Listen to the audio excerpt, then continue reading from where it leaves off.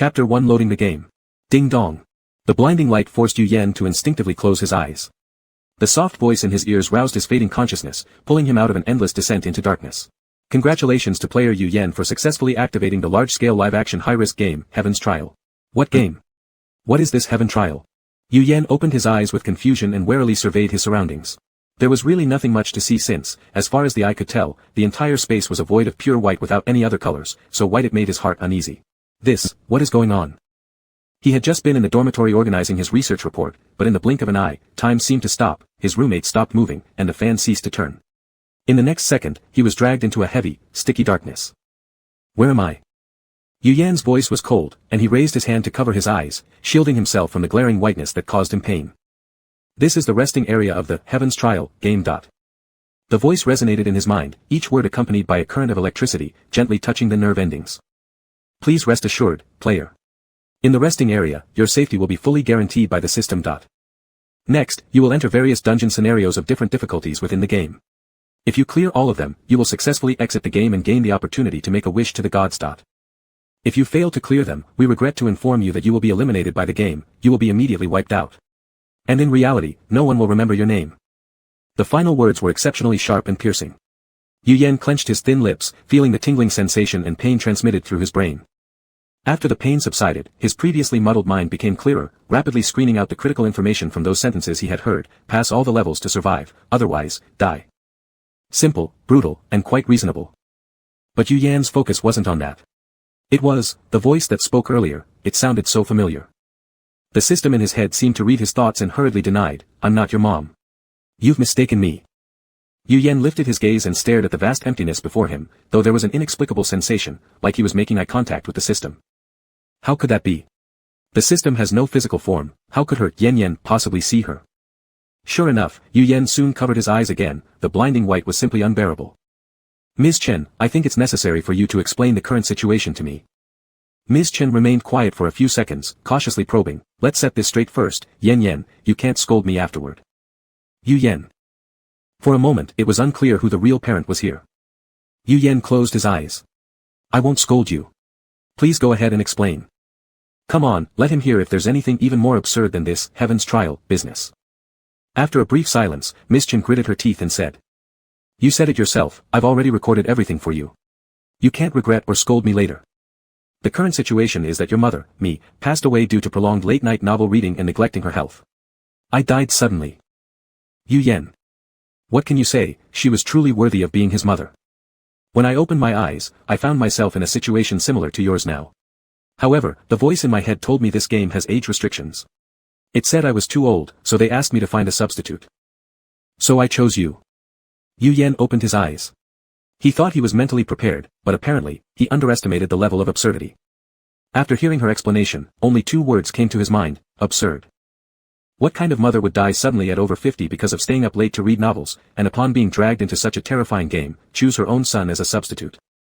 Yu Yan narrowed his long eyes slightly, yet there was no trace of surprise in them. Although it sounded ridiculous, given that this happened to Ms. Chen, it was actually rather normal. His mother had always gone against conventional wisdom, and he had long grown accustomed to it. With remarkable adaptability and excellent psychological resilience, Yu Yan accepted the current situation calmly. Isn't it just about playing a game and clearing dungeons? Fine then, let's just play casually. What should I do next? Yu Yan asked. A sound of flipping pages echoed by his ear. A few seconds later, Ms. Chen's voice rang in his mind again. According to the system process, you should be drawing your basic skill for this game right now. But our case is a bit special since it involves 2 people. Ms. Chen paused for a moment. Oh, headquarters just sent out a notification, your skill is called Mom's Blessing. Yu Yan's eyebrows twitched involuntarily. What kind of skill was this? The voice in his mind quickly provided the answer. As is well known, maternal love is the greatest emotion in the world. To protect their children, mothers can do anything. Before every game starts, players will receive a magical skill granted by their mothers. Drawing the skill for this game session. Drawing completed. In this game, player Yu Yan has obtained the skill Arbitrary Door. When you say the word Mom, the skill will be triggered at will, allowing you to teleport to any area with a limit of 3 people and 3 uses. Yu Yan raised an eyebrow. This skill sounded pretty decent. After reading out the notification, Mrs. Chen's tone became somewhat excited. Son, don't tell me, but this skill sounds pretty powerful, just like Doraemon. Do you remember that time when you were little and painted your face blue to pretend to be Doraemon? Yu Yan, I don't remember. He wasn't interested in his embarrassing past. Mrs. Chen's enthusiasm was not dampened by this cold reply of, I don't remember. She continued excitedly, and you have to call me Mom. You haven't called me that in years. Yu Yan lowered his gaze, and it was impossible to discern his emotions in his pitch-black eyes. He didn't respond, and neither did Mrs. Chen continue speaking. This was the unique tacit understanding between mother and son. Well then, Yen, hurry up, we've been urged from above to prepare to enter the first dungeon. Get ready now. Yu Yan responded with a and in the next second, the blinding light hit him again, forcing him to close his eyes. His whole body started falling downward, and soon his head experienced excruciating pain, as if colliding hard with something solid. Sorry Yen. Mom still isn't very good at these operations. It must have hurt, right? Let me blow on it for you, huff huff. Yu Yan sat up while holding his head, frowning slightly, but he didn't say much more. He took a look around the surroundings, realizing he was in what seemed to be a dormitory. Inside, there were 4 small beds, and 2 desks near the window. Welcome player Yu Yan to the first challenge game Heaven's Apartment. Difficulty level, 2 stars, maximum 5 stars. Clearance conditions, discover the secrets of Heaven's Apartment, but actually, even without exploration it's fine. This dungeon doesn't have a storyline, being able to survive here for 2 days counts as passing. This is a bug, the system should not inform the player. Mrs. Chen paused for 2 seconds, oops. She had accidentally let it slip. Clearance time, 2 days. Clearance points, 20,000, points aren't particularly useful in this dungeon, but they can be used to decorate your own rest area. Dungeon loading. Wish you happy gaming. Can you become human in the rest area? Yu Yan asked mentally. That's not possible. I can only exist in your brain. Mrs. Chen's voice sounded a bit downcast, but she perked up quickly. Still, this works well, you earn money yourself and spend it yourself, it'll definitely be enough. And I get to watch over you all the time, which is quite good. Yu Yan acknowledged with a response. After the system finished broadcasting, suddenly, 3 more people appeared out of nowhere within the room. By the similarly confused yet clear eyes of these people, it was evident that they too were players. No one initiated conversation, everyone cautiously observed this strange environment. The earlier glance had been cursory. Now looking closely, they realized this place didn't resemble a normal apartment room at all. The decoration was highly nostalgic, as if they were inside an old apartment from decades ago. All sorts of things resembling torture instruments, ropes, knives, electric shock batons, were hanging on the walls, and even the beds at the corner of the room were equipped with large thick iron chains. Yu Yan swung his foot, and immediately, the rusty chains made a heavy clinking sound. Oh, he was locked up. Chapter 2, The Dominant Guy Arrives. Here I come. Let me see who the new streamers are this year. Wow. Beauties. These eyes, this nose, these lips, Mom, I'm falling in love again. Come on, let's bet whether this is a true expert or just someone pretty. I'll go with the pretty one. Shows now all focus on beautiful experts. With such a gorgeous face, this person must be an expert. Yu Yan looked at the screen as chat messages kept popping up and hesitated slightly. Ms. Chen, what is this? These are viewers from the live stream. They're said to be beings from a higher dimension who like watching humans do live broadcasts of challenges. When they're entertained, they might tip some points. As Ms. Chen spoke, she gave thumbs-ups to all the comments praising Yu Yan's looks. TSK, my son truly deserves praise, he's the cutest calico cat ever, appealing universally to both humans and high-dimensional beings. Yu Yan. What is this strange and weird metaphor? Lowering his gaze, Yu Yan shifted his vision to the chain around his ankle, frowning slightly. He had just tried to break it with his hands earlier, it was very sturdy, impossible to destroy manually. Fortunately, the chain had a certain length, allowing him to move slightly. He shifted towards the head of the bed. He didn't find any unlocking tools at the head of the bed but instead found a yellowed piece of paper. He read out the words on it. Respected tenant, thank you for choosing Heaven Apartments. To ensure your stay is pleasant, please make sure to follow the following rules during your tenancy. 1. The apartment doors will lock automatically after 11 o'clock every night. Please ignore any sounds that may occur in the corridor at that time. 2. Do not place items under the bed. If anything accidentally falls underneath, retrieve it with your eyes closed. Do not look into the bed while retrieving items. 3. There's nothing more after that. Yu Yan swayed the slip of paper in his hand. Check under the bedside, see if there are other rules. Before he finished speaking, the boy wearing the fleece jacket across from him raised his slip of paper. I found it too. Yu Yan unconsciously glanced over, meeting a pair of emerald green eyes. It was a young face, probably about 18 or 19 years old. His big round eyes locked with Yu Yan's before flashing a grin, revealing 2 sharp little tiger teeth. Green eyes. So beautiful. I'll instantly ship it, hoo. Looks so young. Has the show selection become so random? Considering the age, haven't they even participated in a college entrance exam yet? Impossible, after being reported last time for enticing minors, the show team hasn't made that mistake. He probably just looks young. Yu Yan's face remained neutral, but his thoughts unknowingly aligned with the audience. At such a young age, could death also result from staying up late reading novels? The boy wasn't aware of what the opposite person was thinking, flipping the note over in his hands twice before seeing no additional information. He then read it aloud. 3. The landlord is a very hygiene-conscious person. Please refrain from throwing garbage inside the room. 4. Do not lift the curtain, do not lift the curtain. There's nothing more after that. The boy tossed the slip aside and looked toward the other two people in the room. One had fiery red hair, while the other looked to be in their 30s. They had already searched everywhere they could around their beds, but hadn't found any more clues. Looks like we can only work from these 4 rules. The boy sat cross-legged on the bed, showing no sign of nervousness or fear. On the contrary, his tone brimmed with excitement. Any elder brother willing to check what's behind the curtains? As soon as he spoke, the faces of the others darkened immediately. The red-haired one glared at him fiercely. Why don't you go check yourself, instead trying to send someone else to die, huh? The green-eyed youth jiggled the chain on his foot, emitting a metallic clanking sound. I want to go, he said innocently, but reality doesn't allow it, right? Yu Yan and the green-eyed boy were closer to the door, the other 2 beds nearer to the window. Upon hearing his suggestion, the older man's expression worsened further. I won't go, the older man shook his head repeatedly. This obviously suicidal task was something he wouldn't do. Well, okay then, the boy shrugged, his emotions unchanging, as if he'd guessed this outcome from the start. Sitting at the edge of the bed with long legs wrapped around, chin resting on knees, he mumbled softly, it's not like we're asking you to lift the curtain either, just to crawl in and take a peek. Yu Yan's eyebrows slightly raised. Were these rules just a play on words? But upon hearing them, they didn't seem incorrect. The curtain rule couldn't be addressed now, and with their current movement range, rules 1 and 3 were unsolvable. That left only rule 2 to work on. Yu Yan shifted his gaze towards the camera placed on the table, an idea forming in his mind. Can you pass me that camera? He asked the red-haired one. The red-haired person picked up the camera, playing around with it for a bit, seeing no useful information before handing it over to Yu Yan. Yu Yan opened the camera and leaned down to look under the bed. You're crazy. The red-haired one yelled out, clearly dissatisfied upon seeing his action. If you trigger the rule, will we all die with you? Who said I'm going to trigger the rule?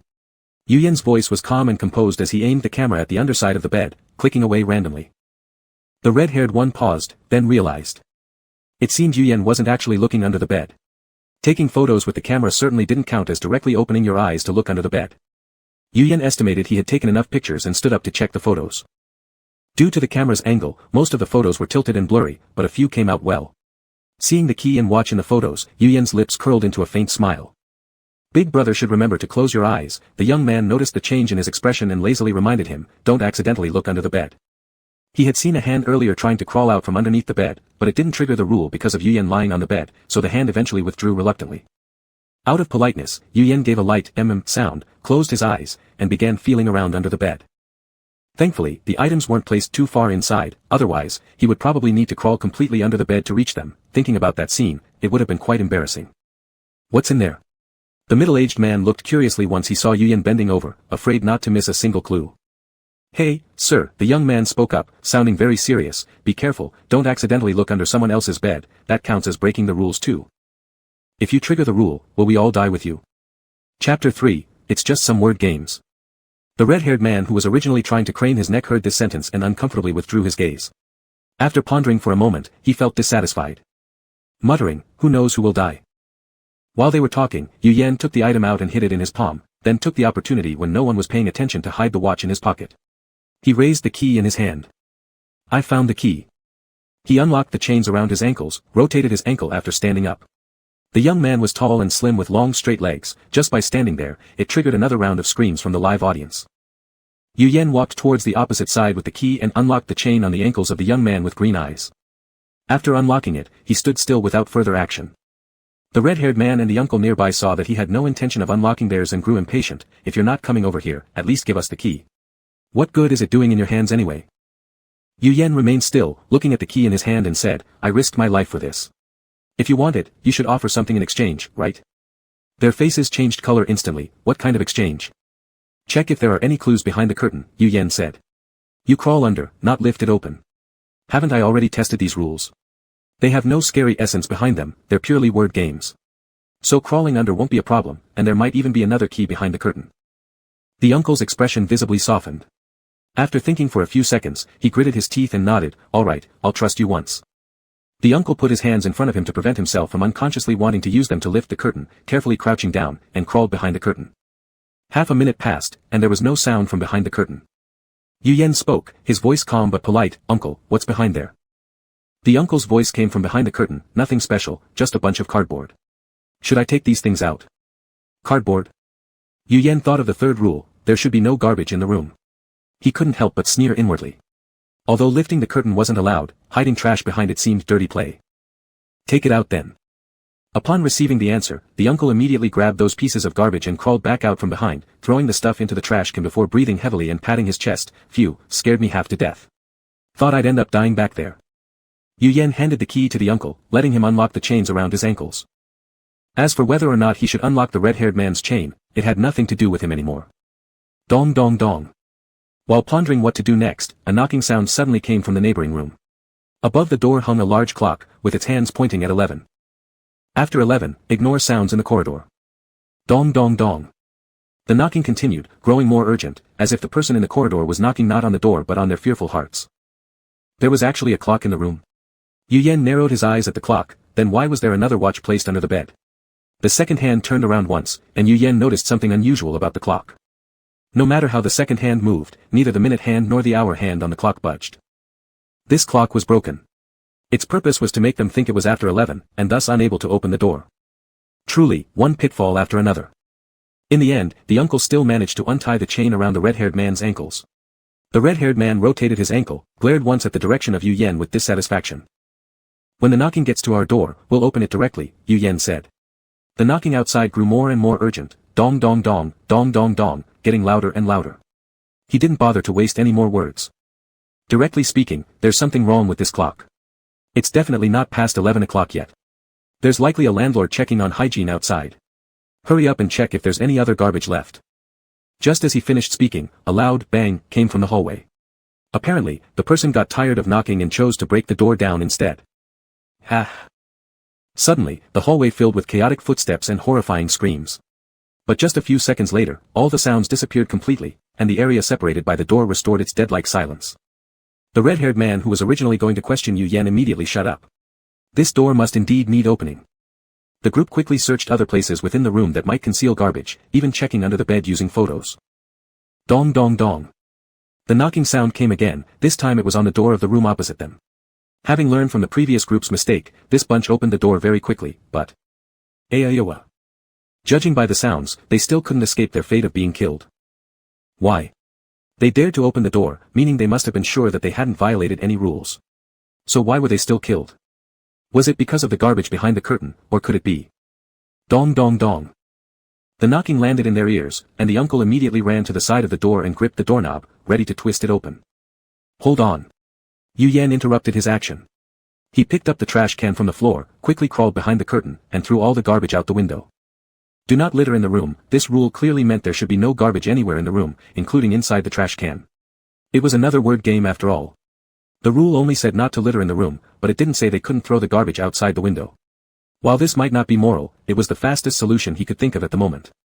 When the uncle saw him come out from behind the curtain, he asked quietly, "Can we open the door now?" Dong dong dong. The knocking started becoming more urgent, making the uncle panic as he gripped the doorknob. He feared that if they didn't open it soon, the person would just break down the door again. If that happened, their end could only be death. It's okay, Yu Yan finally gave the answer the uncle wanted.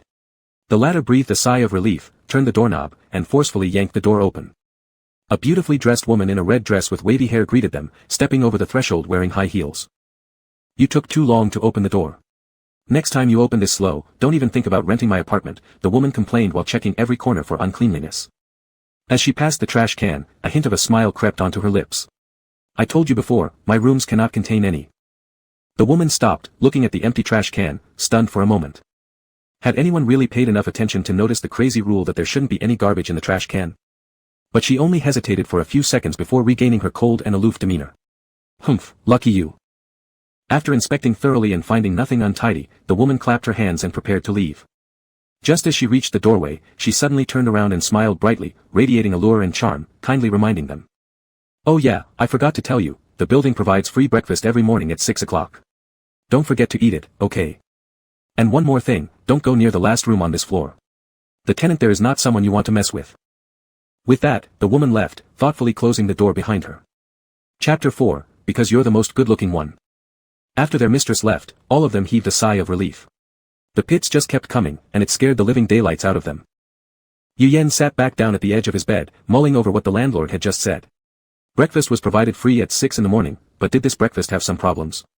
Did the tenants have any reason to choose not to eat? And that strange family at the end of the corridor. Outside the door, the knocking and screaming continued. It was only the first night, yet countless people had already died. What did I say? This is so damn beautiful. Definitely an expert player. Out of 40 players, 16 died at the start of the game. TSK, must be said, the newbies do have some skills. Hello, what's your name? The boy with green eyes stood in front of him, curiosity evident in his gaze. This place is so dangerous, we need a companion, don't you think? What about me? Yu Yan looked him up and down. The boy was tall, standing in front of him and completely blocking the light on the top of his head. His pair of greenish-blue eyes were as bright and sparkling as gemstones. Why don't you find them instead? Yu Yan asked. It was a foolish question, and after asking, Yu Yan immediately regretted it. That red-haired person was very hostile toward them, and the middle-aged man was somewhat advanced in years, along with their timid natures. If there are better choices, no one would choose those two as teammates, including himself. But since the words were spoken, they couldn't be taken back. So Yu Yan waited quietly for his answer. The boy grinned, the answer is obvious. Because you're the most good-looking. Hearing this response, Yu Yan froze for a moment. Strange, he lifted his head and stared inexplicably at the still smiling boy. What kind of answer was this? Seeing the confusion in Yu Yan's eyes, the boy raised his hand and scratched his head, looking completely innocent. Is this reason insufficient? So it turns out this guy is obsessed with looks. Yu Yan made no comment on this reason, turning around and answering the first question instead. Yu Yan, my name. Yu Yan. The young boy repeated the name, nodding silently. I'm Xie Zheng, as in the Zheng from Gongshan Jiao Xinyu. Hiss. Before Xie Zheng finished speaking, the long-dormant Ms. Chen suddenly made a sound inside his mind. Xie Zheng. Yu Yan questioned inwardly, do you know him? Ms. Chen, sounds familiar, like I've heard it somewhere. Let me think for a while. I'll tell you when I remember, Yen Yen. After saying that, she went silent again. What do you think we should do next, brother Yu Yan? Xie Zheng, who was clearly fixated on appearance, squatted by Yu Yan's bedside, tilting his head to ask. Yu Yan had already laid down, covering himself partially with the blanket. He responded with 2 words, sleeping. Oh, then I will go sleep too. Though Xie Zheng said this, he made no movement to leave. Instead, he leaned forward, getting closer to Yu Yan's face. Yu Yan disliked social interactions being too close, so he tilted his head backward, frowned unhappily. Do you want to have breakfast tomorrow? Xie Zheng blinked and asked, completely unaware of how invasive he might seem. Yu Yan was about to give a dismissive response, we'll see, but the person next to him continued, there's only free breakfast at 6 o'clock, brother, you have to wake me up. His voice was deliberately low, as if he was whispering directly into Yu Yan's ear, although given the distance, it wouldn't have mattered either way. Yu Yan threw a faint glance at him, covered his head with the quilt, and grunted a soft, There we go then, since I'm younger, brother Yu Yan shouldn't cheat me. Xie Zheng was satisfied with his response and returned to his own bed with satisfaction. Leaping onto it with long legs, he lay down. Under the covers, Yu Yan took out the watch he had been hiding in his pocket. Using the dim light, he could barely make out the numbers on its face, it was just past 11. He remembered what Xie Zheng had said before, chuckling. Originally, the kid noticed that he was hiding something. Then the words back then, were to cover for him. Yen Yen, whenever you get time, remember to respond to the live chat. Chat more with your fans, it helps improve fan retention. In the quiet night, Ms. Chen once again came alive, earnestly educating Yu Yan on the importance of fans. But Yu Yan disagreed and sneered slightly, what do I need fans for, their gifts points can't even exchange for in-game items. They may not exchange for items, but they sure can help renovate your resting zone's house, right? You wouldn't want to struggle hard in a game, only to return home and stay in a patch of white light, now would you? A patch of white light. Yu Yan recalled the dazzling light and, after pondering for a few seconds, obediently opened the live chat section. Hubby finally decided to look at the comments. Let me give you a kiss, Mua. Mua. Yu Yan. Silently closing the comments section again, he was overwhelmed by the fans' fervor. Not more than 2 minutes later, Yu Yan reopened the live chat. The reason? If he didn't, Ms. Chen would likely drive him crazy yelling inside his mind. Yen Yen can't handle all this affection from hubby, okay it's moving too fast indeed. Let's start with boyfriend first, right? Yu Yan. He restrained himself strongly from closing the comments section again, continuing to read downward. This new streamer actually has some brains. Which university on earth did he graduate from? This one could be answered, so Yu Yan manually typed the reply, Wadayaka Vocational and Technical College. Huh. What kind of wild school is that? I've never heard of it. Ha ha ha. All those who said he must be a top school grad earlier, well now eat your own words. As I said, this guy is just a pretty face, only lucky, no way he'll ever be some gaming expert. Yu Yan watched the rolling barrage in the comments section, his heart racing. He hadn't expected one simple answer to stir up so much negativity. Yen, Ms. Chen sounded extremely furious. Whatever she was doing inside his head, her typing noise was very loud and quick. Why don't you defend yourself? Why should I? Yu Yan replied carelessly. Wouldn't arguing with brainless people prove that I am also one? Ms. Chen, but I'm getting mad looking at this. Yu Yan opened the typing area, then I might as well clarify. However, before he finished typing, there were already defenders fighting for him in the comments section. Come on, are you really pretending or acting? How could you not know which university he meant? Please, Wadayaka Vocational and Technical College is just a nickname for Tsinghua University. He's clearly competent. Hubby seems so serious yet he enjoys these dry humor jokes haha. So what if the university isn't prestigious, why discriminate against lower education degrees still? Times have changed. Where are those saying they got proven wrong earlier? Step out. Who's laughing now? Out of curiosity, why Tsinghua but not Peking University? Unable to resist further watching others speculate about this topic, Yu Yan quickly responded with a long string of text, how can Peking University possibly compare to Tsinghua? Ahahaha, this line sounds familiar. Every time Earthlings come for the game from Tsinghua, they say this whenever asked such questions hahaha. Okay, here comes the eternal rival pair again.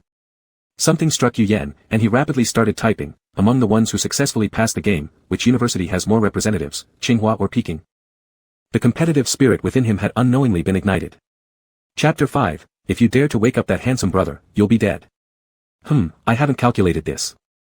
This show has been running for hundreds of seasons, and it's the first time someone has focused on this issue. It made me curious too, I will go back and count it. You can wait in my profile, and then I will kick everyone individually. Yu Yan clicked into the person's homepage, silently commented with a squat, and then returned to the comment area contentedly, replying to a few comments before closing his eyes. He still remembered that he was in a horror game, his eyes were closed but his brain was still excited, making it hard to fall asleep immediately. Sleep, Yan, Mom will watch over you. I will remind you if anything happens. Yu Yan flipped over to a more comfortable sleeping position, do you have this function? Yeah, your mom is pretty capable. Yu Yan nodded with an, he was indeed tired. After confirming that Ms. Chen would help him monitor the surroundings, he relaxed and quickly fell asleep. The next morning, Yu Yan was struggling to open his eyes while feeling for his watch in his pocket. It was 5:30, so there was still plenty of time. He hadn't expected to sleep well last night. It seemed that this instance only acted cruelly when players were awake. Nonsense. Yu Yan stared at the mess all over the room, his eyes wide. Had it been bombed last night? How could it be such a mess? Looking again, there had been 4 people last night, now only 3 remained. That uncle was gone. There was only fresh blood stained on the bed where he lay. Are we getting up? Xia Zheng sat up rubbing his eyes from across the room. His unruly hair looked like a bird's nest, with one strand sticking straight out defiantly.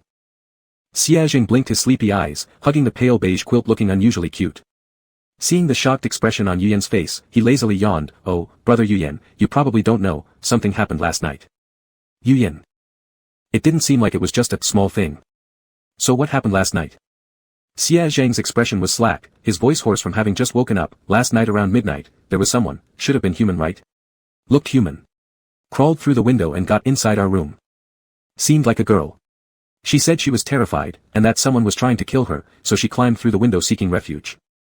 At a glance, it was obviously a trick, but that uncle might have been half asleep. He reached out to pull the curtains and invited her in, then. Xia Zheng shrugged without continuing, but the result was obvious. Breaking the rules led directly to death. And then? Yu Yan looked at the footprints on the ground. Did that girl come in? Judging by the footprint trails, she stood by his bed for a while.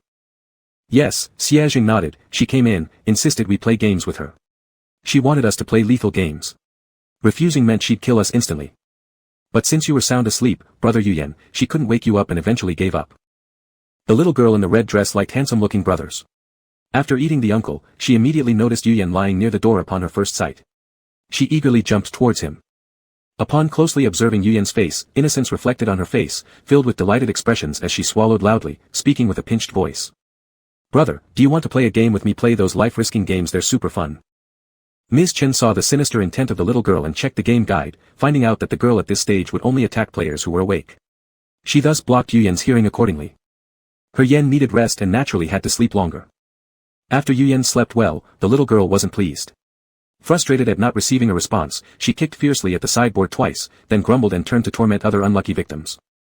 Xia Zhang was the second victim she targeted. As the little girl took heavy steps toward Xia Zhang's bed, just as she opened her mouth to call him, he suddenly sat up sharply. His palm instantly transformed into claws with sharp nails, lunging directly toward the girl's neck. An eerie green light flashed in the darkness, resembling a lone wolf hidden deep within a forest, its claws ready to pounce on the prey. Just 1 centimeter away from the girl's throat, the claw abruptly stopped, terrifying the supposed dominator of the game with cold sweats. Fortunately, the game version wouldn't allow random player cruelty to NPCs, otherwise, she'd have perished here tonight. The girl looked up at the person who had almost taken her life, his brows furrowed.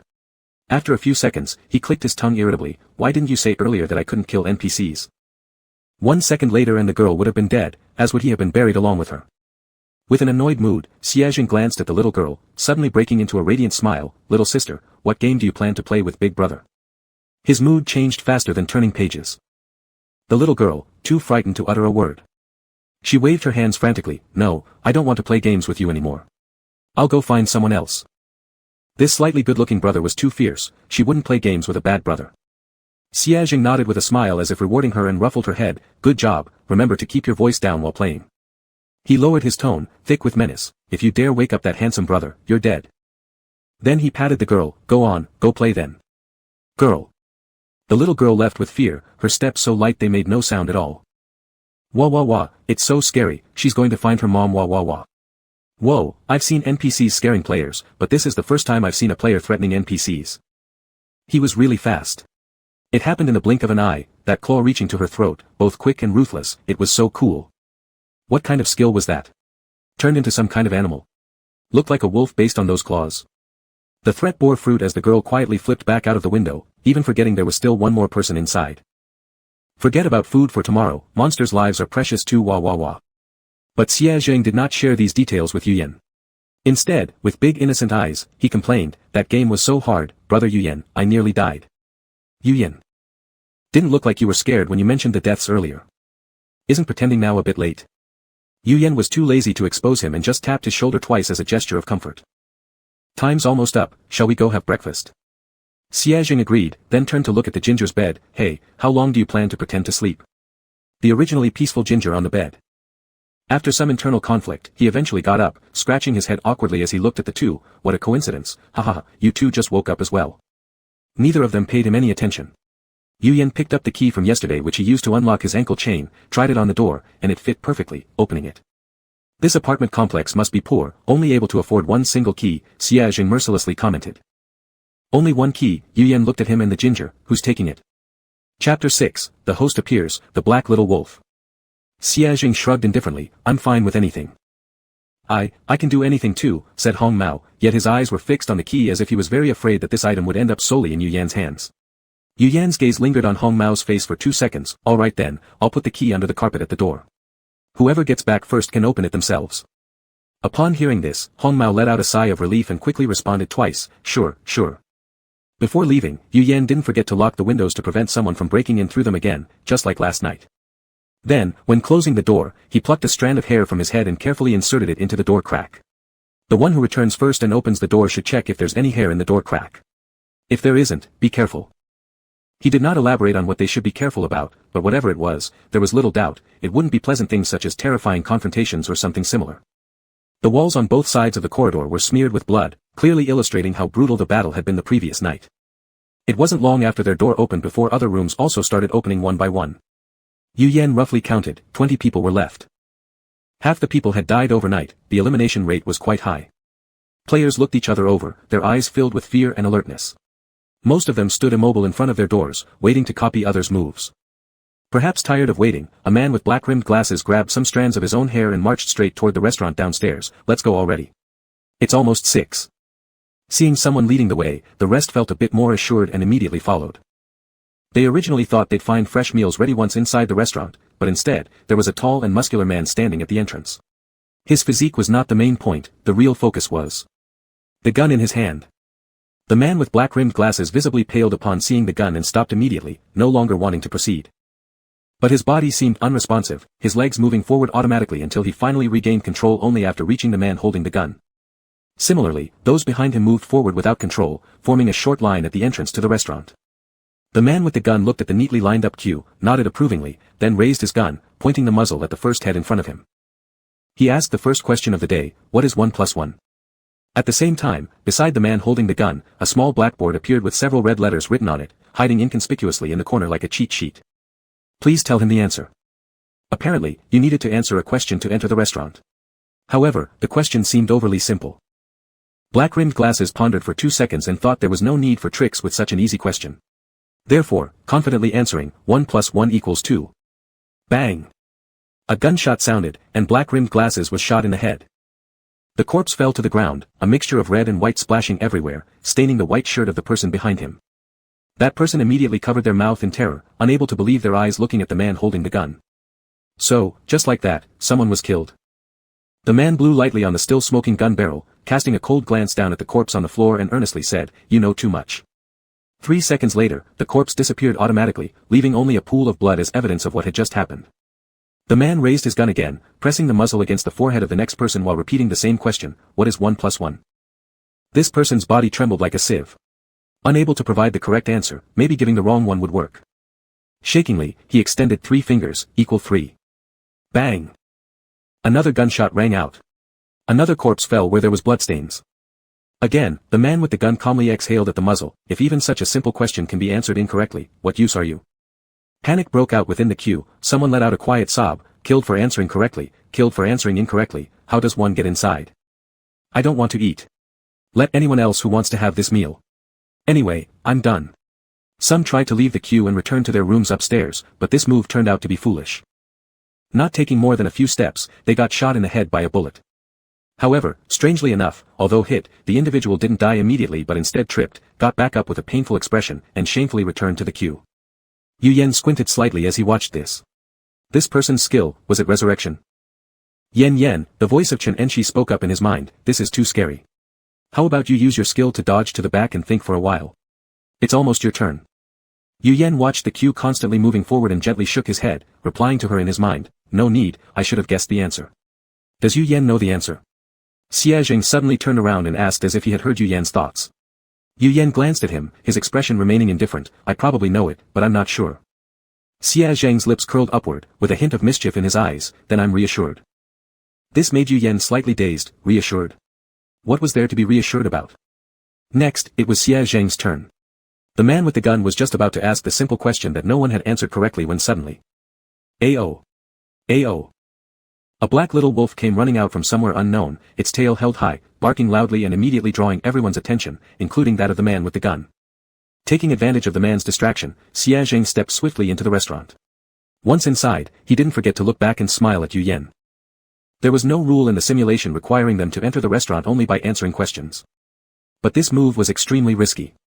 Because in the next second, the man guarding the restaurant entrance turned back, looking at Yu Yen for a few seconds with confusion and scratching his head in puzzlement, wasn't it you who stood here just now? Yu Yen arched an eyebrow as he looked at Xia Zheng shaking his head inside the restaurant, was he truly not worried? If Yu Yen had said no, Xia Zheng wouldn't have escaped death. Retracting his gaze, Yu Yen looked directly at the muzzle pointing at him and smiled faintly, yes. The man's confusion deepened, gesturing with his hand, but you were taller just now. Yu Yen, I took off my height-increasing inserts. The man, your eyes were green just now. Yu Yen, I removed my colored contacts. The man, you. Yu Yen cut him off with a smile, let's ask the question already. There are still so many people waiting to eat. After pondering for a few seconds without finding any answers, the man eventually shook his head and stopped overthinking, directing the muzzle of his gun to Yu Yen's forehead. He asked again the same terrifying question. What does 1 + 1 equal? Chapter 7, This brother is young, don't take him seriously. Answer.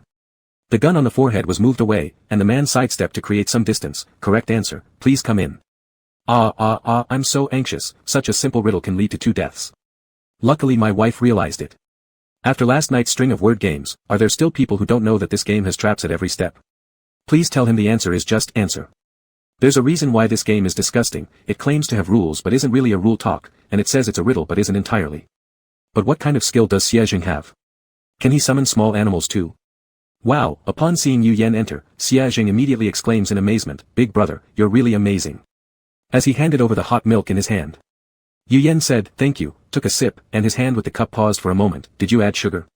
Yes, I like drinking it with sugar added, Xiaojing chuckled and tilted his head, saying, if brother you doesn't like it, I'll change it for you. No need, Yu Yan took another sip, he liked sweetened hot milk, he just didn't expect Xiaojing to share the same preference. Hey! Ms. Chen suddenly exclaimed again, now I remember why the name Xiaojing sounds so familiar. Why? He was a supporting character in one of the novellas I read before. Ms. Chen excitedly explained, animal world literature, his true form is a wolf. Yu Yan's eyebrows twitched, that little wolf, is that his true form? No, that's his spirit form, similar to the summoned beasts from those animation series you watched as a kid. He himself can turn into a big wolf. Yan, be careful, this guy isn't a good person in the novel. He pretends to be one thing but acts differently behind closed doors. Don't be deceived by his weak and vulnerable appearance. Listening to this speech, Yu Yan felt his eyebrows twitch more intensely. He turned his gaze towards Xiaojing. This young man who stood half a head taller than him, looked gentle and trustworthy. Which of those 4 words even fit him? Who exactly is the one blinded? Holding the warm mug, Yu Yan lowered his gaze. He originally hadn't fully trusted Xiaojing, not naive enough to be flattered by a couple of flattering words. Moreover, just now, the guy had used him as a shield, taking advantage of his position to dodge a trap without any consideration of what might happen if his answer was wrong. However, since Ms. Chen said so, he would indeed keep an extra eye out. Inspired by Yu Yan, everyone afterward successfully gave the correct answer. The last person stepped into the dining room with a light step, ready to enjoy some warm breakfast to ease their hunger when the female landlord suddenly walked in. She flicked her large curls and looked around the dining room, pretending to be surprised while covering her mouth. Oh, only these people came for breakfast. I thought everyone would find free food irresistible. No one paid attention to her mocking tone, all eyes alert and cautious watching her, unsure of what she planned to do here next. Don't be so nervous, the woman smiled while covering her mouth, I'm just bringing my daughter to play some games with everyone. Speaking of which, a little girl dressed in a red dress trotted out from behind the woman. Upon seeing Xiaojing, her expression changed instantly, her upturned braids going limp. She trembled slightly, shrinking back behind the woman. What's wrong? The woman followed her line of sight to look at Xiaojing once, not mentioning Xiaojing specifically, but even the nearby Yu Yan saw through her gaze filled with deep hostility. So what did this person play with the little girl last night? Don't be scared, the woman patted the child's head, Mommy will get revenge for you if he hurts you. After hearing these words from Mommy, the little girl confidently entered the dining room, speaking in a sweet voice, brothers and sisters, uncles and aunts, eat well and drink well. Ran is only here to find someone to play with, won't disturb your meal. In other words, I randomly kill, not everyone dies. Yu Yan held his own hot milk and after a brief glance at the girl named Ran, he returned his focus. However, somehow, this single glance captured the girl's interest. The little girl wearing a pretty dress walked straight towards Yu Yan's direction, just as she did last night in the dormitory room. Standing beside Yu Yan, the girl deliberately ignored the venomous gaze from the green-eyed brother next to her and spoke in a crisp voice, Brother, can you play a game with Ran? Yu Yan smiled gently, no. Where had the little girl ever heard such words? She pouted and grabbed onto Yu Yan's arm, shaking it back and forth, really not, brother. I can play games with you, but... Yu Yan glanced at the young man who was viciously stabbing a bun with his chopsticks, I need him to join us as well. Xiaojing was surprised, me. The little girl froze too, him. Alright. No. 2 voices rang out simultaneously, then both people glared at each other, and the originally heavy atmosphere became tense. Xiaojing couldn't believe what the little girl said, why don't I get to play? The little girl shot back defiantly, why should I play with you? I only want to play with the handsome brother. Am I not good looking? I'm definitely the cutest kid in my house. Xiaojing's voice rose a few decibels, his thick black hair sticking up like he'd just seen a ghost. Handsome brother has agreed to let me play, why won't you? The little girl huffed and turned around, grabbing onto Yu Yan's sleeve while whining, handsome brother, I don't want to play with this bad boy. Xiaojing reached out too, grabbing onto Yu Yan's other sleeve, shaking it, handsome brother, I want to play, I have to play. Yu Yan. Who exactly is the master of this game? These 2 in front of him added together probably aren't older than 6, right? Maybe they really are younger than 6, Ms. Chen interjected. Xiaojing is only 18 years old, and among their wolf demons whose lives last for thousands of years, he's still a baby. Baby. Baby. Yu Yan was completely shocked by these 2 words. The guy in front of him, almost 190 centimeters tall, is a baby? Just linking him with those 2 words made Yu Yan feel covered in goosebumps. The 2 younger ones were shouting louder and louder, and it seemed like they were about to attract the attention of the female landlord at the door. Quickly, Yu Yan placed his hand over the little girl's mouth. He earnestly advised her, stop shouting. Be a good girl. This brother is young, so don't hold grudges against him. Ran, ah. After speaking, Yu Yan lightly ruffled the girl's head. He noticed that the female landlord had comforted her like this before, so he copied it, and it turned out to be effective. The previously ruffled braids had smoothed down, and the little girl nodded obediently. Okay, I'll listen to handsome brother. Feeling reassured, Yu Yan ruffled the girl's head again. Then, he heard a snap, turning his head to see that Xia Zheng had stabbed the bun with so much force that cracks appeared on the plate underneath. Yu Yan. Chapter 8, Puppy. Why don't we play rock paper scissors? The little girl tilted her head and said, if you lose, you'll stay here forever to play games with me. And if we win? If you win, I will tell you a piece of information. It will be useful. Yu Yan propped his chin on his hand and looked at her, his profile as exquisite as perfectly carved porcelain. One piece of information is not enough for both of us. The girl thought for a moment, her face scrunching up in contemplation, but eventually she nodded. All right, 2 pieces of information then. After setting the rewards and punishments, the 3 of them placed their hands behind their backs, looking serious, turning the game of rock paper scissors into something as intense as a galactic war. Rock paper scissors. In an instant, the little girl shot out her tiny fist. However, Yu Yan's and Xia Zhang's hands remained behind their backs. They slowly revealed their paper only after seeing what the girl had played. The girl stared wide-eyed, astonished. You cheated. This is called strategy. Xia Zheng leaned back against the chair, laughing lazily while showing off his sharp tiger teeth. Understand, kid? The rules didn't say we couldn't play late. Xia Zheng smiled. Come on, now tell us the information you know. The little girl's braids curled up in anger as she glared fiercely at the 2 in front of her, her eyes gradually turning red, like she was about to cry. Hey, no crying. Xia Zheng covered the girl's eyes with his hand. This wasn't acceptable, it would attract her mother if she started crying. The little girl muttered resentfully, but you cheated.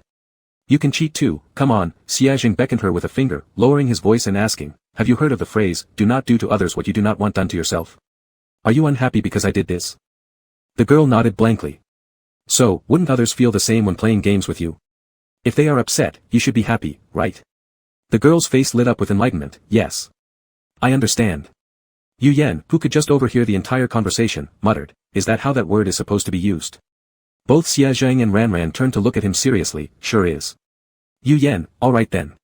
Now having learned a new way to play, the little girl was eager to try it out. Her braid flicked up as she hopped away to leave.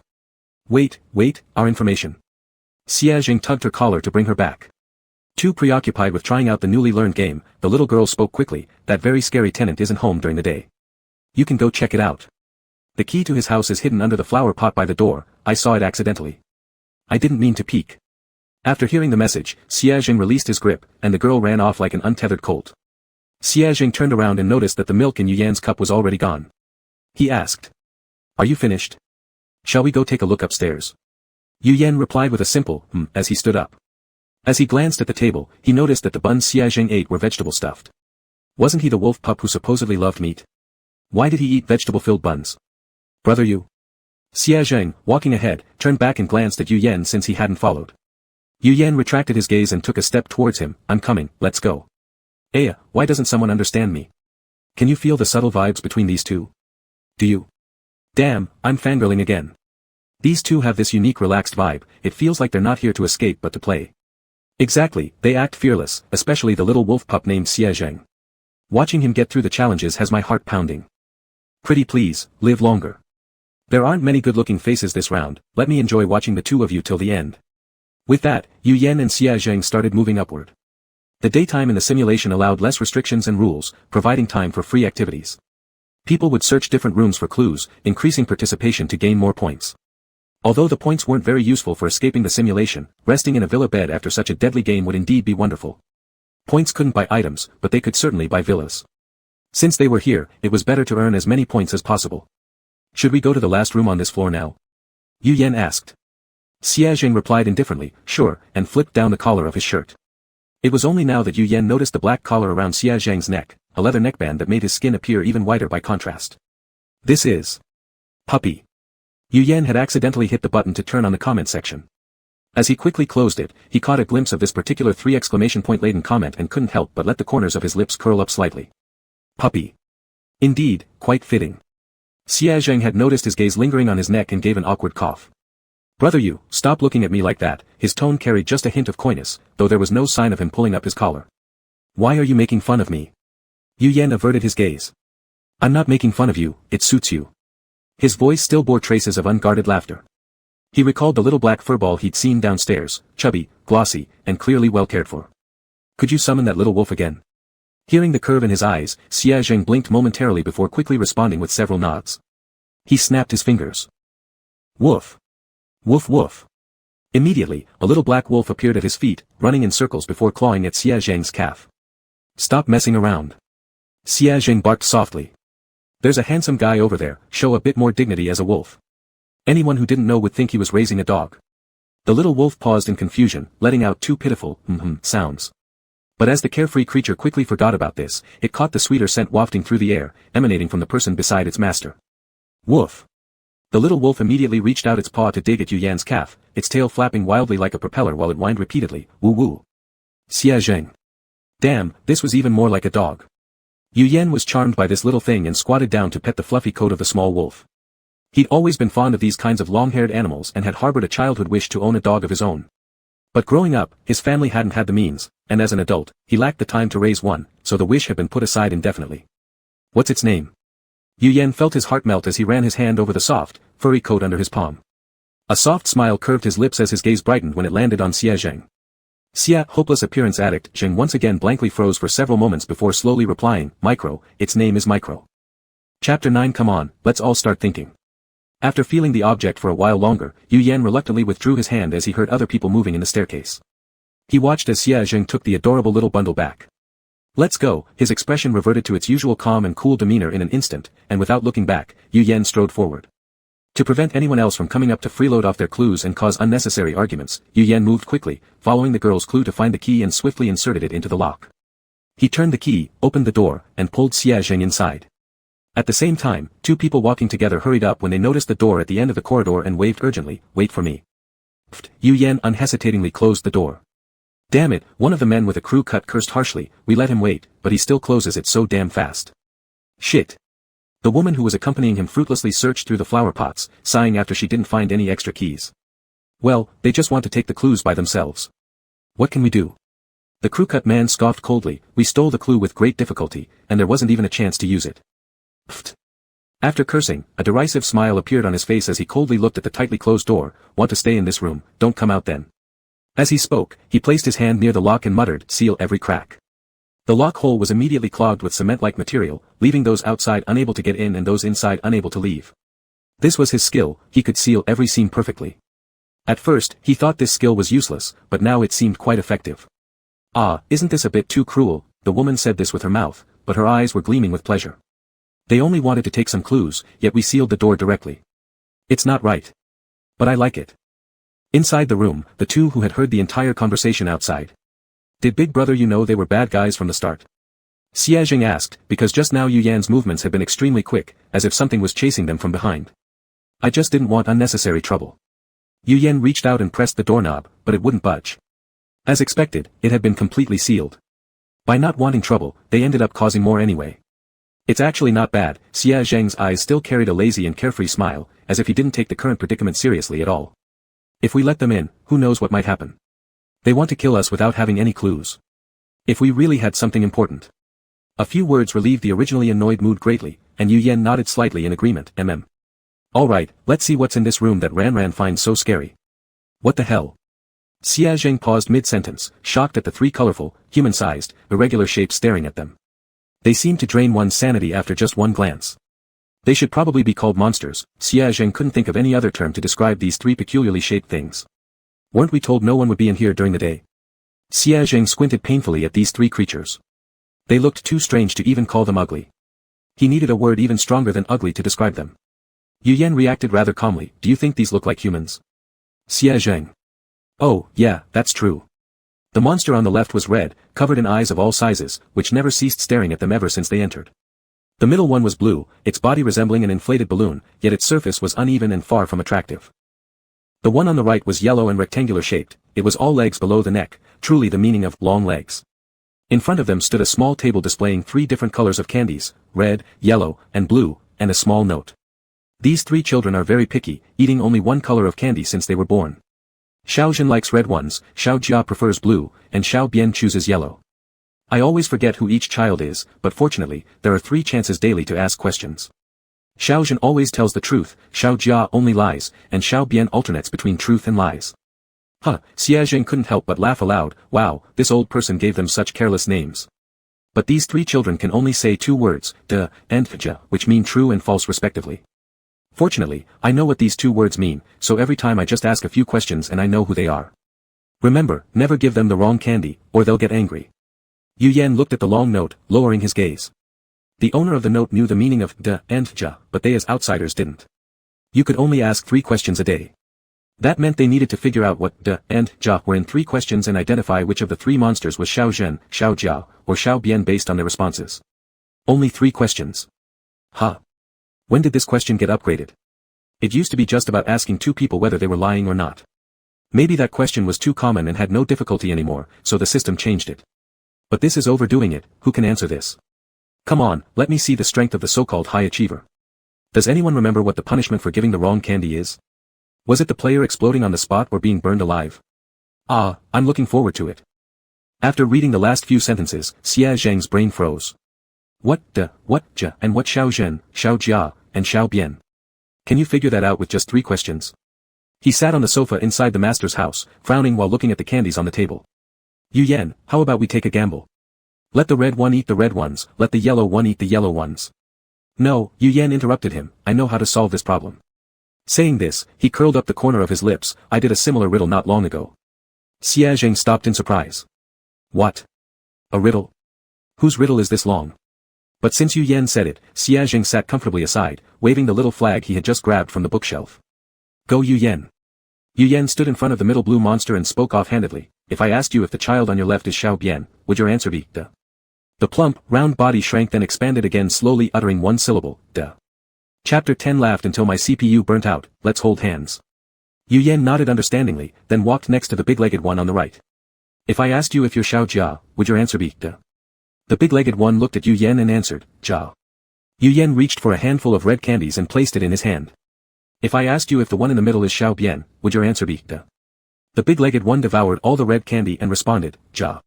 Good, I've got it. Yu Yan placed the blue candy in front of the middle monster and the yellow one in front of the red-eyed one. Graceful and quick, within 2 minutes, he had all the answers.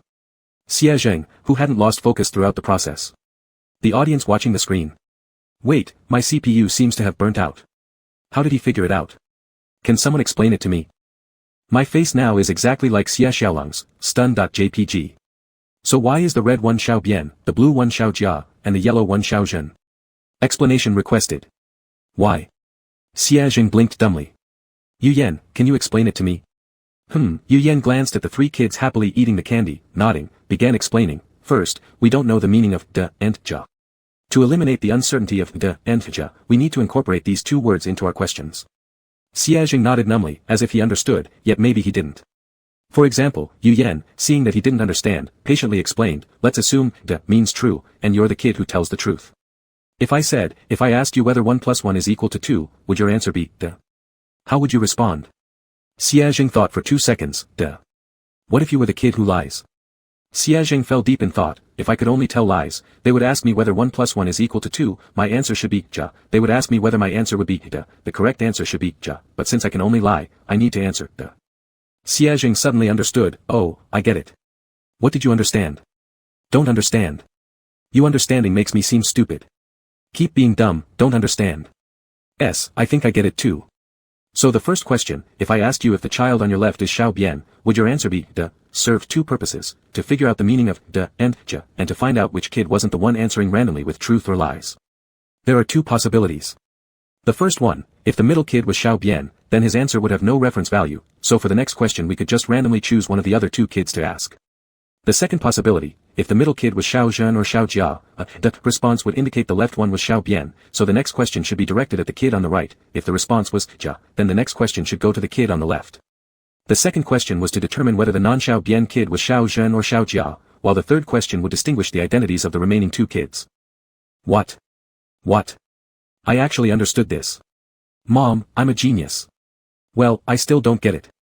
Guess I'm the only dumb one in this world. +1 for me. Me neither. Yu Yan is amazing.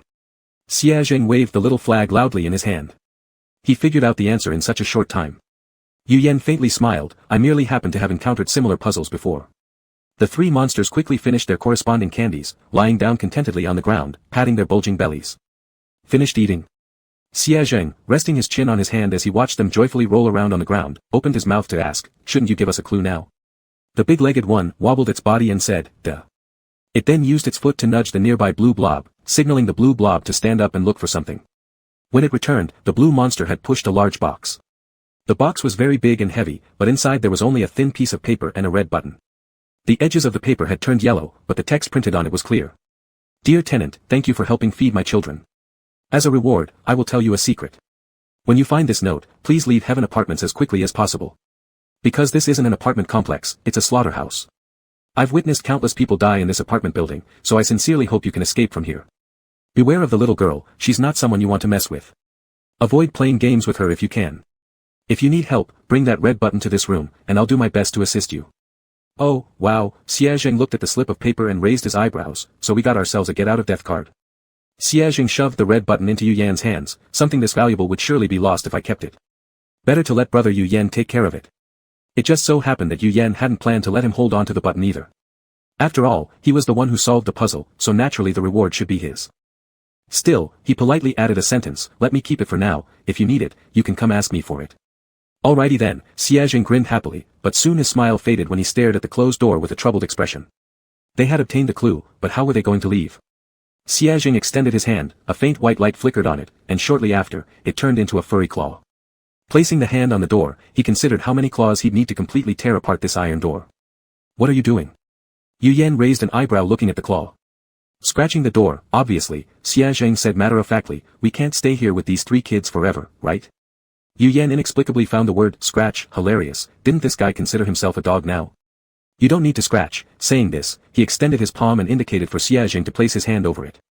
Xie Zheng hesitated for a few seconds, then coyly placed his hand lightly on the one in front of him, blushing shyly. Holding hands already? That's not quite proper, brother Yu Yan. Yu Yan. What was he thinking? My skill is teleporter door, which requires physical contact for 2 people. He didn't bother explaining further since it was obvious the person in front of him wasn't paying attention, his eyes gleaming with excitement, the dorky hair on his head bouncing around. He was clearly thrilled by holding hands. Yu Yan. What was so exciting about 2 men shaking hands? Uncomprehending. Yu Yan didn't pay any more mind to him, pressing his lips together, muttering softly, Mom, while picturing the location of the corridor in his mind.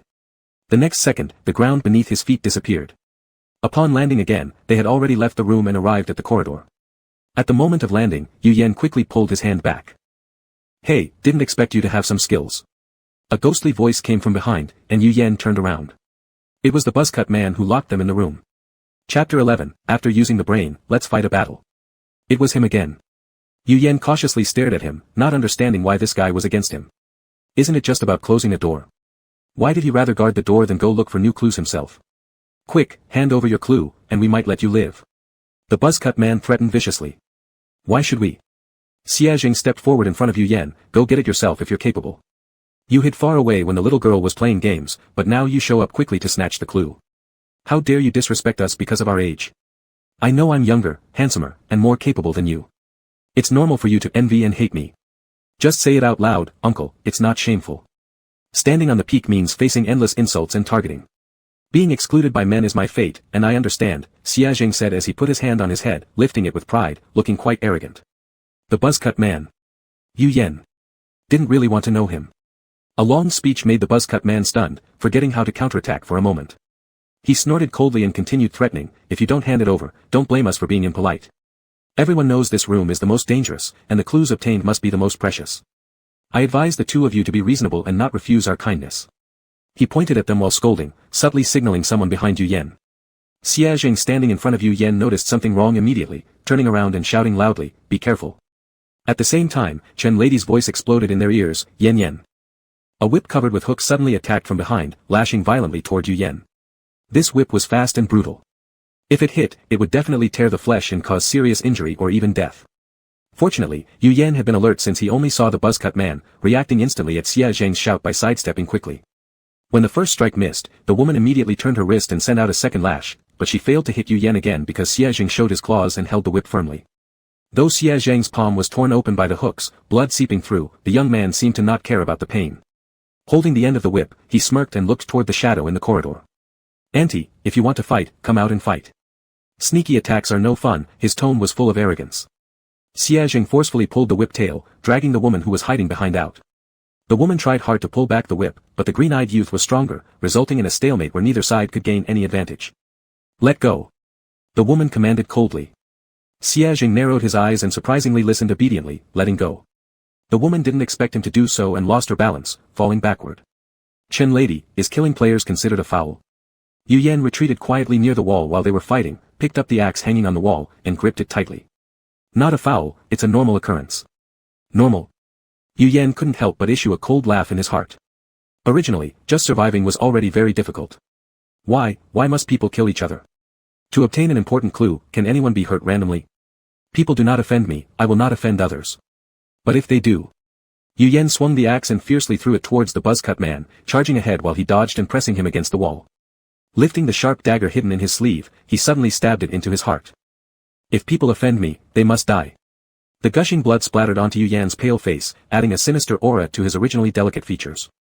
The buzzcut man looked at him incredulously, holding his chest that continuously poured out blood, wanting to say something but unable to articulate anything.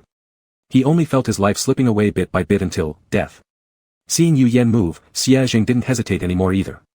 He sidestepped to avoid the flying whip again, grabbed its tail, pulling the woman in front of him. Then he revealed his sharp claws and mercilessly slashed across the woman's throat. His actions were fluid like water, and he even avoided getting a single drop of blood on his clothes. Brother Yu Yan. As Xiaojing turned around, he saw Yu Yan kneeling down and rushed over in fright. Yu Yan's face was deathly pale, the tip of the knife in his trembling hand still dripping blood. He had killed someone. A high-quality citizen who had lived 21 years in a law-abiding society, someone who hadn't even killed a chicken, had actually taken a life. Ugh, Yu Yan felt the urge to vomit, but since he'd eaten little that morning, there wasn't much in his stomach to come up, leaving him retching dryly. Holy crap. That was so cool. Right? Especially Xiaojing. How did he withstand that whip strike? And those last moves were so smooth. OMG, so cool. I just checked, the man and woman just came out of prison recently, phew, no wonder they played so dirty from the start. Was this wife's first time killing? Look at her throwing up. Poor baby. Even though she's scared, she acted decisively. A great candidate for survival. After retching for a while, Yu Yan looked even paler. With the help of Xiaojing's hand, he barely managed to stand up. His hand. His gaze involuntarily turned to the injured claw beside the youth. The hooks on the whip had been extremely sharp, Xiaojing's entire palm was slashed open, the flesh torn apart, blood flowing endlessly. Noticing his glance, Xiaojing suddenly stumbled, almost pulling Yu Yan down with him. Big brother, it hurts so much. His downturned eyes erased all the arrogance and recklessness from his earlier killings in an instant, replaced by endless. He raised his blood-soaked claw, it really hurts. Taking another step forward, as he prepared to feign falling once more, he heard the clear voice of the young man before him. If you pretend one more time, I'll leave you here. Xiaojing's bent knees immediately straightened, though his voice remained pitiful and sad. What are you saying, brother Yu Yan? Why would I do that? Am I the kind of person who would? He is. Yu Yan gave him a fleeting glance. Although he didn't know what the boy's purpose was in blocking that blow for him, he had ultimately saved his life. He wouldn't abandon him here anyway. The wolf claw injury was too severe to return to its human form anytime soon. Hanging his injured claw, Xiaojing obediently followed behind Yu Yan. Big brother Yu Yan, what should we do now? He didn't know where Yu Yan was heading. They had already obtained the clue, there was no threat left. All they needed to do was go back to the room, lock the door, and wait until nightfall. Go play games with the little girl. Huh. To change your medicine. Chapter 12, Werewolf Kill. Does Big Brother Yu Yan care about me? Xiaojing's eyes sparkled brightly, his smile exquisite and captivating, revealing two small fawn-like teeth on his lips. Yu Yan glanced at him coldly, I just don't want to owe you any favors. Initially, Yu Yan intended to let Xiaojing stay alone in the room, but after knowing, Xiaojing loudly protested, demanding to accompany Yu Yan wherever he went. There are more rules in the room than outside. If I accidentally forget one, I might get hurt, and Big Brother Yu Yan won't be around. Annoyed by his chatter, Yu Yan reluctantly let him follow. Fine, just stop talking. Upon descending the stairs, they found a group gathered around the large round table in the dining area. The little girl in the red dress stood on the outer circle with her hands on her hips. When she saw Yu Yan and Xiaojing coming down, her eyes brightened immediately. Waving her little hands energetically, pretty big brother. Come and play a game with us. Perfect timing, Yu Yan walked towards the round table and noticed 2 empty seats remaining, so both he and Xiaojing sat down. Only after sitting down did he slowly ask, what are we playing?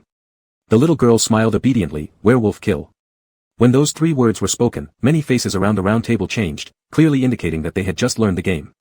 Satisfied with their expressions, the little girl continued mischievously, those who win the game will receive Ranran's reward, and those who lose. She deliberately paused for a moment, fully enjoying the terrified looks on everyone's faces before slowly adding, won't die immediately. Just a little punishment from Ranran. The little girl lifted her hand, pinching her thumb and index finger together, emphasizing that it was truly just a little punishment. But judging from the unchanged anxious looks on several people's faces, no one believed her lies. If the little girl were really so reasonable, how could anyone have died? Yu Yan had just learned through the comments that during the time he was upstairs, the little girl successfully played a game that ended with 3 more deaths. In other words, out of the 40 players in this instance, only 13 remained. And only half of the time in the instance had passed. With this thought, Yu Yan raised his hand to rub his temples. The death rate was far too high. Was there even a beginner's tutorial for this so-called paradise trial? This survival rate was completely unreasonable. If such a game existed in real life, it would result in an uproar among gamers. But now wasn't the time to dwell on that because the little girl had started explaining the rules of the game. Rules of the 9-player werewolf game. This round will use the edge slaughter rule. If all villagers, seers, or werewolves die, the game ends. This setup includes 3 werewolves, 3 villagers, and 3 seers, whose identities are the prophet, the witch, and the hunter. The werewolves may choose to kill one player at night. During the day, they must conceal their identity while misleading or framing the others to protect themselves. Werewolves can self-explode to directly end the daytime phase. The prophet is the only role that can check a werewolf's identity. The witch has antidotes to save lives and poison to eliminate others. If the hunter dies, they can take another player with them. Villagers have no special abilities but can help absorb attacks or lead the team strongly. The speaking order during the day is, if someone dies, then the deceased's neighbor will speak clockwise. If it's a peaceful night, speaking order is random. During the night, werewolves can discuss strategies, which others cannot hear. Players are forbidden from speaking when it's not their turn to speak, and violence is strictly prohibited throughout the game. To encourage active participation, fewer rounds mean higher rewards at the end of the game. Well, the rules are simple enough, the little girl said, holding a stack of cards as she cheerfully hopped around among the players, handing out silver-edged cards to each one. After distributing the last card, she grinned mischievously, gesturing for everyone to proceed. Please, dear brothers and sisters, check your identity cards. As she spoke, a standing number card appeared in front of each person. Yu Yan's number was 5, and Xie Zheng, sitting beside him, was number 6. Yu Yan quickly flipped over his identity card and saw a black wolf printed on it, causing his heart to skip a beat. If this were a regular game, he'd actually enjoy being dealt the werewolf card. But in this game where life and death were at stake, it was going to be tricky. After glancing at his card, Yu Yan swiftly looked up to observe the expressions of the others as they revealed their roles. Unfortunately, those who knew how to play kept their faces neutral, and those who didn't just wore terrified looks that gave away nothing more. The game is about to start, the dining room lights began dimming, and the little girl's ethereal voice floated around the room. Close your eyes. Night falls. Open your eyes, werewolves. Choose the player you want to kill tonight. Yu Yan opened his eyes slowly and found that besides himself, the other 2 players with the werewolf card were Xie Zheng, sitting to his left, and number 2, sitting across from him. Number 2 wore a pair of semi-rimmed glasses. After meeting the gaze of his werewolf teammates, he smirked slightly. What do you think? Any plans? Should we spice things up? Xie Zheng's tone carried a sense of malicious excitement. How about I knife myself? The game rules didn't say werewolves can't knife themselves. In a 9-player game, the witch would most likely use her medicine on the first night. No, that's too risky, Yu Yan immediately rejected the idea. Fewer rounds mean higher rewards. To minimize rounds, the witch might start off using poison. The bespectacled man chuckled lightly. Would the witch dare to play so recklessly? Gambler always thinks they'll come out ahead in the end, Yu Yan glanced at Xie Zheng and added. If werewolves had the urge to gamble, why couldn't the witch? Alright then, I agree with brother Yu Yan, Xie Zheng nodded vigorously, looking unusually obedient with wide-open eyes. Number 2 also nodded indifferently. Who should we target? Number 4. I have some grudges with him. Yu Yan looked toward number 4, a rather plain-looking man. He didn't leave any impression on Yu Yan. Given number 2's statement, Yu Yan agreed. Once they'd made their decision, they told the little girl their answer. Werewolves, close your eyes. As soon as the words were spoken, Yu Yan felt as though his body had become as heavy as a stone statue, his senses completely stripped away.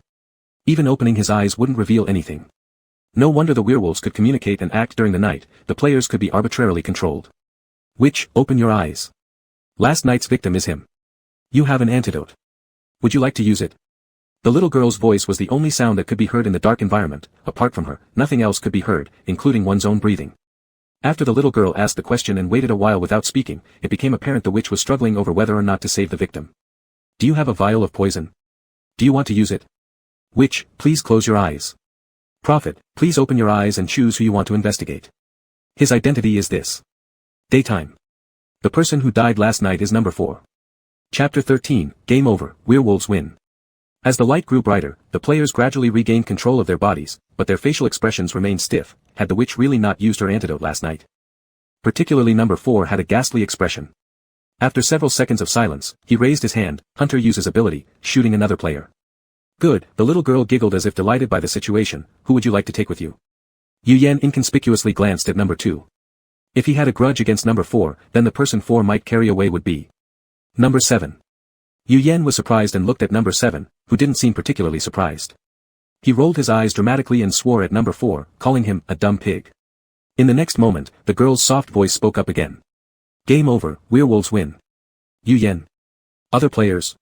Viewers on the screen. Ah ha ha ha ha ha ha, I've seen everyone's perspective, now I can't stop laughing ha ha ha ha. Suggest you guys check out God's view. My goodness, too dramatic. Priest basically handed victory to the werewolves ha ha ha. What's going on here? Can someone explain this to me? Right now, I feel like a seal searching for a melon everywhere. Werewolves killed the hunter the first night. Witch poisoned the prophet instead. In daylight, Hunter took the witch.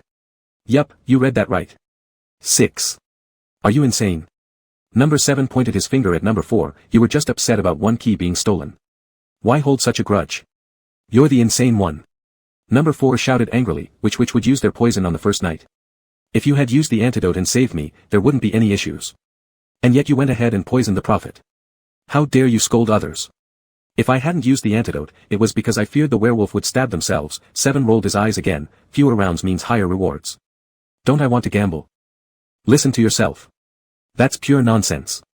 Well, no need to argue anymore. The little girl stepped into the middle of the round table, clapping her hands, and spoke like an adult. It's just a game, no one is actually dying, so don't quarrel anymore. So what about the punishment you mentioned? Number 4 was still seething, his tone sharp as he berated 7. But the little girl wasn't mad at his rudeness. We'll get to that later, let's talk about the rewards for our winning brothers first. She pulled a bunch of cards out of her pocket, each brother can pick one card. Yu Yan quickly skimmed through the contents on the cards. Offensive, defensive, healing. There were various types of props. He reached out to grab the card that allowed rapid healing, but another person grabbed his wrist. Yu Yan lifted his eyes and saw it was the man with the number 2 tag from before. What are you doing? Yu Yan looked at his captured wrist and frowned slightly. Beside him, Xia Zheng directly yanked number 2's hand away. What do you think you're doing? His tone was displeased, and his gaze fierce. One would assume that he himself was insulted if they didn't know better. Nothing special, I just wanted to say, my ability is a healing type. You selecting this item might as well have me treat this kid directly. Number 2 spoke in a warm and smooth voice. During the game, the lighting was dim and unclear, but now with normal lighting restored, they could clearly see his features. Behind the semi-rimmed glasses hid a pair of beautiful phoenix-shaped eyes, the corners slanted upwards. They seemed devoid of emotion yet somehow captivating enough to almost ensnare the soul. Oh wow. Ever since I saw the doctor, I hoped he'd meet Yen Yen. 2 beauties in one frame, I'm satisfied. Beautiful to look at, love it. Can you 2 kiss randomly already, boosh? Anyone upstairs believing the wolf pup nearby won't bite you haha. Don't you find Xia Zheng acting strangely towards Yu Yan? From the start, he followed closely behind and called him brother. It's just that his face looks good, otherwise, I truly think he has ulterior motives. It's love at first sight, what kind of secrets can kids this age hide? Just check Xia Zheng's background, he's actually a wolf demon. Wolf demons can live for 1,000 years. Little Xia is only 18, still a baby. What do you expect from someone this age to conceal their thoughts? Shouldn't the focus be on why Xia Zheng is a wolf demon? Who are you calling a kid? Xia Zheng shot an indignant glare at number 2. He was obviously taller and more muscular than number 2, still, he couldn't fathom how the other called him a kid. But Yu Yan wasn't focused on this. He looked at number 2 suspiciously and asked, are you sure you can cure him? Number 2 nodded, in reality, I'm a doctor, and my in-game skills also align with this profession, I can treat any illness. Yu Yan's eyes were still filled with distrust. What do you want in return? He didn't believe anyone could be that benevolent, and sure enough. I need 2 item cards. Isn't this just an equal exchange?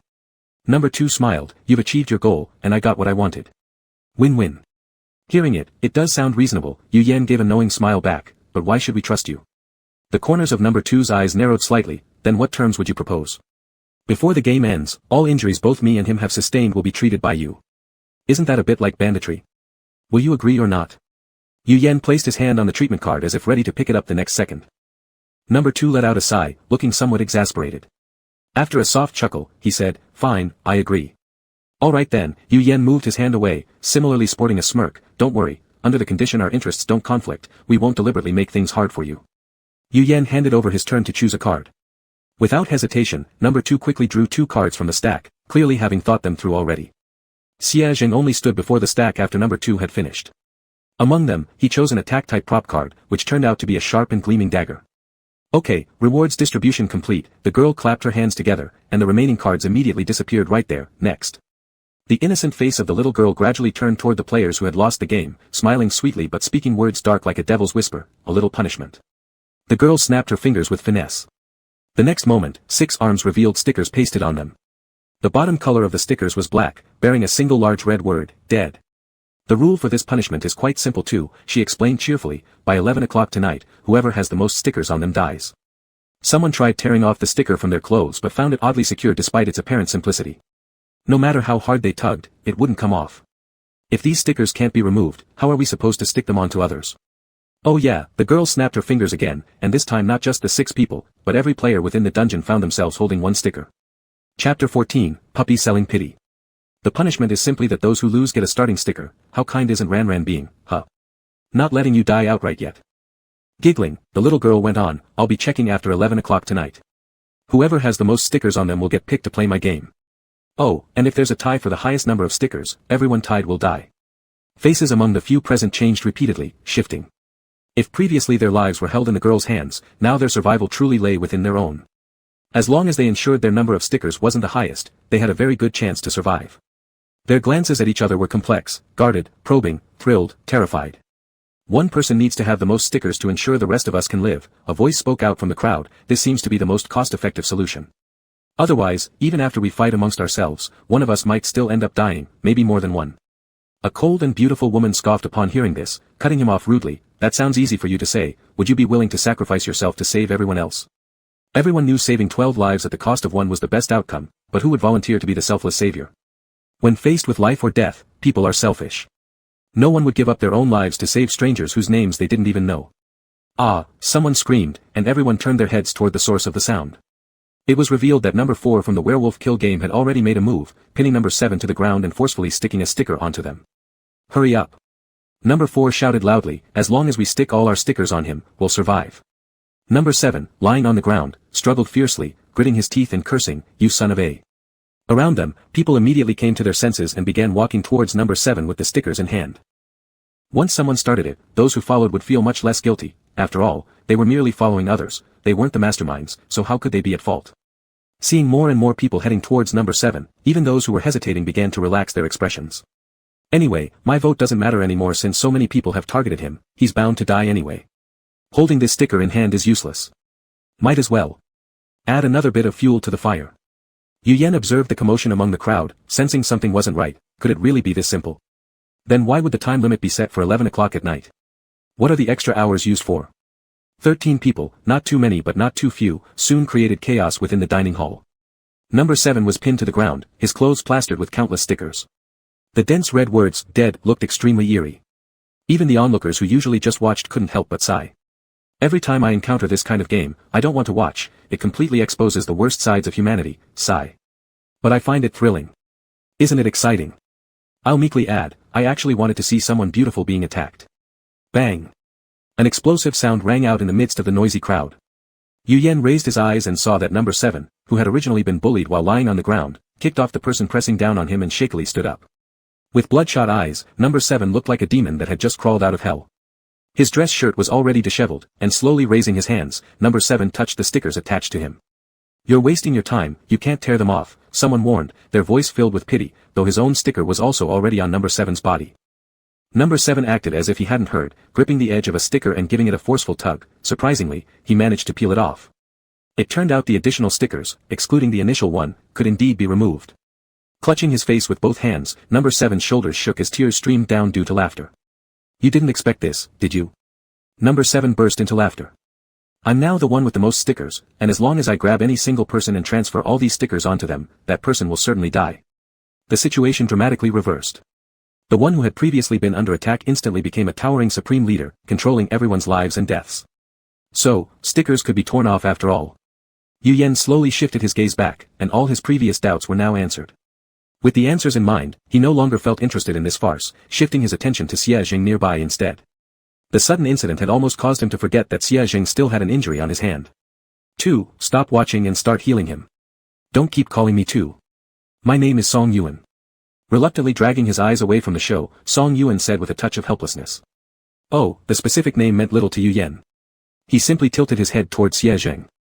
Heal him first. Song Yuan noticed the indifference and couldn't help but let out a sigh. White light emitted from his hand as he approached Xie Jing's injured claw. Hold on, Yu Yen suddenly thought of something and questioned, he's a wolf, will regular medical techniques work on him? Medicine for humans and animals seem not entirely compatible, right? Don't worry, I've got a veterinary license too. Song Yuan guessed what Yu Yen was concerned about and casually reassured him, although mentioning someone as a wolf sounded a bit strange. That wolf claw probably shouldn't be anything more than a skill, right? Maybe it's his private kink. Song Yuan wouldn't dare ask more. Recalling the piercing look Xie Jing gave when he accidentally grabbed Yu Yan's wrist earlier, he reaffirmed his belief in his heart. Yeah, it's probably like that. Keeping the movement in his hands constant, he continued to approach Xie Jing's claw. Yu Yan nodded contentedly. However, Xie Jing directly flared up, what kind of vet are you? Am I not human right now? Of course, I need a doctor's treatment. Alright, you're a human. Song Yuan didn't expect to have just comforted one person and now had to soothe another. He hurriedly added, I graduated from a proper medical school. Trust me. Xie Jing snorted and fell silent. Watching the white light slowly envelop his hand, it was warm and gentle, very comfortable. But soon. That ball of white light gradually turned red, its temperature rising as the color deepened. The wound on his hand seemed to be burning, scorching his palm and numbing his nerves. If Xie Jing hadn't seen the wound slowly healing, he would have thought this person intentionally wanted him to die in pain. The pain kept intensifying. Ugh. Unable to bear it, Xie Jing let out a cry of pain, trying to move his hand away from the white light, but his body wouldn't respond. His fingertips began trembling and his body involuntarily curled up. It hurts. Brother. Looking up at Yu Yen with tear-filled eyes that wavered between falling and holding back, he looked utterly pitiful. A fine sheen of sweat broke out on his forehead, unclear whether from heat or pain, and rolled down his cheeks in large drops. This sight was truly heartbreaking. Yu Yen crouched down, frowning at the red light between their hands. Isn't there a gentler way to treat? Chapter 15, Can I Cry in Brother's Arms? The young wolf cub hadn't cried when injured, but during treatment, tears streamed down his face. No, Song Yuan grabbed Xie Jing's wrist to prevent him from struggling. It's like an ordinary intravenous needle, if it moves out of place, it'll hurt the patient more. Fortunately, Xie Jing realized he was getting treated. After resisting a bit initially, he quietly sat still on the ground afterward. Pain helps, remember this lesson, next time be more careful not to get so seriously wounded. Song Yuan saw that the wound was nearly healed, slowly raising his hand, the red light in his palm shrinking somewhat. Drenched in sweat from the pain, his body temporarily devoid of strength, Xie Jing collapsed against the wall, breathing heavily with the rise and fall of his chest. So much pain. Yu Yen moved closer to Xie Jing, watching the disheveled hair and couldn't help but rub his head. Lowering his head, he met the teary-eyed gaze of the young man. Xie Jing's lips quivered slightly, as if wanting to say something, but then sounds came again from afar, and all three turned their heads toward the source. They found 6 people looking at them, malice evident in their gazes, walking straight toward them with the death stickers in their hands. What's going on here? No. Yu Yan's fingers twitched. Something wasn't right about these people's eyes, they were more vacant and dazed than malicious. They were being controlled. And the person controlling them is. Yu Yan's gaze shifted backward, noticing that the 5 people at the front had black threads on their backs, shimmering cold under the light. This was a puppet master. The person controlling them was none other than the man who proposed sacrificing one life to save 12 at the start. Hey, I didn't want to fight anyway, isn't it better for us all to pass through peacefully? The man sighed, saying, it's all because of you guys. Yu Yen sensed the approaching hostility and instinctively took a step back, but remained calm, meeting the man's eyes steadily. What do you plan to do? What do I plan to do? The man scoffed, since I've already been cast as the bad guy, why not go all the way? Didn't you just obtain 3 prop cards? Hand them over, and I'll let you go. Otherwise, Here we go again. Some people might be terrible at games but excel at snatching things. Their brains aren't focused on fair play, all day long, it's nothing but snatch, snatch, snatch. With all 3 of us fighting, can't we take down your 6? Xie Jing's wound had healed, and he regained his arrogance, jumping up and taunting the man. Not to mention 3 of us, I alone can take you down. You're small but full of talk, the puppeteer smirked disdainfully and directed 5 puppets to pounce toward Xie Jing. Xie Jing took a step back, bent his body halfway, arching his back like a wolf ready to attack. His pupil color darkened. Right as the puppets were about to touch his shoulder, he swiftly extended his claw. In the next second. Feeling empty beneath his feet, Xie Jing missed his strike. Stumbling forward a few steps, he collided directly with the wall. Xia Zheng let out a yelp and clutched his head, looking up in confusion. Yu Yan bro. The surroundings changed, returning to the room they had started in. Clearly, Yu Yan had activated his skill. And it seemed there was an extra figure now. Turning around, they saw Song Yuan. TSK, young people these days get all riled up and charge straight in, he said, shaking his head as he continued, that's 6 people you know. I can't even imagine how badly you'll get beaten. I'm really good, Xia Zheng retorted with narrowed eyes, glaring defiantly at him. Who beats whom is still uncertain.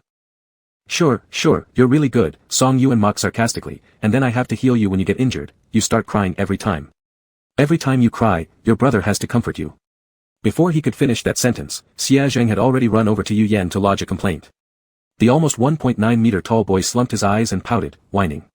Brother, look at him. Song Yuan. Am I part of your plan too? Yu Yan didn't bother to pay attention to the two of them. He had originally thought that one Xia Zheng was already childish and reckless enough, but now another person turned out to be just as immature as a little wolf pup. He took a step forward and forcefully pushed the cabinet to block the door. It won't take long for those guys to find us, so let's block it for now. Why do we need to hide? Xia Zheng obediently pushed the wardrobe despite not understanding, following instructions without question. I can single-handedly take down all 6 of them. Yu Yan glanced at his hand which had been healed only 10 minutes ago and asked, then are you planning to cry while holding your arm afterward? Xia Zheng blinked his big round eyes and asked, can I cry while hugging my brother instead? Yu Yan, ? Was it because of the age and species difference? Why was it so difficult to communicate with this kid?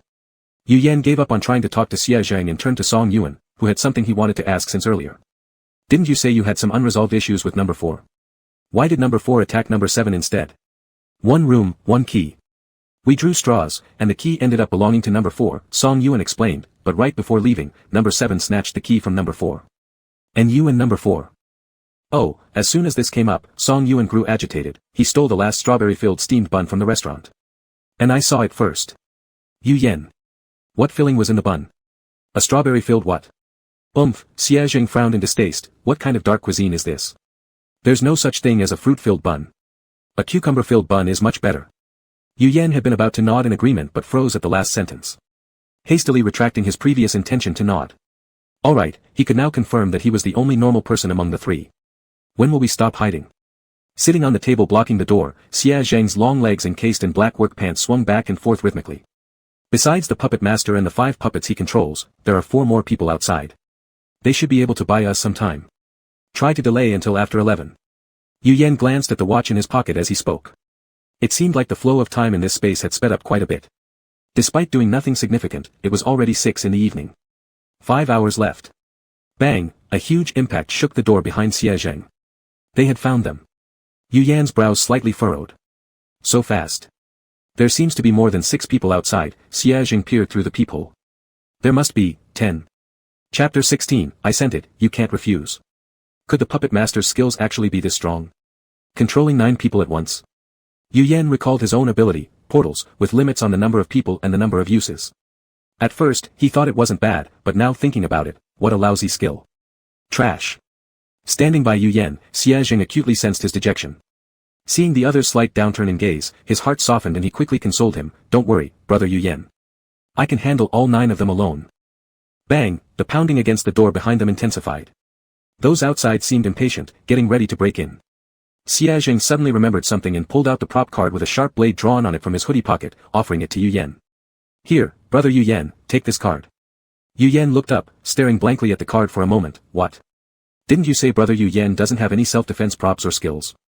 Xia Zheng said matter-of-factly, not even waiting for Yu Yan to react before forcefully shoving the card into his hand. After handing it over, he added somewhat arrogantly, I gave it to you, you can't refuse. Yu Yan's confusion deepened in his eyes. He had just met this person less than a day ago, and yet this guy was already eager to give him everything good, calling him brother repeatedly. Would someone really be that nice to a complete stranger right off the bat? What was his motive? Was it just because he looked good? Bang, bang, the pounding on the door continued. Yu Yan retracted his puzzled expression and refocused his attention on the door banging loudly. If the puppet master cuts the strings behind the puppets, would that work? Xia Zheng revealed his claws, asking lazily. Maybe. Song Yuan was rummaging through the room for a convenient weapon. Unfortunately, he didn't have any self-defense tools, nor did he have considerate little friends like Xia Zheng coming over to give him some, sigh. Yu Yan used the prop card, and a shiny silver dagger instantly appeared in his hand. He took a deep breath, let's try. Open the door first. Sitting idly and waiting for death would only result in a broken door, while taking the initiative might at least preserve a perfect one. Xia Jing leaned his shoulder against the door. Yu Yan and Song Yuan pushed the cabinet and table to the side, gripping their weapons, ready to fight at any moment. 3, 2, 1. Xia Jing suddenly stepped back and flung the door open. Those who had been ramming into the door rushed into the room all at once, crowding together in the small space like sardines in a can. Yu Yan dashed forward in an instant, raising the knife high above one person's back and decisively chopping down. Click. The sound of the strings breaking echoed in his ears. Ah! Then came a familiar scream. Yu Yan turned around to find the puppet master wailing in pain. Between the long, pale fingers, blood was dripping continuously. The man's expression instantly turned grotesque, glaring angrily at Yu Yan. His skill was powerful, but at the same time, its flaw was quite obvious. Puppet strings were especially fragile, and once they broke, the pain was excruciating. Threads connected to his fingers, so any break affected him completely. Once severed, it hurt like being pierced straight through the heart. Xia Jing quickly snapped another puppet string with agile movements. Ah! Another wave of unbearable pain. The puppeteer slightly moved his fingers, pulling the remaining puppets toward himself, forming a small wall to protect him within. The two controlled ones collapsed unconscious on the ground. The scene now turned into a 3 versus 8, still not looking optimistic. Fortunately, although the puppeteer could control people, he could only make them perform simple attacking motions, unable to let them fully utilize their own abilities. Otherwise, the situation would have been unimaginable. Why do you use such good skills to deal with us three? Song Yuan asked curiously, holding the axe he hadn't managed to swing down earlier. Controlling so many people, he could easily have targeted that unlucky guy covered in stickers to ensure his own safety. Why did he have to go to such lengths just for a few props? The puppeteer sneered, the game ends at 11 o'clock at night. With my strength, I can indeed keep myself safe, but while I have both time and ability, why wouldn't I try to get something for myself? Who doesn't want more props? If you think that way, then all I can say is you picked the wrong opponents. Xia Jing calmly combed the fur on his claws, saying lazily, with us, you'll only end up getting beaten. Don't expect to take anything from us. The puppeteer, who had initially shown a bit of hesitation due to the pain, became enraged upon hearing those words, disregarding the bleeding fingers and commanding those 7 people to rush toward Xia Jing all at once. Be careful. Yu Yan threw the knife toward the puppeteer's back, successfully cutting another string during its spinning motion. On the other side, Xia Jing kicked off a table forcefully and leaped effortlessly behind the leading puppet. He hooked his sharp nails onto the vulnerable puppet strings and made a slight move. Ah! Again came a scream. The puppeteer's eyes reddened, and when he raised them, there was a misty look in his teary eyes. His left hand, controlling the puppet strings, was already soaked in blood, almost too painful to function properly. It hurt, too much. The puppeteer slightly moved his fingers, pulling the remaining puppets back to himself. He knew when to retreat, he couldn't afford to ruin his own plan out of anger. But the puppeteer still had some tough words to throw, glaring fiercely at them, you just wait. I will come back. After saying that, he left with his human-shaped defensive wall without looking back. Xia Jing didn't forget to hurl a sarcastic remark after his retreating figure, your incompetence needs more practice.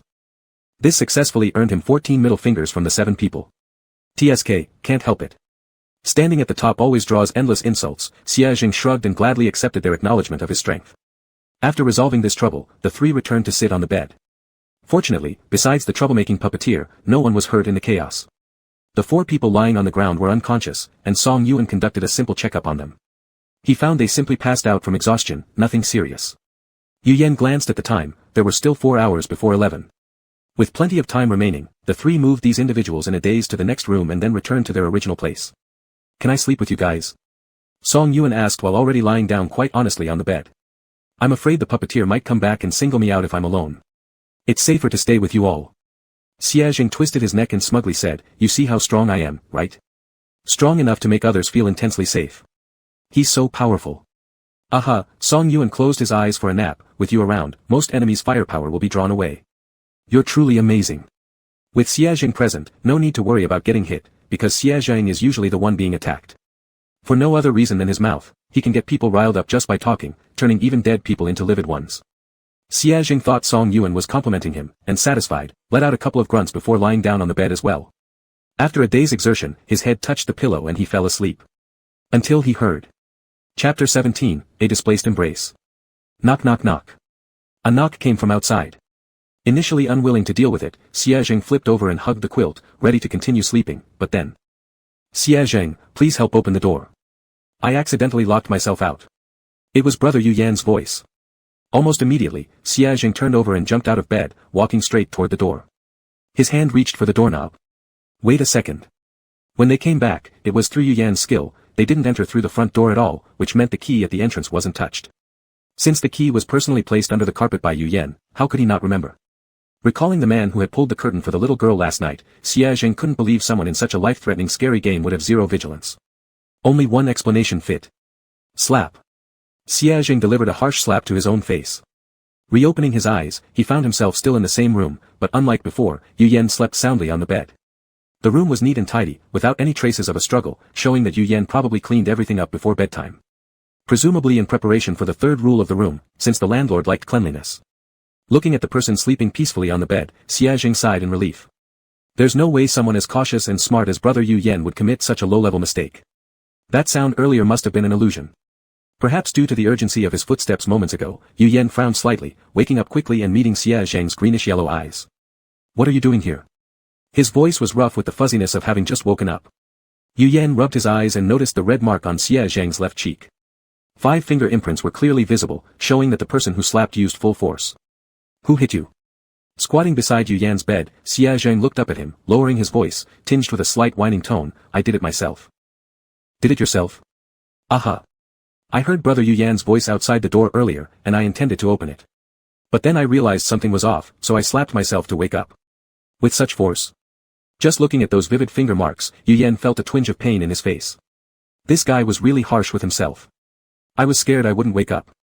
If I died, it's no big deal, but if I let that monster inside and it hurts brother Yu Yan, that'd be unacceptable.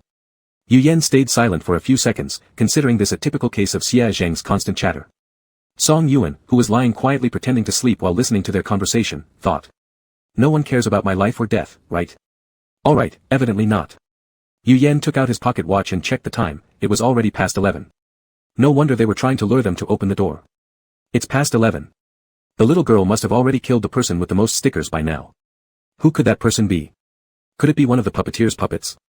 Yu Yan didn't want to be a leader in this game. His only wish from start to finish was simply not to be the one with the most stickers.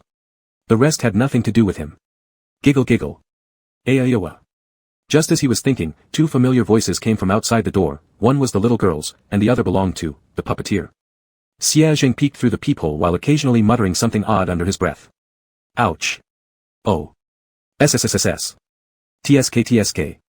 Yu Yan, who initially had no interest in what was happening outside, was successfully drawn in and took a step toward the door. Brother Yu Yan, come take a look. Xia Zheng moved aside after seeing him approach. Yu Yan stood where Xia Zheng had been, looking through the peephole on the door. Though Xia Zheng said he moved aside, he hadn't stepped far enough back for Song Yuan. From Song Yuan's perspective, Xia Zheng's towering figure nearly blocked all of Yu Yan. It looked like, as if Xia Zheng had encircled Yu Yan in his arms. TSK, young people, really. Song Yuan glanced up again and happened to meet Xia Zheng's gaze. After a few seconds of staring at each other, Song Yuan resignedly sat up. Alas, there went pretending to be asleep. However, could someone with the ability to transform into a wolf have such sharp instincts that even an extra glance would catch their attention? Ouch, Song Yuan stretched his arms in a lazy yawn, acting as if he'd just woken up. What's so captivating that you're glued to the peephole, handsome Yu Yan? Yu Yan ignored the endearing nickname and turned away from the peephole. I didn't see anything. Huh. Someone was looking through the peephole on the outside earlier. I was staring directly at her. Song Yuan involuntarily drew in a sharp breath. No way, it's that terrifying. What was she checking for? The cleanliness of the room? Xia Zheng took another bold look outside. It is indeed the landlady. She's gone, heading to the opposite room. No sooner had those words left his mouth than there came crashing sounds from outside. Having just survived the sticker-killing game, most people were both physically and mentally exhausted and had completely forgotten to tidy up the messy room after the chaos. Having barely escaped death only to fall into another abyss right away. A despairing scream rang out from the opposite room, but inside, it was dead silent. Tonight was clearly not going to be a peaceful night. Who would survive and who would die were still unknowns. Knock knock knock, faint knocking sounds reached their ears, but this time they weren't coming from the door. Instead, they were, from the window. The windows were tightly shut, and Yu Yan hadn't opened them since locking them in the morning. Now, through the dark blue curtains, several shadowy figures could vaguely be seen standing on the balcony. Knock knock knock. Xia Zheng almost immediately wanted to slap himself, but was stopped by Yu Yan grabbing his wrist. This doesn't seem like an illusion, Yu Yan said. There are really people on our balcony. After glancing at Song Yuan beside him and getting a nod in return, Yu Yan became more certain of this idea. But who were the people on the balcony? With less than a day left in this game, they could safely pass the level. Was it necessary to open the door now? It looks like it's my turn to shine. Song Yuan pulled a card from his pocket, which simply read 3 characters, perspective card. As the name suggests, it allows one to see what's behind barriers. The card dispersed in his hands, and Song Yuan's eyes gradually became covered in a layer of white light. What exactly was hidden behind the curtain? The white light quickly faded, meaning the item's time had run out. After regaining his vision, Song Yuan cheerfully lay back down on his bed, pulling the quilt over himself. Alright, nothing important, let's go back to sleep. Yu Yan and Xie Zheng. Who's outside? The person who had just lain down was grabbed by the collar by Xie Zheng and answered unwillingly, it's. Chapter 18, Can I Sleep With You? The person who stole the last strawberry-filled bun from me, number 4. Yu Yan and Xie Zheng. Dude, remember this tiny grudge until now? There are also numbers 7 and the other 5 people. They appear to have sustained some injuries, with a lot of blood on their clothes. Song Yuan sat at the edge of the bed, crossing his legs. Shall we let them in? What if they let these people in and it turns out they didn't have good intentions? They'd already seen too much of the darkness within human nature over the past few days. But if they didn't, these people hadn't done them any real harm. As puppets, they were also victims. Then let's leave their fate to heaven, Xie Zheng said with a serious expression. Song Yuan perked up. What do you mean? Rock paper scissors. And with that, Xie Zheng had already thrown his hand out. Song Yuan looked completely baffled as he turned toward the other side, where Yu Yan had perfectly cooperatively thrown scissors. Song Yuan. Did you two discuss beforehand who was representing which side? While he was speaking, Xie Zheng had already slipped behind the curtains and opened the window, letting the people outside cautiously crawl inside. Song Yuan. Is no one paying attention to what I'm saying? He just wanted an excuse to save them, Yu Yan said calmly, pretending like the outcome depended on the game when he actually already had his biased answer. If it had been him who won, he guessed he would have made the same choice. 7 people climbed in from behind the window, all bearing various wounds. Song Yuan quietly took a step back, pretending as though he didn't exist. He couldn't let others know that he had healing abilities. With so many people around, it'd be enough to exhaust him to death. Yu Yan noticed his movements and cast a nonchalant glance at him but didn't say anything. Thank you, number 4 began after entering, but before he could continue, Xie Zheng's eyes gleamed as he cut in. Tell me quickly how you guys managed to kill the puppeteer. Tell me. Song Yuan poked Yu Yan from behind. For some reason, I feel like, he only saved them because he wanted gossip. Yu Yan. After a few seconds, number 4 responded, you saved 4 of us before. After regaining consciousness, we realized we were used as pawns. It's not easy for anyone to feel happy about being treated as puppets, so we set up a trap to resist. In the end, we got all the stickers from his hands and stuck them all over him. But by then, it was past 11 o'clock, and the landlady suddenly appeared with the little girl in the hallway. We figured something wasn't right. If it was just about killing someone, the little girl could have come alone. Turned out, the landlady was also here to kill. We sneaked out through the windows while they broke into the room, then. And that brought them to their current situation. Isn't it true that once tonight is over, we'll all be safe? The young girl asked softly. Who knows? There are only 10 of us left in this instance. Who knows who might be next? The girl frowned and buried her head in her knees, falling silent after hearing his words. Let's get some sleep. Number 7 leaned against the wall, closing his eyes. The worst outcome can only be death, right? With limited bed space, the newcomers instinctively crowded into the corner, leaving the extra bed to the girl. Hey, when everyone isn't bad, they're all actually pretty nice. Watching this show just now, did the new players suck too much? How come so many died in this scenario? Not weak but lacking smarts, more than a few killed themselves with their own actions. I've got a feeling, there's still going to be deaths in this scenario. In the dark night, Yu Yan played with the red button in his hand. He would pass the game tomorrow, but the button still had no particular use for him. Was it just his luck or, did the scenario have more nasty tricks waiting? Big brother, Xie Zheng sat on Yu Yan's bed holding his small quilt. Can I sleep with you? Yu Yan glanced at him. Isn't the big bed spacious enough for you? With so many people in the room tonight, I'm afraid someone will attack me while I'm sleeping. Yu Yan. So you're coming to my bed for me to shield you from a blade? And given his height, build, and temper, who would dare provoke him? Of course not. Xie Zheng gave Yu Yan an unpleased glare. How can big brother you think so poorly of me? I'm mostly worried about you, big brother. Worried about what? Worried that someone might try to take advantage of you at night. Yu Yan. Song Yuan rolled his eyes dramatically from the neighboring bed. Among this group, the person most likely to scheme against Yu Yan was you. Xie Zheng ignored Yu Yan's helpless look and clambered onto the bed with his small quilt. The towering figure of the nearly 6 feet tall man curled up in the corner as he confidently patted his quilt. Don't worry, brother Yu Yan. I won't let you get hurt. Yu Yan glanced at him coolly, then shifted slightly to make the tall boy huddled in the corner of the bed appear less cramped. I don't plan on sleeping tonight, Yu Yan spoke softly, mindful of those who were sleeping. We'll be able to finish this instance tomorrow, so staying up all night isn't an issue. Xie Zheng hugged his quilt and nodded seriously, then I won't sleep either. An hour later. Yu Yan was somewhat exasperated looking at the person on his shoulder. The youth's eyes were closed, leaving a shadow cast by long, thick lashes under his eyes. When he was asleep, there was none of the arrogant defiance he exhibited when awake, instead, he looked exceptionally obedient. Yu Yan didn't know how this little wolf pup had managed to crawl over from the end of the bed to his side, but since he was already asleep, he didn't have the heart to wake him up and drive him away. So, he allowed him to lean against him. The hours of staying awake always seemed longer. Just as Yu Yan couldn't resist and wanted to close his eyes, a heavy footstep sounded near his ear. He looked up to see a flash of red entering his line of sight. It was the landlady. Oops, I woke you up, the woman smiled with her hand covering her mouth, her voice not deliberately lowered, suddenly waking everyone in the room. Everyone warily watched the woman appear noiselessly in the room, unsure what sinister plans she might have. Why are you all staring at me like that? The woman scolded them teasingly, I came here to announce good news, show me some respect. I realize you guys don't want to stay in my apartment anymore, so I've decided to let you leave tonight. Instantly, someone asked, is it true? Of course it's true, the woman raised her hand and casually brushed her long hair, but leaving comes with conditions and restrictions. You're 10 people, right? Only 6, can safely leave my house. Chapter 19, Wolf or Dog? Alright, she still wanted to mess with them before they left. How do we select the 6 who can leave? Yu Yan questioned. That's easy, just race for speed, the first 6 can leave safely. No sooner had the landlady finished speaking than a commotion erupted from the corner. A player lifted their axe high, smashing it down onto another player's head. Other nearby players tried to flee quickly, but were pulled down by their ankles by those behind them. Don't kill me. Please. Only 6 can escape, dying early or late is inevitable. Whimper whimper, please let me go. The scene grew incredibly chaotic. Yu Yan reached out to grab Xie Zheng's wrist.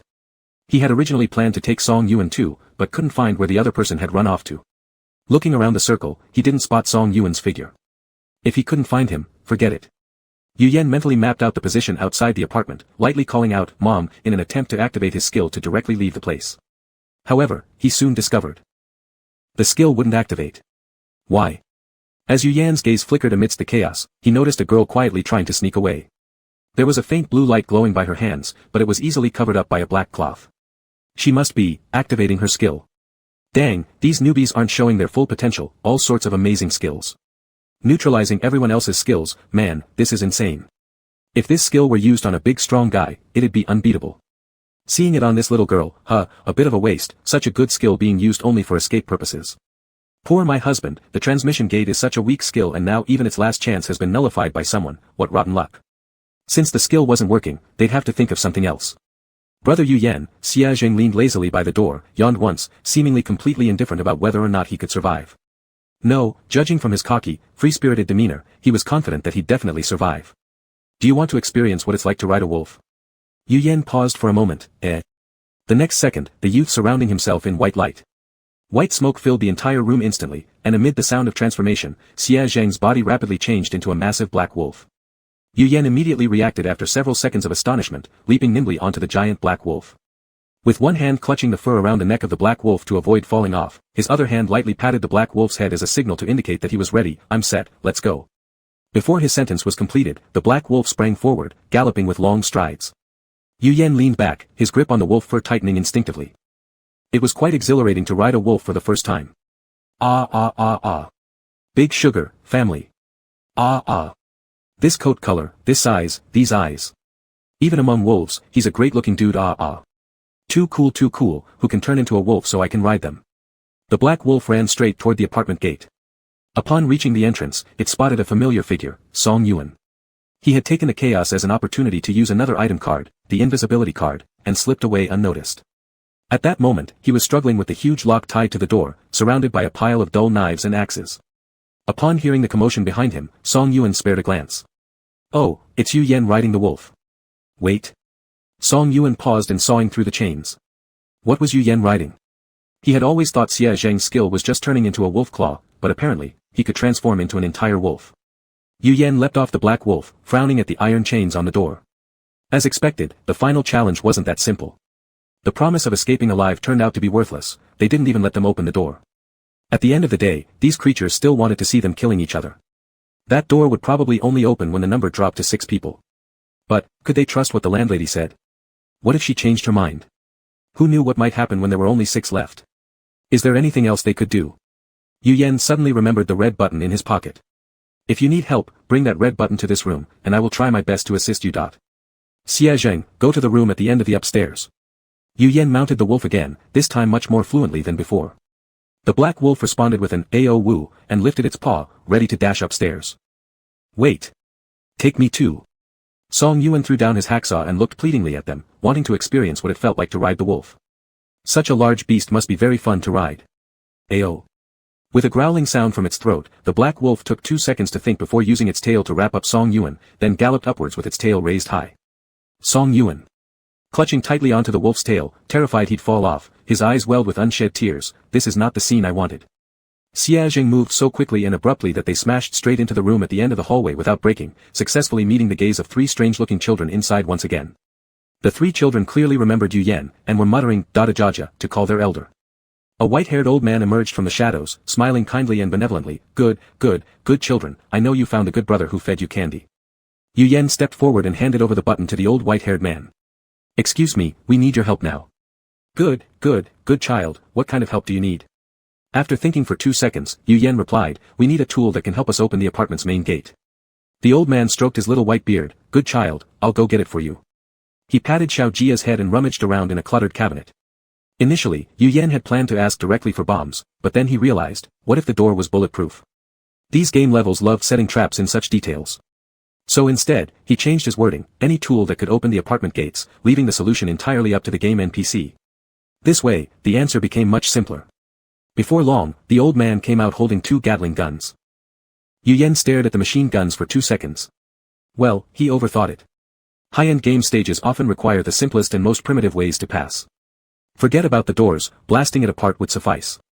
After handing the machine guns over to the 2, the old man lovingly patted the black wolf's head. Oh my, this build, you're really well raised. As cute as my own children. The black wolf grunted unhappily twice in protest, definitely not wanting to be compared to the monsters. He considered himself far cuter than those 3 monster kids. It seemed the old man understood his thoughts and smiled even brighter. What a proud and conceited little one. He reached out and brushed the black wolf's head twice, then glanced at Yu Yan standing nearby and asked mischievously, good child, could you tell me how you managed to raise this dog? Chapter 20, Instance Completion, Add a Friend. Ao. Xia Zheng became dissatisfied on the spot and howled incessantly with his neck raised. It's a wolf. It's a wolf.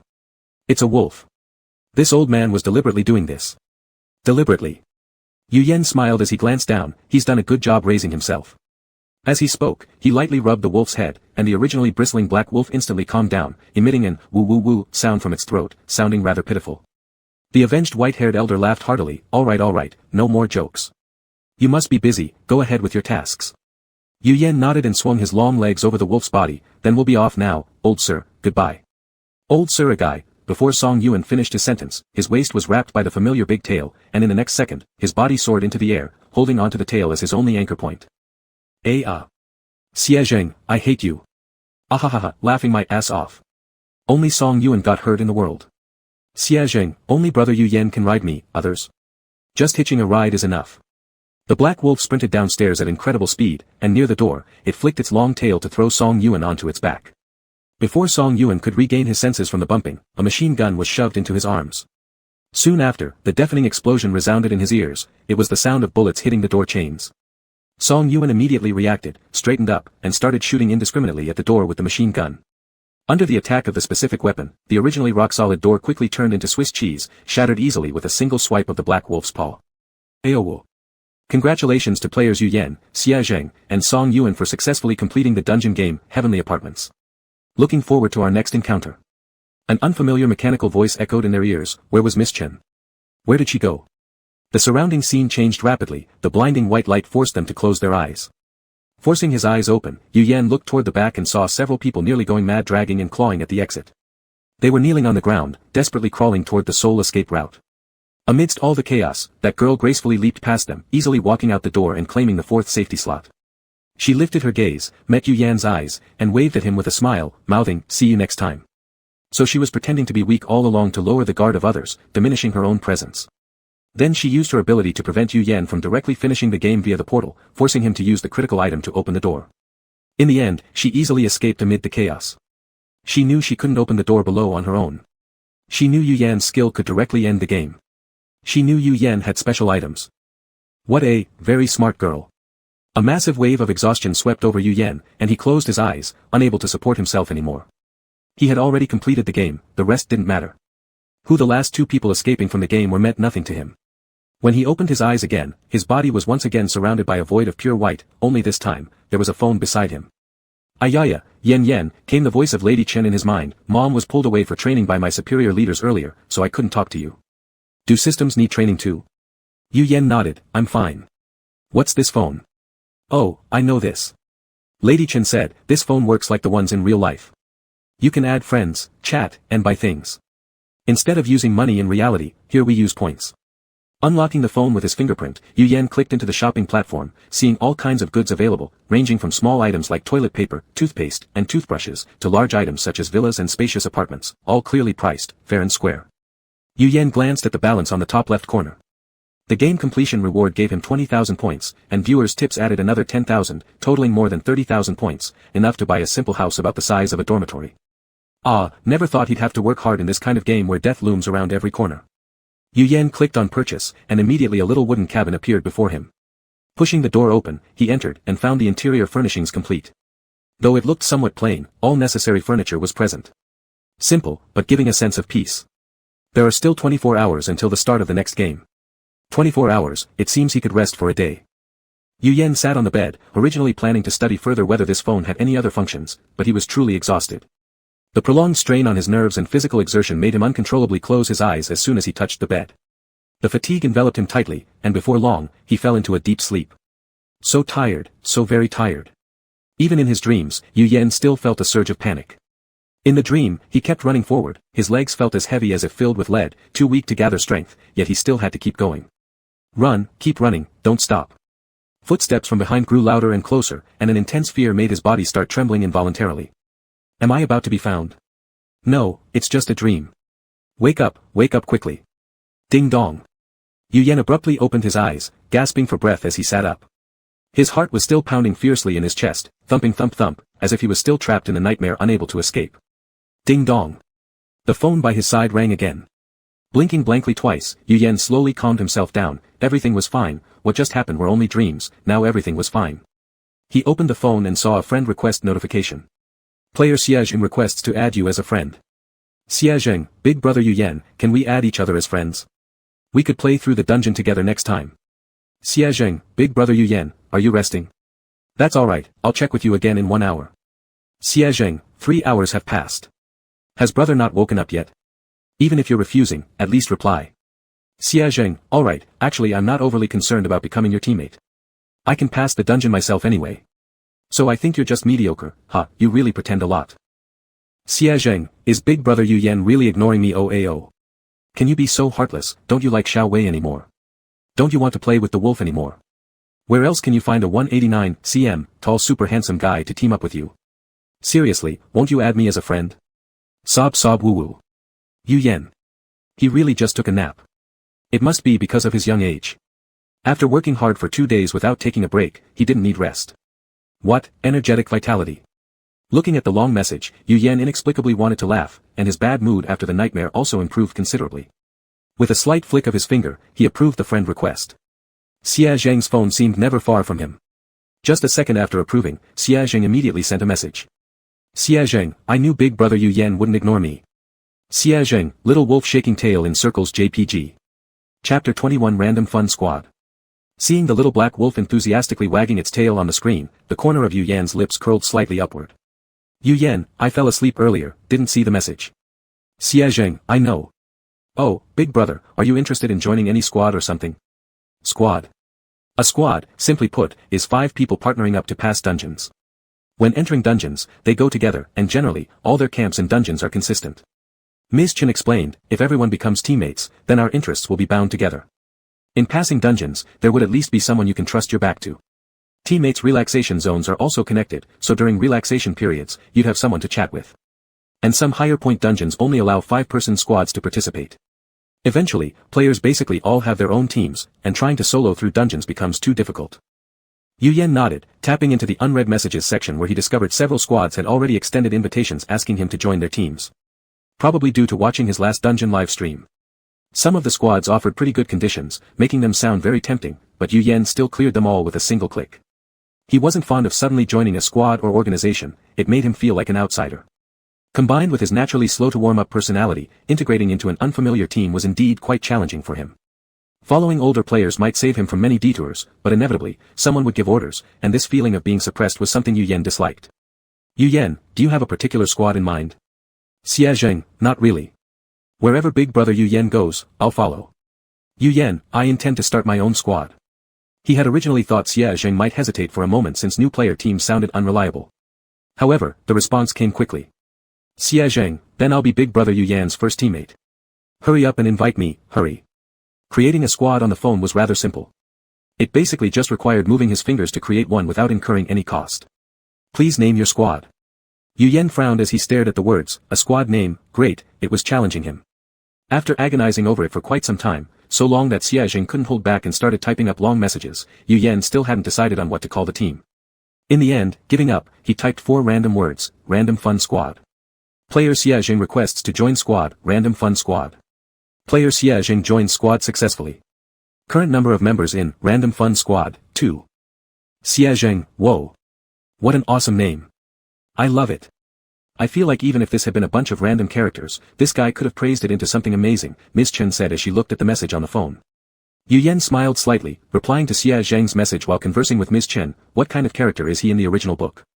In the original book. Ms. Chen pondered, his mind in the original book was extremely deep. He did anything to seize the position of Wolf King, murdered his father for power, cruel beyond measure. Readers generally disliked him, hoping he'd get his comeuppance soon.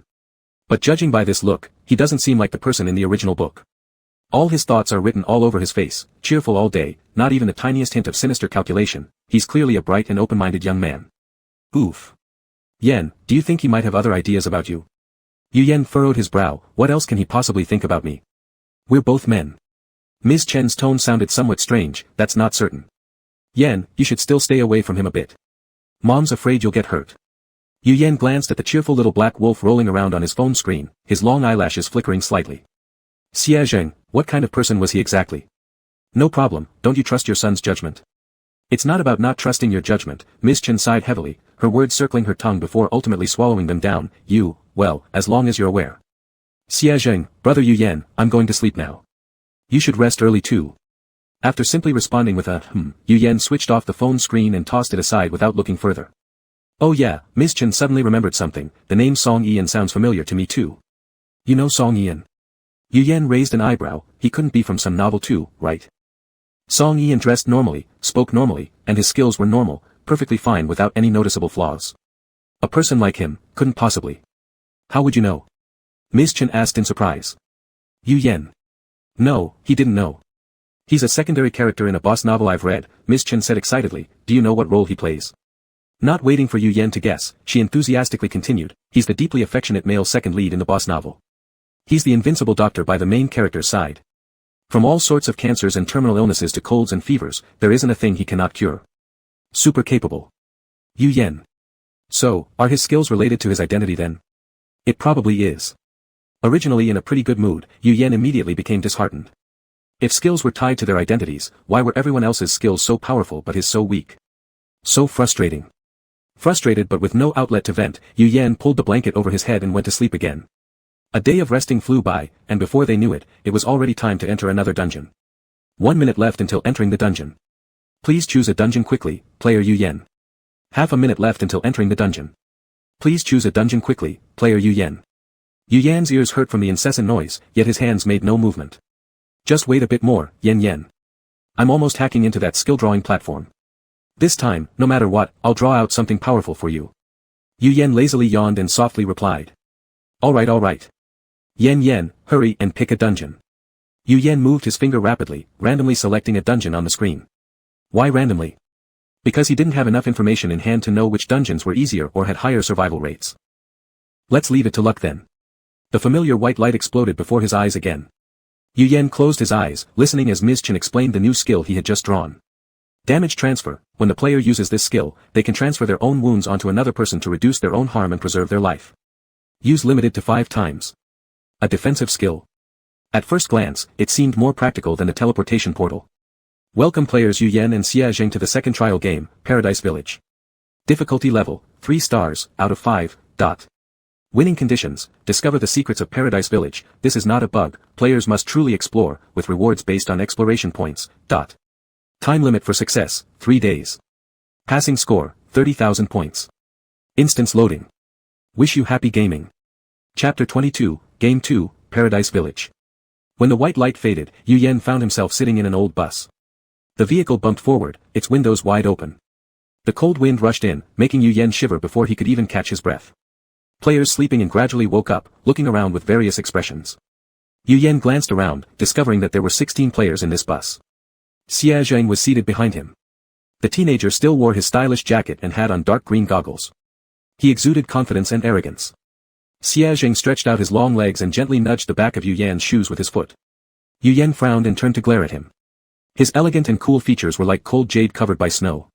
But the person who received this glare did not retract because of it but instead smiled down and showed 2 small, sharp canine teeth.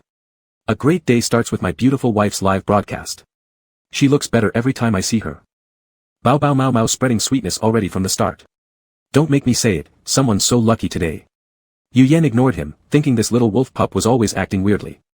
He continued observing the other players, and unexpectedly saw another familiar figure inside the bus, Long Aotian. Long Aotian apparently also noticed him and nodded slightly as a greeting. There's still some time before we reach Paradise Village, the girl seated at the front stood up. Dressed simply in casual wear, she looked no older than 20, and her voice was clear and bright. I will explain that matter to you all again. Everyone in the car turned their attention to the girl, listening carefully. My name is Li Qian. My best friend Lin Ran said a month ago that she would go back to her hometown, but it has been a whole month, and she hasn't returned yet. Neither does she answer my calls nor respond to my messages, Li Qian sighed, showing concern on her face. I remember Lin Ran mentioning that her hometown was Paradise Village, but when I reported to the police seeking help, they told me that there is no such village in that place. I've searched maps myself, and indeed found no trace of the village, yet. Lin Ran would never lie to me. She is my best friend and has never once lied. Until 2 days ago, I suddenly found some information about Paradise Village on a network forum. So, I decided to come and check it out, but I'm afraid to do it alone. And lately, I don't have much time to spare, so I paid each of you to come help me uncover the truth. How much money did it cost? Xia Zheng leaned out from his seat, blinking curiously. Although the money wouldn't end up in his pocket, he really was curious. How much could it possibly be to make so many people willing to take risks to come to this strange place? Not too much, Li Qian lowered her head and replied, I don't have much cash right now, so for each person, I can only offer 100,000 yuan. But this is the base price, she added quickly, fearing the group might change their minds and get off the bus halfway through. No matter if you find any trace of her or not, I will send a car to pick you up in 3 days. If you can discover clues related to Lin Ran, I'll be happy to pay more. The passengers heard the terms and gasped. 16 people, 100,000 per person, with even room for further negotiation. Even in real life, these were very tempting terms. It was no wonder so many people came willingly. There's still some time, Li Qian suddenly remembered something, snapping her fingers, let's play a game first to loosen up the tense atmosphere. Everyone's expressions changed instantly. As expected, entering the instance wouldn't give them a moment to rest. Even on the bus, they had to play those so-called games. Relieving the tension. That game was the very reason for their tension. The man in a checked shirt sitting next to Yu Yan asked seriously, what game are we playing? Li Qian grinned mischievously, how about turtle soup? There's a reward for the winner. What about the loser? Xia Zheng leaned forward, asking curiously. Being a loser is fine, it's just a simple little game. No big deal.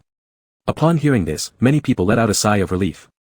It was good that they didn't have to risk their lives with some dangerous game right off the bat. Rules of Turtle Soup Game. The problem setter tells an incomplete story. The players ask questions to reconstruct the story, and the problem setter can only answer with yes, no, or irrelevant. After coughing lightly twice, Li Qian said, I'll start telling the story now. Please listen carefully. Story, I dance while watching my friends die one by one in front of me. As soon as she finished speaking, someone immediately raised his hand and asked, are my friends dying because of me? Li Qian shook her head, no. The man in a checked shirt beside her asked, did my friends voluntarily go to their deaths? Li Qian still shook her head, no. Long Aotian, am I happy that my friends died? After thinking for a few seconds, Li Qian said, yes but no. Yes but no. There were complicated emotions involved. Friends dying one by one in front of me, and I was still dancing. Yu Yan, did my friends commit suicide? Li Qian, no. Xia Zheng kept kicking the back of Yu Yan's shoes. He lazily withdrew his foot after being stepped on hard by Yu Yan. Am I a psycho? His voice carried an indiscernible laughter. It was unclear why the question of whether he was psychotic was amusing. This time Li Qian paused quietly for 2 seconds, seemingly pondering whether the I in his statement referred to the I in the riddle or himself. No. Laughed at even after being stepped on, you're hopeless, Xie Zheng. Yu Yan probably never expected stepping on someone could make them feel good. The NPC's pause just now killed me laughing ha ha ha. How isn't Xie Zheng considered insane ha ha ha. He reminds me of those immature high school boys who try to attract attention from the ones they like by being a bit naughty and enjoy getting reactions. Xie Zheng quickly followed up with the next question, am I human? Li Qian, no. Not a human. A woman wearing a white dress at the back row raised her hand, am I an animal? Li Qian continued shaking her head, no. Not a human nor an animal, am I a plant then? Finally, Li Qian nodded for the first time since the game started, yes. Xie Zheng's eyes lit up slightly, am I a potato? Li Qian, no. Yu Yan turned around confused, why guess potato? Why would a potato dance while watching its friends die? What kind of logic was there in it? Xie Zheng tilted his head and made eye contact with Yu Yan.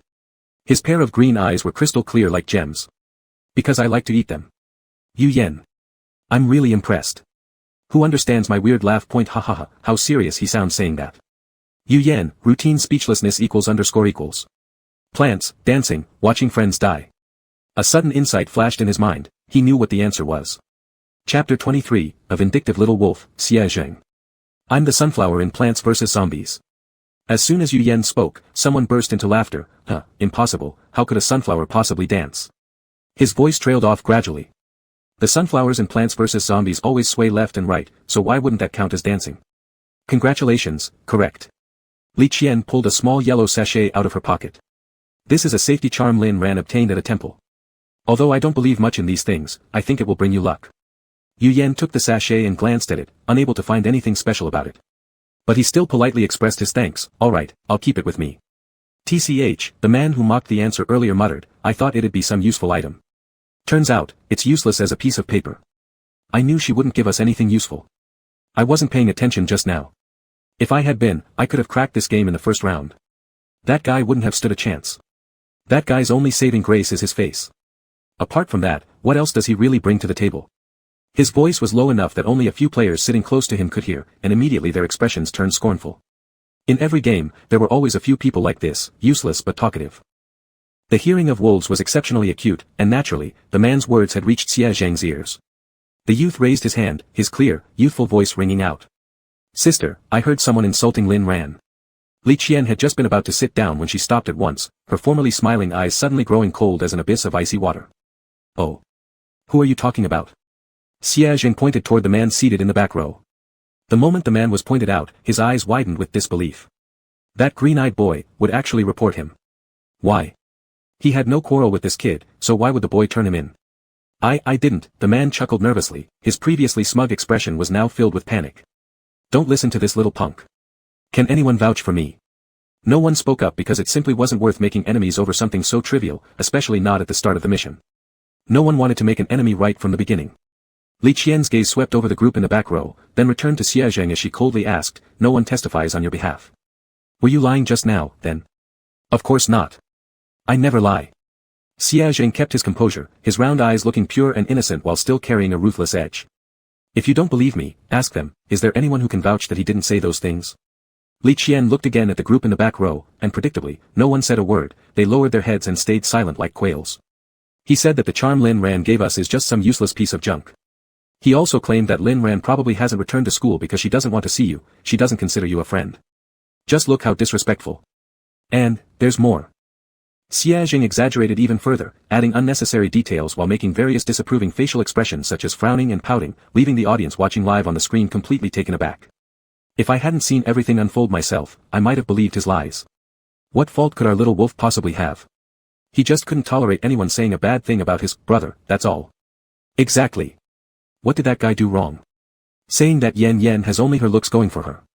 My goodness, if Yan Yan is considered a mere pretty face, then what exactly is he? Garbage? Damn, that guy deserved it. You're full of it. The man panicked as he noticed Li Qian's expression grow colder, I didn't say any of those things after that. So you admit to saying the first part? Xie Zheng's eyebrows arched slightly, triumph evident in his eyes as he looked at Li Qian, look at him, sister. He's daring to speak ill of Sister Lin Ran. Anyone willing to spend millions searching for a missing friend clearly values friendship greatly. For someone to dare insult this person's friend right in front of them, well, it's basically a suicide mission. Indeed, Li Qian's eyes grew colder as she stared at the man, her gaze akin to looking at a dead person. As everyone in the car thought that the NPC was about to go into dark mode and start killing. Li Qian clapped her hands, and the car instantly came to a halt. The driver stepped out from behind the wheel, towering and muscular, showing a well-toned physique as he bowed slightly to Li Qian. "Miss, may I know your orders?" Li Qian pointed a finger. "Throw that person out of the car." The burly driver, who was both chauffeur and bodyguard, nodded. "Understood." He approached the man and quickly bound him up within seconds. The man struggled to activate his skills and flee, but to his horror, his skills won't activate. In this instance, contact with NPCs rendered skills unusable. It was only then that he realized his situation had truly plunged into the depths of despair. How could this be? Despairingly, he looked at the green-eyed young boy, wondering what he had done to be driven to this extreme by such a kid, just because of those words. But alas, he had no time to dwell on that before being thrown out of the car by the driver. As soon as his body made contact with the air outside, he dissipated into a puff of black mist without leaving a trace of existence. The girl dressed in white in the back seat shivered. "My God, that's brutal, to deal with someone so severely just for uttering a sentence." Song Yian squinted her eyes nearby but did not offer any comments. The bus quickly arrived at the destination. The door opened, and a cold wind rushed in, silently welcoming the players' arrival.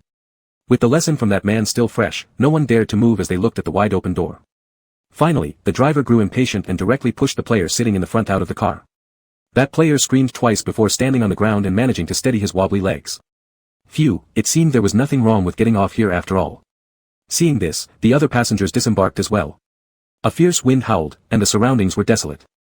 Yu Yan stepped down from the bus, and upon touching the ground, he noticed that the other players had already vanished into the darkness before him. Tap tap, tap tap. Yu Yan turned back to see Xia Zheng and Song Yian closely following behind him. Afterward, no one else got off the bus. It seemed this stage required them to split up. After losing one person, 15 remained. In groups of 3, they could be perfectly divided into 5 teams. Even distribution, reasonable and fair. Moreover, these two were familiar faces, and Yu Yan was fairly content with the lineup. But if there were those who were satisfied, there were also those who weren't. Song Yian, who had been humming while descending, immediately felt disheartened at the sight of the 2 people before her. How were these 2 troublesome men tagging along again? He still remembered the painful experience from the previous mission when someone used a tail to fling him until he nearly threw up. At the thought of that scene, Song Yian couldn't help but want to shout, "Xia Zheng, I hate you." Chapter 24, Advocating Science, Breaking Superstitions. Xia Zheng skipped along cheerfully, clearly in a good mood. "Brother Yu Yan. Did you have any feud with that guy?" Yu Yan interrupted Xia Zheng's words, asking indifferently. There wasn't one originally, but there was during the ride. Xia Zheng's voice unconsciously dropped lower as he gazed at Yu Yan's clear and solemn profile, replying vaguely. "If a dog bites you, do you have to bite back?" Yu Yan glanced sideways at him, and besides, he didn't even bite you. "I wouldn't care if the dog bit me," Xia Zheng muttered under his breath. He could accept others cursing at him. After all, he'd faced quite a few insults from childhood and was long accustomed to it. But when it came to brother Yu Yan, things were different. His voice was too soft for Yu Yan to hear clearly. "What?" "I said, if a dog bites me once, I can't bite back, but I'll beat the dog to death with a stick," Xia Zheng stated angrily, though his tone softened almost instantaneously when he met Yu Yan's gaze. "Brother Yu Yan, it's wrong for me to play dirty, but since I did it to the right person, shouldn't I be rewarded? Why are you blaming me? Moreover, I didn't say anything incriminating. My words had many loopholes, but if he had any brains, he wouldn't have ended up like this. It's entirely his fault." "Exactly. Look how our little wolf is being wronged. Mommy will pet you, don't cry." "Ah, Yu Yan, you need to comfort him. What's his fault? He just doesn't want to hear you being insulted. Quick, comfort him." Yu Yan looked at him and ultimately said nothing, continuing to walk forward. Xia Zheng followed behind him, head hanging low. Song Yian beside them sensed the heavy atmosphere. Not daring to utter a word. Not long after, they came across a semi-collapsed wall. The grey-white plaster had mostly peeled off, making it appear quite old. Only by moving closer and examining carefully could one notice several dark red characters written on the wall. Advocate Science, Break Superstition. The 3 of them. Wasn't this mention of science a bit out of place in such a terrifying game? Nailed onto the short wall was a bulletin board with a few crookedly written words. On the 15th day of July, auspicious Yellow Road Day. River God Marriage Ceremony, protecting village and people. During this period, outsiders are strictly forbidden from entering and disrupting the sacrificial ceremony. Song Yian spun around on both feet. "Alright, let's go." Waving goodbye to the live audience, he continued, "Today's program ends here. Thanks everyone for watching, oh dash." Just as he was waving, he was pulled back by Yu Yan grabbing his arm. "Stop fooling around." Song Yian looked at the hand covering his arm and instantly felt a chill run down his spine. Turning his head slightly, he saw, sure enough, a pair of deep green eyes. His expression shifted somewhat nervously as he quickly pulled his arm away from Yu Yan's grasp. "I'm not doing it, I didn't do it," and I shoved him off immediately. Unaware of the exchange between the two behind him, Yu Yan remained focused on finding clues. "The problem now is, we can't find a way into the village. Outsiders cannot enter." Xiaojing retracted his gaze, deep in thought. "Then we pretend to be villagers." Yu Yan glanced at him sideways. "How do we pretend?" They only knew the village name. How could they pretend to be villagers and not be found out? Xiaojing immediately flashed a confident smile, pushing his goggles onto his head to tame his unruly hair. "Watch me." There was no trace of the deflated little dog he'd been just moments ago. It seemed he had quickly comforted himself. With both Yu Yan and Song Yi looking on in confusion, Xiaojing strode toward the village entrance and began chatting animatedly with an old man sitting there under the moonlight. "Hey, Grandpa, have you eaten?" The old man slowly opened his eyes, giving him a sidelong glance. "The village is holding a sacrifice these days, outsiders are not allowed." "Huh? Grandpa, don't you remember me?" Xiaojing's round eyes widened in mock disbelief. "I'm the youngest son of so-and-so. Don't you remember me? You even carried me when I was little." The old man perked up at this. "Are you? You really don't remember?" Xiaojing clicked his tongue. "Me, and the two older brothers over there, we used to play together all the time as kids, always visiting your house. We came back a few years ago, how could you forget us so quickly? What a clever reversal of roles." "Oh." The old man squinted hard, trying to figure out whose kid this was in front of him. Then he slapped his thighs in recognition. "Oh, you're that someone, aren't you?" "That's right. That's exactly who I am." Xiaojing grinned in satisfaction. "Glad you remembered." "Ah, getting old really messes with my brain. Wow, you've grown so tall already. You look pretty healthy to me." Xiaojing chuckled politely. "Anyway, we'll go in first and make sure to invite you for dinner later." Yeah, come visit often," the old man nodded benevolently. Yu Yan and Song Yi standing a distance away. Impressive. So impressive. If you don't understand, this is what true social manipulation looks like. "Old man, don't recognize him. Wait, kind of familiar. Oh, isn't this someone?" I'm dying laughing, ha ha ha. While other teams are killing each other, this team's busy messing around with Grandpa's ha ha ha. "Come on," Xiaojing waved them forward. They had to hurry before the old man realized something wasn't quite right. The three slipped quickly into the village, leaving the old man alone on his recliner, utterly confused. Who were those kids again? Why do I have no memory of them at all? As they moved forward, it was strange. Apart from the old man at the entrance, they hadn't encountered anyone else. Where were all the villagers? Were they all participating in the ritual? Tap tap tap tap tap. A flurry of heavy footsteps rapidly approached. Yu Yan turned around just in time to see a man's face inches away from his own. No, it wasn't just one. Behind him was a group of men, muscular and sturdy, with vibrant paint streaked across their faces and eerie makeup patterns that looked disturbing in the dim light. They stared at the newcomers, simultaneously breaking into silent smiles. Their smiles were eerily uniform, the corners of their lips arched perfectly the same way, a standardization that was bone-chilling. Yu Yan's scalp tingled, and he instinctively took a step back. Cold winds howled, carrying icy malice. "Are you guys, from another village?" The leader narrowed his eyes, examining them top to bottom with an unfriendly gaze. These people definitely didn't seem as easy to fool as the old man at the entrance. But was Xiaojing the kind of person who could be easily intimidated? No. Do you even hear what you're saying? Xiaojing stepped forward protectively in front of Yu Yan. The announcement board clearly said outsiders are forbidden entry. Do you think we're stupid or blind enough to come inside even after seeing the warning? Yu Yan. Well said. Please don't say it again next time. The expression of the leader shifted at these words. Chapter 25, Time to start thinking again. This is simple. Ugh, you make a good point. He turned around and handed them masks with intricate designs. Fine then, if you're from the village, don't just stand around. The official ceremony starts in 2 days, go to the altar now for rehearsals. Yu Yan accepted the mask, turning it over repeatedly in his hands but finding nothing suspicious. After Chen Nai confirmed it was just an ordinary mask, he relaxed and put it on. Where's the altar? Song Yi's muffled voice came through the mask. Turn left down this road, then right, and you'll find the altar. By the time the three reached the altar, the rehearsal was already underway. The altar was about 2 meters high, circular, and placed in the middle of the square. On either side stood 2 large drums where burly men gripped their drumsticks tightly and struck them forcefully, producing deep, authoritative beats. Boom. Boom. Boom. After 3 heavy drum sounds, an ominous red light suddenly illuminated the center of the altar, focusing on the figure of a masked dancer. She wore a crimson dance costume adorned with sparrow feathers at her head, covered by a long veil, her bare feet encased in silver anklets as she danced gracefully to the rhythm. The silver chains around her ankles chimed with each step, creating a rustling, wah-la sound. Blending into the crowd of worshippers, the 3 of them shamelessly surveyed their surroundings, hidden under the protection of their masks. Most of the villagers wore coarse cloth clothes, while players usually dressed in their regular attire. It wasn't difficult for Yu Yan to spot 4 or 5 other players concealed among the worshippers with just a cursory glance. There were many NPCs in this village, surely over 200 people had come to the ceremony, not counting those patrolling around the village. So many NPCs. Finding Lin Rant's location among them would be extremely challenging. While lost in thought, the drum beats on stage abruptly stopped, drawing Yu Yan's attention back to the altar. A cloaked man emerged from the shadows, leaning on a cane. After clearing his throat twice, the others on the platform quickly dispersed. A gravelly yet commanding voice boomed across the stage. The Great River God's wedding ceremony is only 3 days away, but our sacrifices are still incomplete. As of now, there are 5 households that have yet to contribute. This is a grave disrespect to the River God.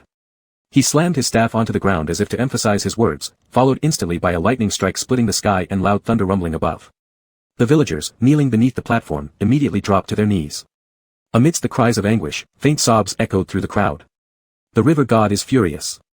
Who has not made the offering? Who? Don't anger him further. Wailing broke out, I still want to live. I'm not ready to die yet. All around fell to their knees. Quickly mimicking the action, Yu Yan bent his knees, lowering himself to one knee while blending inconspicuously within the group, meticulously observing the surroundings. It must include the Wang family, their new bride hasn't been offered up for the sacrifice. I knew it. Their behavior seemed suspicious when I ran into them a few days ago. Wang family. Yu Yan's gaze shifted slightly, sweeping the area for the other players before concluding silently, no wonder they divided everyone into teams, each team needed to search for clues related to one household. While their clue pointed toward the Wang family, the opposing team might focus on another household altogether, such as the Zhang or Li families.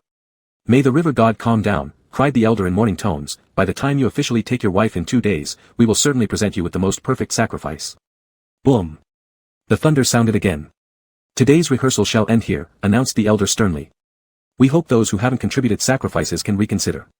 Do not bring misfortune upon the entire village because of your negligence.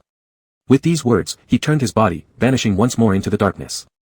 As soon as the elder departed, the rest of the villagers evacuated quickly. What was previously a crowded place now left only the 3 of them standing alone. Yu Yan removed the mask from his face, turning his eyes towards Xie Zheng. Let's go. We need to head to the Wang family. Xie Zheng nodded, scanning his gaze around the altar as he frowned, contemplating something.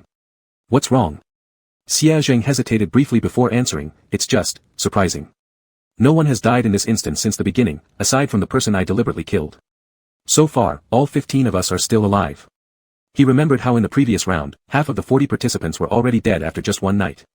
It's normal, Song Yian shrugged. We're all veterans from the beginner instances. We've picked up some tricks. Besides, this instance will last for 3 days. If too many people die at the start, it's likely that only a handful will survive until the end. After giving it some thought, Xie Zheng agreed with Song Yian and decided not to dwell on the matter further. His thoughts drifted back to the storyline. That old fellow was quite bizarre with his chatter about the river god and sacrifices, it all sounded so mystical. But what he said did seem off, Song Yian added with a nod. It felt like he was trying to create a scary atmosphere, but lacked the sophistication to pull it off. Just like saying, until now, 5 households haven't presented their sacrifices. Song Yian let out a shiver. This reminds me of school, there's someone who hasn't submitted their homework, though I won't say who, come find me in the office after class. Thinking about this, Song Yian couldn't help but shudder again. Still, my high school teacher terrified me more. Let's not talk about this for now, Yu Yan said, does anyone know where the Wang family lives? Xie Zheng tilted his head, isn't it first left then right? Yu Yan, that's the route from the village entrance to the altar. Or we could just grab an NPC and ask. What if we expose that we're not villagers? We can claim ignorance about the altar, so pretending not to know where the Wang family is shouldn't raise suspicion. You've got a point. Without further ado, the trio approached a seemingly harmless child among the NPCs, who appeared 8 or 9 years old, dressed brightly with big, shiny black eyes. Little boy, do you know where the Wang family lives? The boy nodded obediently, I know. But why should I tell you? Yu Yan and Xie Zheng and Song Yian. They had misjudged, this little boy was sharper than he looked. I'll tell you if you play a game with me, the boy lifted his head proudly, if you win, I'll give you the information. Here we go again, the familiar game segment. Alright, what game? Just a simple question. The election method for Heaven Village's mayor is voting. Today, there are 2 candidates, Little Red and Little Green. Your superior sends you down to conduct a ballot survey, demanding that your findings closely match the actual results, otherwise, you get eliminated. Normally, voters willingly cooperate with your work. However, this year is different because Little Red acts oddly and has stirred up much controversy. Hence, most of Little Red supporters won't openly admit their preference. When you ask a Little Red supporter who they'll vote for, most likely, they'll say little green, making your job difficult and causing a large gap between your findings and the reality. What would you do in this situation? By the second sentence, Xia Zheng's brain had already crashed. Can't a simple vote be this complicated? Why does this guy have so many demands? Can't we just kill him? Yu Yan probably had an idea when he heard the problem, I know. Chapter 26, A Generation Gap at Age 3. It's a probability problem. Yu Yan's voice was clear and gentle. He always seemed relaxed when encountering such mentally stimulating problems. As though it wasn't a twisted riddle but merely an interesting game. I need a coin, with numbers on one side and flowers on the other. This coin will add randomness to the voters' choices since most Little Red supporters lie. I need to establish a system. In this system, I must not be able to distinguish whether Little Red supporters genuinely support her or falsely declare they'll vote for Little Green, which adds randomness to the votes. What? Even though this comment only has one word, I think it fully expresses my inner confusion and stupidity. Good, every time I encounter these moments, I know I can stop thinking and just enjoy my wife's stunning beauty. How can someone look this good? Hooray hooray. I hand the coin to the voter. If they flip heads, regardless of who they truly plan to vote for, they must declare they're voting for Little Red. If it's tails, they must state their real intentions. Since the probability of heads or tails is 50%, subtract half of the total voters from the total number supporting Little Red to find the ratio between Little Red and Little Green supporters. Wait, why would voters follow his instructions? This person's logic doesn't make sense, and you guys like him with this brain. Upstairs, you're just being obstinate, right? This is a math logic problem, don't nitpick over people's will. If you don't understand because of your own lack of brains, just admit it. High school probability knowledge should have covered something similar. Actually, this statistical method has a considerable margin of error but carries scientific grounds and can be applied in real life, such as surveys regarding whether underage individuals smoke. What's there to argue about? Just see if the little boy says it's right or not. Can't comprehend it. Hey, Yen looks so good, hey. That's how it works. The boy's eyes sparkled. Great, now I can solve the last problem in my homework. Russell, Xia Zheng mysteriously pulled out his colorful flags again, shaking them vigorously. Brother Yu Yan is so amazing. The Wang family is easy to find. Just go straight down this road, turn left then right, and you'll be there. With that, the boy skipped away cheerfully to finish his remaining homework. Xia Zheng jumped up as well. Yu Yan, didn't I say it? To guess the answer before the question was even out, wasn't that genius incarnate? Yu Yan, impressive. Xia Zheng proudly crossed his arms, head high with satisfaction. Beside him, Song Yian frowned, watching the retreating figure of the little boy. That kid, he's not normal. What do you mean? Yu Yan had also been pondering this question. The fact that the boy could ask something like that suggested a relatively high level of education, but the whole village felt backward, secluded. How to put it? There was just a strong sense of discord. Song Yian answered solemnly, he's actually happy about doing homework, that's not normal. Yu Yan, how old are you? 24, why? Yu Yan, nothing. Indeed, every generation has its gap. Not only did he and Xia Zheng have difficulty connecting, but his thought process with Song Yian also failed to sync up. Upon closer look, it was all the generation gap's fault. Song Yian had no clue what he was thinking, scratching his head in bewilderment. Did he not look 24? With the location confirmed, the trio wasted no time, quickening their steps toward the house. The cold wind continued to blow, lightning occasionally splitting the sky. It was about to rain. Following the directions, they soon found a fairly bright house made of broken stones, extending into 3 continuous rooms. On the door were several big red, chic characters. So, they'd recently held a wedding ceremony, hadn't they? Wait a moment. Yu Yan had been contemplating the position of the Wang family and had neglected this crucial point. Why would a married woman be chosen as a sacrificial offering for a ritual? Soon, the noisy house provided the answer. I just married you and now you want to offer me to the river god. What am I to you? What am I? The woman's voice was sharp and hoarse, mingling with the sound of dishes smashing on the ground as she bitterly recounted her resentment and despair. Contrarily, the man's voice sounded much calmer and steadier. It can't be helped, you know the river god was angered tonight. You can't trade the entire village's lives for your own, you're too selfish. As he spoke, he suddenly stopped, sharply turning his head towards the window just in time to meet Yu Yan's gaze. His ugly lips curved upwards, his already small eyes nearly lost in a mass of wrinkles. Hey, we've got visitors. It's about to rain, what are you looking at outside? Come on in. Yu Yan hesitated for 2 seconds by the door before stepping inside. You came at a good time, help persuade my wife, Wang Zhuang, seeing they were men, assumed they were allies and grinned arrogantly while glaring at the woman, convince her to become the river god's sacrifice. She's your wife, isn't she? Why choose her as the sacrifice? Xia Zheng casually pulled over a chair, dusting it off and motioning for Yu Yan to sit, taking a small stool next to it for himself. He originally wanted to cross his legs, but alas, the stool was too small. A single move of Xia Zheng's long legs almost toppled him over, forcing him to abandon the idea. He settled instead for placing his hands on his knees, sitting upright like an obedient elementary student. Ah. Wang Zhuang sighed deeply upon hearing the question. She's my wife all right, I don't want to send her away either, but I must sacrifice the small family for the greater good. Another sigh followed. I just married her, she hasn't even given me a child yet, and I have to offer her as a sacrifice to the river god. I'm such a selfless person. What a moron you are. Yu Yan didn't bother wasting energy on his idiotic comments. He knew arguing logic with someone so irrational was futile. It was better not to bother and continue asking relevant questions instead. Are all sacrifices among these households women? Not necessarily. Wang Zhuang shook his head, finally revealing a tinge of sorrow on his face. It's just our few families who were selected. The river god prefers young girls and married women. Each year, it demands certain families make offerings. As for the others, providing food is enough. Prefer young girls, prefer married women. Oh, the obediently seated youth tilted his head slightly, sounding innocent and pure. Then is he the river god, or just a beast? Chapter 27, Green Tea Puppy, failed to charm. Boldness. How dare you insult the river god? Wang Zhuang immediately jumped up, his finger pointing at Xiaojing shaking. If this were heard by the river god, then what would become of us? Xiaojing cast a bland glance at the hopping man, no emotion discernible in his eyes. His palm emitted white light, dimly transforming into the sharp wolf claw once again. Not allowed. Yu Yan tapped on his crossed leg, speaking low. You cannot kill NPCs within the instance, don't rush. I won't kill him, Xiaojing muttered, obediently dissipating the white light from his hand. Is crippling him also not allowed? We haven't gathered all the clues yet. Let's wait a bit before we take action. Do as you're told. With that, Xiaojing gave a faint oh and lowered his gaze. Fine, whatever Yu Yan says goes. Who can argue when you're such a good baby listening to your elder brother? You. Completely ignored, Wang Zhuang was so enraged he could barely speak. These two were talking nonsense on his own turf, not only refusing to apologize but even, they had the audacity to ignore him. You've insulted the river god. According to our village rules, I will lock you into the punishment room. Wang Zhuang sneered with an undisguised air of satisfaction and malice. Oh yes, how could he have forgotten about the punishment room just now? Just imprisoning wrongdoers there ensured that by noon, the most overbearing individuals came out meek as little white rabbits, weak and easily bullied. The punishment room? Song Yian repeated the location name. What is that place? The punishment room is simply the punishment room. Wang Zhuang was surprised by the question. How should I explain these 3 words? They're quite easy to understand, right? Clang. The sound of bowls crashing onto the floor came from behind. Yu Yan turned around to see the woman in red dress falling in terror, clutching her head tightly. Punishment room. Hearing just those 3 words made her uncontrollably shiver.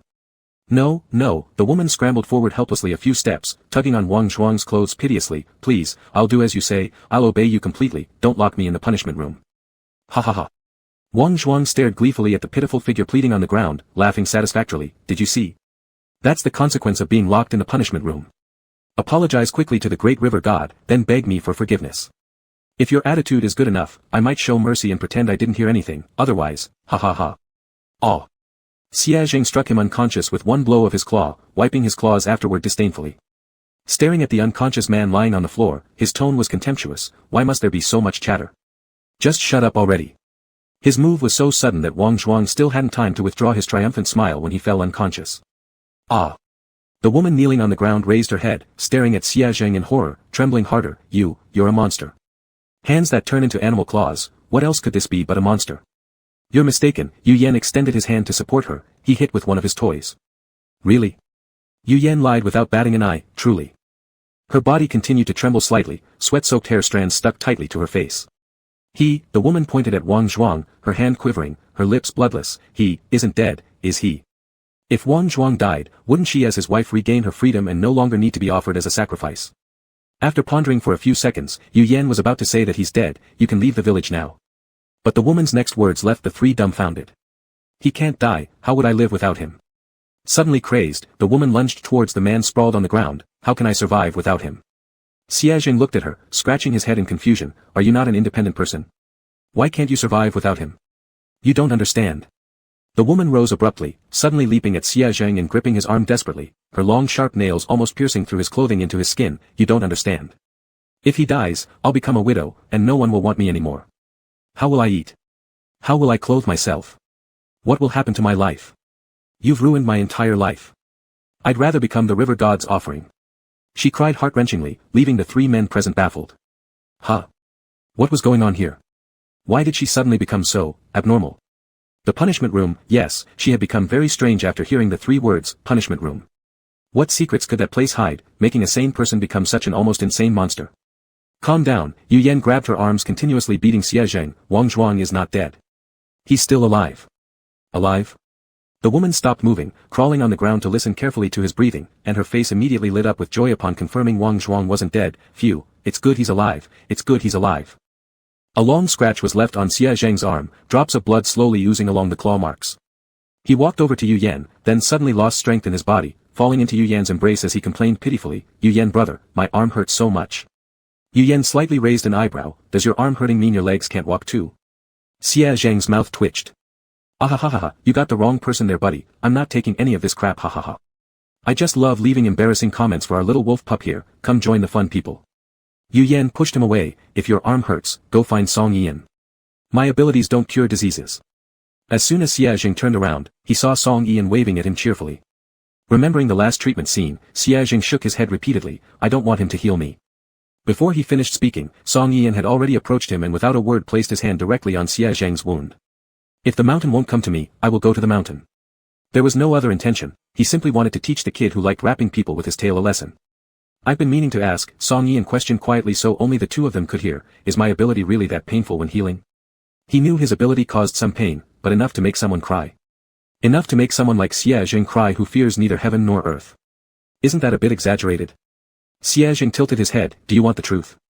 Song Yian glanced at him, of course. Xie Zheng lowered his gaze, looking at the scar on his arm which was about to disappear, his long eyelashes trembling gently, yes, it really hurts. Seeing his piteous expression, Song Yian couldn't help but soften his movements a bit more. A warm white light ball floated between their hands. Out of habit, he asked aloud, really? Fake. Song Yian. The hand pressing on the wound suddenly applied more force, turning the white glow momentarily into dark red. Xie Zheng.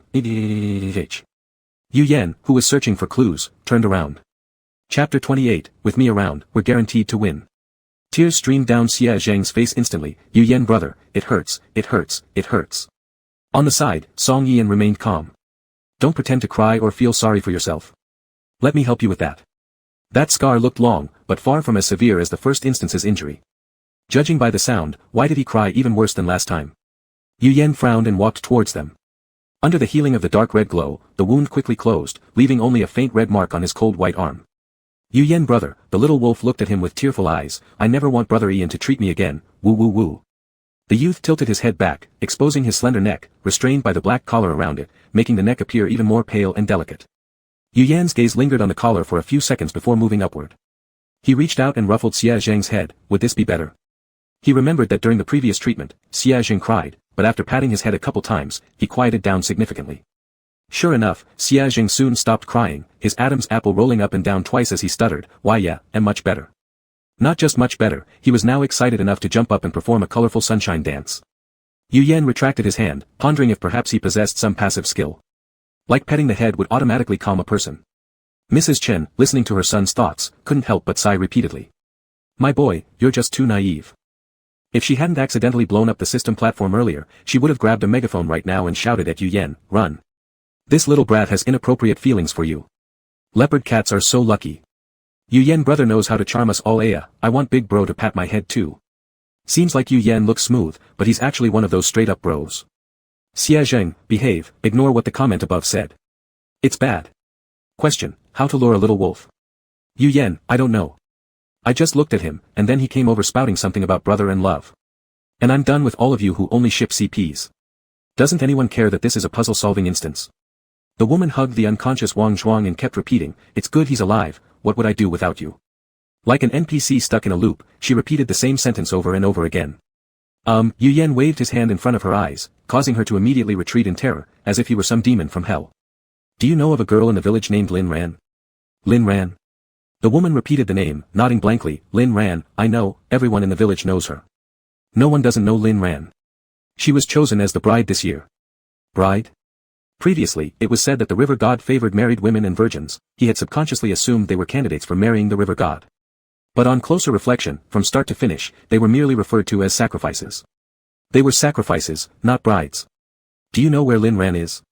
Yu Yan continued asking, but the woman had already reverted back to her looping state, regardless of their questions, repeating the same phrase. The bride, she is the bride of the river god. If the sacrificial victims couldn't escape their fates, brides certainly wouldn't have any chance. Lin Ran must be hidden somewhere by the villagers. Where could it possibly be? While he was thinking, there was suddenly an array of hurried footsteps outside the house, moving quickly in the same direction. Old Wang, hurry to old Zhao's place. His wife just finished the ceremony and is heading home, let us go give blessings. Blessings? The three exchanged glances, not having time to ponder the meaning of this word, they rushed out of the door and followed the footsteps of those men. To avoid being recognized as outsiders, the trio put on the masks painted with strange patterns again. On this pitch-black moonless night, dark clouds gathered and the rain drizzled incessantly. Ms. Chen, what does blessings mean? Yu Yan asked in his mind while running forward. Ms. Chen. There was no response in his mind. Was she called away to a meeting by the higher system again? Yu Yan could only set his thoughts aside and continue following those men. When the group passed a certain location, the men suddenly stopped and hid behind a short wall by the roadside. Zhao's wife will definitely pass here, we can just wait here to give our blessings. The trio also hid behind the short wall, seeing through the dim light of small lamps in their hands, they found that these men actually had sticks and shovels in their hands. What kind of activity was this blessing? Why did they need wooden sticks and shovels? Dong! A mechanical and cold voice transmitted inside his head, completely devoid of fluctuations, chilling to the bone. The task, blessings, has been issued. Players need to choose a faction before starting the task. Players may choose either the villagers faction or the sacrifice faction. A successful outcome for the chosen faction grants one random item card. Failure of the chosen faction results in the random assassination of one player in that faction. Villager faction needs to help villagers complete the blessing activity. Sacrifice faction needs to help the woman escape from the blessing activity. Note, team members must maintain the same faction, determined by the team captain. Faction selection countdown begins in 1 minute. 60, 59, 58. Yu Yan glanced at Xie Zheng. They were on the same team, now a shared interest entity. Choices had to be made more cautiously. I'll speak my mind first, Yu Yan whispered quietly to prevent the villagers from noticing, leaning so close to Xie Zheng that their masks almost touched. 1. The theme of this dungeon is definitely related to the oppression of women. 2. These male villagers are holding weapons. I don't know what this so-called blessing is, but they're definitely going to do something outrageous to that woman. Choosing the villager faction should have significantly better conditions than the sacrifice faction, making the task simpler. But, pausing for 2 seconds, Yu Yan continued, the social environment and education I come from do not allow me to make such a choice. He knew that the villager faction was easier, and that it was just a dungeon, he shouldn't invest too much emotion. But, then we'll choose the sacrifice faction. Xie Zheng's voice was low, hoarse, and steady. Whatever faction brother Yu Yan wants to choose, follow your heart. Anyway, no matter which faction it is, as long as I'm here, we're bound to win. Yu Yan was stunned for 2 seconds, quietly looking at the person in front of him as if his gaze could pierce through the mask to meet that pair of greenish eyes, full of confidence and arrogance. A trace of a smile escaped Yu Yan's lips. He was still as brazen as ever, not knowing how to restrain his sharpness. Player Yu Yan, player Xie Zheng confirmed faction. Sacrifice faction. As the announcement rang out in their minds, green light simultaneously rose on both their wrists, symbolizing the sacrifice faction. 5, 4, 3, 2, 1. Players have chosen factions, task, blessings, now begins. Chapter 29, Danger. Little Wolf Xie is trapped. As the task began, a woman walked down the narrow path. In the dark night rain, she wore shabby coarse cloth clothing and carried a small basket with wild vegetables she had just dug up, intending to go home and cook them into a soup for her master. Here she comes. Let's go. Blessings. Go, go, go. The moment they saw the woman, the men hiding in the shadows sprang from behind the short wall, wielding shovels and sticks as they rushed toward her. At the same time, over a dozen players also burst forward. Yu Yan quickly observed the glow on the players' wrists. There were currently 13 remaining players, 6 chose the sacrifice faction, 7 chose the villager faction, making a total count with the original 5 villagers. The situation for the sacrifice faction was far from optimistic. The male villagers had one clear target, the woman carrying the basket. Yu Yan immediately realized what these blessings were about and shouted at once, protect that woman. Hearing him, Xie Zheng sprinted toward the woman's direction. His body shimmered with white light as he transformed into wolf form. A wolf. Apparently, the NPCs in this task were specifically set up since the villagers showed no surprise or hesitation upon seeing the sudden transformation into a wolf. They still wildly swung their sticks at the woman. The black wolf's eyes glowed an ominous green in the darkness as he bared his fangs, extending a forepaw. The villager who ran ahead was flung away effortlessly, like a piece of paper. A wolf. The players from the villager faction quickly noticed this extraordinarily powerful being who seemed like a game-breaking presence. After exchanging a few looks, they made a swift decision, to focus on eliminating the black wolf first. The girl in the white dress spread her hands toward Xie Zheng and pressed them downward. Heavenly net technique. A large net made of hemp rope descended from above. Xie Zheng instantly dodged to the side. However, it seemed this net had some kind of tracking function. No matter how fast Xie Zheng ran, the net kept swirling above his head. On the other hand, Yu Yan wasn't doing much better. In his hand, he gripped the dagger Xie Zheng had given him in the previous instance, but facing him was someone holding a gun. Fighting with a knife against a gun left him with absolutely no chance of winning. Bang! A bullet shot directly toward his chest. Yu Yan swiftly threw himself to the side. But no matter how fast he moved, he couldn't match the speed of a bullet. He watched helplessly as the bullet was about to pierce into his body. Guard and protect, shield from all evils. A wall of earth suddenly rose from the ground, shielding Yu Yan behind it. The bullet penetrated the wall, its impact so strong that part of the bullet tip protruded outward. Yu Yan stared at the exposed bullet tip for a few seconds. That bullet almost cost him his life. Who had saved him? His gaze shifted slightly, landing on a girl dressed in a goose-yellow gown embroidered with beautiful forsythia flowers. Her hair was combed into two round, puffed-up bun styles, with yellow ribbons dangling on each side, appearing playful yet adorable. She met his eyes and revealed a sweet smile, asking, "Are you hurt?" Yu Yan shook his head, turned back to the battle, and re-engaged in another round of fighting. That man with the gun was undoubtedly his greatest opponent. Yu Yan glanced at the gun barrel aimed directly at him again, his eyes narrowing slightly. "That girl won't be able to save you twice," the man with the gun said nonchalantly. What he said was true, the girl in the yellow gown was currently tangled up in a fight with another person, leaving no time for her to assist. "Maybe I don't need her to save me again," Yu Yan's voice remained steady, devoid of the panic or bewilderment of having narrowly escaped death moments ago. "It seems you've prepared yourself to die." The man placed his finger on the trigger, watching as the young man before him raised the silver-white dagger in his hand. He sneered disdainfully. "You don't actually think a broken knife can compete with a bullet for speed, do you?" The next second, his eyes widened in shock as he stared at the tall youth before him who raised a knife and fiercely stabbed toward his own right hand. Had he gone mad? Was it because he didn't want to be shot through the heart that he chose to slit his wrist and commit suicide? That was, really a very disappointing opponent. The man watched as blood flowed from the other's wrist and sked disapprovingly. As he slightly rotated his wrist to change the bullet's target, he suddenly felt an excruciating pain shoot through his right wrist. Pain. So much pain. The man knelt down clutching his bleeding wrist, the pistol in his hand rolling onto the ground and gathering dust. "It hurts, so much pain. Hey. Didn't Yan Yan's skill involve portals? Why has it changed?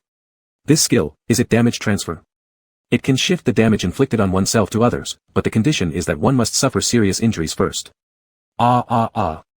If this big guy is hurting this much, how much does my wife hurt? Wah wah, let me blow on it for you." Yan Yan's face turned ashen, with no color left in his lips. That had been unbearably painful, nearly causing him to collapse right there. He staggered forward, picked up the gun, and pointed the barrel at the other person's head. "Are you ready to die?" His voice was light like the wind, and his fingers of the right hand continued to tremble uncontrollably. He held the gun with his left hand and pulled the trigger when the man tried to get up, glaring at him. Bang! A red and white spray of brain matter burst before him, splashing all over Yan Yan. The powerful recoil made him lose balance, and after retreating a few steps, someone supported him from behind. Turning around, it was Yuan. Yan Yan lowered his gaze and only fully relaxed when he confirmed green light glowed on the other's wrist. His mind was now completely blank, he'd long forgotten which player belonged to which faction and could only recognize them by primitive means. "You've killed someone," Yuan helped support him against a dead tree, cleaning the stains off his clothes while speaking. Yan Yan nodded lightly. "If I didn't kill him, he would have killed me." "You're someone who dislikes killing. So why are you angry with Xie Zheng?" "Angry?" Yan Yan looked confused. "When did I ever get angry at Xie Zheng?" Yuan paused for a moment. "When we got out of the vehicle earlier, weren't you arguing due to differing opinions?" Yan Yan reflected. About that. I wasn't angry. I just didn't agree with this method. If someone curses me, it doesn't matter, it's not worth killing someone over. Especially since he killed for me, I thought it unnecessary. Being cursed once is fine. Being cursed once won't make you lose a leg or some meat." He didn't know why Xie Zheng reacted so strongly. Ao Wu. A prolonged wolf howl cut through the night sky, echoing like a distant valley reverberation, vibrating the earth. Yan Yan looked toward the black wolf, seeing it painfully crouched on the ground, bound tightly by the wide rope net, unable to break free no matter how hard it struggled. A man in a black suit approached the trapped male wolf, holding a swinging pocket watch in his hand. The man extended his palm, intending to gently pat the black wolf's head but was swatted away by the wolf's claw, a ferocious action indeed. "Well, if you don't want your head touched, that's fine." The man withdrew his hand calmly and placed the clock in front of the black wolf, gently shaking it. His deep, gentle voice sounded like an ancient prophecy. "Be a good boy, listen to me, you're a villager faction member. You need to help the villagers complete their blessing. You need to kill the sacrifice faction members. Who should you start with? How about the person you often walk with?" Chapter 30, Love Birds Clash. As the pocket watch swayed back and forth, the originally restless black wolf gradually calmed down. Its emerald green pupils slowly transformed into dark red in the darkness. The black wolf raised its head and fixed its gaze on one direction, Yen Yen. The man watched the situation unfold with satisfaction and gestured for the girl in the white dress to retract the rope net. The next second, the black wolf lunged ferociously toward Yen Yen. Yuan initially wanted to block the attack for Yen Yen, but the hypnotized black wolf saw only one person, mercilessly lifting its paw to swat him aside with a single slap. Spinning twice on the spot and falling to the ground, Yuan cried out, "Ouch, what about me?" After hesitating for a few seconds, he mentally started cursing. "Xia Zheng, little buddy, you're done for. You've messed with the wrong person. Next time when I treat your illness, see if I don't let you feel excruciating pain." His eyes moved upward, and Yuan stared in shock as the black wolf stretched out its front paw and firmly pinned the person who had been trying to escape against the tree. The dark red pupils revealed unabashed malice. The black wolf bent its head, greedily sniffing the scent of the human beneath its paws. Yu Yan tried to struggle but couldn't break free. As the massive head of the black wolf was about to crouch on him, he disdainfully pushed it away forcefully. "I'm so dirty, you shouldn't get this close." His clothes were stained with another person's brain tissue, yet this little wolf pup dared to get so near, truly showing no aversion to dirt. The black wolf tilted its head, "Ow." Its pupils remained dark red, but instinctively followed Yu Yan's command, loosening its claw and stepping back slightly. The man in the black suit's expression changed. How could this be? Although the shallow hypnosis had been conducted just now, he shouldn't have regained consciousness so quickly. Weren't these two just teammates from the last game instance? This shouldn't be happening. Yu Yan was also surprised by how obedient the black wolf was. After being stunned for a couple seconds, he sprang up swiftly, holding the silver-white sharp knife, aiming its tip at Xia Zhang's direction. They were a community bound together because of mutual benefits. If their stances changed, Yu Yan wouldn't hesitate to take action against him. Seeing the knife in Yu Yan's hand, the black wolf's red pupils narrowed slightly, and it half-bent its front legs before lunging toward Yu Yan again. The knife pierced into its body, pain unleashing its bloodthirsty nature. The black wolf violently swung its body, throwing Yu Yan to the ground. Roar. Low, hoarse growls rolled out of its throat, every nerve in Xia Zhang's body stimulated, each cell screaming wildly, releasing animal instincts. Tear him apart, tear this man apart. Tear him apart and eat him. Yu Yan got up from the ground, already in an extremely disheveled state, not having cleared the previous brain matter, rolling around in the mud twice more, becoming thoroughly dirty. But he didn't have time to care about his cleanliness right now. The Pai Shi task was still ongoing, the number of people on both sides originally imbalanced, now further plagued by internal conflict. If things continued like this, the sacrifice faction would inevitably lose. Xia Zheng needed to snap out of it quickly. How to counteract the hypnosis? Wasn't the pain stimulus from earlier enough? Yu Yan looked at the knife in his hand, a thought striking him as he slowly directed the tip towards himself. Don't wah. Wife, are you going to hurt yourself again with that knife? Well, this method does seem viable. This big wolf's fur is definitely too thick to cause significant damage directly, whereas humans are different. Truly, Yu Yan is incredibly ruthless with himself. Slightly off topic, isn't this the true definition of hurting one's body for another's pain? Watching this young couple suffering together, I can't help but root for them. As Yu Yan was preparing to grit his teeth and stab himself again, a sudden figure dashed forward and embraced him tightly. The knife slipped from his grasp with a clatter onto the ground. Big brother Yu, upon seeing the opposite party aim the knife at himself, Xia Zheng suddenly regained full consciousness, instantly reverting to his human form, running anxiously over to Yu Yan. No, don't harm yourself. Yu Yan tried to push him away, but was only held tighter. I'm dirty, don't come so close. It's fine, I'm dirty too. Yu Yan. He forcefully shoved the other away, then you shouldn't be this close to me. Let's set that aside for now, the mission. The woman who needed protection had already been captured by the villagers, they had to save her soon or the task might fail. Leave it to me, Xia Zheng said seriously, what happened before was a mistake. The rest, count on me.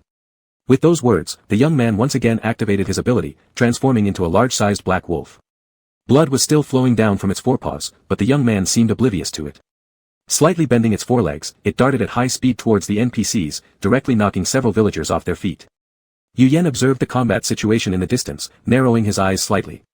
He suddenly realized something, the task for the sacrifice faction was to help the woman escape from the Pai Shi. But what exactly constituted escaping? Leaving this place? Dodging for a certain duration? Or, killing all the villagers? Leaving Paradise Village wasn't feasible, the mission had no specific time constraints, and players couldn't kill NPCs. This was absolutely an unsolvable question.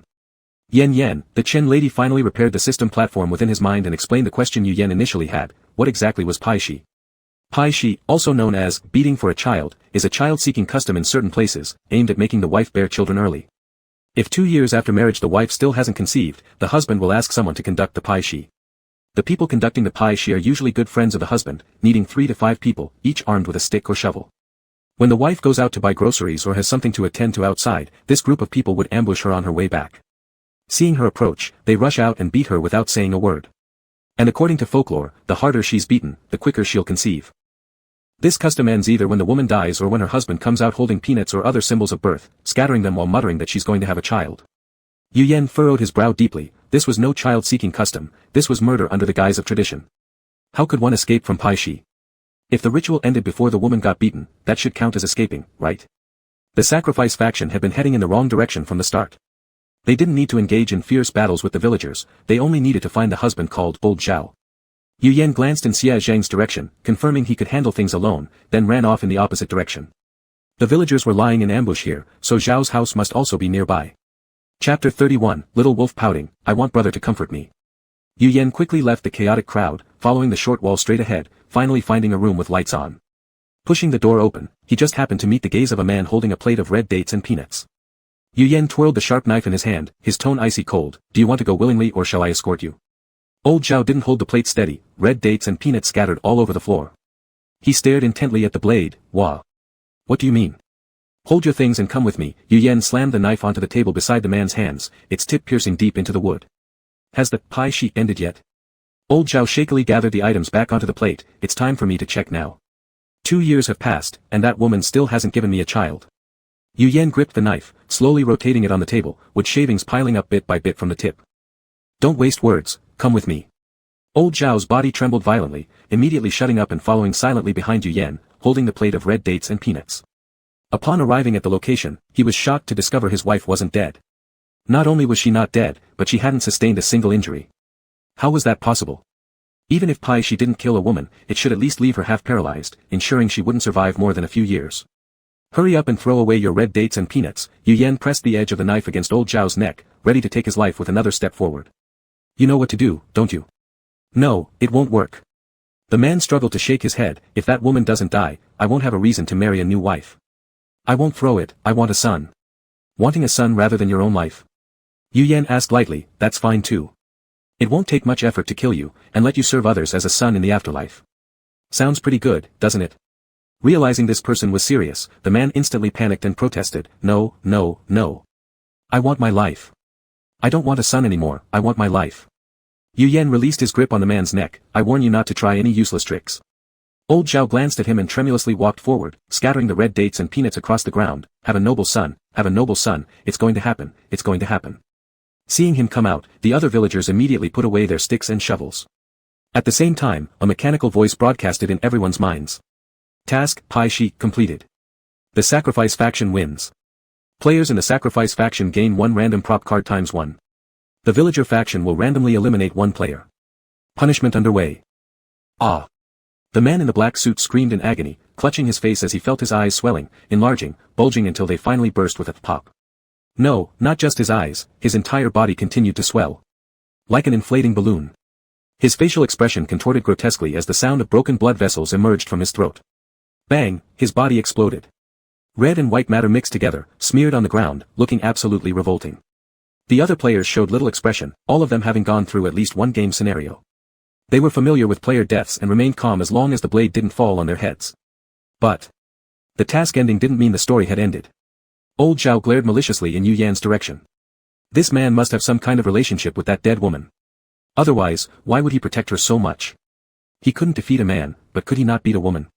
Old Zhao stepped forward, grabbing the woman by the hair and dragging her forward. You dead woman. Have I given you too much respect lately? How dare you roll around with another man, liking that pretty boy? Ah! Yu Yan flicked his wrist, throwing the knife straight at Old Zhao's wrist. Disgusting. Yu Yan muttered under his breath. Just as he was about to say something else, he saw a shadow running toward Old Zhao, landing a punch directly on his head. What the hell did you say? Xia Jing felt 1 punch wasn't enough to vent his anger, so 2 more punches followed, leaving Old Zhao nosebleeding, swollen-faced, and bleeding from the corner of his mouth. How dare you slander brother Yu Yan? You beast. How dare you even hit women, calling you a beast is already a compliment to you. Oh wow. Go little wolf. Hit him harder.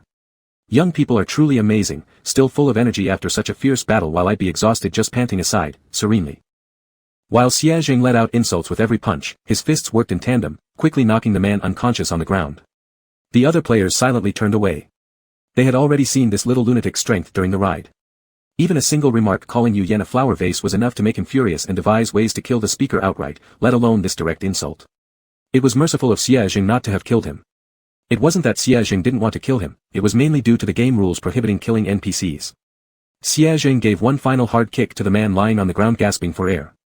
If you continue spouting nonsense, I'll show you my real power. That's enough, Yu Yan came over, pulling Xia Jing away by his sleeve. Any stronger and you'll kill him.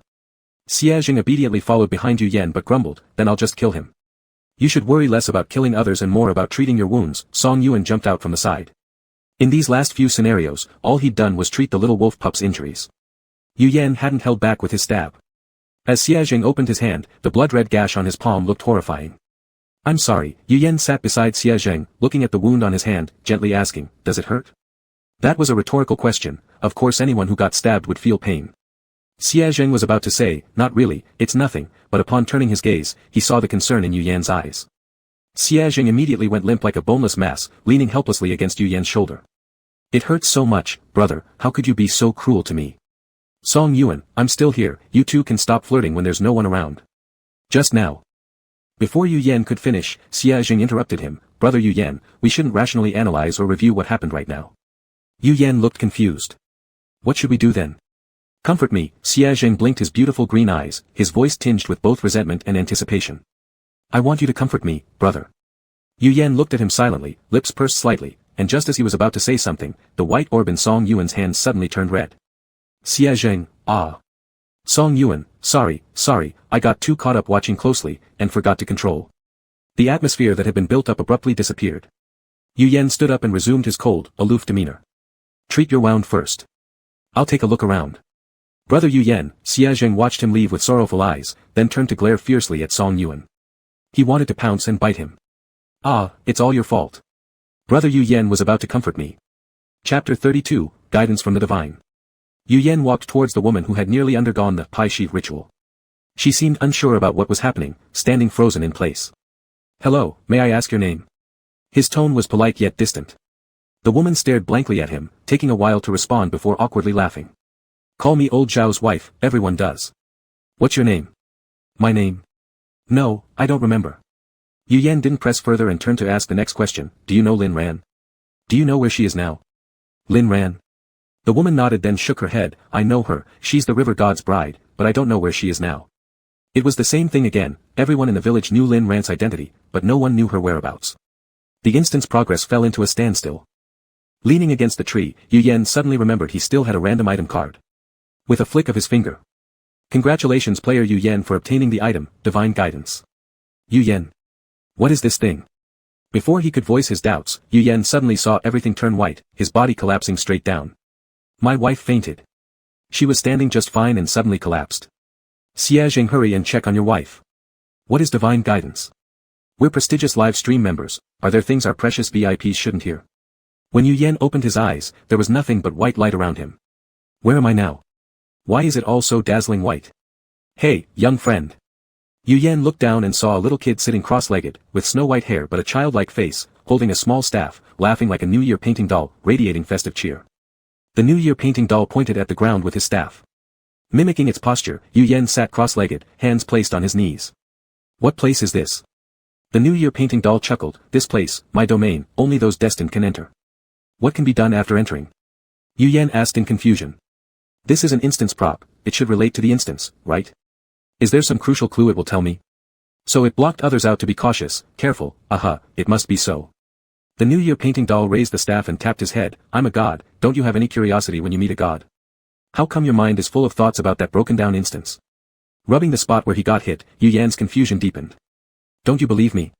The white-haired kid pouted with his hands on his hips, then stretch out your hand, let me see your palm lines. We'll see if my predictions are accurate. If you're really a god, shouldn't you just take one look and know, instead of checking palm lines? Yu Yan said as he handed over his hand. Humph, do you think being a god is that easy? The white-haired kid carefully studied the lines on his hand, TSK, your destiny, it has something to say. What does it say? Yu Yan was slightly intrigued by what the kid would say. You should have suffered greatly in the first 18 years of your life, right? No family by your side, no close friends, not to mention dating. Whatever you did alone, surely leading a very hard life. Yu Yan stiffened his expression. Do you want to ask how I know? The little god smirked with lips curling, extremely proud while lifting his chin high. Of course, because I'm a god. I do have these skills. If you don't believe me, I can keep going and tell you all the things you've experienced. Alright, let's just say I believe you. The little god raised a brow, unsure whether the young man before him truly believed or not. But rest assured, things will go much smoother from here on. The little god stroked the white hair hanging down his cheeks, saying cryptically, family, friends, lovers, they will all come. You don't need to push yourself so hard, your strength is coming. Yu Yan. So can I get the instance clue now? The little god exclaimed with an ah as he toppled over. I've told you all this, and yet you're still only thinking about the instance clues. Aren't you curious who this strength is? What their name is, how tall they are, what gender, isn't there anything you're curious about? Yu Yan watched him roll on the ground and couldn't help but chuckle. I'm not curious. Didn't you say, family, friends, lovers, I will have them all. Since it's bound to happen eventually, if I find out beforehand, wouldn't it disrupt the balance of interdependence among all things? If it gets disrupted, we won't meet, so rather than that, I'd rather wait a bit longer until that one person appears before me. Yes, indeed, the little god rolled and stood up again. All things coexist, balance cannot be easily disrupted. I almost forgot.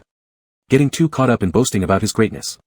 The little god vigorously shook his head, thinking this wouldn't do, violating divine virtue. He needed to change this habit. So, Yu Yan's voice was calm and gentle. Can you tell me the instance clue now? The little god, you really have instances and clues on your mind all the time. Alright, if you want to know, I'll tell you. The little god tucked his hands in and spoke seriously. You can take a look under the big tree east of Paradise Village. There will be the clues you are looking for. Can't you just tell me directly what it is? No, the little god shook his head repeatedly. Heavenly secrets must not be revealed. After finishing his sentence, without giving Yu Yan a chance to ask anything more, he continued, well, that's all for today. You should go back. Come visit me again sometime if you get the chance. The moment he finished speaking, Yu Yan saw the familiar white light flash again before his eyes. When he opened his eyes, he found himself lying in Xia Zheng's arms. If you don't go back soon, the little god stretched out with a big yawn, your little boyfriend is probably going to cry again. Brother Yu Yan, you're finally awake. Xia Zheng held him, with slightly reddened eyes. You scared me to death. How did you suddenly faint? Yu Yan sat up, rubbing his still somewhat sore head. I'm fine. Just now, maybe it was hypoglycemia. After thinking for a few seconds, Yu Yan decided it would be better not to say what the white-haired kid had told him. With so many people around, who knows what might happen. Turning his head, he saw Xia Zheng already offering him a candy, strawberry-flavored. The two were very close, the candy almost touching his lips. Yu Yan subtly leaned back, pulling their distance back to normal social distance before taking the candy and putting it in his mouth. Thank you. The aroma of strawberries overflowed between his teeth, sweet and refreshing, deeply comforting. By the way, brother Yu Yan, Xia Zheng helped him sit up. The system just issued 2 new missions. We need to choose one to do within the specified time. One is called Ox Birth, and the other is called Paterpartum. Which one do we choose? Chapter 33, Paterpartum. Since the last mission, only 10 instance players remained. The system required equal numbers for both missions, meaning 5 people per group. Everyone hesitated, as they couldn't quite tell what these names meant exactly from the few characters alone. I looked up some feudal bad customs before out of curiosity. The girl in the white dress began. Let me share what I know. Previously, due to team alliances, she had no choice but to attack other players, knowing what Pi 11 referred to. But despite this knowledge, she still chose the villager team because her reason was simple. She wanted to win, she just wanted to survive, and what was wrong with that? After the mission, players left their factions and returned to being part of the overall player group. She didn't want to ruin relationships with other players, especially the strong green-eyed youth. Thus, she chose to voluntarily exchange clues, sharing everything she knew. For Ox Birth, it refers to tying a woman experiencing difficult labor onto a bull's back and having others drive the bull into a run. In this way, the child will come faster. But usually, the woman in labor has no chance of survival, in other words, keeping the child and discarding the mother. As for Paterpartum, it means the husband simulates childbirth during the period his wife gives birth or mimics confinement after his wife delivers. The real birthing mother needs to continue working outside as usual and prepare food for the sitting in confinement husband. After the girl in the white dress finished, there was a heavy silence on the scene. To put it bluntly, both sides were pretty inhumane. I'll pick the Ox Birth one. A brown-haired youth broke the silence first. Dealing with an ox is simpler than dealing with human hearts. This thought quickly garnered much agreement. Me too, then I'll also join the ox side. Since all of you are going, then I'll go too. When the white dress girl secured the last spot for the Ox Birth task, the player list for the Paterpartum mission was also finalized. Phew, the white dress girl sighed in relief, glad not to end up in the same group as them. That green-eyed man was vengeful and acted like a mad dog. It would be troublesome if he remembered she caught him in the net earlier and caused trouble for her during the mission. The locations for the two missions were entirely opposite. After dividing tasks, everyone got up in unison and headed toward their respective destinations. This night sure has been busy, Song Yuan said while yawning. They'd basically gone around the entire village overnight, and the system still hadn't allowed them to rest yet. TSK, they really weren't human. I feel like this instance is much better than the one I've been through before, said the girl in a goose yellow dress with two bun hairstyles. In my last instance, it was almost all up-close kills. Every time we unlocked a new task, the lights would go out for a while, which was really scary. So far, in this instance, except for the so-called River God's Bride sounding a bit eerie, everything else was relatively normal. By the way, I haven't introduced myself yet, the girl continued, my name is Shinji. Earlier, I saw you three walking together. Are you on the same team? I'm Song Yuan introduced himself. This is Yu Yan, and the one next to him is Xie Zheng. I'm not on the same team as them. Oh, Shinji nodded knowingly, turning her gaze to look at the quiet girl behind her. Hi, what's your name? She looked adorable, combined with her lively personality, anyone who saw her would naturally feel good towards her. But Gan Qing, the woman behind her, just coldly glanced at her and didn't say anything, deliberately ignoring her question. Oh, okay, Shinji saw she wasn't going to answer, so turned back around and began kicking small stones by the side of the road while walking forward. Her hair ribbon by her ears swung with her movements. As they approached the mission site, the prompt tone, ding-dong, rang in their ears. You have arrived at the Paterpartum task point. Within the duration of the task, please follow the rules set by Paterpartum Lu Meizi, make every effort to satisfy his requests, and take good care of him. Mission duration, 3 hours. Clearly, it was the women who had endured 10 months of pregnancy that gave birth to the child, yet men were given the postnatal confinement period during which they enjoyed special care. Yu Yan frowned as he pushed open the door, finding this custom utterly disgusting. Where were you, damn woman? As soon as the door opened, a fist-sized stone flew directly toward Yu Yan's head. Watch out! Xie Zheng exclaimed sharply. Fortunately, both reacted quickly, dodging the sudden attack by stepping aside. But Song Yuan, who followed closely behind the two of them, wasn't as lucky. Ah! Song Yuan clutched the calf that got hit, gritting his teeth from pain. After hopping around a few times, he finally stopped slowly. Well, visitors are here, the person on the bed noticed that those entering weren't his wife, and quickly forced a laugh onto his face. His originally small eyes were squeezed into slits by the wrinkles. Lu Meizi wrapped a towel around his head, lying in bed while clutching his quilt tightly, pretending to look weak. Look at me now, it's hard for me to even get out of bed, so I won't be able to serve you tea or water.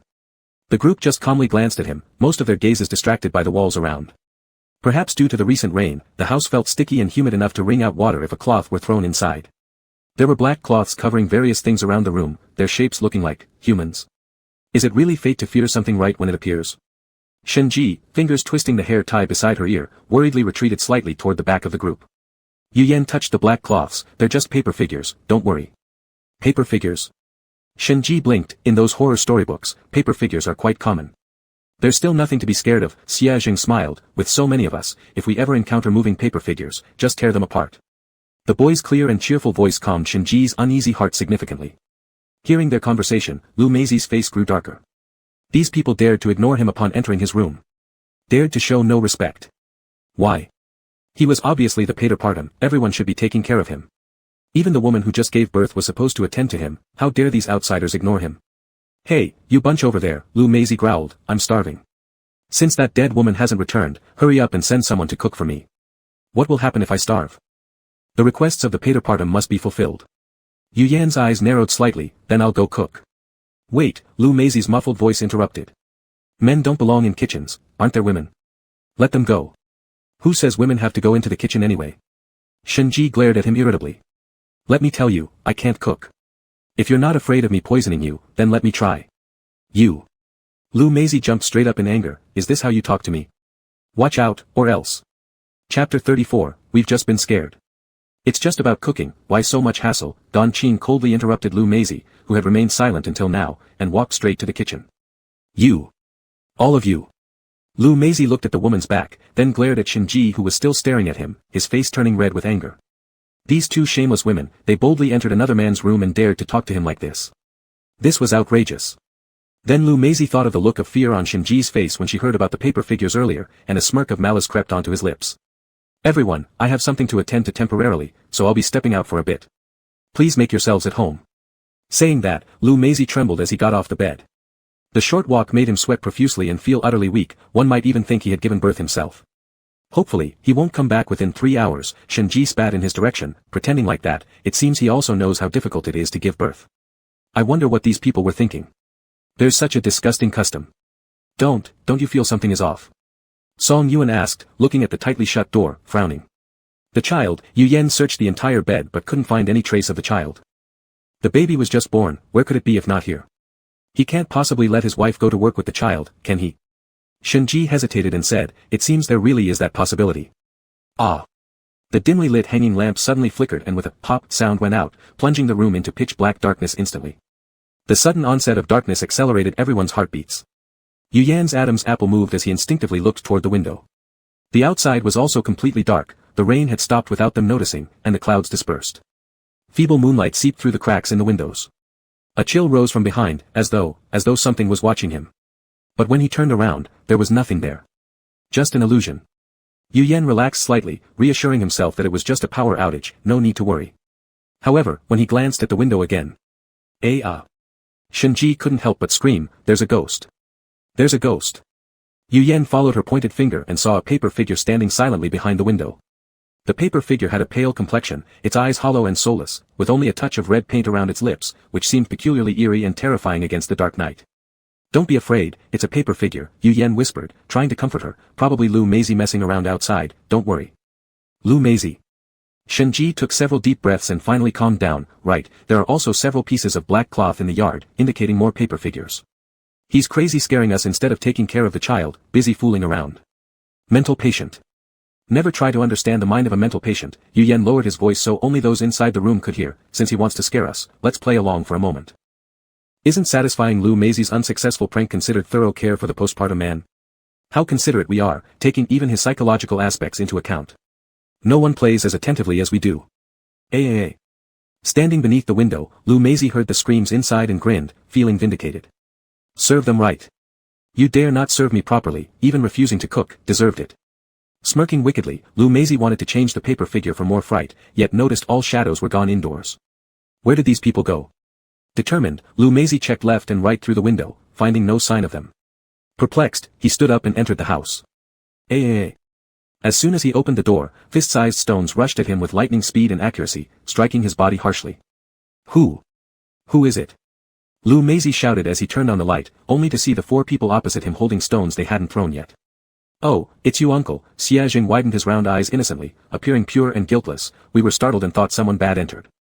Xia Xiaolang's big round eyes are so deceptive if I didn't know who he was, I would definitely fall for this act. What did our little wolf do wrong? He was just scared. This payback feels so good. Dr. Song, I saw it, you threw the hardest Yen Gu, looking so proper, but your reaction was the quickest, pointing fingers around, I've been annoyed by this old man for a long time, go *CK yourself. Uncle, please come in and sit down, Yu Yan considerately offered a chair, in case that bad person is still outside the door. Lu Maisie silently clenched his fists, these little bastards were absolutely intentional.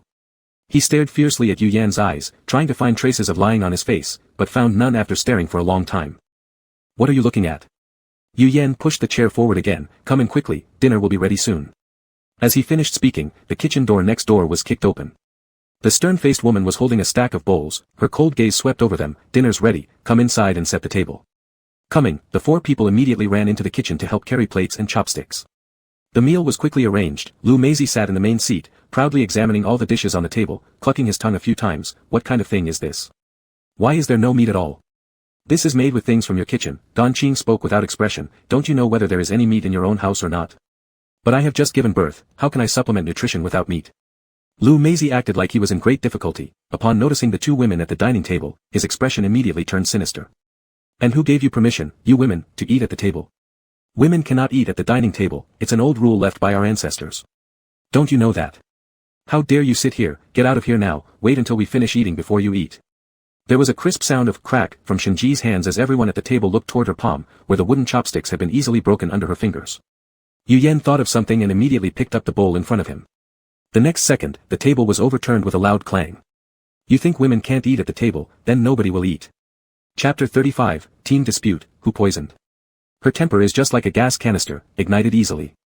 Yu Yan held the bowl tightly, shrinking himself away to the side quietly. You. Lu Maisie didn't know how many times he had been angered tonight, pointing at Shinji, speechless for half a day. These people are absolutely lawless. Doing evil deeds. Creating chaos. Turning against nature. I will go report you to the elder chief. Just you wait, next year's river god bride definitely will be you. Lu Meizi's reaction surprised Yu Yan, who originally thought the NPC would turn dark and go berserk after being provoked repeatedly, but instead. So, the theme of this scenario was actually, science speaks, breaking superstitions, not going the horror suspense route, but taking the science investigation route. What relation does the elder chief have with the river god's bride? Isn't the bride drawn by lot? Yu Yan, with the bowl in hand, fell deep in thought. Uncle, don't be upset, Song Yuan blocked the bull-rushing Lu Meizi at the door. There were still 2 hours until the mission ended, and he couldn't let him leave now. The younger sister was actually considering for you, didn't you say you wanted to eat meat? How could this table full of vegetarian dishes possibly suit your taste? Lu Meizi. So, this is the reason why she flipped the whole table of dishes? How about flipping it to change for some meat dishes? Besides, isn't there still a bit left? Song Yuan snatched the bowl in Yu Yan's hand with a snap and smiled politely, afraid you might be hungry, we specifically saved it in advance for you. Lu Meizi took the bowl of rice and drank it all up in one breath, it seems you know better. Yu Yan, who lost a bowl of rice. Teacher, this kind of activity our Yan won't participate in next time. The child has been crying ever since coming back, and I just learned it was because he couldn't eat in the scenario. Damn it. I'll report you to the police. Yu Yan looks so puzzled haha, for the first time I think he is adorable. Luckily, his expression is one of bewilderment. I have a feeling, should he frown even once, the little wolf pup next to him would likely start massacring everywhere again. By the way, didn't you just give birth? Song Yuan asked with a smile, I'm a doctor and know a specific massage routine for postpartum recovery. Want me to try it on you? Massage? Lu Meizi's pea-sized eyes turned a few times, throwing the bowl in his hand aside, lying back in bed, alright, give it a try then. A gentle, large hand was lightly but firmly massaging around his neck, and Lu Meizi couldn't help but hum with comfort. But it didn't last long. Ah. Song Yuan delivered a palm strike to the back of his neck, rendering him unconscious with one blow. With him out cold, there won't be as many issues, Song Yuan said as he brushed off his hands. The next 2 hours will go by much more easily. There's still some leftover food in the kitchen, Gan Qing spoke up. I'll fetch it for everyone to have a quick bite. Shen Ji's eyes curved into a sweet smile. That would be very kind of you, sister. Gan Qing nodded in acknowledgement and disappeared back into the kitchen. She soon returned carrying the remaining porridge. That's all that's left, everyone take a little. As Shen Ji accepted her bowl, just as she was about to sip it, a hand suddenly stopped her. Hold on, Song Yuan interjected, placing his hand in front of Shen Ji, yet his gaze shifted to the woman enthusiastically serving porridge. Miss, can you explain why you poisoned the porridge? Ah. Shen Ji jumped at this statement, and the bowl slipped from her trembling hands, shattering into ceramic shards on the floor. Oh. Gan Qing raised an eyebrow slightly. I'm not sure what Mr. Song's reasoning is based on. Song Yuan smiled faintly. I mentioned earlier, didn't I? I am a doctor. Doctors possess heightened sensitivity to odors and visuals regarding drugs, and since entering Paradise Trial, his talents were further enhanced. Naturally, such minor tricks like poisoning the porridge wouldn't escape his keen eyes. Gan Qing narrowed her eyes slightly but maintained a composed tone. What evidence do you have? Just because you say there's poison doesn't make it true. The porridge comes from the same pot as the bowl Lu Meizi drank from, and they look identical from the outside. What proof do you have that this porridge contains poison? That's simple, Song Yuan shrugged nonchalantly. Take a sip, then you'll know, right? You expect me to drink poison willingly? Do you think I'm stupid? You doubt my claim yet refuse to prove it by drinking, isn't that contradictory? Let's leave aside whether there is poison or not. May I ask, Mr. Song, what motive do you think I have to poison the porridge? The woman crossed her arms and calmly locked eyes with Song Yuan. The atmosphere in the room immediately became tense, with all eyes fixed on Song Yuan.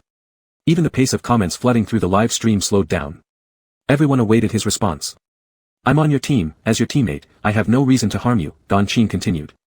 Before we discuss motive, let's establish first whether you put poison in the porridge, Song Yuan insisted, refusing to follow the woman's logic. Motive. Poisoning. Motive. Poisoning. The other 3 people's eyes darted back and forth between them, their heads swinging like tambourines until Xie Jing interrupted by covering his face. How about you guys settle this with a fight? Whoever wins tells the truth. Simple, brutal, and effective. Song Yuan widened his eyes in disbelief, looking at Xie Jing. You want me, a support player, to fight a mage? Are you serious? Gan Qing thought for a few seconds. I see his point. A gentleman acts instead of talks. Let's go. Song Yuan was growing anxious. What for? If I fight you, I just stand there getting pummeled. After saying that, he glared fiercely at Xie Zheng. I should have known better than to announce the poison. I could have handed over the bull first, poisoned you, and ended it. Alright, stop fooling around, Yu Yan interrupted, lifting his hand to halt the escalating dispute. His voice remained calm. First, Song Yuan had no need to lie about the issue of whether the porridge was poisoned or not. If he lied, the only possible reason would be to sow discord between Gan Qing and the rest of the group. However, this was unnecessary since Gan Qing had always been distant and aloof toward them, without any intimate bond, so that possibility could be ruled out. This eliminates lying, meaning the fact of poisoning does exist, and among those present in the house, Gan Qing alone has suspicion cast on her. But why would she do this? They have no grudges against each other. No, in the previous mission, they were enemies. But even so, the winning side merely received an extra prop card. Was risking so much worth just for a few prop cards? Or, was there unequal information shared between the villager camp and the sacrifice camp from the beginning? I suspect this lady poisoned the porridge for. Chapter 36, Oh, your little wolf pup. It should be for a hidden quest from the last round, one that is exclusive to the villager camp. Gan Qing looked at him calmly, then burst out laughing after a long pause. Alright, I knew I couldn't argue with you guys, she shrugged helplessly, you've been sticking together since the start, so trusting each other is pretty normal. I admit, I just wanted to poison you all, Gan Qing said casually, as if it was no big deal. The villager camp did have a hidden quest after the last mission, or more accurately, a traitor's quest. Eliminating 2 players from the sacrifice camp will allow passage through the instance dungeon. Sounds tempting, doesn't it? I don't know what the others think, I guess they probably didn't accept this task. The players from the sacrifice camp were formidable, if something went wrong, being counterkilled would be disastrous. But great wealth comes with great risk. How could one know unless one tried? It was almost successful just now. Who knew there was also a doctor in this group with extremely sharp observational skills? So close, just so close. So, what do you plan on doing now? Yu Yan asked coldly, if you still want to walk the path of betrayal, we don't mind having a fight with you. How could I possibly continue down that road? Gan Qing smiled, I told you everything I knew just to get you to let me live. Even though it's a bit regretful, the best way moving forward is to rejoin the regular player path, at least pretend to in front of them for. You can guess most of what I said earlier anyway, Yu Yan also laughed lightly, as if this wasn't some life and death negotiation but merely catching up with an old friend over tea. If you really want us to let you go, why not show some substantial sincerity? Gan Qing slightly narrowed her eyes and bit her lower lip, ready to lie by saying she didn't know any extra information. But then she heard the lanky youth continue, for instance, like what information is there in the kitchen? Ah, so that's how it was. Since hiding it wasn't going to work, Gan Qing sighed and began, actually, there isn't anything special in the kitchen either. If I had to say, it's just a pot of meat sitting in front of the stove. Meat? When Lu Meizi mentioned wanting to eat meat earlier, Gan Qing clearly said there was none. Unless. An eerie and terrifying thought crossed Yu Yan's mind as he looked up at Gan Qing, who gave him an affirmative nod in return. That meat isn't any ordinary kind, it's a dead baby girl. Probably chosen as a sacrifice of some sort, this village suppresses women strongly, you've definitely felt that, so I won't go into detail. I don't have any other information, Gan Qing leaned against the wall, even in a 4v1 situation, showing absolutely no panic. What's there to fear? Worst case scenario is death together. Yu Yan pondered, up until now, the main theme of the instance dungeon has become clear, but there are still a few unclear questions. 1. What's the deal with the punishment room? Why does everyone coming out act abnormally obedient afterwards? 2. The Great Elder. Lu Meizi said he would inform the Great Elder about next year's bride definitely being you, speaking so definitively, he must know something. 3. As the bride of River God Lin Ran, where exactly is she being hidden? The Temple of the River God, the excess ship, red coats, phoenix crowns. Sua blowing, the River God arrives, abducts the bride, causes wind and waves. Suddenly from outside came a few clear and lively child voices. Yu Yan looked out and saw several young boys dressed in black jackets, marching forward in neat lines. They were singing those cryptic verses. Yu Yan stepped out quickly in pursuit, but within mere steps, those children vanished as if they'd never existed, leaving no trace behind. At the same moment, ding dong. Congratulations player Yu Yan, you have completed the mission, Childbirth Ritual. A new mission has been announced. Please return to the altar and continue the unfinished sacrificial rehearsal ceremony. I'm done. This dungeon truly doesn't give a single break. A cursing voice of Song Yuan could be heard from inside the house, but curses aside, mission still needed to proceed. And so Song Yuan cursed as he walked out, unleashing his anger by striking Lu Meizi, who was still unconscious. If one couldn't beat the system, wasn't hitting NPCs allowed? Brother Yuan, Xiajing noticed his slightly sagging trouser legs, aren't you going to treat your injuries? The wound he sustained upon entering has yet to be treated, already scabbed over with a long and rather severe-looking scar. Song Yuan bent down to adjust his trouser legs, raising his head with a look of helplessness in his eyes as he said, have you ever heard a certain phrase? Xiajing replied without hesitation, no. Song Yuan. Xiajing laughed, revealing 2 assertive little tiger teeth. Wrong, wrong, go ahead, say it. I won't. Song Yuan strode outwards in a huff, pretending to be angry as he passed Yu Yan and remarked, control your little wolf pup. What's going on here? Yu Yan tilted his gaze toward him. What did he do? Howl howl howl, no denial of, yours, howl howl howl, shipping confirmed. Rush to the doctor's live stream for a round, Zheng Yan is incredible. I just love watching the doctor and the little wolf arguing, ha ha ha, they're such adorable people. I said, have you ever heard a certain phrase? Yu Yan, no. Song Yuan. Aren't you learning bad things from him? Yu Yan's eyes curved up, a thin but lucid twinkle filling with laughter. I heard your conversation outside. The evening breeze was slightly cold, rustling sounds emanating from the nearby woods as a gentle wind blew by. Yu Yan gathered his clothes closer to himself, following Song Yuan's statement to ask, why don't you treat your own injuries? Are you afraid of pain? Not at all, I'm not someone who fears pain, Song Yuan shrugged. The reason I don't treat my own injuries is because my skill has a side effect called, a doctor cannot heal himself, which means that although I can cure any illness, I cannot heal myself. He was a powerful support player, but also a pitifully frail one. Yu Yan looked at him with some surprise, so willing to tell me. You're not afraid I'll turn around and sell your information? You won't, Song Yuan stated firmly. Even if you prefer a harder path in a scenario, you wouldn't violate your principles. You definitely wouldn't sell me out. Yu Yan smiled faintly but didn't speak. As Song Yuan continued, Yu Yan, have you ever thought about how much hardship a person like you would endure in an environment like this? Yu Yan froze momentarily, blinking his eyes as a look of confusion entered them while gazing at Song Yuan. Forget it, never mind, pretend I didn't say anything earlier. What are the brothers talking about? Xia Jing suddenly peeked from behind them, green eyes shining with specks of light in the dark night. Why didn't you bring me into the conversation? Song Yuan pushed his head back forcefully. We were talking about you. Talking about me what? Xia Jing curiously asked, his eyes blinking innocently, strangely cute and harmless. Song Yuan stared at him. You really want to know? Xia Jing, aha. Song Yuan chuckled smugly, savoring a moment of revenge, and I won't tell you. Ah. Brother Yu Yan, look at him. Yu Yan remained absolutely calm and shifted his gaze away, muttering about those two immature ones. Chapter 37, Punishment Room, a little body torturing, nervous. The moonlight filtered through the uneven treetops, casting mottled light onto the altar where the previously dispersed villagers had regathered around, awaiting the commencement of the sacrificial ceremony. On the altar, the great elder stood clad in a dignified black robe, staff in hand, solemnly stationed in the center. Fellow villagers, I've just received the decree of the river god in a dream, the wedding ceremony must be held ahead of schedule.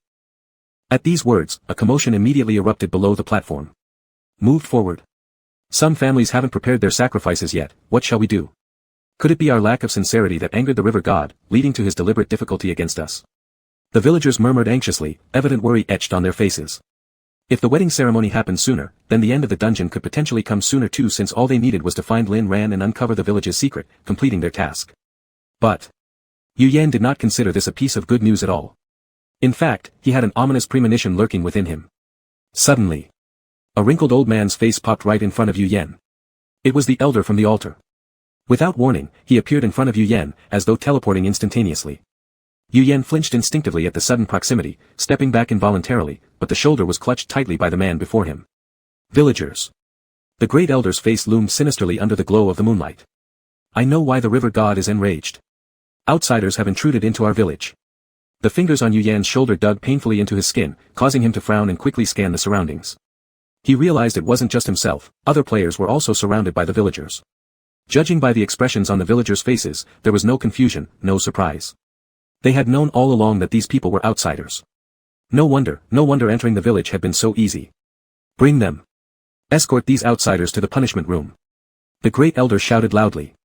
Yu Yan tried to struggle against the grip, but for some reason, his body wouldn't obey, unable even to maintain standing. Soon he fell onto the ground. His mind felt clouded, the world around blurred as if covered in a thick haze. He was so dizzy. What did the elder do to him just now? Dizzy. Yu Yan couldn't hold up any longer, slowly closing his eyes. Mom, Mom. The boy blinked, his dark eyes damp with tears, shivering uncontrollably. In the spacious, bright room, there was no sign of his mother, only several strange men. Smack. A sharp slap landed across his face, and little Yu Yan held back his cries at first, but upon seeing the terrifying face before him, he quickly shut his mouth tight. His soft hair drooped limply over his forehead while fat tears rolled down from his red cheek. Plop, plop, they fell like broken beads, one after another. Tisk, stop crying, the man sounded irritated by his tears and raised his hand again, intending to hit him. Little Yu Yan trembled in fear, retreating several steps and curling up into a ball, gazing at them with dread. He didn't know who these strange men were, why they suddenly showed up at his home, or why they were hitting him. Where's Mom? Where's Dad? Why did everything disappear when he woke up? Mom. Yen. A worried yet gentle voice of Mrs. Chen called out to him. Tiredly lifting his eyelids, Yu Yen saw grayish-white walls interspersed with deep black lines every so often, reminiscent of a prison cell. Another childhood nightmare. Yu Yen exhaled softly, clearing away the chaotic scenes from his head. He wanted to rub his eyes but discovered his hands and feet were bound. Not only his hands and feet, his entire body was restrained in an iron chair, barely allowing any movement. So this is the so-called punishment room? Brother Yu Yen, you're finally awake. Yu Yen turned his gaze toward the source of the voice. It was Shenji, the girl who'd been sitting on the floor earlier. Upon hearing his slight movements, she immediately stood up, her concern evident in her stare. Are you okay? I'm fine, Yu Yen said quietly. He might feel better if not for these shackles. You've been unconscious for quite a while, Shenji sighed, the villagers drugged us. I have a defensive item, so I was less affected and woke up earlier. Are you really okay? Shenji asked worriedly, you seemed to be having nightmares earlier, your body was shaking, and you were. Yu Yen glanced at her briefly, and Shenji swallowed the rest of her sentence silently. Muttering, Mom, repeatedly. I'm fine, Yu Yen spoke in a low tone, are we the only ones here? Where are the others? I overheard the villagers talking before I lost consciousness, Shenji explained. It seems the Paradise Village has more than one punishment room, they must have been sent somewhere else. This punishment room only has one set of equipment. They feared we'd escape, so they locked you up. In the villagers' mindset, women were utterly useless, and locking up the men would prevent anyone, even unrestrained women, from leaving the room. I already checked around here, there's something lock-like near the door. Yu Yen tried to turn his head to look, but his neck was cuffed too, making even slight movements uncomfortable. Shenji approached the door, pressing twice on the lock. A piece of paper slipped out from the crack. Brother Yu Yen, I found a piece of paper. Strange, it didn't fall out just now. Shenji picked up the paper and her eyes widened as she read its contents. It says, don't touch this paper. Yu Yen. Clearly, the villager found joy in boredom. Ah, there are words on the other side too. Shenji flipped the note over and softly read aloud, strength reaching a certain level can open the gate. That explained why they bound Yu Yen. Typically, men are stronger than women. Shenji rolled up her sleeves, ready to go all out. Yu Yen, I'll get you out in no time. Yu Yen couldn't see what was happening behind him but hearing her energetic voice, he smiled faintly. Good, keep going. Bang, Shenji struck the lock mechanism with all her might. Her fists pounded against the iron plate, and her fingers grew numb from the pain. Ugh. The body of Yu Yen, who had been sitting on the chair, violently trembled at the moment Shenji's fist hit. A bolt of lightning-like current surged through his body. Pain, so much pain. Yen. Does it still hurt? An anxious voice of Mrs. Chen reached his ears.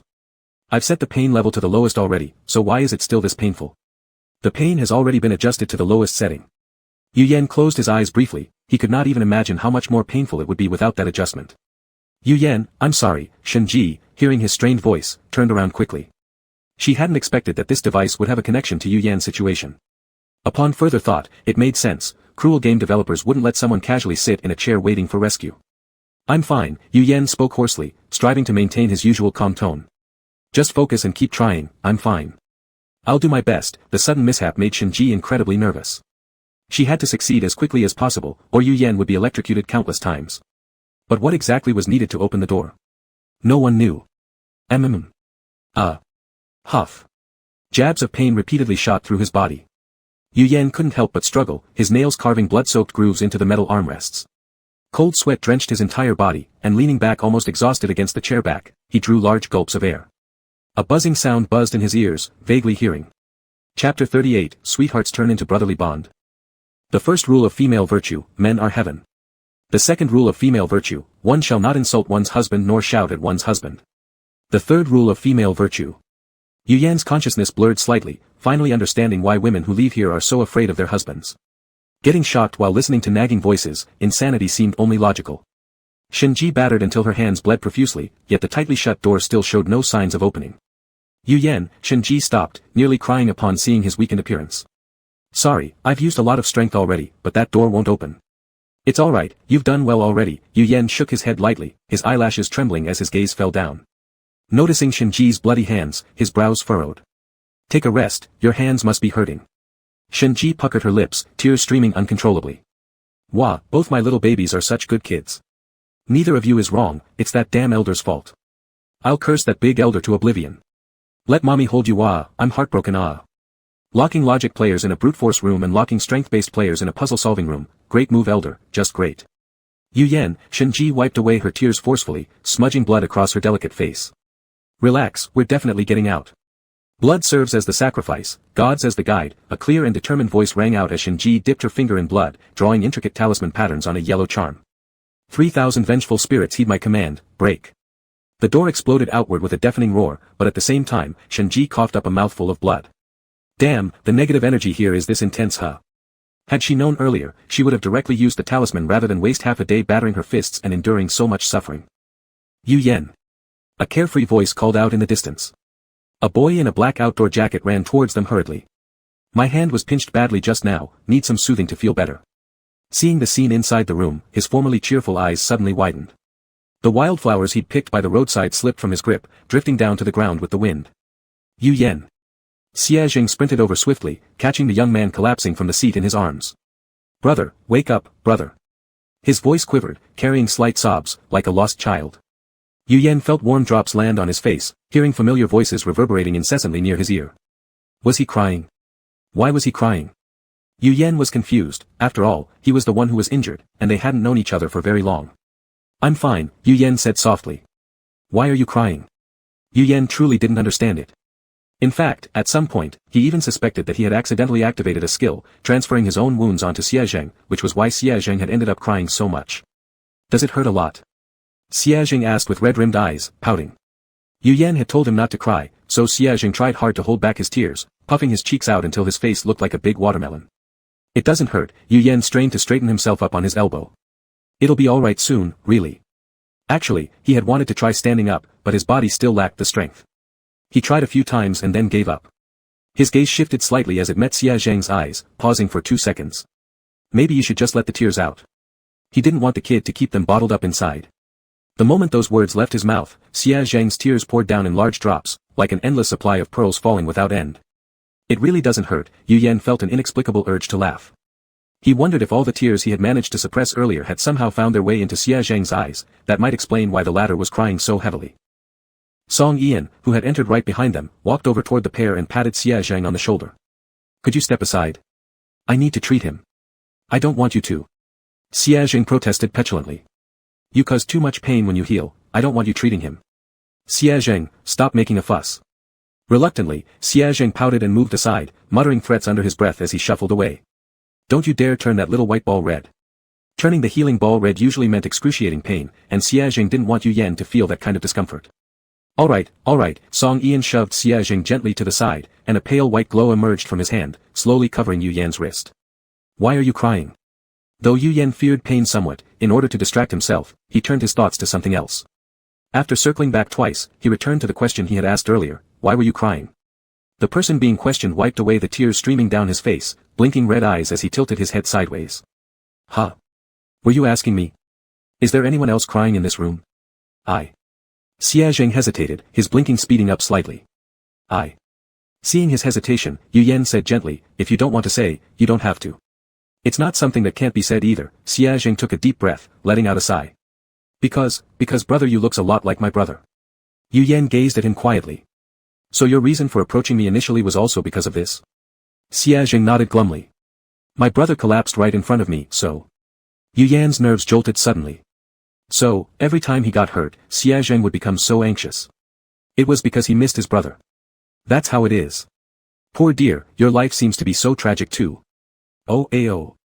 Did couple feelings just turn into brotherly bond? No, I refuse to believe it. Is the CP I shipped fake, sobbing? But. Didn't Xie Jing's profile state that he's an only child? Where did this brother come from? Pain kept rushing through his body, causing Yu Yan to frown slightly. Are you still in pain? Xie Jing grew tense again. Do you want me to summon Micro? Having a little toy around to distract him might help. Yu Yan had originally intended to say he wasn't in pain, but upon hearing Xie Jing's suggestion, he changed his mind mid-sentence. Yeah, it hurts a bit. Xie Jing snapped his fingers, and a small black wolf with soft, clean fur appeared on the empty ground within the room. It seemed unprepared for its landing, awkwardly rolling on the floor several times before managing to stand upright. Ow! It had originally planned to protest against its master's abrupt summons, but upon spotting Yu Yan, it immediately scampered towards him with excited paws, launching itself directly into his arms. Hey! Don't pounce on people like that. Xie Jing grabbed the fur on the wolf's neck, lifting it off Yu Yan. You're so heavy, you could crush brother Yu. Oh wow. Micro hung his head low, shooting an aggrieved glance toward the handsome man beside them whose extended hand clearly wanted to pet him. He let out a small whimper. Yu Yan immediately softened at the sight. No one could resist the allure of a puppy dog-eyed little wolf. No. 1. Don't be mean to it, it didn't mean to hurt. Yu Yan patted his hands, and Micro immediately struggled free from Xie Zheng's grasp, diving back into Yu Yan's embrace. There, he rubbed against him affectionately. His fluffy tail swung about wildly, practically mimicking the blades of a helicopter's rotor, desperate to take flight right there on the spot. Xie Zheng seized the wolf's tail firmly, grumbling unhappily. You're supposed to be a wolf. Chapter 39, Want a Military Marriage. Me, the nervous soldier. Song Ian treated Yu Yan quite slowly, after all, with 2 sets of wolf eyes, one big, one small, staring intently at him. Whenever Yu Yan complained of pain, he guessed that he would immediately turn to ashes and ascend to immortality. Shenji also showed great curiosity towards the furry little black wolf, wanting to pet it but got his hand bitten by the small wolf instead. Micro, Yu Yan had just said 2 words when the little wolf instantly let go, lightly nudging the bite mark with its nose as if apologizing. Shenji was meltingly charmed, hastily stroking it a few times. Too cute, let me pet you, how can you be so adorable? Song Ian, diligently working. Let the world isolate me and mock me, I will maintain my silence. All the joy is yours, all the work left to me is tough luck. Being an unsung worker in my own world is one thing, but why should I still be a worker here? Song Ian saw Yu Yan's injuries were almost healed, withdrew his hand and stood up in a flash, resolving never again to be a charitable doctor who cures without charge. Ow. Micro stretched out his paw and gently scratched Song Ian's trouser leg, as if thanking him for curing the handsome brother. Song Ian retracted his unfulfilled oath instantly. Oh dear, you're really cute, much more human-like than your owner. Ian. I can hear you. Song Ian busy rubbing the wolf didn't even look up. I know, I'm saying this for you to hear. Ah. Brother Yu Yan, look at him. Xie Jing never misses any chance to act pitiful and tattle. It's obvious, the group favorite is Micro Xie, and the bullied one is Xie Jing. Can Xie Jing be called the bullied one? He isn't even the group bully, I find that unbelievable ha. After a busy night, there was now a rare leisure time. Shenji cast a spell, conjuring up a soft large bed, lying on it and sighing, so tired, I feel like I drew 8 bags of talismans and sold them from the east side of the city to the west, only to check later and find out that I received ghost money. Song Ian also lay down on the bed, so tired, it feels like the Heavenly Paradise apartment was built by me last night, the Heavenly Paradise village was piled up by me this morning, and the rest area was set up by me this afternoon. He suddenly thought of something, opened the live stream comments and bowed his hands. Thank you to all the bosses for your support, boosting Xiao Song's dream big house. User XXX donates player Song Ian 1000 points. User XXX donates player Song Ian 5000 points. User XXX donates player Song Ian 10,000 points. Song Ian happily slumped back onto the bed. Thank you bosses, generous bosses. Xie Jing recalled Micro, then helped Yu Yan onto the bed before collapsing beside him like a boneless rag, so tired, feeling like raising 6 sons and then having to raise 12 grandsons. Yu Yan. Under the expectant eyes of the other 3 people, Yu Yan weakly sighed. So tired, it feels like working all day in the dungeon, then lying in bed while having to play further with 3 immature kids. Song Ian and Xie Jing suddenly sat up. The elder by 3 years, who are you calling an immature kid? The younger by 3 years, wow, brother Yu Yan used an example where both of us have children, we truly share. Yu Yan closed his eyes calmly, offering no opinion on these remarks. What should we do next? Shenji buried his face into the pillow, muttering lazily. Song Ian lied back down on the bed, yawning lazily. Sleep, during resting hours, no talk of work allowed. User XXX donates player Song Ian 20,000 points. Song Ian snapped open his eyes immediately, but I'm always prioritizing the bosses in my live stream room. What do the bosses want to see? No one would argue with money. Song Ian was bound to purchase a mansion after this dungeon was over. Take a good rest, follow your pace. Wah, boss, don't spoil him too much. Yen, learn from others. Why aren't you engaging fans? Why? You only checked the live stream once last dungeon, this dungeon you didn't even glance at. Yu Yan, your audience came to me asking if you could turn on the comments and interact with them, bought off by points. Song Ian conscientiously fulfilled his duty as a messenger. No, content with just a simple wooden house, Yu Yan gently shook his head. Those mischievous demons and spirits' barrage of messages left quite a shadow on his mind last time, so he refused to activate it again. Your fans say they will be more restrained, allowing you to open it safely. Yu Yan. He hesitated for a few seconds before finally clicking on the barrage comments. He wanted to see what a restrained chat section looked like. Ah. Baby looked at me. I'm going to kneel down and lick the screen, baby ah. Baby you really have me entranced. Even if 100 million were placed in front of me, I wouldn't hesitate to choose you, sending heart. The way you talk, I'd rather pick you over 100 million anytime, of course, if it's real money, then what I said is fake. Enough. You'll scare Yu Yan with this. Step back, let me try. Cough lightly, straighten clothes, fix tie, pull out rose, ultra-charming voice, baby, will you accept a military marriage? I'm a soldier. Yu Yan. Is this what a restrained chat looks like? Yu Yan slightly frowned, quickly closed the chat section, and snuggled into the blanket. His expression remained composed as ever, but his ears unconsciously flushed a faint red. Xia Zheng lay by Yu Yan's side, unknowingly falling asleep already.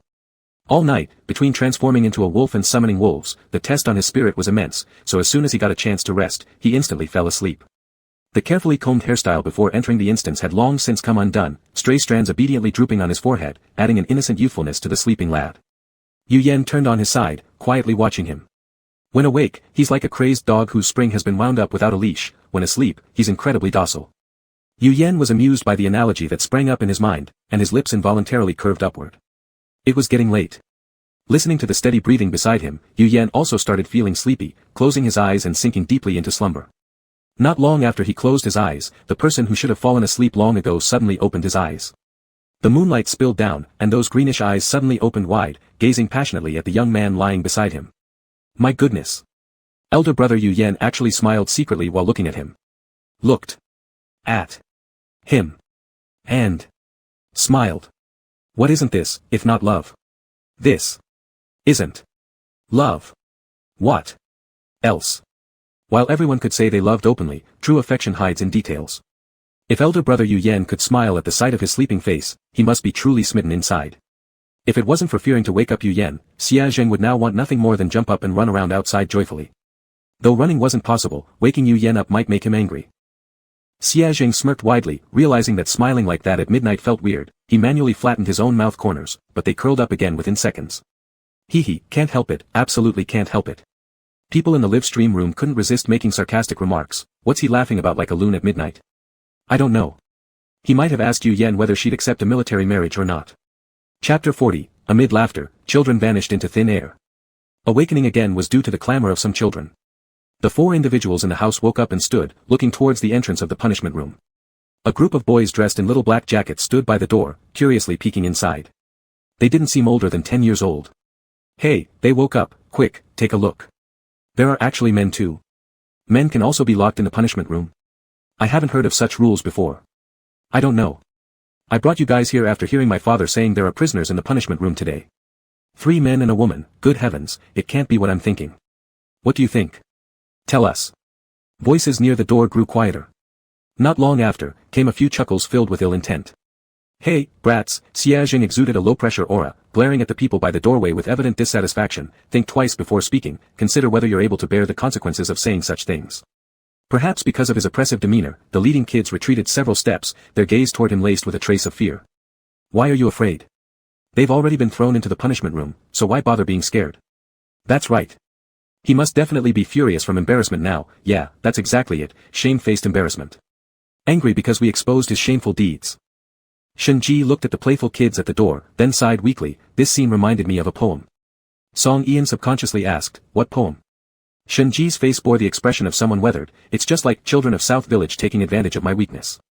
Since that's the case, Shenji threw a yellow talisman, then I have no choice but to act accordingly, as described in the poem. Yu Yan raised an eyebrow. Will you be returning leaning on your cane sighing? As Shenji drew a talisman, he wondered out loud with an, isn't the next line something about children vanishing into thin air amidst laughter? Once the talisman was complete, it burst in mid-air with a powerful force. The little brat standing at the doorway who had been chattering just moments ago scattered like fireworks. Since NPCs couldn't be killed inside the instance, the talisman Shenji used weren't lethal but were still more than enough to subdue the noisy kids. The little ones scrambled up from the ground in disarray, ready to burst into tears. However, their eyes met Xia Zheng's, whose glare carried a distinct threat. If they dared cry, he'd deal with them severely. The boys immediately clamped their mouths shut and sat quietly without making a sound. With the situation of the punishment room now clear, there was still the matter of the Grand Elder and Lin Ran unresolved. The sudden advancement of the river god's wedding ceremony signified they had even less time. If Lin Ran were sacrificed before they could arrive, the death of such a critical NPC would likely lead to unforeseen changes in the instance. After a brief discussion, the group decided to split up. Long Aotian and Shenji would head to the Grand Elder for clues on the secret of the river god's marriage ritual while Yu Yan and Xia Zheng searched for Lin Ran. Let's go. Yu Yan nodded at Xia Zheng. We'll take a look under the big tree at the eastern end of the village. He didn't explain his reasoning, and Xia Zheng didn't question it as the two walked side by side. Does your hand still hurt? Yu Yan suddenly asked. Hand? Xia Zheng paused for a moment, instinctively glancing at his wrist, which bore a faint red mark from being restrained in the punishment room. Back then, mentioning this was only a way to gain sympathy. The moment he saw Yu Yan falling, his soul almost flew away, he forgot all about the pain. No, it doesn't hurt anymore. Yu Yan simply replied with an, oh, not saying another word as if that care was nothing more than a passing remark. Their pace was fast, and it wasn't long before they arrived at the large tree in the east, its lush branches spreading widely over its thick trunk. They looked left and right, unable to spot anything unusual about this grand tree. Its leaves were green, its trunk sturdy, it seemed like any ordinary tree. Could that junior god have been tricking him? Yu Yan Guji, maybe the person who gave you the hint is unreliable, ow. Xia Zheng stomped twice on the ground beneath the tree, not realizing this act triggered some hidden mechanism. Suddenly, a gaping hole appeared beneath the tree, catching him off guard and sending him tumbling inside. Xia Zheng. Yu Yan reached out to grab him, although his grip was firm, a falling man isn't so easy to pull back. As a result, neither Xia Zheng nor Yu Yan remained outside, both tumbled down together. Sigh, that hurt. Yu Yan massaged his head as he opened his eyes. They found themselves in an underground cave. The pit through which they fell sealed itself automatically after their fall, leaving only a few torches within the dark chamber emitting dim light. Xia Zheng. I'm here, Xia Zheng's voice came from behind. Turning his head, Yu Yan saw him looking woebegone with dirt covering his face. Yu Yan Guji, I sprained my wrist. It hurts.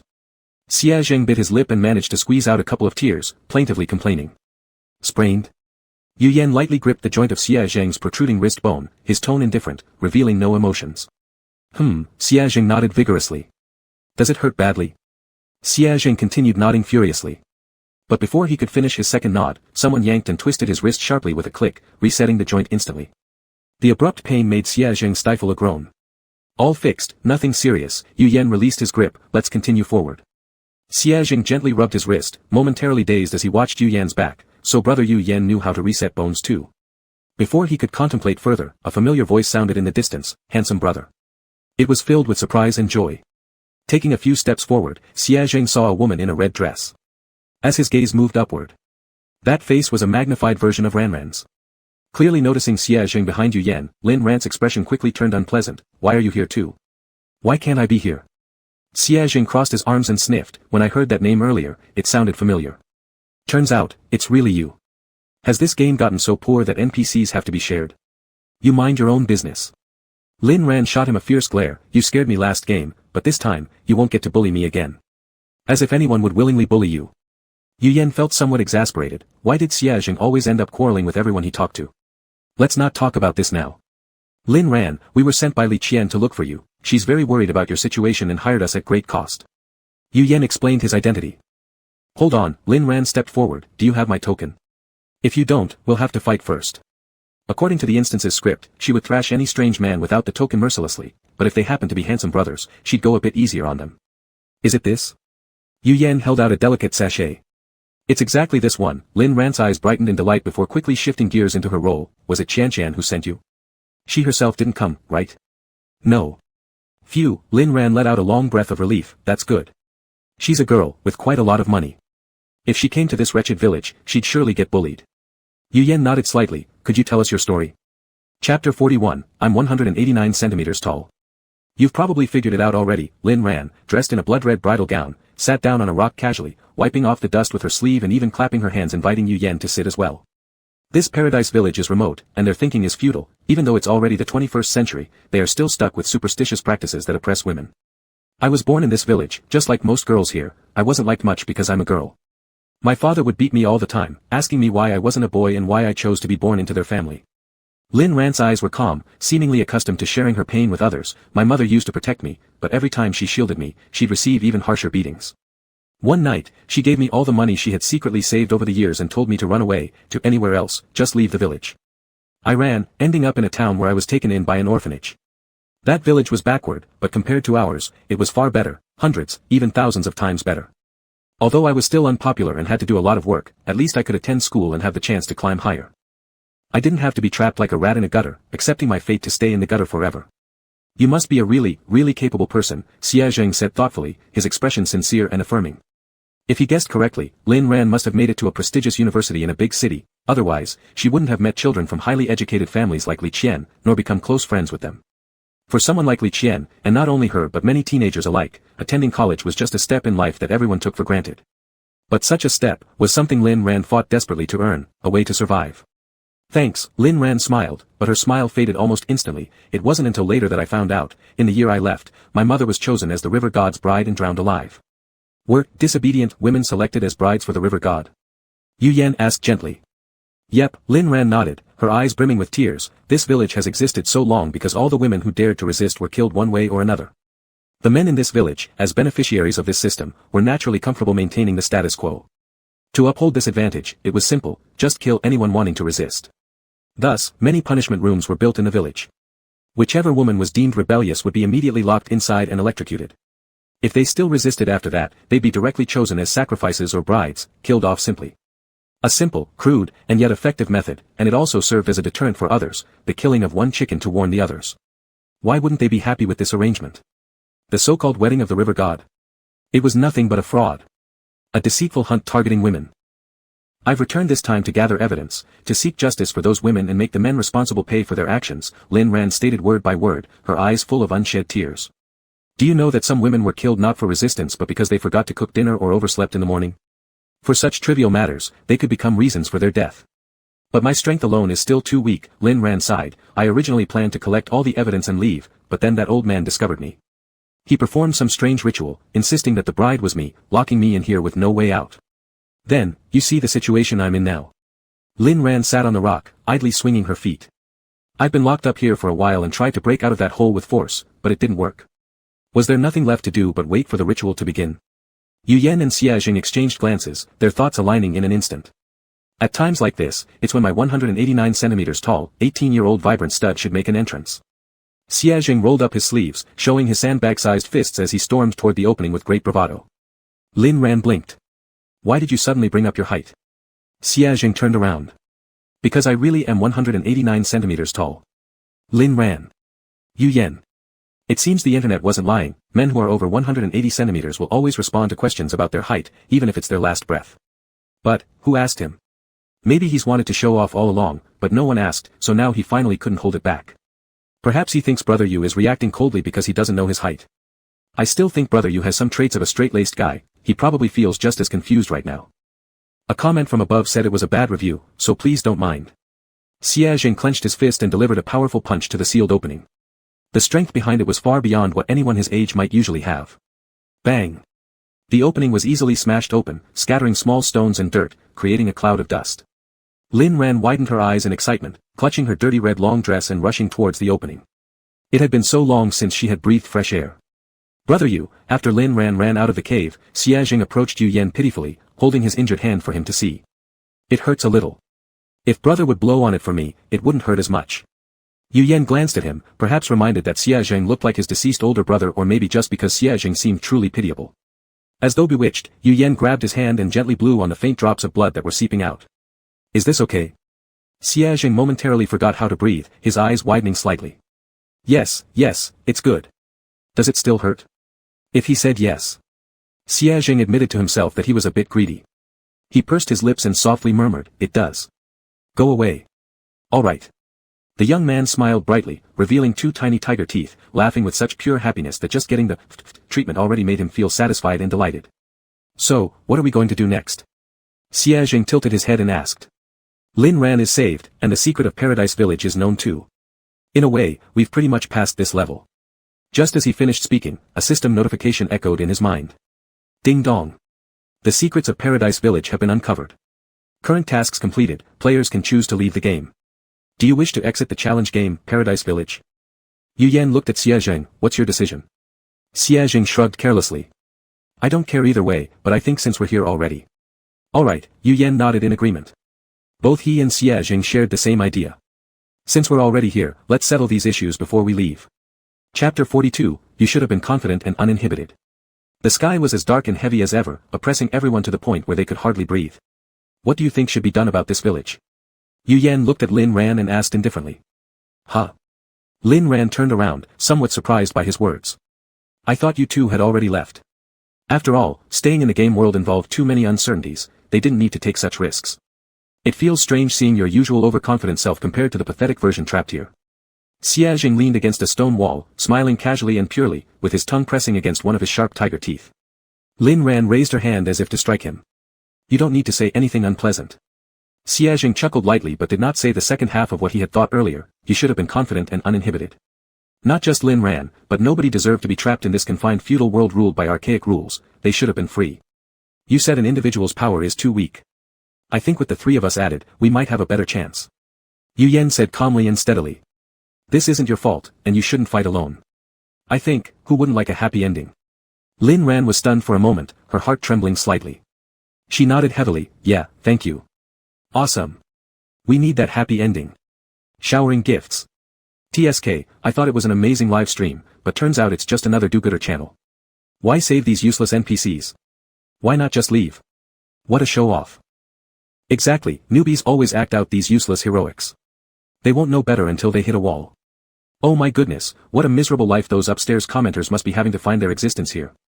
Can't stand others achieving perfect endings. Are you really the men of Paradise Village? TCH, I want to see how they ruin themselves.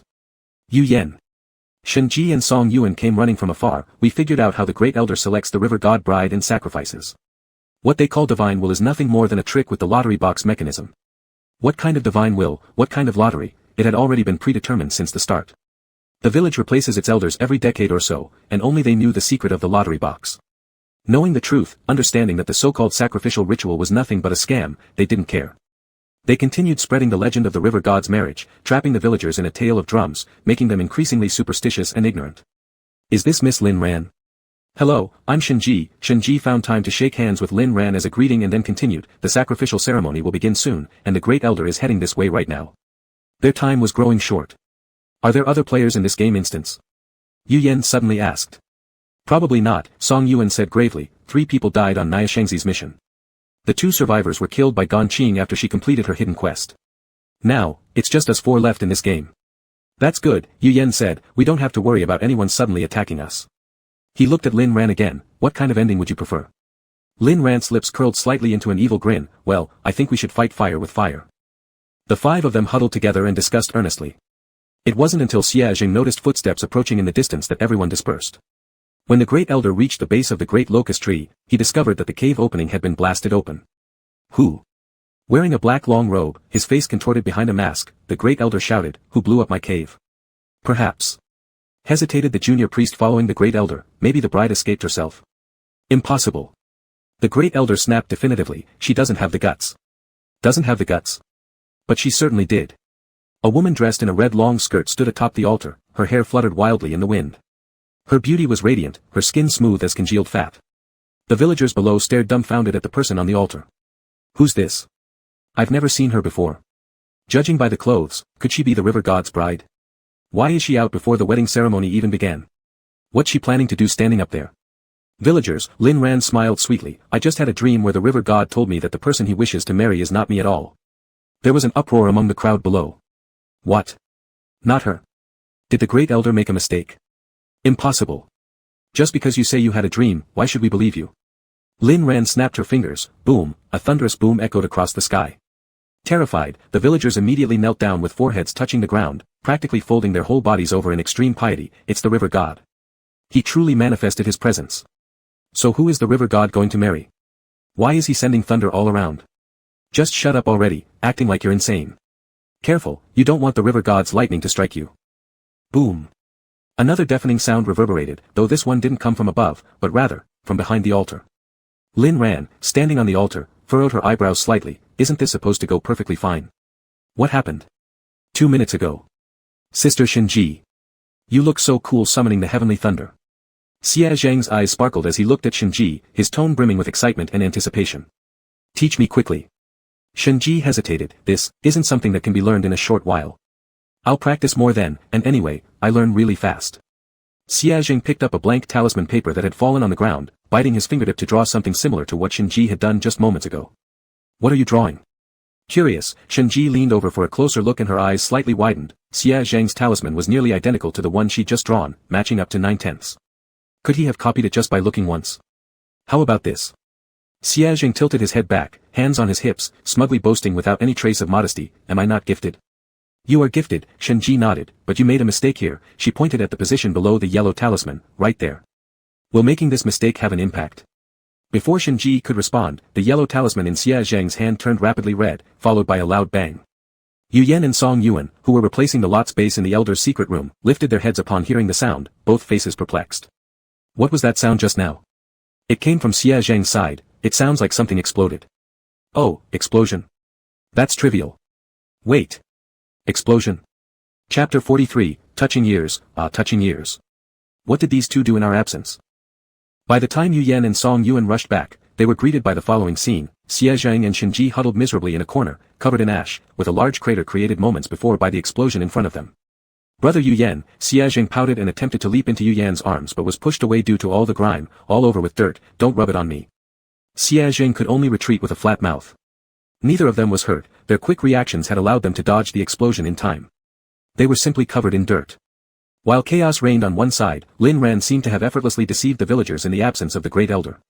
The next step would be. The river god doesn't want to marry you, so whom does he wish to marry? Let's leave it to divine will then. Doesn't the Great Elder have a divine will box? It might be more reliable to consult the river god directly. Yu Yan, wearing a mask, handed over the box whose lot bases had just been changed. Lin Ran mumbled some strange incantations even she couldn't understand before randomly picking out a slip from the box. Alright, the person the river god wants to marry is, the Great Elder. Are you joking? The Great Elder hurriedly returned, never expecting to find himself chosen as the bride-to-be. How can the river god take me as his wife? What does he see in me? Am I male? Am I too old? Lin Ran lightly massaged her lips, bursting into laughter after hearing him say this. How should we know what the river god likes? This selection comes straight from your box. By saying this, are you implying you want to defy the will of the river god or that there's a problem with your box? Does it fail to carry divine will? You. The Great Elder glared wide-eyed, suddenly panicking. How? How was his secret exposed? He opened his mouth to explain something, but boom, boom, boom. One thunderclap after another erupted from the horizon, the sky darkening and pressing down on everyone's chests. It's the river god. Lord River God is angry. These words set the villagers below into an uproar. Having never witnessed such a scene, their legs trembled uncontrollably, nearly collapsing onto the ground and becoming nothing but piles of mud. Hurry, throw the Great Elder into the river. Someone in the crowd shouted, others reacting immediately, loudly agreeing. Seizing the Great Elder who tried to escape, they bound him with ropes, tied a large rock at the end, and promptly threw him into the river. Despite the Great Elder's attempts to explain, the villagers gripped by fear wouldn't listen. That highly respected Great Elder, that loved Great Elder. In the end, like countless brides of the river god, like the countless women he had caused to die, he met a desperate and helpless death in the river. Dying in the very legend he had fabricated. Lin Ran stood high on the altar, gazing at the river that had already regained its calmness. She arched an eyebrow in surprise, not expecting the solution to dispose of the Great Elder would be so simple. And they didn't even have to lay a finger on him themselves. With the Great Elder out of the way, the next target would be.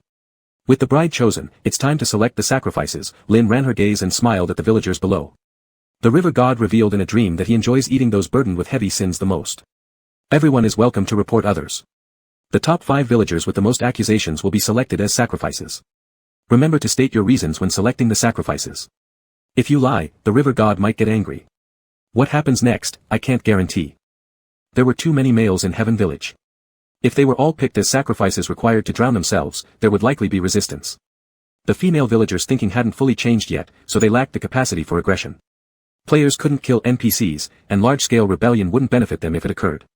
This was the best plan decided by everyone: make an example out of someone first, then collect all evidence later and send any escapees to the police station. As soon as Lin Ran finished speaking, one of the villagers rushed up to vote on the altar without hesitation. As long as someone else had more votes than him, he wouldn't be chosen as a sacrifice. He had to seize this opportunity first. With a start, things went smoothly thereafter. Yu Yan wiped Xia Zheng's face with a tissue while listening to Lin Ran speak from the altar. Xia Zheng had been wiping his own face earlier, but either due to carelessness or intentionally, there was still a spot covered in ash that hadn't been cleaned. Yu Yan could no longer bear it and snatched the tissue from his hand. Lower your head. Xia Zheng blinked his clear, beautiful green eyes and obediently lowered his head before Yu Yan lost her patience. Her fingertips accidentally brushed over the young man's cheek. Xia Zheng's eyelashes trembled slightly as he looked at the pale, refined face before him and pressed his lips together lightly. Rarely did he have such a close distance, and it would be wonderful if someone suddenly pushed him from behind right now. He could inadvertently peck Yu Yan, and there'd be no reason for her to be angry. The person before stepped back slightly, and Xia Zheng immediately snapped out of his thoughts, blinking confusedly. What happened? Why did she suddenly step back? Did he accidentally say his thought aloud? In just a few silent seconds of Yu Yan, Xia Zheng already prepared how to apologize and saw her suddenly raise her slender hand and gently ruffle his hair. No, not his hair. An unfamiliar sensation came from above, causing Xia Zheng's nerves to jump. It was his ears. How pathetic he was, just imagining kissing Yu Yan caused his ears to emerge uncontrollably. Two furry wolf ears stood upright atop his head, with faint gray visible through the black velvet fur. After sensing the touch at their tips, they quivered slightly. Xia Zheng glanced down and met Yu Yan's smiling eyes, momentarily stunned. He knew Yu Yan liked Xiao Wei, and perhaps just assumed she simply loved small animals. But now it appeared she didn't only like small animals, she was a complete plush addict. Darn it. If only he had revealed his ears the first time he saw Yu Yan. That alone must have instantly captivated Yu Yan completely, over and over again. Whoa. Wolf ears. Shenji poked her head out beside them, curiously examining his ears. Can I touch them? Shenji appeared, and Yu Yan immediately withdrew her hand, stepping backward a few steps and reopening the safety distance. Xia Zheng watched the retreating figure and pouted, shaking his head and retracting his ears. No. Shenji showed some regret. All right. By the way, brother Yu Yan, sister Lin Ran came by earlier and said she needed to talk to us about something. It seemed the matter regarding the sacrifices was settled. Yu Yan nodded in acknowledgement, and the four of them headed towards Lin Ran. Perfectly resolved, Lin Ran cracked a cool finger snap. I didn't expect it to go so smoothly. Indeed, only superstition can beat superstition. But this isn't a long-term solution. Right, I know, Lin Ran smiled. Leave the aftermath to me. I won't let a single evildoer go, and I'll help these women find jobs and send the children to school. Shenji asked somewhat worriedly, won't that exhaust you? Some work should be handed over to specialized institutions. Lin Ran smiled even more warmly, don't worry. I won't tire myself out. Then, next time we meet, can you give us a little break? Xia Zheng asked casually. Well, that depends, Lin Ran said, there's still a day left until the mission ends. How about you stay one more day here? There's no danger anyway, and it could count as an extra day of rest. Chapter 44, Instance Clearance, May we reunite in spring. Where are those who mocked before? Speak up. I was actually worried they'd become too radical, and the villagers would end up resisting and turning dark. Now it seems they've also considered that. TCH, it's only because this scenario is simple afterward. Try switching to a harder one. The chat was buzzing again, but at this moment, none of them had opened the chat and thus weren't paying attention to it. They were busy helping Lin Ran deal with all sorts of trivial matters in the village. Although they were supposed to stay for an extra day to rest, Song Yuan reasonably suspected that Lin Ran had merely kept them as free labor. Phew, Song Yuan finished dismantling the last punishment room and sat on a nearby stone, wiping his sweat. His white shirt had long been dirted during the scenario, and he didn't care whether sitting on the stone would make it even dirtier. Yu Yan, Song Yuan waved towards Yu Yan's direction, come sit over here. The tall young man glanced over, his sleeves rolled up halfway, revealing his toned forearms. On his face, he wore a pair of green translucent goggles that the little wolf pup insisted he wear, claiming there was too much wind and sand here. Yu Yan took off the goggles and sat next to Song Yuan. Yu Yan, have you ever considered letting me join your team? Song Yuan asked seriously. Sure. Yu Yan agreed readily. This quick agreement left Song Yuan momentarily bewildered. What? You agreed so easily without even asking why. Yu Yan blinked and cooperated by asking, why then? While treating you in the punishment room, didn't you transfer both mine and Xiao Ji's injuries to yourself? Though phrased as a question, Song Yuan's tone was definite. Yu Yan looked aloof and unapproachable on the surface, but deep down, he was extremely soft-hearted. If someone was good to him, he felt compelled to be good back. Yeah, Yu Yan didn't deny it, but my intention wasn't for you guys to join my team, I think we're friends. It's normal for friends to do such things. Doesn't it hurt? Song Yuan asked softly. Yu Yan smiled faintly and replied gently, you'll heal me. There was the same certainty in his voice.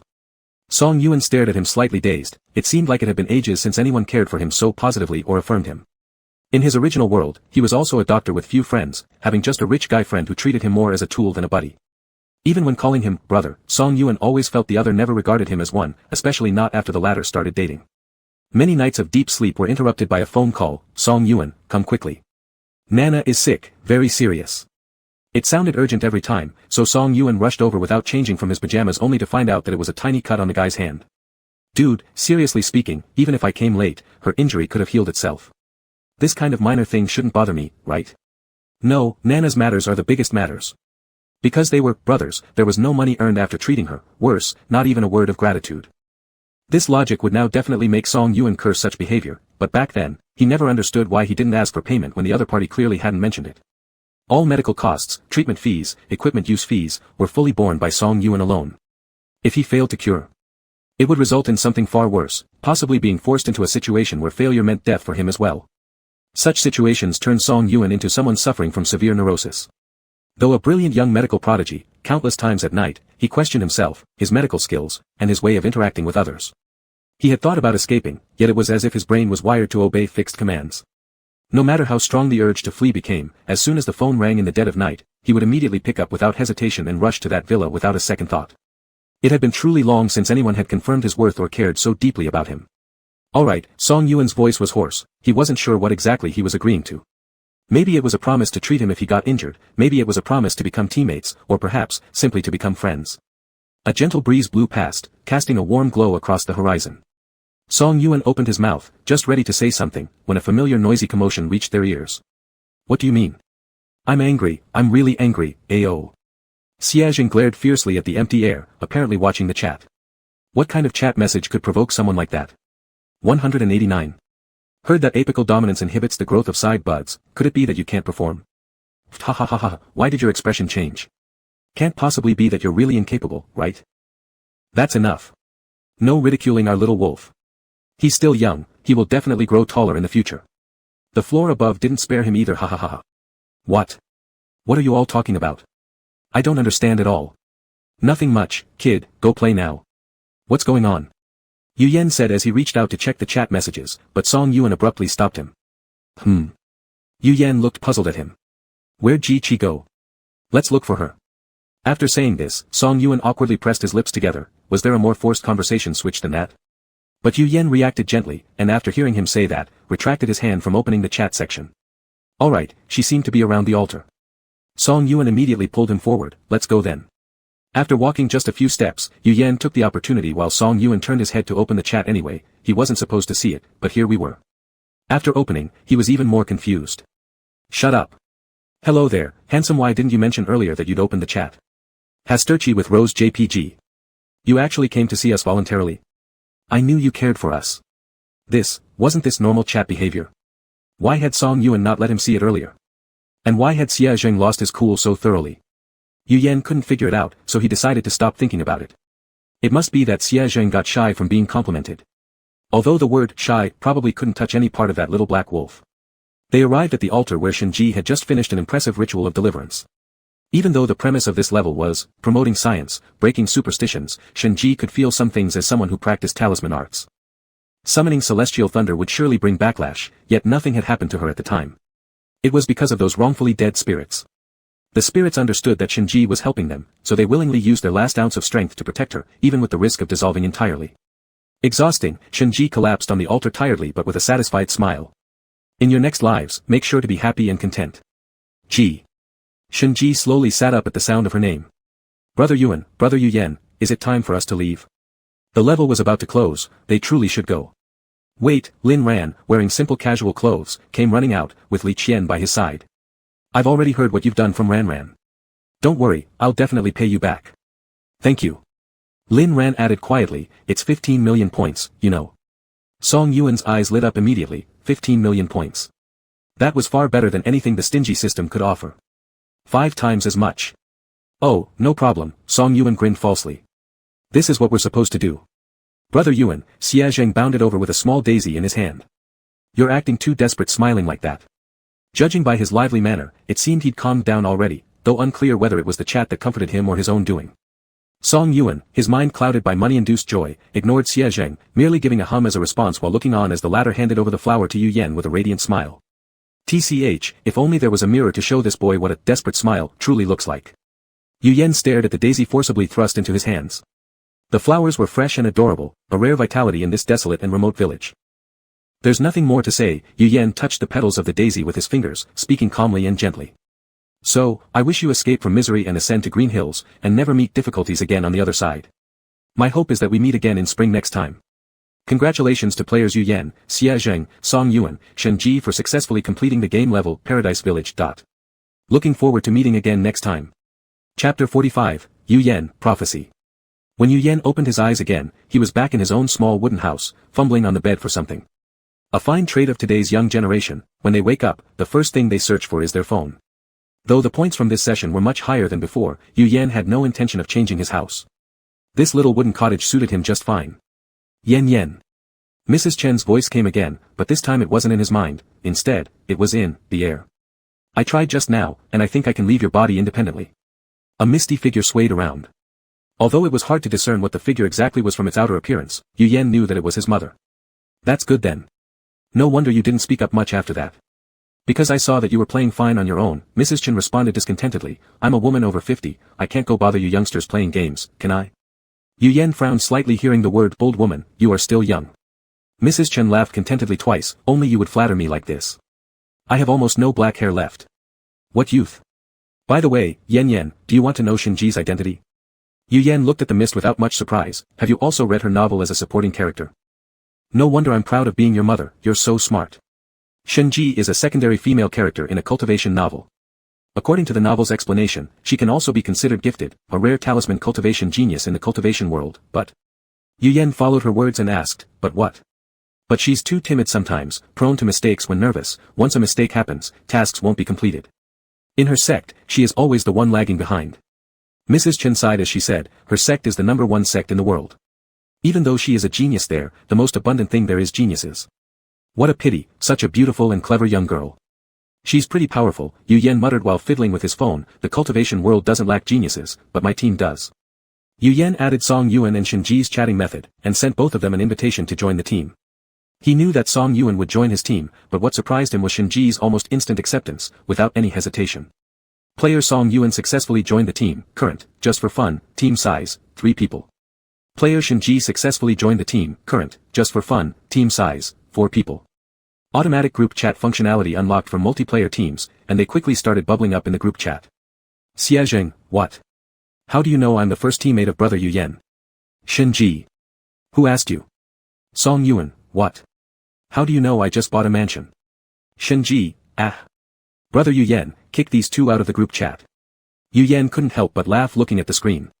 Each of them was full of energy, not thinking about grabbing some rest right after finishing a game session. Xiaozheng at Song Yuan, what? Brother Yuan invites us to live in his mansion, great, I'll pack immediately. Song Yuan. Don't come near me. Xiaozheng, too late, hahaha. Then, there were no new messages popping up in the group chat, probably Xiaozheng really went to find Song Yuan to stay at the big villa. Yu Yan stared at the last message, suddenly feeling a bit choked. Perhaps because he didn't want to be alone. After all, during the game session, there was always chatter around him, and the sudden silence back in the rest area made quite a jarring contrast which he couldn't accept at once. It must be that. Yu Yan successfully convinced himself in 2 sentences. He lifted his hand and tapped a few keys on the screen, but before he could send the message in the text bar, he heard a familiar shout from outside the window. Brother Yu Yan. I've brought Brother Song Yuan's mansion to find you. Brother Yu Yan, count me in too. Don't pull me, I can walk myself. Yu Yan raised his eyes toward the window and saw 3 people, and a large, beautifully designed house. Compared with his small wooden cabin, it was like comparing a quail egg with a quail. Yu Yan. Song Yuan still wore his white shirt and tailored trousers, only cleaner than during the game sessions. He had his half-frame glasses on, wearing an expressionless face. I originally planned for all of you to stay at my place, but these 2 little brats dragged me over here. Xiaozheng chuckled, it makes no difference anyway. Song Yuan rolled his eyes, don't tell me it's because you don't want brother Yu Yan to walk 2 extra steps. We've already decided on our way here, Xiaozheng eagerly explained, we'll use brother Song Yuan's money to buy a house, and our money for renovations. With so many points, we can decorate our little home properly. After all, this was an unexpected joy, 15 extra million for each person. For 4 people, that would be 60 million. The group noisily discussed what style they should use for the decoration. Yu Yan wanted the room at the end of the 3rd floor, and Xiaozheng immediately claimed the adjacent one upon hearing this. Having no choice, Yu Yan had to switch to another empty room, leading the white mist into it as Mrs. Chen's bedroom. Shinji and Song Yuan decided to live on the 2nd floor. Decoration was hard work. After being busy for half a day, everyone returned to their respective rooms and fell asleep from exhaustion. Perhaps because they hadn't been so lively for a long time, Yu Yan rarely had nightmares. He slept soundly without dreams. When he woke up, he felt refreshed and energized. It was now time to enter the instance dungeon again. Mrs. Chen wanted to go with Yu Yan, but she was refused. Why? The white mist sat on the bed, curled up unhappily, are you still my obedient son? Mrs. Chen, you will be a distraction if you are around, Yu Yan spoke indifferently, grabbing the denim jacket beside him and wearing it. Though his mother acted like a system bug and could provide some help in the dungeon, Yu Yan was afraid she would see him get hurt. He still remembered how worried her voice was in the punishment room. Even though there was no picture, Yu Yan seemed to have seen her tears. He didn't want her to worry about him. Alright, Mrs. Chen reluctantly agreed after hearing Yu Yan's explanation. Take care in the dungeon, be cautious. Then she mumbled quietly, damn, I should hear less complaining from my son. Yu Yan smiled, yet her words reminded him, by the way, what is my skill for this new round in the dungeon? Interestingly, your skill this time is prophecy, just like your name. Prophecy, when the player uses this skill, they can foresee events that are about to happen. The foresight range includes random content entirely based on luck. Note, there is no limit on the number of times you can use this skill, but frequent use may lead to retaliation from the skill itself. Chapter 46, Game 3, Heaven University. Yu Yan was the first to wake up. With half an hour until entering the dungeon, he first went into the kitchen to make a simple breakfast, then knocked on each door to wake them up. Oh yeah. I'm coming. Xia Zheng hopped down the stairs 3 steps at a time, making Song Yuan nervous. Slow down. Don't break the vase I just bought.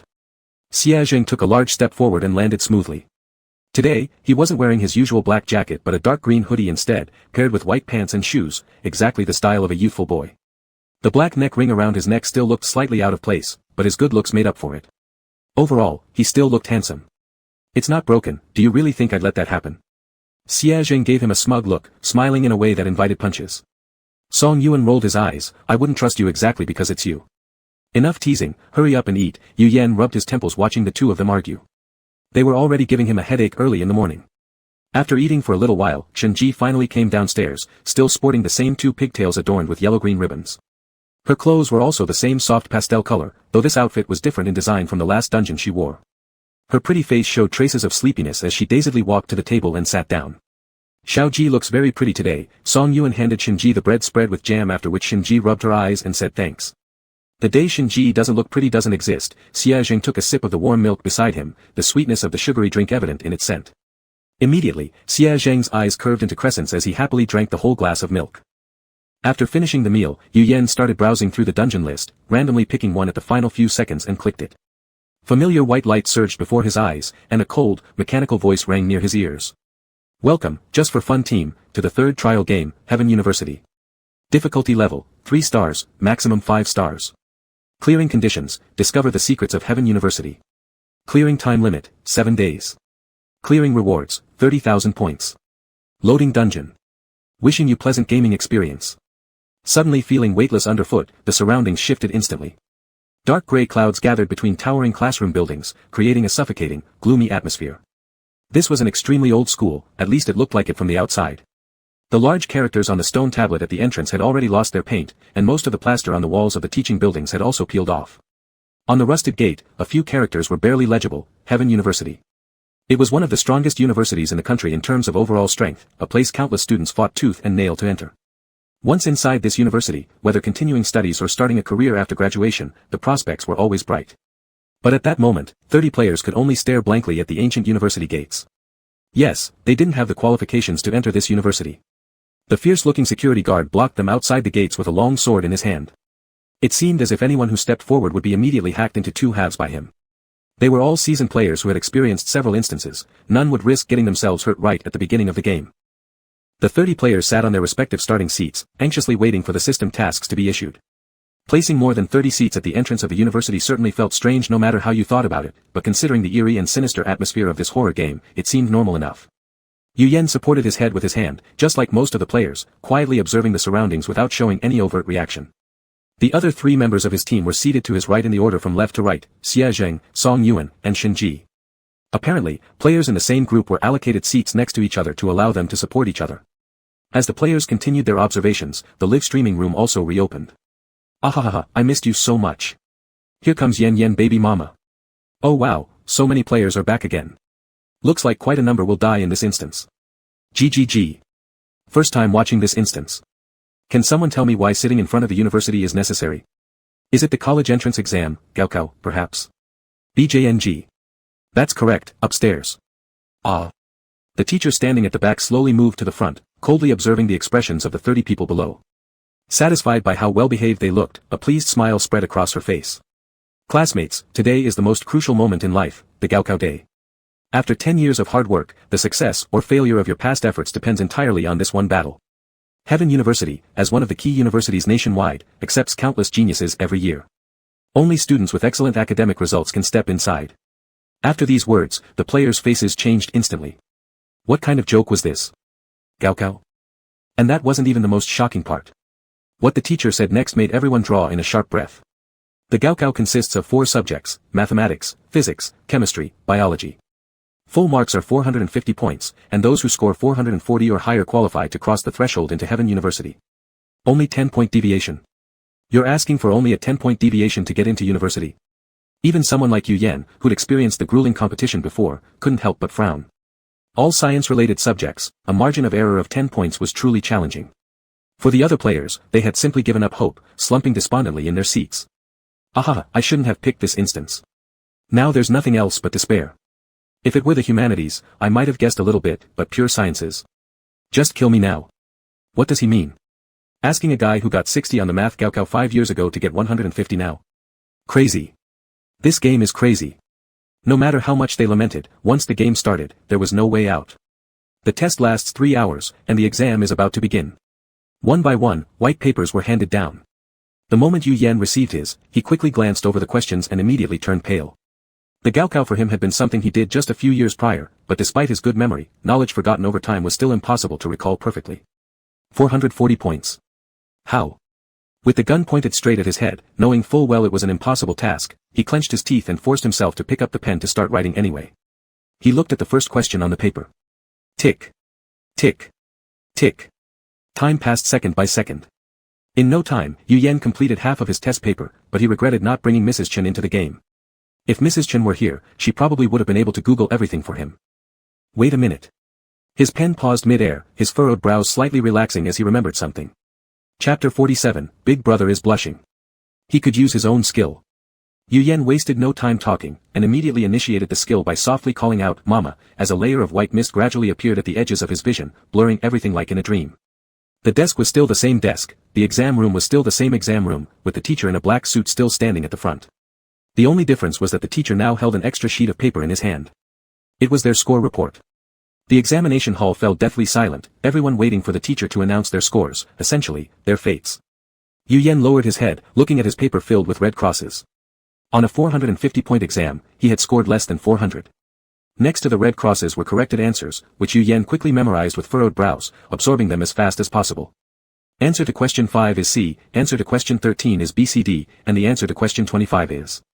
The white mist at the edges of his vision started turning red. Yu Yan felt his eye sockets grow scorching hot, with an uncomfortable ache beginning to set in. It seemed the skill's duration was about to run out. Ignoring the pain in his eyes, Yu Yan rapidly flipped through the test paper, memorizing whatever he could, striving for every point. His heartbeat began accelerating as he vaguely felt himself sitting in a real college entrance exam. After finishing the final question, Yu Yan abruptly closed his eyes, shielding them with his hand as he felt liquid trickling down from the corners, blood. He should have ended the skill use when his vision turned red, but he pushed too hard. Brother Yu. Xia Zheng called out anxiously beside him.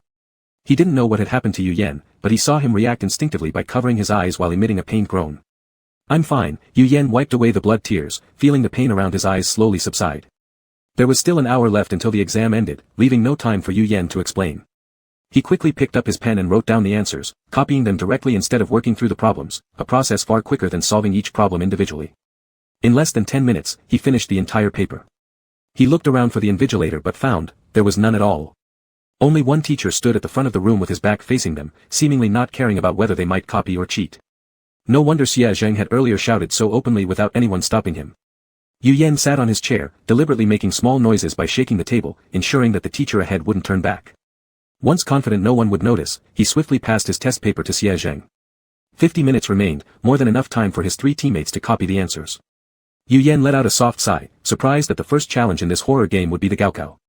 Ha, it felt like some sort of hellish joke. Oh, I just noticed Yan's skill changes every time in each scenario. Hacking. How come he's different from others? That's not fair. But is this kind of skill even good news? While others can perfect their skills after passing through countless scenarios, every time Yu Yan gets a new random skill, taking time to adapt. So, who exactly is being treated unfairly here? Yen, does your eye hurt? Mama will blow gently for you, hush.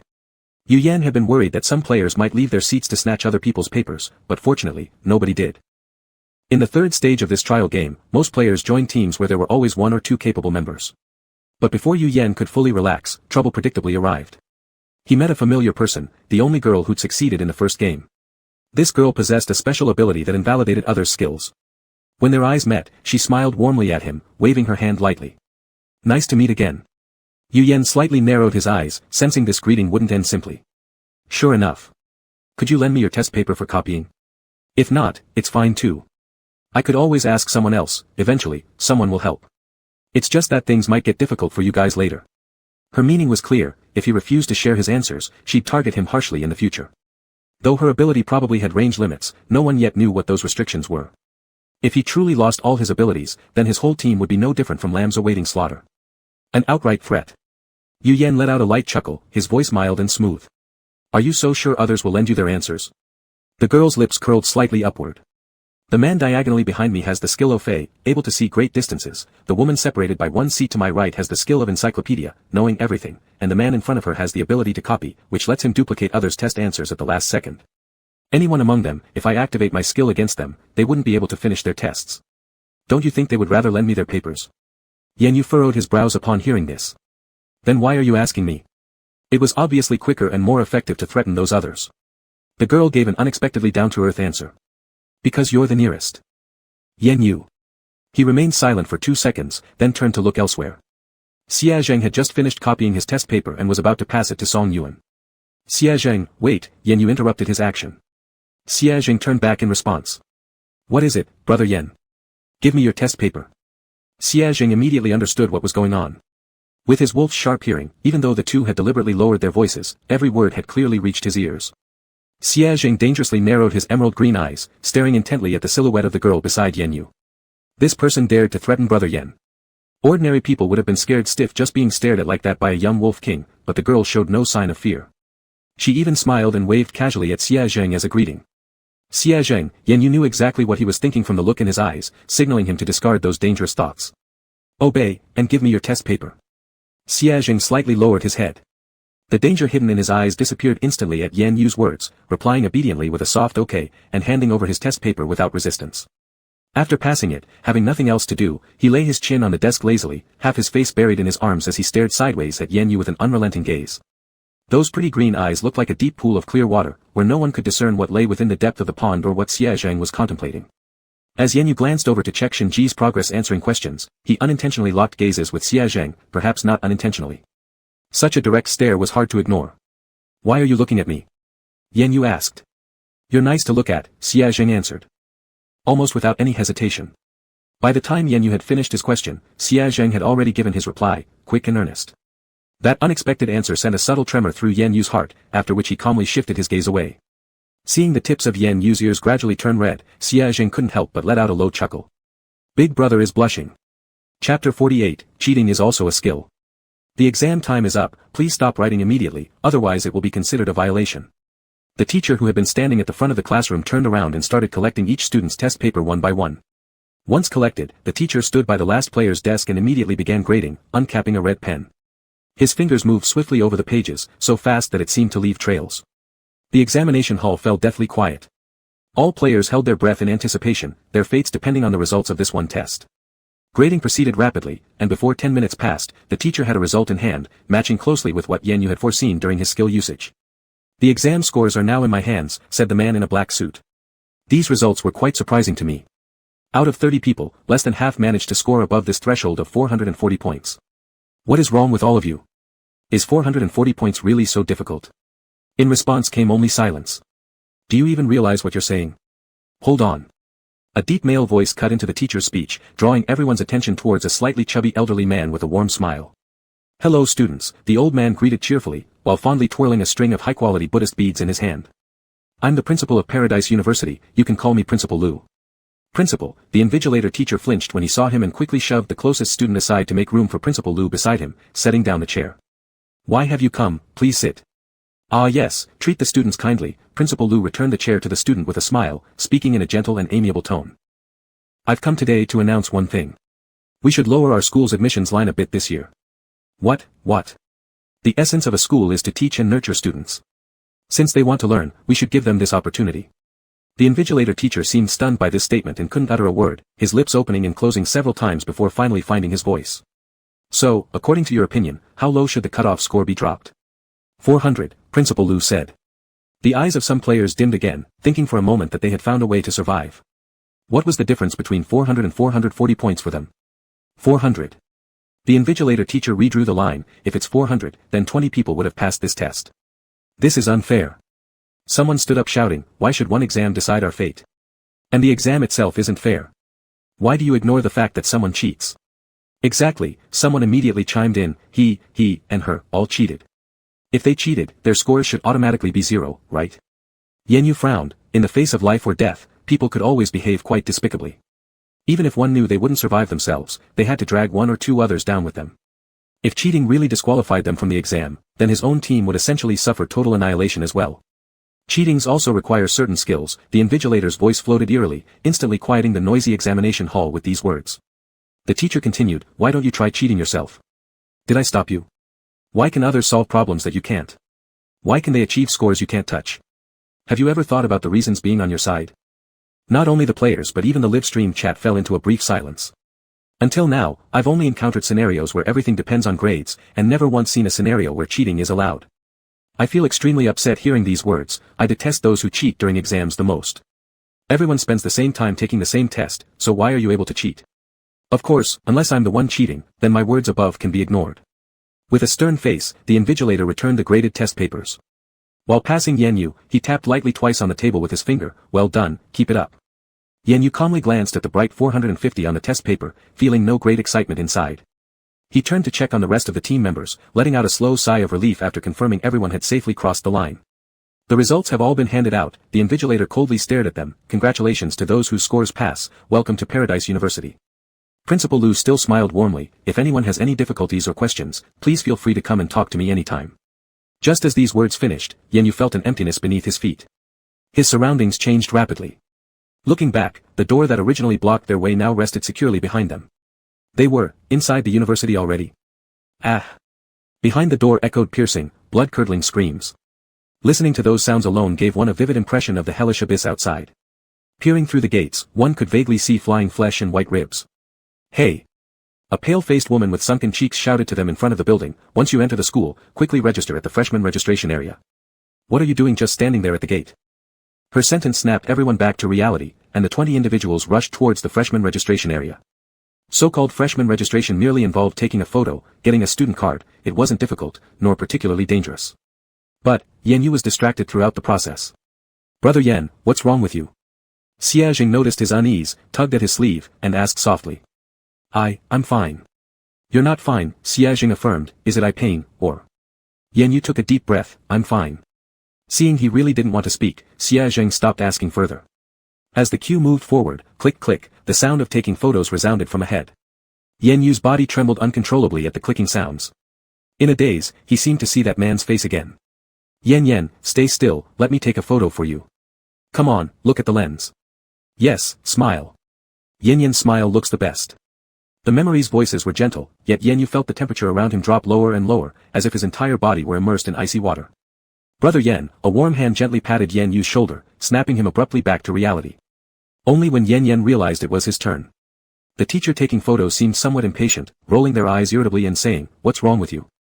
Come over here. Yen muttered an apology and quickly walked to the seat in front of the camera.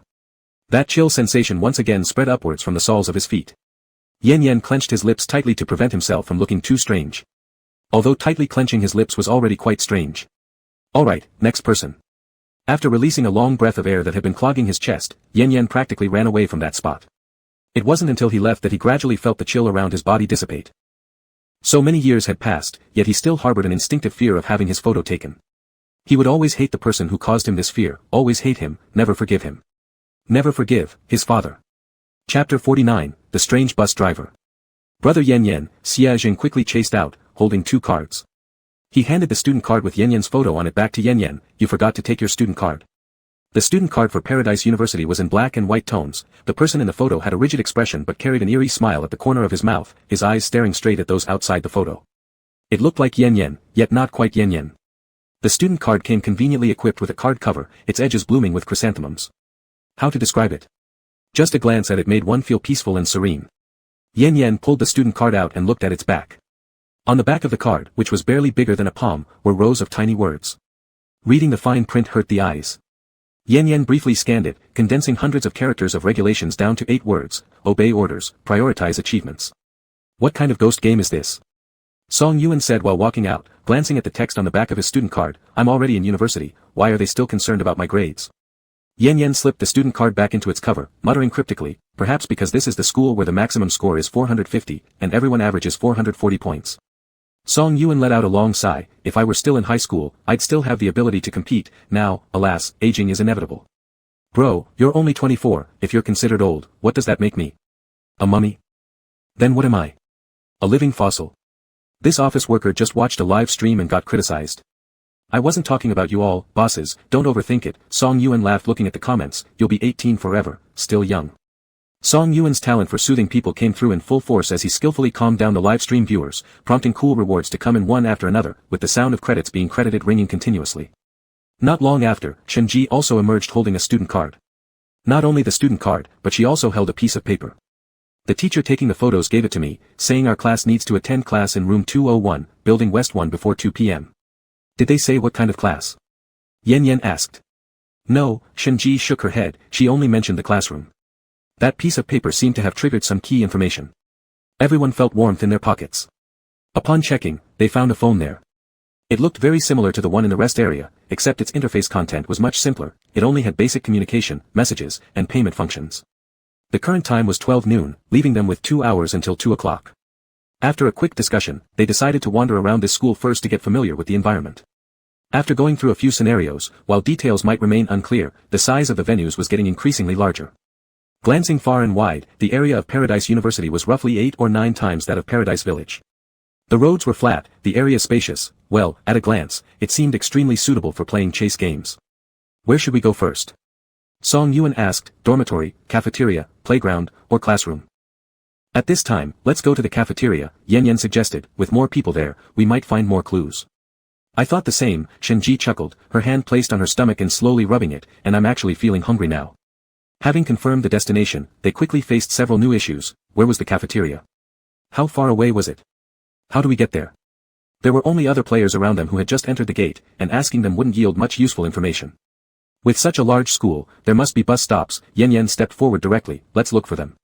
There should be maps there. Their luck was relatively good, they didn't walk far when they encountered a bus stop. The blue station sign clearly indicated the positions of the cafeteria, dormitories, teaching buildings, etc. Yan Yan took a photo with the camera, his fear of photography being mainly due to being faced with cameras directly. When it came to using a camera to shoot other things, he was fairly comfortable with it. If he couldn't accept it, living in the information age where smartphones were constantly in hand would be rather challenging. After all, even payment codes required the function of the camera. The cafeteria wasn't too far from their current location, but the group silently chose to sit on the chairs and wait for the bus to arrive. Buses ran every 10 minutes, and they only waited 5 before seeing a bus covered in red paint slowly making its way toward them. This simulation seemed to be more of a scare tactic, as one could detect the scent of blood from a long distance away, thick enough to make one want to vomit. Especially Xie Zheng, whose acute sense of smell turned into an almost fatal disadvantage at that moment. He clutched his shirt over his nose and mouth, looking pale and listless. Compared to the exterior of the bus, the inside was relatively clean and well lit. The few of them used their student cards to board, glancing at the driver as they passed by. Aside from being paler, having redder eyes, more sunken cheeks, and an overall sour demeanor, there didn't seem to be anything particularly unusual about him. The dim light outside cast across his pale face, giving off a slightly eerie feeling.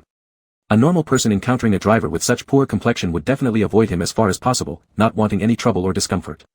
However, Xie Zheng clearly did not fall within the scope of normal people. Given his character, as long as he wanted to chat, he could probably strike up a conversation even with a dog. The tall young man sat in the seat closest to the driver's position. Uncle, I'm a new student here and I have a few questions. Would you mind answering them? The driver, gripping the steering wheel tightly, stared coldly straight ahead without even a glance towards Xie Zheng, as if he hadn't heard him speak at all. Xie Zheng slightly pouted, how cold and aloof. Uncle, just a couple of questions. No, one question. It won't take much of your time. Driver, cold face. Uncle, if you can hear me, nod once. Driver, still cold face. SSS, Shenji bit her finger and asked, could this bus driver really not hear us? Not possible, Xiaojing shook his head, a completely hearing-impaired person wouldn't be able to obtain a driver's license. This uncle is simply choosing not to talk to me. Ahaha, talking about driving licenses in a horror game. Instant immersion breaker haha. With so much noise around, this driver can still manage his expressions. Good job driver. They soon arrived at the station near the cafeteria. The driver opened the rear doors with a cold expression, never taking his gaze off the road in front of him from start to finish. Well, we've reached the station. Xiaojing stood up and waved goodbye to the driver when leaving the bus. See you later, uncle. If I meet you again next time with something you want, would you answer my questions? Through the rearview mirror, Xiaojing clearly saw the driver's gaze shift, slowly locking onto his. Dark eyes revealed unchecked greed and desire, his pale face slightly curling the lips into a stiff smile. He answered the first question since they boarded, all right. Chapter 50, Do you eat chicken legs? What does the driver want? Yan looked at Xiaojing, who was the last one to get off the bus, and helped tidy his disheveled hoodie cap. Cigarettes, Xiaojing replied, judging by his appearance, he must be a heavy smoker, yellow fingers, short and stubby, and a strong lingering tobacco smell on him. As he said this, he rubbed his nose and frowned in distaste, terrible. Song Yuan handed him some mint leaves, here, take a few pieces of these. They might help a little. Just as everyone expected, around 11:30, most students gathered in the cafeteria. Pale-faced students either queued up waiting for their food or sat at tables binge-watching series while enjoying their meals. It looked quite normal, the only abnormality being how perfectly normal everything was. Yan had been expecting to see a pile of rotten meat in the serving dish, but it ended up being normal food. He approached the nearest counter and ordered a serving of vegetables and a serving of meat. Meal payments were linked to student cards, each card started with 500 points. 5 points were spent on the recent bus ride, and 20 points were deducted for the 2 dishes. It wasn't overly expensive, nor was it particularly cheap. Not long after, Xiaojing also bounced back from the window, holding a plate of green, oil-drenched spinach. Without a single piece of meat. Yan recalled the first simulation, when Xiaojing ate breakfast, he seemed to have a plain bun too. Back then, he was still puzzled as to why a wolf would be a vegetarian. Now he was puzzled again, if meat dishes and vegetable dishes didn't differ much in points, why did Xiaojing choose vegetables? Don't you eat meat? Yan pushed his tray slightly towards Xiaojing. Xiaojing looked at the offer tray for a few seconds, then pushed it back, I do, but I'm just worried these points might have other uses later. He was lying. Yan's eyes narrowed slightly, but he didn't say anything more. Just like how he had his own secrets, Xiaojing must have his own concerns. Yan wasn't interested in prying into others' privacy. However, Xiaojing's next move once again confused Yan. Just as he accepted the idea that Xiaojing is a vegetarian wolf, the next second he saw Xiaojing turn around and ask Song Yuan, Yuan brother, do you eat chicken legs? Song Yuan was sitting with his back to Xiaojing and had no idea what was on Xiaojing's tray. He hastily said politely upon hearing this, no. Alright, Xiaojing extended his chopsticks and took the chicken leg from Song Yuan's plate. Yan. Song Yuan. Shenji came back holding her tray to see a scene unfold, Song Yuan gripping Xiaojing's shoulder, shaking him violently, while Xiaojing shook along, slowly chewing the chicken leg in his hand. Xiaojing. Spit out my chicken leg right now. This. Shenji looked over at Yan beside her, who appeared composed. What's going on here? Yan ate the food on his plate calmly, swallowing before slowly replying, it's quite clear, it's a crime incident sparked by the chicken leg. Shenji. Oh. She sat opposite Song Yuan and watched them bicker some more before silently standing up, picking up the bottle on the table and moving away from the battlefield to sit beside Yan. Yan brother, look, this drink looks strange. Shenji placed the bottle on the table, it's super expensive, 50 points to buy one bottle. Much pricier than the chicken leg. Logically speaking, such an expensive drink wouldn't attract many buyers. Yet strangely, everyone in the cafeteria seemed to be holding a bottle of this drink. Even plain water couldn't make everyone want to drink it. What kind of drink could suit everyone's taste?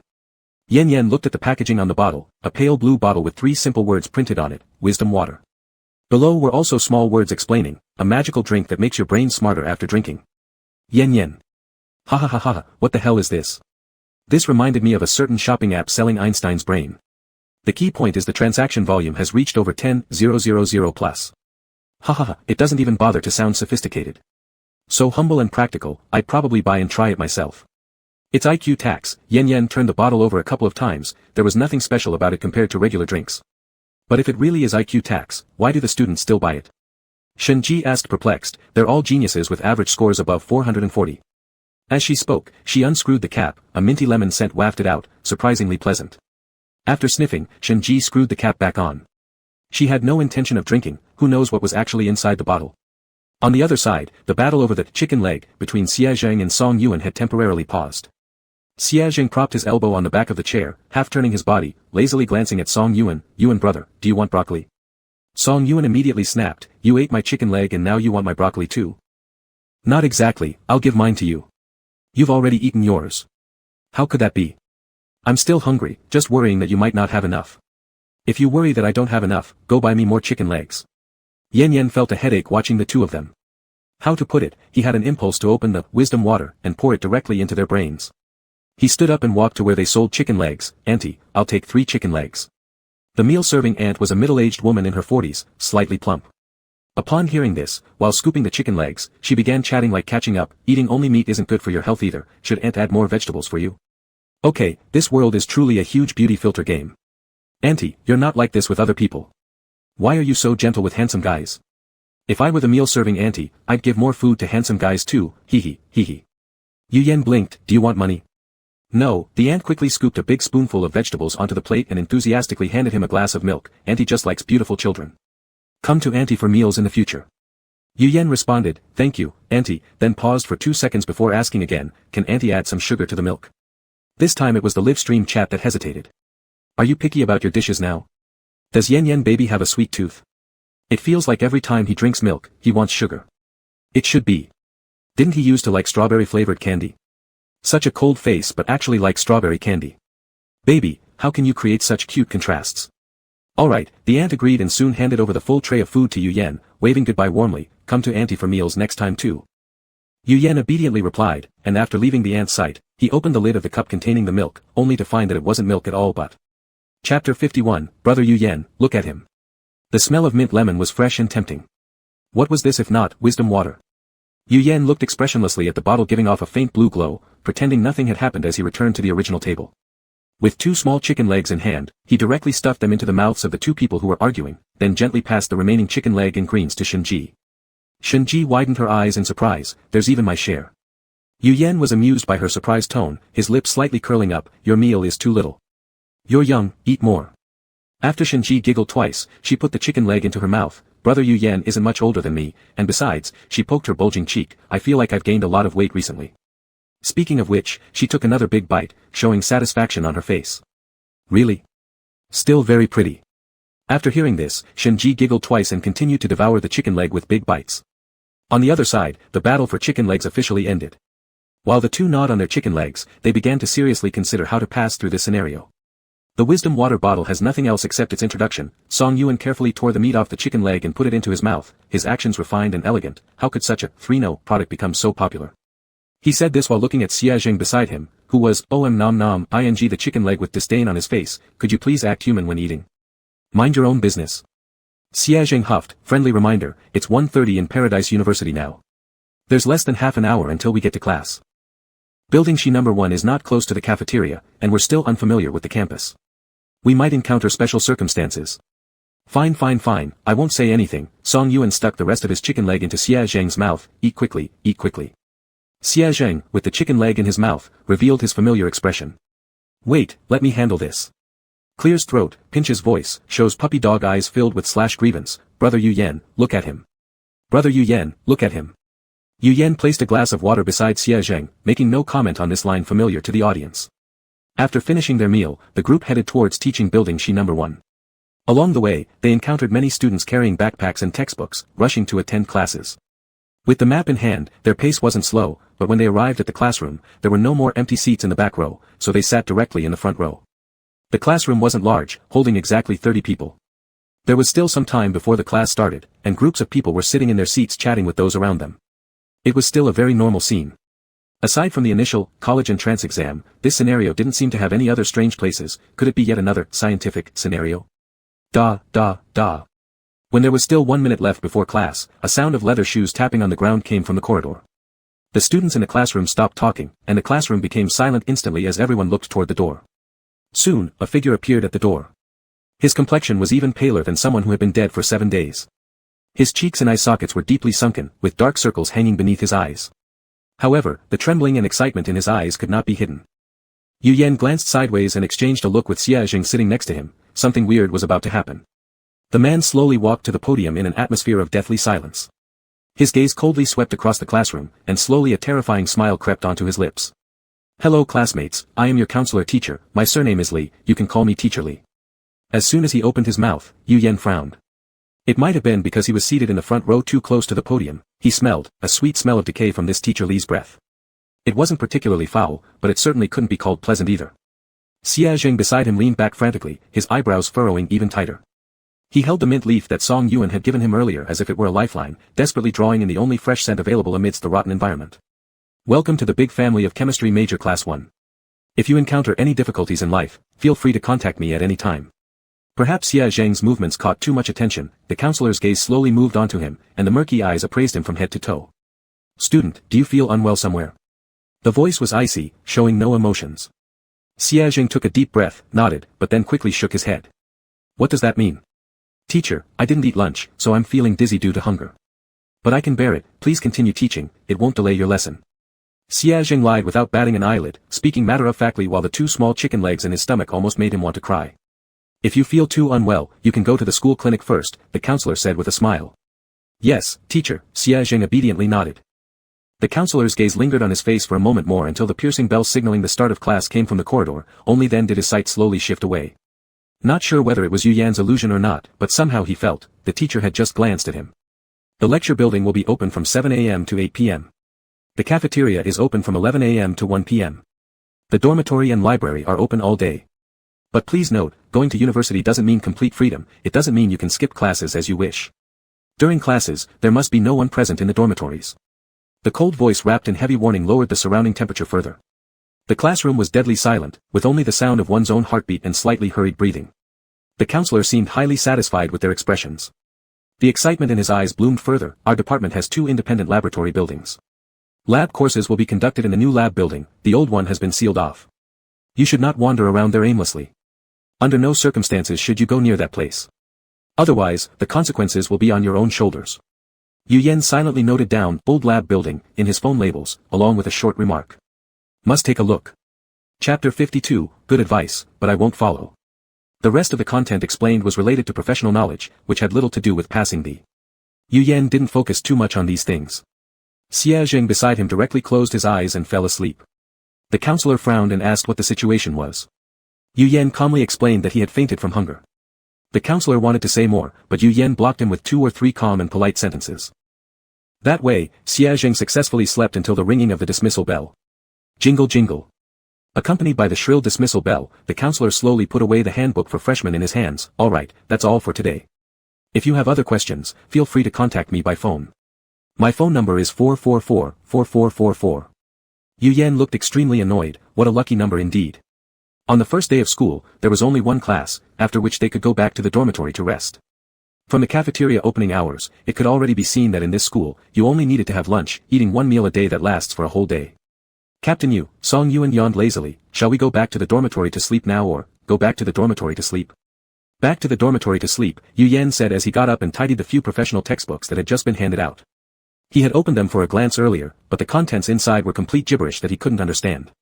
Alright, then let's go to the old laboratory. Song Yuan paused for a moment. He had originally thought that Yu Yan would head straight to the lab after class to search for clues, even preparing himself mentally for an all-nighter. To his surprise, the other party actually chose to return to the dorm to sleep. We'll have time tomorrow to go to the lab, Yu Yan said, this is our first night in the dorm. We don't know if there are any special rules here, so it's better to be cautious. Song Yuan nodded, showing more enthusiasm than before. Who would still want to study in the lab when they could lie down in the dorm? The group began packing up to head to the dormitory building. Yu Yan and the others' dorm was in building 7, Shenji's was in building 6, with a certain distance between them. If their luck was worse, their rooms might even be on high floors. If anything happened, they wouldn't be able to support each other in time. Yu Yan looked at Shenji worriedly. He remembered how timid Shenji was, fearing all sorts of strange supernatural things. Shenji noticed the worry in Yu Yan's eyes, forcing a smile despite his slightly pale lips. It's okay, brother Yu Yan, don't worry about me. In reality, even if they were concerned, it wouldn't make any difference. None of them failed to realize this, and their expressions didn't improve at all from those comforting words. If anything happens, contact via phone, Song Yuan sighed, adding, that's all we can do right now. After a few more sentences of small talk, they turned around and headed toward their respective dorm buildings. In the virtual scenario, the sky always darkened very early, the damp air making their bodies feel sticky and uncomfortable. The layout of the dormitory building looked no different from an ordinary one. The elderly dorm supervisor sitting in the duty room appeared rather indifferent, lifting his eyelids slightly to give them a cold look upon hearing their footsteps. "Grandpa, registration for new students." Xia Zheng walked over to the side of the duty room, handing over their student cards through the small window in the glass. The grandpa looked at their names, marking them off one by one on the list. After he finished, he handed the cards back to Xia Zheng, opened the drawer, and took out 3 keys. "Follow me." The dorm light bulbs hadn't been repaired for a long time, casting a sickly yellow glow that flickered occasionally in the dim corridor. "Lights will be turned off after 11 o'clock at night. After that, you're not allowed to make any sound in the hallway, otherwise you'll be named and reported." "Aren't the dorms open 24/7? Yu Yan asked, noticing the cold stare from the supervisor and weakly adding, "Our counselor said so." "I'm just asking." The supervisor gave him a sidelong glance. "Theoretically, yes, but I don't care about theories. Every day, people complain to me about loud noises coming from the corridors at night. This rule is set for your own good." Yu Yan nodded and was about to say something else. "Here we are." The supervisor handed 2 keys to Song Yuan and Xia Zheng. "You two stay here." All 3 of them froze. "What?" Xia Zheng frowned. "Aren't we supposed to be in the same dorm room? This room needs 2 more people, and the last room at the end of the corridor needs 1 more. Placing all 3 of you there fits perfectly." The supervisor gave Xia Zheng a cold look. "Do you have a problem with it?" "Yes." Xia Zheng nodded seriously. "I want to change rooms. Either let me stay with Brother Yu Yan, or let them share a room. Anyway, Brother Yu Yan shouldn't be alone in a dorm. In horror games, single-player missions were always the scariest. There was no way he'd let Yu Yan take that risk." "That's a valid opinion." The dorm supervisor seriously nodded, "but I'm not listening." Xia Zheng. "Hey, you damn old man." The supervisor ignored the furious glare behind him from the teenager who wanted to pounce on him and bite him to death. Leading Yu Yan further down the corridor, he stopped after a while and handed him a key. "You're staying here." An unpleasant smell wafted over from nearby. Yu Yan instinctively wrinkled his nose. Turning around, he realized his dorm was opposite the restroom. The faucet on the wash basin hadn't been tightened after someone used it, and water was dripping incessantly now. Was it just Yu Yan's imagination, or had he just seen, the water dripping out was black? "Shit, which little bastard didn't flush the toilet again?" The grandpa's face contorted with disgust, his voice gradually lowering, becoming much stranger compared to before, hoarse and broken. "He'd better not let me catch who it is, otherwise," as he muttered, the grandpa grabbed a mop nearby and stormed into the restroom, cursing under his breath. Yu Yan stood rooted to the spot, his expression looking somewhat conflicted. His instincts told him he should follow and take a look, maybe there were other clues in the restroom. But the smell was already this bad in the corridor, heading inside would be worse. Yu Yan frowned harder, thinking what if he overthought this and there were no clues at all. Disgusting images instinctively popped into his mind. Swallowing hard, he ignored his body's natural aversion and walked toward the restroom. "Grandpa, you've worked hard all day. Let me handle this for you." The tall young man rolled up his sleeves halfway and naturally took the mop from the elderly supervisor. The supervisor hesitated slightly but didn't stop him any further. He certainly didn't want to do this dirty, tiring job himself. "Alright, then I'll head back." The sound of the supervisor's footsteps quickly disappeared down the corridor, leaving him alone in the restroom. Yu Yan advanced several steps with the mop in hand. The closer he got to the toilet stalls, the stronger the unspeakable stench grew. Drip, drip. In the confined space of the restroom, an eerie silence reigned. He could only hear his own heartbeat and the dripping water from the faucet outside. His growing unease expanded. Holding his breath, Yu Yan yanked open the toilet stall door. Chapter 53, Today is a wrongfully suffering puppy. In the dirty squat toilet sat a lump of pitch-black, sticky flesh. The putrid smell that greeted him was overwhelming, almost knocking Yu Yan over completely. Good news, there was no feces in the toilet. Bad news, what was in the toilet wasn't feces either. How many times have we been told? Censor such scenes directly. I'm having a late-night snack here. Yu Yan, we don't have to be so curious sometimes, missing a clue or two is okay. Yu Yan furrowed his brows and stepped forward a few more paces. Besides being gross, that lump of meat seemed to show no other strange characteristics. The only question was why such a piece of rotten flesh would appear in the dormitory restroom. Had there been a murder here? As Yu Yan thought about it, he dutifully began cleaning the restroom thoroughly. Who was the victim? Why were they killed? Did the school know about this? After cleaning the restroom, Yu Yan came to the sink outside, his hand reaching for the faucet, ready to turn it on. Yu Yan. It wouldn't flow out with some odd red or black liquid, would it? With that thought, Yu Yan pulled his hand away from the faucet below, instead carefully turning it with the other. Rushing. Clear, transparent water flowed steadily, causing Yu Yan to exhale in relief, realizing he was just imagining too much. He washed his hands meticulously, then slowly straightened up, his gaze inevitably drawn to the mirror. But what he saw? At some point, a shadow had appeared in the corner. The person was dressed in a simple white shirt and jeans, their back currently turned toward Yu Yan. From his angle, all he could see was a spine-chilling back of the head. Yu Yan's heart leapt, his eyes widening as he stared into the mirror. In the mirror, the man seemed to notice Yu Yan's gaze and slowly turned his head, creak, creak. A crisp grinding sound issued between the head and neck. Creak, creak. Yu Yan took a deep breath, slowly turning his head toward the corner. The corner was completely empty. The balcony window wasn't fully closed, and a cold breeze blew past, making Yu Yan shiver violently. He realized then that he'd worked up a cold sweat without noticing. Looking at the empty corner, Yu Yan blinked hard, opening his eyes to find it still vacant. Was it an illusion? Relieved slightly, to be safe, Yu Yan kept his eyes on the corner for a long while, ensuring there were no abnormalities, before finally turning his head back. Then, he locked eyes with a pair of eerie, pitch-black orbs. Yu Yan. He quickly retreated several steps, pulling out a silver dagger from his pocket. This was the first and only item he'd acquired so far that could circulate across different scenarios, so he always kept it close. Yu Yan raised his hand and threw the knife. His aim was usually excellent, so he could clearly see the blade piercing through the creature's body. Then, with a plop, it fell to the ground. Yu Yan. The creature's body was just as penetrable as air. How could he fight this thing? Yu Yan clenched his molars hard and narrowed his eyes, ready to seize an opportunity. He bolted toward the dorm direction with all his might.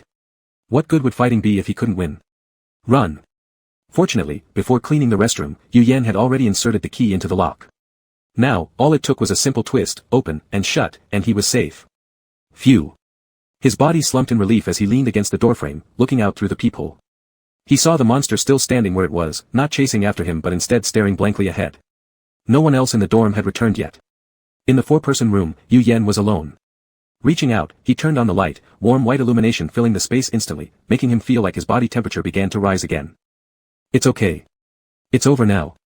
Yu Yan consoled himself internally, thinking it was fine since the monster didn't pursue him. Knock knock knock. Suddenly, the knocking at the door made Yu Yan jump involuntarily. Brother Yu Yan. Brother Yu Yan, are you okay? Xia Zhang's boisterous voice came from behind the door. After hearing the familiar tone, Yu Yan relaxed somewhat, confirming through the peephole that it was indeed Xia Zhang before opening the door and letting him in. Before he could say anything, Xia Zhang grabbed him by the shoulders and started spinning him around, checking him up and down while talking non-stop as soon as they entered. We sent so many messages in the group chat, but you didn't reply. We thought something bad happened to you. That scared me. I knew I shouldn't have let you stay here alone. It's all that old Dun's fault. It's just a matter of switching dorms, such a trivial thing, but he wouldn't agree. What a jerk. Brother Yu Yan. Xia Zhang calmed down once he saw Yu Yan was fine, handing over the silver-tipped knife. I found this outside near the door. Yu Yan accepted the knife, asking casually, was it by the sink? Xia Zhang scratched his head, appearing confused. Not really, it was right by the entrance, placed pretty neatly. By the entrance? Neatly placed. Yu Yan furrowed his brows slightly. Could it have been left there for him by that monster? So the monster wasn't completely heartless then. Yu Yan didn't dwell on this much longer. He recounted what had just happened to Xia Zhang, sending the story to their group chat using voice-to-text as well. The rotten flesh in the restroom, the ghost-like shadow at the wall corner, if this followed the rules of horror movies, it must mean that the victim died with heavy resentment, turning into a vengeful spirit returning to haunt. Moreover, judging by the scenario, the person responsible for killing that spirit was likely hidden somewhere among the players in their dormitory. Ghosts, murderers, the supervisor, with all these elements mixed together, it seemed like tonight would surely be sleepless. Yu Yan sighed lightly, then turned toward Xia Zhang, suddenly remembering something. Where's Long Aotian? Is he alone in the dorm? He's in the dorm, but not alone, Xia Zhang replied. There are 2 NPCs in our room, those 2 belong to our class. We saw them during the afternoon lecture, so we remember them. Yu Yan nodded understandingly. He was concerned that Song Yuanan might not be able to handle both NPCs properly, and just as he was about to ask Xia Zhang to return, he noticed Xia sitting dejectedly on the bed behind him. Song Yuan knows so much. Xia Zhang supported his hands on the bed, pouting unhappily. He was chatting happily with those 2 people. I wanted to join too, but I didn't understand anything they said. His smooth, resonant voice carried a hint of, successfully drawing maternal sympathy from the live stream audience. Baby, it's not that you're dumb, it's that they're too smart.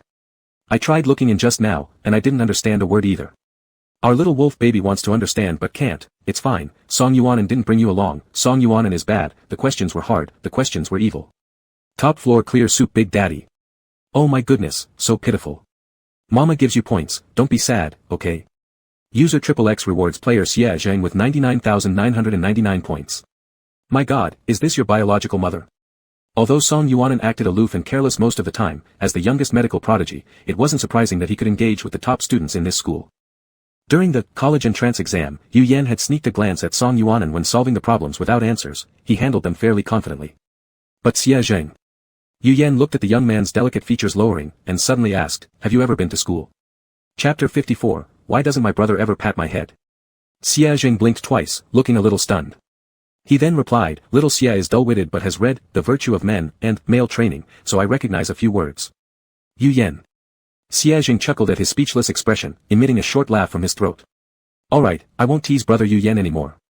I know some basic literacy in math, but for those more complex questions on today's exam, I couldn't even make sense of them."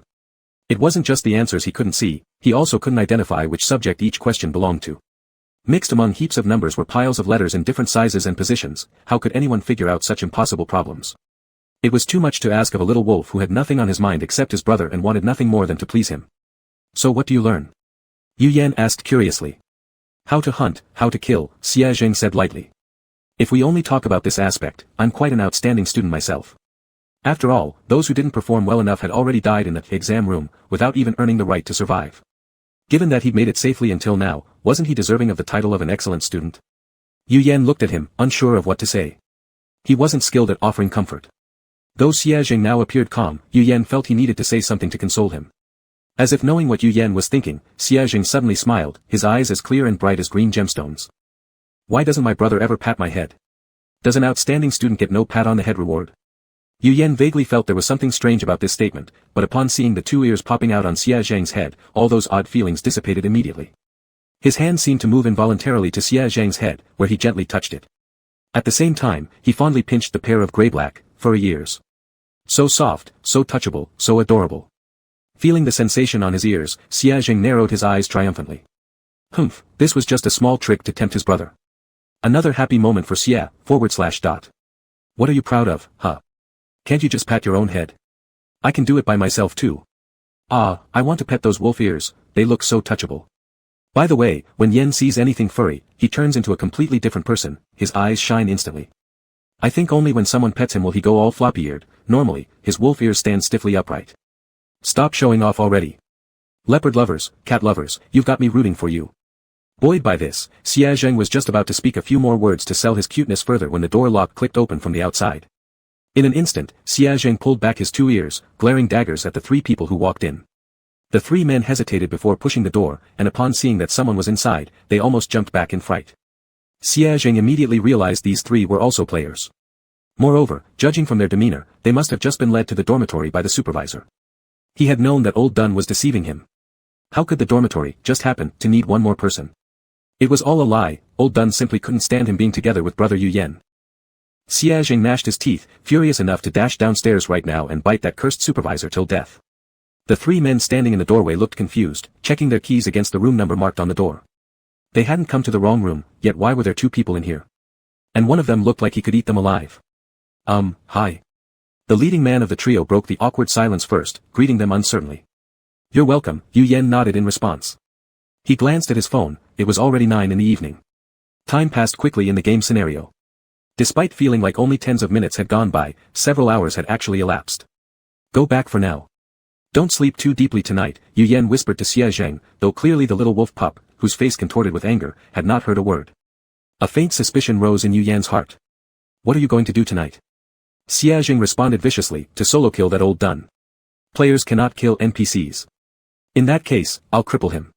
Stay safe, don't get hurt. Got it. The three still stationed at the door listened to their conversation in sheer terror. Had they misheard? What did these two intend to do? Kill the supervisor? Wasn't this some kind of wild claim? But looking into the eyes of these two, they were dead serious. Wow, the shortest and youngest looking of the three men let out a soft exclamation, so cool. Xie Zheng had just finished speaking when he marched out boldly and confidently. Soon after, the dormitory was left with Yu Yan, and those three still immersed in their shock. You just let him go kill an NPC? The leading man asked tremulously, isn't that too risky? Though the boy appeared tall, his age didn't seem very great. Letting such a young lad fight NPCs was incredibly perilous. Apparently so. Realizing Yu Yan was wavering, the leader hurriedly continued, that's right, it's too dangerous. Send him a message to come back. He kept nagging incessantly, but in the blink of an eye, he noticed Yu Yan had vanished too. Staring blankly at the other two, he asked, where did he go? No idea. Yu Yan was now sprinting downstairs swiftly. That player had made a good point, fighting NPCs was indeed far too risky. Xiaojing charging ahead recklessly was one thing, but why had he also failed to think clearly and allowed Xiaojing to go alone? Such tasks should involve at least 2 people. In case someone got hurt, they could at least bring the person alive before Song Yuan. Yu Yan rushed downstairs as fast as he could and arrived at the guard office. Looking at the scene before him, he realized he was still too late.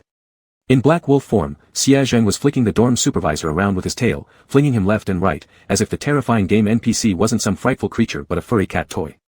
Why compare the supervisor to a cat toy? Ask that little wolf cub named Xiaojing. In Xiaojing's view, Yu Yan's beautiful eyes were following the movement of the tail wagging behind him, slightly widening from side to side like a cat's, utterly adorable. Hee hee, how cute. After giving 2 more swings of his cat toy, Xiaojing tossed the person aside with a loud thud, embedding the old supervisor into the wall. Then without looking back, he transformed back into human form and ran towards Yu Yan. Brother Yu Yan, that supervisor bullied me earlier, scratching me really badly. Could you please blow on my wound to make it better? The supervisor stuck inside the wall, unable to move, could only respond silently. Shouldn't you open your eyes and check what you're saying? Who's bullying who here? Chapter 55, Wow, Brother Yu Yan missed me. Yu Yan glanced briefly at the almost invisible wound on him. He ignored the puppy-like Xiaojing shaking his tail and seeking comfort, turning instead to look at the supervisor embedded in the wall who glared at Xiaojing with resentment. Is he still alive? Sure is, still glaring at me with enough strength. Knowing he wouldn't get any consolation, Xiaojing reverted to his usual laid-back demeanor, crossing his arms and leaning against the wall casually as he looked toward the guardroom. His tongue lightly touched his small fong as he smirked at the person trapped within the wall. Keep glaring or I'll gouge out your eyes, believe me. The blood-smeared figure, pale-faced, snorted contemptuously, huh. Then silently averted his gaze. It's not that he was afraid of that green-eyed kid, his eyes just hurt a bit and needed to turn around a few times to ease the pain. Yes, needed to ease it. The door of the guardroom had been smashed by Xiaojing, now hanging askew, appearing all the more gloomy and dead silent under the dim lighting. Stepping into the guardroom, Yu Yan muttered an apology then quickly flipped through various documents on the supervisor's desk. Mr. Supervisor. If your actions weren't so quick and smooth, maybe your apology would sound more sincere. As a matter of fact, even without this sudden episode of Xiaojing, Yu Yan would have descended once again tonight. After all, the toilets had already been cleaned, so wouldn't it be wasteful not to seize this chance to fish for information? Xiaojing's antics had merely advanced and simplified his own planned action. On the table lay stacks of dormitory rules. At first glance, Yu Yan thought it was some sort of rule-based game, but upon closer inspection, he found there was a significant margin for every clause. Even the previously mentioned lights out at 11, no noise regulation was not recorded in the student guidelines. Seemed like that rule was self-invented by the supervisor. After all, university students, who cared about bedtime hours anymore? How many youngsters these days don't stay up late? Yu Yan looked at the rulebook in his hand, then at the supervisor lodged in the wall. Since the man had suffered to this extent, the rules he established should probably have lost their effect by now. As if realizing what Yu Yan was thinking, the dorm supervisor let out a cold snort. I advise you to just follow my advice. Going to bed before 11 o'clock won't do you any harm. Yu Yan looked at him indifferently. Why do you say that? The dorm supervisor sighed deeply. Not telling you. Yu Yan. Xiaojing. Do you believe I can pull you out and plant you in the soil? The old man quickly changed his tone. Actually, there's nothing wrong with telling you. Sleeping before 11 has only benefits and no harm. It can improve memory, help reduce stress, promote heart health, and enhance metabolism. It can also regulate your mood. Yu Yan. So that's what he meant by no harm. The dorm supervisor kept chattering on, but Yu Yan had lost his desire to continue listening. He knew the old man must be hiding something from them. Since he wouldn't speak up, they would have to explore it themselves. Let's go. Yu Yan glanced at the time. It was already 10:50, leaving 10 minutes until 11. We should head back. Hold on, Xiaojing was leaning over the desk writing something. When Yu Yan approached to take a look, he discovered that Xiaojing was modifying the dormitory member list, placing his and Song Yuan's names together with Yu Yan's. Since old man wouldn't change his room, he'd simply do it himself. Alright, Xiaojing looked at his newly revised name arrangement with satisfaction, then turned to drag Yu Yan upstairs. Let's go. The two rushed up the stairs. If either of them had glanced back during this process, they would have noticed the elder who was just embedded in the wall slowly extracted himself, without any hurry. His turbid eyes stared straight at their retreating backs. His gaze was chillingly cold, and a weird grin appeared at the corner of his mouth. I've warned you, he said while shifting his gaze downward to inspect the dormitory roster where names were altered, sneering, you better not let me catch you tonight. What is this trash handwriting? He carefully identified the scrawling on the paper. Xia, what exactly does Xia write? How could such a well-groomed child scribble so ugly? Meanwhile, as soon as Xiaojing climbed up to the 4th floor, he unexpectedly sneezed twice without warning. He rubbed his nose, cheerfully looking at Yu Yan. Wow, brother Yu Yan misses me. Yu Yan. One sneeze means missing, two sneezes mean cursing. Someone's cursing you, Yu Yan replied with an even voice. But Xie Zheng covered his ears. Nope, nope, brother Yu Yan is missing me, and he's missed me twice. Why are you missing me when I'm right here beside you? Xie Zheng's eyes lit up immediately. So you admit you're missing me when I'm not around. Yu Yan. He seemed to have been dragged into a pitfall by the young lad. Saying more meant more mistakes, so Yu Yan stopped arguing about whether he had thought of Xie Zheng or not. He reached out and tugged Xie Zheng's hoodie cap forward as he continued walking. Hurry up. We still need to inform Song Yuan about switching rooms. This decision to switch dorms came suddenly, much like how Xie Zheng suddenly decided to kill the dorm supervisor. Yu Yan initially thought that the three players might object to this sudden move. After all, they looked like part of the same team, and most people didn't want to split up with teammates. But surprisingly, the leading man sighed with relief upon learning who would remain behind in the dormitory. Bao Bao, stay with these three older brothers. I'll go to another dorm with Guo. The shortest and youngest looking one among the trio nodded seriously after hearing those words. Got it, big brother. Staying with them will definitely keep me safer than with you. Ada and Guo. There was no need to be so brutally straightforward. As the clock ticked closer to 11, the two didn't say much.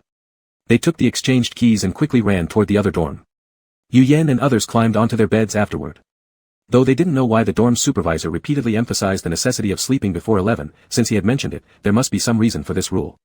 The corridor soon fell silent, devoid of any sound, quiet as a graveyard at night. At exactly 11 o'clock, the lights in the dormitory went out promptly with a soft click.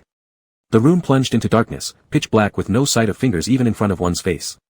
The feeling brought by the darkness is fearful. However, just as the darkness enveloped everything, Yu Yan found himself unable to keep his eyelids open. Don't sleep, don't sleep, don't sleep, don't sleep. A haze enveloped his mind, and overwhelming drowsiness surrounded him. Yu Yan couldn't help but slowly close his eyes. In a daze, he seemed to see a familiar figure standing beside his bed. Chapter 56, I've already killed you millions of times in my dreams. Yen, the voice sounded much older than in his memory, but Yu Yan immediately recognized whose it was. The calloused hand caressed Yu Yan's face, the gesture soft. Someone unaware might truly think this was a loving father. Yu Yan slapped the hand away and sat up, glancing around in the darkness. The dormitory was still the same, but the other three had already disappeared. Yen, his father's voice carried an air of sadness. Do you really hate me this much? What happened back then was unintentional. I apologize to you and your mother, can you forgive me? In the darkness, it was impossible to see the man's face, but Yu Yan felt nauseous upon hearing those words. Gambling? Is that what you call unintentional? Yes, gambling. What the home used to be like at the very beginning, Yu Yan had nearly forgotten altogether. He was too young then, and all those events occurred far too early. As time passed year after year, his memories of the word father became increasingly vague. He remembered the hands of his father lifting him high, as if they were playing a game of flying airplanes, but he also remembered the pain when that same hand struck his face. He remembered how his father loved to document his smiling face with photos, but he also remembered that last full-body photograph taken of him, when his father sought repayment for debts through his son, making it easier for creditors to track him down while running away himself. He remembered the house that was seized, the steamed buns and pickles eaten until he was sick of them, the neighbors' mutterings of, the swindler's son, and so much more. Ah, wasn't it just a little gambling? His father defended himself quietly. That's such a trivial matter, isn't it unnecessary to still remember it after so many years? Yu Yan looked coldly at him, his pitch-black eyes like a stagnant pool of dead water, raising no ripples whatsoever. There was no accusation, no denunciation, no cursing. He didn't bother to talk about the past decade or so, about how he and his mother had avoided debt and struggled to survive. Because it wasn't necessary. Accusing someone who doesn't even know they are wrong will bring no results. Do you think I should now collapse into tears? Yu Yan calmly stared at him, even almost wanting to laugh. Crying and asking why you gambled, why you borrowed from loan sharks, why you left without a word. If only it were a few years ago, perhaps I would have done exactly that. But father, I don't blame you anymore. The tip of the shining blade turned in his fingers, and Yu Yan, with a smile in his eyes, watched his father. In the next second, the knife plunged downward, ruthlessly stabbing toward his father's heart. Fresh blood spurted out from the heart, splashing onto the pale, refined face of the youth. Yu Yan pushed hard, driving the blade deeper by another inch, hearing the sound of the breaking heart before him. A pleased smile spread across his face. I've already killed you millions of times in my dreams. The father, in front of him still bore that falsely sorrowful expression, apparently not expecting Yu Yan to act so decisively and ruthlessly. Bewildered, he stared dumbfounded at his child. Yu Yan pulled the blade out. Scarlet drops of blood trickled down his handsome cheeks and were casually wiped off by him. Yu Yan gazed at the father, before him, whose body was gradually emitting a white light. He slowly wiped the blood stains off the sharp knife. It was indeed just an illusion. Yu Yan thought regretfully. Why must the corridor remain quiet after 11 o'clock? Because too much noise will attract monsters outside the door. Why must one sleep before 11? Because after this time, sleep becomes forced. Moreover, they would dream of the things they fear most. Thinking about this, a trace of a smile lifted at the corner of Yu Yan's mouth. The system guessed correctly, he truly feared his father. But compared to his fear, his hatred was far greater now. His eyelashes fell as he noticed a flicker of light seeping through the crack under the door, mixed with a small patch of dark shadow. If his guess was right, the old dorm supervisor at this moment was pressing his ear against the door, carefully listening to the sounds inside, waiting for their violation of the rules. The boy called Bao tightened his eyebrows, trembling all over, clearly unable to suppress the fear rising within him. Yu Yan swiftly drew the towel from under the bed, hastily crumpled it, and shoved it into Bao's mouth. The dark shadow under the door moved unhappily twice, and after a long while, there was a bang sound of someone kicking the door. Yu Yan. It was nothing but impotent fury. But this also proved one point: external factors cannot forcibly wake someone who is asleep. Yu Yan. A rustling sound came from behind, and Yu Yan turned to see Song Yuan waking up. He sat up, holding his head with one hand fumbling for the glasses on the bedside, just about to say something when someone suddenly covered his mouth. Stunned for 2 seconds, he then looked in the direction Yu Yan's finger pointed at, saw that dark shadow, and immediately understood. Lowering his voice so only the two of them could hear, he asked softly, "Are the two kids awake yet?" Yu Yan shook his head. Bao didn't need to worry, his mouth had been temporarily sealed for now. As for Xie Zheng, he took light steps towards the boy by the bed. Reassuringly, the sleeping person was very quiet. Even in dreams filled with fear, he only obediently curled himself into a ball, his fingers tightly gripping the small blanket in his arms, occasionally furrowing his eyebrows. The sleeping Xie Zheng was indeed the most obedient little wolf cub. Yu Yan sat by Xie Zheng's bedside and stretched out a hand to smooth his disheveled hair. Just as he wanted to take a towel to block his mouth the way he did with Bao, he suddenly felt something warm and wet roll onto his hand. Was he crying? Yu Yan frowned slightly, pondering whether to first use the towel to seal his mouth or help him wipe away tears. But before he could make up his mind, the person on the bed suddenly opened his eyes. Awake? No, it seemed not, Yu Yan thought looking at those unfocused eyes. Xie Zheng wasn't fully awake, still trapped in a nightmare. Since he wasn't awake, there was still a risk of him making noise. Yu Yan pressed down on his jaw and shoved the towel into his mouth. The person who had just intended to speak could only emit indistinct murmur sounds. He looked at Yu Yan's face, and tears flowed even more profusely. With unclear consciousness, Xie Zheng weakly reached out his arms to Yu Yan. It was obvious he wanted a hug. Yu Yan. Yu Yan wanted to turn his head and pretend he hadn't noticed, seeking Song Yuan's silhouette with his gaze, but found that Song Yuan had returned to his own bed without knowing when, lying stiff and calm-looking. The person who couldn't get a hug became restless and made soft groaning noises. His eyes were like an inexhaustible river, constantly overflowing with big teardrops. Yu Yan didn't understand how a person could have so many tears. Crying like this, why don't you cry blind, Yu Yan muttered softly, though his body slowly bent low, carefully wrapping the person in his arms. He gently patted his back, comforting him harshly, "You're not allowed to cry." Chapter 57, Lullaby Time, So Sweet. A warm embrace can easily soothe all the anxiety and restlessness of the person in one's arms. Xie Zheng quietly held on to Yu Yan, and finally the faucet that had been wide open was shut off, no longer dripping pearl-like tears one by one. After an unknown length of time, Xie Zheng loosened his arms and changed position to rest his head on Yu Yan's thigh, pulling out the towel from his mouth at the same time. Awake? Yu Yan raised his eyebrows at him, but seeing the dazed look in his eyes, guessed that he was still caught in a nightmare. Not fully awake. Then why unblock the towel?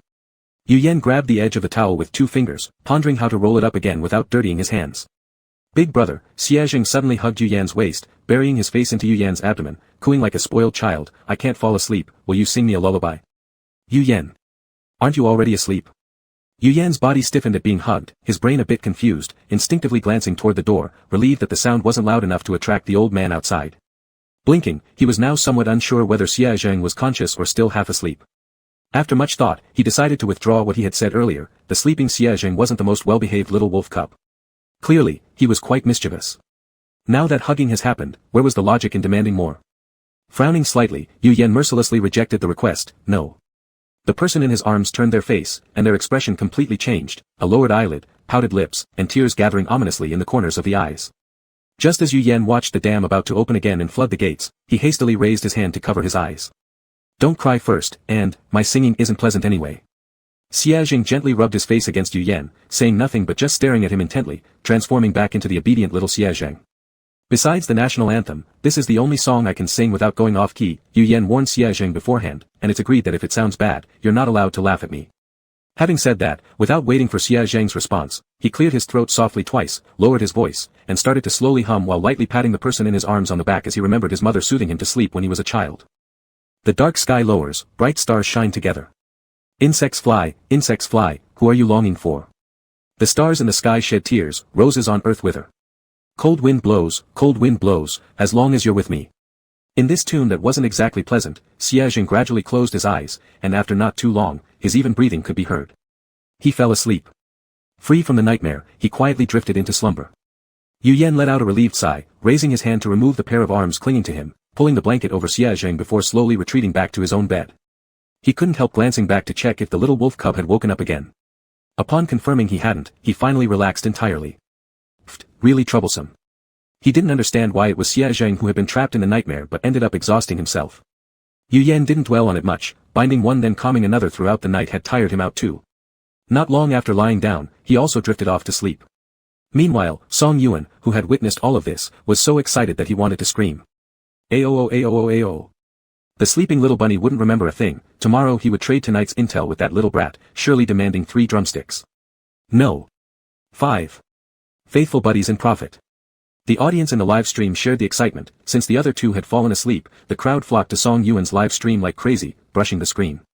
Dragon battle across the flowers, your home given by Ian.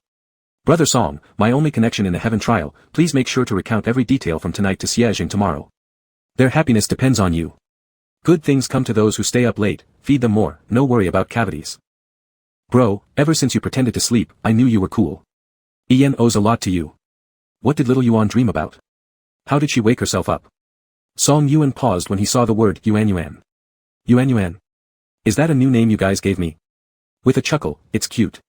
I like it. Huck, smiling handsome Yuan, do it more often. Why mess around with the concept instead of walking down the beauty road? So what did Yuan dream about?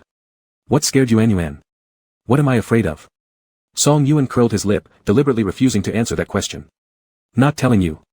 Saying that, he ducked back under the covers. I'm going to sleep, good night. Before falling asleep completely, Song Yuan glanced one last time at Bao's bed, making sure the towel in his mouth had not fallen out, then withdrew his gaze as his eyelids slowly drooped. In an endless black silence, he fell back into sleep. Ring ring ring. The loud sound of the bedside alarm clock rang out. Yu Yan opened his eyes, turned off the alarm, and sat up from the side of the bed. He had set the alarm for 6:30 yesterday. University classes usually start at 8, so an hour and a half early should be enough to handle any emergencies. For example, lowering his gaze, looking at the sudden emergence of a strange group chat on his phone, he understood immediately. 2:30. Mr. Lee et al. Members. Notice of Psychological Quality Expansion Activity for Freshmen in the School of Science Grade XXXX. Participants, all students of this faculty. Assembly time, 7:30 a.m. today. Assembly location, square in front of Building West No. 2. Warm reminder. 1. There will be some sports projects during the activity. Please wear suitable sportswear accordingly and pay attention to safety. 2. Absolutely no tardiness allowed, absolutely no tardiness allowed. Absolutely no tardiness allowed. How dirty. Issuing the notice at 2:30 in the morning for an event starting at 7:30, ensuring they couldn't prepare ahead of time. The sky outside the window was no longer pitch black, becoming dimly bright as if slowly brightening. There was less than an hour left until the activity began, yet the hallway remained silent, suggesting no one else had awoken yet. Unaware of the consequences for NPCs arriving late, he did know that there would only be one ending for players who showed up late, a dead-end street. Yu Yan stood up, moving swiftly to wake up everyone on the bed, briefly summarizing the current situation in a few words. Bao, who had just woken up, was originally sitting on the side rubbing his sore and stiff chin. After hearing the announcement, his face changed drastically and he hurriedly rushed out of the door while sending messages on the way to Ada's dormitory. Where is Ji? Song Yuan frowned slightly, is she awake? She is, Yu Yan nodded, she must not have turned off her message notification sounds. She woke up as soon as I sent her a message. That's good then. Xia Zhang sat at the edge of the bed and wiped his face several times. His brain wasn't fully awake yet. He felt that something important seemed to have happened last night, but now he couldn't remember it. Well, if he couldn't remember, then so be it. Yu Yan urged him to get ready for washing up. After shouting, I'm coming, Xia Zhang grabbed his small green tooth cup and dashed out of the door. When they went downstairs, daylight had already brightened considerably. Under the sunshine, the building looked much more normal than yesterday. There were many rushing students around, including quite a few players. Almost no players woke up naturally, most were woken up by Bao yelling down the hallway. Shen Ji stood downstairs. Today, she did not wear her usual light yellow dress but instead changed into a more casual outfit as required in the notice. Still, she retained her cute twin buns. What happened to you last night? Shenji raised her eyes and asked Xie Zheng, looking at his swollen eyes, did you cry? Xie Zheng rubbed his eyes and instinctively rebutted, how could I? Chapter 58, A Rope That Can't Be Broken. Yu Yan gave him a faint look without saying anything more. Let's go. We don't want to miss the bus. The group was lucky. Just as they arrived at the bus stop, they saw the red-painted bus, filled with a metallic smell, slowly approaching. Xie Zheng was tall, and his green eyes were too prominent in the crowd. The driver recognized him instantly as the chatty boy from yesterday. Uncle, I brought what you wanted, Xie Zheng grinned after boarding the bus, pulling out a pack of high-quality cigarettes from his pocket, hesitating slightly when he opened it.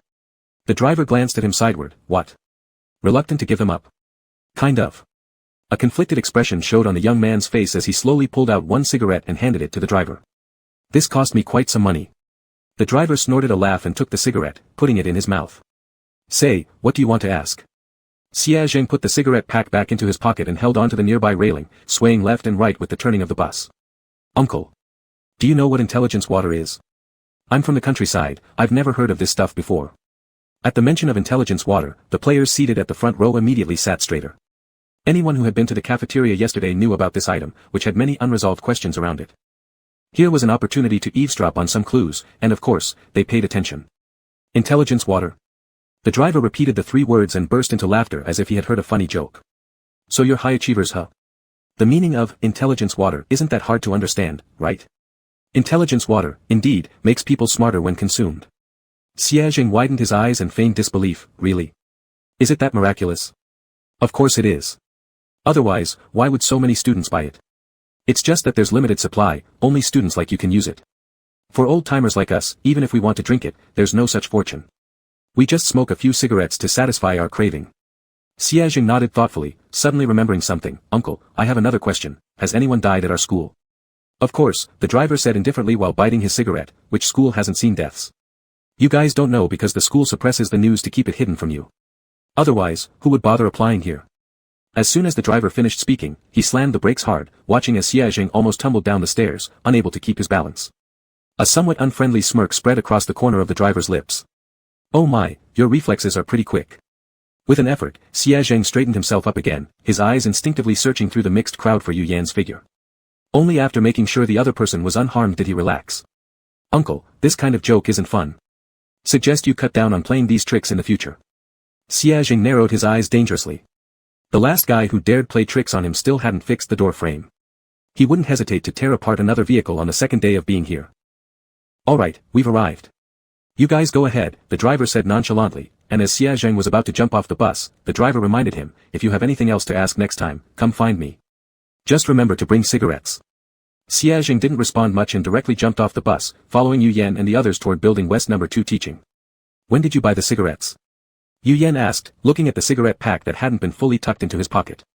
I didn't buy them, Xie Zheng blinked, I just took them last night when I visited the dorm manager. Would he really spend money on something that could be so easily grabbed? No, it wasn't stealing either, since the dorm manager had left it on his table, and even saw him take it without a word. So, roughly speaking, the dorm manager gave them to him personally. But it's strange, there were clearly 3 cigarettes in there when I took it, but now there are only 2. Xie Zheng pulled out the pack again to confirm that there was currently only 1 cigarette left. Just let it go, it's just 1 cigarette, Song Yuan said. Xie Zheng thought it made sense and shoved the pack back into his pocket, no longer caring about it. He'd checked carefully, it was just ordinary cigarettes, so losing 1 wasn't such a big deal. The small plaza in front of the teaching building was crowded with people. Yu Yan and the others found their class position, standing at the back of the queue, cautiously observing the surrounding environment. There were too many people, it was difficult to distinguish who among them were players. They could only watch as groups of people passed by and then disappeared from sight. The freshman team-building activities were essentially a small meet and greet, allowing students to get acquainted with future classmates through simple games they would spend 4 years studying with. Such events usually took place on the playground, especially since the notice emphasized that there would be physical activities. Why was this being held inside the teaching building? The organizer standing in front of the crowd shouted something loudly, but Yu Yan was too far away, and the surroundings were too noisy for him to hear clearly. All he could do was watch as various colored ropes were passed around, to prepare, pass them back. After receiving a rope, Yu Yan handed the rest of the rope to the person behind him.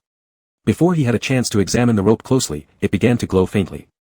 The next second, one of Yu Yan's wrists was tied up. And the other end of the rope was attached to Xie Zheng's wrist. Yu Yan. For some reason, it felt oddly predictable. It's you two again, laughing creepily. Munch munch, you guys, munch munch, say, munch munch, how good these two look together, munch munch. Behind them, Song Yuan and Shinji also had their wrists tied together. The rope wasn't too short, allowing some distance between them, but their movements still influenced each other. What are they saying?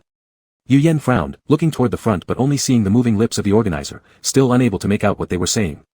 This teaching building contains an undetermined number of hunters, Xia Jing said. Students need to form pairs and hide from the hunters within the teaching building. Song Yuan, SKR. Xia Jing. Students who are not caught by the time limit win, and winners will receive rewards. Song Yuan, SKR. In the end, it was still a game, but this teaching building wasn't large, with so many people, how could they possibly? Before he could finish his thoughts, Yu Yen suddenly felt a hollowness beneath his feet, a white light flashing, forcing him to close his eyes instinctively. When he opened his eyes again, the surroundings had changed, they had moved from outside the teaching building to inside. The bustling crowd vanished instantly, leaving only him and Xia Jing in a spacious classroom.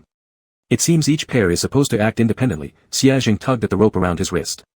Perfect, it was bound very securely, there was no way to break it unless deliberately destroyed. The phone in his pocket buzzed, and Yu Yen unlocked it to see that the official event rules had been released in the group. Welcome freshmen to participate in this year's team building activity. For your safety and entertainment, please adhere to the following rules. 1. During the escape, ensure that the rope between you and your teammate remains intact. If the rope breaks, you lose your eligibility to participate. Chapter 59, Younger Brother, we meet again. 2. Participants cannot physically contact the hunters, otherwise, they will lose participation eligibility. 3. The activity duration is 1.5 hours. Survivors until the end of the game win, and winners will receive rewards. Note, this event uses the latest intelligent brain technology. Only hunters and 2 participants are present in the activity area. If participants encounter other players during the game, please immediately break the rope in your hands and exit the game. Yu Yen stared at the rope around his wrist, his expression solemn. The rule he had just read meant. This teaching building not only housed an unknown number of hunters, but ghostly apparitions might also suddenly appear. Seeing a ghost meant breaking the rope, and breaking the rope meant exiting the game. Following the system's usual setup, there was only one possible outcome for exiting the game, death. TSK, Yu Yen frowned slightly, this game design was truly infuriating. Perhaps to enhance the eerie and chilling atmosphere, the lighting in the teaching building dimmed immediately after the players had finished reading the rules. A cold, sinister sensation slithered up his spine like a snake, and the temperature around him dropped rapidly. An ominous sense of danger crept over him, making his body shiver involuntarily. Dong! The bell rang, signaling the start of the game. At the same time, creak. The classroom door was suddenly pushed open from the outside by something that was neither human nor ghost. Xia Jing quickly looked toward the door, and upon recognizing what it was, he tightened his grip on Yu Yan's hand and turned to run toward the back door. Damn it! They encountered a hunter right at the start of the game. Caught off guard, Yu Yen stumbled forward but quickly regained his footing and began running swiftly with long strides. His eyes hadn't yet adjusted to the sudden change in lighting, and all he could see ahead was pitch-black darkness. The fear of being unable to see easily caused panic, and Yu Yen was no exception. However, now wasn't the time for panic. A deadly hunter was chasing them closely, they had to escape fast. Left. Xia Jing whispered urgently. Yu Yen immediately turned left, but his right foot was tripped by a threshold hidden in the darkness. Fortunately, Xia Jing was right beside him and caught his arm to prevent him from falling. Behind them came the sound of claws slicing through the air, barely missing him. Just by a hair. The nails almost grazed Yu Yan's shoulder. Zzz, zzz. The hallway lights flickered between bright and dark as if signaling some ominous omen. Both of them sprinted with all their might, darting in and out of classrooms with doors wide open. Finally, they successfully escaped into a restroom, leaving that accursed hunter behind. As the footsteps outside faded away, the tension in Yu Yan's mind eased somewhat. He leaned against the wall behind him, trying to calm his racing heart, gasping for breath deeply. Starting with such stunts, really underhanded, Xia Jing muttered sarcastically. As he spoke, a pair of wolf ears popped out on top of his head, standing upright. He carefully distinguished the sounds in the corridor to ensure that thing didn't come back with a surprise attack. Yu Yen nodded in agreement. Playing tag in darkness was indeed revolting. Drip, drip. Familiar dripping water sounds echoed from unfamiliar sinks in the washroom, as though none of the faucets in this world were ever properly tightened. Yu Yen instinctively glanced toward the source of the sound, catching sight of someone reflected in the mirror beyond the dripping sink. Yu Yen. Xia Jing noticed the reflection in the mirror too, and his wolf ears quivered slightly as he let out a wow, remarking, "Our luck isn't bad. We met both the hunter and the ghost within 10 minutes of starting." The person in the mirror quietly gazed at them. It was a man with long hair dressed in simple white clothes. His face was clean, and his gentle gaze softly rested on them without revealing any malice. Yu Yen thought he looked familiar. After thinking for a few seconds, he remembered. Wasn't this the ghost he had encountered last night across the dormitory? It seemed the ghost recognized him too, and his pale translucent face gradually broke into a warm and peaceful smile, devoid of hostility. Besides having pitch-black pupils and being translucent, the ghost otherwise appeared no different from an ordinary person. "Hello, little junior, we meet again." The ghost brushed the long strands of hair hanging in front of his shoulders and smiled gently. Junior? Was this person truly a student of this school? Yu Yan nodded respectfully, politely replying, "Senior, hello." "Oh my god, this ghost is so handsome, I've fallen in love again." How obedient Yan Yan is. While Xia Zheng hasn't noticed, enjoy this pairing lightly. Upstairs, indiscriminately shipping everything will only lead you to trouble. I wanted to say hello to you last night when we met. The ghost slowly walked out of the mirror, his semi-transparent body glowing faintly in the dim environment, like a fragile work of art. But I guess I startled you with my sudden appearance. Who greets someone by popping up right in their face so close? Yu Yan grumbled silently in his mind. I apologize, sorry. Next time I will appear differently. The ghost said gently.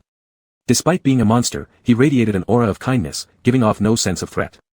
Yu Yan nodded and accepted it seriously, replying, then next time I won't swing a knife at you. Even though the blade would have been ineffective anyway. The ghost chuckled at his earnest, obedient demeanor, with a slight smile curling at the corners of his lips. All right. Standing nearby but overlooked, Xia Zheng squeezed into the conversation between the two, tilting his ears and asking, Senior, which year were you a student? Are we in the same major? I. The ghost paused upon hearing the question, pondering for a while before sighing and shaking his head. I can't recall clearly. I don't know how long I've been wandering around this school, nor do I remember who I am. You don't even remember your name? The ghost gave a bitter laugh. No, I lost all memory. All I know is that I seem to have an important task to accomplish, but what it was, I don't remember either. In short, this was a handsome and gentle NPC who could answer nothing. Yu Yan and Xia Zheng couldn't gather more information from the ghost. Meanwhile, footsteps da-da-da-da sounded from the corridor. After exchanging glances, the two of them instinctively hid behind the bathroom door. The ghost tilted his head in confusion, not understanding why they did this, but from the look of things, it must be something crucial. Since it was important, he didn't want to interfere, so the ghost considerately remained silent and floated quietly behind the two, hiding along with them. Da-da. The footsteps grew nearer. Yu Yan unconsciously held his breath, feeling his wrist being tightly grasped by Xia Zheng. The rope between teammates must not break, and wolves run faster than humans. Xia Zheng always pulled him while fleeing to prevent losing him. Therefore, Xia Zheng gripping his hand didn't seem odd to Yu Yan. The footsteps came near then went far, and again returned nearby. When they disappeared once more, Xia Zheng's wolf ears drooped slightly. But his claws holding Yu Yan's wrist hadn't loosened. Is he gone? Yu Yan asked softly. His hearing wasn't as sharp as Xia Zheng's, thus, he trusted Xia Zheng's judgment more in this situation. Xia Zheng's expression remained serious. No, still nearby. The ghost hovering behind the two tilted his head in confusion again. Huh? Didn't that bulky figure already walk far away? He was just about to open his mouth to remind this younger schoolmate he might have made a mistake, then caught sight of the pair of deep green eyes. Xia Zheng blinked at him. The ghost reciprocated with a blink. Xia Zheng glanced downward, indicating for the ghost to look down. The ghost shifted his gaze downward, seeing the interlocked hands of the two people. After contemplating for a couple seconds, his eyes lit up as he nodded seriously.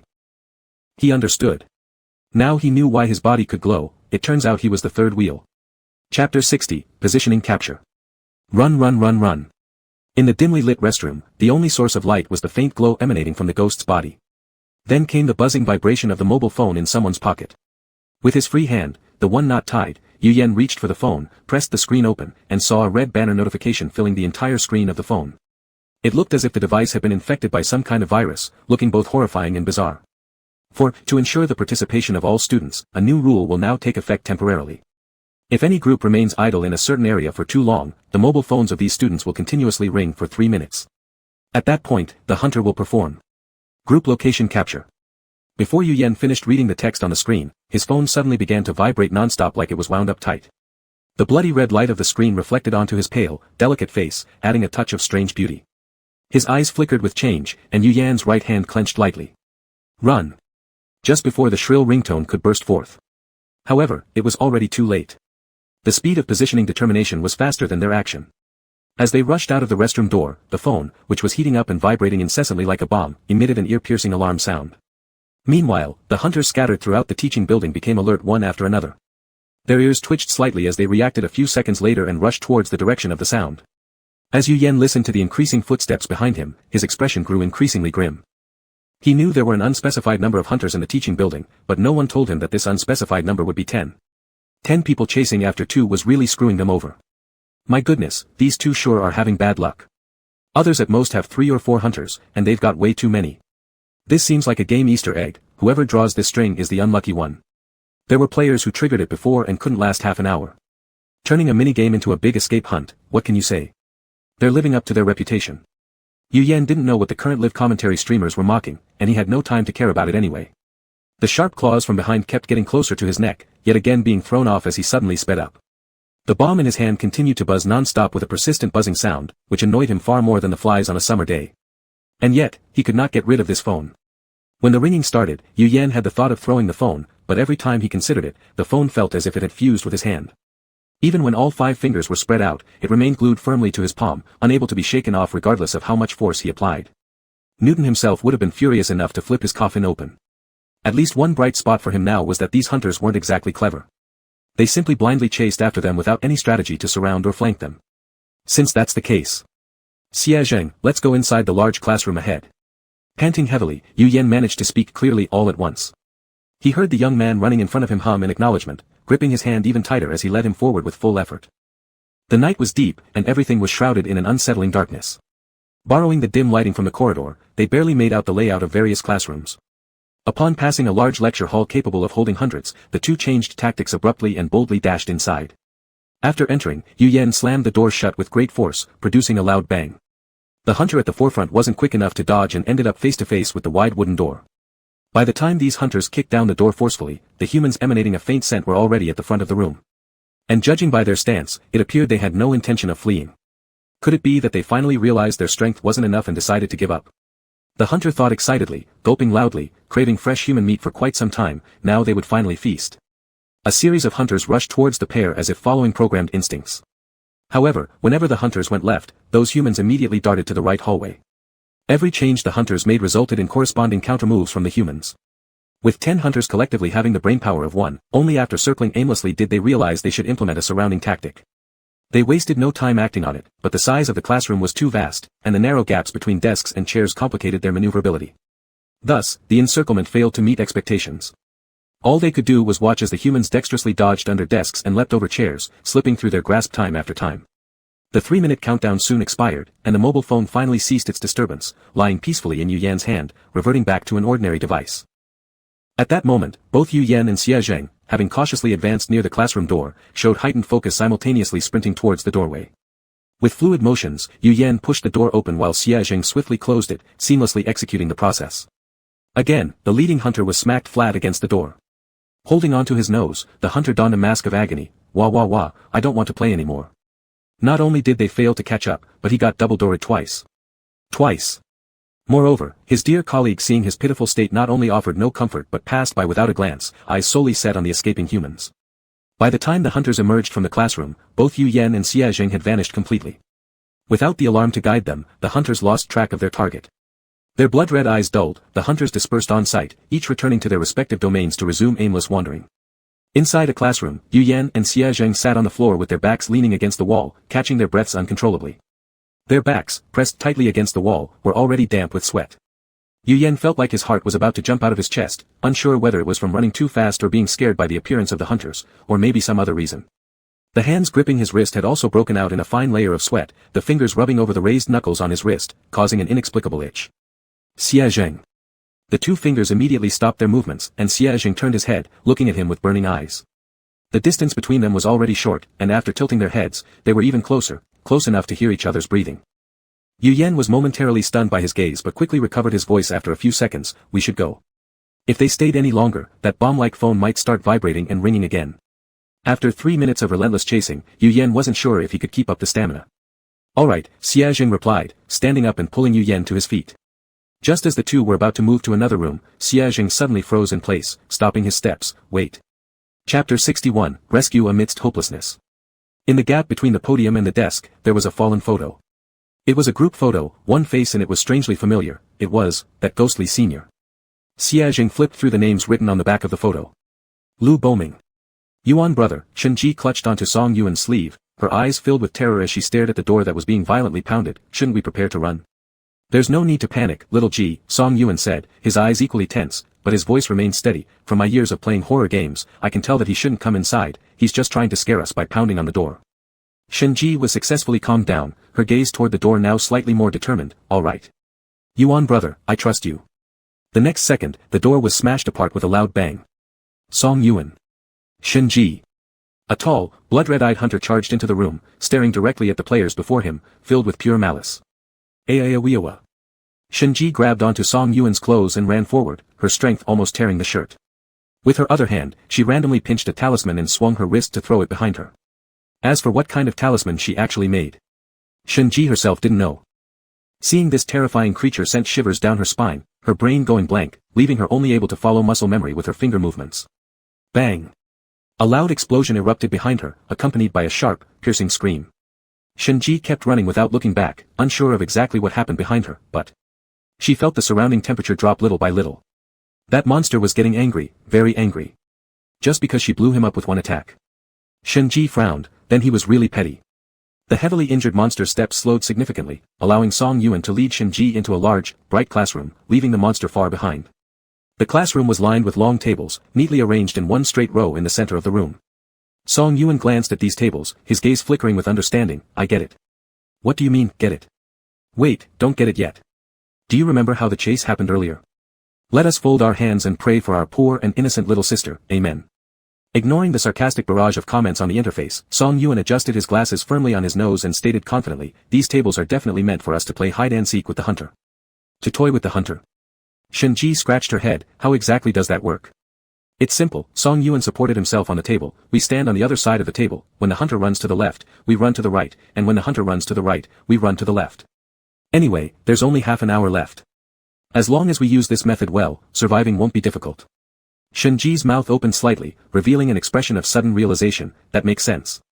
Baby, you shouldn't listen to what Yuan says so easily, mommy is afraid you'll get hurt OAO. Wait, this seems feasible. We just saw this happen on Yuan's live stream. They escaped using this exact method. Moreover, there's only one hunter in this teaching building on Yuan's side, so it's much easier than Yuan's situation. There shouldn't be any major issues, right? Hahaha this, right, sounds very spirited. The hunter, with half of his body scorched black from the explosion, quickly searched for the room where Song Yuan and Shen-ji were located. Listening to the two talking inside, a slightly eerie smile curved at the corner of his lips. Inside the room, Song Yuan stared at the door, took a deep breath, knowing that the thing was about to arrive. This instance would determine whether or not he could leave a highlight moment in this scenario. Tap, tap, tap. The footsteps outside the door drew nearer. The hunter in the corridor kicked down the door as he passed by it and charged straight toward the two of them. Song Yuan's eyes dimmed slightly, this was it. The hunter leapt forward towards their left position, all they had to do was run to the right and avoid him. Crash crash crash. Without thinking, Song Yuan turned around and saw that the hunter had overturned all the desks. Fuck your mother, this is different from horror games. Do you even know how to play as a hunter when you start flipping tables? A torrent of 10,000-word profanities surged through Song Yuan's mind. The atmosphere in the room became tense and thrilling, while the chat screen burst out laughing uncontrollably. Ahahaha, why am I so tense watching Zheng Yan being chased but just want to laugh seeing these two being chased? Can't help it, Yuan has too much comedic effect hahaha. How about this, wouldn't it be better if the four of them form a team? One group encountered 10 hunters, while the other met the only hunter with brains, it was really an unlucky day. The hunter, if others can, I can, what others can't, I can too. Bro, you'll definitely earn on this trip. System, so you're saying just play casually, huh? Someone, step up the intensity. Shen-ji screamed wildly while frantically throwing talismans, causing continuous explosions behind her like firecrackers. As the blasts slowed down the hunter's pace, they also managed to increase the hunter's anger further. The hunter, seeing his severed hand, emitted a sharp, crazed howl from his throat. But currently, that didn't matter. Seizing the opportunity of the injured hunter, they temporarily evaded the chase. No matter how mad the hunter got now, it wouldn't affect them. After locking both front and back doors, the two collapsed onto the chairs to catch their breath. One cannot deny that being chased by such a creature was incredibly stimulating. The lighting in the classroom was decently good, though the lights were yellowish, they didn't flicker. This was why the two chose to hide in this classroom. The classroom was typical of a university style. A few books left by students were still in the desk drawers, curiously flipped through by Song Yuan. Most of them were related to the chemistry department. He casually picked one and started flipping through it page by page. When he reached a certain page, his fingers suddenly stopped. Shen-ji noticed the change in his expression and asked what was wrong while leaning over to look. They found a piece of paper with slightly yellowed edges inserted in the book. It was small, almost as if its writer was worried it would be discovered. On the piece of paper, which was no larger than half a palm, there were several lines of delicate handwriting. Shinji slowly read them aloud. Dry and passionate moments chilled with cold, dry skies reveal the abyss below, dry everything sees nothingness, dry salvation comes without hope.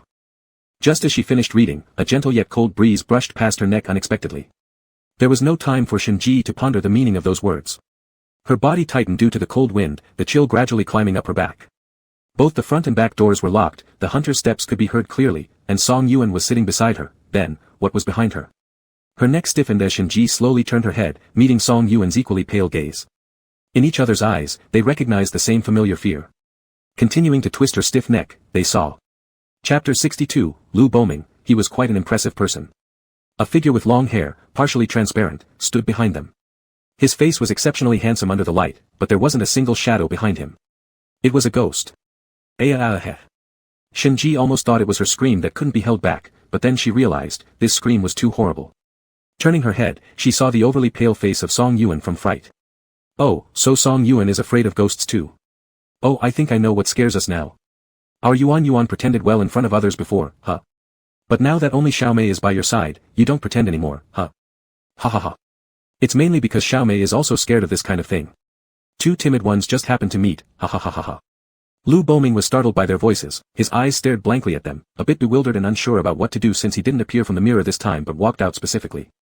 But still, did he scare them again? Lu Boming raised his hand and was about to greet them, but before he could say anything, he saw the man in the white shirt dragging the girl's hand away hastily. You, guys. You ran again. Lu Boming helplessly lowered his hand. This was the 7th or 8th person he scared off today. Only the little schoolmate at the start was obedient. Not only was he not scared of him, but he would call him senior with respect. Thinking of this, Lu Boming sighed and continued wandering around the teaching building. So who am I? I still can't remember.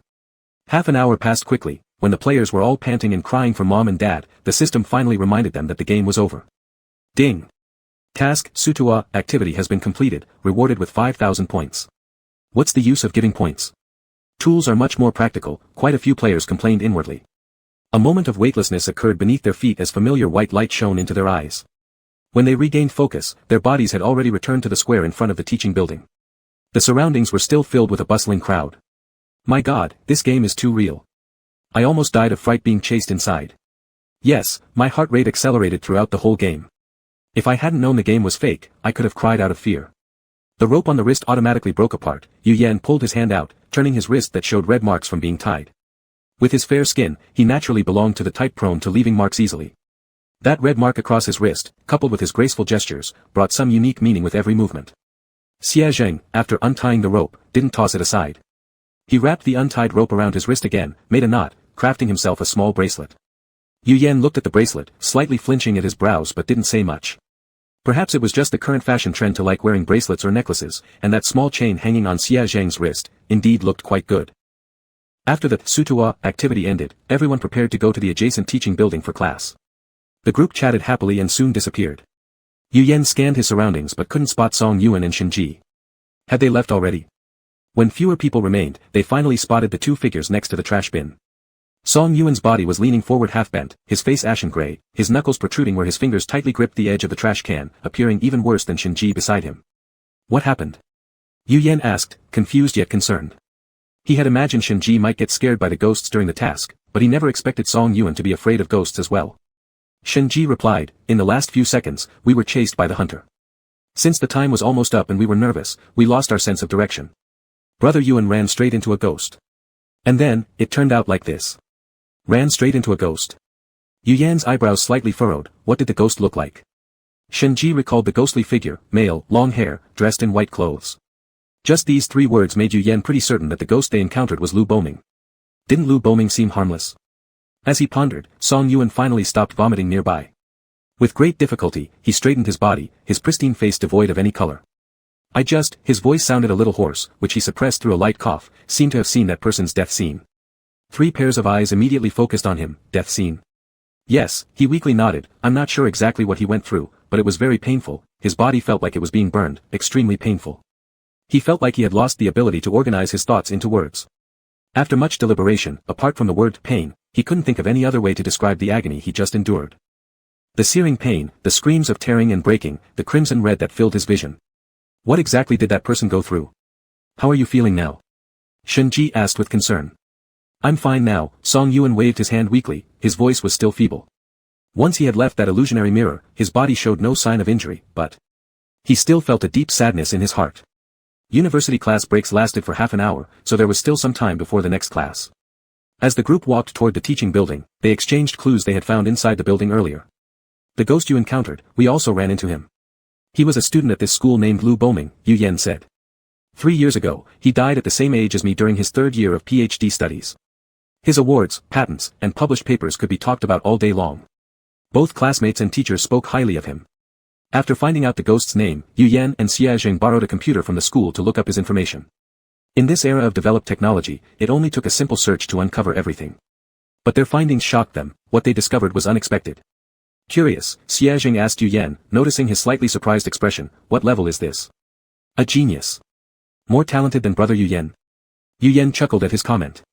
Certainly, he admitted, his eyes brightening as he gazed at the screen. His voice carried undisguised admiration, he was truly an incredible person. So impressive. Song Yuan, who also understood the value of these achievements, widened his eyes in surprise. He knew that anyone capable of getting into Paradise University wasn't an ordinary individual but a prodigy among the youth. To stand out even among such geniuses, that was quite formidable strength indeed. But, Yu Yan continued, his expression turning serious, the news reported that Lu Boming committed suicide back then. Chapter 63, Late-Stage Gastric Cancer. Suicide? On Song Yuan's face was pure disbelief, with all his accomplishments, why would he choose to end his life? Was it because of overwhelming loneliness? Yu Yan shook his head, unable to comprehend it either. With their train of thought obstructed, they could only set aside this question temporarily. Yu Yan pursed his lips and turned to inquire about Song Yuan's progress, what did you discover on your side? At the mention of this, Song Yuan's expression became more solemn. Lowering his gaze, he spoke with a deeper tone, there is no literature in this school. No literature. Literary works in this school are banned books. Yu Yan recalled the first college entrance exam paper they had seen. The entire page was filled with math, physics, chemistry, and biology questions. Not only were political science, history, and geography absent, but even basic Chinese and English subjects were missing. Initially, he had guessed that this school simply valued science over humanities, which was a very common phenomenon in their world as well. He thought the game had exaggerated it, nothing more. But in fact, it wasn't just favoring science over humanities, it was that the school had declared literary works forbidden and lacked any form of literature. Xia Jing frowned upon hearing this school seemed so complicated. It had no literature, it had intelligence-enhancing water, and there was a mysteriously self-destructive genius. Ugh, so confusing. Xia Jing vigorously shook his head, physical tasks suited him better. As the clock approached 10 o'clock, the school bell rang throughout the entire teaching building, continuously ringing outside as if reminding all students to return to their classrooms for study. The four followed the schedule information provided on their phones to locate the corresponding classroom. Just like last time, the seats in the back row were already occupied, so they had to sit in the front row of the classroom. Xia Jing put his hat on, ready to nod off during another incomprehensible lecture, but Yu Yan yanked it off again. At least observe the teacher's temperament before deciding whether to sleep during the class. If the teacher happened to be irritable and prone to causing trouble, catching you sleeping might lead to points being deducted or failing the course altogether. Xia Jing obeyed after hearing his reasoning, sitting up straight while flipping through the textbook in front of him. Feeling discontent, he pouted, unable to understand the material, yet too afraid to fall asleep. It would definitely be a dull and unbearable professional class ahead. Just as he was thinking this, the corridor resounded with the sound of leather shoes tapping on the ground. The crisp sound effortlessly drowned out the chatter inside the classroom, drawing everyone's attention to the door. The person who walked in was someone familiar, their counselor and teacher, Mr. Li. I knew it, Xia Jing mumbled as he pulled out a mask and put it on, his voice slightly muffled, this game's so broke that it won't even hire a few more NPCs. Who has a counselor and specialized course instructor who is the same person? Even if students were willing, the teacher must be exhausted by now. His murmured complaint seemed to catch the teacher's attention, and those lifeless eyes faintly glanced at the group of four, his lips curling up into a horrifying smile. A familiar rotten stench wafted out from his mouth, and the expressions of students seated in the front row changed immediately. One student bold enough raised his hand to ask a question, Teacher, what kind of toothbrush are you using? It smells oddly pleasant. Yu Yan heard this and subtly arched an eyebrow, how to put it, did this count as an ultimate attack straight to the face? Such a targeted remark would normally come off as sarcasm to any normal person, but the teacher on the podium gave a bashful smile, thank you for the compliment, but this smell isn't from toothpaste, it's the fragrance of knowledge. This statement was so abstract that Yu Yan couldn't immediately tell if the person on the podium was serious or joking around. Meanwhile, the NPC sitting next to him sniffed loudly, turning to reveal an almost obsessive expression on his face. Wow, so this is the scent of knowledge. Everything I've read in books is true, I need to study hard too. Yu Yan looked at him dubiously. What was this, was the guy serious, or just acting? How could anyone smell something like that and look so dementedly infatuated? Furrowing his brows, Yu Yan shifted slightly, accidentally knocking over a pen beside him, which gave him the chance to casually turn around and unnoticeably observe the expressions of the people in the back row. He surprisingly discovered that not a few were showing signs of obsession. After one day had passed, what exactly had happened? Yu Yan silently redirected his gaze upon noticing the blue liquid placed in front of those people. The teacher at the lectern flipped through the textbook and began the official lesson. Just as Xia Zheng had predicted, this class was dull and tasteless. Not 10 minutes had passed before he slumped onto the desk. The teacher's voice faltered, looking at Yu Yan next to the sleeping Xia Zheng, is he? Stomach ache, fainted from the pain. Yu Yan responded smoothly, knowing fully well that having a wolf who only understands basic reading and arithmetic attend university was indeed quite challenging. Hasn't he been to the school clinic yet? The teacher's tone was displeased. This had already happened yesterday, and it was happening again today. No teacher wants to see a student fall asleep brazenly in their class. Gastric cancer, Yu Yan calmly said the 2 words, then after pondering for 2 seconds added another sentence, late stage. Mr. Li briefly froze for a couple of seconds. His expression shifted from initial dissatisfaction to confusion, then regret, followed by sympathy, almost as if the words, "I'm such an idiot," were engraved on his face. It took a long while for him to gradually find his voice again and continue the lecture under Yu Yan's reassurance. The teacher's expression was full of guilt, yet Liao Songyuan and Shinji couldn't help but suppress their laughter. Does Xia Jing know that during his nap, he's suddenly become in the late stages of stomach cancer? Yu Yan, doesn't matter, he deserved it. The class dragged on in an awkward atmosphere filled with remorse and regret. As soon as the bell rang signaling the end of the class, Xia Zheng stretched lazily and sat upright, unexpectedly discovering that the looks people were giving him seemed strange. Could it be he started snoring while asleep? Impossible, how could such a handsome person snore? Still puzzled, he noticed that the nauseating teacher slowly approached him, with a sorrowful expression on his face. Stunned, he watched as that man placed a hand on his shoulder and patted it twice before uttering the words, "Stay strong." Xia Zheng, okay. Even though he didn't understand why, his instincts told him to play along, obediently replying. After that, the teacher seemed even more regretful. "Teacher," Yu Yan called out when Mr. Li was about to leave the classroom with his textbook in hand, "may I ask you a few questions?" "Of course. Do you know a senior named Lu Boming?" The man's figure trembled slightly at hearing that name. Lu Boming. Why do you ask about him? I just want to learn more about this senior. Mr. Li glanced over Yu Yan, he is a very good student. If you want to know about his glorious achievements, just search online. But as for deeper things, I advise you not to inquire too much. Chapter 64, The Wisdom Water, My Brother Made It.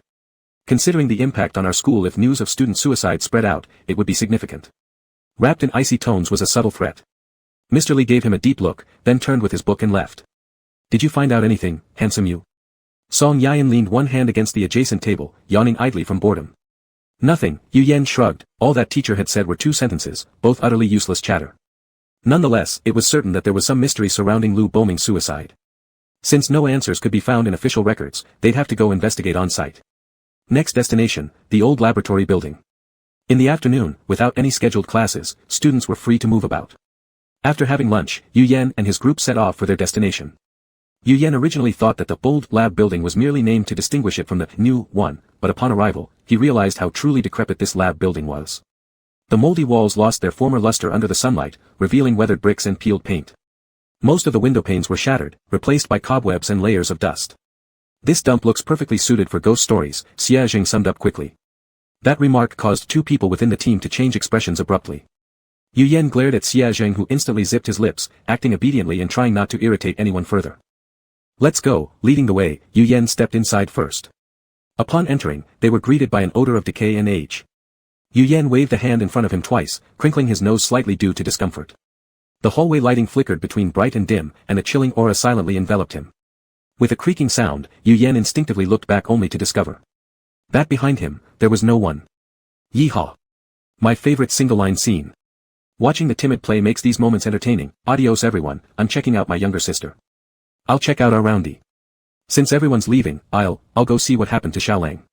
Yu Yan was completely unaware of the live streaming room happenings. He wasn't used to opening comments while running dungeons. Were it not for Ms. Chen being there previously, he probably wouldn't have even bothered to glance at the public chat once. With no cell signal and thus no medium to communicate with his teammates, after walking a few steps, he suddenly recalled the live stream. Since viewers could monitor the status across multiple broadcasts and even post comments, perhaps he could contact Xia Zheng's group this way. However, upon opening the chat screen, he was flooded with farewell messages. Yu Yan. They've all left. Silently observing the screen before him, though he said nothing, his steady gaze somehow made the lingering viewers who hadn't yet exited feel inexplicably guilty and tender-hearted. Never mind, I'm staying, quietly withdrawing his foot already halfway through stepping away. Yan, don't try using comments as a communication tool. That won't work. Any comment involving dungeon content will be automatically blocked. The floor above typed so fast, I was about to deceive Yan into begging us a little bit Hiss, let me delete it, he probably didn't see, right? Cough cough, Yan, plead a bit, we'll deliver your message okay? It's quite a good deal. I've seen it, Yu Yan replied earnestly, both eyes wide open. Once he confirmed the chat couldn't help, he stopped looking at it, instead shifting his focus to thoroughly observe the surroundings. The long-abandoned experiment building was covered in layers of dust everywhere. Its darkness made this ancient structure particularly eerie. The corridor extended deeply, vast and empty. Both sides of doors remained tightly shut, and through the windows, they could only see black voids within the rooms, where not a sound escaped. Yu Yan roughly scanned around, memorizing a rough layout map, then proceeded towards one direction, the restroom. Standing in front of the mirror, Yu Yan asked, Senior, are you here? Senior? You're calling out spirits in the middle of the night? No response came from the mirror, but unexpectedly, a voice emerged behind him, the temperature of the air dropping colder gradually. Yu Yan involuntarily shivered. This was not Lu Boming's voice. It wasn't the voice of anyone he recognized. Yu Yan abruptly turned his head and saw a man about his height, a few years younger than himself, roughly 17 or 18 years old. The boyish innocence was still evident on his face. Who are you? As Yu Yan turned, he instinctively glanced at the bottom of the man's feet, and upon seeing his shadow, he let out a slight sigh of relief. Good, he was human. Lu Zhongjing, the man replied, a classmate. But I guess you don't remember me. When Yu Yan heard that name, his brow twitched. He had an inkling of familiarity with this face, and after hearing the name, he became even more certain of what he thought. Lu Boming, Lu Zhongjing.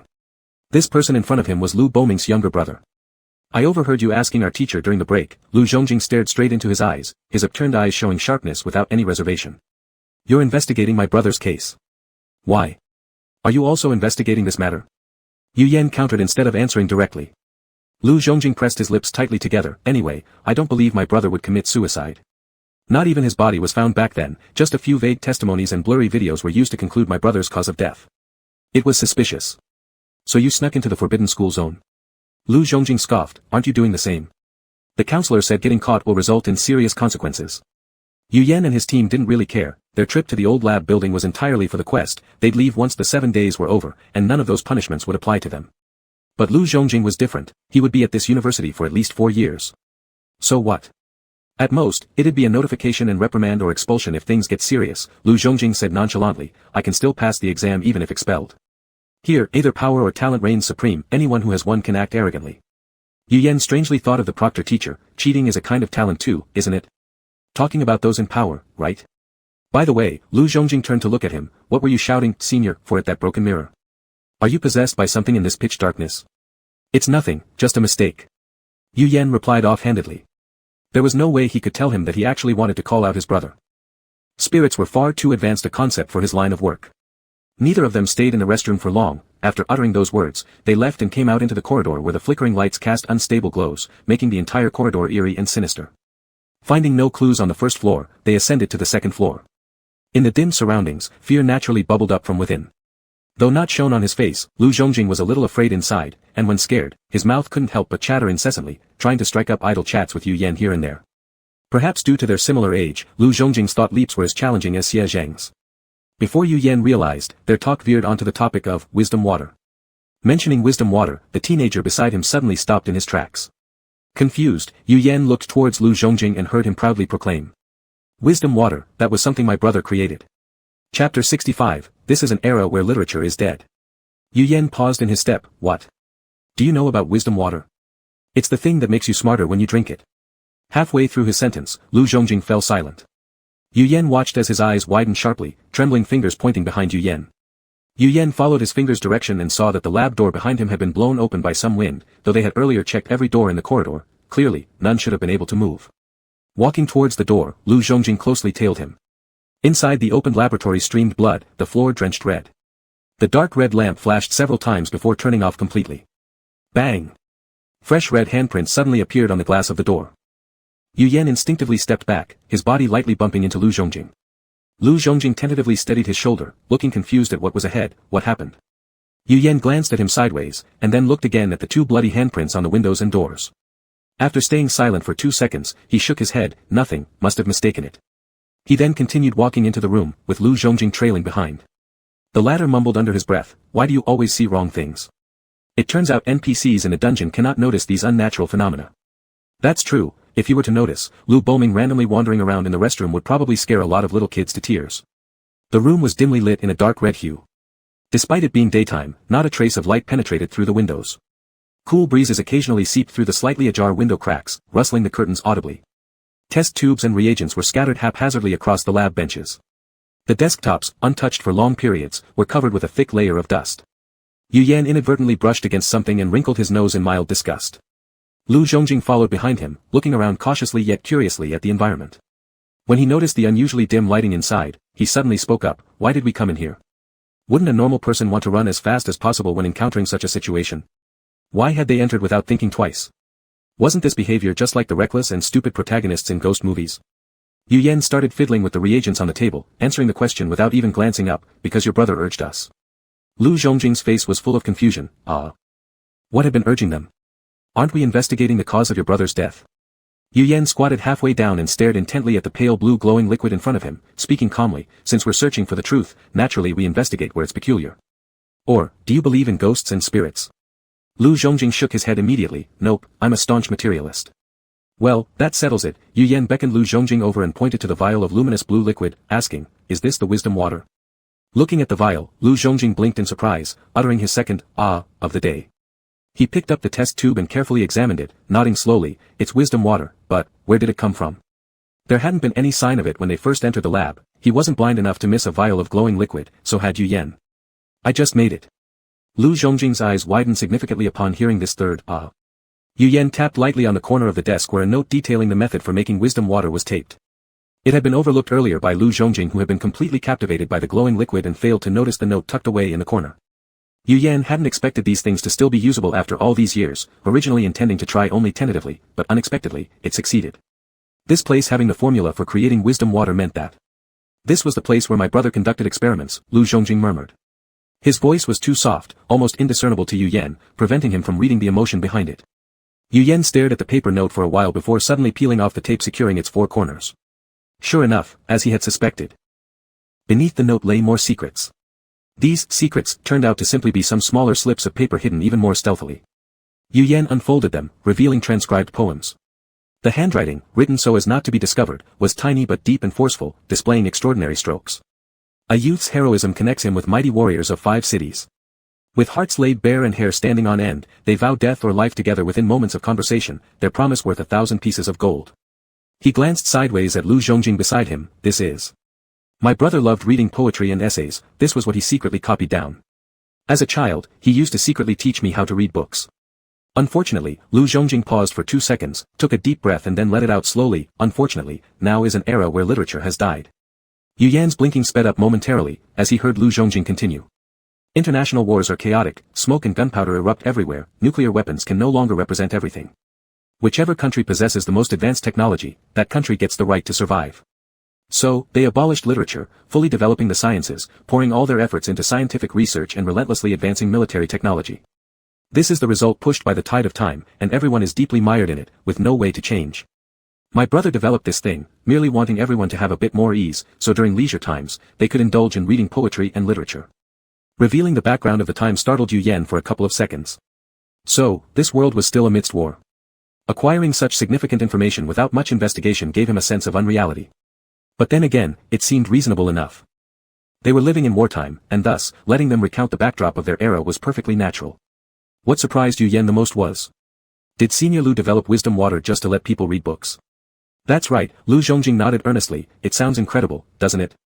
Something like this, no matter which field it is introduced into, could bring infinite wealth and contributions. But my brother didn't think about those. He just simply wanted everyone to read more." Lu Zhongjing's fingers caressed those slips of paper as if he were reminiscing about his brother through the 3-year-old handwriting. Yu Yan looked at him silently without uttering a word. In a place where Lu Zhongjing couldn't see, he discreetly stuffed his hand into his pocket. Hidden there was a piece of paper he had picked up as soon as they entered. The paper was crumpled into a ball. The handwriting on it was messy, chaotic strokes covering the entire draft page. No, this is not right. It shouldn't be like this, everything went wrong. Everything is wrong. Chapter 66, I'm just a big brother lover. Duh. Suddenly, an array of chaotic footsteps echoed through the corridor. Yu Yan quickly looked up and noticed two dark shadows flash by the door. However, beside him, Lu Zhongjing still clutched the slips of paper in his hands, never lifting his head, completely oblivious to the footsteps. It seemed that those two passing shadows weren't human. Yu Yan's thin lips pressed together tightly as he turned to face Lu Zhongjing. Stay here for a moment. If anything strange happens, run outside. Lu Zhongjing paused in confusion. What's wrong? Yu Yan shook his head. Nothing serious, I suspect someone might have heard some noise and came to check. As he spoke, he stepped towards the door and peered out cautiously. Outside in the hallway stood two tall human mannequins. Strangely, were these mannequins already in the corridor? Lu Zhongjing moved closer too, straining his neck to look outside but was pushed back by Yu Yan's raised hand. Stay inside and don't move. I'll go take a look. Yu Yan glanced back down the hallway again. The postures of the two human mannequins hadn't changed, but hadn't they been much closer earlier? Yu Yan narrowed his eyes slightly and then abruptly took off running in the opposite direction from the mannequins. Dash. As if coming to life, the joints of the mannequins produced sharp, grating sounds. Their hollow eyes gleamed with a dark red light, glaring straight at Yu Yan's position. But in the next instant, the lithe young man suddenly vanished from their locked gaze. The two mannequins pivoted stiffly, turning their heads a full 180 degrees, watching the shadow rapidly disappear at the end of the corridor. What a brilliant feint. When Yu Yan charged directly toward the mannequins earlier, I almost thought he'd chosen the slaughter path. Slaughter path? With his skills and items, he can't possibly walk the massacre route, it all depends on his sheer ability. Duh. In the desolate corridor, the heavy footfalls of the mannequins sounded even more ominous, each step feeling as though it pounded on one's racing heart. Yu Yan crouched in a cabinet used to store clutter at the corridor's end, observing the situation outside through the slits of the cabinet. Duh.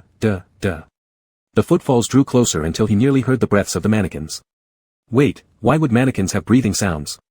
A sudden sinking feeling struck Yu Yan's chest as if he could hear a frantic scream echoing inside his mind. But his strong survival instinct kept his exterior calm, save for his slightly agape mouth betraying no other reaction. Silence reigned within the cabinet, emitting no sound, hence avoiding the attention of the mannequins. Gradually, the steps faded away as the two mannequins circled past the cabinet and proceeded toward the next floor, whether it was upstairs or downstairs remained unknown to Yu Yan. He only knew one thing, he wasn't absolutely safe yet. In the confined space of the cabinet, something else, human or ghost, was hidden. Alright, it was probably a person since ghosts presumably do not breathe. After confirming the footsteps had moved far enough away, Yu Yan quickly pushed open his side of the cabinet door. Coincidentally, the other person had the same idea. In an instant, the cabinet doors flew wide open, and both emerged, confronting each other under dim lighting. The shadow was quite tall, perhaps half a head taller than himself. Such a large figure being squeezed into that small cabinet must have been uncomfortable indeed. Yu Yan and the shadow observed each other silently. Neither of them spoke, and for a moment, an eerie balance settled over the scene. Soon, a slit opened in the position where the shadow's head should be. The slit tightened then opened again, as if it were trying to say something. It was muffled, and Yu Yan couldn't hear a single word. The next second, Yu Yan pulled out a knife from his pocket. Since he didn't know what it was, why not try slashing it once? He stepped forward to attack.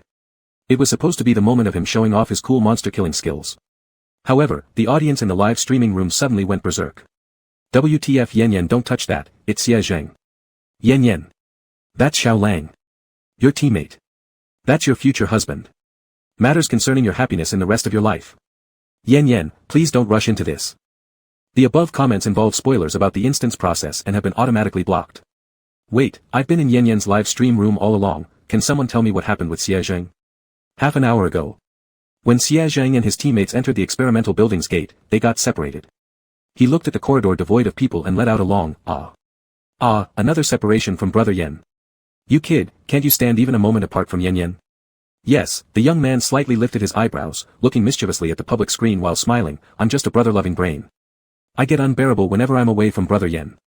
As he was talking, his greenish eyes became darker under the dim lighting, sweeping around like a radar. Unable to bear being away from Brother Yan. TSK. No love brain allowed in the Paradise trial. Hang on, though I've been shipping it since the beginning, may I ask? Xiao Lang, when did you fall in love with Yan? Love at first sight, probably. This guy's expression was off from the moment he saw Yan. Am I the shallow type who only looks at faces? Xie Zheng chuckled at the comment, raising his face towards the uniform Y on the public screen, flashing a meaningful smile, secret.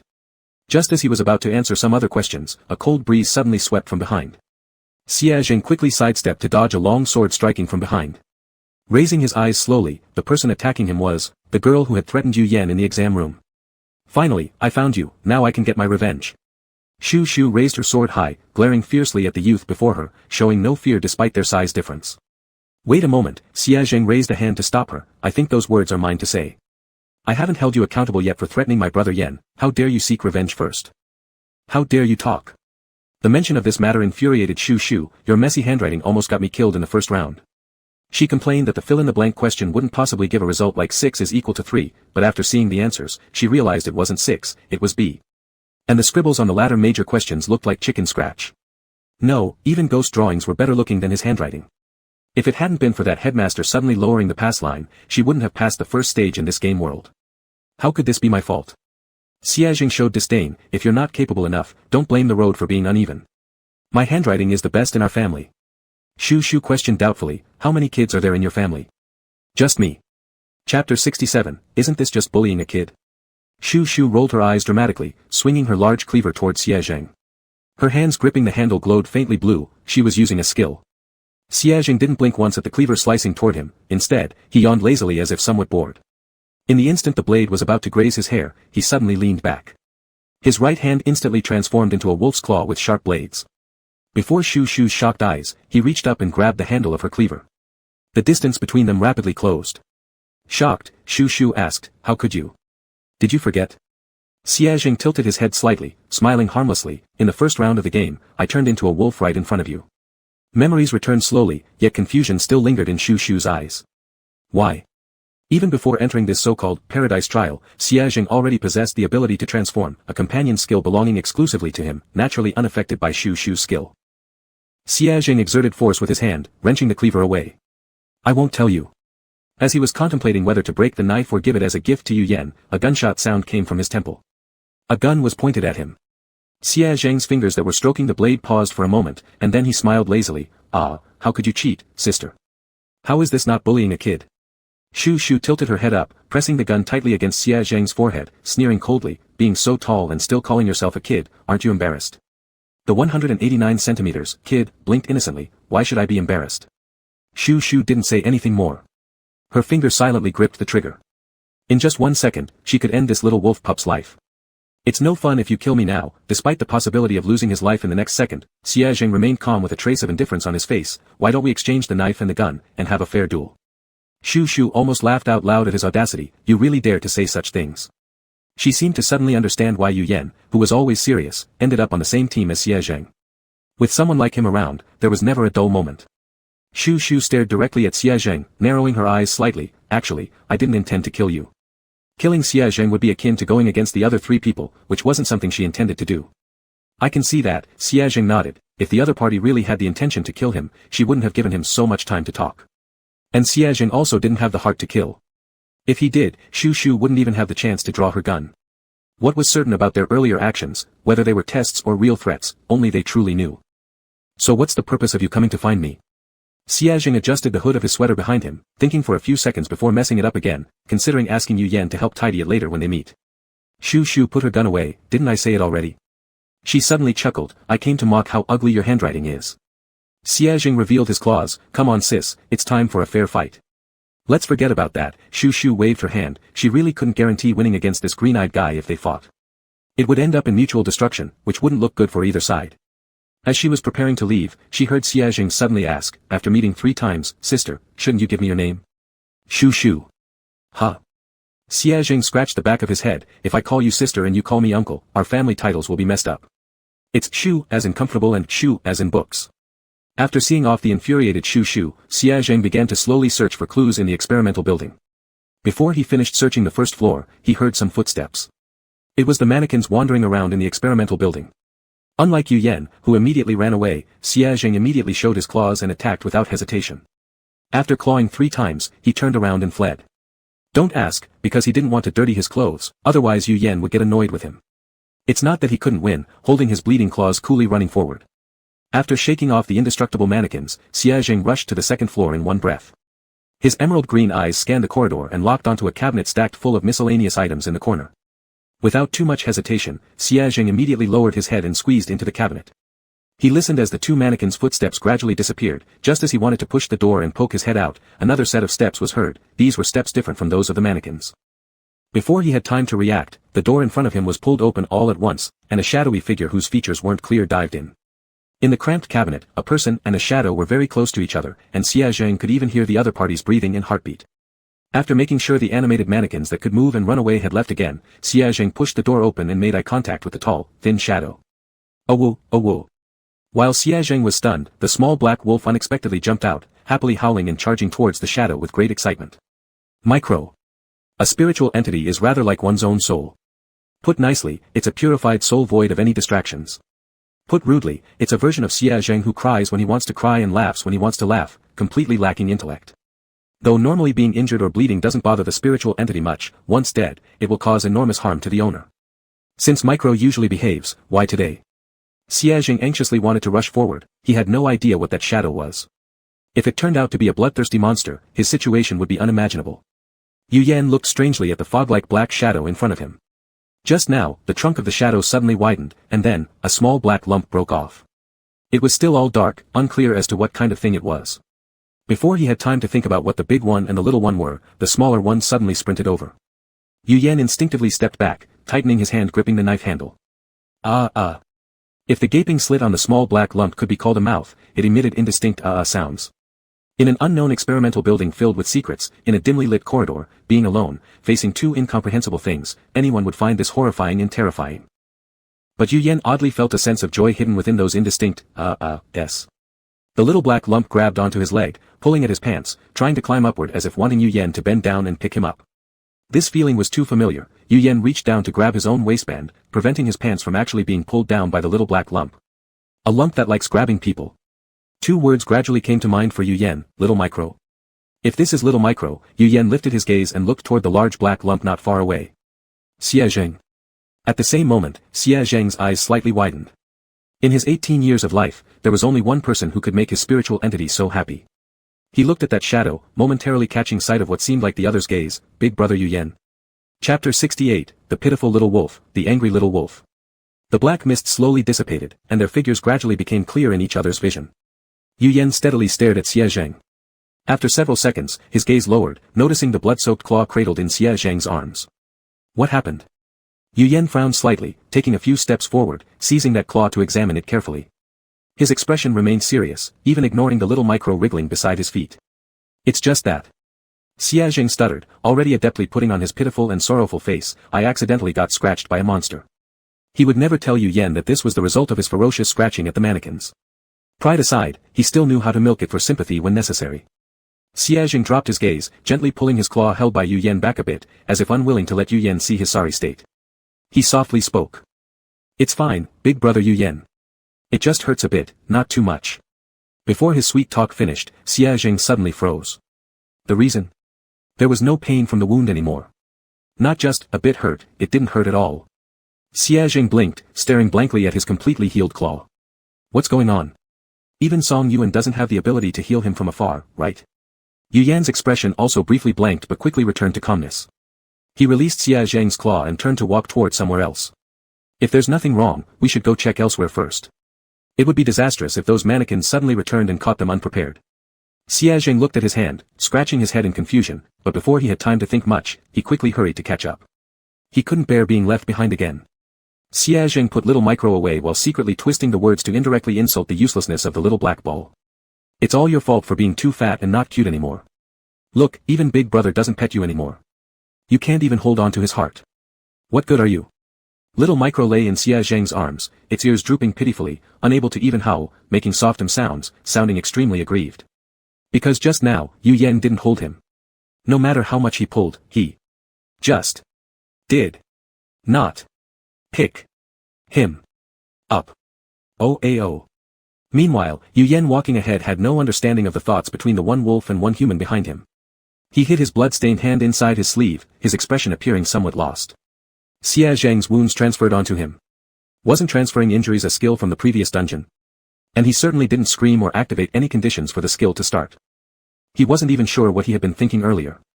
All he remembered was a sharp pain in his fingertips. When he glanced down, his fingers were already soaked with blood. Is it a bug in the system, or Mrs. Chen's doing? Could Mrs. Chen have been tinkering around in the rest area? The pain in his fingertips made Yu Yan's face turn pale, his brain as if stuck with glue and unable to function properly. Yu Yan quickly walked forward. As he passed by Mr. Lu Boming's laboratory, he glanced inside and saw that Lu Zhongjing had already left, probably departing from the other end of the corridor while he was hiding in the cabinet. Big brother Yu Yan, Xia Jing caught up, noticing Yu Yan's pale complexion and becoming worried. What's wrong with you? Are you feeling unwell somewhere? Yu Yan shook his head silently. I'm fine. He didn't mention the matter of the skill to Xia Zheng, telling him wouldn't solve the doubts anyway. The little wolf cub would only cry and beg him to transfer the injury back. Yu Yan hid his bloody hand inside his sleeve, pretending as if nothing happened, and told Xia Zheng what he had just learned about Lu Zhongjing and the school. The information we know now is that the wisdom water was developed by Lu Boming, and Lu Boming has been murdered. Xia Zheng let out a sharp intake of breath. What's the connection between these two events? Has this school become so distorted that even the thought of reading literature books is unacceptable? Xia Zheng shook his head, showing that he couldn't figure it out. And then there was that piece of paper found in the lab, with the words, wrong, and, completely wrong. What was wrong? What went wrong? I think there's something problematic with this wisdom water, Yu Yan said solemnly. If this thing really has no side effects, it would be impossible for 3 years to pass and the market target still being just a small part of the student population. The driver did say this stuff is limited, Xia Zheng asked. A limitation on resources leading to limited audience is not impossible, right? If it's really that precious, why is the cafeteria selling it for only 50 points? Xia Jing froze for a second. True, this wisdom water, which could be described as an external human enhancement tool, only costs a few chicken legs worth of price. It hasn't been monopolized by those powerful capitalists who have money and influence. That's too strange. There are side effects, and people try to treat them, but killing them is another story. Even though he liked to act directly, this seemed excessively direct. People solve problems by showing their work step by step, not by directly eliminating the person who came up with the question. Yu Yan tightly clenched his lips. His complexion had been off since a while ago, now describable only as deathly pale. He had just secretly used the skill, wanting to check on Song Yuan and Shinji's situation.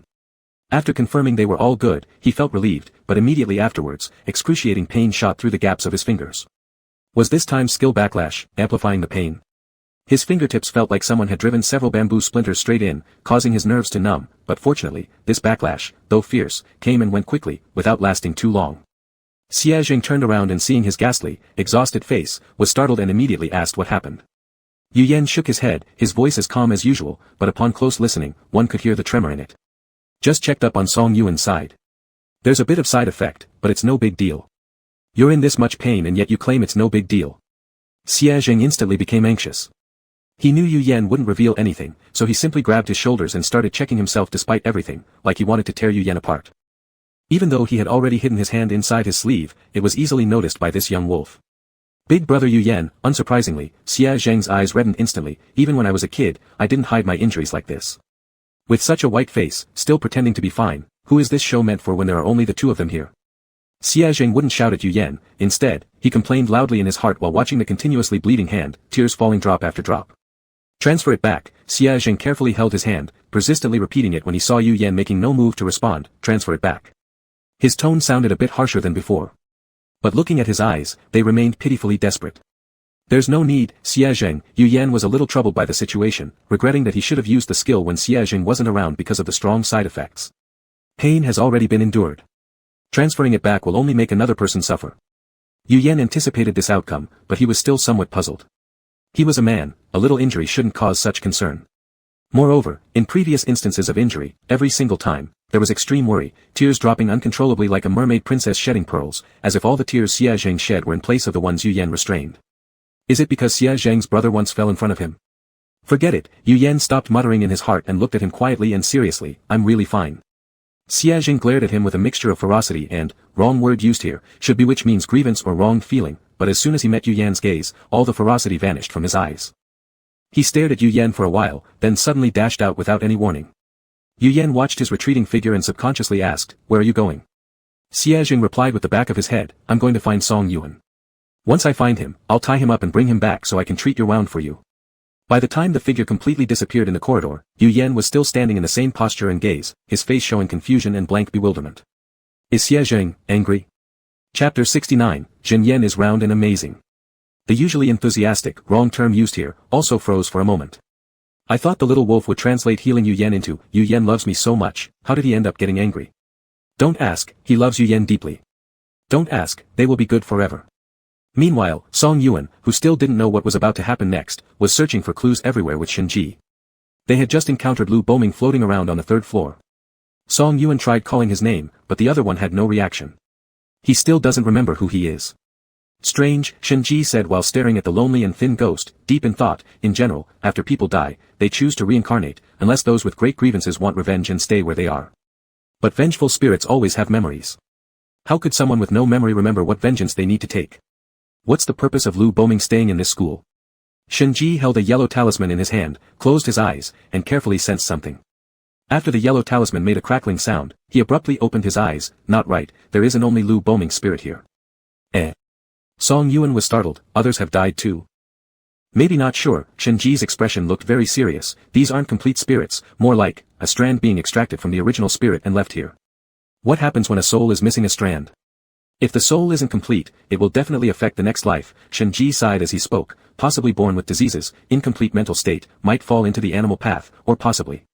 Shinji didn't continue, remaining silent for a while before anxiously scratching his hair. It seemed like the wrong term, context needed for correct translation. Progress was moving forward, yet it wasn't clear why. The two continued walking forward, but suddenly behind them, there came a series of hurried footsteps. Song Yuan turned back and saw a shadow rushing toward him.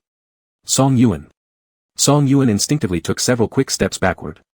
Although he knew that under the shadow were players, how could he know if this player was a teammate or an opponent? As Song Yuan moved back, the shadow chased even tighter. A man and a shadow played a chasing game in the corridor until Shinji called out Xia Zheng to the shadow, and only then did both gradually stop. Song Yuan panted and stared at Xia Zheng, who had been running for so long but showed no signs of breathing heavily, wanting to land a punch on his handsome face. Supporting his hands on his knees, he puffed out, "Man, if you had said earlier, it's you. I wanted to say, but seeing you, I ran away," Xia Zheng said with a sullen mouth, his voice sounding somewhat muffled. Song Yuan glanced up and unexpectedly found his eyes slightly red. Is he crying? The original words, "If you chase me, I naturally run," went unsaid. Song Yuan adjusted his glasses on his nose and coughed lightly. "Say it, what happened to Yu Yen?" He observed thoroughly, there were no wounds on Xia Zheng, indicating he hadn't cried from pain, and even if there were wounds, he wouldn't necessarily cry. This kid has a strong ability to endure pain, shedding tears only in front of Yu Yen, accustomed to playing the pitiful card to gain sympathy. Since it's not Xia Zheng who has a problem, it must mean something happened to Yu Yen. Sure enough, Xia Zheng pulled his sleeve and was ready to drag him off. Brother Yu Yan's hand got injured. Running fast ahead, Song Yuan and Shinji quickly followed. By the way, Song Yuan suddenly asked, "How did you know that person was me?" Rushed straight toward him as if knowing beforehand. "I don't know," Xia Zheng said confidently. "I bumped into a shadow along the road and asked, by the third floor, I exactly found you." Song Yuan paused for 2 seconds. "Oh. Who said that brute force enumeration isn't a problem-solving method?" Several people rushed downstairs at the speed of light. Xia Zheng had originally worried that Yu Yen would go to another place while he was gone, but as soon as they went down, they saw that Yu Yen was still in the same spot, not having moved one step, squatting there and lost in thought. Yu Yen turned his head slightly in surprise upon hearing the noise. He likely didn't expect Xia Zheng to come back, or maybe didn't think he'd return so quickly. A white light emanated from Song Yuan's hands, skillfully covering Yu Yan's hand. The warm sensation reduced a lot of pain, and Song Yuan carefully controlled that cute little white ball not to turn red. If it turned red, then the little wolf's eyes would also turn red. After treating the injury, the group exchanged information they had gathered. When Shinji mentioned the broken spirits inside the laboratory building, both Yu Yan and Xia Jing exchanged a glance and thought of something at once, the photo in Building X2. Do you think those few threads of soul were left by Lu Boming's classmates? Song Yuan mused, so, after finding out that the wisdom water had problems, someone killed not only Lu Boming but also all of his classmates. Probably all students who knew the truth have been killed. It's getting late, Shinji looked at his phone, we should go back. On their way back, the group avoided places where other people might pass through. They walked through an iron fence toward the dormitory direction. Xia Zheng remained silent throughout the journey until Yu Yan reached over and neatly flipped his previously disheveled hood back into place. His expression seemed a bit less gloomy after this small gesture. Song Yuan glanced at Yu Yan, then Xia Zheng, sighed softly, patted Xia Zheng on the shoulder and led him a little further away. Are you still angry? Xia Zheng immediately denied, I'm not angry, and repeated muttering under his breath again, not angry. If you're not angry, why does your face look so grim? Song Yuan arched an eyebrow. What, do you feel that since you got hurt and think nothing happened, it wasn't necessary for Yu Yan to do so much? Xia Zheng looked at the tips of his shoes without replying. Song Yuan smiled at the sight of his sulky demeanor. This little pup was truly a bit like Yu Yan. Are you mad? I'm not mad, I just think he didn't need to kill anyone because of me. Recalling these words made Song Yuan laugh again. Nearby, Xia Zheng stared at him puzzledly with incomprehension. So, Song Yuan proposed, you treat me to some drumsticks tomorrow noon, and I'll tell you something. What kind of thing? Song Yuan laughed meaningfully, something you'll definitely be interested in. Since he forgot to say it at noon today, telling him now wouldn't be too late either, these 5 drumsticks were surely destined to be his. Xia Zheng watched him uncertainly but eventually nodded, all right, I promise. Song Yuan chuckled and recounted every single detail from last night, starting from when Xia Zheng began pestering for hugs to lying on Yu Yan's lap demanding lullabies to sleep. Not only did he leave nothing out, but he embellished the story here and there for effect. Xia Zheng's brain buzzed and crashed instantly, staring incredulously at Song Yuan, did I really do this? Song Yuan nodded seriously, that's right. Xia Zheng asked anxiously, brother you didn't hit me? Song Yuan shook his head, nope. When you weren't thinking clearly, what's the point of hitting you? Xia Zheng blinked a couple of times blankly, concluding after quite some time, damn, the sleeping me is badass. The awakened could cry his eyes out and yet Yu Yan probably wouldn't sing him to sleep. Xia Zheng's round eyes flickered mischievously as he wondered how he could fall asleep tonight confused enough to lose awareness but keep his wits intact. While deep in thought, his gaze froze, he saw a familiar, cool silhouette standing before him, you're not leaving yet?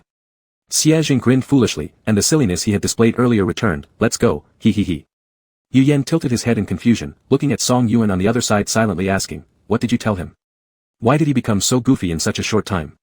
Song Yuan acted as if he hadn't seen the questioning gaze, hurriedly excusing himself from the scene, deeply hiding his intentions without taking any trace with him.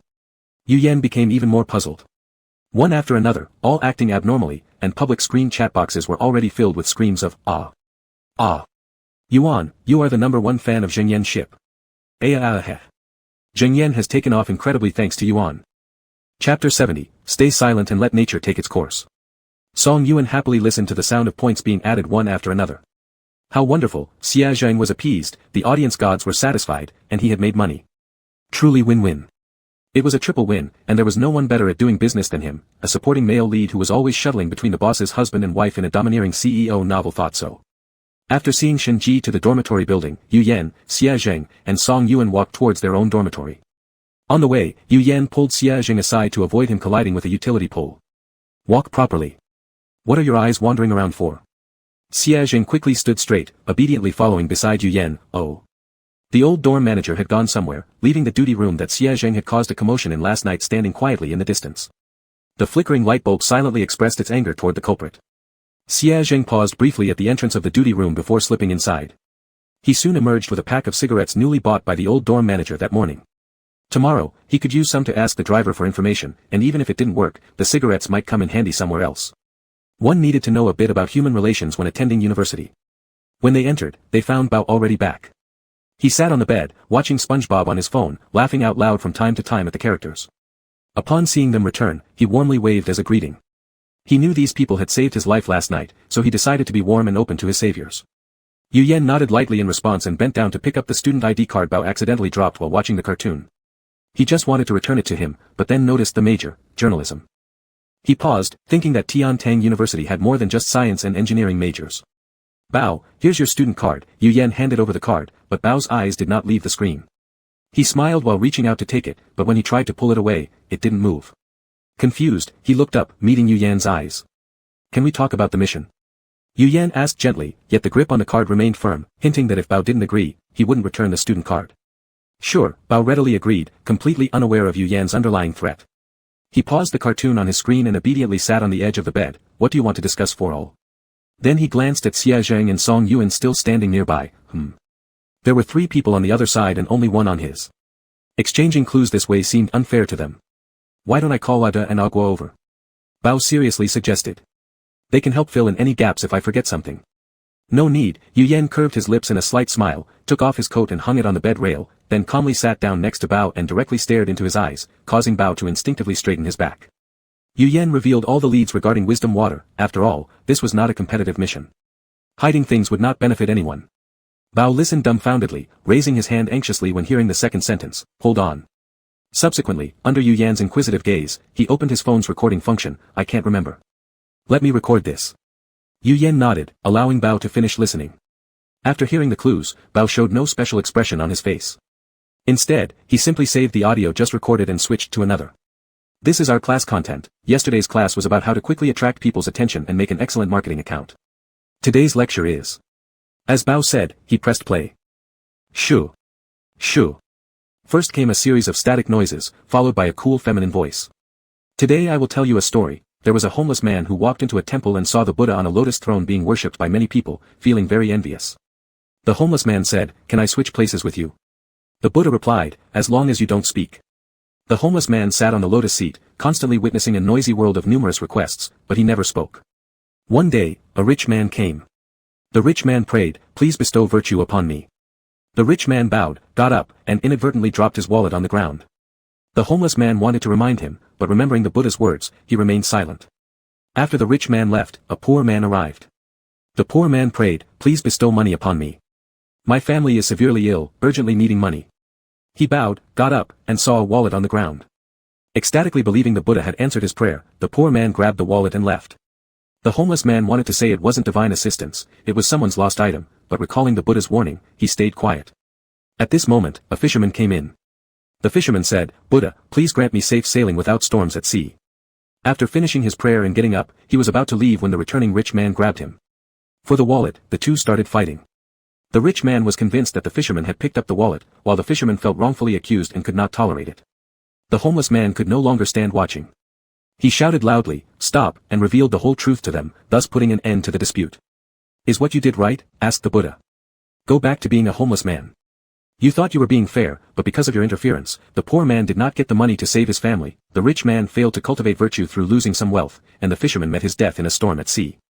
If you hadn't spoken, the poor family would have been saved, the rich man might have lost a little wealth but helped others and gained good karma, the fisherman wouldn't have boarded the ship due to the argument, and so he would still be alive now. But..." Feeling deep regret, the homeless man left the temple silently. Many things are meant to be, waiting for their natural course may bring better results. However, facing reality, who can truly know what the natural result should look like? Observing calmly is a kind of wisdom, letting things take their natural course is a kind of happiness. Bao paused the recording here, today's lesson was strange. They suddenly told us this story, as if it was a reminder. A reminder for what? Xie Jing tilted his head.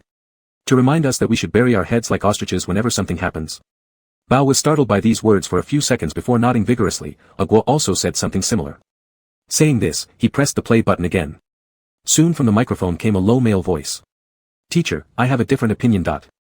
In the speaking voice were mixed sounds of fabric rubbing against each other. Bao explained that it was a Da trying to dissuade Guo from speaking out, but clearly Da's persuasion failed. Something similar happened in another temple, but the homeless man didn't say anything. Then during the fight, the fisherman accidentally killed the rich man, panicking and knocking over the candle holder, which set fire to the temple and burned down with the fisherman's body inside. The homeless man was burnt too and no longer had a place to stay. There was a sudden silence from the voice on the microphone. The teacher probably did not expect any student to stand up and rebut her, and momentarily forgot how to continue. "Teacher, I have yet another version of the story." It was a female voice. Yu Yan abruptly looked up and met Xie Zhang's eyes. This voice, it was Su Shu's. Chapter 71, Making Trouble. In the third temple, a similar event occurred, where the homeless man also remained silent. During the scuffle, the fisherman was intentionally murdered by the rich man, who then overturned the candle stand to destroy evidence and burned down the temple along with the fisherman's body. The homeless man was burnt as well, leaving him without a place to stay. The rich man remained unscathed, not subject to legal punishment. As they say, those who murder and set fires wear golden sashes, while those who build bridges and roads leave behind no corpses. Yu Yan was silent for a couple of seconds upon hearing this, not because he disagreed with Su Shu's story, but because Su Shu, she had actually chosen such an outspoken way to play in the copy. She remembered how she had managed to deceive everyone in the first copy with her seemingly frail appearance, reaping the greatest victory at the lowest cost. Seeming to understand what Yu Yan was thinking about, Xie Jing blinked his eyes. "She's playing like this maybe because she has a gun." "A gun?" Yu Yan turned his face to look at Xie Jing. "How do you know? Did you confront her?" "I faced her inside the experimental building, but nothing came of it." Yu Yan nodded. Having a gun was equivalent to having a personal weapon, much like the sharp knife in Yu Yan's hand. All fears stem from insufficient firepower, and since Su Shu had a gun, it made sense that her behavior style would change. "So does this story mean we should keep silent whenever something happens?" Song Yuan asked. "If no one ever speaks out, we will only allow evil to run rampant, resulting in a jungle society ruled by the law of the jungle. In that case, what makes humans different from animals?" Yu Yan pressed his thin lips into a straight line and lowered his head, falling into thought. Was the teacher's story meant to dissuade them from minding their own business and exploring the secrets of the old experimental building, or was there some other meaning? 3 years ago, the school could quietly kill off a group of students. Back then, the school must already have become a living hell. 3 years had passed, and the flames of hell would only grow fiercer. To uncover the long-lost secrets, they could only Can I ask you for the contact details of a few people? Yu Yan asked Ba. Without hesitation, Bao nodded and handed over his phone. Compared to the progress in the game, he seemed to care more about when he could continue watching SpongeBob. Yu Yan took it, bent down to fiddle with the screen, noted the contacts of a few people, sent friend requests uniformly, then returned the phone. The friend requests were accepted quickly. It seemed the people on the other side of the screen were constantly checking their phones. What's our schedule tomorrow? Xiaojing propped up his face with his hand, stared at Yu Yan's exquisite profile, and asked while blinking his greenish-blue case-lamb big eyes. The keyboard was clattering away, but Yu Yan didn't look up upon hearing his question. When Xiaojing thought Yu Yan hadn't heard him and was about to ask again, Yu Yan pressed the send button on the phone keyboard. Tomorrow we'll go talk to the principal. Phew. Song Yuan spat out all the water he had just drunk, wiping the water stains from the corner of his mouth while looking incredulously at Yu Yan. What? We've only been here for a few days in this game world, and you already want to storm the stronghold? They hadn't even figured out what the counselor was like yet. How could they directly target the principal? Isn't that just like not having taken down the first tower in a game and already trying to sneak into the enemy base to destroy the crystal? That's not what he said. To contact him anytime if there are problems, Yu Yan said calmly. That's just a polite phrase. Which principal or department head hasn't said those two sentences at a meeting? They're just being polite. Song Yuan interjected. After hearing this, Yu Yan paused to think for a few seconds. True, our progress is a bit too fast. Song Yuan nodded. Yes, that's right, the game world lasted 7 days. There was no need to rush, they could proceed slowly. We can go find the head of the department tomorrow morning, and see the principal in the afternoon. Phew. The water just swallowed was spewed out again. Song Yuan wiped his mouth, reacting for a moment before asking, we have full classes tomorrow morning, right? Yu Yan replied straightforwardly, so we'll visit the principal in the afternoon. Song Yuan. Song Yuan vaguely felt that this illogical logic sounded familiar somewhere, but couldn't quite recall where. After pondering for a few seconds, he decided to give up persuading Yu Yan and shift his gaze to Xiaojing beside him. He was about to open his mouth and ask Xiaojing to dissuade Yu Yan, but then saw the green-eyed little wolf cheerfully shouting, good. Song Yuan. He almost forgot, Xiaojing was the kind of person who would hand over a knife without hesitation if Yu Yan wanted to kill someone. Getting Xiaojing to persuade Yu Yan was as real as Paradise Trial shutting down. As it approached 11 o'clock, the group climbed into bed. Song Yuan tapped on his phone screen to check the time, unexpectedly finding that Yu Yan had also sent him a message. The light from the mobile screen illuminated his face, casting a small shadow on the side of his face through his prominent nose ridge. Looking at the few lines of messages in front of him, Song Yuan's eyes flashed with a complicated gleam. He wasn't sure whether what Yu Yan was doing was right. Their information now was insufficient, and this approach clearly carried too much risk. But, since the team leader had spoken, Song Yuan faintly smiled. As a team member, he should cooperate accordingly. What did Yan send? Is there anything our esteemed audience can't see? From tonight's atmosphere, they are planning something, thinking, ... And it seems like a big thing, confirm, ... For real, this copy isn't that simple, they might end up messing themselves up. At exactly 11 p.m., the lights went out instantly, plunging the room into endless darkness and silence. Having experienced yesterday, Bao had already prepared by putting a towel in his mouth to ensure he wouldn't make any noise during any terrifying dreams. Under Yu Yan's stare, Xiaojing unwillingly bit onto a piece of towel too, muttering unhappily inside his mind. He behaved perfectly fine while sleeping, so why did he have to bite the towel? Xiaojing had planned to use the sleep time tonight to ask for more hugs, but to his surprise, that old man didn't come to their dormitory. Damn old dang, showing up randomly when he shouldn't, and not coming when he should. You're deliberately going against me, aren't you? Xiaojing clenched his teeth in hatred, calculating how to casually greet the dormitory manager grandpa on his way past the duty room the next morning, no, several hours later. Nothing happened overnight, but when one person woke up the next day, dark circles were hanging under his eyes. Xiaojing, limited edition panda. Ouch, me, Song Yuan woke up in the morning and got a big scare seeing Xiaojing. Did you go stealing last night? Why do you look more ghost-like than Uncle Lu Boming? The sleep-deprived youth was radiating low energy, sitting at the edge of his bed with a slight tilt of his head. One leg was drawn up, his knee pressing against a constantly ringing mobile phone, while the other long leg stretched out aimlessly, taking up half the dormitory's pathway. At the sound of Song Yuan's voice, he just slightly turned his head, reacting after a short pause before sluggishly turning off the alarm. He scratched his messy black hair and vigorously rubbed his face to regain some spirit. After washing up, Xiaojing walked downstairs without looking back. Yu Yan and Song Yuan exchanged a glance, finding in each other's eyes the same confusion. What's wrong with that little wolf pup? Fortunately, this strange phenomenon didn't last too long. When Yu Yan descended the stairs, Xiaojing was already sitting on the steps outside their dormitory, idly playing by counting petals. Hearing the movement behind him, he turned around and beamed a brilliant smile when his gaze met Yu Yan's. Just like before, no difference. But as Yu Yan passed the duty room, he glanced aside. Wasn't the door of the duty room lying on the ground last night? Chapter 72, Am I More Pressure Than Doctors? Since entering this simulation, Xiaozheng hadn't attended a single lecture properly, and this time was no exception. He fell asleep on the desk with complete abandon. He didn't know why the counselor suddenly changed attitude toward him, kindly asking if he needed a blanket to cover up while sleeping. Even sleeping during class felt embarrassing enough, adding a blanket would definitely make people call him shameless. Xiaozheng thought for a moment, then turned around and grabbed a blanket from the counselor's office, along with a pillow. If it meant being shameless, so be it. What could be more important than sleeping comfortably? Ding ling ling.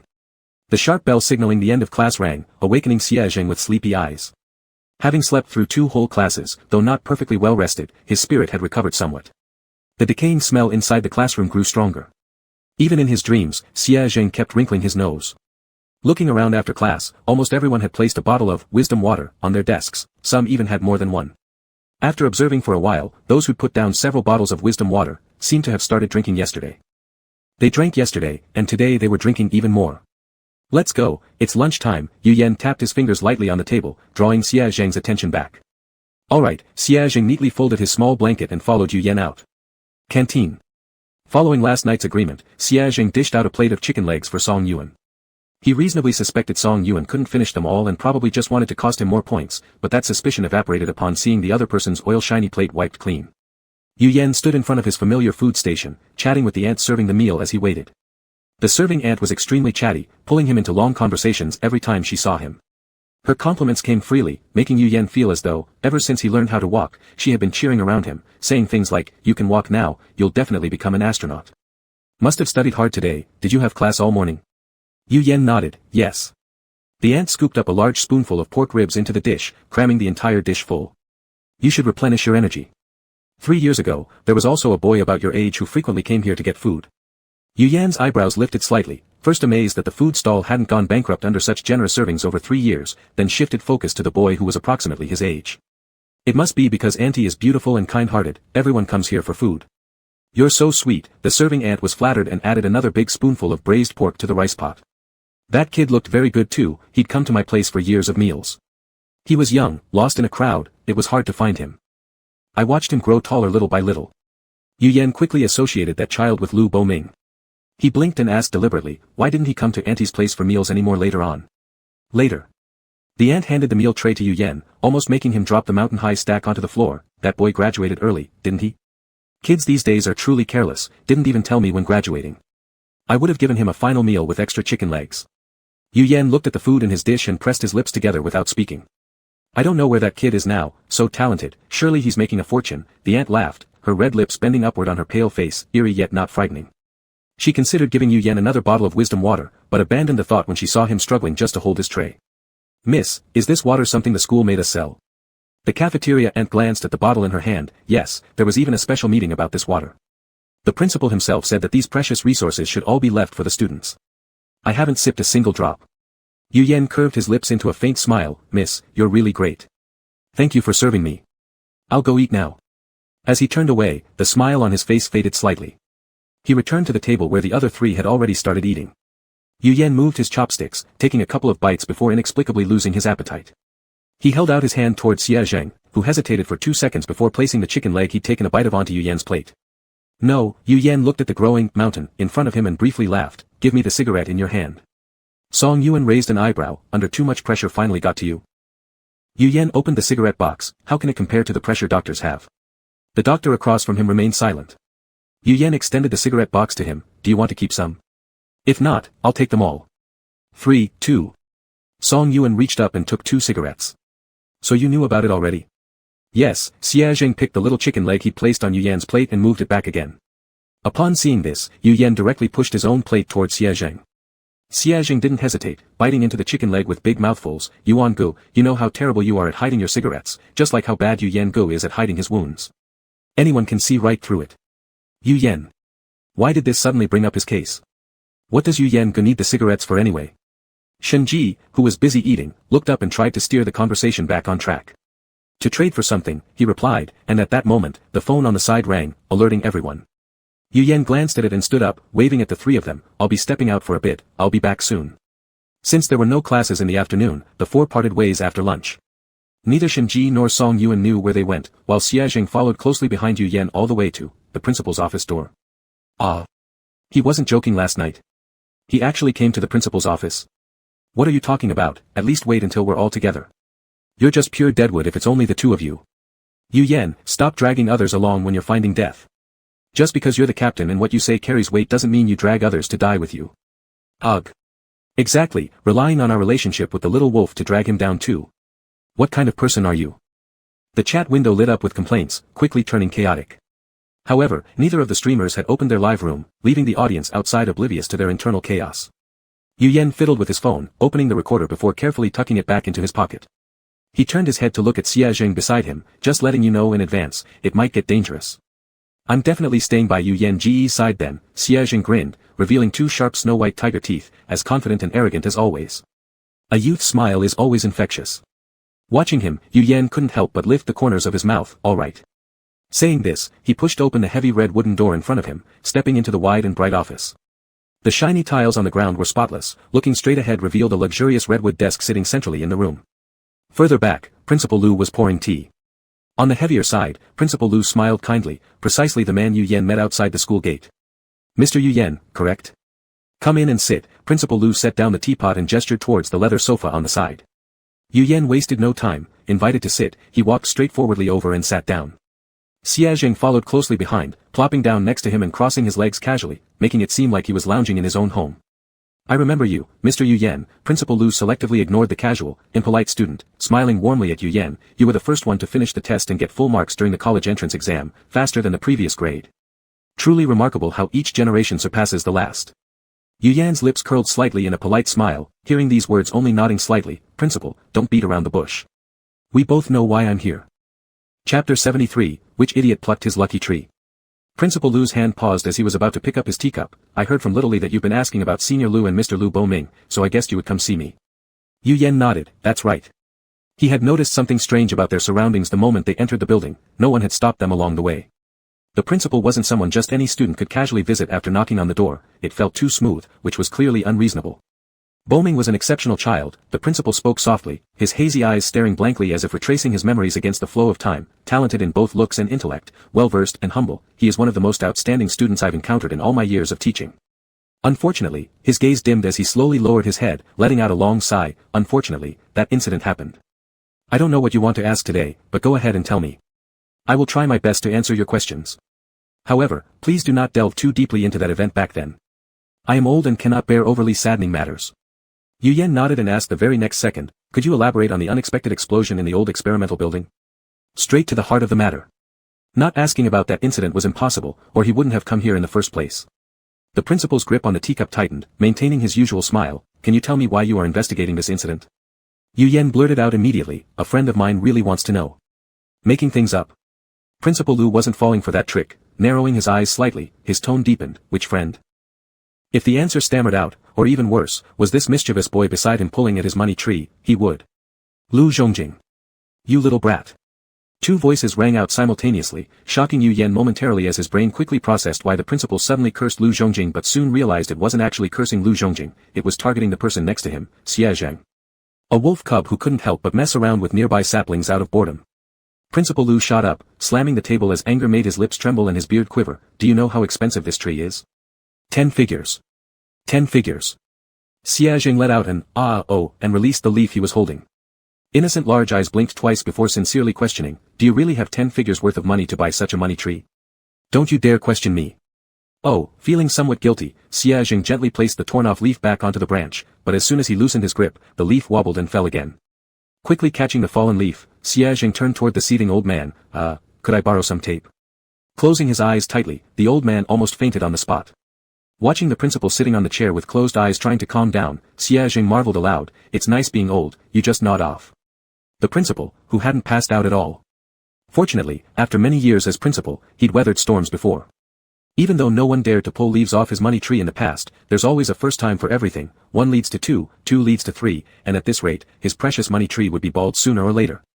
The principal took a deep breath, successfully calming himself, appearing no different from when they first entered, though the smile on his face seemed strained. Alright, trivial matters aside, let's continue our earlier conversation.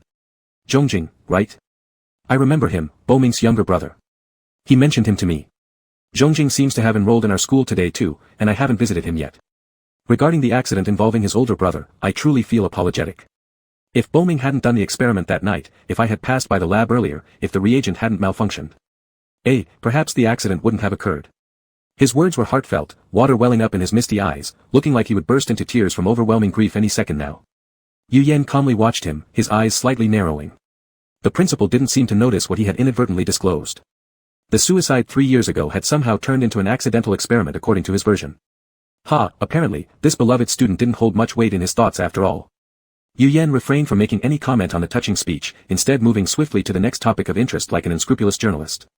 I heard that wisdom water was developed by Senior Liu, is that true? Principal Liu, still immersed in his sorrowful emotions, was momentarily taken aback upon hearing this question. The rapid shift in topic left his emotions struggling to catch up. He raised his hand to wipe away tears that weren't there, crossed his hands under his chin, and lightly coughed. It's true.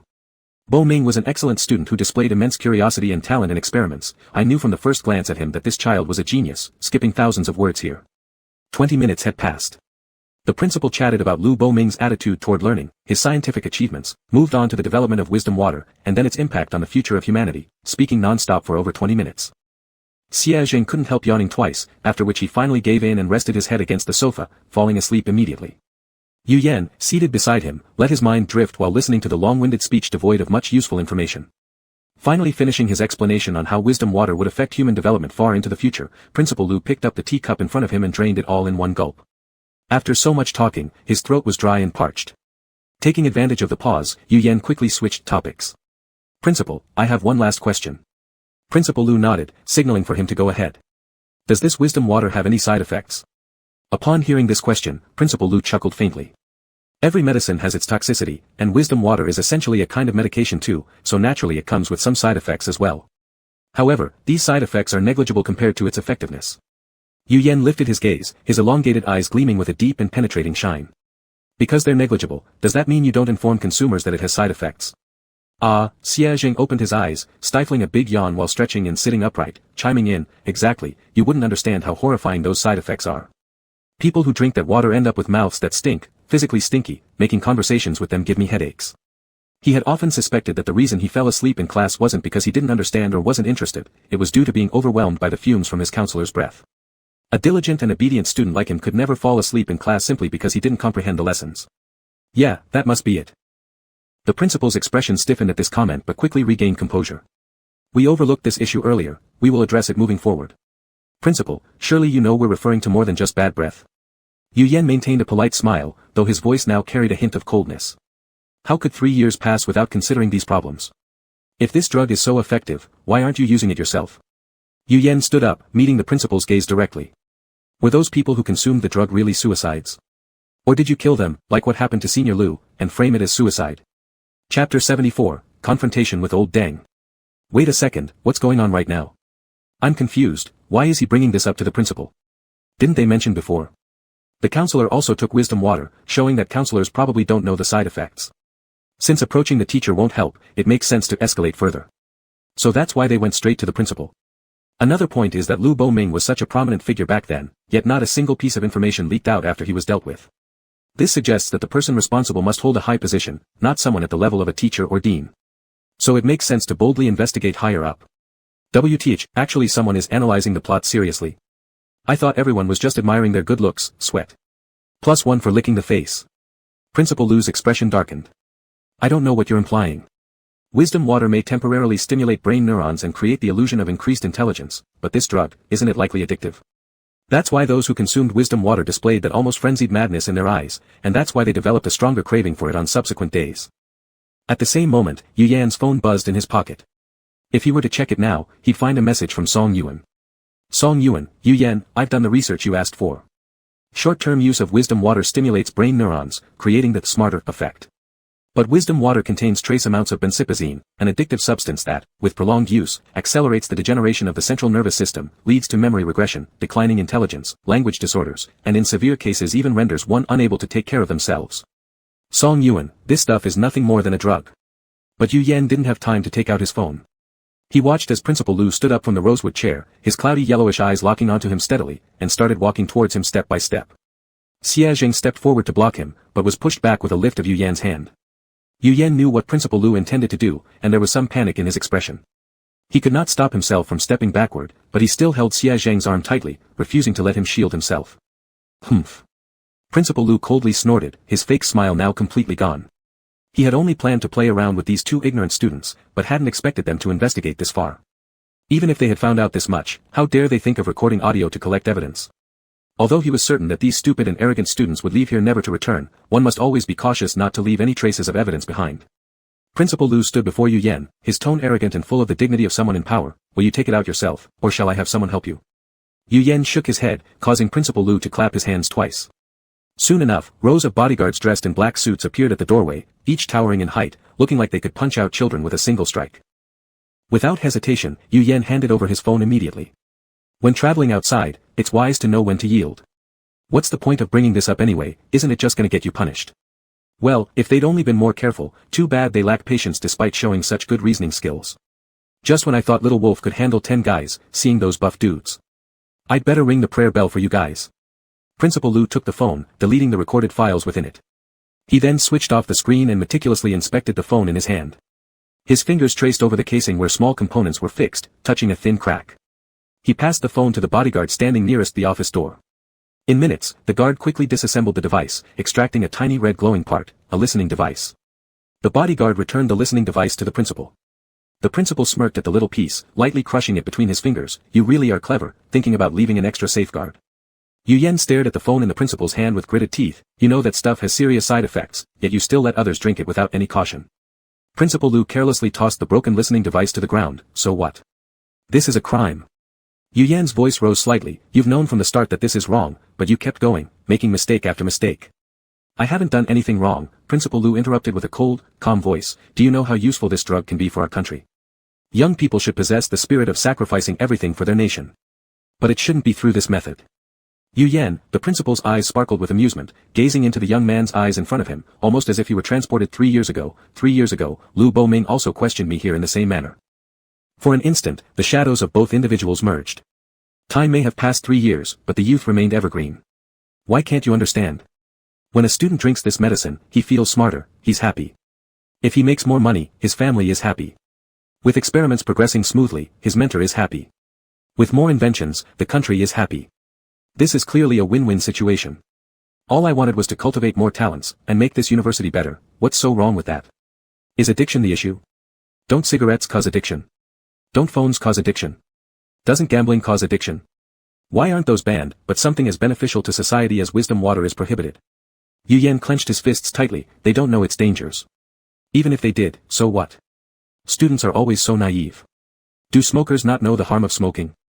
Do gamblers not know the harm of gambling? They still do it because they derive pleasure, getting what they desire at the moment. Wisdom water is no different, it has no fault, and it should not be banned. Yu Yan bit his lips and stayed silent, while Xia Zheng cracked his knuckles loudly, wanting nothing more than to throw a punch at old Deng's face if Yu Yan hadn't stopped him. Yu Yan, promise me, so long as you don't speak of this incident, I will guarantee your safe departure. The principal's voice was laced with heavy threats. You should know the consequences of going against me. I don't want Bo Ming's tragedy to happen to you again. 3 years ago, Lu Boming stood at the same spot, his indignation mixed with confusion as he stared at what he had helped develop, muttering softly, this isn't right, it shouldn't be this way. This isn't right. A satisfied grin appeared on the principal's face. Back then, he'd managed to kill off one Lu Boming, and today, he certainly wasn't lacking the ability to take out these two kids standing before him, two greenhorns who weren't even half as threatening as Lu Boming had been back then. Lu Senior's classmates.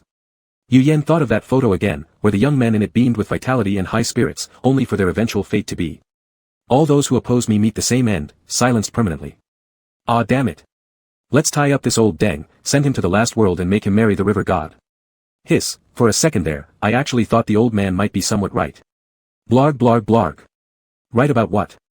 Gambling and smoking are all bad habits. Not to mention that wisdom water has far worse side effects than either of those. How is that a good thing? Although we know Lu Boming is just an NPC, enough, my heart hurts for him. Wah, bawling, dot. Holy crap, forget this. Go check Shinji's live stream immediately. Quick. Chapter 75, Team Battle Countdown, so rad. The number of people in the chat room quickly dwindled as many viewers flocked into Shinji's live stream room. When they realized what the girl on screen was doing, they all froze momentarily. The chat bubbles stilled for a second before bursting into life.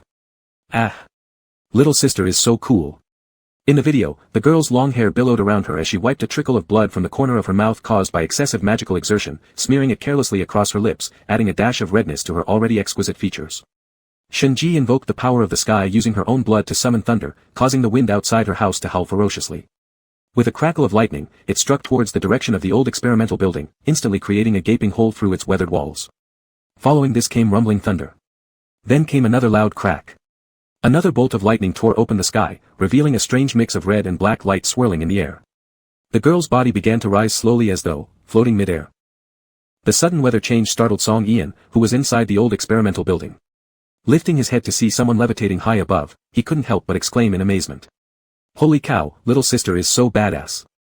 Lu Zhongjing, whom he'd pinned under the lab bench, tried to lift his head to peek out. What do you mean badass?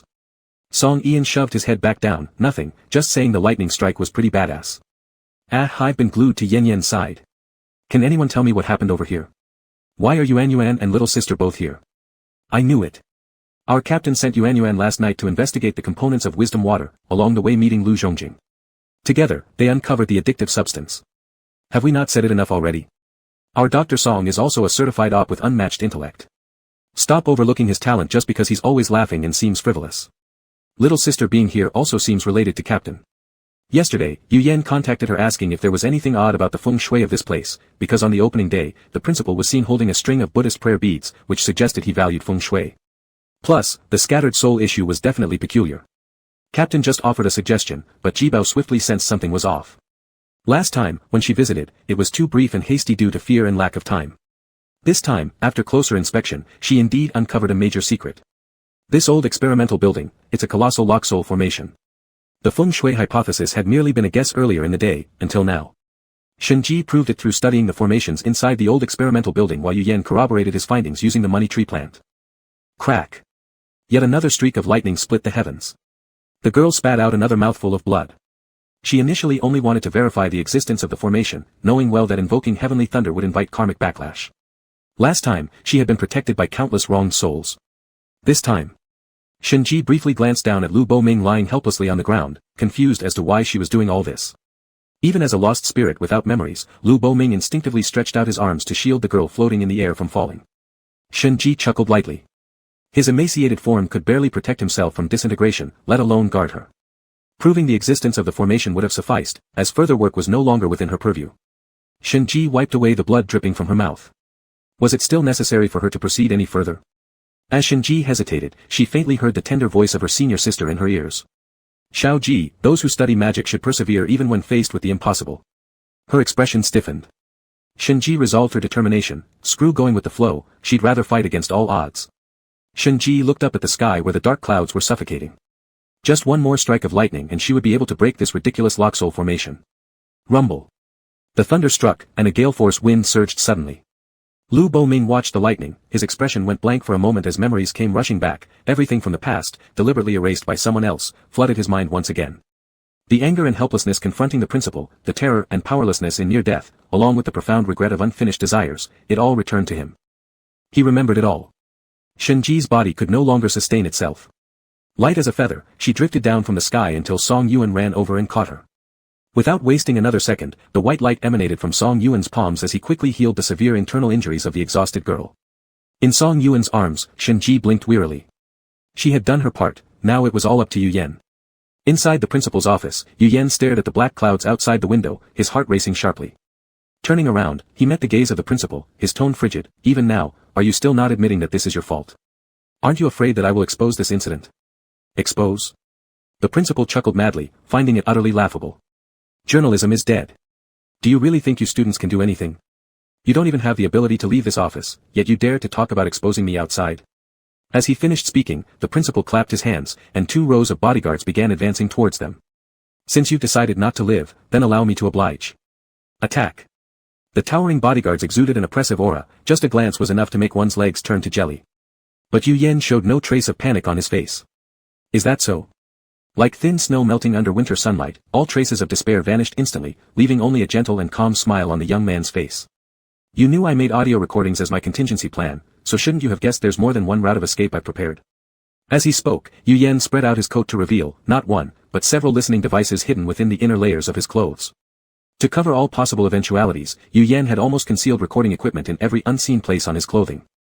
The principal's lips twitched, but he quickly regained his smug demeanor. So what if you've got recording devices? His features twisted slightly from excitement and thrill.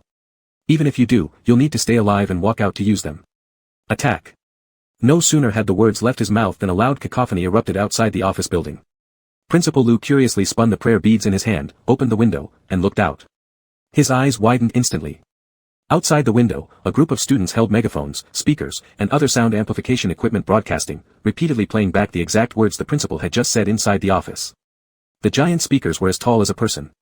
Shu Shu, wearing a black jacket, sat atop one of the speakers with one leg resting on its edge, looking up thoughtfully. Through the window, Shu Shu met Yu Yan's gaze. A slight smile curled her lips as she raised two fingers in a salute, nodding gently. Ah, sister is so cool. So yesterday Yan sent us these messages about this? He had everything ready last night. Having a journalist get us speakers and amplifiers makes sense, but I'm curious how they transported these things here. Smoke. If you have smoke, you can bribe drivers. With buses, moving these around would be a breeze, take them wherever you want. Ah, Yan calculated everything perfectly. So all that panic before was just an act. Multitasking, this is what efficiency looks like from a genius. Holy shit, besides calling everyone here amazing, I don't know what else to say. The principal's voice echoed endlessly across the empty campus, and his face finally lost its composed look. Damn it, these students were far more difficult to handle than he had imagined. A malevolent grin appeared on the principal's bloated face as he fixed Yu Yan with a fierce stare, no longer concealing the hatred in his eyes. Xia Zheng pulled Yu Yan behind him, his brows icy cold, green eyes filled with a concentrated killing intent. If it's come to this, the principal let out two maniacal laughs, then none of you will leave here alive. After saying that, he fiercely clapped twice. Suddenly, the two walls without windows or doors in the office collapsed inward. Behind the walls were nearly 100 burly bodyguards. Chapter 76, 3, 2, 1, Team Up. High energy. This entire floor was filled with the principal's people. Ha ha ha. The principal laughed wildly, his hands continuously spinning the high-quality prayer beads, but before he could laugh long, a furious kick from a teenage boy sent him flying. What the hell are you laughing about? Without waiting for nearly 100 bodyguards to react, he grabbed Yu Yan's wrist and, in an instant, turned into a giant black wolf, flinging Yu Yan onto its back. Awu. The black wolf let out a long howl and directly rammed into the glass of the office, shattering it as they leaped down from the third floor. Downstairs, the students pushing large speakers and carrying megaphones were panicked, scrambling everywhere. What should we do? What should we do? The principal wants to kill us, where should we run? How is the sky always thundering like this? What if it rains? These speakers are super expensive, we need to return them later. Are you still worrying about your dumb speaker at a time like this? What dumb speaker? This speaker is worth 6 figures. All of you students, step back. A gamer appeared with a gun, standing in front of everyone, aiming the gun at the burly bodyguards rushing out from the office building. I'll protect all of you. Be careful, Shu Shu lazily said while sitting on the speaker. Gamers cannot kill NPCs. Don't worry, I know my limits. And me. Another gamer jumped out, wielding a huge broadsword. Xia Zheng had returned to his original form after jumping down the building, now standing next to Shu Shu, he raised one eyebrow. So, did you just snatch those swords and guns? How can you speak like that, kid? Shu Shu chuckled. That's not snatching, it's when I told them I wanted to go to the old lab building, and they handed over the items willingly. They must be pretty cowardly. Xia Zheng looked puzzled at the group of people standing at the forefront, wondering why. The atmosphere is here. It can't get any hotter. The man holding the big sword shouted loudly in response. Indeed, the atmosphere had reached its peak. Shu Shu thought this made sense, pulling out her phone and connecting it to the Bluetooth of the loudspeaker beneath her feet. She played Charge Trumpet directly. At this point, not only were the gamers fired up, but even the students holding small megaphones prepared to swing the megaphones and slap the muscular bodyguards across the face. It began drizzling slowly, and the number of bodyguards kept increasing. Yu Yan furrowed his brows watching the endless flow of men coming through the gate. Clearly, there were more enemies than expected. And since they were restricted by the rule that prevented them from killing NPCs, the bodyguards could get back up once they were knocked down. Continuing this way would place them at a very disadvantageous position. Do not prolong the fight. Yu Yan made a quick decision. Fall back toward the school gate. Most people were already familiar with Yu Yan's voice, and upon hearing this, they immediately retracted their weapons and ran towards the school gate. The bus driver who had received so many cigarettes from the students came driving a blood-red public bus that beeped loudly, doing a drift to open the door. With his arm resting on the window frame and a cigarette between his fingers, he gave the students a side glance with a mix of panic and organization as they boarded one by one. In the internet era, no matter what else can be said, the speed of information dissemination is absolutely fast enough. By the school gate, a large crowd had already gathered, some out of curiosity, others aware of the truth. They all congregated at the entrance. As long as they reached there, the principal wouldn't dare harm them under public scrutiny. Many students had gathered downstairs, but there were limited seats on the bus, so the gamers pushed the students onto the bus first, while they stayed behind to hold the line. "Brother Yu Yan, do you want another ride on me?" Xia Zheng curved his lips upward as the wind blew through his jet-black bangs, revealing his refined features and eyes fixated on Yu Yan's, innocent yet pure. O.M.G. Listen to this bad dialogue. Is this something I can hear without spending money? Rewarding 1,000 points. Looking at their expressions, it seems neither of them think there's anything off. Okay, confirmed, only our thoughts are dirty. Facepalm. Although riding the black wolf looks cool, I'd rather see Yen ride the little wolf. Cough cough cough. Now I suddenly feel it's great they don't read the comments. Bitter tea leaves can fly around the public screen. As the bodyguards quickly approached, the gamers who hadn't made it onto the bus used their skills, except for Shu Shu. For other players, it was a form of respect when Shu Shu refrained from using her ultimate skill. She herself understood this well. By the roadside, she rented a shared electric bike, dragging the huge loudspeaker playing Charge Trumpet leisurely away. Xia Zheng slightly bent his body, transforming into a black wolf, bending his forelegs to make it easier for Yu Yan to mount. The next second, he sped off toward the school gate with Yu Yan. The bodyguards behind them were incredibly fast. Due to Principal Lu's orders, most of them were directly chasing Yu Yan and Xia Zheng. Even though Xia Zheng's forelegs were racing as fast as they could, the group behind them continued their relentless pursuit. With such incredible speed, these people were less like bodyguards and more like monsters. Monsters specifically sent to exterminate Yu Yan and Xia Zheng. Yu Yan gritted his teeth, one hand tightly gripping the fur around the black wolf's neck, the other swinging a wooden stick he had picked up from the ground, throwing it fiercely at the approaching bodyguard. His usual weapon was a dagger, but unfortunately, the blade was too short for the current situation, so he had to use this temporary method. The distance between the boy and the wolf increased slightly compared to the monstrous pursuers behind, but soon, a mysterious figure in black suddenly darted out right in front of them. He had taken a shortcut, his rigid face breaking into a strange smile as he swung his long sword directly at Xia Zheng. Just as the blade was about to touch the black wolf's fur. Bang! Yu Yan bent down and swung the stick hard, knocking the sword out of the bodyguard's hand. The blade flipped through the air and slashed Yu Yan's arm, leaving a new and horrifying wound. In the next second, the long sword traced a perfect arc in the sky. Immediately after, Xia Zheng used his tail to grab the bodyguard and flung him away. A second perfect arc appeared in the air. As the sound of the bodyguard hitting the ground echoed, Xia Zheng seemed to hear a muffled groan from the person on his back. Howl. Yu Yan reached up and gently ruffled his head, signaling that he was fine. The black wolf wrinkled its nose but didn't slow down, continuing its swift pace forward. Yu Yan looked at the wound on his arm, pursing his lips. He silently rolled his sleeve back down, thinking about testing the damage transfer skill later to see if it would still work. If not, with how deep this wound was hidden, maybe that little wolf wouldn't be able to notice. Nearly 100 bodyguards were held back by other players, accounting for 4/10. Another 4/10 were left behind by Xia Zheng, but 2/10 of them clung stubbornly to their heels like sticky plasters, impossible to shake off. There were less than 100 meters left to the school gate, where the gathered students were brainstorming ways to break through the doors. Since that was the case, Yu Yan tugged at the fur around the black wolf's neck, and Xia Zheng instantly understood. He slowed down, turned around, shifted back to human form, and faced the danger head-on. When they stopped, the group of bodyguards followed suit. From behind the towering wall of men came sudden clapping sounds. Turning their heads, they saw Principal Lu. The obese middle-aged man lifted his thin, dried eyelids, coldly scanning the two before him with a look, as if they were already dead men. Are you still going to resist pointlessly? Xia Zheng snorted lightly, his tone relaxed. That line should have come from us asking you. Principal Lu shot him a disdainful glance. I don't understand your purpose in doing all this. I promised Lu Boming $10 million, but he still refused to be convinced. That was $10 million. But Xia Zheng had entirely misinterpreted the meaning. You'd spend 10 billion buying an useless money tree, but when it comes to someone else, only $1 million. I wouldn't agree either. Principal Lu, shut up. Anyone could talk about his money tree, except for this smelly kid. It's because this matter can't be measured in terms of money, Yu Yan sneered.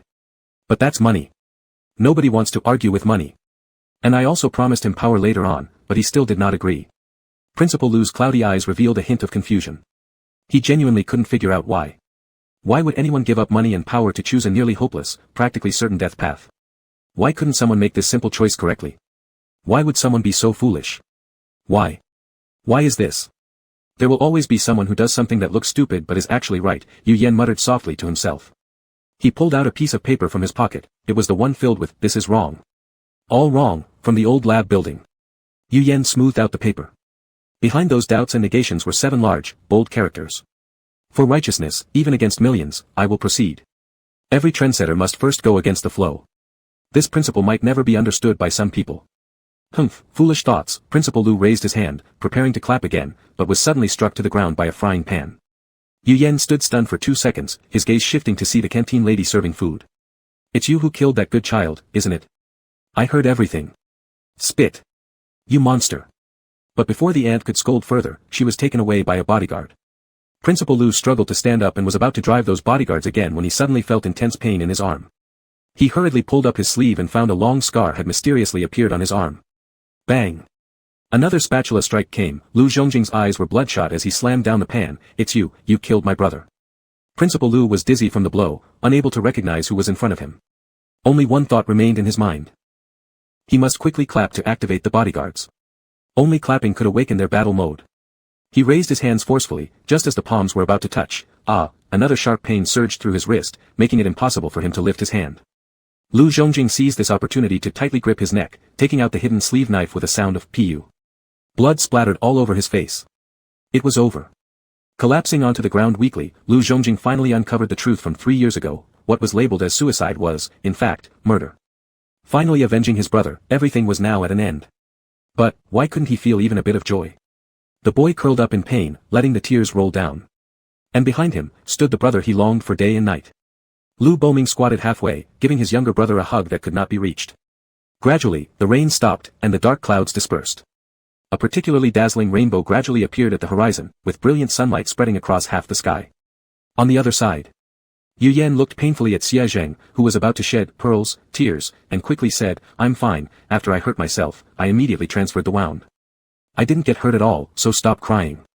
Chapter 77, Dungeon Clearance. I want you by my side. Xie Zheng stared at him with pouted lips. Are you really not in pain? Yu Yan, despite his completely pale face, lied boldly, really not in pain. Xie Zheng stomped his feet. Liar. It was obviously painful enough to make his face turn white, yet he still pretended as if nothing happened. And while riding the wolf earlier, trying to hide injuries when wolves have such keen senses, once he smelled it, something was definitely wrong. Still attempting to deceive him into believing there was no issue. He got angry, truly furious. Furious enough that he had already made up his mind secretly, the next time he gave milk to brother Yu Yan, he would not add sugar into it. This was a huge punishment, one that would let brother Yu Yan remember the lesson this time. As for the follow-up work for the crowd at the school gate, it was handled by Agua, and other players. Yu Yan did not need to worry about that since there was someone more deserving of his attention right in front of him, a little wolf feeling deeply wronged. The one originally about to cry unexpectedly leapt 3 feet high upon learning that last night, Yu Yan had sent messages to all players except him. What? Pointing at 2 men, one holding a gun and the other a machete, standing like stone lions at the entrance, he shouted loudly, you sent them messages and arranged tasks but didn't send me one. To be precise, I didn't send any message to them directly, it was Shu Shu conveying my meaning on my behalf. But how could the person who was mad and aggrieved listen to this? Like a rocket, a surge of righteous indignation erupted from his throat. Xie Zheng grabbed his phone and began pacing passionately around Yu Yan. Yu Yan became dizzy from the turning, rubbing his forehead and uttering 2 words, stop moving. Xie Zheng braked abruptly but though his body obeyed, his expression clearly declared, I am not that easy to pacify. Mainly focusing on feigning compliance outwardly but refusing inwardly. Xie Zheng, the reason I didn't send you a message is because I wanted you by my side. The words were barely out of Yu Yan's mouth when Xie Zheng suddenly lifted his head, his lips no longer puckered, his eyes no longer red-rimmed, his quill standing straight. One sentence easily consoled him. I want you by my side. This sentence started playing on repeat in a 360-degree loop inside Xie Zheng's brain. All he saw was Yu Yan's lips moving, every single word afterward fell on deaf ears, with only that phrase lingering endlessly, I want you by my side. Hee, ha ha ha. He wants me by his side, ha ha ha. What's the difference between this and a confession? Brother Yu Yan loves me. Loves me to death. Yu Yan watched him laugh stupidly, closed his eyes, and silently swallowed back the latter half of the analysis he hadn't finished saying. No point in continuing, anyway this person wouldn't hear it. From speed, strength, reaction ability, and in many other aspects, I've determined that you are the best teammate for this mission, so I need you to complete this mission with me. What Xie Zheng heard was, blah blah blah. I need you, blah blah blah. Although I don't know what the little wolf is thinking about, judging by his expression, I'd say my guess is about right. Haha, it's hilarious. What's wrong with a child having a rich imagination?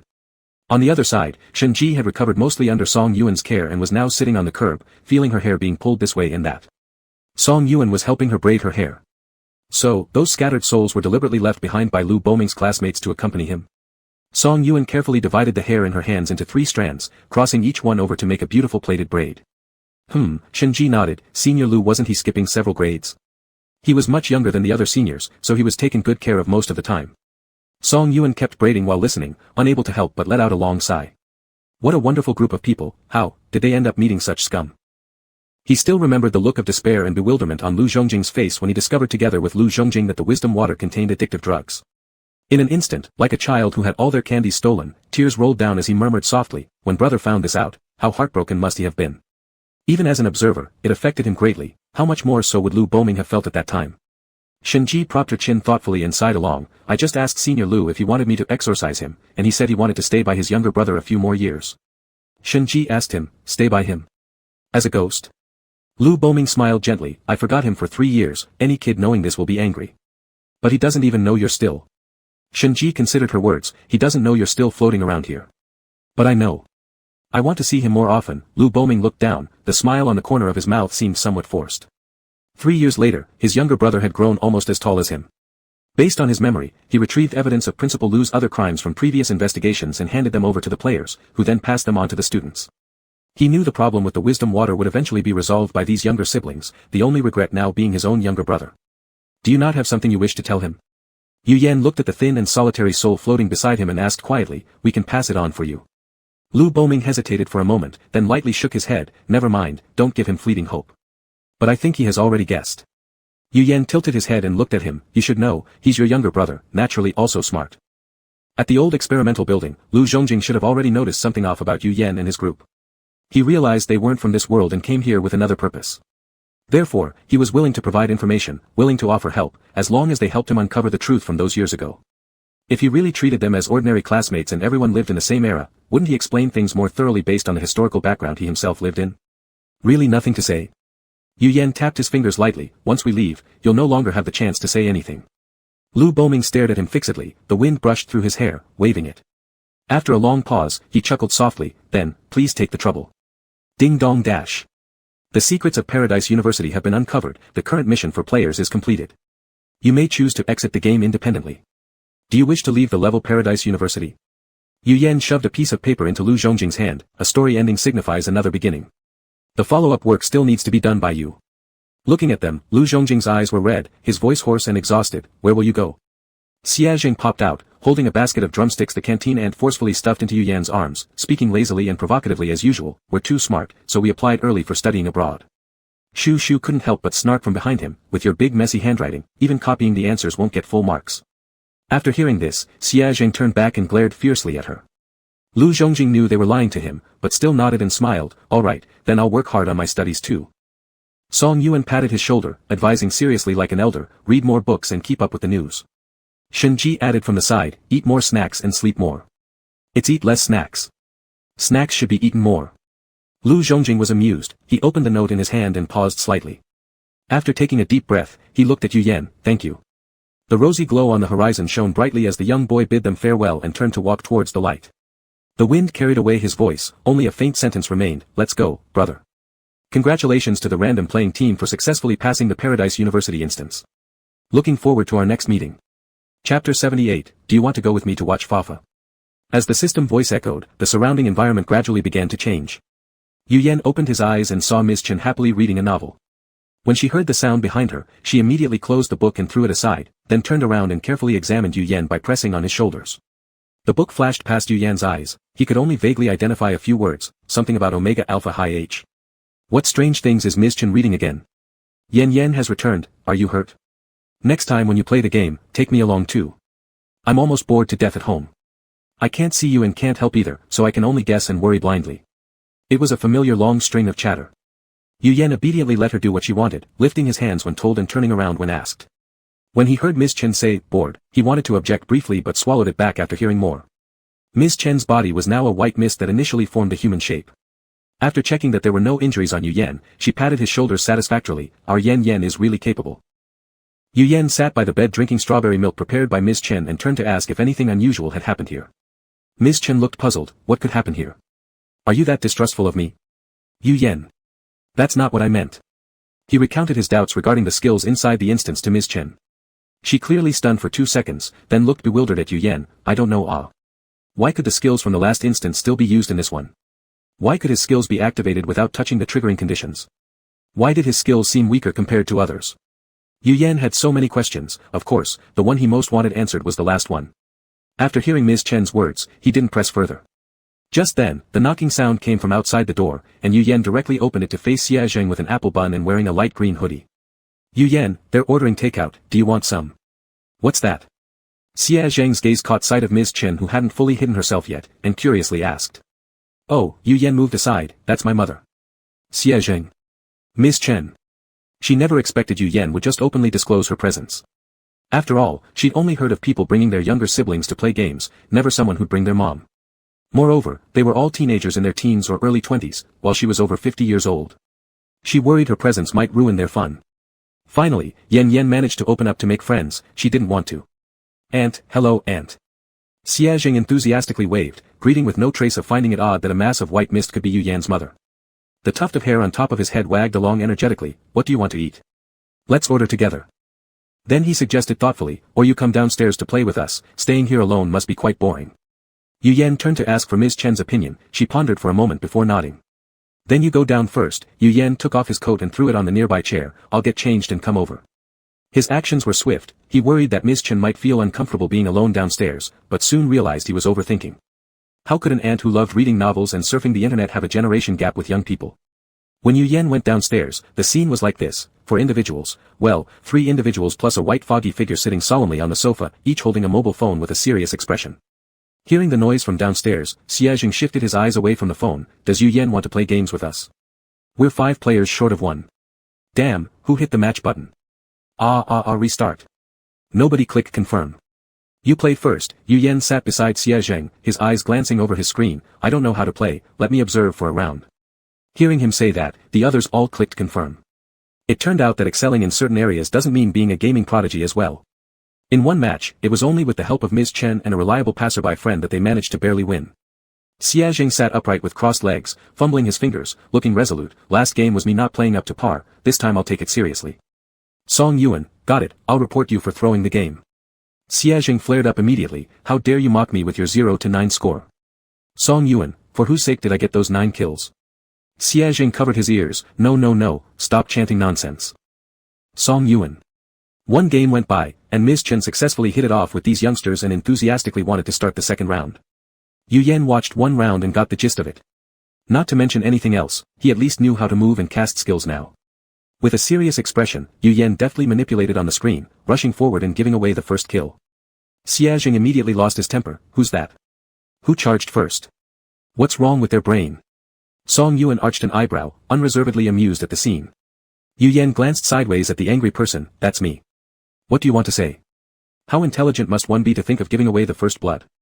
Brother, you definitely wanted to give away a kill to blur his real strength so the other team would lower their guard. This is too smart, too brave. The desire to swear but holding it back. Song Yuan. You didn't treat me like this before. Damn. Why didn't I have a caring younger brother providing emotional value? In one match, Yu Yan basically didn't talk much. Leaning half against the sofa, his eyes flickered in the scattered light. He didn't understand. A bit frustrated. But seeing everyone else in high spirits, he tried to act enthusiastic, not wanting to ruin their mood because of himself.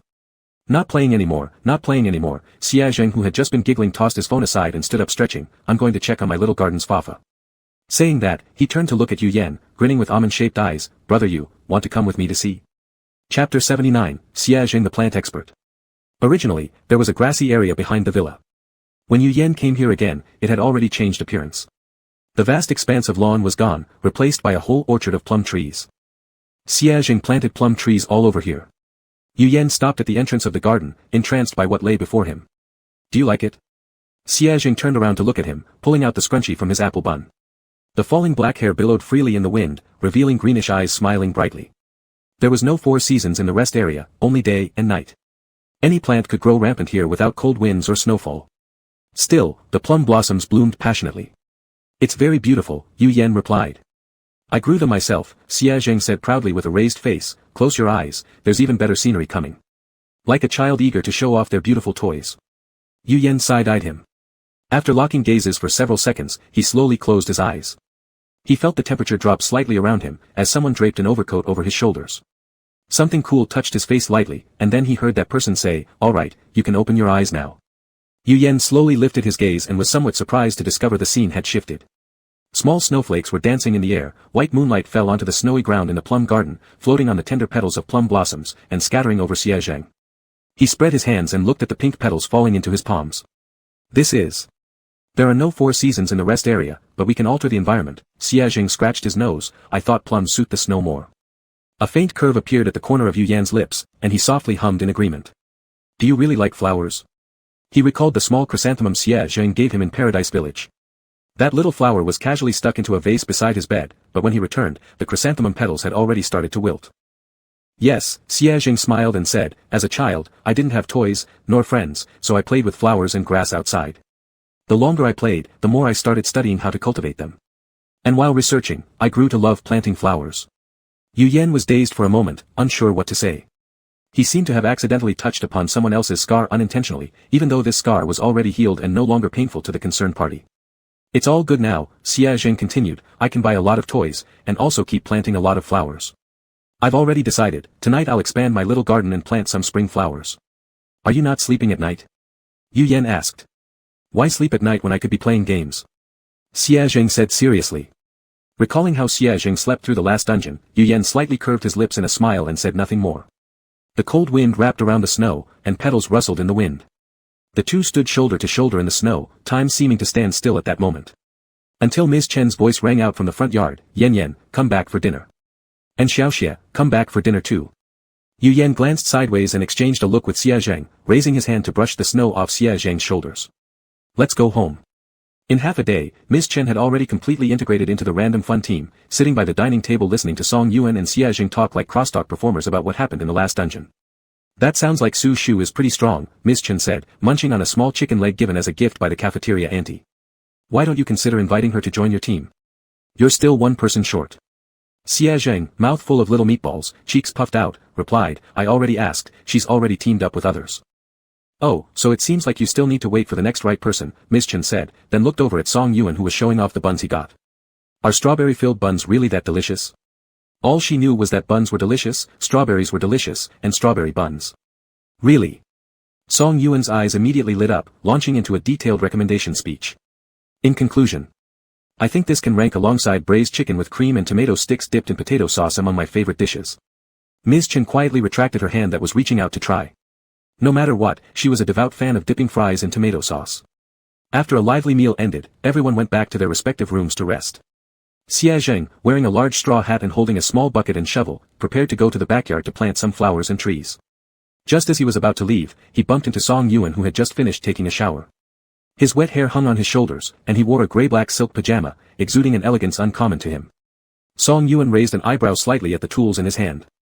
Without his glasses, his eyebrows and eyes carried an unexpected hint of aggression. Going to plant flowers again? What will you plant this time? Spring flowers.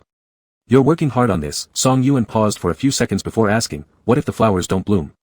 What he actually wanted to ask was. Everyone is curious and likes gossip, Song Yuan is no exception. He has witnessed Yu Yan and Xie Zheng's adventures since the first dungeon and, in a sense, has been a witness to their growing relationship. It's obvious to anyone what Xie Zheng feels.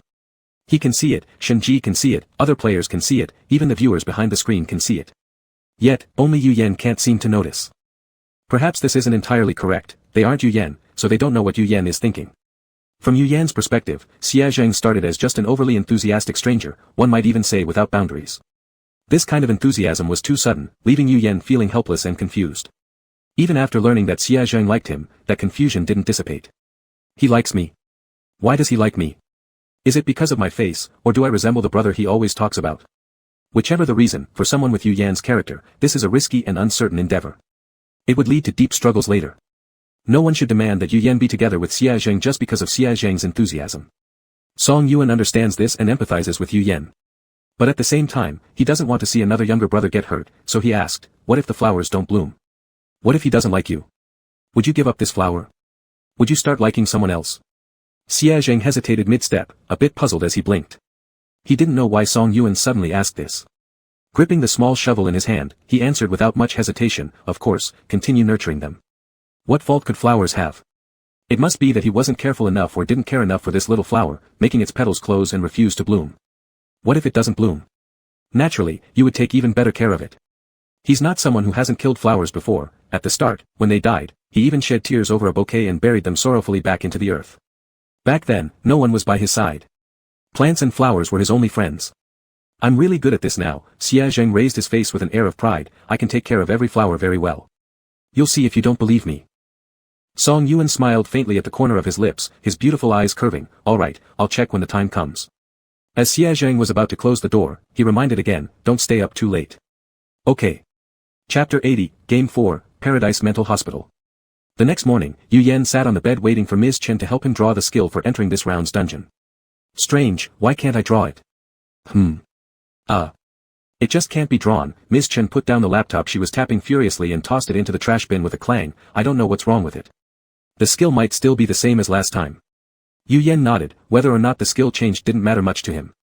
If you enter the dungeon, will you appear in the form of white mist, or will it be like the first dungeon? It'll be like the first dungeon. Once I'm inside, I can only stay in your mind. Ms. Chen said with a sigh, then quickly remembered something, urgently adding, though I may not be useful, you can't leave me here alone anymore, Yen. I would worry if I can't see you. Yu Yan nodded, After a normal breakfast, Yu Yan opened the dungeon section. Unlike the previous random selections, this time Yu Yan's eyes were caught by a strange dungeon cover. The cover had no patterns at all, just two simple straight lines. The colors were merely black, white, and gray. In the middle, the name of the dungeon was written, Paradise Mental Hospital. Yu Yan glanced at the difficulty, 3 stars, not too difficult. After consulting the opinions of the others, his finger tapped on that strange dungeon, and a beep sound was heard. Welcome, Random Fun Team, to the 4th challenge game, Paradise Mental Hospital. Difficulty, 3 stars, maximum 5 stars, Conditions for success, discover the secrets of the Paradise Mental Hospital. Time limit for completion, 3 days. Clearance reward, 30,000 points. Loading the dungeon. Wish you pleasant gameplay.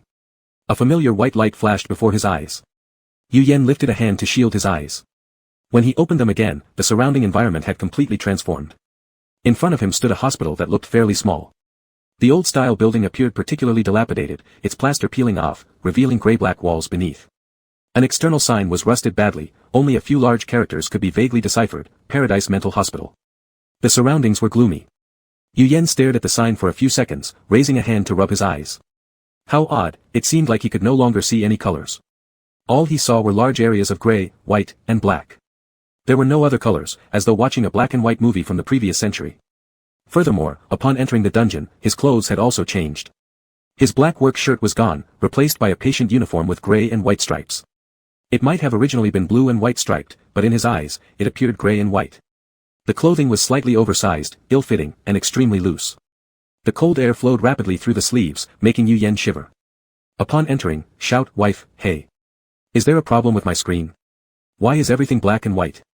Me too, is it another bug in this rotten system? Probably not. This dungeon is designed this way, requiring players to complete tasks to restore colors. Now we're on streamer mode, seeing in black and white. If you want to see in color, you can switch to God mode in the top right corner. I see now.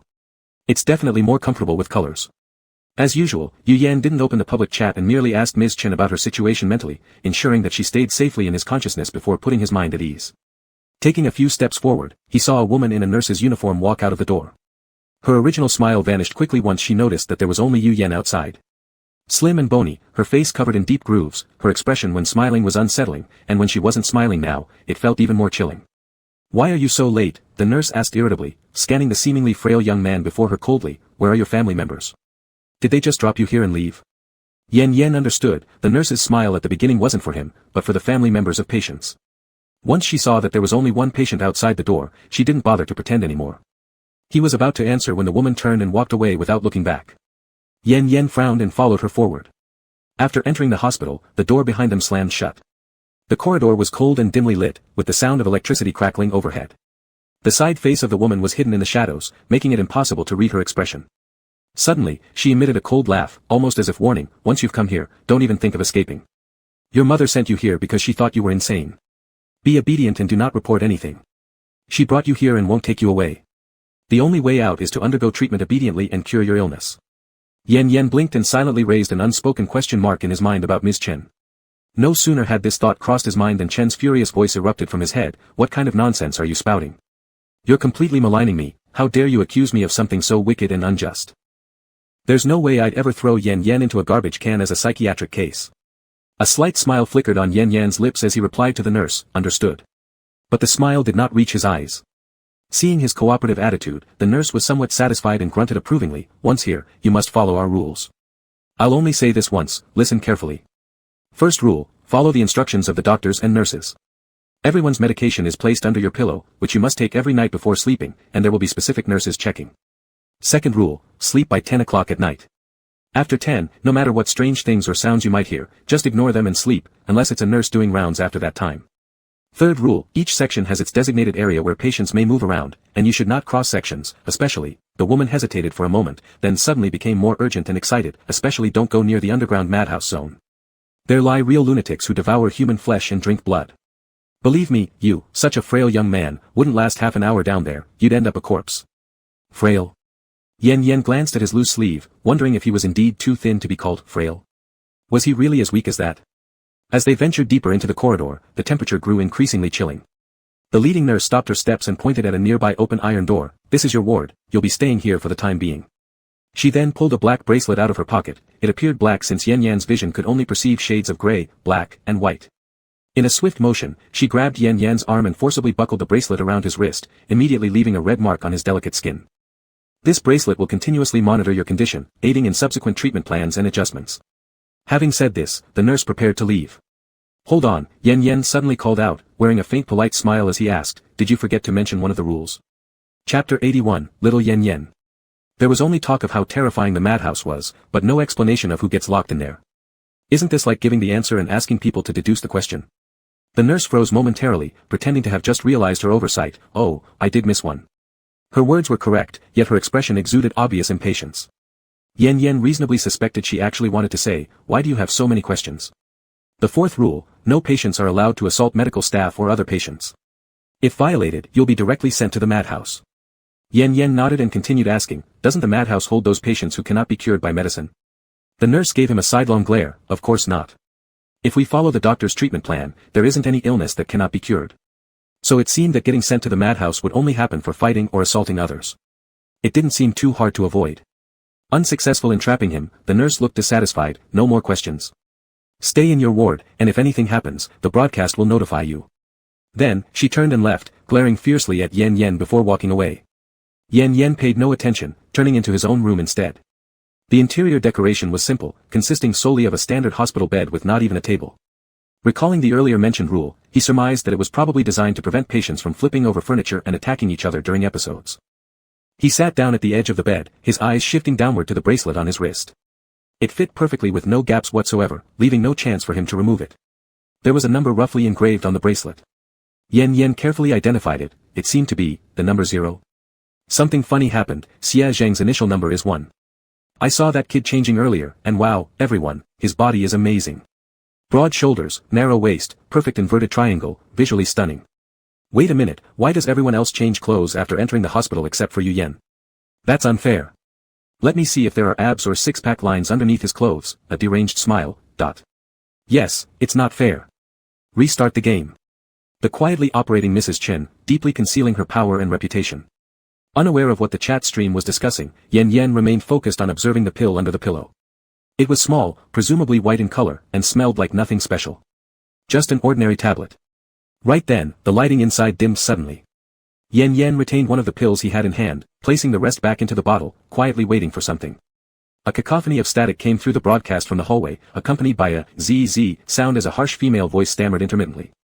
Dinner time has arrived, please all children come together to the lobby on the first floor, for dinner, Auntie doesn't like latecomers.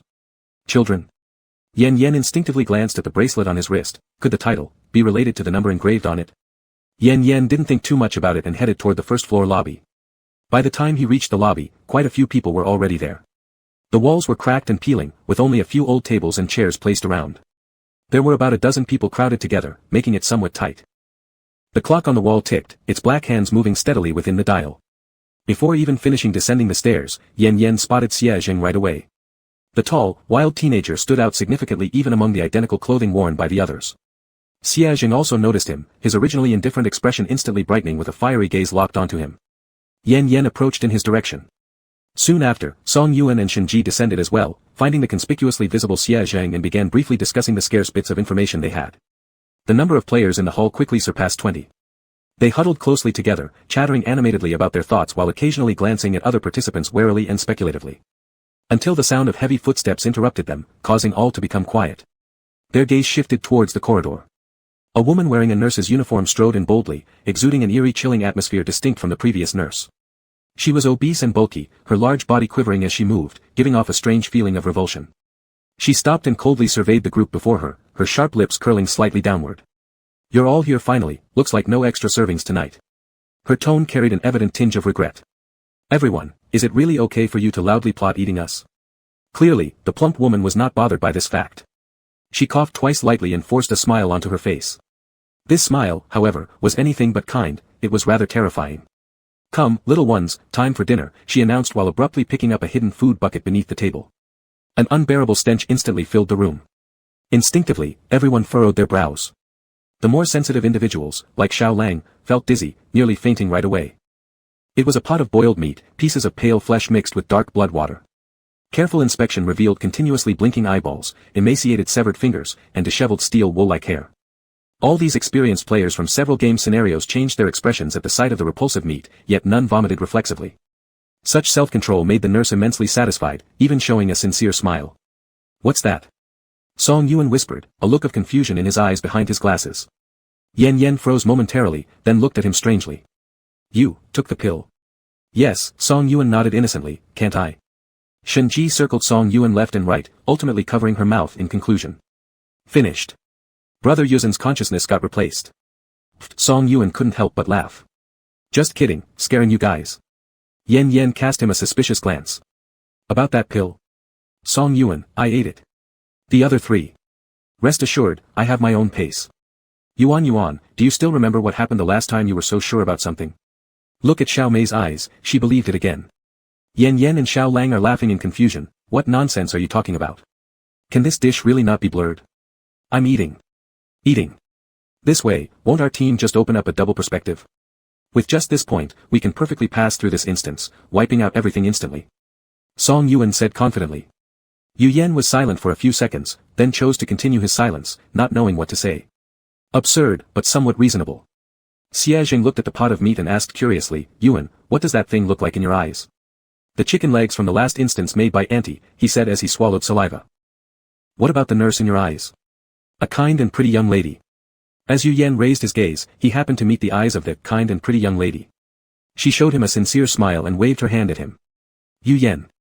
He quietly shifted his gaze, pretending as if he hadn't seen anything, only for the woman to call him directly.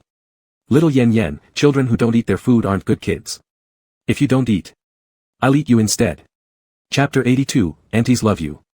Yu Yan, who was originally standing at the end of the line, was forced to stand at the front. The nurse lifted her hand and handed him a basin of food larger than his head, and with a duang, shoved it into his arms. Yu Yan looked at the basin in his arms and then at the small bowls in others' hands. "Auntie, my bowl is too big, isn't it?" The nurse revealed a shy expression on hearing this sentence, leaning closer to Yu Yan, seeming to whisper something privately but actually speaking very loudly. "Auntie likes pretty children. And you're so thin, eat more. Auntie loves you."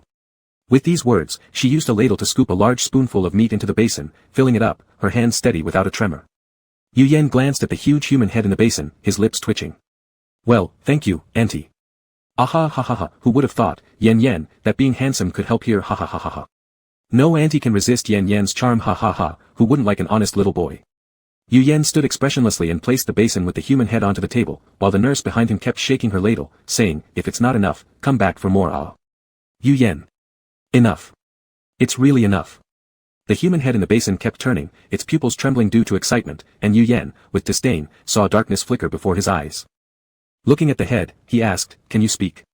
The head opened its mouth wide, revealing 2 or 3 loose teeth, and there were some dark strands of hair stuck in the gaps. Seeing Yu Yan frown even more tightly, the head rolled its eyes in discontent and then opened its mouth wider. Yu Yan knew, the head was telling him that it had no tongue, and thus could not speak. "But can you eat, right?" The eyeballs of the head excitedly darted around, as if ready to nod enthusiastically at Yu Yan right on the spot. It was clear that it could eat and had already consumed a meal from the pot earlier, and wasn't yet satiated. Yu Yan nodded to show his understanding, slightly sidestepped and made a subtle gesture toward Xie Zheng. Xie Zheng understood, holding his small cracked bowl, squeezing through the crowd to the front of the line, sweet-talking and charming, beautiful auntie, I'm hungry, can you serve me first? The nurse, who was just about to scold him for cutting the line, immediately smiled broadly upon hearing his words. No one doesn't like a sweet-talking and handsome kid, not even monsters. Her face full of fat jiggled as she laughed, and she took Xie Zheng's bowl and scooped a finger into it, forcefully clamping it. You're such a sweet boy. She continued and tried to pinch Xie Zheng's cheeks, but Xie Zheng stepped back to dodge. I'm starving, let me go eat first, auntie. The boy's voice was clear and sweet, making the woman's heart soften. Alright, go ahead and eat quickly, come to auntie if it's not enough, then she looked at him kindly as he happily bounced over to sit beside Yu Yan. Shen Ji and Song Yuan closely followed. There may be no other coordination within the team, but when it comes to saying human talk to humans and ghost talk to ghosts, everyone executed it identically and flawlessly. The head beside Song Yuan opened its mouth wide, waiting to be fed. Song Yuan poured the eyeballs from his bowl into the gaping mouth and watched as it swallowed without chewing.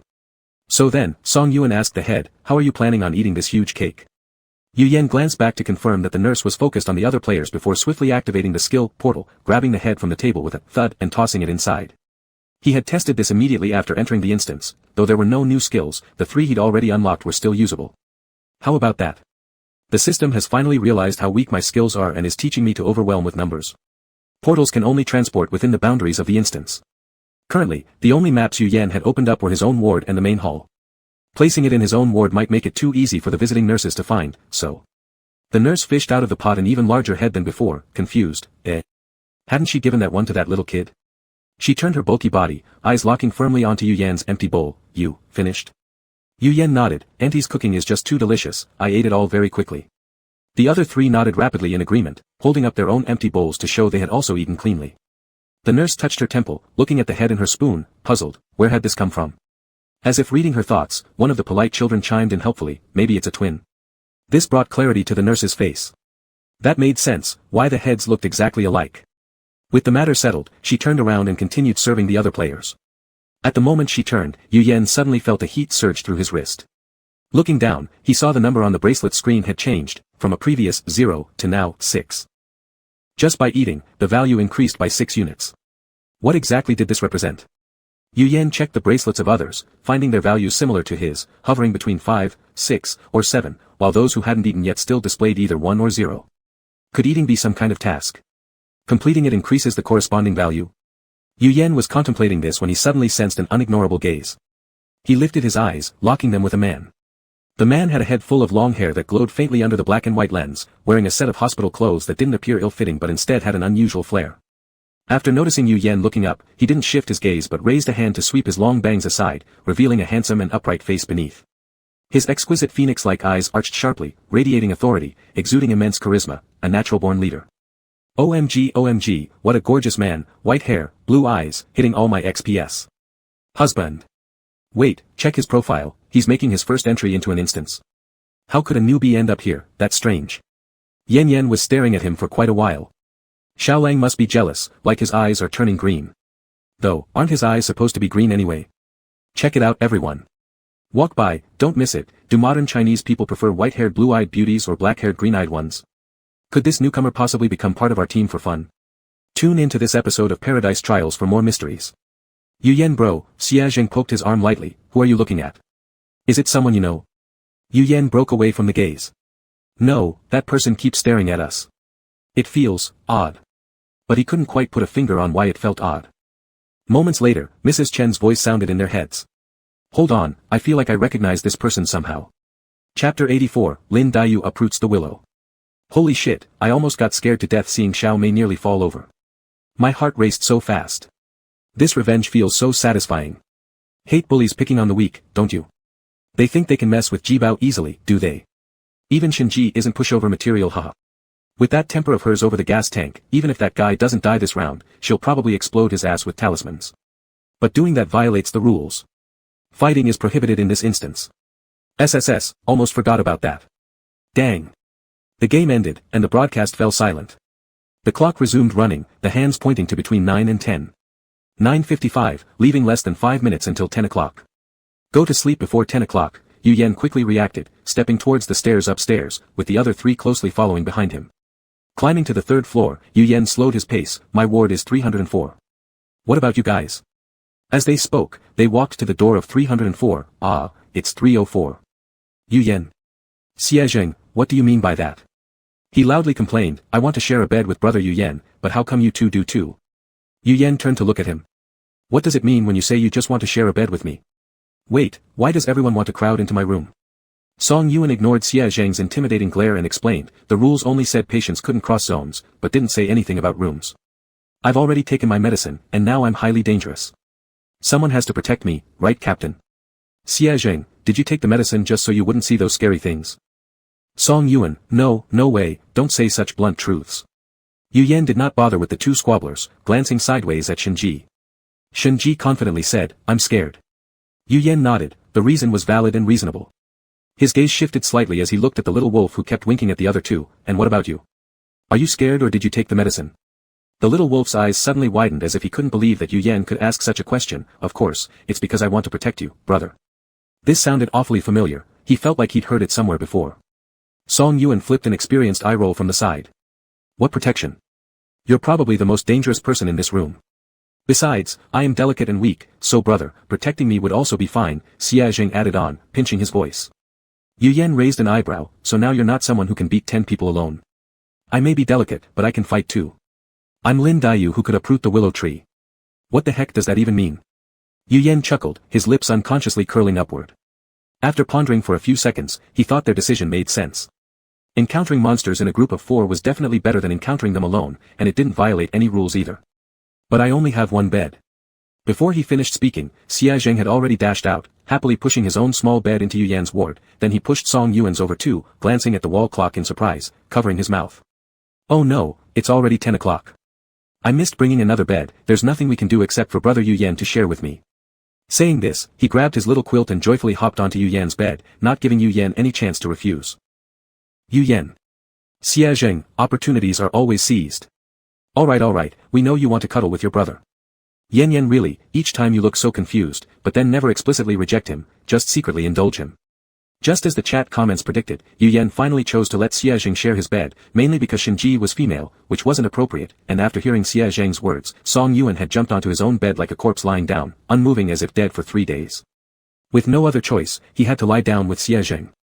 At exactly 10 o'clock, a sound of footsteps suddenly echoed outside the door, followed by a knock, and a gentle female voice came, hello, nurse making rounds. The lock turned, and in the next second, the door was pushed open from the inside to the outside. Saying nurse, but the person who entered wasn't wearing a nurse uniform. The flashlight's beam swung around the room a few times, and the woman's steps clearly paused. Isn't this supposed to be a single-person ward? Why does it feel like there are so many people in here? Meanwhile, the nurses in the other 3 wards. Could someone tell them where their patients went? This isn't how the script described the procedure. Inside Yu Yan's room, the woman swung her flashlight around several times, ultimately succeeding in pinpointing Yu Yan's location. She cautiously moved forward a few steps, apparently very concerned about waking the sleeping people on the beds with her footsteps. Though the light from the flashlight she held was nearly blinding the person's eyes. All 4 people in the room quietly closed their eyes, none knowing the origin of this mysterious intruder, so they decided to observe the situation. If she was truly a nurse, she would likely check their medicine bottles. Everyone had hidden a pill before going to sleep, ensuring that at least the quantity appeared normal. But, this woman was clearly not a nurse. Yu Yan felt the surrounding temperature drop sharply, as icy breaths like tangible substances cut through his bones, causing his whole body to tremble painfully. He wanted to scream. The woman drew closer and raised her hand as if she were about to touch Yu Yan's cheek. Perceiving her intention, Xie Zheng beside him prepared to leap up, but Yu Yan pinched his arm hard, stopping him. Xie Zheng, who had been ready to attack, suddenly extinguished his fire and quietly lay back on the bed. There was only one downside to this instance. Originally, they could not kill NPCs, now even hitting them was forbidden, making all the characters overly delicate. The ones lying in bed muttered their complaints. The NPCs from the psychiatric hospital. The woman's hand slowly touched the young man's finely handsome face. The coldness made Yu Yan subconsciously frown. Her fingers traced Yu Yan's face inch by inch, gradually revealing a crazed yet satisfied smile. Yan, her voice was gentle and detailed but caused everyone's hearts to shiver. My beloved son, mommy loves you. Yu Yan's eyebrows twitched violently. Is there something wrong with this instance? Why are NPCs either pretending to be his aunt or mother? Even stranger, why does this NPC rename herself? What is this Yan nonsense? Even more peculiar, upon hearing someone randomly claim her identity as a mother, Mrs. Chen did not immediately jump out to protest. Could it be that she got tired and went to sleep? Or maybe accidentally crashed the system and interrupted the communication channel? While Yu Yan was pondering what Mrs. Chen might be doing, those cold, beautiful hands suddenly stopped moving. The woman leaned closer, and Yu Yan could vividly feel her face getting closer and closer. As if about to press against his own, a chilling sensation swept through his entire body, and the air seemed frozen at this moment. He heard her say, "Yan Yan, do you want to keep pretending to be asleep?" Chapter 85, Calculating Little Wolf, wants to sleep embraced with his brother. Yu Yan opened his eyes instantly, expecting to see a terrifying grimacing face, but instead, what he saw was an exquisite and beautiful face. Resembling Yu Yan by 6 or 7/10, especially the eyes which looked exactly like his, Yu Yan himself was stunned for a few seconds. So similar, could this really be Yan Yan's mom? Then I'll directly say hi, mother-in-law. Yan Yan, I'm your mother, don't you recognize your mother anymore? The woman said sadly, and at the same time, the nurses in the other 3 rooms also came over following their respective patients, making the already small ward suddenly crowded with 8 people. Xiao Zheng. Yuan. Ji. 3 women ran to their children respectively, leaving the 4 men somewhat baffled at this unexpected plot development.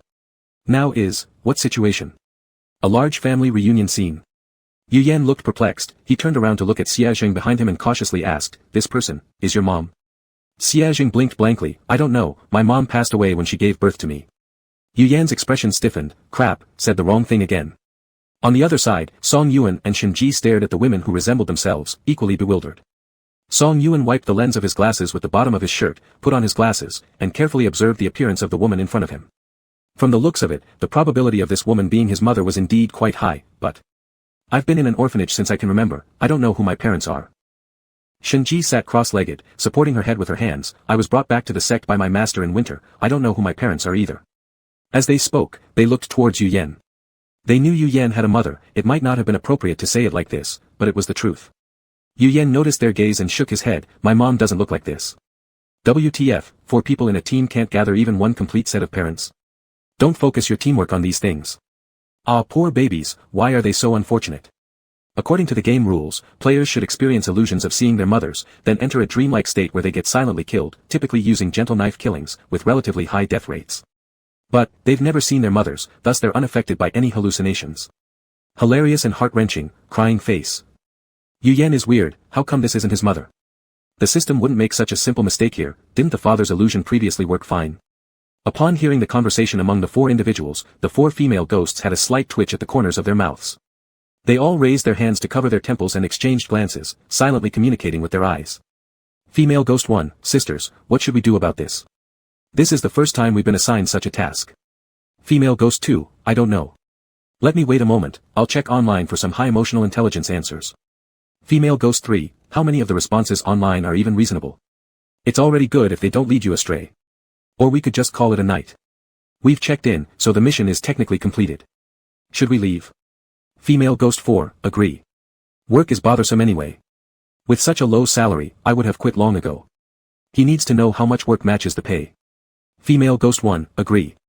The company that hired me can't be considered a good one, sooner or later it will go bankrupt. Female Ghost 2, agree. The 4 kids are pitiable too.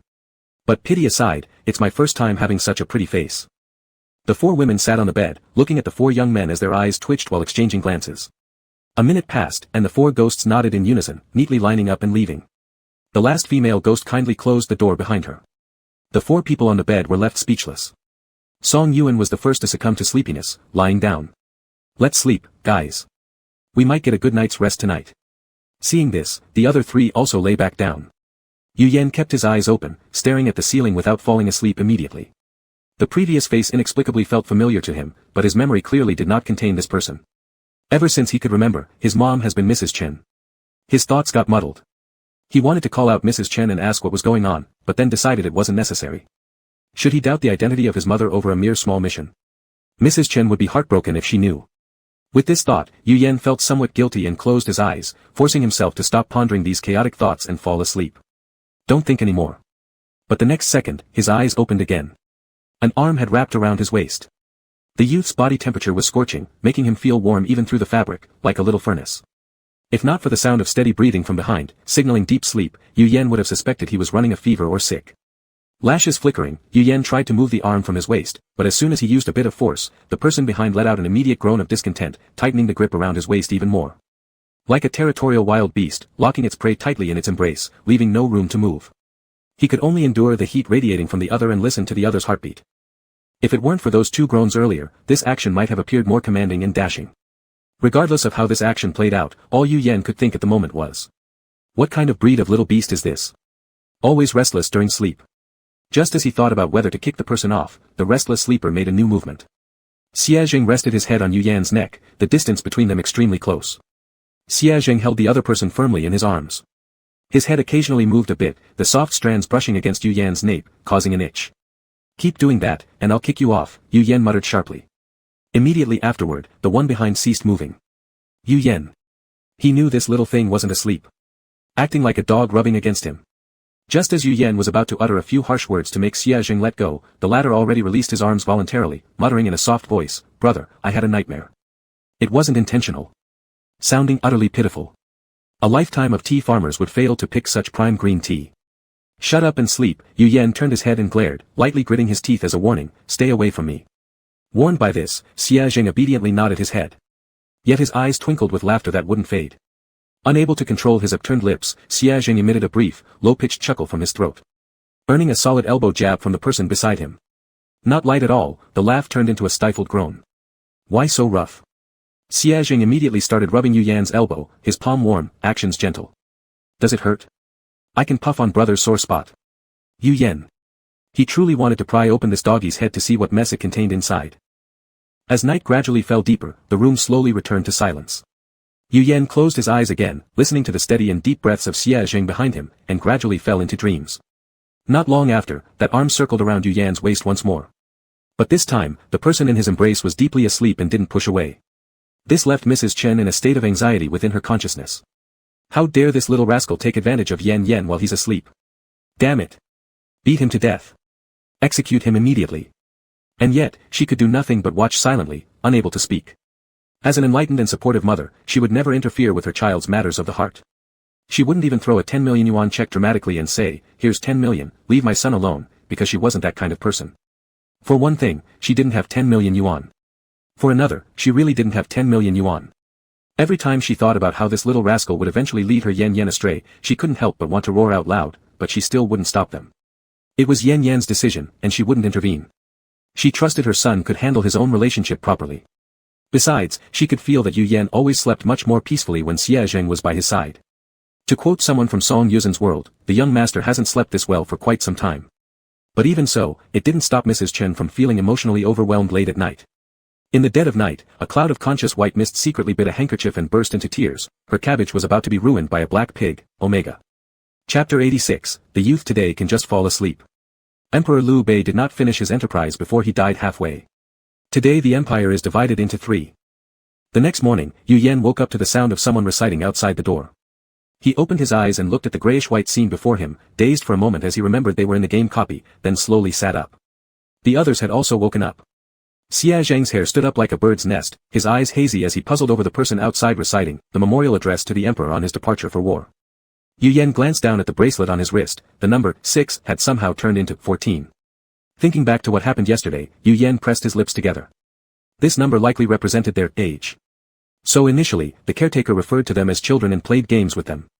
Now, being 14 years old, which is junior or senior high school age, waking up early to memorize texts made sense. Still, the voice outside seemed rather too old. A 50 to 60-year-old grandpa loudly memorizing the memorial address for middle school exams sounded somewhat amusing. The rest of the group had guessed the meaning behind the numbers and were contemplating what to do next when the silent radio crackled again. Please, all students, proceed to the hall. For today's study activity, there are still 3 years until the college entrance exam, and every day is crucial. Cherish your time and quickly head to the hall. Hearing the announcement, everyone rolled out of bed. Xia Jing casually ran a hand through his hair. We've still got 3 years until the exam, so why prepare so early? The young wolf, unfamiliar with the importance of China's high school and college exams, questioned in confusion. Isn't it just a test? Why should everyone be so tense? Even in the Heavenly University game copy, people acted extremely nervous and scared. That's something you don't understand, Song Yuzhen smirked at him. For us students, every year is key. Primary school is key, junior high is key, first and second year of high school are key, third year is key, and the college entrance exam is even more critical. This is our life as students. Xia Jing blinked, frozen.jpg. Even in college, it's the same, Yu Yan added. You'll always be told how crucial each year is. Xia Zheng, frozen.jpg.plus. Shenji, who hadn't experienced such key years either, tilted his head. Then which part exactly is the most critical? Song Yuzhen, do I even need to ask? Of course, it's being born into the right family. Xia Zheng, Shenji. Enough, stop talking, one of my friends has already broken down. Damn it, in my next life, I definitely won't be human anymore. I'm going to reincarnate as a rich family's dog. As they spoke, the group arrived at the first floor hall. Yu Yan counted the number of players, 18. Just last night, 6 people had died. The death rate remained persistently high. Yu Yan's gaze swept across the hall. The tables were the same ones arranged yesterday, and there appeared to be no strange spots. Like yesterday, the 18 players each found a place to sit, waiting for the next command from the broadcast. Study activities. What kind of learning activity could a mental hospital have? It couldn't possibly involve a college entrance exam like in Paradise University, could it? Yu Yan rubbed his eyes.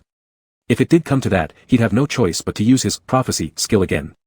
While everyone waited, the group noticed a few changes in the environment but remained cautious. The room was filled with anticipation as they awaited further instructions. Fortunately, the mental hospital wasn't completely insane to make 14-year-old kids take the college entrance exam. The thump-thump-thump sound of footsteps approached and a slender, distorted figure came down the corridor. She had long hair, wore loose nurse's clothing, and her body twisted unnaturally at every joint, looking rather like noodles boiled limp in a pot. The first 2 nurses at least looked somewhat human.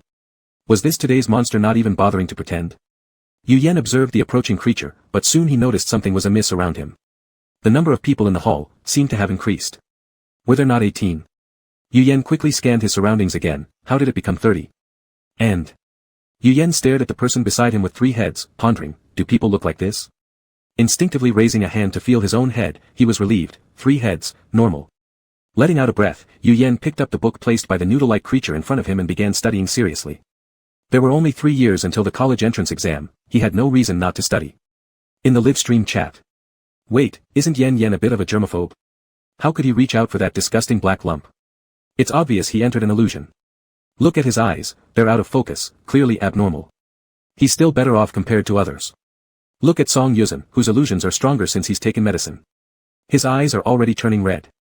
The teacher, slim yet satisfied, watched everyone carefully reading their books. She was pleased, they would all certainly get into good universities. But her content expression didn't last long, as she soon noticed a black-haired youth who hadn't even read 2 lines before falling asleep at his desk. Sleep, zzz. Only 3 years left until the college entrance exam, and you have the audacity to fall asleep? Enraged, the teacher stomped over to Xia Zheng, slapped the book propped up on his head away, and started yelling curses. Spittle mixed with tiny bits of meat flew everywhere, successfully waking up the sleeping individual. How should I say this? No surprise, it's him. Xia Zheng's passive ability, fall asleep as soon as class starts. Is it because little wolf didn't attend much school? He probably can't understand what he's reading either, wawa, poor baby.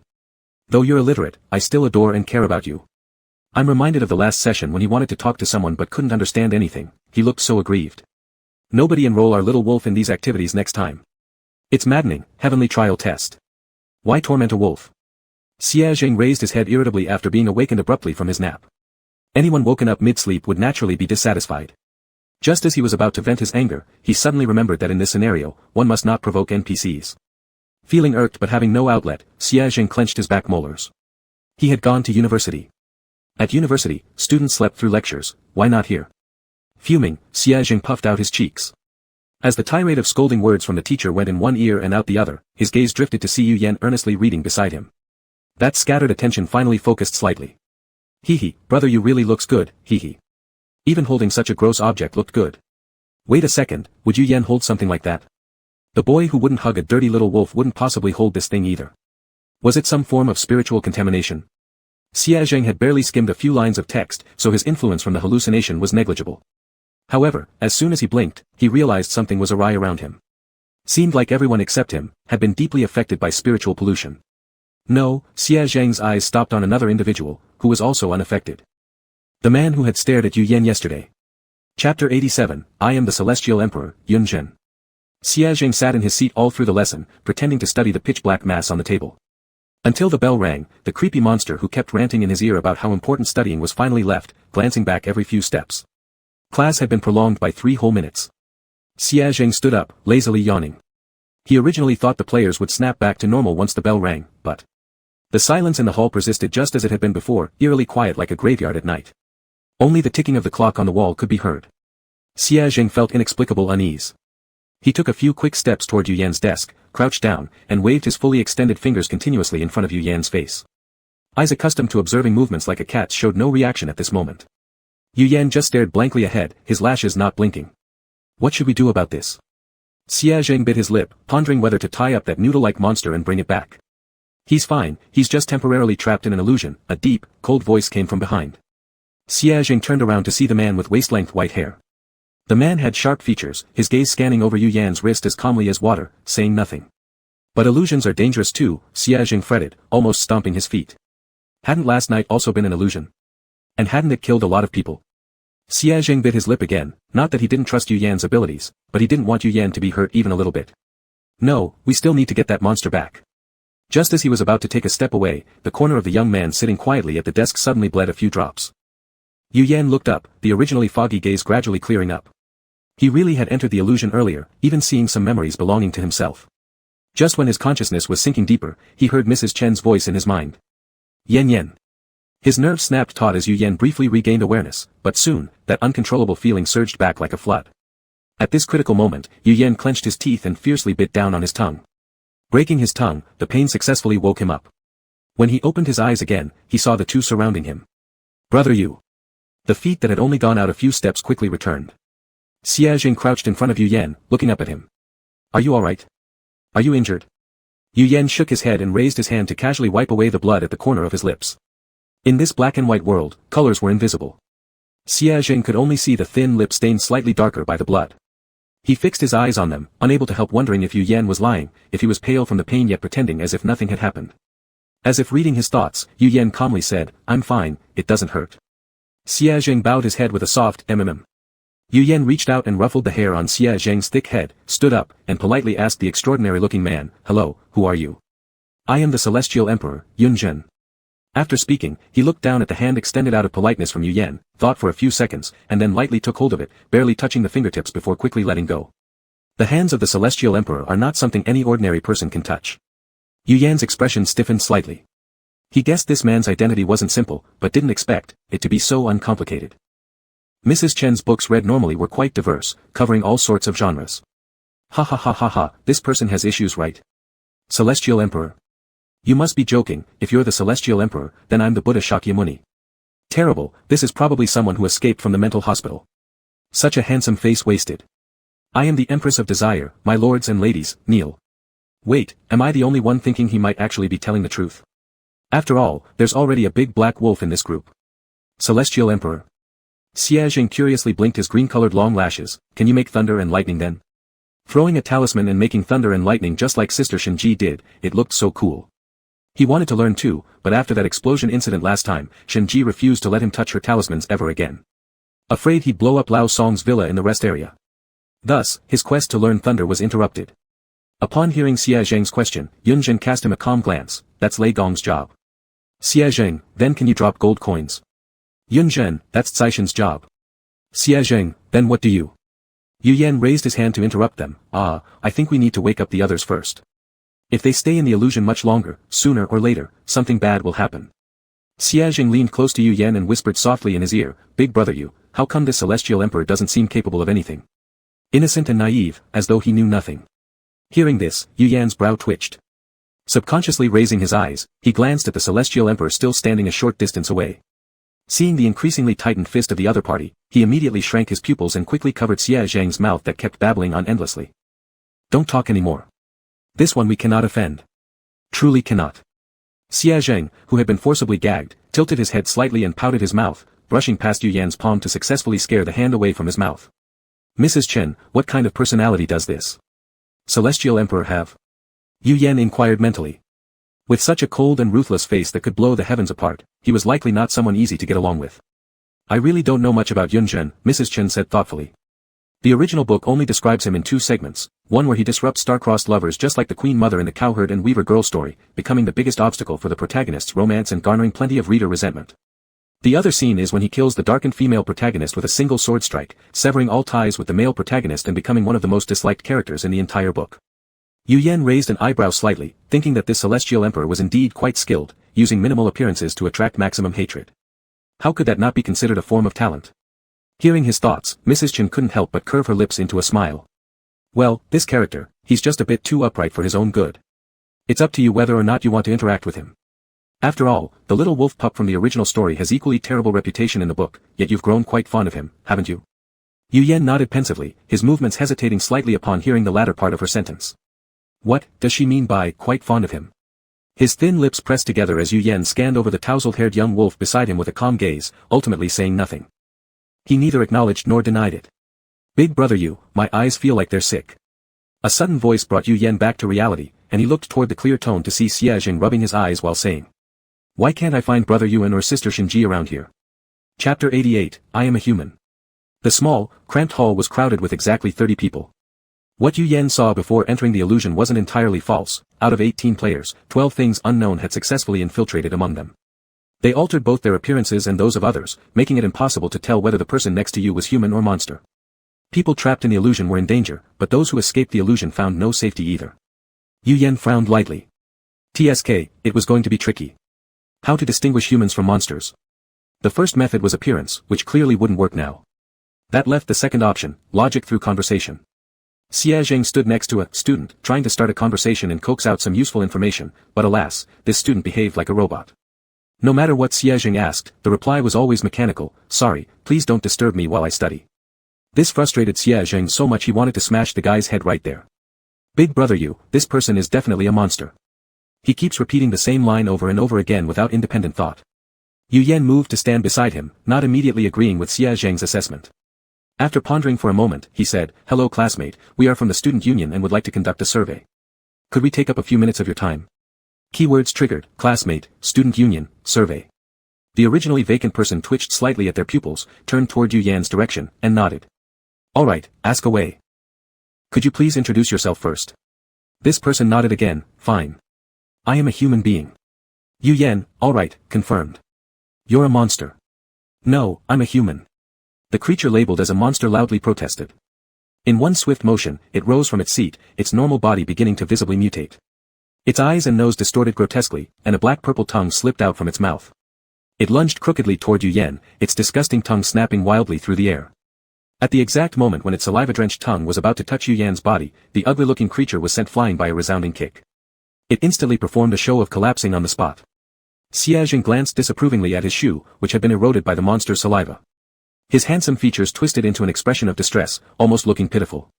Oh, he felt dirty now. There's no way big brother you will hold him again OAO. All thanks to this revolting monster. With a mixture of anger and self-pity, Xie Jing glanced up and caught sight of Yu Yan's cold and stern face. He realized immediately that he disappointed big brother Yu once again. Wait, he forgot something. Xie Jing's eyelashes flickered as he dropped his gaze to his foot that had previously kicked the monster far away. Oops. It seemed he had unintentionally broken the rules. When Xie Jing looked up again, his eyes brimmed with tears. Originally, he was just a little wronged, but now he was extremely so. Looking at the tears in the boy's eyes, the mamas in the live broadcast room softened their hearts without surprise. AAA son don't cry. Mama's heart aches. After all, he's only 18 years old. The insane area sounds so terrifying, he must be scared too. Little wolf is still young. Can we not give him another chance? I'm signing with blood. 2 people sign with blood. Give our little wolf another chance. Xie Jing's tearful eyes showed his despair. It was over now, he wouldn't be able to sleep hugging brother Yu Yan tonight. Wailing quietly. He finally got this rare opportunity for sharing a bed, wawawa. He hadn't even considered the possibility of dying in the madman zone. Yu Yan's lips were pressed into a straight line as his mind raced, thinking of what to do next, how to prevent Xie Jing from being caught in the insane zone. After all, Xie Jing broke the rules to save him. He didn't want to owe him this favor. Don't worry, Yin Zhen, who had been observing their movements, spoke, his voice noble and ethereal, as if coming directly from the celestial court. I'll set up a barrier here. They won't notice the rule violations during this phase. Xie Jing blinked, and after a few seconds of confirming that no NPC came to drag him away to some insane zone, he exhaled deeply. Wonderful, no need to leave brother Yu Yan then. He decided to retract what he said earlier, this celestial emperor actually did have some use. Yu Yan also sighed with relief but quickly formed a new question in his mind. Why did this celestial emperor switch between formal and casual speech? The conscious Mrs. Chen gave the answer, that's how writing by an uneducated author goes. Yu Yan. Such a simple and plain reason. Confirming they could now safely defend themselves against monster attacks without worrying about punishment, the group progressed faster in their investigation. Yu Yan stood in front of the next student. For odd transformations, stay unchanged. The other responded quickly, sign depends on quadrant. Yu Yan nodded and smiled, your math is good. The other similarly smiled back, isn't it? The inverted sentence structure wasn't correct, and Yu Yan narrowed his eyes as Xia Zheng instantly raised his foot. Wow! Off it goes. This monster landed right next to the previous one, sleeping soundly. They coordinated perfectly, with Yu Yan responsible for judging whether the students were ghosts or humans and Xia Zheng responsible for kicking them away.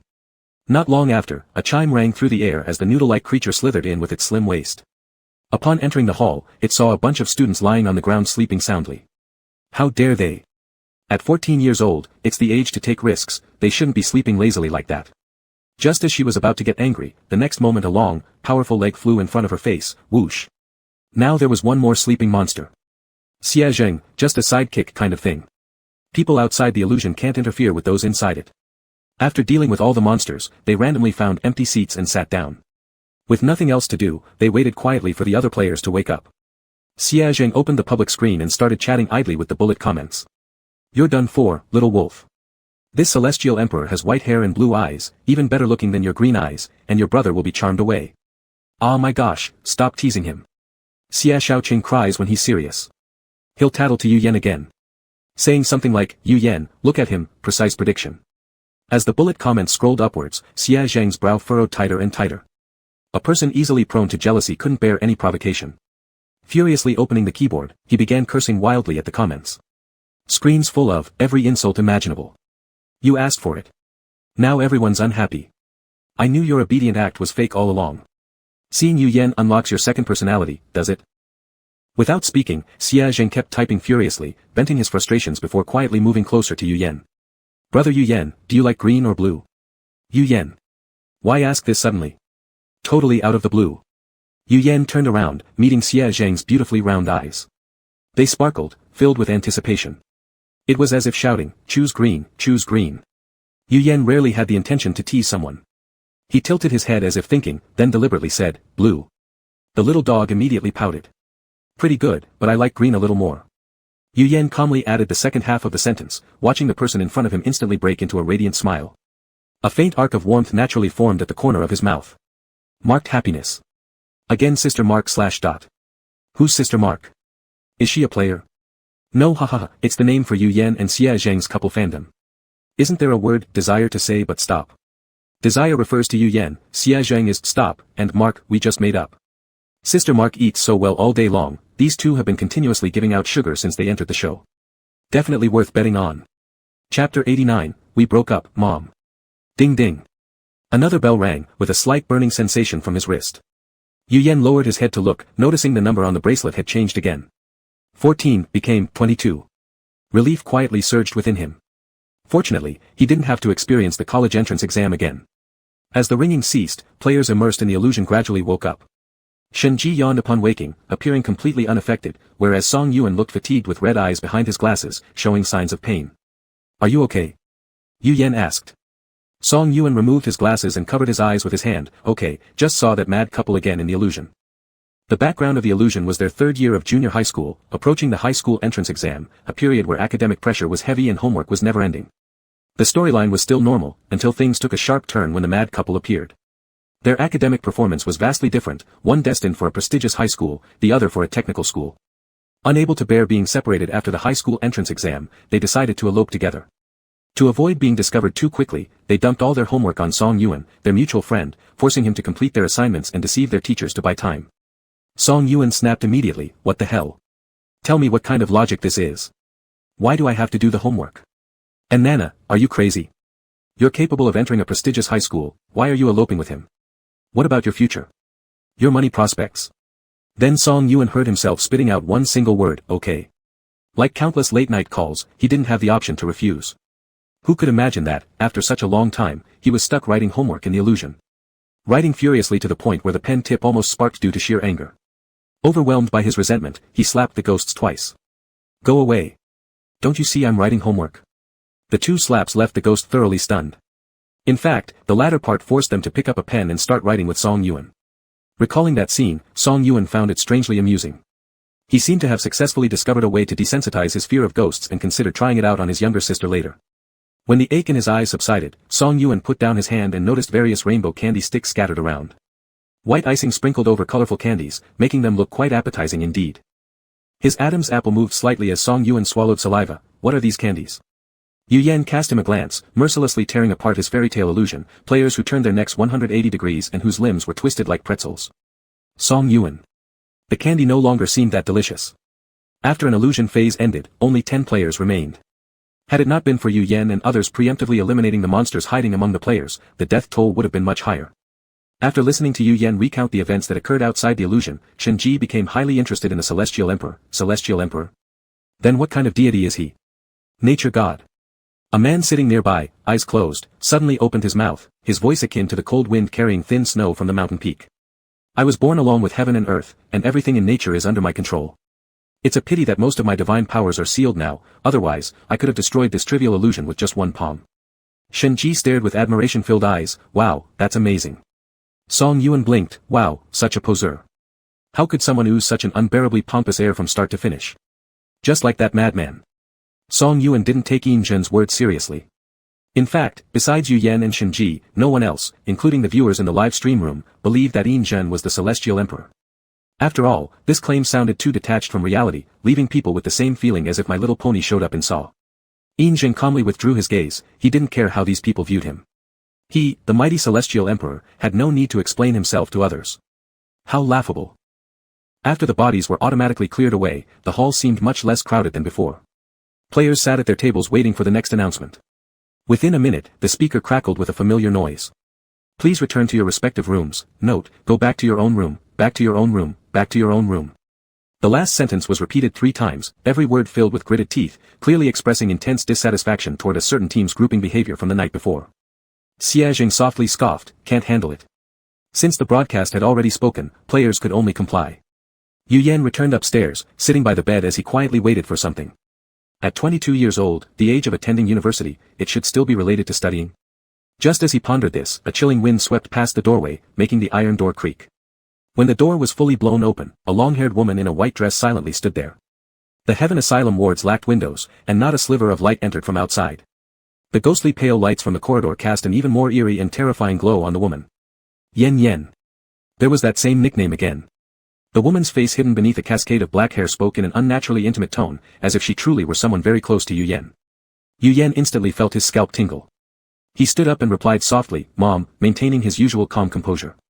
Upon hearing those 2 words, the woman's body visibly became excited, her pale fingertips trembling constantly. She opened her arms to Yu Yan, her voice pitching higher in excitement. Come here, let mommy hug you. Yu Yan's brow faintly furrowed. No way, Ms. Chen, can you stand this?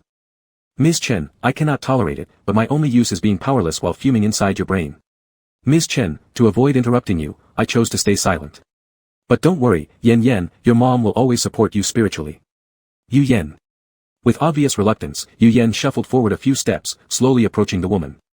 I'm already so big, we probably don't need a hug, do we? As he said this, he reached out to brush aside her long hair.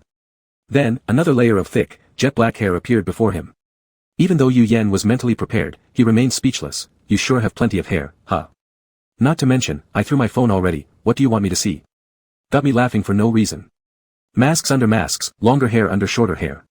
The woman seemed oblivious to Yu Yan's actions, continuing her excited tone as she addressed him. Son, where's your girlfriend? Didn't you say you'd bring her home to get married this year? Yu Yan. What girlfriend? What marriage? Does 22 refer to reaching the legal marriage age? I haven't. Before he could finish saying the 4 words, intend to get married, the temperature around him dropped instantly. The hair in front of the woman started to sway erratically despite the absence of any wind. He quickly changed the direction of his words, we broke up, Mom. Chapter 90, I only want this one wife. Broken up. The woman's hair floated in midair, revealing a deathly pale face with 2 bloody, hollow voids where her eyes should have been. It was only then that Yu Yan noticed he could perceive another color beyond black, white, and gray, red. Even though he'd mentally prepared himself, seeing this face gave him a slight shock. Yes, she suggested it. There's nothing I can do. I also wanted to get married. Yu Yan unhesitatingly shifted all the blame onto the non-existent girlfriend he'd fabricated, internally despising himself for sounding like an irresponsible scumbag boyfriend. She initiated the breakup. Why did she do it? Hearing her son had the intention to marry, the originally bristling hair, resembling a pufferfish, drooped once again, covering the blood-red eye holes. Why would she suggest breaking up? How would he know? He'd never even been in love before. Since birth, Yu Yan clenched his lips in thought, pulling out the well-rehearsed, universally applicable excuse before the fine hair rose again. What other reasons could there be? We weren't compatible, so we split. Don't remind me of my painful memories. The woman nodded silently. Just when Yu Yan thought he had fooled his way through this stage, the woman spoke again. Since you've broken up, why not go on a blind date and find another one? Yu Yan frowned. You're asking me to jump right into it without missing a beat? The woman justified herself with great confidence. What's so wrong about going on a blind date? You wanted to get married, didn't you? If you see someone suitable today, you can hold the wedding tomorrow. Who would want to get married just for a wedding? Yu Yan's lips twitched involuntarily. I'm not in such a rush. This matter of marriage is still. The hair of the woman started to convulse strangely once again. Something I need to follow your arrangements on. Yu Yan readily corrected himself. He wasn't yet clear about the strength of this monster, so it was better not to provoke her for now. Mom, let me tell you my requirements after you go to the blind dating corner. This will help you find a bride for me. Blind dating requirements. Yu Yan lowered his gaze in deep thought. In order to prevent the monster from really finding him some girlfriend, after being silent for 2 seconds, he decided to start making arrogant statements about what kind of man he was. The woman who will live with me must be a good housewife. I earn money to support the family outside while she stays at home to take care of me and educate our children. I can give her 500 yuan every month as pocket money for buying groceries and paying utility bills, which shouldn't be too stingy, right? As for her, she needs to keep the house clean, know how to serve tea and water, be energetic, and provide me with perfect emotional value. Her beauty level must reach at least 9 out of 10. She should know how to apply makeup, because isn't that what women do to look good for others? When I take her out, she must wear full makeup, we cannot lose face. Oh, and she has to be younger than me, I don't like those older than me. After saying this long string of words, Yu Yan took a deep breath. He couldn't believe that anyone hearing his repulsive demands would still want to be with him. If they didn't slap him on the spot, then they were certainly generous-hearted girls.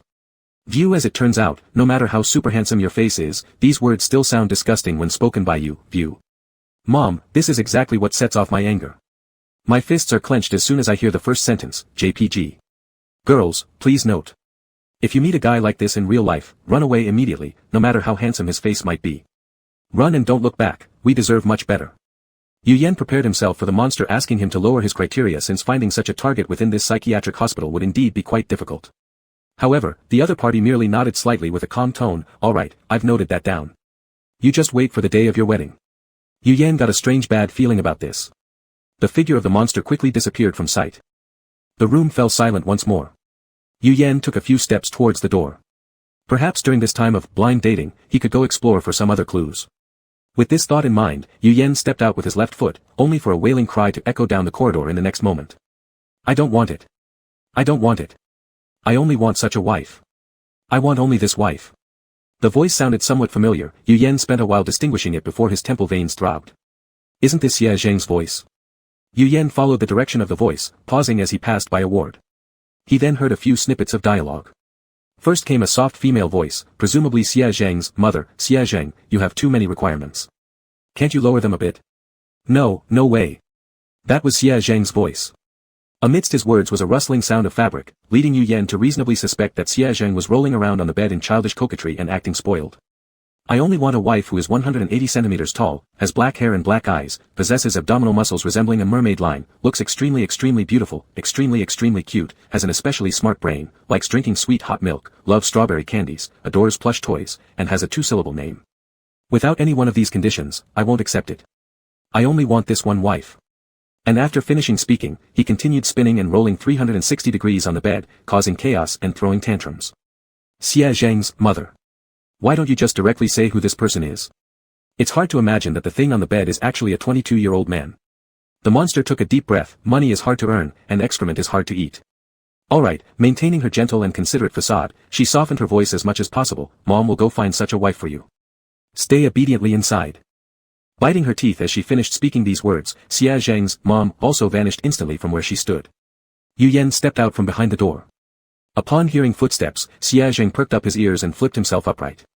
His patient gown accidentally lifted slightly during the movement, revealing the tight abs of the young man. Huh. Upon seeing who had arrived, Xie Zheng blinked his round eyes and appeared somewhat dazed. Did you find a wife so quickly? Yu Yan furrowed his brow and made a disapproving sound, then spoke unhappily, don't talk nonsense. Although he said this, his ears slowly turned a light shade of red. Big brother Yu Yan, Xia Zheng hopped off the bed and looked obedient. Are you done over there? Yu Yan gave a faint and responded, she should be temporarily held off for now. Just no one knows how long it will last. As for Xia Zheng's situation, as long as Yu Yan wasn't caught, that female monster would never return. TSK, Yu Yan pursed his lips, realizing in hindsight that he should have claimed someone was already on his team. With the emergency back then, he had momentarily forgotten about that option. Should we go look for brother Yuan or sister Shinji now? Xia Zheng asked. Yu Yan nodded, just as he stepped out to leave the door but spotted a familiar sea urchin hairstyle at the doorway. My mom's back. Yu Yan's expression seemed somewhat surprised. One part was shocked that the monster returned so fast, and the other part was shocked that someone actually agreed to those conditions. In her hands was a light-colored, floor-sweeping robot.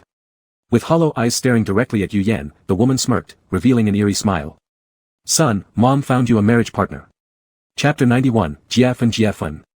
This alternate world is completely off the deep end already, sigh. But. Yu Yan's expression was filled with exasperation, that's a floor-sweeping robot. Who marries a floor-sweeping robot? Come on. The woman gave him a cold glance. Even though there were no eyeballs in those blood-red eye sockets, Yu Yan still picked up a sense of disdain from her single glance. It was like saying, uninformed hick. Nowadays, people marry fictional characters on paper that don't even exist, so what's so strange about marrying a floor-sweeping robot? Who are you calling strange? You're acting like you're mocking me, do you believe I won't leap into the screen and bite you to death? Men are certainly more desirable as pictures, in my heart, fictional husband a floor-sweeping robot, real men. You'd even give a title to a floor-sweeping robot, really, I'm crying myself silly. The woman raised the sweeping robot in her hands and continued seriously, it perfectly meets your dating requirements. You can hold your wedding tomorrow, no, right now. Yu Yan's eye twitched, how could this thing possibly meet his criteria? As if sensing Yu Yan's doubt at the bottom of his eyes, the monster lifted the greenish-blue sweeping robot high and enthusiastically introduced her future daughter-in-law to her son. You say you'll give it 500 yuan per month as pocket money, but its electricity consumption is low, the utility bill will never reach 500. You want a house kept clean, it's a floor-sweeping robot. It's born to do exactly that. And it connects to the internet, so it can tell jokes, which completely matches your demand for high emotional value. And, the woman patted the robot twice, a nice color, high appearance score. I've checked the production date, it's new this year, younger than you. Yu Yan. So, the color that couldn't be discerned under the black and white filter was greenish-blue? If it has to be put this way, it really satisfies all the requirements. Satisfaction shone on the woman's face. She reached out to grab Yu Yan's hand, preparing to take this perfect little couple to register their marriage when. Stop it. Another shadow rushed forward at lightning speed, thin nails grabbing the hand just about to touch Yu Yan. The voice was sharp and harsh due to urgency. Don't you dare touch my daughter-in-law. Yu Yan, question mark. Yu Yan's, mom, question mark. Xia Zheng, oh, go mom. Humph, your daughter-in-law, she retorted, glaring at the small idiot whose spiky hair was standing straight up. Do you think he can marry my son? Look at that smelly little brat, not even properly grown yet. Yu Yan's pupils dilated slightly, not quite. Why did she start a fight just by speaking? How could indulgent parents tolerate such remarks? Xia Zheng's mom immediately transformed with rage and leaped toward Yu Yan's mom, with a wolf and a sea urchin wrestling each other. Yu Yan reached out and stopped Xia Zheng who was fidgeting around nearby. Don't join that mess. Be good. Xia Zheng stared at the chaotic battlefield for 2 seconds before obediently nodding. All right. Let's go find the others first. Yu Yan stepped ahead, heading towards other wards. Judging from the posture of these two monsters, they were likely to struggle for quite some time. It was unexpected that monsters could even fight each other. The corridor was deep and empty, all the ward doors on both sides tightly shut, with dark hollows inside, barely emitting any sound. The lights above buzzed unstably, and the temperature in the air gradually turned cold. Yu Yan walked forward and involuntarily shivered. It seemed a little too quiet. No, how could it be so quiet? Weren't those two monsters supposed to be fighting? Yu Yan's heart leapt up suddenly as he stopped, slowly turning his neck backwards to see. Those two monsters staring fixedly at him and Xia Zheng with their bloodshot and mad eyes, their hair floating wildly in midair, their ghastly white faces twisted into sinister grins of pleasure and excitement. The image was overwhelming. Yu Yan instinctively pressed his lips together. Mom, what are you? We've made up our minds. Yu Yan's mom opened her mouth and said. You indeed meet the standard of that child called Xiaozheng. Yu Yan's eyelids twitched ominously twice. So we should get married. Xia Zheng's mom said as if it were the most reasonable thing in the world. She grabbed Xia Zheng's arm in one motion, promoting her son, just like that monster did when selling the sweeping robot. Look at my son, where does he not meet your requirements? Thrifty from childhood, let alone 500 per month, even 50 can sustain him. Capable worker, good cook, knows how to grow flowers, provides emotional value, and look at this face, isn't it absolutely above 9 points? You like green, don't you? Look at these eyes, just like the sweeping robot, how beautiful. Oh, and younger than you too. This is simply a match made in heaven. When did Heaven Trials turn into a dating show? Sweeping robot meets Yan Yan standards, Xia Zheng meets Yan Yan standards, got it, Xia Zheng equals sweeping robot. Ah, the official program ships harder than us. I've already brought the marriage registration office for you. Get married. Hurry up and get married. Upon hearing these words, Xia Zheng immediately straightened his back, his eyes shining brightly like a little dog getting a fragrant bone. If he had a tail behind, it would certainly have spun around like a helicopter's rotor, high and fast. Yu Yan glanced at Xia Zheng. What are you expecting now? But we're both men. Yu Yan tried to resist further, unsure what other bizarre phases lay ahead in this, fearing that after marriage came having children. How could he and Xia Zheng create one? It's what age now, still male and female. Are you discriminating against homosexuals, then? The two monsters frowned displeasedly. The little wolf beside nodded in agreement, noticing Yu Yan's quietly passed gaze and hastily shaking its head afterward. I didn't mean that, I meant. Yu Yan started to explain but felt increasingly confused as he went along. This was absurd, the monsters were absurd, and even the present self was absurd. Why on earth did he have to explain to two monsters that he didn't discriminate against homosexuals?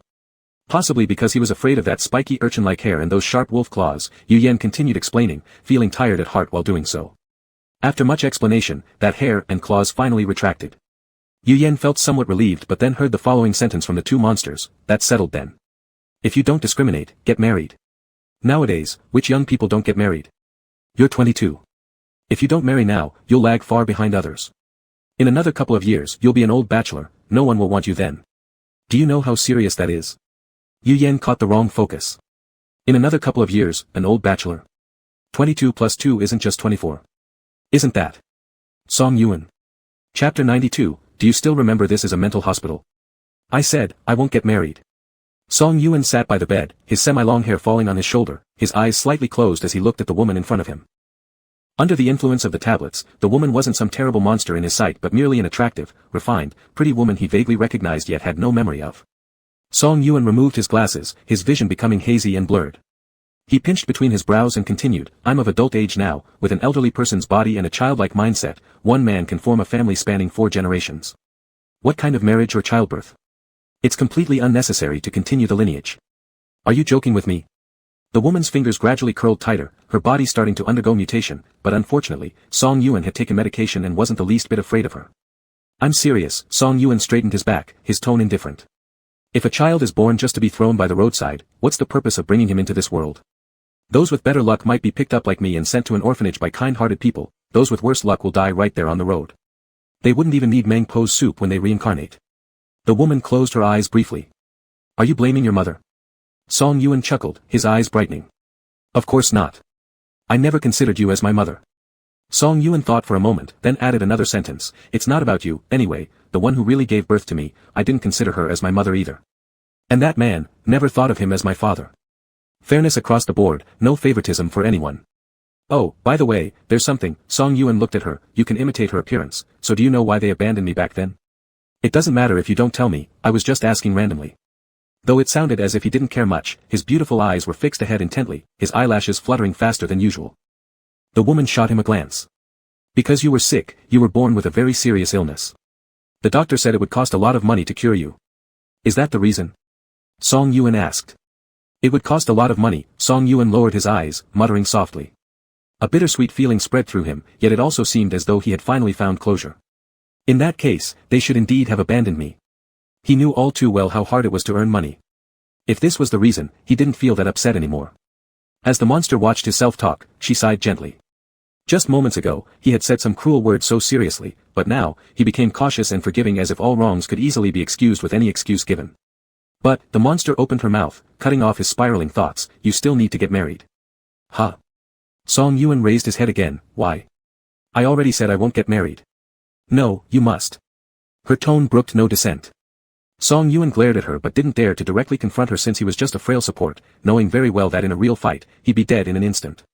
Song Yuan, thinking about this, used pushing up his glasses as an excuse to flip her off subtly. But just before his middle finger came to her eye level, he suddenly remembered something, he had taken his glasses off.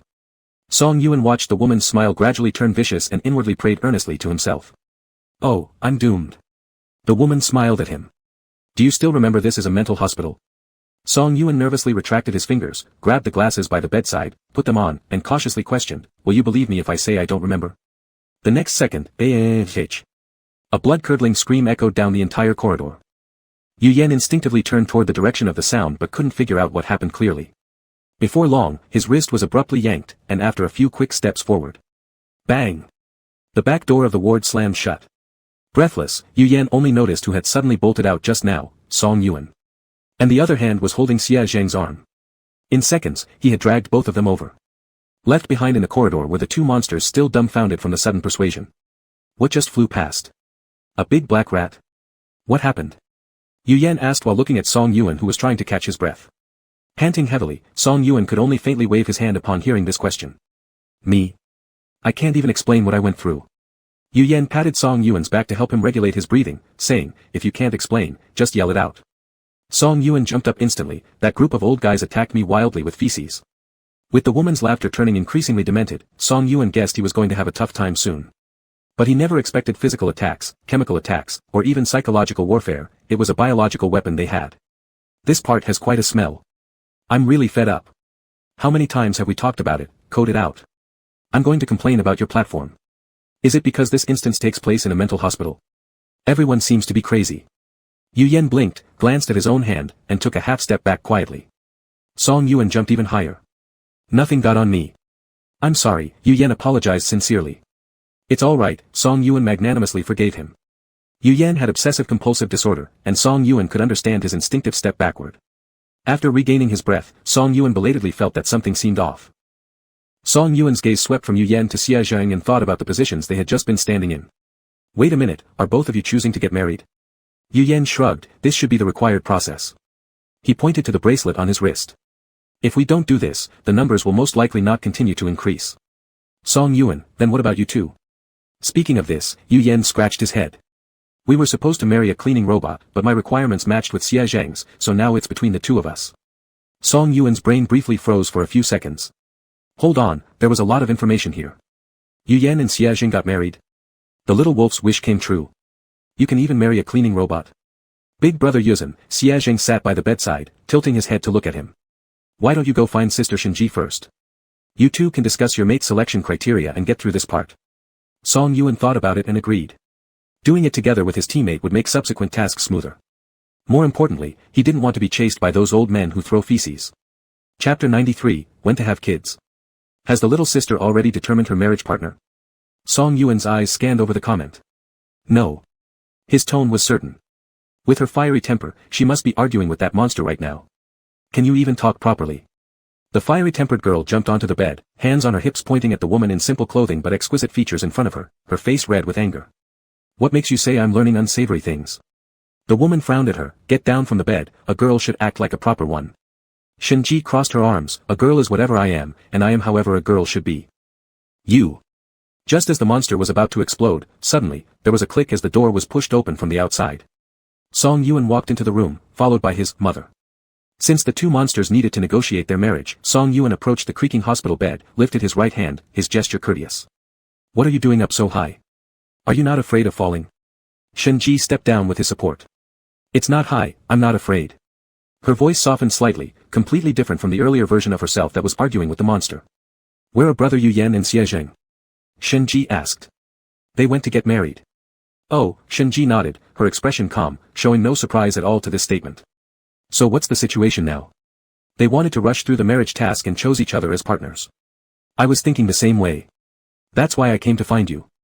If you don't want to, it doesn't matter. We could always marry the cleaning robots, that would count as Yu Yan's ex-wife. No worries, he probably wouldn't mind. Shinji blinked, ah. But those details don't really matter. Song Yuan forcibly pulled back the conversation he had deviated from. The current issue is whether you're willing to take on the title of being married to me. I am, Shinji answered without hesitation, not pausing for a moment. Isn't it just for completing the task? It's not a real marriage, so why shouldn't I agree? However, isn't this too casual? Shinji continued. In my view, getting married should be a very significant happy event. Writing just about the wedding could take up several pages, nothing like here where it seems almost effortless, with just a meeting and a nod deciding such an important life decision. It might only be this casual here, Song Yuan lightly laughed. Shenji glanced sideways at him, suddenly feeling a bit curious and nosy. She curiously asked, Big brother Yuzhen, have you ever liked someone? I. Song Yuan paused silently for a few seconds, I should not have. Shenji said, oh, and considerately shifted the topic, not continuing to ask why it was, should not have. Song Yuan naturally carried on with the new topic she had raised. They chatted for a while until they heard the two monsters clap their hands together, hugging each other and shouting, in-laws. At the same time, the bracelet on her wrist heated up, and Shenji looked down. The numbers hadn't changed. If there was no change, why did it feel hot? Shenji exchanged a glance with Song Yuan, a sudden uneasy premonition rising in her heart. Sure enough, in the next second, the two monsters stared straight at them, their expressions distorted with excitement into something strange and bizarre. A vague sound like, kacha kacha kacha, emerged from their throats. When do you two plan to have children? Their eyes widened. What, having kids right after just getting married? Chapter 95, Raising Kids. The baby was small, its features twisted. Its grayish-white, thin hand tightly clutched the clothes in front of Yu Yan, repeating its question with an almost desperate air, do you not love me anymore? Everything had been fine just moments ago when they still tenderly patted his head and back. How could they suddenly want another child? Was it because he wasn't obedient enough? But he had been very well behaved, he didn't scratch or bite anyone, he just rubbed against his dad a few times. Today, he was really well behaved. Or could it be that these two people never thought of him as their child from the beginning? The infant clenched his teeth internally. Were they also afraid of him like the others before, fearing him, seeing him as an unwanted monster? That's right, the man who said at the start he wanted a beautiful child, he only liked beautiful ones. The baby touched his prominent little fangs, he wasn't pretty enough. That's why neither of these two would like him. They were probably all pretending before. If that was the case, the infant gnashed his teeth fiercely. Then I'll kill them. Just as resentment was about to explode, his head was suddenly grabbed again by that warm big hand, the clear and gentle voice of the youth reaching his ears like a spring stream, effortlessly extinguishing his dark rage and grudges. What are you thinking about? Your head is not so big but full of wild thoughts. Yu Yan tapped on his head, pretending to scold, but his gaze remained filled with tenderness. You look so bad, given his temperament, if he doesn't love you, wouldn't he have kicked you out a long time ago? The baby trembled all over. Not too bright mentally, his brain couldn't process everything immediately. Was his father consoling him? He felt a bit moved, his parents had not abandoned him yet. But why did it feel a little odd? Was he being scolded again? Cautiously turning around, the baby took a glance at his mom, Xia Zheng nodding at him, eyes locked on the position where the baby's fingers were gripping. The intensity of Xia Zheng's gaze made the baby loosen his grip unconsciously. So they still detested him. However, despite this disdain, they still kept him close. The baby nodded firmly, Mom definitely loved him. I can now confirm it's Xia Zheng's biological child, their approach to conquest looks exactly alike. Baby, your parents truly love each other, you're merely a phase in their gameplay. Isn't it still possible to jump into Paradise Trial as NPCs? I also want to be hugged by leopards and cats. So, why do you want other kids? The baby hesitated to ask. Because we need to support the three-child policy, Yu Yan thought expressionlessly. Naturally, he wouldn't tell this answer to the child in his arms. Just as he prepared to fabricate a more gentle answer, a figure stepped out beside him and pulled away the grayish-white baby. It was Xia Zheng. Do you even need to ask such a simple question? Xia Zheng asked while glaring at it. Damn little monster, how dare it cling to brother Yu Yan for so long without letting go? This was utterly excessive. He and brother Yu Yan had never enjoyed such close physical contact for so long. The baby blinked his big eyes in confusion, not understanding why Mom got angry suddenly. Upon hearing the mother's words, he could only reply pitifully, but I don't understand. It genuinely didn't understand why they needed several kids, wasn't it sufficient to have just him? Xia Zheng made a tisk sound, then put one hand on his waist and picked up the little monster with the other, raising the child until it reached eye level with him. Let me ask you, is your dad handsome? The little monster nodded, yes, he's handsome. Am I handsome? The little monster continued nodding, yes, you're handsome. Then are you handsome? The little monster was about to nod again but was forcibly shaken his head by Xia Zheng's hand originally placed on his waist. Right, you think you're not handsome, right? Even though Xia Zheng's logic might not have been correct, he spoke with great confidence. Think about it, the two of us look so good, but you don't. What does that mean? It means our first try at having a child was a failure. With such great genes from both of us, isn't it a waste not to have more good-looking younger brothers and sisters? The baby pouted its lips, this time it understood. Mom was still scolding it. As it opened its mouth to wail loudly, Xia Zheng immediately pinched its mouth shut. We children should be a bit more magnanimous, we can't always demand our parents do more for us, right? The poor ghost baby is completely under the thumb of Xiao Lang Xia. Reversing heaven's pole star. Shouldn't a mother say these words like that? Alright, we know you're handsome. We know Yu Yan looks good too, no need to remind us in every single scenario. At least, in this scene, they haven't mentioned their height of 189 centimeters yet. Seeing the baby calm down, Xiaojing slowly loosened his grip. Be obedient now, if you listen well, I'll buy you some candy later, though you can't have strawberry flavor. Candy. The baby's eyes lit up and it nodded vigorously. Soon after, it felt itself being lifted by those big hands, just like when lions lift Simba in animated films, raised high into the air. With a somewhat bizarre sense of sanctity. Come on, as our firstborn, it heard its mom say, you get to experience the air above 189 centimeters early. Yu Yan. There it goes again. The audience in the live stream room. Too soon to speak. Suddenly, the air grew a little cooler, and Yu Yan glanced around, noticing a pile of small infant bodies stacked near the doorframe, peeking enviously inside. Wow, its dad treats it so well, even lets it fly. You're wrong, that's its mom. I heard it clearly say so just now. But can moms really grow that tall? She's taller than a dad. Such a cool mom. I want her too. I want her too, but they already have a kid. They won't take any more of us. Besides, other adults don't really like us much either. They just picked a few and left. There are so many of us. Yu Yan looked seriously at the tiny group of monsters barely reaching his lower leg as they clung secretively to the doorframe whispering to each other. For some reason, he found them amusingly endearing. Amusing yet slightly adorable. He crouched down, waving toward the direction of the group of ghost infants. Do you want to come inside? You've been waiting outside for quite some time. His voice was gentle and soft, unlike the other players entirely. They widened their eyes and rushed eagerly inside based on their observation. These adults usually only wanted 3 kids max.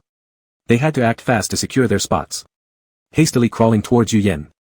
A crowd of gray-white baby heads collectively crawled inside, the sight somewhat eerie and unsettling enough to make one's hairs stand on end, but the youth's expression remained calm, even kind. He helped steady an overeager child almost about to fall, patting off the dust. Take it slow. Why are you rushing? The child immediately grasped onto his finger, fearing that this adult would change his mind and not want them, holding tightly without letting go. If we're slow. If we're too slow, you won't want us anymore. It seemed younger than the one Xia Zheng held in her arms, stumbling over words in haste. That's how it is, huh? Yu Yan raised his gaze and glanced at the horde of infants behind him before curving his eyes into a smile. No need to rush. No matter how many there are, we'll take care of all of you. The mission said at least 3 kids were required, but never specified a maximum number. Tasks often carried progressive relationships, and he believed these children would play important roles in future stages. So naturally, he'd accept whoever came. Soon, the small room was crowded with crawling children. Yu Yan counted, 15 in total. The ghost infants varied widely in appearance, some missing a hand, others with incomplete skulls, and some sporting injured legs that made crawling difficult. Upon closer inspection, the original ghost infant turned out to be the most normal-looking among them. After all, babies appearing in a psychiatric hospital could hardly be expected to be normal. Xia Jing roughly divided these children by size into 3 rows of 5 each, placing her eldest right at the center of the front row. Glancing around again, she wrinkled her nose in disdain once more. Why do all of you look so ugly? Yu Yan clicked his tongue. Don't speak like that in front of the children. Upon hearing their mom speak thusly, the little babies all hung their heads, gazing sorrowfully at their own malformed parts, shedding tears of blood with overwhelming sadness.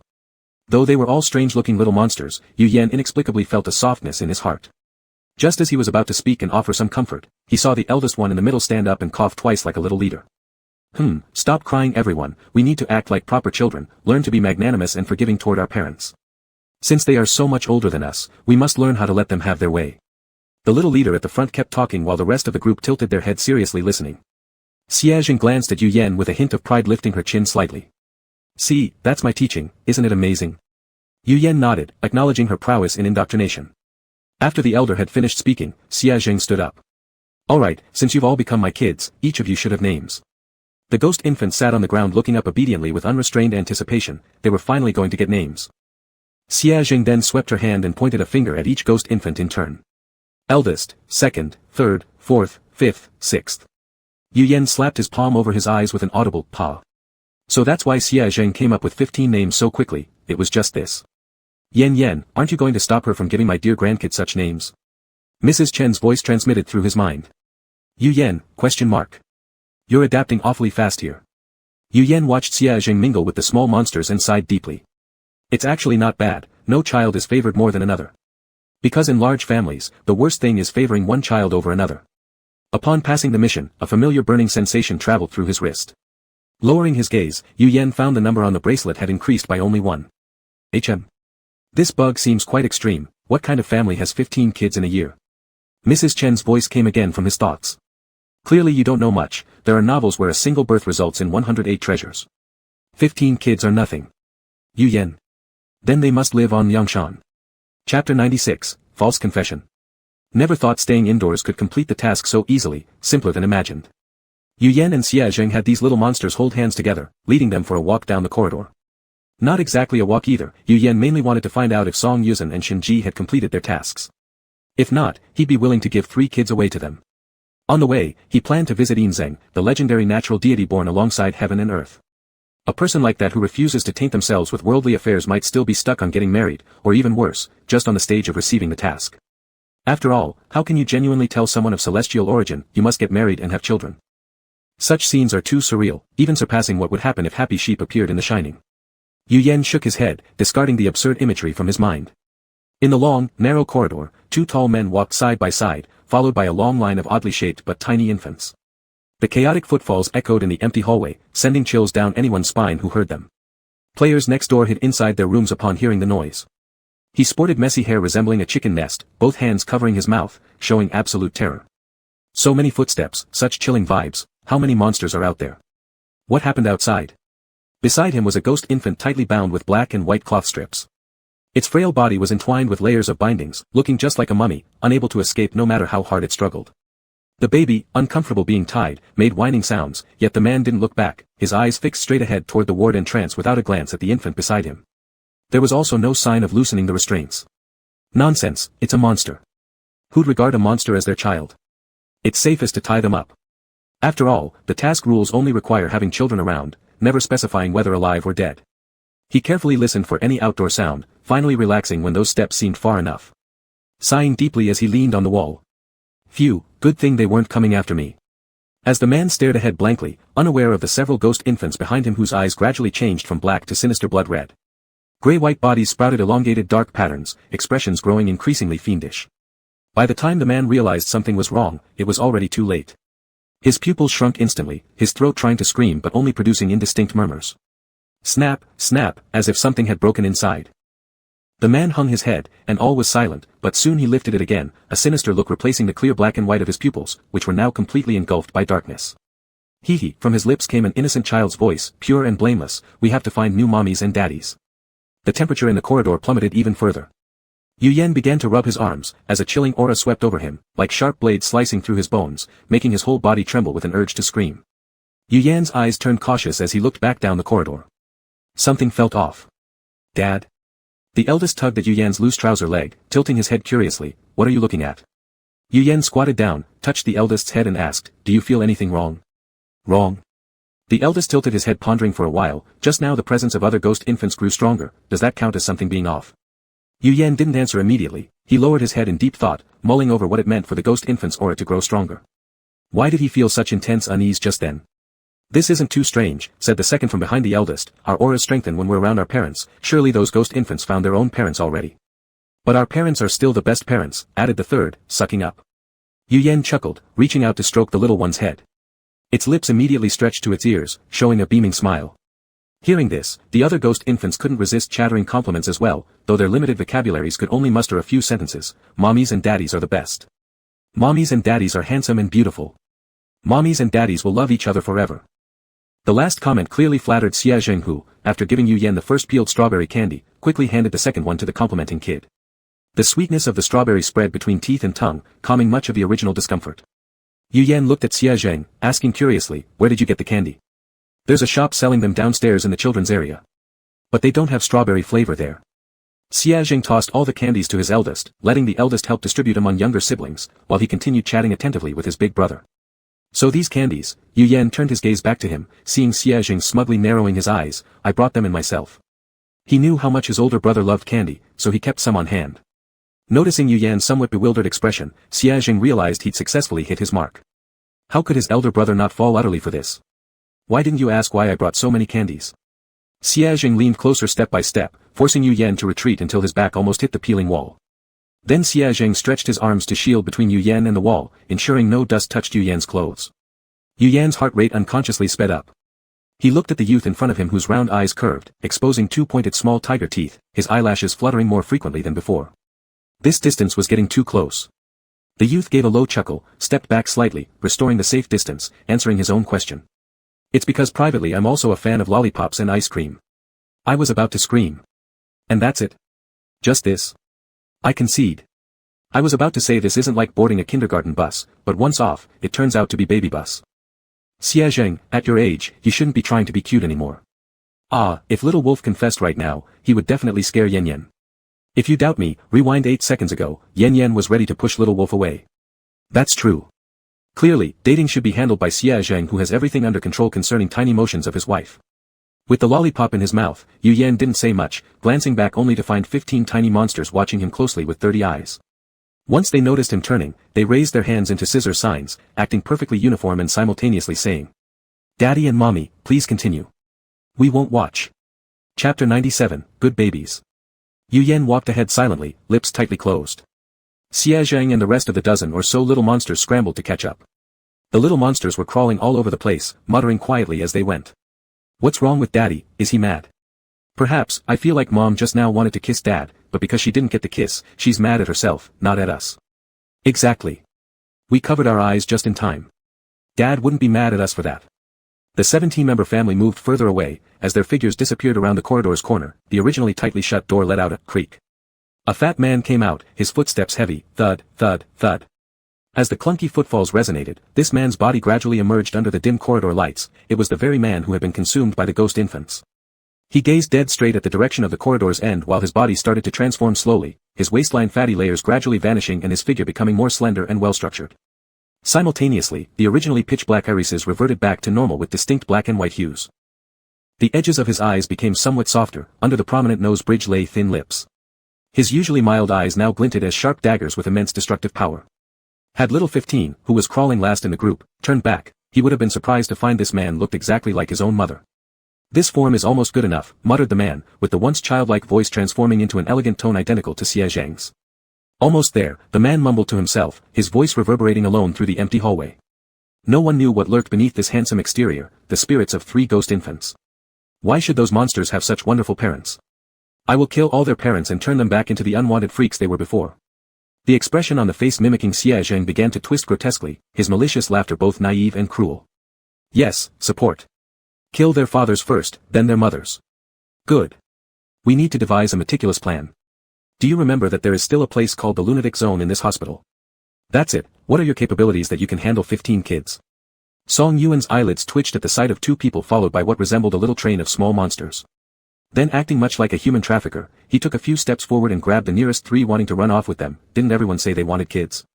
These ones are mine now. He had just completed the marriage task with Shenji, and they were worried about where to find children, when here came a train load of them. What others perceived as ghastly ghost infants appeared to Song Yuan as adorably dumbfounded as porcelain dolls, their skins soft like freshly peeled eggs. Song Yuan couldn't help fondling their tiny cheeks, and before he could turn, he got bitten by baby egg. But they didn't bite hard. The ghost infants noticed these 2 were friendly with their parents, and if they really hurt him, it would upset their parents. They retracted their fangs and stared menacingly at Song Yuan, only to see his creepy smile widen instead. "So cute, give me another bite, good babies, good babies." The ghost infants. Mommies, daddies, strange Uncle Cack. Truly, these drugged individuals aren't quite the same, hey. More mental than others, huh? Yuan don't read, those are bad reviews. Xie Zheng pulled the baby from Song Yuan's arms. "This won't do. This is my eldest child. The first one cannot be given away." Song Yuan nodded in agreement. "No problem, any 3 of these being passed over to us will do." Xie Zheng turned and glanced at the small troop behind him. Over a dozen ghost infants immediately lowered their heads, silently expressing their unwillingness to leave with this peculiar uncle. "Mom, do you not want us anymore?" One ghost infant clutched onto Xie Zheng's pants and asked this familiar question. However, before Xie Zheng could respond, the elder already in his arms had answered on his behalf. "How could that be? If Mom didn't love us, we'd have been kicked out long ago." Pointing at Song Yuan, the eldest said, "This uncle looks kind-hearted, and so does his beautiful wife. Being with them won't be worse than being with our parents." He pushed hard for the deal, fearing his younger siblings wouldn't agree, and his mother might reconsider sending him off next. The ghost infant clutching onto Xie Zheng's trousers ground its teeth ferociously. "Sounds nice, why don't you go then? Don't think I haven't seen how your claws cling onto Mom's clothes, refusing to let go. Giving you up doesn't mean we don't want you anymore." Yu Yan squatted down and tried to explain at the eye level of these little monsters. "We are good friends with these 2 uncles and aunts, they need 3 kids now, or they will be captured. So let them be captured then, what does it have to do with us?" said a ghost infant hugging Yu Yan's calf. They didn't feel much attachment towards other humans, only showing affection towards their mom and dad. As for others, they cared less. But if that happens, mom will cry. The ghost infants froze, then immediately looked up toward their mom who was almost 1.9 meters tall. Confusion flickered in their big eyes. Could such a strong and tall mother really cry? Would you let your mom cry? Yu Yan continued to coax them gently. Why? Why would this uncle and aunt being captured make mom cry? The youngest child tilted its head and asked, does mom also like this uncle? How could she? How could she? Two loud voices sounded simultaneously. These, two kinds of feelings are different. Yu Yan sighed silently, he didn't know why the younger ones were always harder to deceive. So, he repeatedly guaranteed them that even if they sent them over, it was just temporary. Once this period passed, they'd bring them back. The more he said it, the guiltier he felt, as if he were a bad parent abandoning his children. But the little ghost infant clearly believed his words. It nestled its tiny head against Yu Yan's chest and reluctantly muttered, all right then, I don't want my parents to be troubled. I'm willing to go with this uncle and aunt. As long as my parents remember to pick me up, that's fine. Little 15 waved its tiny hand at Yu Yan and slowly crawled toward Shinji. That bespectacled uncle was too strange. It still preferred the cute aunt with beautiful braids more. Damn it, I actually saw filial piety from this little monster here, kind of moved, wow. My heart melted watching these obedient babies. Under the influence of Yu Yan and Xie Zheng, Song Yuan almost effortlessly completed the task. It was probably the simplest task in history. The only regret was that these three kids didn't quite recognize him as their father, but that didn't matter, having the kids in his hands was enough. Chapter 98, Need to Earn Baby Formula Money. Mom, the eldest suddenly hugged Xie Zheng's neck, as if an NPC implanted with a chip, starting a process out of nowhere. We need you to go work and earn baby formula money. Marriage, giving birth, work, a person's life seemed to be pulled by an invisible iron chain, everyone had to follow set rules. But Xie Zheng seemed to always be the exception. Go to work. Xie Zheng lifted the ghost infant in her arms, her eyes showing confusion. Isn't baby formula money supposed to be earned by oneself? The ghost infant exclaimed, ah. Aren't you already this big, shouldn't you go earn baby formula yourself? Xie Zheng asked firmly. The ghost infant listened in a daze. This was speaking human language, right? It was still a child. The eldest shook its head forcefully and continued seriously cueing the task. No, it should be parents earning the baby formula. There are many small boxes hidden in this psychiatric hospital, inside are all sorts of small things. Parents need to find these small boxes. And what about us? Xie Zheng smirked looking at it. She couldn't accept herself working while this group of little monsters stood idly on the sidelines. As part of the Xie family, there should be an awareness of work ethic. Of course, except for her future wife. The eldest trembled under her gaze, timidly answered, we will help look too. Xie Zheng nodded in satisfaction and placed the child in her arms back onto the ground. This task didn't sound very difficult, merely finding items. Moreover, judging from the ghost infant's tone, those small boxes wouldn't only contain baby formula but some other things too, maybe even props. With limited numbers of boxes, obviously the early birds get them first. Those ahead might have already started searching, while the slow ones might still be stuck at some previous stage. True indeed to the saying that not getting married puts one way behind others. So, let's split up, this way the task efficiency will be higher, Yu Yan suggested. Song Yuan and Shinji had no objections.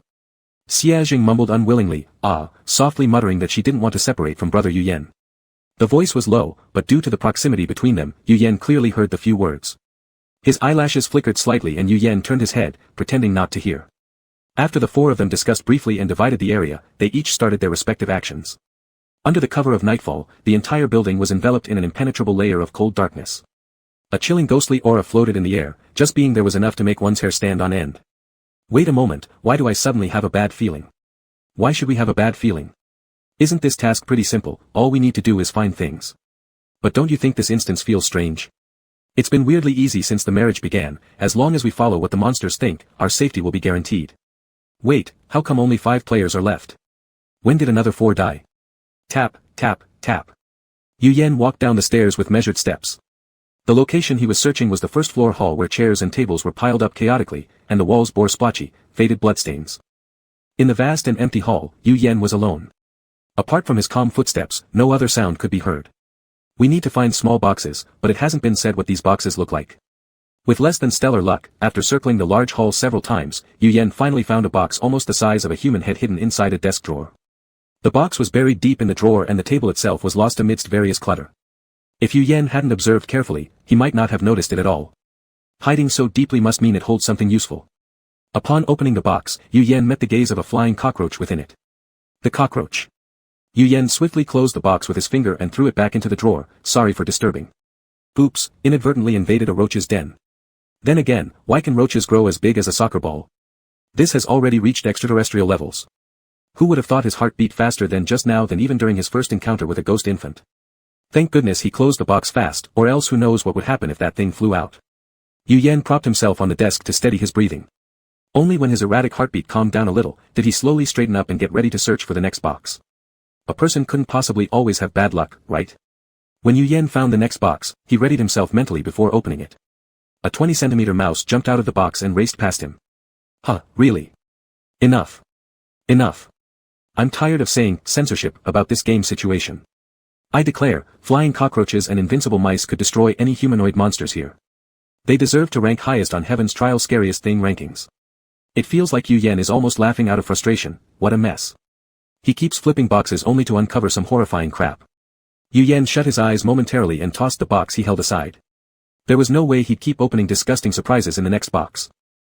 Just as he planned to continue looking for the next box, suddenly, he heard footfalls from behind.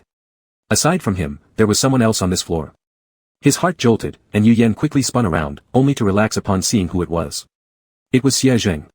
Chapter 99, Did Mom Kill Dad? Is Xie Zheng going to kill Yu Yan? Xie Zheng. Yu Yan's eyebrows furrowed slightly, and his tone was clear and cold. What are you doing here? Logically speaking, shouldn't he be searching on the top floor? How did he end up here? I finished looking through my floor and came down to help, the young man explained, his voice seemingly slightly hoarse as he walked toward Yu Yan from the stairwell entrance. Yu Yan didn't suspect anything amiss, pointing towards a nearby area, only these places haven't been searched yet. My luck seems to be off, everything I've opened has contained strange things. Then did you, brother Yu Yan, get injured? Xie Zheng's eyes widened slightly in concern, asking worriedly. He seized Yu Yan's wrists tightly, scrutinizing the figure before him up and down. Perhaps due to his excessive worry, he momentarily forgot to ease his grip, causing Yu Yan's wrists to hurt a bit. Furrowing his brows slightly, Yu Yan withdrew his hand. I'm fine, just disgusted. Xie Zheng sighed in relief upon hearing that. That's good. No injury means it's fine. We should quickly finish finding the boxes and go back. As he spoke, he turned to look at the messy pile of junk, crouching down to start rummaging through them slowly. Yu Yan glanced at him sideways, saying nothing further. He then turned and headed in another direction. Instead, the Mrs. Chen in consciousness hey, in puzzlement, why do I feel that this kid seems a little off? Yu Yan responded with his consciousness, because he is not Xie Zheng. The monster's acting was too poor, despite having an appearance and voice similar to Xie Zheng, it still easily exposed itself within 2 sentences. Yu Yan didn't even bother pointing out its pretense. Viewers in the live stream gradually began to sense something amiss. When your brother said he felt nauseated, shouldn't you have been more concerned? Xie Xiaolang, this isn't how you normally behave. Moreover, how could he have possibly hurt his own brother? It's not right, extremely wrong. It's true, now given a chance to be alone, he actually urges Yu Yan. He previously would try every possible delay. Oh, what ugly monster dares to impersonate our Xiaolang? Yu Yan, run fast. Yu Yan started walking towards the stairs. To avoid alarming the imposter, Yu Yan didn't walk particularly fast, and no one could tell he was trying to escape quickly from the area. Brother Yu Yan. Yu Yan stiffened as he heard the monster ask in Xie Zheng's voice, come here quickly, I found another box, come open it and check. The sound came from a distance, the monster seemed to be crouching by the pile of junk without moving. Perhaps he could say something to buy time, thought Yu Yan. He turned around, only to be startled when he realized the man was already standing behind him. And this monster had no head. From a distance on the ground lay Xie Zheng's head, inside which was a ghost infant's soul. It separated from the man's body just to make Yu Yan let down his guard. This sight was too terrifyingly strange, anyone seeing someone familiar whose head had been severed would break into cold sweats, and even the chat speed in the live broadcast slowed down. Fear gripped Yu Yan's throat, choking him until everything before his eyes turned black.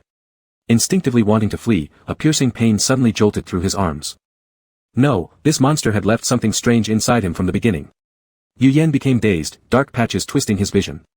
He felt all his strength slowly fading away, buzzing in his ears making him unable to hear clearly, including Mrs. Chen's words. He can't pass out here, absolutely not. His brain struggled desperately to stay alert, like before, he wanted to bite his own tongue to escape the illusion but had no strength left to do so, not even enough to open his mouth. Every nerve in his body had completely failed, and he instinctively fell onto the floor. Before slipping into darkness, the last thing he saw was that severed head placed on the ground, Xie Zheng's face laughing maliciously at him. Then he lost consciousness entirely.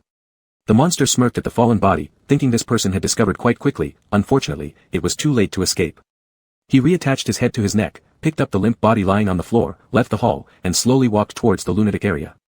Along the way, he made sure to register at the front desk. The reason for entering the lunatic area, of course, would be fighting, assaulting other patients. However, he did not notice that at the dim stairway entrance hid another secret figure. Little 15 watched everything happen earlier in fear and hurriedly ran upstairs. It originally came down secretly to find its father to play, but unexpectedly witnessed such a scene. Dad, the ghost infant burst into tears full of blood searching for Song Yayan upstairs, clutching his clothes tightly not letting go. Dad, Mom killed Dad. Song Yayan picked up the infant on the floor, intending to say that this child finally called him Dad, but upon hearing those words, his expression instantly grew stern. What did you say? Little 15 was the youngest among the ghost infants and usually couldn't speak clearly. Now panic-stricken, it became even more stumbling. Mom, it pointed upwards with its small hand indicating the tall Mom. Killed Dad. It strained hard to recount the horrifying scene it had seen but only grew more flustered, becoming redder-faced amidst streams of bloody tears. Song Yayan managed to roughly understand its meaning, his mind buzzed. Are you saying Xiaojing killed Yu Yan? The ghost infant nodded forcefully. Song Yayan immediately dashed downstairs. Though unclear about what exactly happened, he was certain Yu Yan was definitely in trouble. At the same moment, Xiaojing on the rooftop paused while trying his best to open a box like a dog using his paws. The colorful wrist rope on his wrist suddenly fell off without warning. Picking it up, Xiaojing wondered in confusion, was the knot not tied properly earlier? For some reason, he felt an inexplicable wave of strong unease. Without hesitation, Xiaojing quickly ran towards the stairs. Regardless of whether the premonition was real or not, he had to ensure Yu Yan's safety. Running down to the first floor, he happened to witness Shinji binding someone tightly with talismans. Upon seeing the face of that person clearly, Xiaojing's pupils shrank instantly. It was his own face. Song Ian furrowed his eyebrows, glaring at the monster, speaking fiercely. Tell me, where did you take him? An evil smile spread across the monster's face as he knew these two humans wouldn't dare do anything drastic to him. After all, the rules were clear, they'd only have to abide by them if they didn't want to end up in the insane zone. Shinji saw the smile on its face and became infuriated. Are you mute? Why don't you say something? As soon as the words left his mouth, a shadow darted out, slamming the bound individual onto the ground. Xiaojing revealed his sharp claws, pressing their icy, lethal tips against the veins protruding on the monster's neck, his teal eyes clouded over with mist. I'll give you 3 counts. Either speak, or die. He stared into the distorted grin of his exact double, excitement twisting every feature, and heard those familiar lips utter. You wouldn't kill me. You wouldn't dare lay a hand on me. Xiaojing's claw moved forward slightly, piercing the creature's neck, dark blood oozing from its decaying flesh. The ever-smiling eyes, usually warm, now carried a chilling frost, shaking the very core of anyone who dared look. You could always test me. He pressed down one of the 3 fingers extended on his other hand, leaving only 2 remaining, his voice colder and more terrifying than before. See if I dare. Chapter 100, Don't the young couple look incredible? After all, under the appearance of adults were the souls of 3 children, and seeing the reckless play style of their counterparts left them all panic-stricken. Seeing only 1 finger remained in Xiaojing's hand, the ghost baby hiding inside hurriedly spoke up. I'll take you there, please don't kill me. If this crazy person really killed him, he would indeed reach his goal of entering the insane zone, but his own life would be lost. Xiaojing pinched the neck of the monster and yanked him off the ground, coldly spitting out a word, go. Yu Yan woke up in a haze. His head throbbed with pain, and he couldn't muster any strength throughout his body. These thoughts initially made him unable to realize his current situation.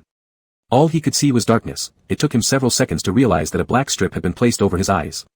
He didn't know where he'd been thrown, his hands bound behind him and unable to break free. With a heavy heart, Yu Yan could only hear the growing clamor. That sound seemed so close to him, so close that he could clearly hear what that group of people were saying, yet it also seemed distant, only allowing him to hear faint echoes. Hey, there's another newcomer. Look at this face, what a beautiful beauty. Unfortunately, it's a man. So what if it's a man? Men can still be fun. When he comes out from there, I'll carry him back to my house. At that time, Hey, look, he's awake. A strong smell of blood invaded his nostrils, and Yu Yan subconsciously frowned. It smelled terrible. He bent his knees, struggling to stand up. For some unknown reason, after standing up, the surrounding cheers suddenly reached a peak, the volume so loud as if it wanted to rupture eardrums. A hand tore off the black cloth covering Yu Yan's face and loosened the restraints on his arms. After his blurred vision gradually transitioned into clarity, sudden bright light pierced his eyes, forcing him to squint as he cautiously observed the surroundings. He saw towering iron railings, and the crowd sitting high behind the railings, screaming like mad. Everywhere within sight was monochrome, except for the glaring crimson scars on those people's faces. Is this what they call the madman zone? Rather than say it's a madman zone, it might as well be called a gladiator arena. Madness filled every corner. The neatly dressed young man standing here resembled a fawn that wandered into a hunter's trap by mistake. The people outside the iron bars hoped to see confusion and terror spread across his face, that would excite them. But obviously, Yu Yan did not fulfill their expectations. The young man tilted his head slightly upward, his cold gaze scanning over the faces of those lunatics. The spotlight shone down on his face, casting shadows beneath his long eyelashes. After looking around for just a few moments, Yu Yan distinctly felt, those gazes became even more excited. They clung to his body as if tangible, wishing nothing more than to leap forward and tear him apart right then and there. Behind him, the iron gate was tightly shut, as if cutting off any hope of survival within the cage. After a minute, in another wave of noise, a man, bare-chested and packed with bulging muscles, opened the iron gate and leaped down onto the stage. His size was easily twice that of Yu Yan, his muscles inflated unnaturally. The man's pupils were unfocused, seemingly intoxicated and trapped in inexplicable excitement. Pummel him. Rip apart this insolent little bastard. You big guy, don't hit his face. A face this pretty is meant to be played with. Shall we place a bet? Let's wager how many minutes before this poor rabbit kneels down crying for mercy. I bet 1 minute. That's too extreme, I bet 20 seconds. Don't be afraid, sweetie. This is just the mandatory procedure to join us. As long as you endure this beating, you're one of us, and we'll have your back from now on. Of course, if you can't make it through, there's only one way out, death. Death was just a casual statement for them. Yu Yan lowered his eyes, listening to those mocking words without much expression on his face. No wonder the nurse said he looked fragile at their first meeting. Compared to this group of exaggeratedly muscular men, he indeed looked frail. It seemed like he could be knocked down with just one punch. Yu Yan attempted to activate the portal skill, but it was useless. The madman zone appeared to be surrounded by some kind of invisible force, only letting people in, not out.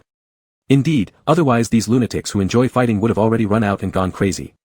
Yu Yan lowered his eyes. It seems, he could only go all in. The madman zone had no proper referee, and the Colosseum's rules were that there were no rules. As long as you knocked down the other person, disabled them, or even killed them, it was counted as a win. The loser would be killed either inside the cage or by the other madmen afterwards. The only way to survive was to win this match.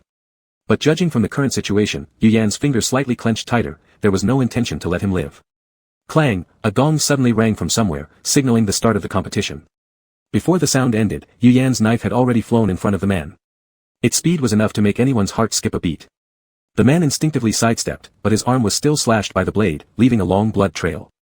The scent of fresh blood burst out into the air. The audience outside the iron fence screamed in excitement and surged forward, wildly hitting on the outer railing, both insane and absurd. Before the man could fully react from the sharp blade, in the next second, Yu Yan's fist flew right before his face, fiercely smashing towards his head. Fortunately, he had learned some self-defense skills in university which helped him avoid total passivity in such situations. This punch made the man's nose bleed, and also brought him back to reality. He realized the young man in front of him wasn't as frail as he seemed, the darkness in his eyes deepened. Taking advantage of Yu Yan's focus on the upper body, the man hooked his leg and kicked straight into Yu Yan's abdomen. The young man let out a muffled groan, his body retreating a few steps until his back smashed heavily against the iron railings. The man didn't give Yu Yan any chance to catch his breath, quickly punching toward his face. Yu Yan sidestepped in time, watching as the iron fence behind him got bent under the force. There was a huge disparity in size between the two. Other than the initial advantage, all Yu Yan could do was dodge. But dodging wouldn't last long. The man seized an opportunity, grabbing onto Yu Yan's neck with such ferocity and force that forced the youth to lift his vulnerable throat. I've won, the man said in a low voice, tightening his grip. Yu Yan's eyes watered due to physiological reaction. The choking pain made him unable to speak, yet there was no trace of panic on his face, as if everything was expected. 1.5 minutes. We all bet wrong.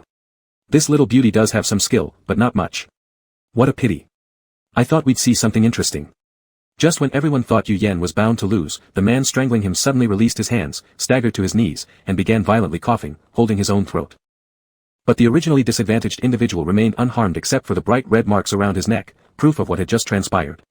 With a flick of his sleeve, Yu Yan drew a small knife from his cuffs and ruthlessly stabbed it toward the man's heart. Just like the previous monitoring device, Yu Yan would never limit himself to carrying only one knife. He always kept multiple options open for himself and would never allow himself to fall into an absolutely dangerous situation. Pierce, pull out, pierce, pull out. Bloody flowers blossomed in front of him, splattering in the air and blooming into crimson-red petals. Until the man had no more strength to fight back, did Yu Yan finally ease off, the direction and force of each stab precisely controlled so as not to end the man immediately, but render him utterly defenseless. After ending the battle, Yu Yan leaned against the wall panting, amidst the enthusiastic screams behind him. His damp black hair stuck to his forehead, contrasting sharply with the blood on his face, making it hard to determine whether the figure within the iron cage was a demon or an angel. Is it over? Yu Yan squinted at the small door that opened. It was a hope for survival or. Another muscular man walked out from behind the door, and Yu Yan felt dizzy. He knew it, this group of lunatics wouldn't let him go easily. Struggling to stand up, Yu Yan moved his wrists and picked up the fallen dagger on the ground. He would not die here. Mrs. Chen had minimized his sense of pain, and his abilities guaranteed him immunity from fatal injuries. It would hurt a bit, but even if these people took turns attacking him, one after another, Yu Yan's resolve hardened, he had to survive. As the second assailant took a step forward, Yu Yan gritted his teeth, tightly gripping the dagger and preparing for battle. At this moment, bang! A deep footprint was left on the iron gate sealing off the spectators' area of the madman zone. The massive impact drowned out the frenzied screams inside, drawing everyone's attention to that gate, including Yu Yan and his impending opponent. Bang! Bang! Bang! After 3 or 4 earth-shattering impacts, the frail iron gate was kicked off its hinges and flew through the air for several meters before crashing to the ground, kicking up a cloud of dust. Xia Jing lowered his leg at the doorway and strode into the gladiator arena that held captive beasts and men alike, unfazed by the chaos around him. What's going on here? Why didn't you guys invite me along?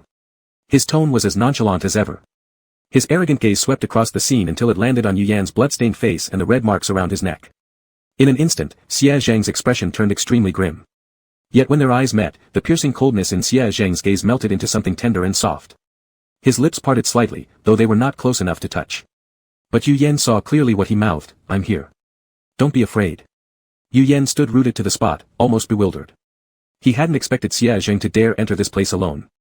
The green eyes, usually muted in black and white tones, suddenly came alive with color. Yu Yan felt his heart thud violently within his chest.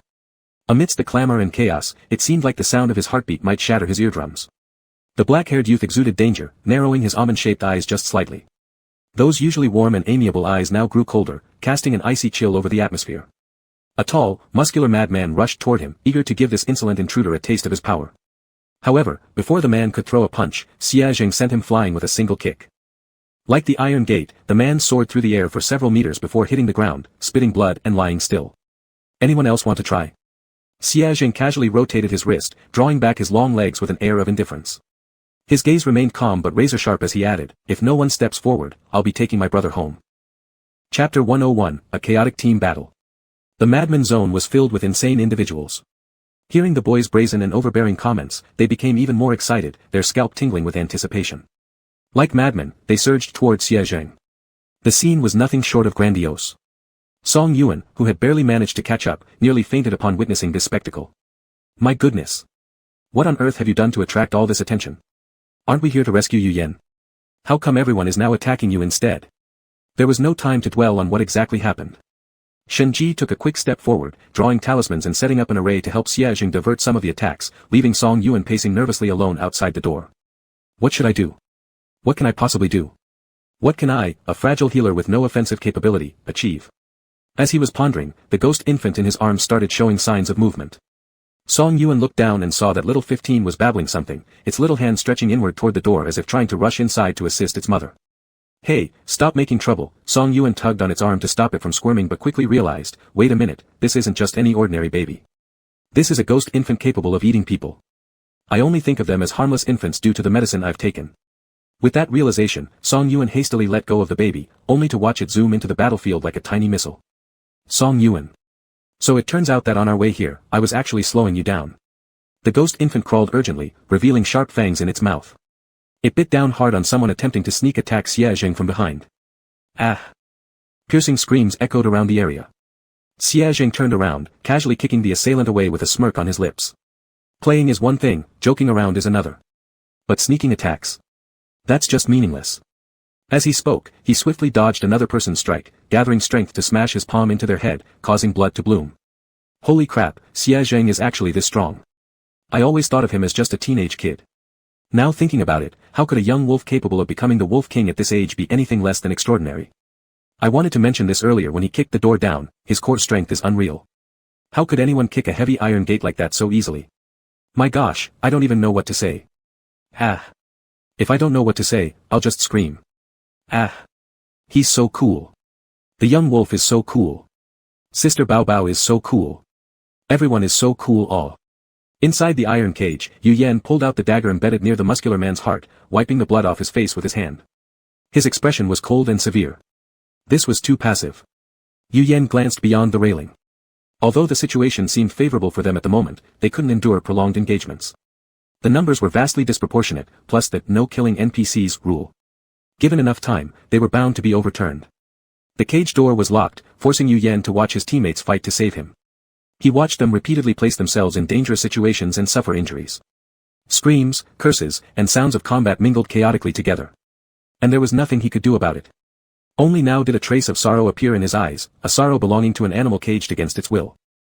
Suddenly, Dad! A hoarse, somewhat grating child voice rang out. Yu Yan turned toward the sound, finding his eldest son, who had somehow followed Xie Zheng, clinging to the iron bars and waving at him. A key hung between his protruding fangs.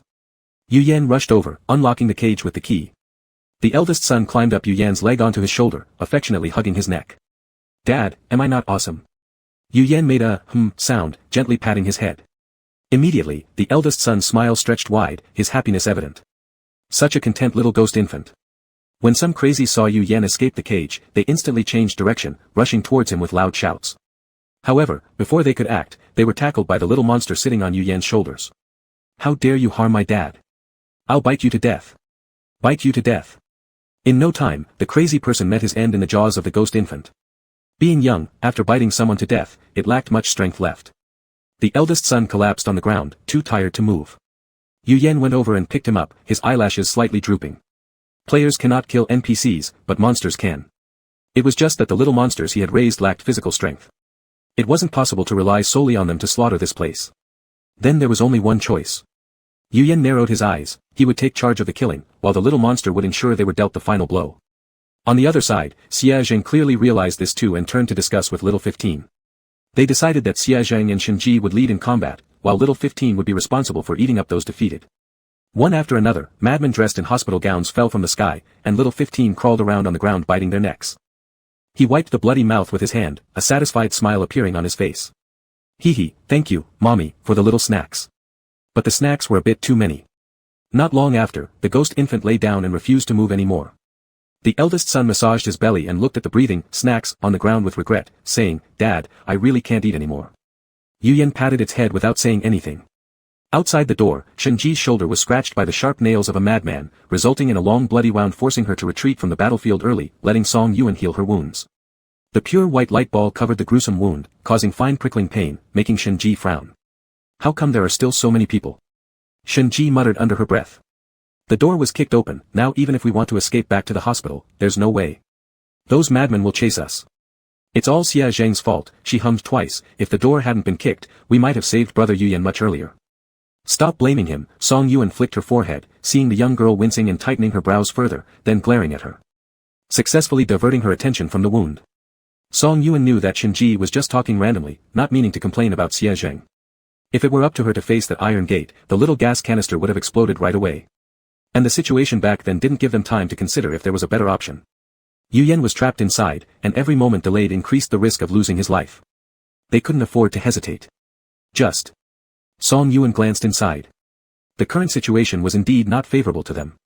Xie Zheng's strong physique didn't mean his stamina could withstand unconditional consumption like a machine, and Shenji already showed signs of fatigue. Song Yuan himself could only heal wounds and possessed almost no attack power.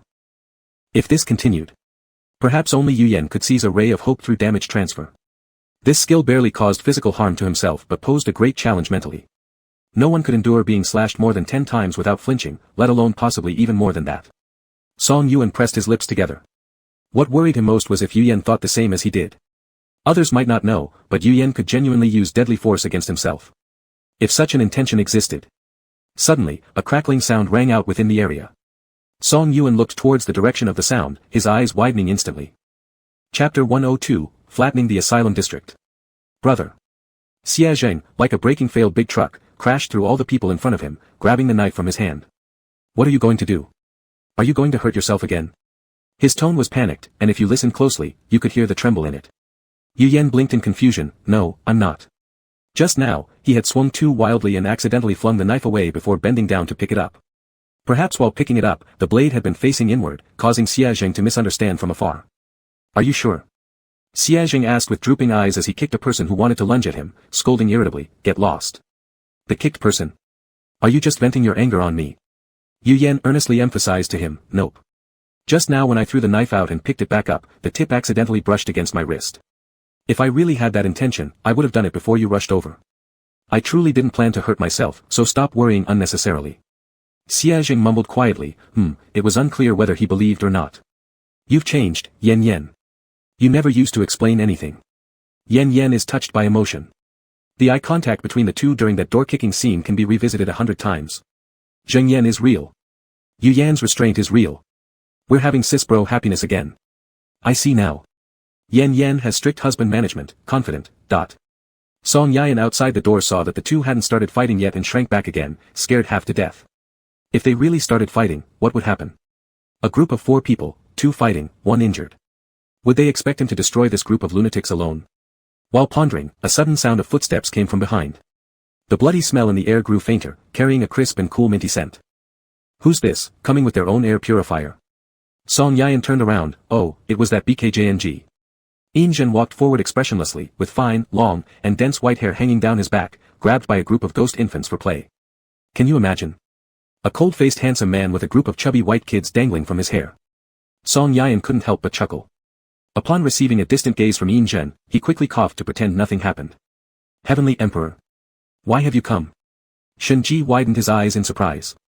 Seeing the ghost infants dangling behind him, he hurried forward to pick them up and let these little monsters inside to find their parents.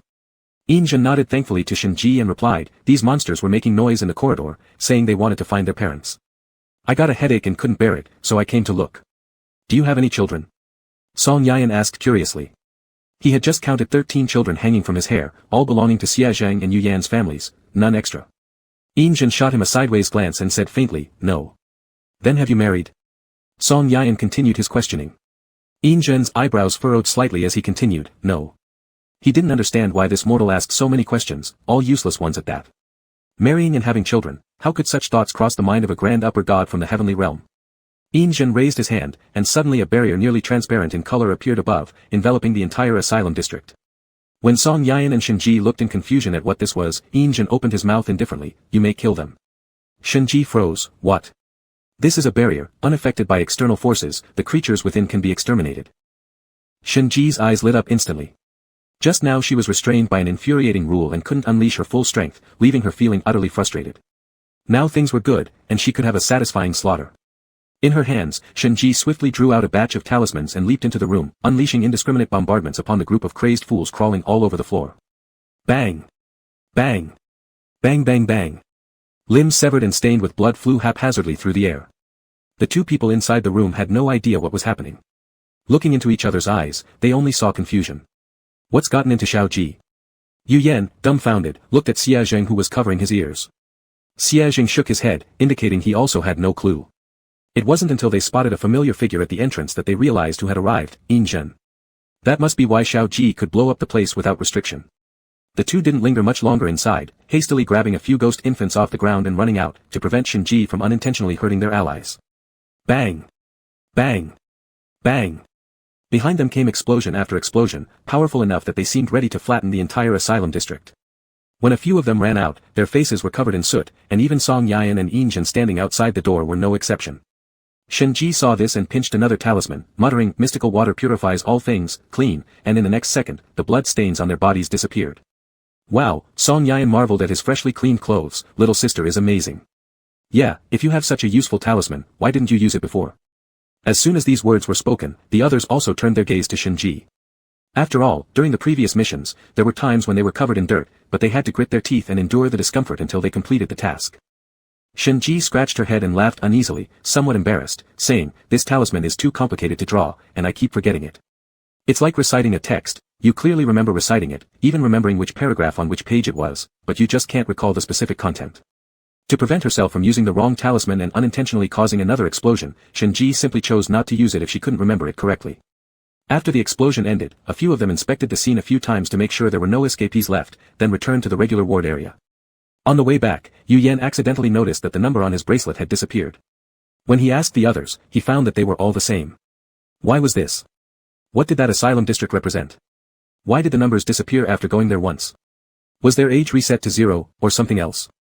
Chapter 103, Black and White are also colors. Yen Yen, Mrs. Chen's voice came from the mind, actually, you two have already completed the game in a way. Yen Yu. This quick. Xia Jing picked up Little Boss, patting its little head while looking for a switch to cue the process. He asked while searching, Boss, what is the next task after finding the box? Don't talk about the next one yet, Song Yuan interrupted him, we still have someone who hasn't even finished getting married, shouldn't we help them complete that task first? Saying this, he looked at Yinzhen. Yinzhen glanced at him indifferently but didn't speak. For the next one, it's for us to learn, after we finish learning, then get married, and then have kids. Little boss recited as familiarly as if reading from a textbook. Huh? Just these things on repeat? Xia Jing asked. That's right, the ghost baby nodded, all the patients who come here are like this because the rules are like this. Birth, school, marriage, children, work. Then raising your child to attend school, get married, have children, and work. Most people's lives proceed along predetermined tracks, triggering tasks for certain ages automatically, unlocking certain age-based rules. Obey and survive, defy and perish. This game isn't precise enough, though, Song Yuan chuckled teasingly, not everyone needs to work hard for the college entrance exam, not everyone needs to struggle to find work.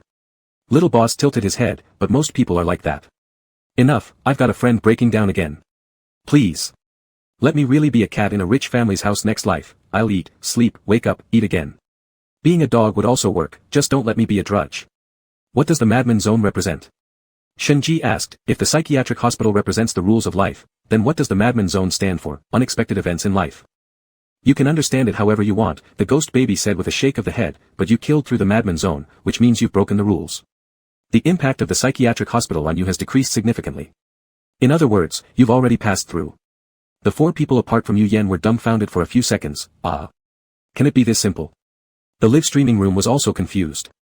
Wait, no, I get it. Is it because the monsters of this dungeon panicked? Previously, there were rules limiting players, now there's suddenly a bug-like existence that nullified the rules, thus ending the game prematurely. Thinking about it, casually playing around here is so powerful. Xia Zhang and Shinji's attacks don't need any explanation, one physical, one magical. Song Yuan is healing auxiliary support. Now add an overpowered Yingzheng, this slaughters enemies with ease. Why aren't we talking about our Yen Yen? Even though this skill doesn't look strong at first glance, he never held us back. Moreover, I've always thought this skill is actually quite amazing, it's like having unlimited resurrection armor. Once activated, fatal injuries can be easily transferred. Oh well, we're all family here. Don't argue about who's stronger. No fighting, no fighting. Xia Zheng looked at the ghost infant in his arms, pointing at his eyes with a finger, but, I still haven't seen many colors. The ghost infant tilted his head thinking for a moment, then pulled out a piece of paper from somewhere unknown, let me check this first. After reading, it dawned on him as he closed the slip of paper, I see, the theme of this game is. Black and white are also colors. Henceforth. Our lives are filled with color. Wow, that was such a profound and moving speech. Clap clap, mock version. Xia Jing blinked, oh. They continued walking deeper into the hospital without discussing the ghost infant's earlier monologue much. Each person carried a ghost infant, and the remaining children had all climbed onto Yinzhen's hair, clinging tightly to the heavenly emperor's long locks, refusing to move another step. Back in the ward, Xia Jing threw boss outside and carelessly tossed little 15 from Yu Yan's arms as well, locking the door behind, looking rather glum. Yu Yan couldn't figure out why this person's mood seemed to have dipped after walking for just a short time, not even his usual fluffy hair was standing up. Brother Yu Yan, Xia Jing slowly walked to Yan Yu's front, I'm sorry. Now Yan Yu had more question marks floating above his head, what? Why say, sorry, all of a sudden? That monster used my face to deceive you, causing you to get hurt, Xia Jing said as he lowered his head even more, eyes fixed on his toes, like a child who had done something terrible and feared scolding. Everything in sight was in black and white, except for the terrifying red marks around Yu Yan's neck, too red for Xia Jing to dare look up even once. He didn't even dare to think, if he had been any later, how badly injured would his brother have been. This has nothing to do with you. Yu Yan looked at him calmly, I knew from the start that it was fake. Besides, my neck doesn't hurt now. I can protect myself, so you don't need to worry about me. Only then did Xia Jing raise his head, his eyes rimmed red with self-blame, does it really not hurt? Yu Yan chuckled at his question, do I look like a child who lies all the time in your eyes? Every time they came across this question, it seemed necessary to confirm again. Xia Jing wanted to nod but dared not. He figured if he nodded just 1 second ago, the next moment he would be unceremoniously kicked out by an embarrassed brother Yu Yan. So, Xia Zhang's pupils moved slightly before looking up and meeting Yu Yan's gaze, his emerald eyes widening slightly as he asked hopefully, so how did big brother Yu Yan know it was fake right away? In other words, how could you tell it was me? Or simpler and more straightforwardly, hurry. Say. You. Love. Me. Hurry, say it already. Yu Yan briefly recalled the scene from earlier, analyzing coldly, first of all, the way it spoke. Xia Jing immediately deflated where he stood, his previously erected fluffy hair falling back down. Alright, he knew his brother always reasoned logically. There was no reason to feel disappointed. Being able to analyze things from so many perspectives wasn't that because he had me in mind. And having me in mind meant love. In 2 sentences, Xia Zheng successfully calmed himself down, manually readjusting his hair, realizing there was still much work to be done towards conquering Brother Yu Yan's plan. Come on, little sunflower Xia. The dungeon cleared ahead of schedule again, and this time Yu Yan didn't have to worry about Mrs. Chen encountering anything unexpected in the rest area. After briefly discussing, they decisively decided to take another day and a half off for themselves. That night, in the ward, Yu Yan looked at a group of ghost infants scattered all over the floor, feeling a headache coming on. After clearing the dungeon, they could choose to leave at any time. Shenji was afraid of seeing ugly monsters, so she simply followed Song Yuan and began taking medicine together. She even moved her bed away from room 304. Xia Zheng was also sent back to his own room by Yu Yan, thinking that tonight he might finally have a good night's sleep, only to almost forget about the children. Little 15 sat on the ground, tilting his head to look at him. Daddy, can you sing us a lullaby? Chapter 104, A Red Thread 3 Years Ago. Me. Sing. The young man uncertainly asked as he sat on the edge of the bed. The ghost infants on the floor nodded repeatedly. Yes, they wanted to hear Daddy sing. Well, if you insist, Yu Yan coughed lightly twice and hummed a tuneless little melody. He had only managed to hum out less than 3 words when the children sitting on the floor were already stealthily covering their ears. The second son gritted his teeth at Xiao Shiwu. What did you even do, making Daddy sing a song like this? Now look, we're all unhappy. Xiao Shiwu's expression also showed signs of despair. How was he supposed to know that though Daddy looked so handsome, he could sound so bad when singing? What kind of demonic whisper is this? Ha! Stop reciting. Stop it. Ha! And yet, since it was their request, they had to pretend they enjoyed it, no matter how terrible it sounded. Otherwise, Daddy wouldn't be happy, and Mommy would be upset too. It was up to them to maintain the happiness of this family. Just as the ghost infants couldn't take it anymore, rolling eyes, foaming mouths, the horrendous tune finally stopped.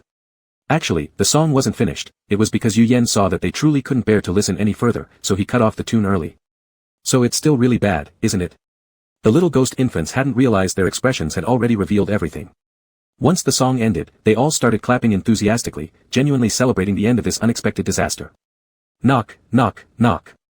Suddenly came knocks from the door. A ghost infant immediately rushed to open it. Is it Mommy? Upon opening the door, there stood Zhen, the man with long flowing hair. He glanced at the little monster who opened the door for him, nodding in thanks, then shifted his gaze to Yu Yan. I have something I'd like to discuss with you. To discuss with me? Yu Yan was somewhat puzzled. He and Zhen hadn't interacted much within this scenario, originally pondering how to invite Zhen to join his team. But now, surprisingly, the other party had come looking for him. Yes, Zhen bowed his head, the group of little monsters below receiving the signal and instantly rolling out of the room like old hands. They even considerately shut the door behind them for Daddy and Uncle Longmao, the one with long hair. Yu Yan stood up. What do you want to discuss? Zhen lowered his eyes and looked at Yu Yan's hand. His eyes silently fixed on a certain point as he quietly began, there is an item lost by the heavenly court on your person. Confusion deepened on Yu Yan's face. Following Zhen's gaze, he looked at his own hand but found nothing unusual upon close inspection. Then it occurred to him, what deities might see could differ from what ordinary people like him can see. So he simply asked directly, what is it, and do you want to retrieve it? Zhen paused silently for 2 seconds, his slender, deep-set eyes devoid of ripples, before answering, a red thread. A red thread? These 2 short words momentarily stunned Yu Yan. What red thread? Isn't that something only in the possession of the matchmaker god? Why would it appear on his body? However, compared to this question, Yu Yan was more curious about something else. Is the red thread already tied? The other end is. Zhen cast a solemn glance at him. You already know the answer in your heart. Who else could it be but Xia Zheng? Yu Yan had never felt the impulse of emotional disturbance toward anyone else. From beginning to end, it was only Xia Zheng. His fingers unconsciously curled tightly. Lips pursed, Yu Yan's mind was racing to process the newly acquired information. The owner of this red thread, he should have met them too. It's a child deity with white hair and a youthful complexion, a disciple under the matchmaker god. Him. Yu Yan quickly recalled the corresponding face in his memory. Wasn't it the little year picture doll leaning on a cane back in the Paradise Village? He turned out to be a disciple of the matchmaker god.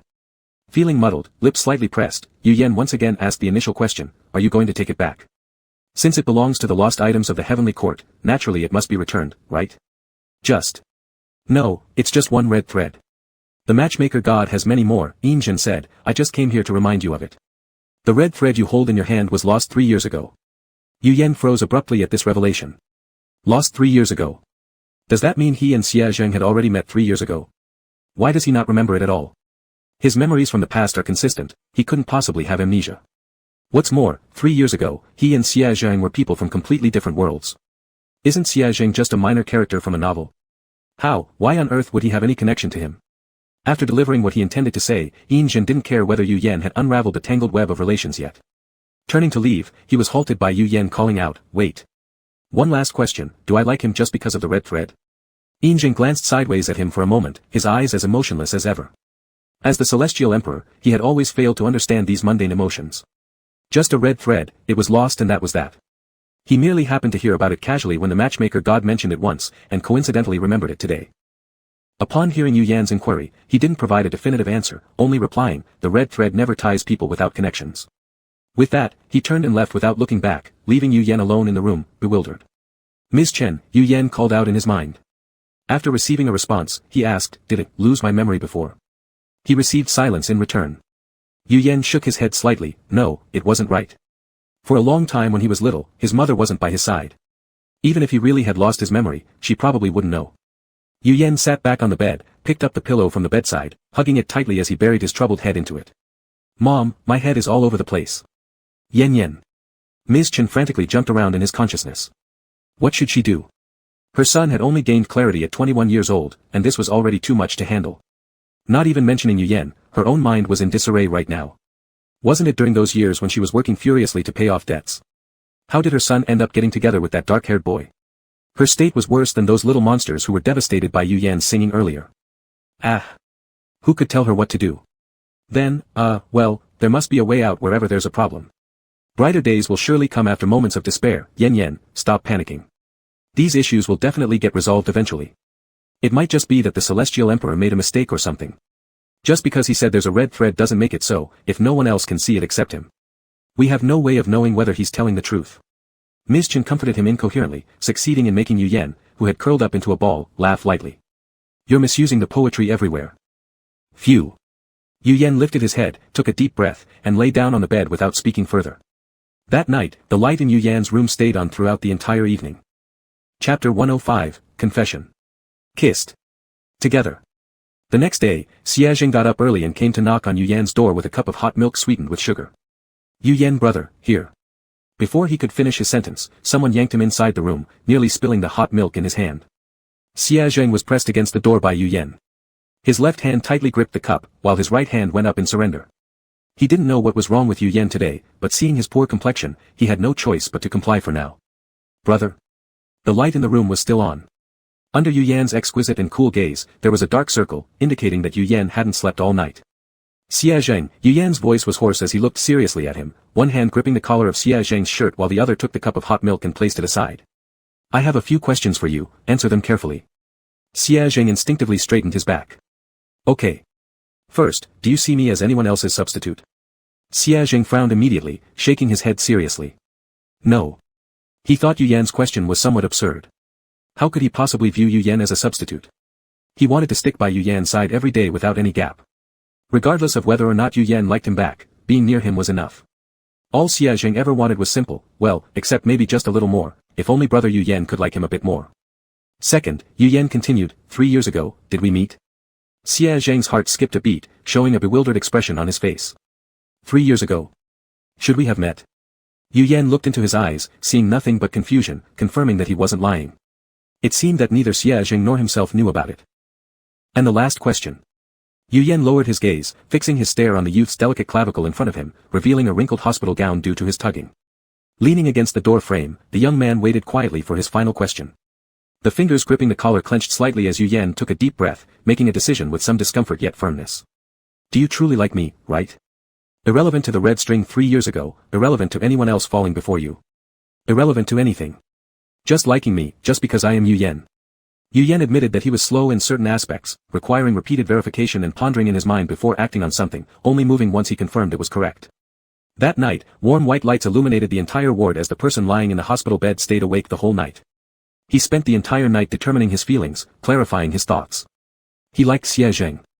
Xia Zhang looked down at the person in front of him and couldn't help but laugh softly. The sudden laughter made Yu Yan uneasy as he raised his puzzled eyes toward Xia Zhang, meeting his kind almond-shaped smiling eyes. Xia Zhang held the trembling hands gripping his collar, seemingly authoritative. In a lazy and hoarse tone, he asked with a smile. Was my affection not obvious enough, brother? During the entire paradise trial, everyone who saw them understood Xie Zhang's feelings for Yu Yan. It was almost as if he had carved, "I love brother," on his forehead for everyone to see. Only his stubborn brother Yu Yan had taken his time to realize this much later. "Because of this, you didn't sleep all night?" Xie Zhang touched Yu Yan's face gently, tracing lightly over his tired eyes. "Such a simple question, why didn't you ask me earlier? Why did it take an entire night to figure out? Little wolf would have told you everything."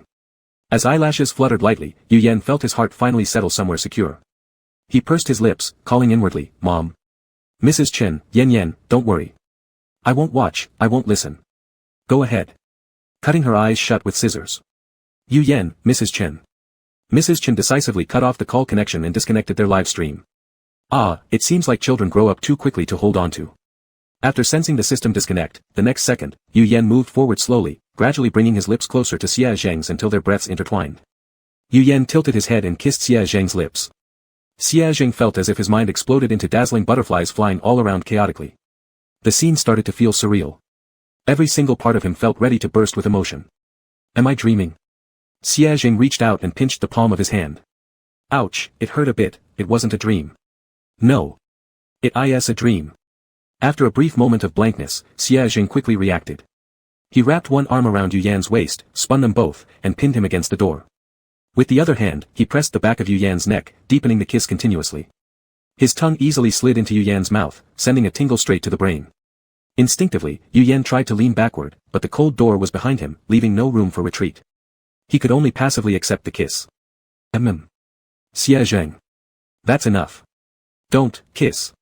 The little puppy gone wild wouldn't listen this time. He held the person in his arms and kissed him again and again until Yu Yan, who hadn't slept all night, could no longer hold up. Hanging his hands on Xie Zhang's neck, Yu Yan tilted his head and drifted off to sleep. A tail that had somehow shown itself swung excitedly as Xie Zhang carried Yu Yan gently to the bed.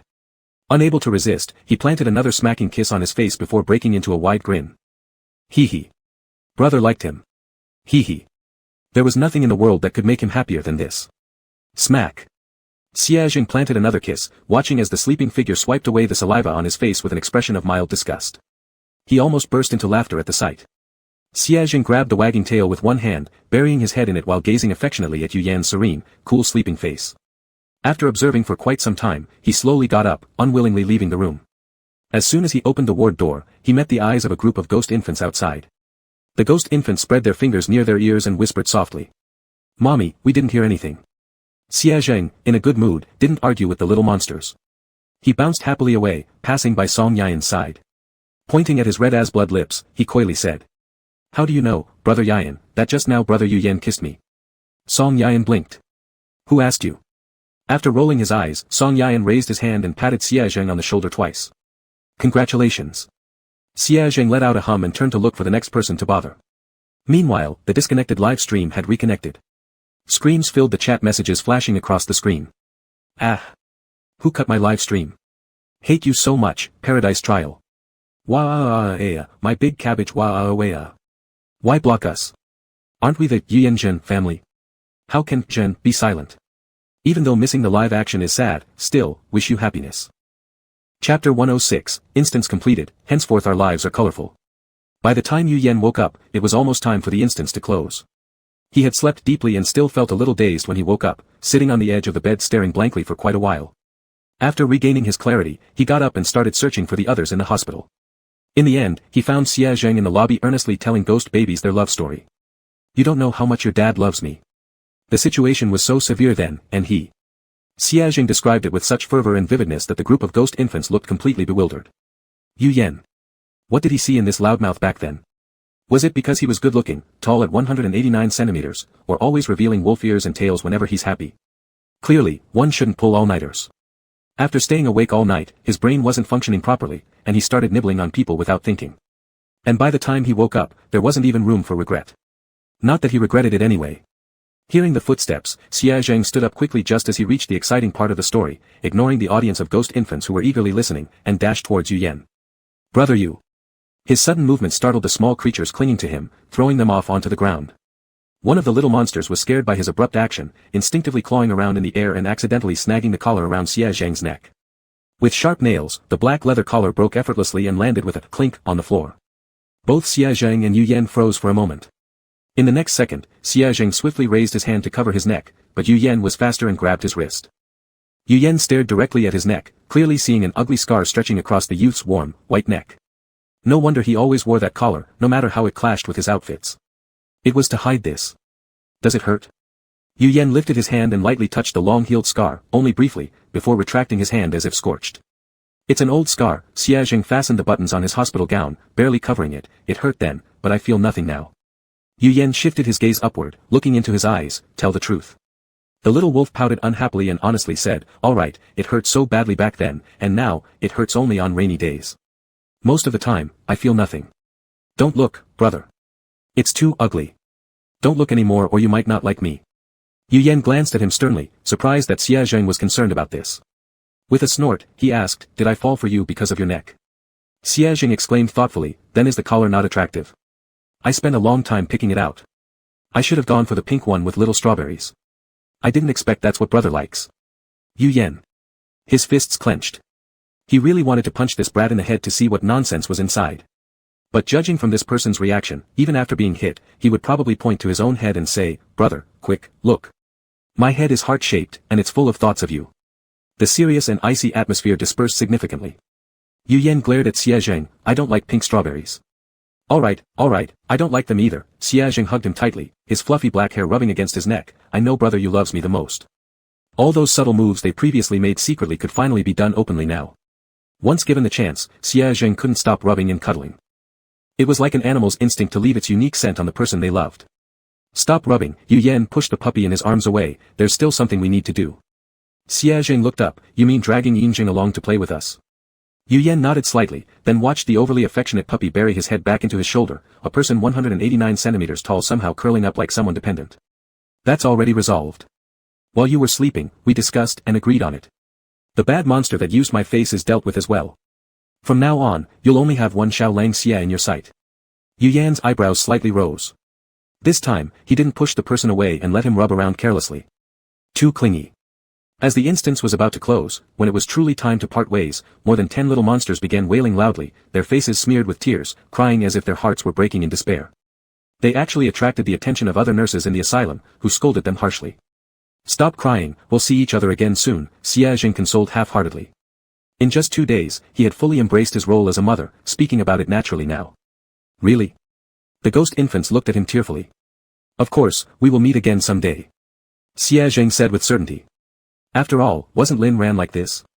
NPCs could jump between different instances. These ghost babies couldn't do so now because they were too young, but when they grew up, they wouldn't escape the program's instructions either. Therefore, there would definitely be another meeting.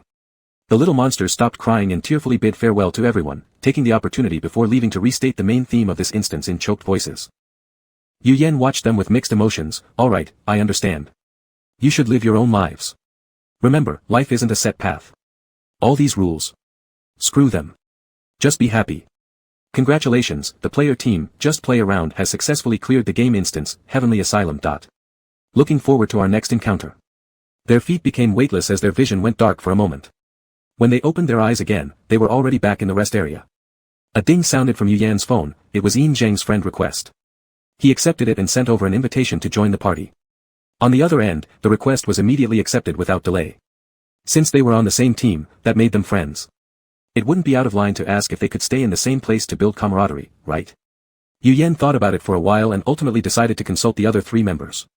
Neither Xiaozheng nor Shinji raised any issues, though Song Yuan pouted, clearly reluctant, but didn't say anything in the end. Regardless, since they'd eventually go through more instances together, a little more care in daily life could help build rapport. However, this plan was quickly overturned once Yinjing arrived. Seeing the slightly disdainful look on Yinjing's face, Song Yuan lost his cool instantly, glaring furiously at him. What does your frown mean? Are you dissing my mansion? Yinjing shook his head, not the mansion itself, just the decoration style of this area. Song Yuan got even angrier. He was responsible for the decor in this area. How dare this person living in his house criticize his taste? He was furious. And absolutely refused to recommend delicious strawberry-filled buns to this guy anymore. This person was missing out big time. As Xiaozheng walked by with a glass of water past Song Yuan who was making noise, he asked puzzled, why does brother Yuan dislike Tiandi so much? Yu Yan stayed silent for a couple of seconds. Perhaps male second leads who are deeply devoted tend to resent dragon pride types. In the previous scripts, pretending to be gentle and cultivated for too long finally drove him mad. Now seeing someone like Dragon Pride caused an automatic reaction. Xiaozheng didn't get it, huh? Yu Yan shook his head. Never mind. Just as Xiaozheng was about to press further, Yu Yan suddenly took the glass of water from his hand, sipping it, then raising his gaze to look at him, asking, "Do you still want to sleep together tonight?" Xiaozheng, instantly forgetting what he was going to ask. Chapter 107, Sorry, I'm a genuine youth. During dinner, Song Yukon had already reverted to being the graceful and handsome man he usually was. Yu Yan asked somewhat curiously what had happened. Song Yukon gave Yu Yan a look that directed his gaze towards the table, and Yu Yan followed his line of sight to see the otherworldly emperor enjoying small strawberry buns enthusiastically. Yu Yan, so he's not mad anymore. Song Yukon, how could someone who loves eating strawberry buns be a bad person? This was the first person to enjoy them without any persuasion. So well-mannered. He was really easy to please. Yu Yan sighed, continued digging into his food, and after pondering for a while, realized something wasn't quite right. Nobody was actually trying to placate him. By the way, there's one more thing. Yu Yan leaned closer to Song Yukon. Do you know about the scar on Xiaozheng's neck? Song Yukon blinked but didn't deny it. Can't it be cured? Yu Yan asked again. It can, but he doesn't want it cured, Song Yukon said, otherwise, it could have been fixed the first time when I healed him. I suspect this scar has special significance to him. Special significance? Why would Xiaozheng want to keep such a deep scar? Yu Yan glanced at the person coolly playing with little meatballs. It seemed like he hadn't heard anything, as he was staring blankly at his bowl, lost in thought. When he felt Yu Yan's eyes on him, he looked up briefly, then hastily turned away, appearing flustered. Something's off. Yu Yan narrowed his eyes slightly. There was definitely something off about the young wolf. In the evening, according to what they had agreed upon earlier, the two indeed ended up sleeping in the same bed. But the atmosphere was inexplicably strange. Yu Yan stared at the little wolf lying far on the edge of the bed, lying on his side, as if determined to keep as much distance from him as possible. A question mark slowly formed above Yu Yan's head. Yu Yan, question mark. Before they were together, he always tried every method to cling or embrace, so why now that they were together, was he sleeping so far away? Frowning, Yu Yan moved closer. Why do you sleep so close to the edge? Saying this, he pulled at Xiaozheng's pajamas, but the little wolf still faced away from him, not looking back. I'm fine here. His voice was low and rough, mixed with an indescribable restraint. Yu Yan furrowed his brows discontentedly, increasing the pressure of his fingers. Aren't you afraid of falling off if you're so close to the edge? Xiaozheng shook his head. I won't fall. Yu Yan was upset now, his furrowed brows conveyed a sense of incomprehensible grievance. Can't you hear the subtext in my words? They had agreed to sleep together during the day, but since the afternoon, things had been off. He'd been dodging him all along and wouldn't even glance at him now. Xiaozheng stiffened even more, pretending to be oblivious. I don't get it. Yu Yan curled his fingertips and stared at the unruly strands of hair sticking up at the back of the person in front of him. Suddenly, he sat up, grabbed Xiaozheng's arm, and forcibly pulled him closer. You move over here. I want to hold you while I sleep. The sudden straightforward statement left Xiaozheng dazed. Instinctively, he turned his head and met those pitch-black, beautiful eyes. Big brother, I. The pair of emerald green eyes shimmered with moisture, like after a spring rain. His eyelashes trembled faintly, as if struggling to control something. Like a pitiful puppy, Xiaozheng appeared to have endured some immense grievance. Seeing this, Yu Yan's heart softened immediately, extinguishing the bit of anger he'd just felt. Gently, his fingers brushed against that handsome face. In the emerald green pupils, some unidentifiable gleam flashed, and the wetness in his eyes grew heavier. Even his breathing became labored. Big brother, Xiaozheng looked as if he were about to cry, don't touch me. My heat period came early. If you touch me again, I fear I won't be able to hold myself back. Yu Yan froze, his hand still lingering by Xiaozheng's eye, unsure whether or not to pull it back. When Xiaozheng learned that Yu Yan had agreed to sleep in the same bed tonight, he was ecstatic. He washed himself thoroughly in advance, intending to have a good cuddle and snuggle session in the evening. However, no matter how meticulously he had planned, he failed to anticipate that his heat period would arrive prematurely. The shameless little wolf, Xiaozheng, couldn't help himself. The big brother simply confessed, kissed actively, and wanted to cuddle in bed, and he actually. This isn't his fault. Who can stay calm in such a situation? Xiaozheng hadn't run around the building 10 times purely out of self-control. So, he did 9.5 laps. Beep. Wolves in heat act without measure, fierce and uncontrollable. Xiaozheng was afraid that his wild nature would frighten Yu Yan. But, he also couldn't resist the opportunity to share a bed with his beloved big brother. This was the first time big brother had initiated sleeping together with him. Xiaozheng's body temperature gradually rose, making him feel increasingly hot, and he couldn't help but reveal his ears and tail despite his best efforts. The dark, soft wolf ears stood upright among his hair. Xiaozheng hurriedly sat up, his breathing becoming heavier. I'll take a cold shower. Just as he tried to get out of bed, his wrist was suddenly grabbed by a cold hand, shocking him into shivers. Big brother. Two puppy-like eyes gazed pitifully at Yu Yan. Painful. Yu Yan glanced down and murmured quietly, his voice low. The warm white light bathed over him while his calm eyelashes flickered. Pale fingers lightly tugged at Xia Zheng's clothing, and in the next second, the latter was pushed back onto the bed. If he didn't understand this innuendo by now, he'd be truly stupid. The delicate sleepwear didn't stand a chance and was ripped apart without mercy. Yu Yan frowned and let out a faint sigh. This little cub clearly lacked restraint. But soon, there was no longer room for thought about such trivialities. His slender waist was tightly embraced and his lips were forcefully kissed. Yu Yan breathed heavily, a thin layer of moisture slowly gathering in his eyes. Big brother. After a long bout of kissing, Xia Zheng finally pulled away reluctantly, staring at Yu Yan who appeared dazed from their kisses. He seemed to suddenly remember something and exclaimed in surprise.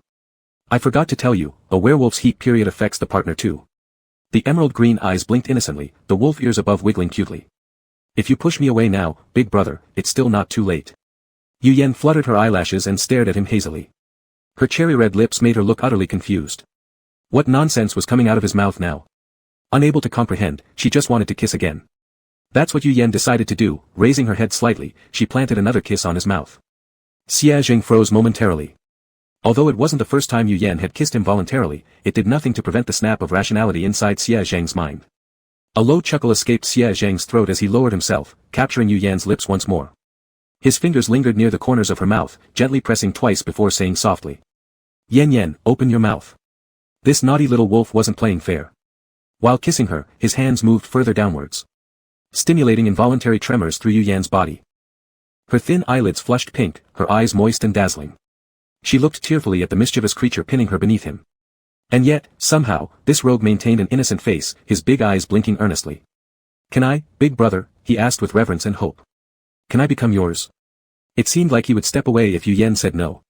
Even though this was his heat period, even though whatever happened could have been excused due to that fact. He simply couldn't tolerate any sign of unwillingness or discomfort on Big Brother's part. Yu Yan understood his concerns. Her beautiful eyes glared fiercely at Xia Zheng, but their effect was dulled by the redness around her eyes. Now they'd reached this point, and he was still thinking of stopping halfway. She lifted a hand to cover his mouth, pretending calm despite obvious nervousness.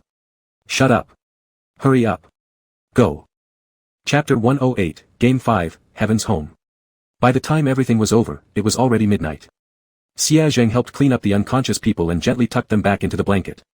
Then he lay down contentedly by their side, burying his head in Yu Yan's arms, gently nuzzling against him. Big brother, I love you so much. The person who was asleep seemed to sense this, turning over to wrap his arms around the person next to him like hugging a large plush doll, lightly patting on the other's back. The person nestled in his arms let out a low chuckle. Tomorrow's me will love you even more. After saying this, he placed a kiss under Yu Yan's chin. Good night, may you dream of me too, big brother. The next morning, after waking up, Yu Yan, as usual, spaced out for a moment. Despite all the havoc from last night, there was no discomfort, except for the various red marks on his skin silently reminding him of what had happened last night. Last night was so intense, by reason alone, today upon waking he should be in excruciating pain in the waist and abdomen, but none of that occurred. Yu Yan blinked while thinking about this and suddenly remembered the first thing he heard when entering the trial of heaven. Please rest assured, players, in the resting area, your safety is fully guaranteed by the system. Was this safety referring to not getting hurt? Big brother, Xia Zheng pushed open the door, carrying milk that was just warmed. It's time to get up, it's almost time. He placed the milk on the bedside table and opened his arms toward Yu Yan. Do you want me to help you with brushing? Before he could pounce onto the bed and prepare to embrace him, Yu Yan slapped him away. No. He remembered that last night, before falling asleep, he was still angry and had said multiple times not to proceed. But the young wolf didn't hear a single word, merely nodding verbally while making no attempt to stop his actions. Bad wolf. He decided to stay cold-faced towards Xia Zheng for the entire day. No, if it goes on for too long, the young wolf would start overthinking things. Half a day then. Alright, no need, I'll go fetch your toothbrush and cup. Xia Zheng appeased him like he would a child, earning another non-forceful punch from Yu Yan. After finishing his morning routine, Yu Yan walked downstairs where the others had already finished breakfast and greeted him as usual. Why was no one surprised? Because a certain someone surnamed Xia had been parading around all morning wearing low-cut clothing in front of everyone, flaunting the kisses and bite marks on his neck. Successfully prompting Long Aotian and Shinji to genuinely ask, seriously, are you insane? Xia Zheng, yeah, I have a sickness, a case of missing Yu Yan so badly every second without seeing him that I nearly die. Long Aotian rolled his eyes sky-high. Zheng remained composed and continued eating breakfast. The simplest and most effective way to handle such children was simply to ignore them, and once left unbothered they'd wander off to entertain themselves. After drinking his milk, Yu Yan selected the dungeon, only to unexpectedly discover that since all 5 members of the team were present, a group melee mode had been unlocked. These dungeons were no longer counted by the number of players, but rather by the number of teams. Yu Yan pursed his lips in thought, can we handle this single-team dungeon? Let's test it out, see how difficult these kinds of dungeons are. Moreover, with only teammates involved, there wouldn't be concerns about being backstabbed by other players. After all, compared to external ghosts and demons, human nature was often more terrifying. The others had no objections, so with a light touch of his finger, Yu Yan initiated the dungeon. Welcome, play around team, to the 5th challenge game, Heaven's Home. Pass difficulty, 4 stars, maximum 5 stars. Pass conditions, discover the secrets of Heaven's Home. Time limit, unlimited. Pass points, 50,000. Dungeon loading, wish you a pleasant game. Upon hearing the announcement, Yu Yan paused for a moment, indeed confirming that team dungeons were different. Not only had the difficulty increased, but the time limit was unlimited. As the white light in front of him disappeared, his vision gradually became clear. Yu Yan found himself standing in front of an elegant and beautiful villa, with his 4 teammates beside him, along with an unfamiliar woman with a pale complexion. The sky was overcast, the air damp and cold, and the heavens showed a dead silence in leaden gray. Yu Yan was dressed in a set of black robes, with a floating little blue ball beside him. Confused about what this was, the small blue ball spoke on its own, Yen Yen. Alright, it was Ms. Chen. Considering this wasn't a situation to speak aloud, Yu Yan attempted communicating through mental telepathy. You have physical form now. Fortunately, this method of communication worked. The little blue ball hovered to Yu Yan's sleeve and stopped, sort of, but like before, nobody else can see me. Only you can. I can help you find clues now, so the 2 of us, mother and son, can fight side by side. Yu Yan nodded, his eyes sweeping around nearby. Not only him, but the other 4 were also wearing mysterious black robes. The 5 of them standing together in these outfits looked at first glance like some eerie cult ritual. Drip. The system in his ear spoke again. Scenario introduction. You are a group of pretentious swindlers with no real skills who deceive people to make money, fraudulently claiming to exorcise spirits and demons to extort wealth from innocent people. After almost 10 years of this business, you've amassed enough wealth to live comfortably for the rest of your lives. So you've decided to retire after pulling off one final major scam, washing your hands of the trade and leaving behind merely your legend in society. The person before you is your last client, her name is Su Meng. Recently, there have been strange occurrences in her home. After hearing this long introduction, everyone was speechless. The first sentence purely insulted without providing any useful information. Didn't they expect they had landed some impressive character cards, only to discover they're all scammers?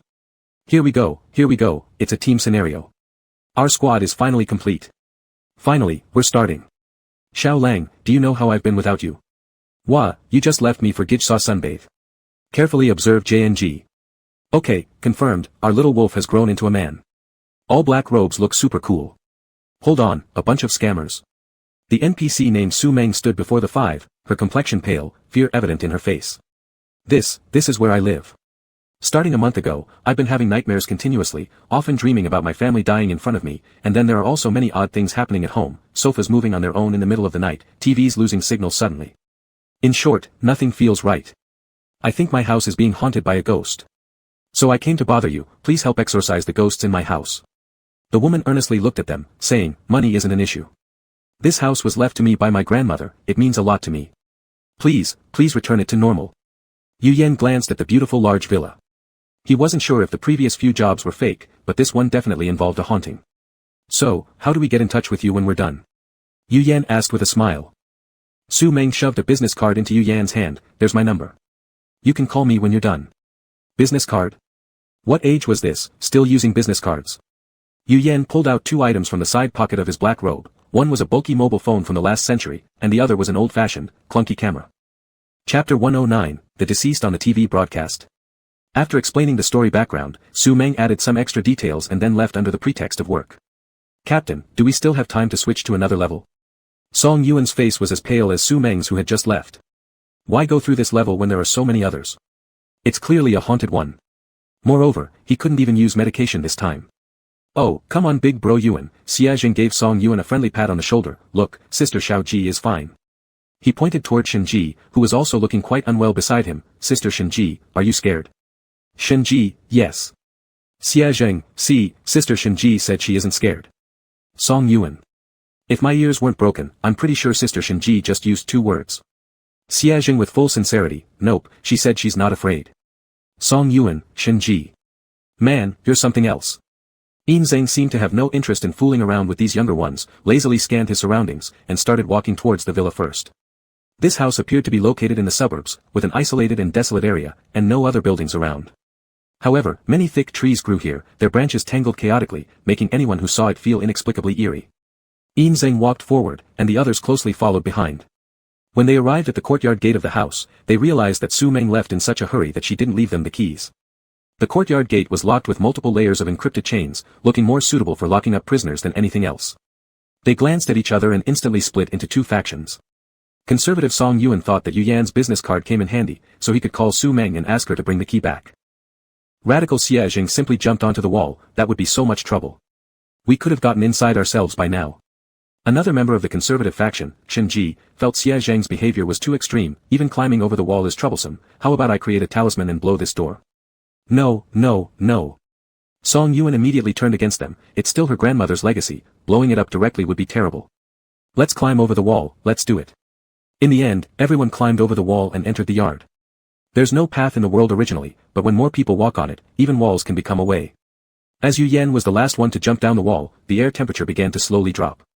A cold discomfort enveloped them, almost shouting out, there's a ghost here.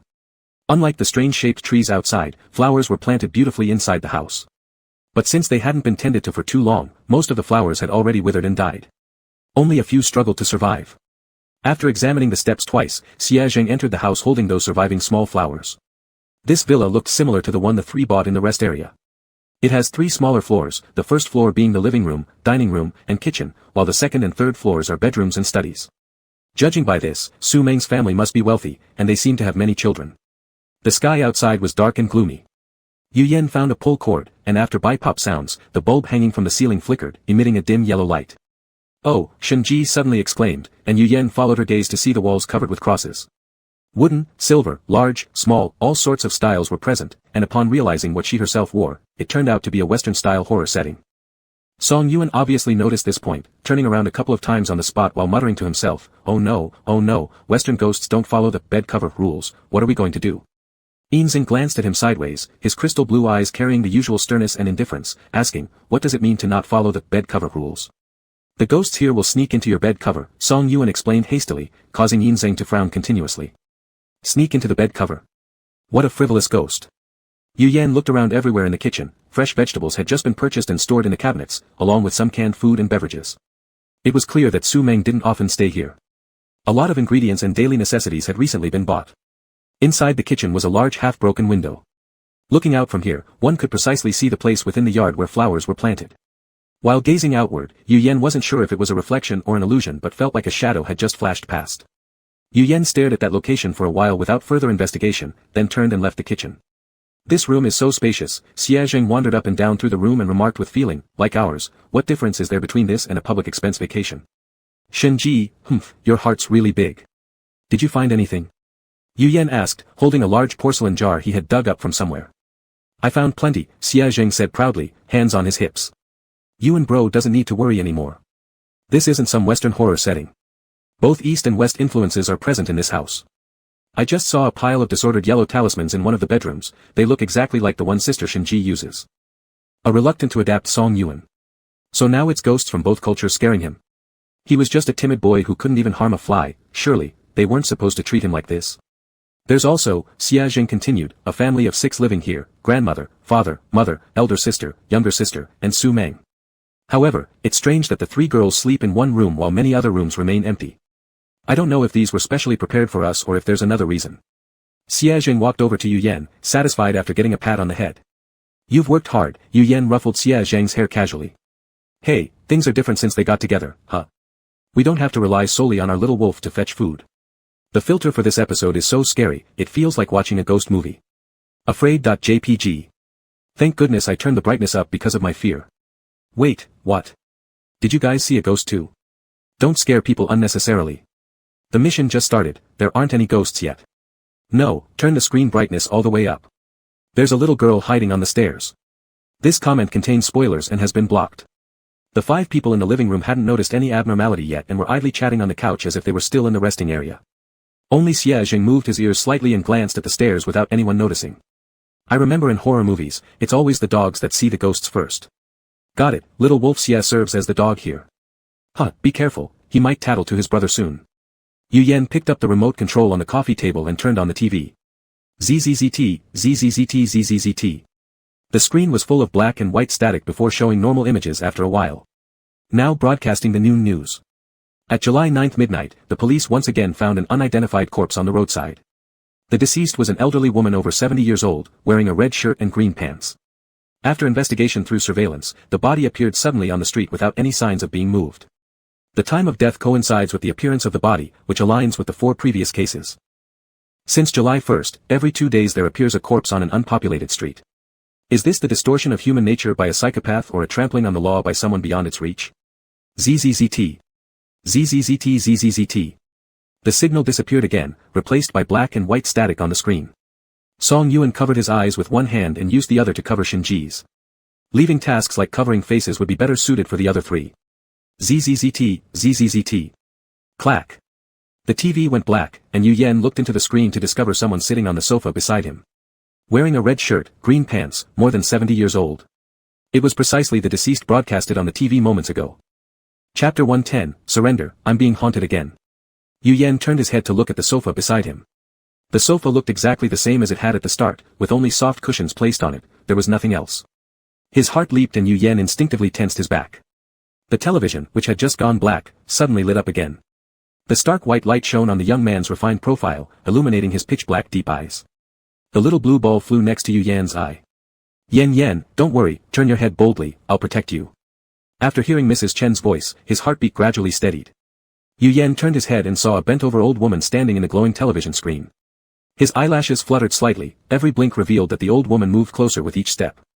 Closer and closer and even closer. Aawa. A sound came from the television, so muffled it resembled an animal-like scream. The little blue ball, too small to block the sightline efficiently, allowed Yu Yan to see the monster underneath the old woman's ear and mouth about to burst out of the TV. Clack. A sharp sound emerged from the side of the sofa, simultaneously erasing the old woman's presence who was about to break out of the TV. Oops, Xia Zheng picked up the plug on the ground, apologizing toward the TV. Sorry, I accidentally kicked it out. Yu Yan sighed deeply. It still needed to be said, Xia Zheng always came through when necessary. Just as his body relaxed, a chilling wind blew from behind him unexpectedly. This cold wind brushed against his cheek, like a hand lightly touching his face. The chill spread, causing half of Yu Yan's face to stiffen. Yu Yan. Surrender. I'm being haunted again. Ahahaha, all the monsters seem to love staring at Yan, doesn't this count as some sort of universally attractive quality? Face slapping you can tell he's cussing quite nastily. Yu Yan acted as if nothing had happened, pulling out the old camera from his pocket. After contemplating for a few seconds in front of the lens, he held it up and took a selfie of himself along with whatever was behind him. Click. The glaring flash almost blinded Yu Yan, and the ghost behind him seemed equally dazzled as well. The icy sensation on one side of his face disappeared, everything returned to normal. Big brother you. Xia Zheng and a few others turned to look at him, revealing expressions filled with concern. All 3, except for Ying Zheng, knew that Yu Yan disliked taking pictures, so his sudden action definitely meant something had happened without their noticing. Yu Yan waved his hand, signaling he was fine. Just now, a ghost touched my face, he said casually. The little blue ball flew onto his head, gently patting him twice to silently soothe his concealed anxiety. Hearing this, Xia Zheng scooted closer to Yu Yan. Like a large dog, he softly embraced Yu Yan while peeking at the camera in his hands.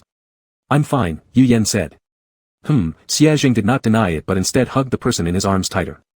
Let me see what you captured. I need to hold you while looking, otherwise I'll be scared. Song Yuan and the rest also gathered around, crowding together to view the picture they had just taken. On the dark green screen, the youth with startlingly pale skin appeared calm at first glance. In reality, his eyes were avoiding the lens. Behind him stood the grotesque old woman. Her wrinkled, pale face looked like dried tree bark, full of cracks. Her wide-open mouth stretched to her ears, showing rows of blood-red lips and pearly white teeth. And her hand, that bluish-greenish, ashen-white hand, was resting on the young man's face right now.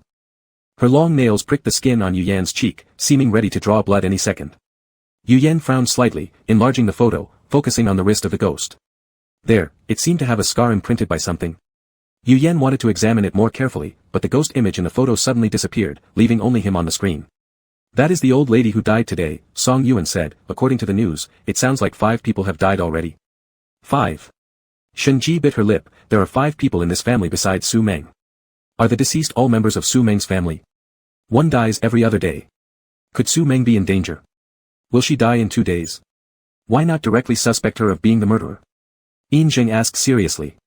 If her family has died, how could she not know about it? And she also said that this house was left to her by her grandmother. If they really were her family, don't you think that statement is a bit strange? Sigh, that makes sense.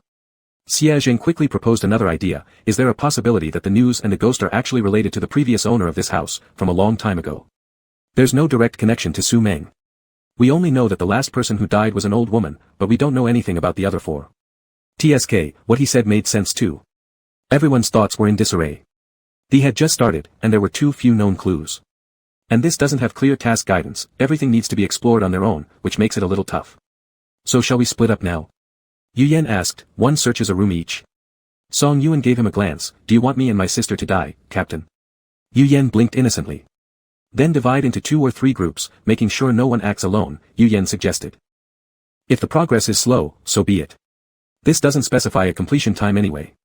Song Yuan and Shen Ji must be separated, leaving the question of how to distribute the remaining 3. Xia Jing quietly moved closer to Yu Yan, blinking at Yin Jing. I want to team up with my brother. I want to team up with my brother. I want to team up with my brother. Yin Jing, humph.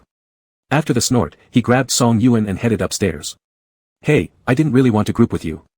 Can't we separate the other 2? Or I can go with them. You dislike teamwork, and I dislike you. Yin Jing loosened his grip on Song Yuan's clothes and walked forward by himself. Fine. Song Yuan, Are you mad? Following the principle that someone else's unhappiness makes him happy, Song Yuan took 2 steps ahead and caught up with him, really mad. The other 3 exchanged glances, unable to understand the strange magnetism between Dragon Pride and the aggrieved doctor. Drip, drip. The clock hanging in the living room kept turning silently, urging everyone to act. Yu Yan and the others also moved upstairs. Hold on, after taking a few steps, Yu Yan suddenly stopped, something seems off. Chapter 111, Long Time No See, Ranan. The second hand of the clock was ticking, but upon closer inspection, the needle was actually moving counterclockwise. Wow, Xia Jing exclaimed in surprise, this watch is so magical, it actually turns backward. I want one too. Yu Yan and Shen Ji. You want a hammer? What's the use of having a clock that goes backward? Yu Yan glanced at him and asked, then shifted his gaze back to the clock. This clock wasn't just strange because its second hand turned backward, its other needles seemed broken as well, staying still no matter how many circles the second hand made. 444. What a lucky number.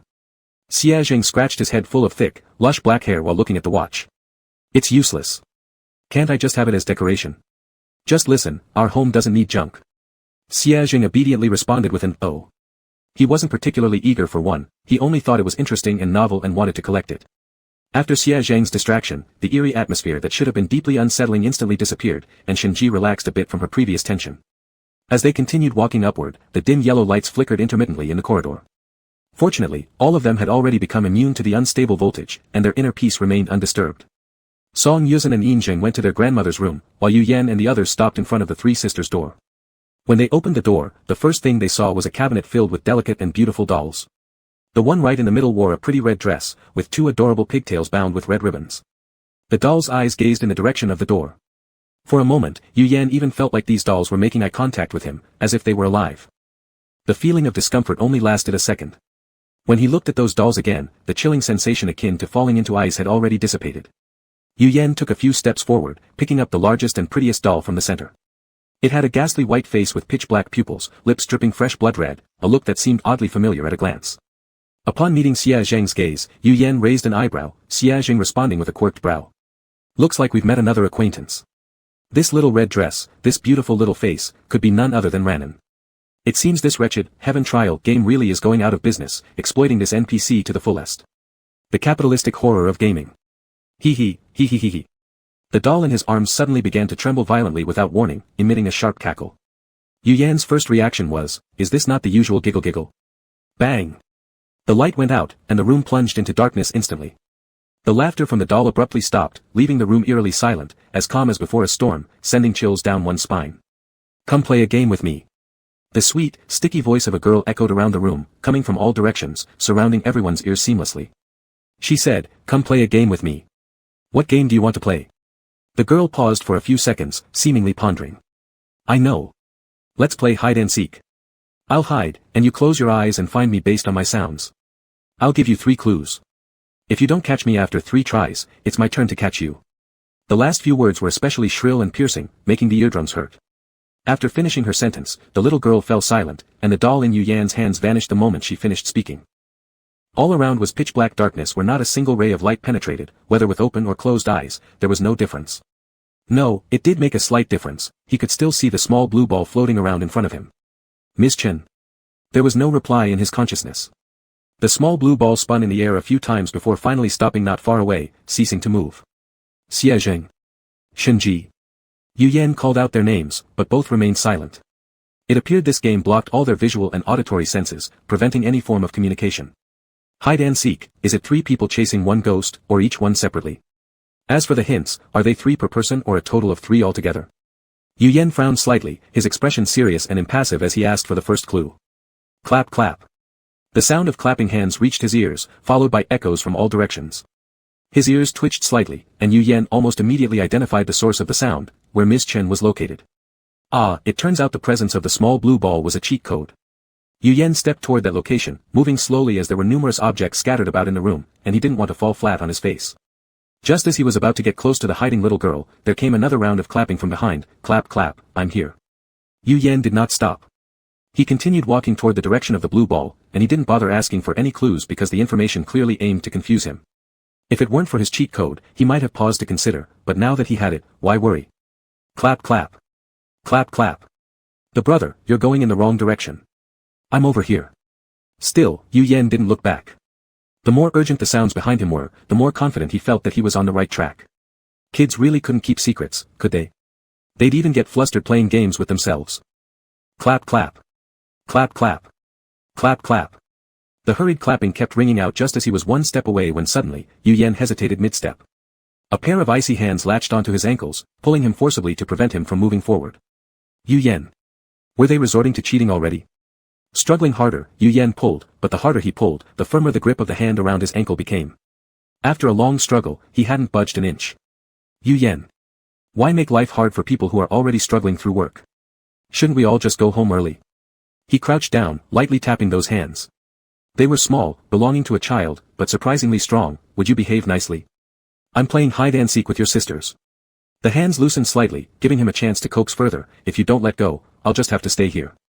And she'll have to keep standing there waiting for me. She'll get tired. Gradually, the strength lessened.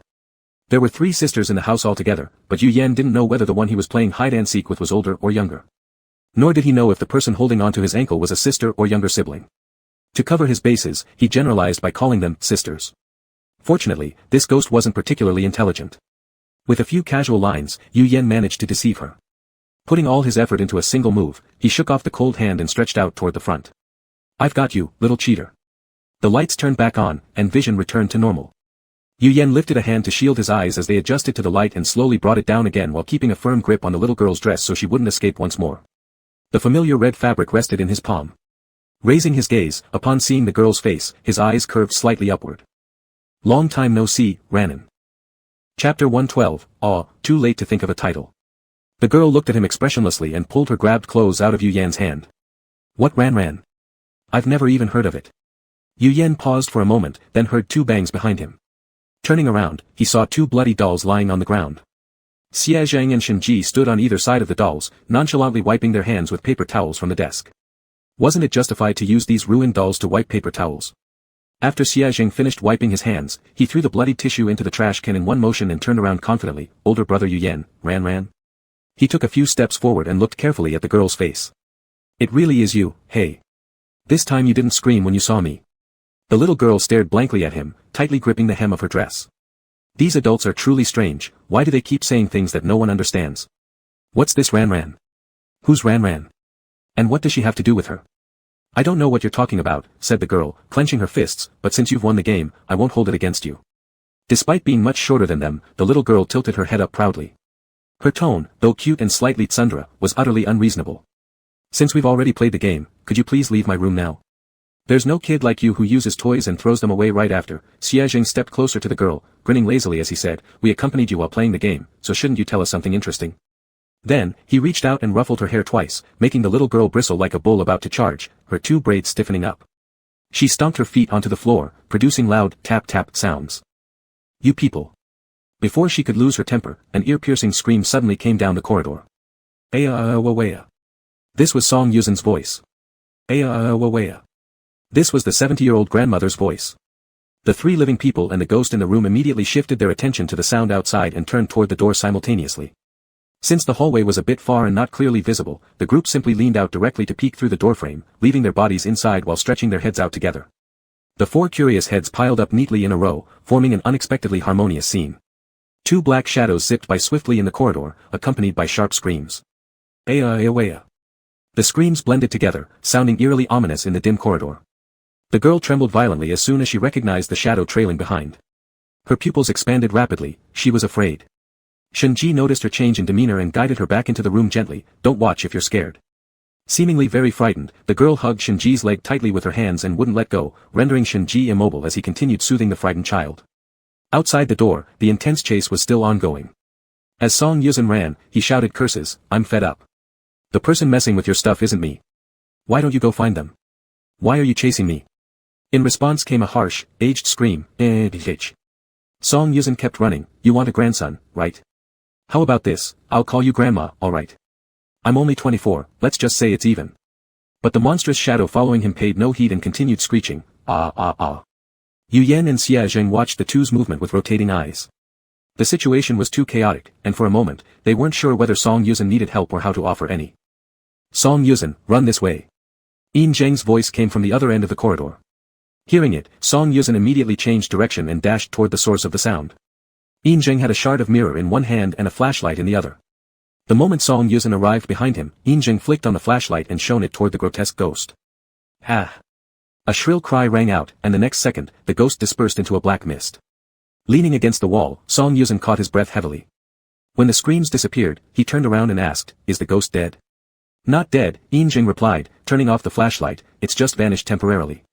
Song Yuzhen blankly nodded his head, sweat sticking to his temples along with strands of black hair. Adjusting his glasses, which almost fell off his nose bridge during the chase, he slowly comprehended something and glared at Yin Zheng unhappily. "I've told you not to mess with those items. You insisted on touching them. If anyone should be chased, it's not me. If we didn't touch, that ghost wouldn't come out, she would have just kept following us. At least you could have told me," Song Yuzhen replied angrily. "Your sudden action scared the hell out of me. You know how terrified I get. If I had told you, wouldn't the ghost already know?" Yin Zheng asked with a frown, "Do you want me to loudly plot right in front of her? But if you hadn't thought of a solution, the dead person would have been me. I did this because I've thought of a way." Song Yuzhen turned around and walked away, no longer paying attention to Yin Zheng. He knew he couldn't explain things clearly to this man, and the more they argued, the angrier he'd get. First impressions were indeed accurate. It was no wonder why he felt repulsed by this so-called celestial lord from the beginning. In high spirits, Song Yuzhen stomped back into Yu Yan's room.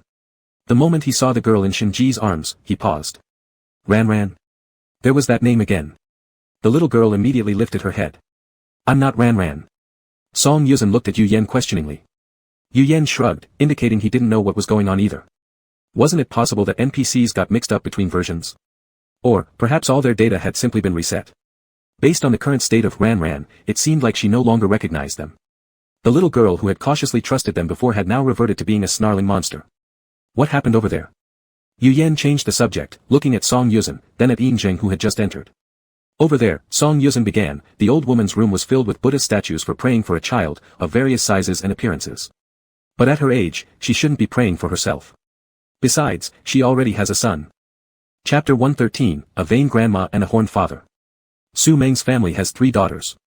If they really wanted a son, it was probably the old lady who prayed for one for her son and daughter-in-law. All the adults present understood this point and tactfully skipped this topic in front of Ran without explicitly saying it. Is this ghost afraid of light? Xia Zheng turned his head to ask Yin Zheng, remembering that when Yin Zheng turned on the flashlight, the ghost disappeared. No, Yin Zheng spoke solemnly, she's afraid to see her own face. The room they went into was filled with strange Buddha statues on the desk and bookshelf. Both Yin Zheng and Song Yuan could tell at a glance what the owner of the room had in mind. On the desk, apart from those Buddha statues, there was a framed photograph of a family portrait. Though called a family portrait, only one face could be clearly seen under the light, the father's face. The other 5 people's faces were scratched out with a sharp knife, especially the grandma's face, which was almost unrecognizable. Looking upward, the walls were covered with various posters, their edges yellowed, indicating they had been up for some time. The main character in many of these posters was one person, a beautiful, alluring woman with a radiant smile full of charm. So pretty, Song Yuan blurted out instinctively. Then his body stiffened as he heard a raspy chuckle behind him. Nobody dislikes being complimented, and Song Yuan's reaction obviously pleased the old woman. The temperature dropped gradually behind him, and he could vividly feel the ghost moving closer to him. Please don't come any closer. You actually seek me out after I compliment you, isn't this pure revenge? Yinzeng stared at the mirror behind Song Yuan. They couldn't see the ghost, but the mirror could. Through the cracked mirror, one could see the emaciated female ghost smiling radiantly due to that compliment, her blood-smeared cracked lips laughing exaggeratedly as she revealed her row of fine, sharp teeth. This grotesque and nauseating appearance had no connection to the bright woman in the poster. No wonder she didn't want to see herself and even smashed all the mirrors in the room. The grandma took slow steps forward, her lips twitching but unable to produce any sound. Yinzeng deciphered her lip movements, she said. What a handsome and articulate young boy. If these eyes were mine, how splendid would that be? She had already targeted Song Yuan. The targeted individual obviously knew this horrifying fact too. He carefully moved forward step by step, his eyes glancing around as if examining the posters on the wall but actually searching for useful information. Yinzeng took a step forward, grabbed his wrist, and said, "Hey," causing Song Yuan to pause momentarily, asking silently through his eyes, "Do you have a plan?" Then he helplessly watched as the other held onto his wrist, pulling his hand while muttering, "No no no," knocking over all the neatly arranged child-praying Buddhas on the edge of the table. Song Yuan was stunned, unable to believe as he looked towards Yinzeng and spoke his third sentence since entering the house. "Do you think I haven't died enough?" The ghostly aura surged behind them. Then, the scene from the previous chapter occurred, he fled, and she pursued, making his escape impossible. As Song Yuan ran out of the room, Yinzeng quickly approached the broken mirror, attempting to pry off a piece of its shards.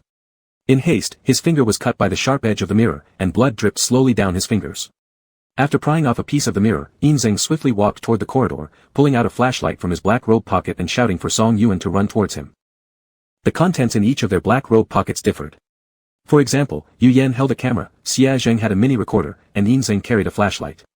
Although in theory they were merely deceitful swindlers posing as spirit mediums, they still had the necessary equipment to make their act believable over the years. With the flashlight switched on, the ghost clearly saw her own hideous face in the mirror. It wasn't hers. This couldn't possibly be her face. Ah! She screamed painfully from her throat, flailing her hands wildly, her long nails tearing through Yinzeng's arm again, fresh blood gushing out. Screwing up his brows, Yinzeng didn't retreat. Instead, he pushed the mirror harder towards the ghost so she could see her true visage completely. Ah! There was another piercing scream, the ghost dissipated into a puff of dark mist on the spot. She explained why she crossed out her own face, but what about the three girls? Xia Zheng paused here, glancing at Ranran standing beside him. Was it appropriate to discuss this in front of a child? Shenji understood the implication, raising her hand to cover the little girl's ears, but the girl shook her head and shrugged off the hand. No need, no need. I know Grandma doesn't like us, nor does she like Mom. Because none of us are Dad's biological children. The other 5 people, what? Their brains momentarily froze. Hold on, that statement carried quite a bit of information. Was it about playing around in big villa families? Did Mom have affairs with 3 different people, or just one who fathered all 3 kids? Holy crap, this shattered our worldviews. Dad has 3 green hats over his head, and he still hasn't divorced. Is he love-addled? That way, it's understandable why Grandma dislikes them, none of them are her real granddaughters, why would she like them? Xia Zheng blinked his eyes and swallowed the second half of his question. Alright, the reason why Grandma disliked the daughter-in-law and the 3 granddaughters was found. What about your sisters? Yu Yan bent down to ask, raising his hand to brush the scattered strands of hair from the girl's forehead behind her ear. Where are they now? Aren't they playing hide-and-seek with you? My sister went to school, and my younger sister is playing downstairs. Haven't you seen her? Ranran said, pointing her finger toward the window. Yu Yan followed her pointed direction and looked outside. He could only see a swing in the yard. With no wind outside the window, the leaves were still, yet that swing began to sway gently. Playing on the swing. Yu Yan whispered, but this time, no one responded. When he retracted his gaze, he noticed the little girl had disappeared, likely having run off somewhere again. I'm a bit hungry, Xia Zheng rubbed his stomach and said. In previous simulations, the physiological needs of players were diminished. For example, going an entire day without eating wouldn't make them feel hungry. But this simulation was clearly different. Not even half a day had passed since entering the simulation, and the food consumed beforehand had already been digested completely, leaving their stomachs rumbling hungrily. Xia Zheng blinked his beautiful large eyes. Can we go eat first? Can we? Alright then, let's go, I'm also a little hungry, Song Yuan said while walking towards the door. As he passed Yinzeng, he paused briefly. Are you just letting that wound heal by itself? Yinzeng remained silent. Song Yuan felt inexplicably annoyed again. He lifted Yinzeng's sleeve, and his palm glowing with red light pressed onto the wound. Yinzeng frowned but still didn't say anything. Instead, it was Xia Zheng who saw and sucked in a breath. Holy hell, the sight of the red glow made him imagine how much pain there must be. Chapter 114, just tell me if you feel heartbroken for me or not. On the first floor, Yu Yan poked his head out of the kitchen and asked the 4 people sitting on the couch, would you like to have bitter melon omelette? Xia Jing nodded, while the other 3 shook their heads. Alright, then I'll make a bitter melon omelette. Yu Yan continued searching through the ingredients on the table and asked again, how about sweet and sour pork ribs? Xia Jing nodded, and so did the other 3. Alright, then I'll make these 3 dishes. Yu Yan tied the apron around his waist and shouted towards the living room, Xia Jing, would you come and help me in the kitchen? Sure. With that, Xia Jing jumped up and darted into the kitchen. Why choose Xia Jing to help? The reason was simple, Shen Ji and Engsub don't know how to cook, and novices going into the kitchen are bound to cause disasters. Song Yuan, according to his own claim, knows how to cook, but in Yu Yan's view, it's something that isn't fit for human consumption. After some thought, it turned out Xia Jing was the most reliable. He may not be good at making meat dishes, but he knew everything else that he should. Hold on, Shen Ji suddenly realized something, didn't we just ask 2 questions before? How did we end up with 3 dishes? Song Yuan quietly flipped through a book on the table and replied without lifting his head, because our little wolf likes eating meatballs. Shen Ji, tisk. Once again, they'd been one-upped. Why didn't you eat meat before? Yu Yan asked as he took the meat handed over by Xia Jing. He remembered Xia Jing had also been vegetarian in the last 2 scenarios. Later, when he casually asked in the canteen at Paradise University, Xia Jing slowly started eating meat. Because there wasn't any meat to eat when I was a child, even having eggs to eat was already very fortunate, Xia Jing said with a smile, and later I ate it because Brother Yu Yan asked me. I think if I keep not eating, Brother Yu Yan might feel heartbroken for me in the future. Yu Yan paused while cutting the meat, what does this have to do with me? Just tell me, do you feel heartbroken for me right now? Xia Jing tilted his face upwards and asked with his eyes slightly slanted downwards. Yes, I do, Yu Yan didn't deny it, but deep inside he regretted it. If he'd known earlier, he could have just announced there were 2 dishes and hidden the meatballs in the kitchen for Xia Jing alone to eat. His knife kept cutting bit by bit, but Yu Yan's thoughts gradually wandered off. What exactly did the past Xia Jing go through? Even though he was a werewolf, why didn't he get any meat to eat? Why didn't such an open-hearted personality have friends, bored to the point where he could only talk to flowers and grass? And why, despite being tall and strong, did he have such a deep scar on his neck? He still remembered what Mrs. Chen had once said, in the original book, Xia Jing's ambitions were extremely deep. To seize the throne of the Wolf King, he didn't hesitate to use any means, killing his father and taking power, indulging in slaughter. Virtually no reader liked him, hoping he would meet his end sooner rather than later. Hope he dies. These words pounded painfully against Yu Yan's chest. Brother Yu Yan. Yu Yan suddenly snapped back to reality, stiffening his fingers holding the knife, realizing that due to his wandering thoughts just now, the knife blade had almost cut his finger. What were you thinking about? Xia Jing pinched Yu Yan's cheek and anxiously asked, not concentrating on cutting meat, what if you hurt yourself? I'm going to criticize you.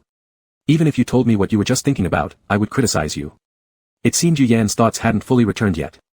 He looked at Xia Jing and softly said, I was thinking about you. Xia Jing instantly swallowed all the words he originally planned to criticize. Was Brother Yu Yan thinking about him? When had his brother become so clingy? He couldn't resist thinking about Brother Yu Yan even though he was standing right here. The corners of his mouth unconsciously rose. His brother truly loved him. Xia Jing grinned foolishly, then reached out and pinched Yu Yan's palm again, I know brother is thinking about me. But if you want to know about my past, let me tell you tonight, alright? Yu Yan blinked, looking at the handsome young face up close in front of him and asked, why tonight? Because I'm hungry now, brother. Xia Jing looked at him pitifully, my stomach has growled many times already. Almost forgetting the main event, Yu Yan hummed once and began busy cooking. After dinner, the remaining few decided who would wash the dishes via rock paper scissors. Shen Ji became the poor unfortunate soul. The other 4 relaxed on the couch. Suddenly, they felt a chill down their backs. Song Yuan shuddered, why do I feel like something is watching us? Xia Jing nonchalantly ate peanuts, feeding the ones next to Yu Yan after peeling them, isn't this normal? 5 ghosts in one house, naturally some will be watching us. Yu Yan chewed on the peanut handed over by Xia Jing, do you guys guess which ghost is watching us now? It's the sister of this house, Engsub said with his usual steady and calm voice. How do you know? Because she's standing at the door of the kitchen, wielding an axe while glaring at us. The other 3. You little punk, why must you release each sentence one at a time? The female ghost was much taller than Ran. Her pitch-black long hair draped over her face, revealing ghastly pale skin, bloodshot crimson eyes glaring viciously at the 4 men sitting on the couch, as if trying to devour them alive. Oh no, Xiajil. Yu Yan stood up quickly in alarm. Then they heard that hoarse and angry voice of the female ghost who scolded them, why should only women be doing all the work while you men laze around? Yu Yan sat back down, having thought Xiajil was in danger, but it turned out that this female ghost just hated men, so he could relax. Not true, Xia Jing continued peeling peanuts, we decided by rock paper scissors, it's very fair. You men always find excuses by claiming being tired from work, making women do housework. You claim, I take care of you, but in reality treat women as unpaid maids. Such simple lies I see through long ago. Don't try to fool me. Xie Zheng. We didn't lie to you, we really decided by rock paper scissors. The female ghost kept yelling, you never see us as individuals, you view us as objects to play with. Xie Zheng, sister, can you switch back manually? Inter-channel chatting was exhausting. I will enforce justice today, I'll kill all of you, the female ghost roared as she swung the axe toward the sofa. A towering wave of resentment surged towards the four people. They immediately got up and fled everywhere. Song Yuzhen cursed as he ran, how come every second of this day seemed fated to be chased. He regretted not washing the dishes himself, wasn't it just some broken bowls? If he'd washed them himself, there wouldn't have been all this chaos. The fierce chase completely disordered the living room, clashing sounds of various objects ringing endlessly, throwing the scene into total chaos. Suddenly, Yu Yan remembered something, and stopped running. Looking at the female ghost just steps away from him, about to swing the axe high again, he opened his mouth to say. Chapter 115, You are not the supporting role in a love story. Aren't you supposed to be at school? Why are you still at home? The ghost girl's steps suddenly halted. Her previously fierce expression was tinged with awkwardness and uncertainty. Unconsciously, she lowered her arm that was wielding the axe. The loose collar of her blouse slipped down as she moved, revealing a shoulder and neck covered in bite marks and suggestive traces. The girl standing before them couldn't have been older than 18, probably around 15 or 16 years old. Upon seeing those indescribable marks, Yu Yan instinctively frowned. What kind of animal wouldn't even spare a little girl? Thinking back to the long string of words she had spoken earlier, he could guess that this sister had been severely hurt by a man. Whether it was early love or something forced, anyone who would harm someone at this age was no better than an animal. Was the storyline of this scenario really so explosive? Each individual story, when taken alone, could make one go blind with shock. Yu Yan loosened the black robe from his body, took a step forward, and extended it towards the ghost girl. Do your sisters know about this yet? The ghost girl did not take the offered robe. Instead, she raised her head with caution, bloodshot crimson eyes locking tightly onto Yu Yan's gaze. What are you looking at me like that for? I won't tell them, Yu Yan said in a softer tone. Children of this age were often rebellious, their speech required gentle handling. Yu Yan guessed that if he had uttered just one threatening word, the ghost girl might have immediately swung her axe at him and chased him all over the house. Yu Yan sighed, feeling too tired to run much further.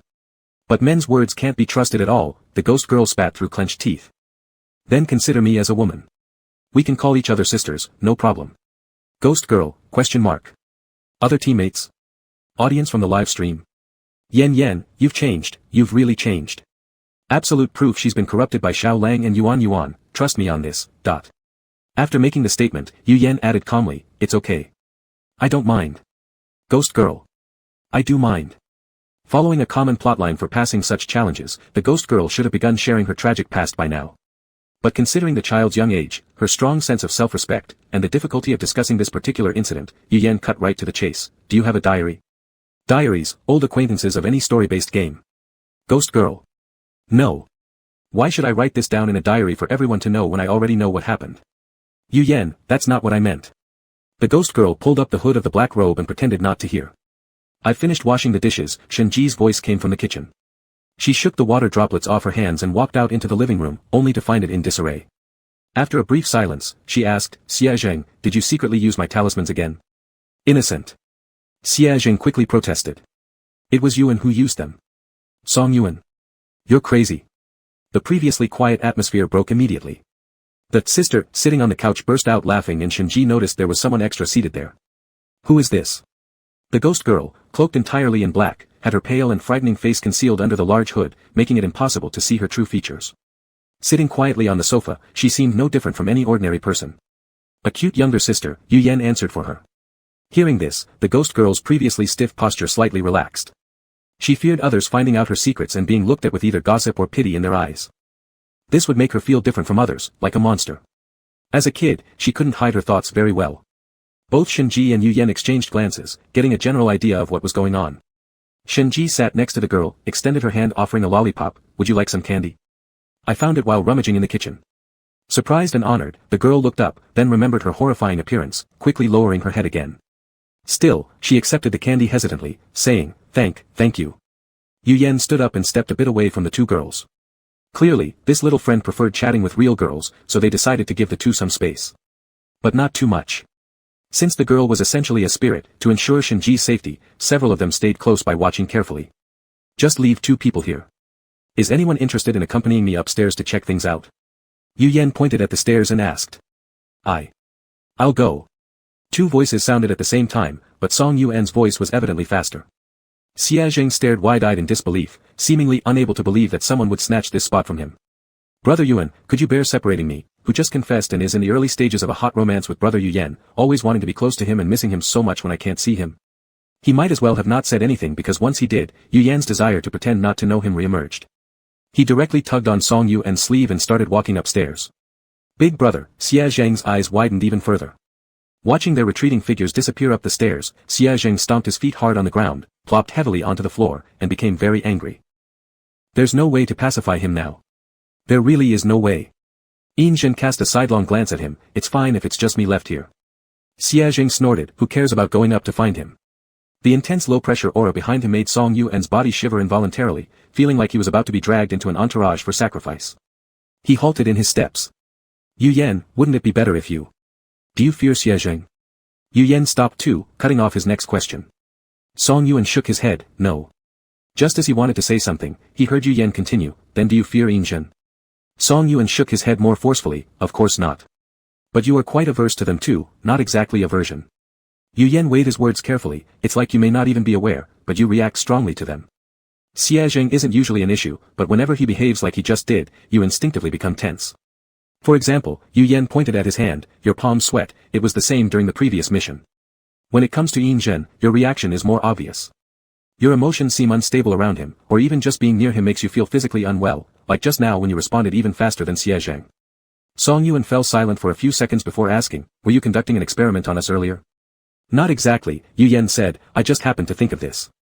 I feel, you might need to see a psychologist. But I am a doctor myself. But you can't treat yourself. I don't know whether what I'm saying now is right or not, but if you need it, I'd make a good listener. Song Yuan didn't respond. After a moment he finally asked, are you going to comfort your little wolf now? Are you planning to stay here alone? Song Yuan pressed his lips together, I'm afraid. In that case, I'll stay with you for a while. Yu Yan smiled at him, don't worry, I will sort out my issues with Xia Zheng, it has nothing to do with you. You're not the supporting role in some love story, I only said those things earlier because we're friends. It's just because we're friends. Song Yuan was stunned for a moment, the beautiful eyes hidden behind his glasses inexplicably shimmered with moisture. He felt as though Yu Yan seemed to know something, but at the same time appeared to know nothing. Chapter 116, Super Easy to Spoil Little Puppy. Third floor. The two returned to Grandma's room. As soon as Song Yuan entered the door, he walked toward the corner and pulled out a pair of pliers. Pliers? Song Yuan fiddled with the pliers and said, Ran has a scar on her arm, and I suspect it was burnt by this thing. So perverted? Yu Yan furrowed his brows. He knew that this grandma didn't like her granddaughter, but would she really use pliers to burn someone? Wait, the scar on the arm. He recalled the blurry photo in his mind. He remembered that the grandma also had a scar on her wrist. What was this pliers used for? With doubts, Yu Yan reached out and took the object. At the edge of his vision, a white mist suddenly rose, vaguely revealing a prophecy skill. No, it wasn't a prophecy, what he saw was something that had already happened in the past. His point of view lowered as his body was tied to a chair. Yu Yan tried to struggle but found his body completely powerless. Don't. His mouth slightly opened, involuntarily producing a sound that was not his own, it was Ran's. He was now inside Ran's memory. Grandma, I'm sorry, I won't tell Mom anymore. I'm wrong. The girl's sobbing voice reached his ears, and from the tremor in the voice alone, one could tell how helpless and scared the poor child was. You only realize you're wrong now. Too late. An elderly woman with a hunched figure emerged from the darkness, a malicious look in her eyes as she held a pair of red-hot pliers. I'm sorry. Grandma, I'm really sorry. Please. The tied-up girl struggled even harder, her voice almost sharp and shrill. Her cheeks were wet as she couldn't help but cry. The girl was utterly distraught, and so was Yu Yan, who was possessed by her experience. No way, he just wanted to know what the pliers had been used for, not necessarily to personally experience it. I'll never say bad things about Dad again, and even if he and my sister do those things, I won't report to Mom anymore. Grandma, I really know I'm wrong. The grandma ignored her pleas as she took slow steps forward with a sickly smile on her face. Children always need some lessons to listen, this time you know you're wrong, next time you won't commit the same mistake. Be obedient, and Grandma won't burn you again. The fire pliers glowed bright red after being heated in the coal, and even though they hadn't touched him yet, his body seemed to have already felt the searing heat. Crazy. Yu Yan's mind echoed only these two words. Shit, this old lady is crazy, and her son is also crazy. How could he do such things to his own daughter? Grandma. The girl was trying to awaken any trace of conscience or familial affection from the person in front of her using the cries of "Grandma. I'm wrong, I'm really ah." The burning hot iron clamped onto the tender arm of the girl. Where it made contact, there was first a fleeting sensation of coolness, followed immediately by an excruciating burning pain that shot through her entire body. It felt like being struck by lightning. The girl lost control and screamed miserably, while Yu Yen suffered too, his thoughts nearly interrupted by the intense pain. The world went pitch black before his eyes. Yu Yen knew that Ran had passed out from the pain. A second later, he fainted as well. In the last second before returning to reality, he saw the twisted and satisfied grin on the grandma's face. Yu Yen. Yu Yen. Yu Yen opened his eyes, finding most of the physical pain gone, leaving only a faint needle-like sensation on his arm. Thankfully, the pain wouldn't manifest in reality. Yu Yen sighed with relief. What happened just now?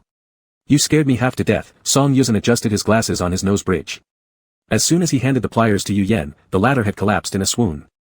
With tightly shut eyes, he wouldn't wake up no matter how hard Song Yuzhen called him. There were no apparent wounds to treat. This scared Song Yuzhen almost into losing consciousness himself and following Yu Yen. It's nothing, it was not quite a prophecy, but I saw something that happened in the past. Yu Yen said a bit wearily, now I know where the marks on the girl downstairs come from. It's her father. Song Yuzhen stared blankly, ah.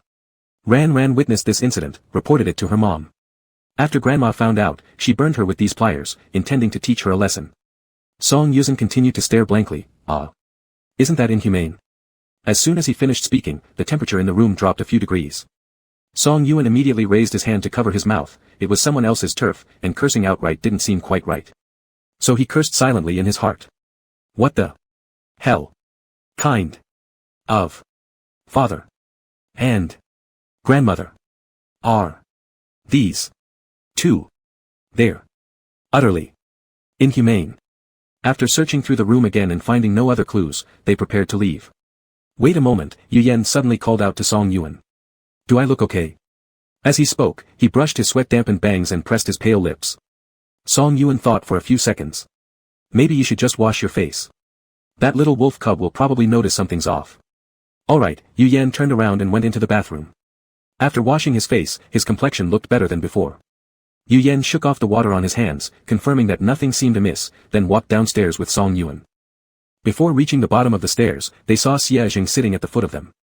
His legs were drawn together, one hand propping up his chin, looking skyward at an angle to keep tears from falling. Xia Jing. Upon hearing his name, Xia Jing didn't turn around, stubbornly averting his face. He was still angry, very angry. Yu Yen chuckled softly, walking down the stairs to sit beside him, observing the little wolf snorting indignantly as he turned his face to the other side. Are you mad? Yu Yen reached out and poked his puff-cheeked face. How could I dare to be angry?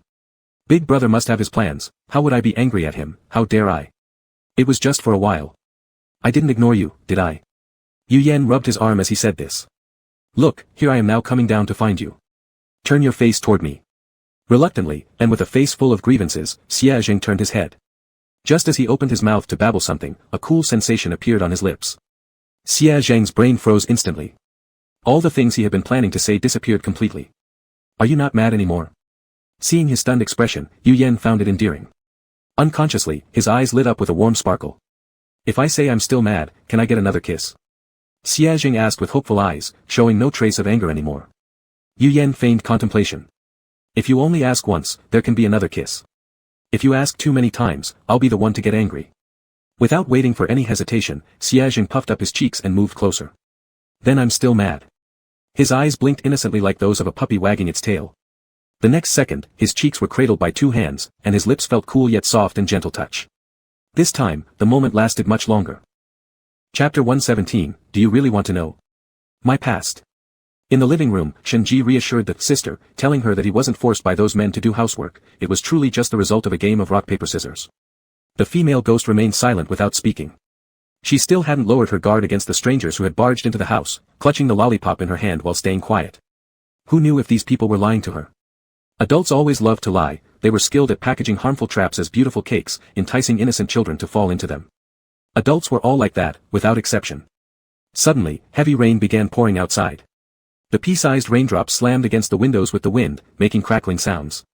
Shenji merely glanced out the window, and when he turned back, the ghost next to the sofa was already gone. How is it that everyone in this family disappears and reappears so suddenly? Shenji muttered quietly.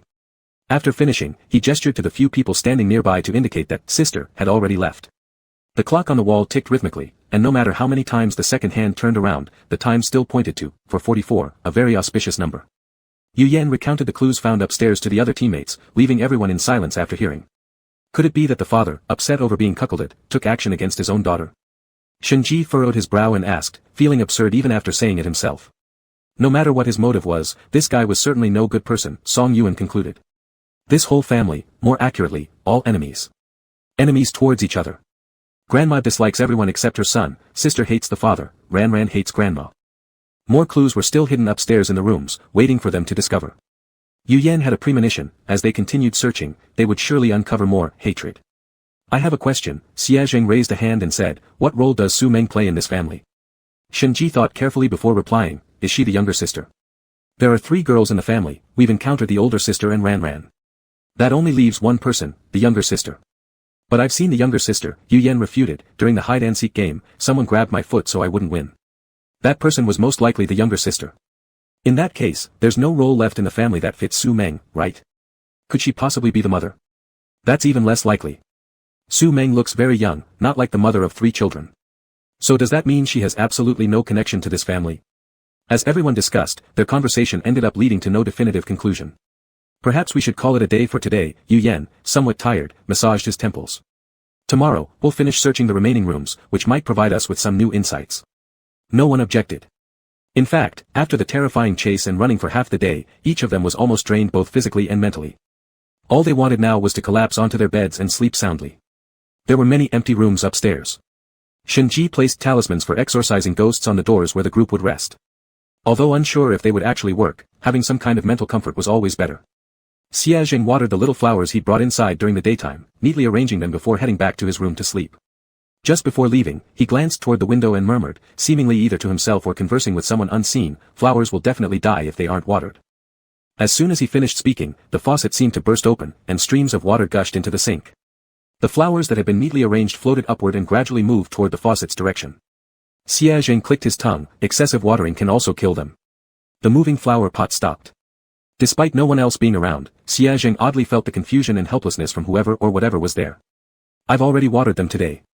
You can come back tomorrow at this time. He finished speaking and turned to leave. Behind him, the hovering flower hovered motionless in the air for a few seconds before slowly being set down back in its original spot. Xia Zheng bounced back to his room and grabbed his blanket, preparing to rush over to Yu Yan's room. Everyone else's rooms were plastered with talismans layer upon layer, but only his room lacked any such protection. Shenji guessed this guy wouldn't stay obediently in his own room, so he simply skipped to fixing any talismans altogether. At least it saved him wasting talismans. Big brother Yu Yan, may I come in? Xia Zheng knocked and asked.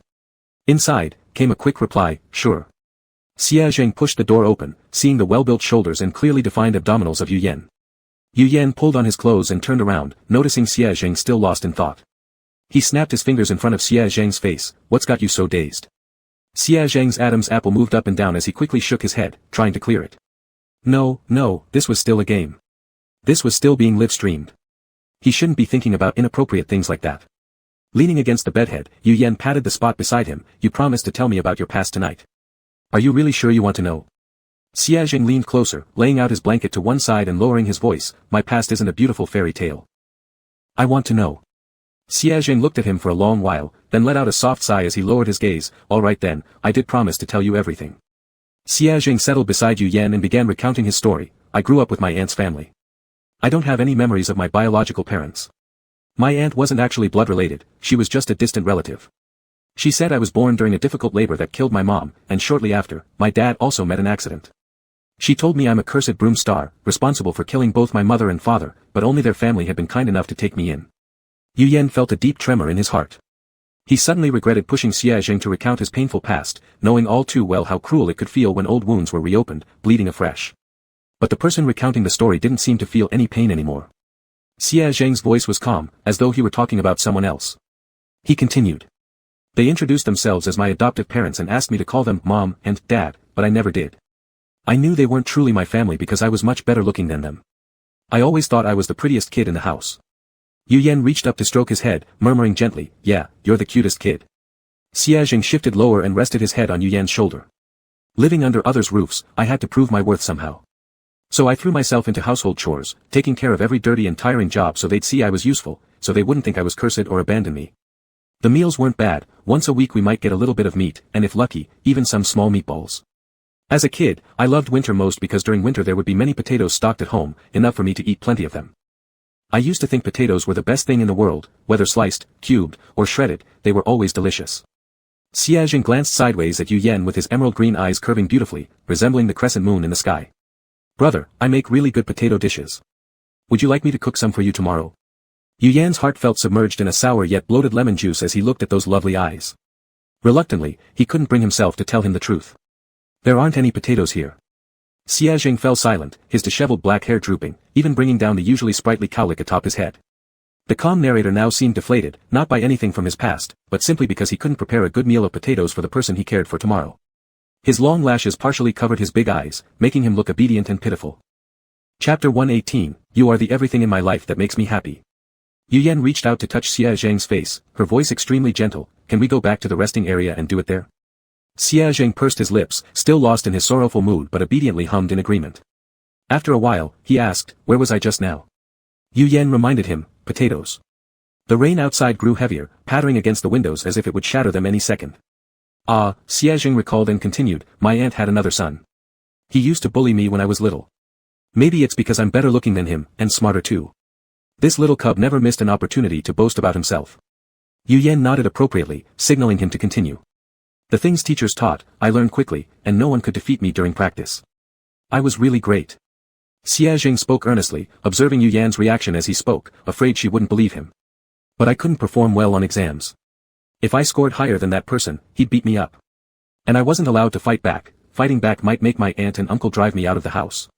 Becoming homeless for temporary satisfaction was not a good deal, Xiaojing understood this from a young age. So what if they mocked me? So what if they hit me? Listening, enduring, I gradually got used to it. I didn't see them as family, but I needed somewhere to shelter from the wind and rain.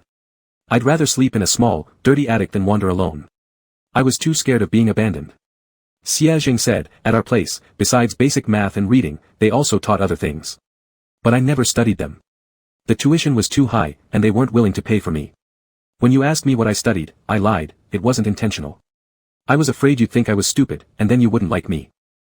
Xiaojing's voice dropped, remembering the glimmer in Yu Yan's eyes when she mentioned Lu Boming, a kind of heartfelt admiration and respect that Xiaojing had never seen before. Back then, Xiaojing thought to himself, what am I supposed to do, Xiaojing? It seems brother likes intelligent people. What should I do if he doesn't like someone as dumb as me? Those poems you couldn't understand, those formulas you couldn't comprehend, and when others chatted about them, you couldn't even join in. So stupid, how could brother ever like you? I like you. Yu Yan, holding his hand, said, it's not because you're dumb, but because no one has properly taught you. His eyes stung suddenly, Xiaojing thought maybe it was because the window wasn't closed well, and the rain dripped into his eyes. Everything started to blur gradually, Xiaojing lifted his hand to rub his eyes. He was only 18 years old, despite all the experiences, he was still just a child. Tears streamed down more uncontrollably, and Xiaojing inexplicably felt a bit angry.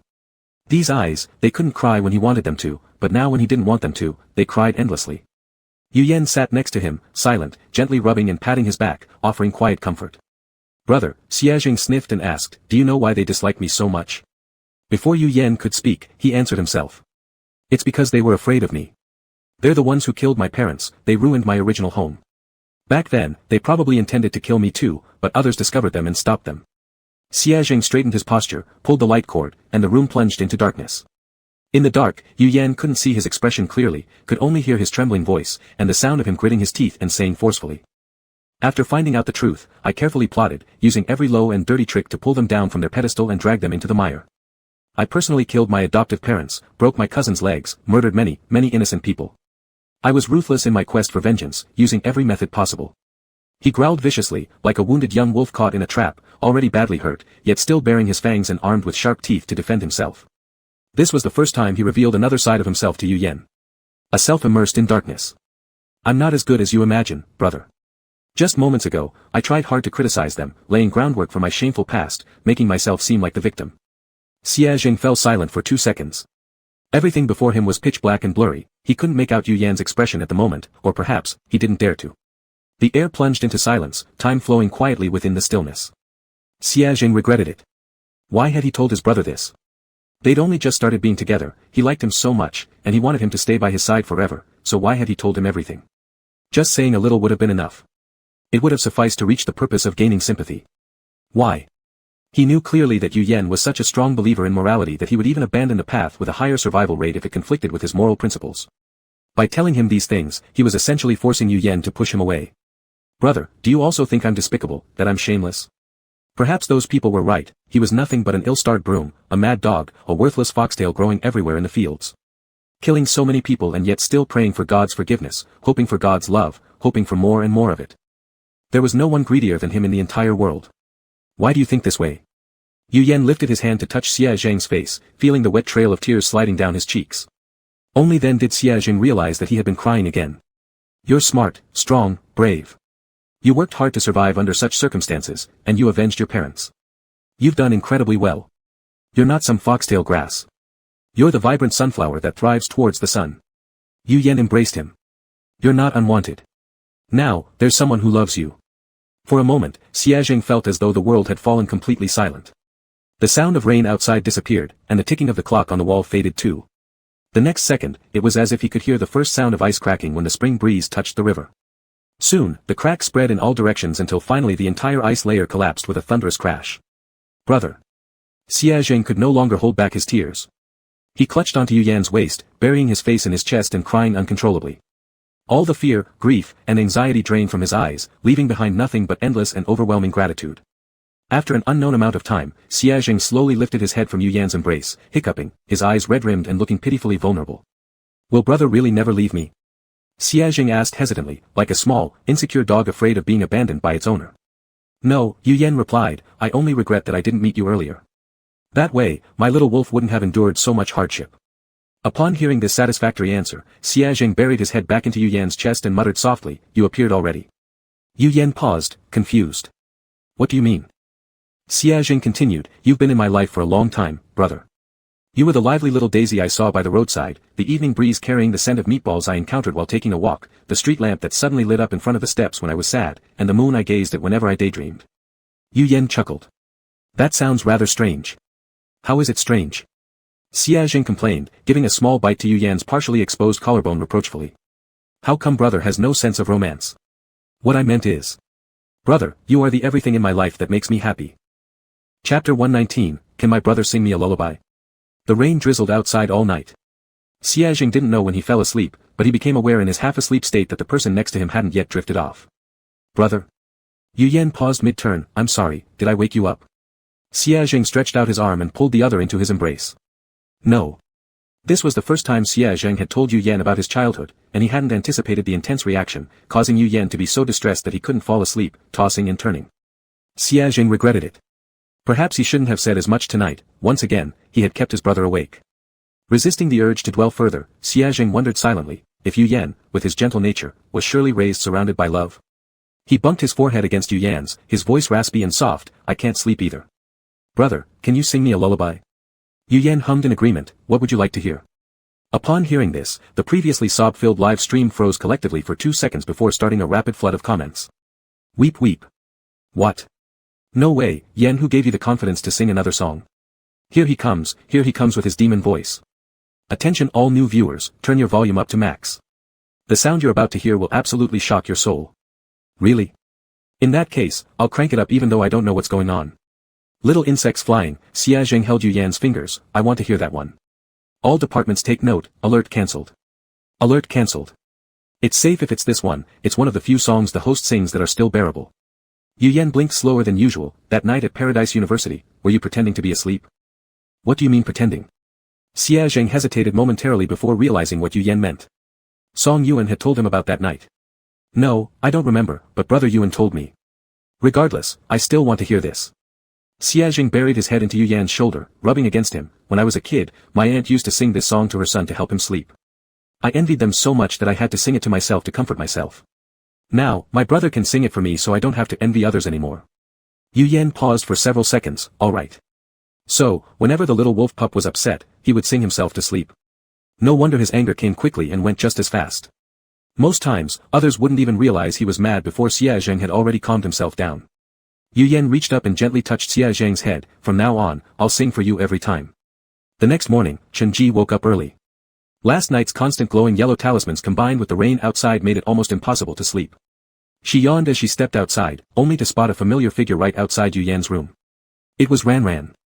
The little girl was still wearing her beautiful red dress, but her hair was all over the place. Her large eyes seemed scattered and lost focus, looking quite dazed. Shenji approached a few steps closer, watching how Ran Ran weakly leaned against the wall, muttering, "Too horrible, seriously, too horrible." She was there just to scare people, why was she suffering like this? Who is telling everyone that the song, "Little Insects Flying," is bearable? My mind isn't even stable now.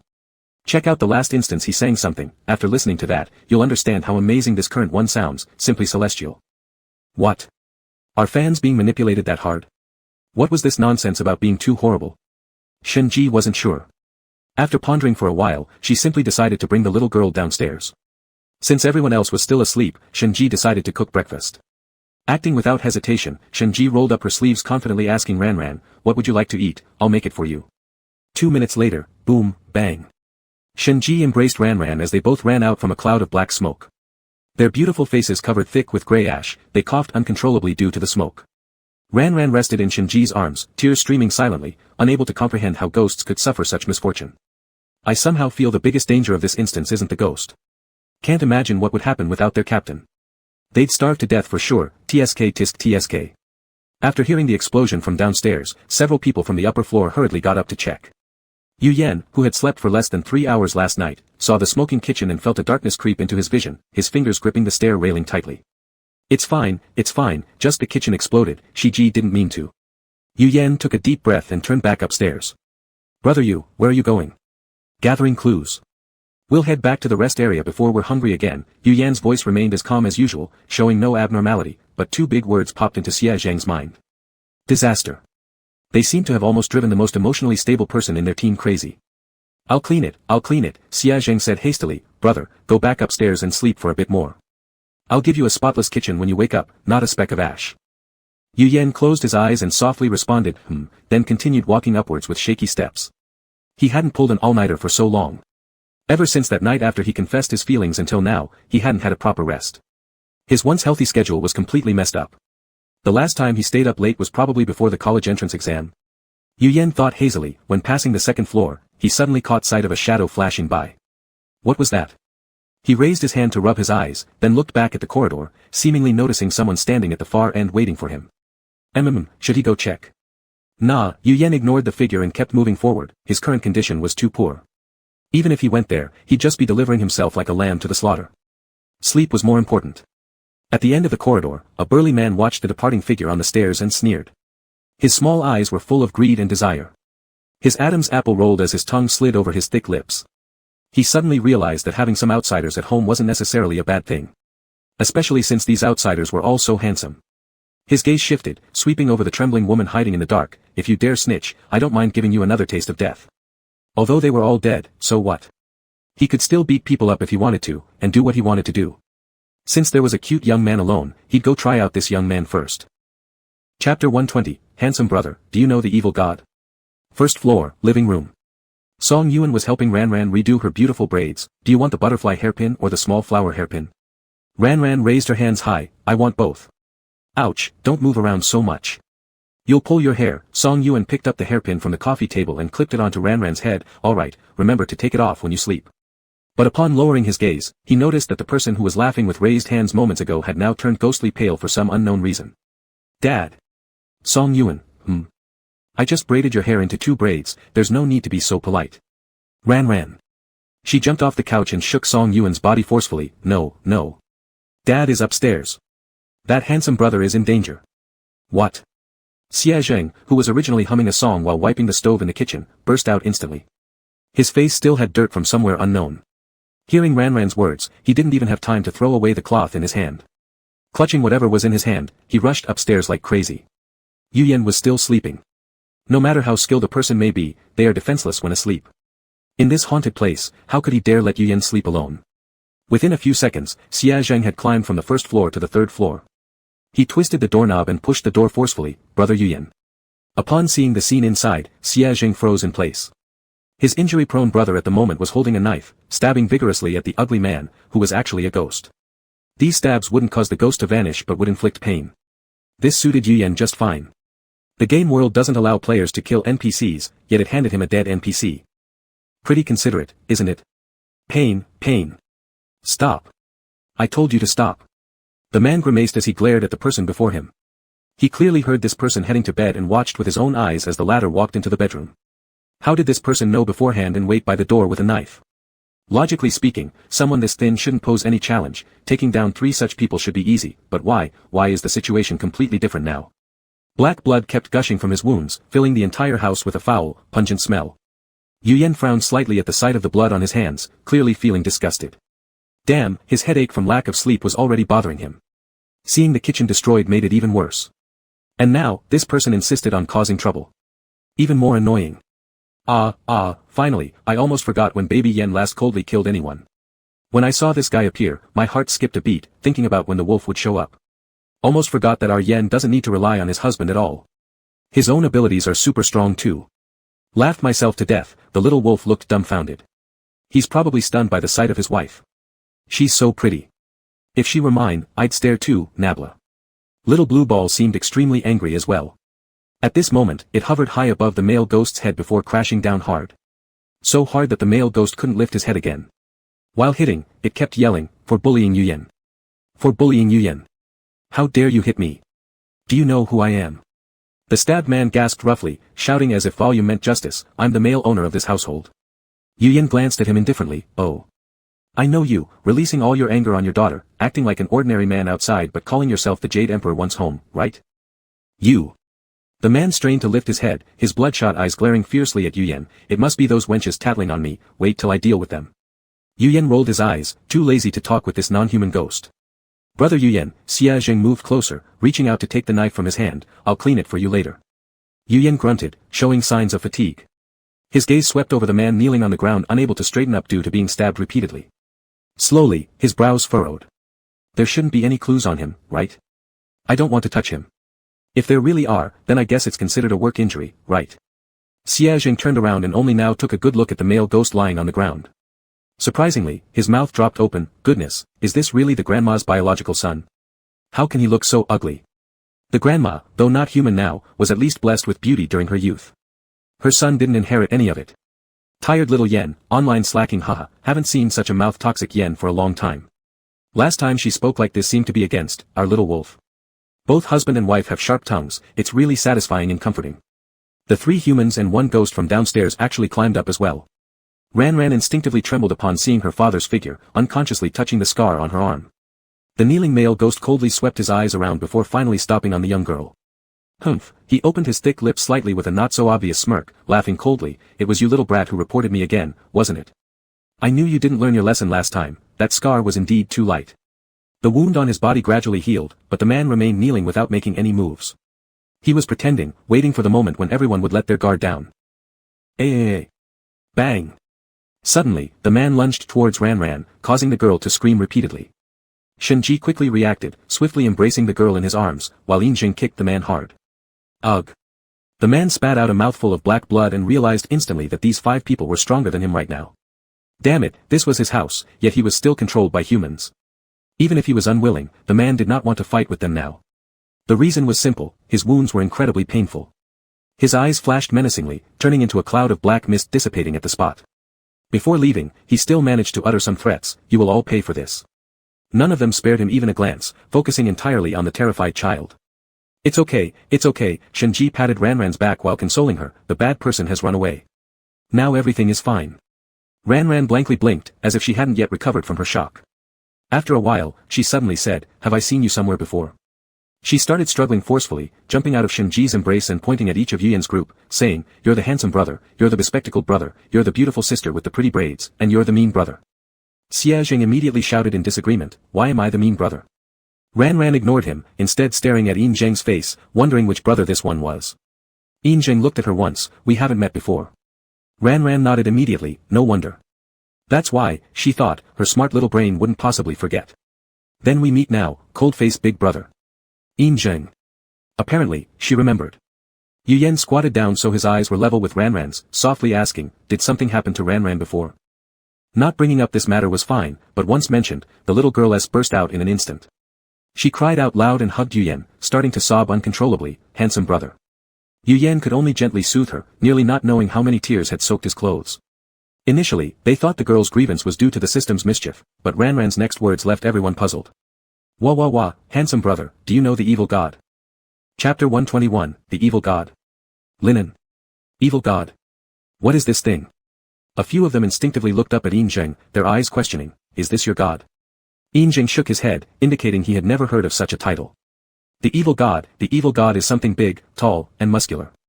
He's all black. Ranran, seeing that they didn't understand, started gesturing frantically with her hands. Big, tall, muscular, and black too. Yu Yan pictured a black cube in his mind. He has lots and lots of eyes, as well as many tentacles. The tentacles are super long, so long that one can wrap around me 3 times. Yu Yan imagined a black cube covered with eyes and tentacles. Hold on, why does this horrifying monster that Ranran described turn into something so funny and strange in my mind? He's the most terrifying existence in the entire heaven trial. Really scary. Ranran continued to explain while gesticulating, he can ignore rules, creating large monsters just by speaking. Compared to him, we at our level are nothing but small trash.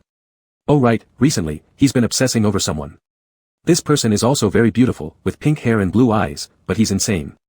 Everyone follows the system process to get through, except for him. He wields a huge sword and kills everyone in sight. He's brutal. If it weren't for the fact that he encountered the evil god right from the start, the system would have killed him off long ago. Ranran kept rambling on, and the chat room's messages began buzzing. Pink hair, blue eyes, sounds familiar. Isn't he named Linen? That's right, it's Linen. I used to enter his live stream channel. He's indeed handsome, but his killing intent is overwhelming. He doesn't differentiate between players and monsters, he kills all. But there are some people who like bloody violence, so his popularity has always been quite high. And apparently, he's kind of having an ambiguous relationship with the boss. Not sure how far they've gone. I even rooted for their couple once. I liked watching him before too, but last time when I saw him in a dungeon throw Ranran directly to the boss without a second thought, I lost interest. Besides, Ranran was just a regular little girl at the time. She didn't intend any harm, yet he still abandoned her. I can't take it. Hopefully Yen won't encounter Linen. So, Ranran lost her memory because she got tangled up with the boss. Handsome brother, if you encounter them, please be careful, Ranran said earnestly with her little face tight. Yu Yen ruffled her hair gently, we know.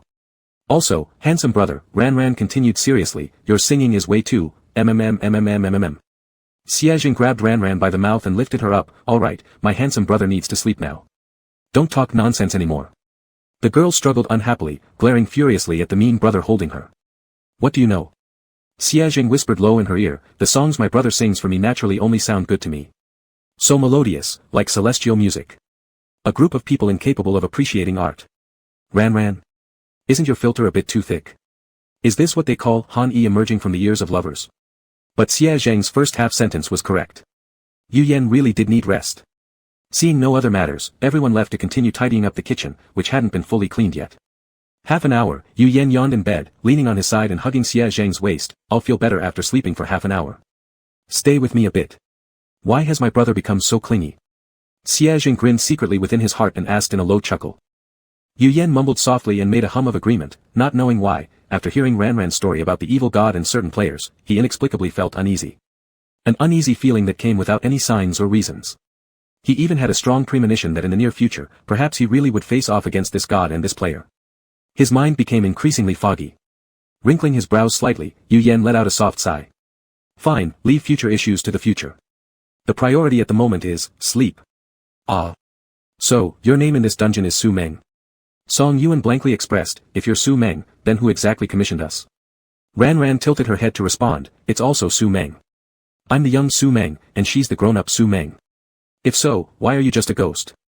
Song Yuan's expression grew more confused. Doesn't the maturation of a human signify the death of their childhood? Song Yuan hissed. How did a simple question suddenly escalate to a philosophical level? Is there any other information, preferably the direct ending of the dungeon?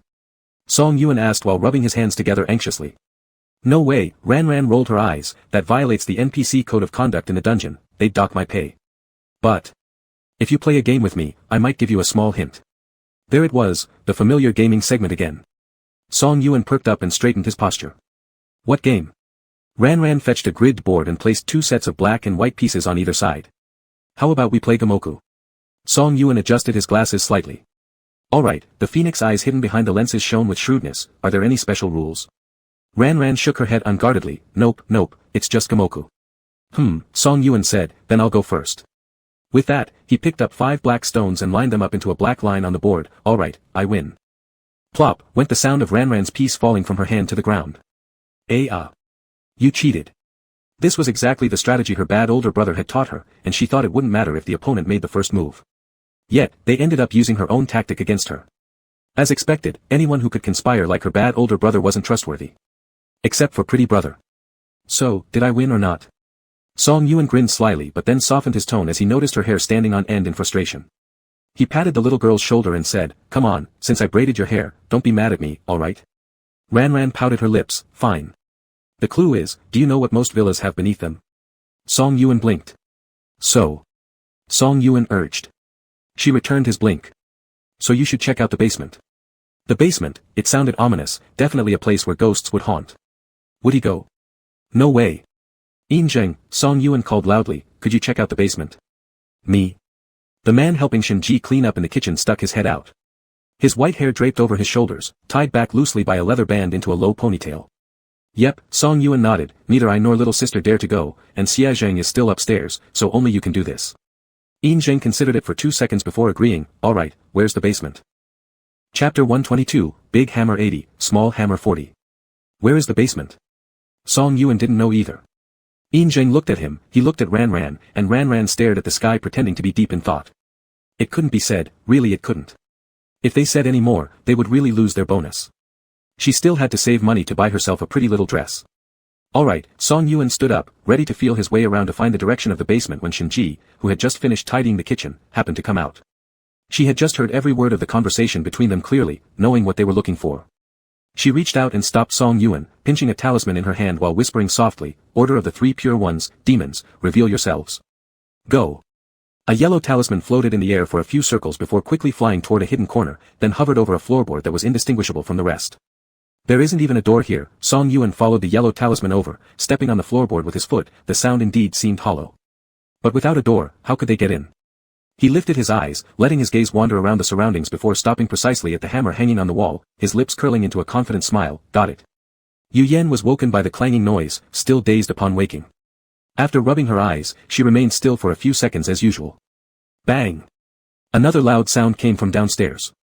Yu Yan snapped back to reality, looking at Zheng who was staring at her blankly, asking, what are they doing? Zheng shrugged nonchalantly, maybe they're demolishing the house. Yu Yan, ? Was cooking up explosions not enough for them anymore? Wait, why was Zheng so calm? Yu Yan's gaze gradually turned skeptical as she looked at Zheng. How could? Zheng immediately shouted in protest, how could my brother think this way about me? Am I the unreliable type? No. It's Brother Yuan. Both of you are equally irresponsible, Yu Yan criticized silently in her heart but apologized on the surface, I'm sorry. Subsequently, she got up quickly and rushed out, leaving Zheng standing alone there murmuring, why wasn't there a kiss this time? When Yu Yan arrived at the first floor, she saw this scene. Song Yuan and Ran each held a hammer, fiercely swinging them down with clangs on the ground. Only the hammer in Ran's hands was pink and large, whereas the one in Song Yuan's hands was small. Bam! Ran swung her hammer, shouting, 80. Bam! Song Yuan followed with a strike, 40. Bam! 80. Bam! 40. Bam! The floor collapsed with a thunderous sound, dust flew everywhere, revealing a hidden sealed-off basement beneath it. Ran looked up, right into Yu Yan, saying, beautiful older brother, we're done. Yu Yan approached them with a puzzled look. Not far away, a little wolf sulked because it didn't get its kiss, but within 5 seconds, it had comforted itself. So there's a hidden space. Zheng looked at the broken floor and raised an eyebrow slightly. A chill emanated from deep within the basement, just standing by the hole made your body hair stand on end. Who will go down? Song Yuan took a step back, tightly gripping his small hammer, Shinji also quietly stepped back. With such heavy chi, no one would believe there was no ghost down there. I'll go, Zheng threw his low ponytail behind him again, and jumped down cleanly and crisply. The other few were still thinking where to get a ladder, and Zheng had already landed successfully. Then I'll go down too, Yu Yan said, intending to jump down. But Zheng stopped him, big brother you, wait a moment. After finishing his sentence, he jumped down himself, opening his arms below, shouting brightly, okay, jump down now, I'll catch you. Yu Yan. This person seems like a peacock spreading its tail feathers. Zheng. He shouldn't be in the basement. In the end, Yu Yan changed direction and jumped down, landing firmly on the cement floor with both feet. There was a stale smell in the air, unique to buildings that had been vacant for a long time, a mixture of dust and dampness. It seems this basement hadn't been used for a very long time. After all, if it was frequently used, how would it have been sealed off? There was no light in the basement. The flashlight in Yin Zheng's hand was the only source of illumination. The three of them fumbled forward cautiously under the dim light. Inside, there were various sizes of old furniture placed randomly. Even brushing against them would cause flying dust, choking anyone into coughing. Suddenly, the finger turning the flashlight of Yin Zheng froze.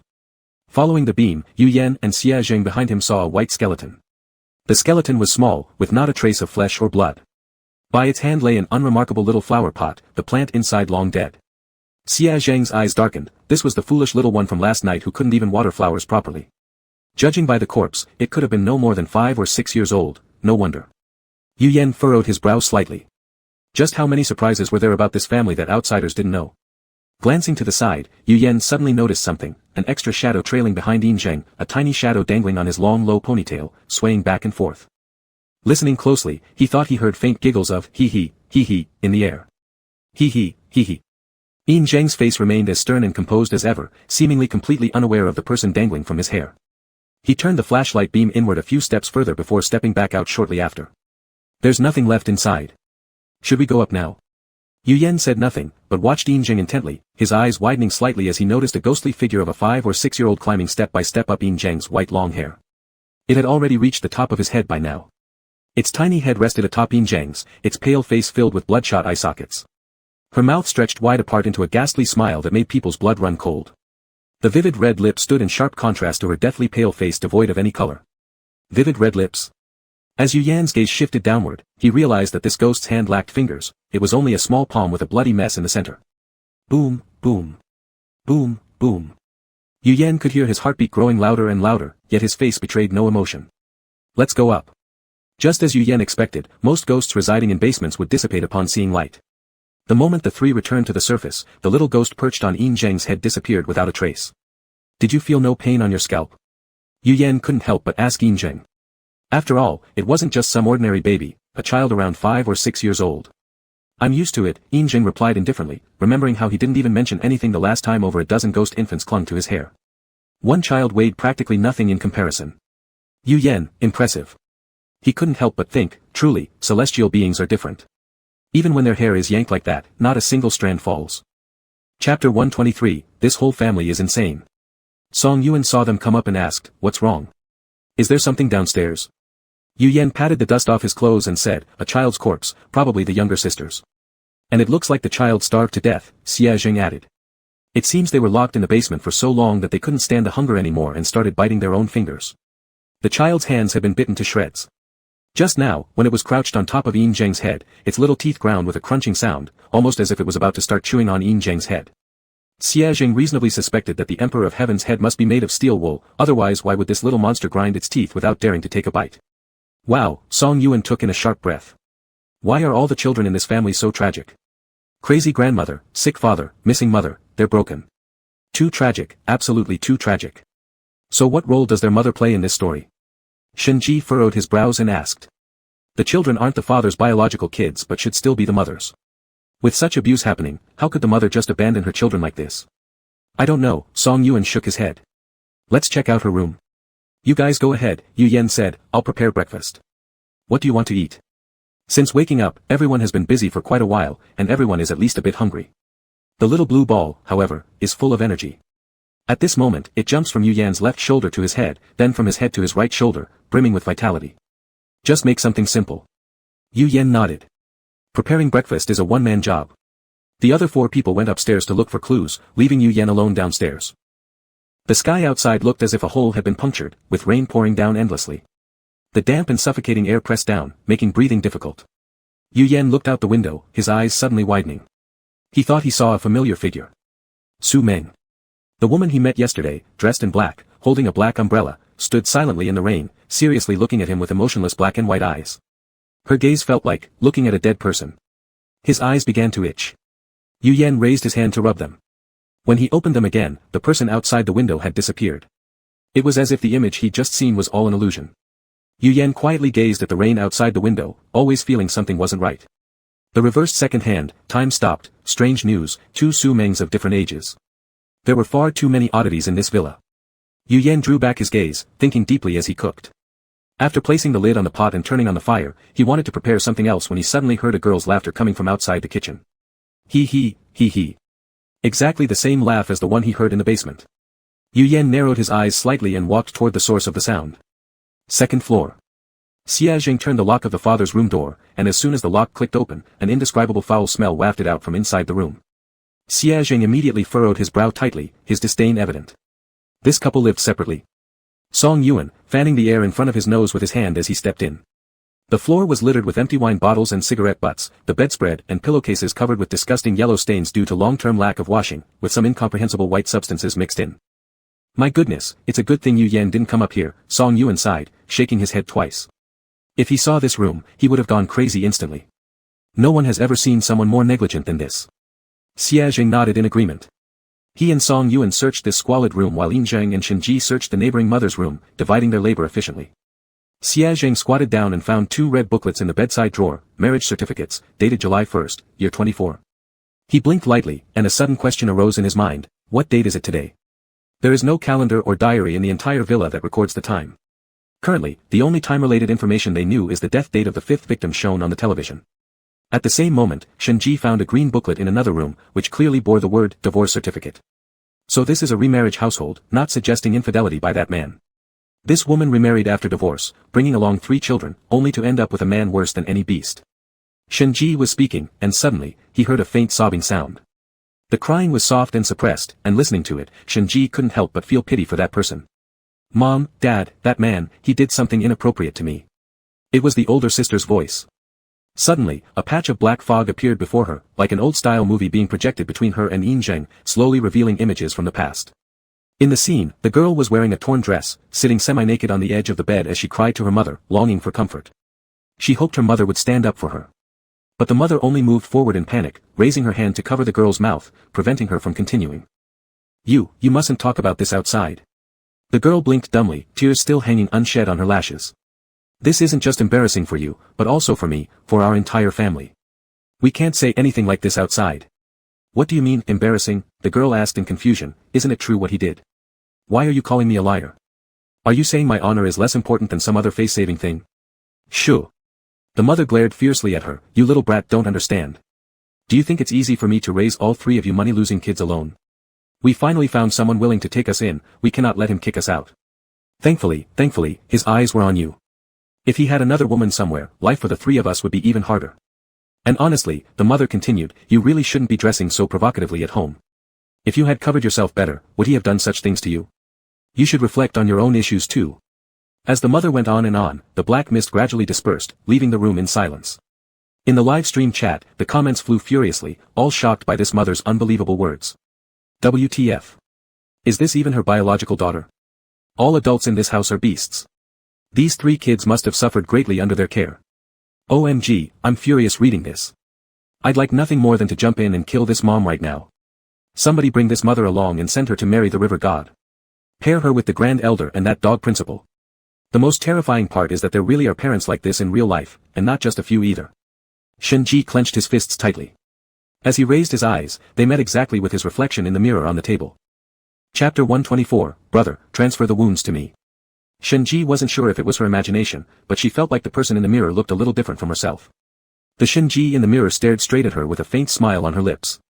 No, she should be angry right now, she shouldn't be smiling. When she saw her reflection react completely differently than what she felt, Shen Ji instinctively shivered, feeling chills run down her spine and her hair standing on end. With caution and fear, she glared at the person in the mirror, unconsciously moving closer to Yin Zhen's direction. But after only a few steps, she stopped.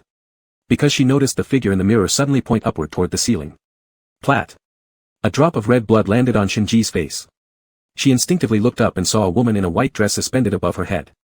Her complexion was ghastly pale. The woman gazed blankly at the ground with an open mouth, but there was nothing inside. Her tongue had been ripped out. Ayayoa. Bang. Xia Zheng and Song Yuan ran out immediately upon hearing the scream. They found Shen Ji hiding behind Yin Zhen, trembling uncontrollably due to shock, still gripping a talisman that she hadn't thrown. In fact, the talisman was stopped by Yin Zhen before it could be flung, or else the room might have already been destroyed by a small explosion. As the dust settled, the ghost on the ceiling vanished along with it. Song Yuan comforted the frightened Shinji by patting her back while Yinjin shared some clues he'd just uncovered. Wait a moment, Xiazheng interrupted halfway through Yinjin's explanation. You mean this woman had no tongue? Yinjin nodded faintly. So, she can't speak. Xiazheng said as he pulled out a small recording device from his pocket. This equipment had been running ever since he entered the villa, though he had never taken it out since considering it useless. Was the tongueless monster unable to speak, or were they simply unable to hear her voice? Silence fell among the group as they watched Xiazheng press the play button on the recorder, zzz, zzz. After a wave of meaningless static, unclear human voices finally played from the device. Zzz, zz. I'm dead. The murderer is my youngest daughter. I don't know why she killed me. It wasn't me who killed her, it was her father. No, it was she who killed herself. If it weren't for her constant noise, her father wouldn't have locked her in the basement, and if she wasn't locked in the basement, how would she have died? Clearly, this is all her fault. Why does it keep getting pinned on me? That day, I came home and heard laughter coming from the sealed-off basement. I was startled and couldn't resist checking it out. And then I saw. The voice cut off abruptly, and just then, a tremendous crash sounded from downstairs, as if something heavy was slammed into a wall. Yu Yan. Song Yuan managed to blurt out 2 words before the person beside him dashed off without hesitation. Regardless of how many times it happened, whenever something went wrong near Yu Yan, whether it was Yu Yan himself or his opponent who got injured, Xiazheng would always rush forward with everything he had. He only had one brother, and he couldn't afford to take any chances, he didn't dare to gamble. Bounding down the stairs in 3 quick strides, Xiazheng saw the indented door of the dining room. And the person lying in a pool of blood. Cough, cough, cough. Yu Yan struggled to sit up, his mind momentarily blanking at the sight of the unexpected face in front of him. Xiazheng? I'll kill her, I'll kill her. Xiazheng growled furiously, his body trembling uncontrollably with rage and sorrow. His veins stood out prominently against his hands. Yet, his hold on Yu Yan was as gentle as possible, careful not to inflict any further harm on the slender figure in his arms. No, Yu Yan raised his hand to press on Xiazheng's. She's under control. I need to find out what's controlling her, it's too reckless to kill her now. But. Xiazheng's eyes reddened as he stared at the lifeless pallor of the person in his arms. Why? Why did this always happen? Why was he always just a step too late? Why was his brother always the one being hurt while he failed to protect him every time? Xiazheng tightly grasped the hand holding onto him, tears dropping incessantly onto his palm. Brother, transfer the injuries to me. Yu Yan weakly raised his gaze and whispered softly, I've told you countless times, transferring injuries to teammates is not worth it. He has already endured the pain, why let another person suffer? Look at this little wolf pup, crying his eyes out even though the injury isn't on him.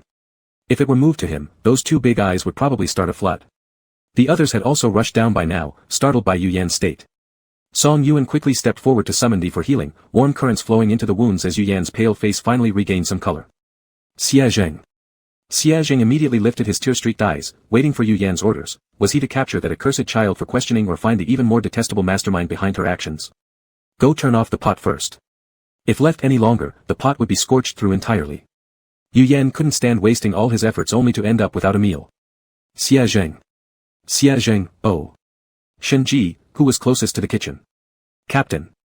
What about the basic trust between people?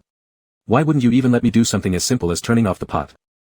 I just wrecked the kitchen, that's all. The wounds on Yu Yan's body were soon healed by Song Yuan, and apart from looking terrifying due to all the blood and feeling a bit sore, there were no other serious issues. Yu Yan stood up and walked toward the back of the sofa. Crouched there was a small figure, trembling in the corner as if she knew what wrong she'd done, too afraid to come out. Next to her was a flower pot with nothing but soil, no flower at all. Seeing Yu Yan approach, she hastily retreated a few steps, muttering fearfully, Sister, sister. The next second, 2 slightly larger figures blocked her way, it was Ranran and Sister. Tada. Ranran twirled dramatically as she entered the scene, but one glance at Yu Yan covered in blood froze her in place. Her eyes widened, shouting, pretty brother, as she lunged forward, only to be stopped midway when Xiazheng grabbed her collar. You're not allowed to lunge. It's your sister's fault. Xiazheng gritted his teeth, knowing full well this had nothing to do with Ranran, yet he still harbored resentment toward anyone connected to that bad person. Yu Yan patted Xiazheng's shoulder to have him put her down, then held something out in front of Ranran, asking, is this something from your sister? Ranran stared at the object, her eyes widening even further. Chapter 125, 5 people versus 6 ghosts. This is, something that controls ghosts. Ranran took the small decoration shaped like an inverted cross from Yu Yan's hand, and as soon as her fingers touched it, a small wisp of black mist rose into the air. Then, Ranran's pupils turned completely black. The originally well-behaved child suddenly lost consciousness and lunged toward Yu Yan with teeth bared and claws extended. But before she had taken a few steps, she was stopped by Xia Zheng with a single arm. Taking the opportunity, Yu Yan quickly snatched the ornament back. It was indeed as he had expected. Yu Yan looked down at the thing in his hand, his brows slightly furrowed. His skills may not be as powerful as others, but they make up for it in quantity and flexibility of use. When little sister raised her claw to scratch him, he could easily teleport himself upstairs or utilize the damage transfer ability to severely injure the monster and then escape while the coast was clear. Initially, that was exactly what he planned to do, but after noticing the inverted cross hanging on the little girl's waist, his plan abruptly changed. His prediction skill spontaneously activated. Within a matter of seconds, he saw a strange circular altar with complex and eerie symbols drawn upon it, surrounded by a circle of lit white candles, as if some sort of sacrificial ritual was being conducted. Then, he was forcefully thrown out. Before being flung, his finger managed to hook onto the little ornament. Thankfully he did, Yu Yan thought with fear. The first impact was already enough to deal significant damage, another round would have been hard to endure. Is this really not yours? Xia Zheng grabbed Ranran by the collar and asked menacingly. Not, Ranran shook her head rapidly. This thing is very ominous. You saw earlier, when I hold it, I can't help myself either. Ranran paused for 2 seconds, carefully choosing her words. I also lose control and go dark side. Yes, going dark side. Is there only one of these things? Song Yuan asked. If there's only one, since they now have it in their possession, then it's still relatively safe. No, Ranran tensely pursed her little face, seriously saying, there are quite a few ways to obtain these things. If you want, you can make many. No sooner had the words left her lips than there came a sudden thud from the living room. Something was smashing into the walls hard. All gazes shifted towards the living room direction, whereupon they witnessed. All the crucifixes hung across the wall flipped over all at once. Yu Yan's pupils constricted sharply, his heart jumping into his throat. He couldn't believe it looking at Ranran. So this is what you mean by means of obtaining. Do we have to be this casual? The surrounding air dropped instantly to freezing point, trembling due to fear and cold. Yu Yan slowly turned his head, just in time to see the previously obedient 3 children now staring at them emotionlessly. On the distant stairs stood 2 other monsters, an adult and an elderly person, Dad and Grandma, while the mom. Something wet and cold dripped onto his face, and Yu Yan looked up to the ceiling where he saw a tongueless face, tragic and horrifying. Yu Yan. Mommy dearest. How do we fight this? 5 humans battling 6 ghosts. We don't stand a chance. And these 6 ghosts are in berserk mode. What a dire situation. I remember this scene should come later. They haven't even explored the plot yet. How did they trigger it here? Because Yu Yan found the cross too early. This copy is fairly rigid. If he had just dodged, then none of this would have happened. So Yan is still as unlucky as always. Yu Yan pressed his lips, now surrounded and attacked from both sides with even a ghost above them glowering threateningly. There isn't a worse situation than this. Click. The 5 ghosts on the ground moved forward in unison. The ghost above also descended an inch closer, gradually shrinking the encirclement, attempting to trap these people here. Click. More of the ghosts advanced. The chilling atmosphere caused uncontrollable shivers, whether from terror or from the cold, no one knew. Shenji's expression became increasingly panicked. She tightly gripped dozens of yellow talismans in one hand while drawing something with the other. Drawing, muttering quietly. How does one draw this charm again? Damn, why can't I remember at such a critical moment? Is this it? Fine, treating a dead horse as if it were alive, might as well use it as a bomb. As she spoke, she hurled the yellow talismans in her hand fiercely into the air. A dozen red glowing yellow talismans hovered in the air momentarily before starting to circle the group rapidly. The wind raised by the yellow talisman swept the strands of hair from the girl's forehead as Shinji's expression turned serious. Hide the body, escape into the void, conceal. In the next second, a ball of white mist exploded before their eyes, and several ghosts let out ear-piercing screams as they rushed into the fog. They knew these humans were trying to escape. They couldn't let them get away. Dashing into the white fog, the ghosts began clawing wildly at whatever they touched underfoot, regardless of whether it was one of their own or not. After all, they wouldn't die even if they fought each other, so they scratched fiercely. Drip drip, the clock on the wall continued its relentless ticking, and soon the white fog dissipated, revealing the concealed scene beneath. Father's foot pressed hard on Grandma's face, distorting her already old and ugly visage into something even more grotesque. Sister and Ranran tightly gripped handfuls of Father's fat, tearing long, bloody streaks into his flesh. Mother hung upside down from the ceiling, her tongueless mouth gnawing ferociously on half of Father's head, while the other half was being viciously bitten into by Sister. And where had those humans disappeared to? The ghostly figures stared blankly at one another, anger and shame clearly written across their faces, but also an awkwardness that lingered faintly. Ha ha ha ha, this is so funny, ha ha ha ha. Ha ha ha ha, this dude has 4 of 6 ghosts attacking him, just because he's the biggest. Ha ha ha, he deserves it. His head got chewed on. So satisfying. So where did they hide? Why did hiding even block our omniscient view? It's infuriating. At that moment, Yu Yan and the others were frantically searching for clues upstairs. They knew far too little to even piece together the basic plotline. The younger sister was killed by the father, the mother was killed by the ghostified younger sister, and Ran Ran was Shui Mang in her childhood. Then who was the older sister? The father? The grandmother? How exactly did all these people die? Wait, something flashed through Yu Yan's mind, a scar. Grandma and Ran Ran both bore the same scar. So Grandma's death was caused by Ran Ran seeking revenge. But no, if this was about revenge, shouldn't the corresponding role for the younger sister be the father instead? Then why was it the mother? Yu Yan, look at this. Xia Zheng's voice sounded nearby.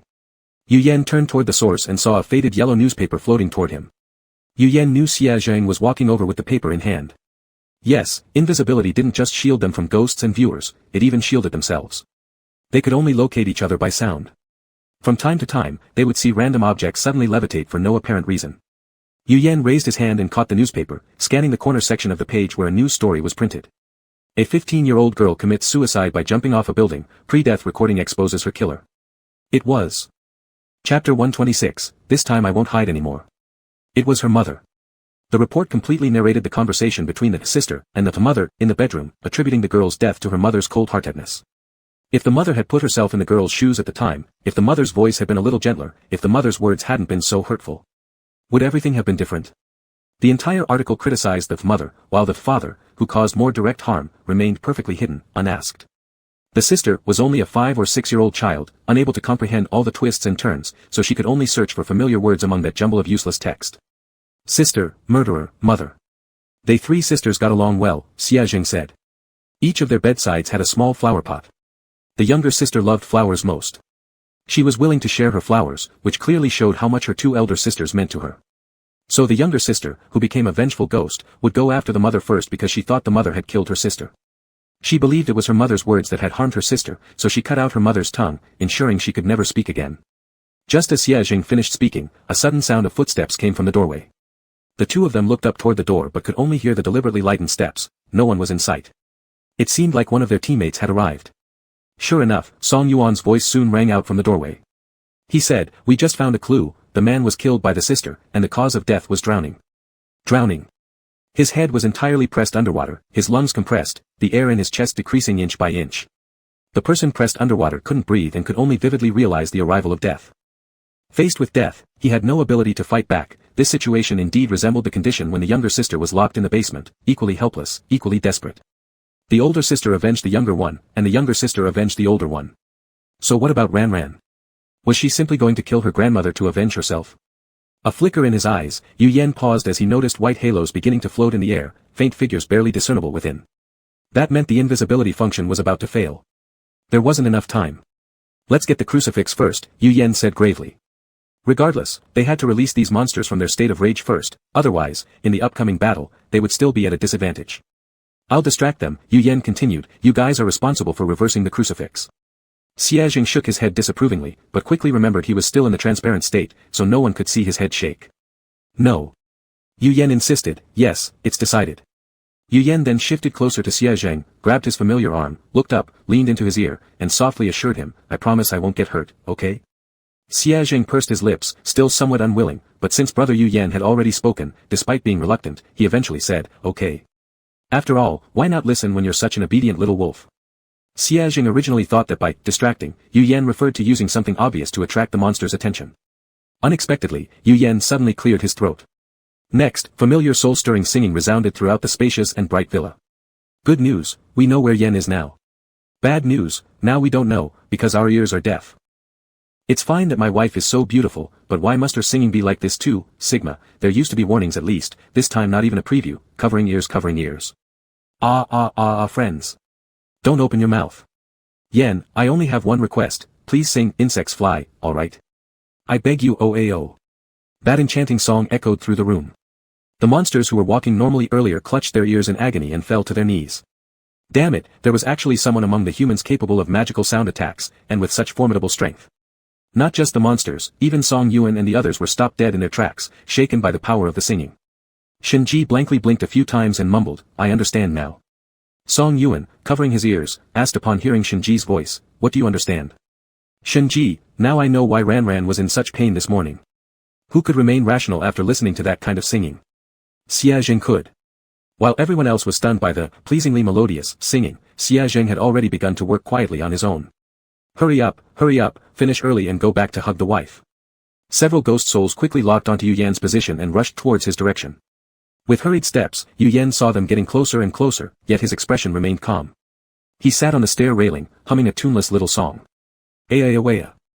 The leading father lunged fiercely at him, but he only grasped at thin air. In the brief days, he heard that unpleasant singing come from another direction. It was still going on. How could this person teleport? Enraged, the monster immediately adjusted its course and ran madly toward Yu Yan again, determined to catch him this time. The first thing upon catching him would be to destroy his vocal cords. Yu Yan watched their arrival with calm nonchalance, and right before those sharp claws were about to touch him, he activated his skill once more. Ah, just can't grab me, just teasing you. Ms. Chen watched with bated breath as Little Blue curled up, trembling in Yu Yan's hair. Yen, can't we use the skill earlier? Do you have to wait for him to charge straight into your face? To delay time, Yu Yan replied mentally. His teleportation portal could only be used 3 times, so it should be used to maximum effect, delaying as much as possible. During the short exchange with Ms. Chen, Yu Yan had exhausted his final teleportation. He glanced toward the living room, the progress there was rapid, and in this brief span of time, they had already completed the majority of the task, leaving only a few crosses left to restore. The function of invisibility was gradually losing effect, and all their figures were now fully exposed in the air. Yu Yan stood at the entrance of the staircase on the first floor, idly playing with the silver-white dagger in his hand. Under the light, the sharp blade emitted a cold and merciless gleam. He looked at the monsters upstairs and smiled, saying, "This time, I won't hide anymore." Chapter 127, Come Rua a Little Wolf. The frenzied monster suddenly lunged forward, grabbing the youth's delicate and fragile neck. Before its fingers had a chance to tighten, its wrist was pierced by the sharp knife in the youth's hand. Ugh! The man let out a muffled groan from his mouth, crazily extending another claw, with nails sharp enough to almost pierce through Yu Yan's eyeballs. Meanwhile, the other 5 ghosts also rushed forward, quickly surrounding Yu Yan in an atmosphere of danger. The little blue ball perched on Yu Yan's hair emitted a shrill scream, ah. Yen, what should we do? What should we do? Pata. The last cross restored back to its place. Yu Yan didn't have time to turn around to check the situation behind him, he only felt a gust of cool wind coming from his side. The next second, he saw long, lean legs sweep across in front of him, kicking the fanged monster flying away. The movement was clean and neat, the other monsters hadn't even reacted yet, standing dazedly in their spots. What the heck just whooshed past a moment ago? Ran blinked blankly, looking at the scene before her, utterly confused. Handsome brother, how did I end up here all of a sudden? Her eyes moved upward, and she saw the full wall of crosses, recalling the last scene she saw before losing consciousness. Ran quickly realized what she had done.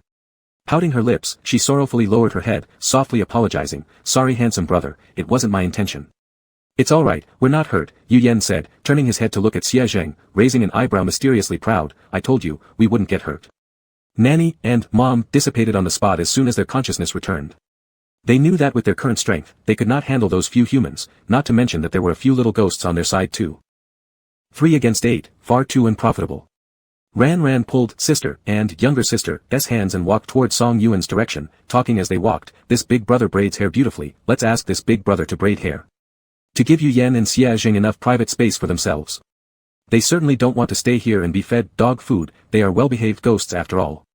Perhaps Yu Yan himself hadn't even realized how much like a child asking for a reward he looked just now.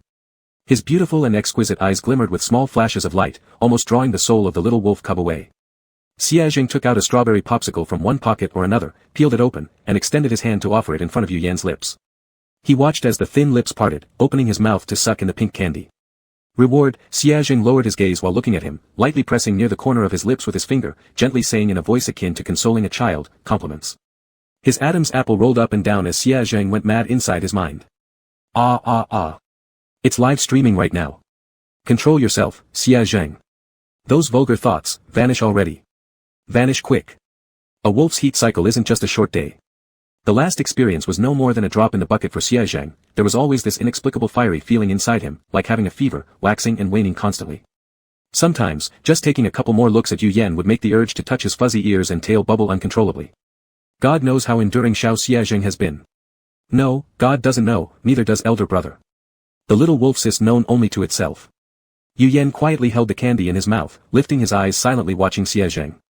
He had no idea what kind of things the little wolf cub had in his mind, things that couldn't possibly be aired on TV, just assuming the person was staring at him absent-mindedly once again. "Xia Zheng," Yu Yan called out his name, waking Xia Zheng immediately, who heard Yu Yan continuing to say, I want to see Xiao Wei. The craving for furriness struck, wanting to rua the little black lump. Xie Zheng.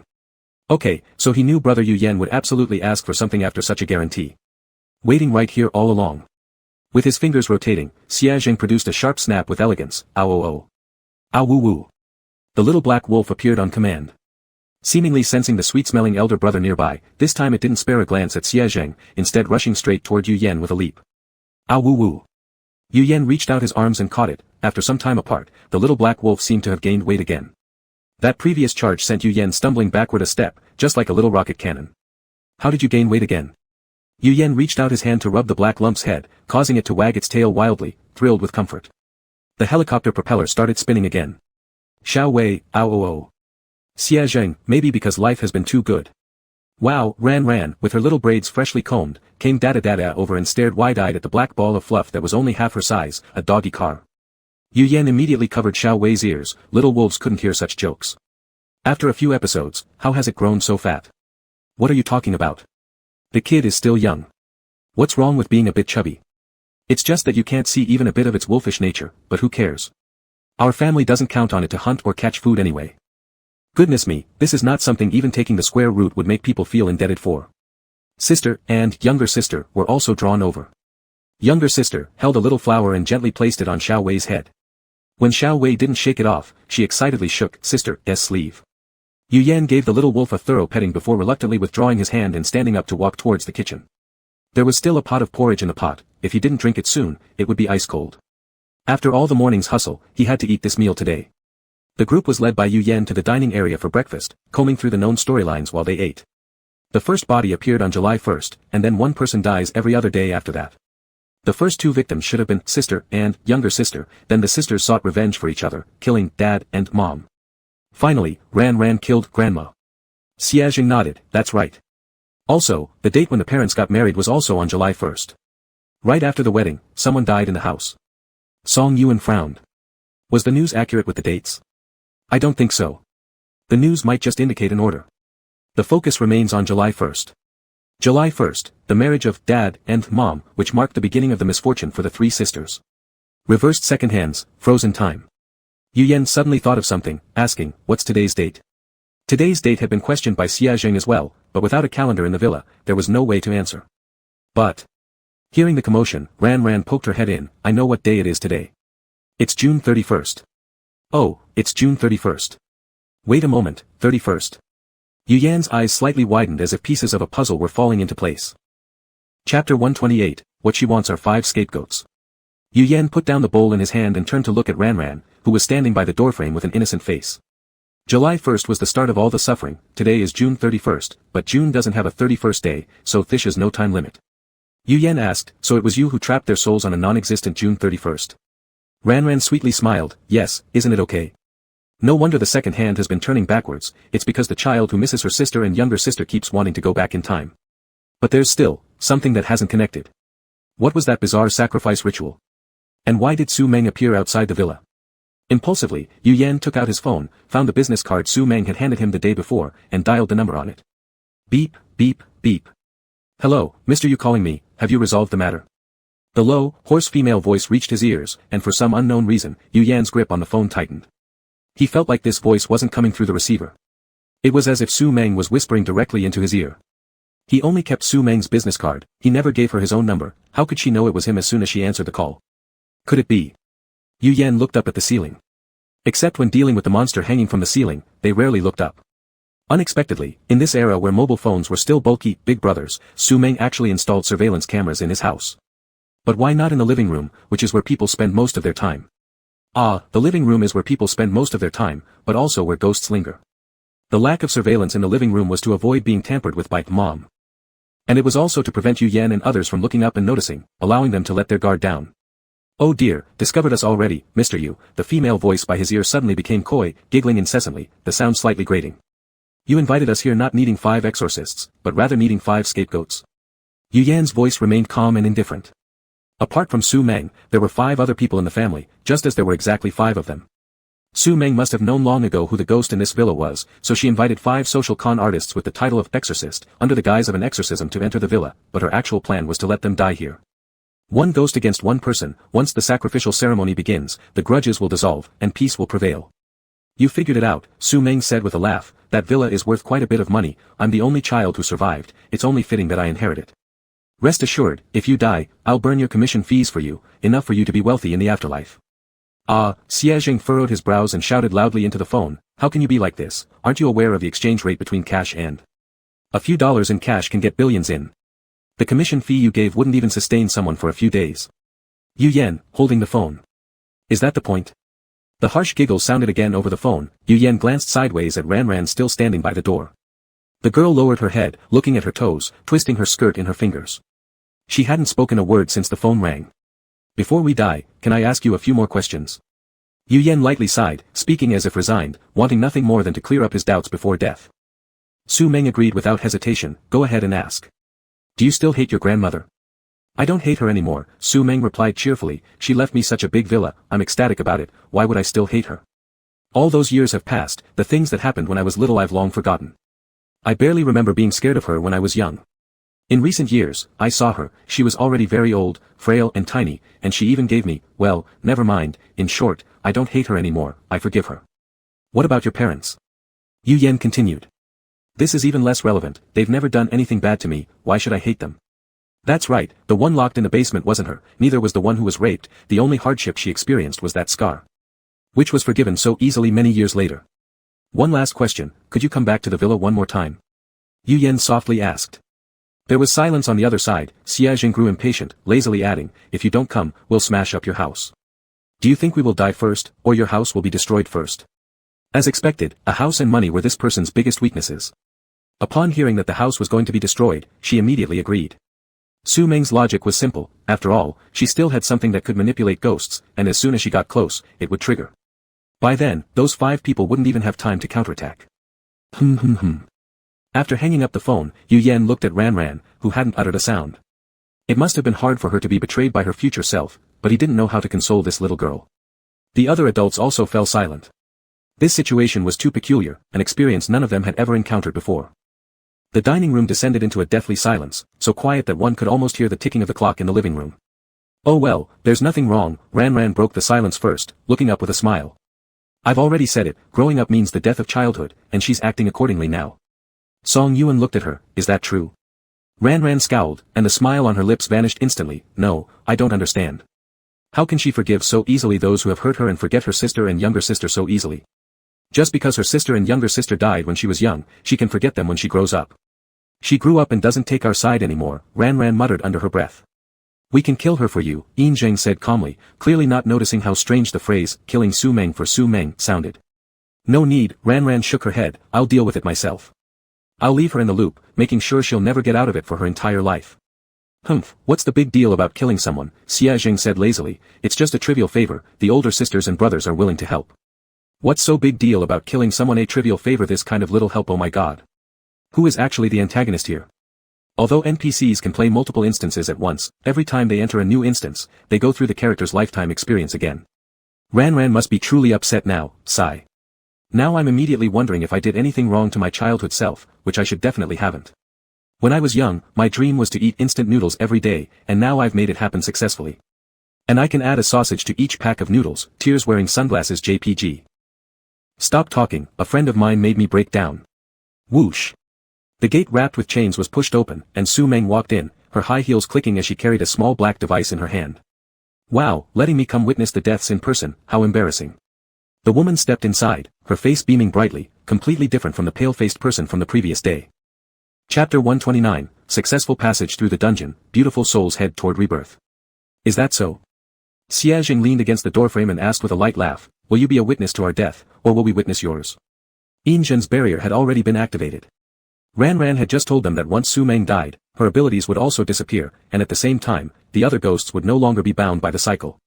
This meant that the other ghosts could also be killed. They had to kill not only Su Meng but also 3 other bad ghosts. Don't worry, Shinji patted Ran Ran's head, the bad ghosts will be killed, and the good ones won't be harmed. I'll perform the exorcism, your sister and younger sister will both be fine. Hearing this, Ran Ran's face instantly lit up with a big smile from its former full of worries. Thank you, beautiful sister with the pretty braid. Xiaojing had asked Ran Ran beforehand if she wanted to say anything to her older self and received a negative response. So he stood by the door waiting. As soon as Su Meng walked in, he extended his claws and unsurprisingly saw her bright smile fade immediately into fear. You. What do you mean, you? Xia Zheng looked down and noticed the item in her hand. We've already seen this one before. The crosses on the walls have all been glued back together with 502 glue. This thing is useless. How could it be? No, it's impossible. Su Meng stubbornly held onto the object, then panicked upon realizing that it really was useless. The ghosts weren't listening to her. What kind of person glues crosses with 502? Even if it was useful, it wouldn't help you anyway. Xia Zheng continued speaking lazily. Killing ghosts for me is like playing around. I suddenly remember something. Xia Zheng stepped closer to her. His icy and eerie smile made people shiver with coldness just by looking at it. It was you who had that little ghost hurt my Yu Yan brother, right? No, let me explain. Realizing she had lost her biggest advantage, the panicked Su Meng flailed her arms, regretting coming here. If she had caught these few individuals, completed the sacrifice ritual, she could naturally become the owner of this mansion, owning endless wealth. Yes, as long as the sacrifice ritual was completed. Su Meng's lips quivered, opening her mouth to say something, just to delay a bit, just a little more time, and she could. Unfortunately, Xia Zheng didn't bother to listen to her babble. Being injured was still being injured. No amount of explaining would change that fact. Xia Zheng raised his sharp claws and slashed Su Meng's neck with one blow, killing her instantly. The group, including the three ghosts, quickly ran out without giving the bad ghosts lurking in the dark any chance to react. Yinjin stayed behind to close the door. As soon as the gate closed, Shenji snapped her fingers, causing the bombs hidden all over the villa to explode loudly. In an instant, the previously elegant and beautiful villa became ruins. TSK, we should have let her watch as the villa was destroyed before killing her, Song Yuan said. It doesn't matter, this ending isn't bad either. Song Yuan nodded and turned to notice something still in Yu Yan's hands. His eyebrows lifted slightly as he questioned curiously, why are you holding this broken clock that only turns backward? Yu Yan looked down at the clock in his arms and replied, Xia Zheng wants it. Song Yuan. Oh well, he shouldn't have bothered asking in the first place. On the other side, drawing on prior experience, Shenji performed the exorcism with ease and perfection in no time. Ran clung tightly to Yu Yan's leg, reluctant to let go. She didn't know when they'd meet again. She didn't want to go work, she just wanted to play with these elder brothers and sisters. You're not allowed to hold on to my brother's legs. Xia Zheng grabbed Ran by the collar and pulled her up. Yu Yan's legs can only be hugged by me. Yu Yan frowned slightly as he glanced at him. Xia Zheng immediately stopped talking, but still refused to release the girl's collar, making Ran angry enough to scratch the handsome face in front of her. In the end, Yu Yan intervened to mediate, successfully separating the two childish kids. Dark clouds dispersed, the sky cleared, and the villa which symbolized shadows and nightmares collapsed. The innocent and beautiful soul set forth towards rebirth. Has Brother Pretty ever done anything he regrets? Ran sat on the steps, propping her chin up with her hands as she asked, her voice soft and sweet. Yu Yan shook his head. People's opinions about doing things at different stages of life are sure to differ. With today's perspective, I might have better solutions for past issues, but as far as regrettable things go, there aren't any. What about you, naughty brother? Ran leaned forward, straining to see Xia Zheng through Yu Yan. Me? Xia Zheng's expression faltered for a moment, hesitating briefly before saying, perhaps. Yu Yan turned his head curiously, but Xia Zheng did not continue, clearly unwilling to elaborate. Yu Yan withdrew his gaze, thinking that this little wolf harbored quite a few secrets. Since Xia Zheng didn't want to say, Ran tactfully stopped asking. The girl stood up and patted the dust off her skirt. Alright, the game is over, you should go back now. This time I'll say it, hopefully we meet again. Under a bright sunny sky. Congratulations to the random team players for successfully completing the dungeon game, Heaven's Home. Looking forward to our next encounter. As the system voice faded, a familiar white light flashed before their eyes. When they opened them again, they had returned to the resting area. Yu Yan took a shower and changed clothes first. Then he opened the bedroom door with the useless watch in hand and saw the person standing outside. I was just about to find you. Aren't you the one who wanted this watch? I. The moment Xia Zheng stepped inside, he embraced Yu Yan tightly, burying his face into his shoulder and neck like a puppy finding a big bone. Midway through, feeling the item in Yu Yan's hand pressing uncomfortably against him, he irritably pulled it out and tossed it aside, then continued rubbing against him. Yu Yan.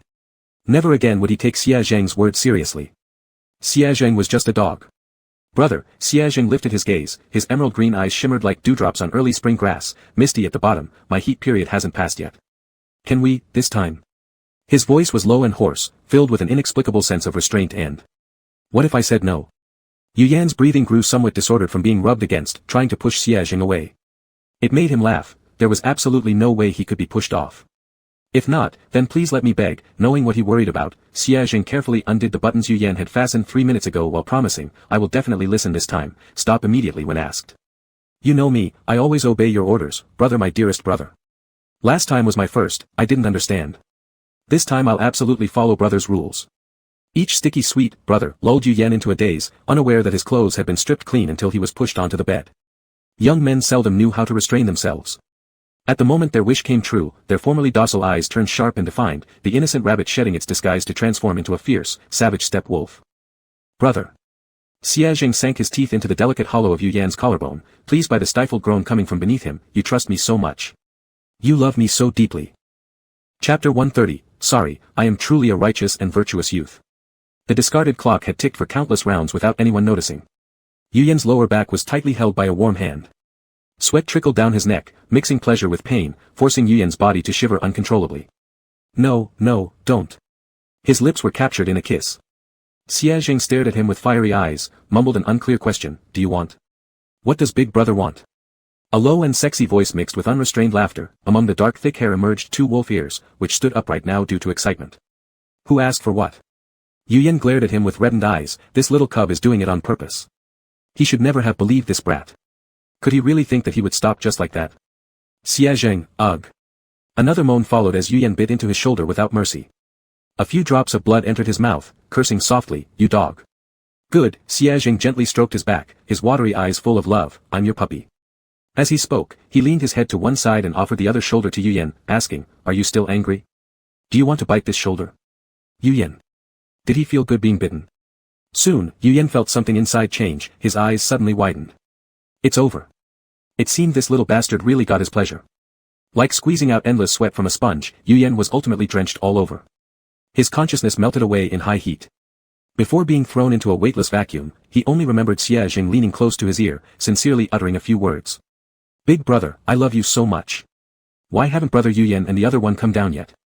Shen Ji asked while playing a game. I've reached 5 stars in my game. Song Yuan's eyebrows twitched slightly upon hearing this question. When both of them didn't show up together, you should have realized something was wrong. Shen Ji paused her fingers. She's being thoughtless. Yin Jing sat on the sofa, handling unfinished official duties before entering Paradise Trial. He occasionally pinched his temple. These old things make people not feel comfortable, these young ones are always causing worry. Youthful powers between the old and the young spend their days busy with love affairs, ready to die at any moment. They're either reincarnating under punishment or getting lost in devilish temptations. Yin Jing took a deep breath, closed his eyes, and clearly saw Heaven Court's future. Complete darkness. Shen Ji finished another game, smiled satisfiedly at the screen showing VJC.RV, turned her head, and seeing the Celestial Emperor frowning tightly, couldn't help but ask, is there something troubling you? Yin Jing, haven't seen anything smooth. Song Yuan curiously came closer, even deities don't have reliable jobs. Yin Jing snorted coldly. What deities? A bunch of nuts. Just as they were chatting, footsteps came from the stairs. Lifting their heads, Xia Jing appeared again wearing a low-necked shirt. On his smooth shoulder line was a deep red tooth mark. This alone was enough to see how fierce the battle was. Song Yuan and Shen Ji ran off immediately, but it was too late. Hey, Xia Jing stood at the foot of the stairs blocking their way, carelessly pulling at the collar, casually exposing the red marks on his neck, said like a complaint but without any resentful tone, it's so hot. After ensuring they'd all noticed, Xia Jing suddenly let out a shy, ah, how embarrassing that you've seen the traces my baby left on me. Song Yuan. Are you a dog? Initially wanting to say you're insane, but then worried this might be interpreted as lovesickness. But Song Yuan obviously underestimated Xia Jing's strength. Yes, I'm my big brother's favorite puppy, stamped officially. Song Yuan. My ears need cleaning. Shen Ji, you should be grateful that brother Yu Yan and Aunt Chen aren't downstairs. If Mrs. Chen hears these words, she would already be wielding a big cleaver and charging up, you scoundrel. Mom will report and catch you for destroying my cabbage. Yin Jing remained calm, continuing to handle official duties. Ha, another psycho. Xia Jing happily turned around a few times before heading back upstairs. He wanted to go back to admire his baby's beautiful sleeping face. Just as he reached the 3rd floor, Mrs. Chen's room door suddenly opened. Xia Jing immediately straightened his shirt collar and greeted her obediently, Auntie. The white mist-like figure at the door raised her arm and beckoned him over, I was just about to find you. Come in for a moment. Xia Jing became alert instantly, was it because his uncontrollable laughter downstairs had been noticed? Would that have disturbed brother Yu Yan's sleep? What are you still standing outside for? Hurry up and come in. Xia Jing responded with an, oh, and walked inside puzzled, taking a seat on the stool by the bed as pointed out by Mrs. Chen. He watched the wisp of white mist walk over to the bed and sit down with something book-like in hand. Xia Jing leaned closer and his eyes lit up. It was an album, thick and filled with pictures of Yu Yan. Mrs. Chen looked at the photos like a proud mother showing off her child, brimming with pride.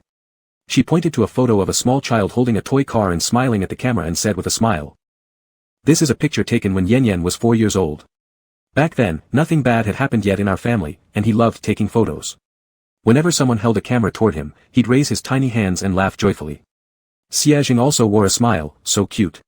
Right? Mrs. Chen nodded satisfied. Only these few at the beginning were taken looking at the camera.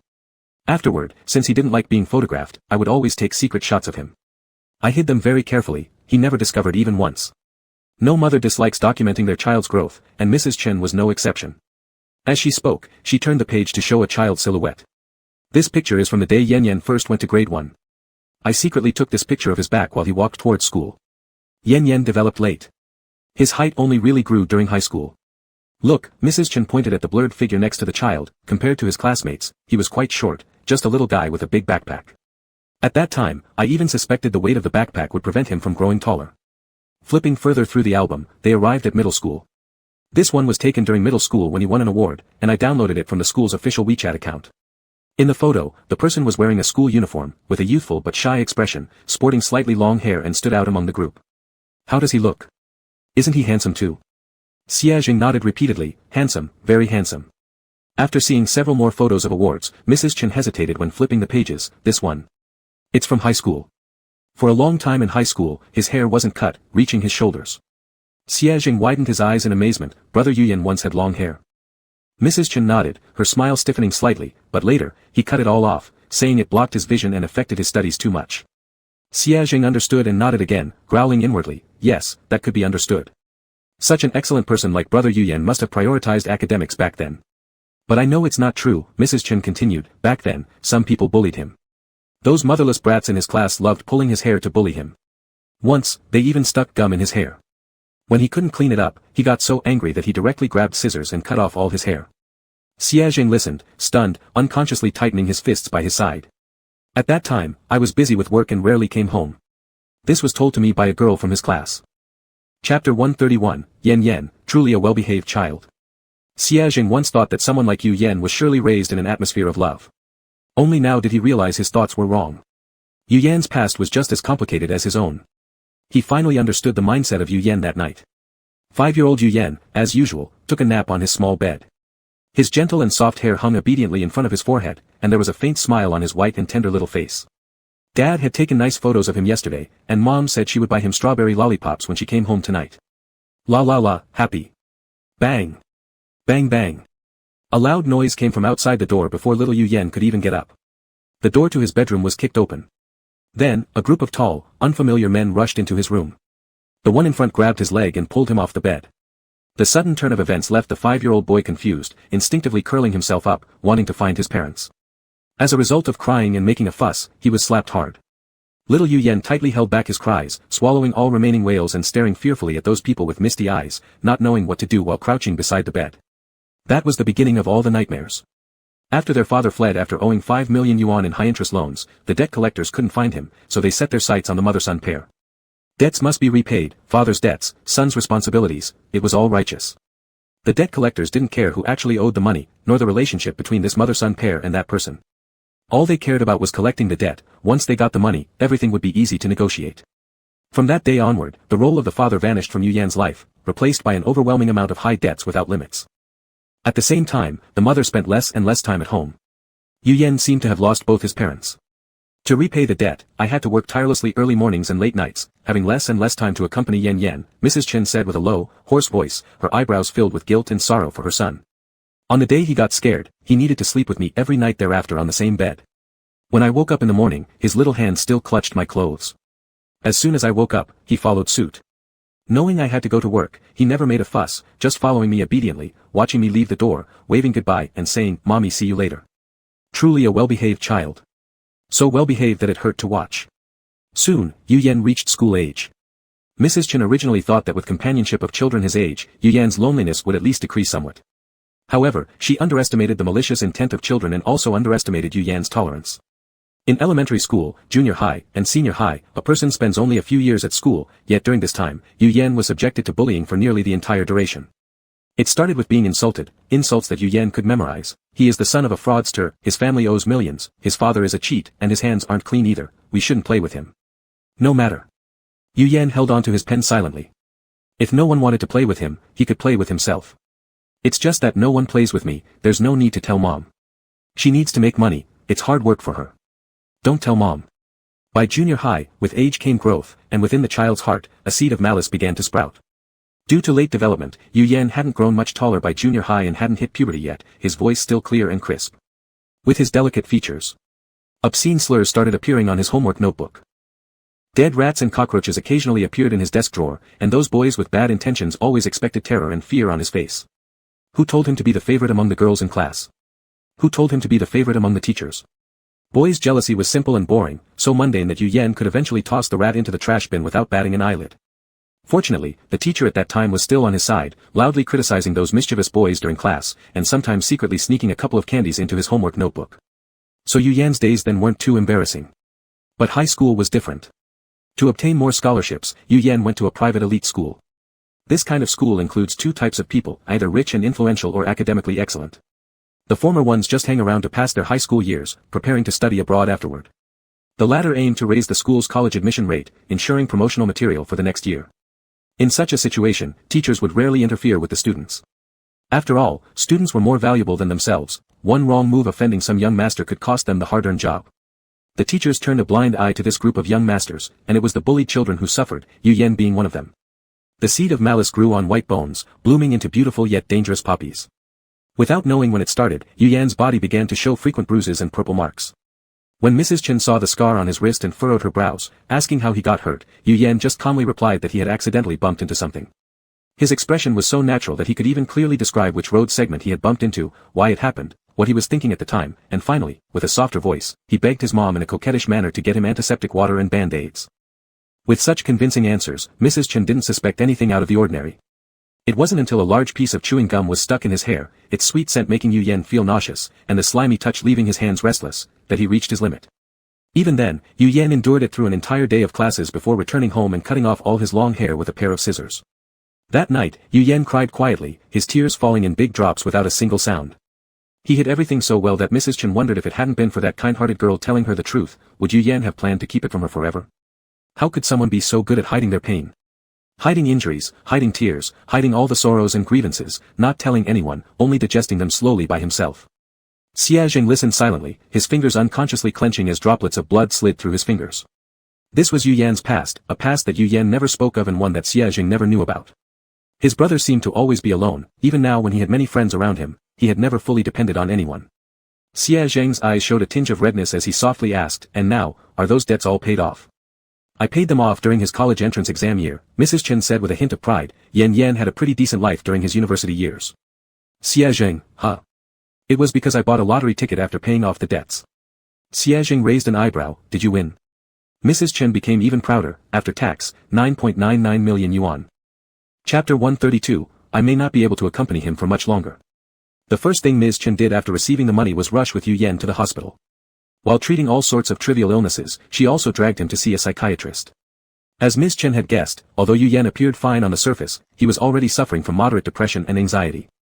She took an unprecedented number of unused annual leaves from the past decade, accompanying Yu Yan as he received treatment, traveling everywhere for relaxation, and even signing up for several hobby classes, such as kickboxing self-defense courses.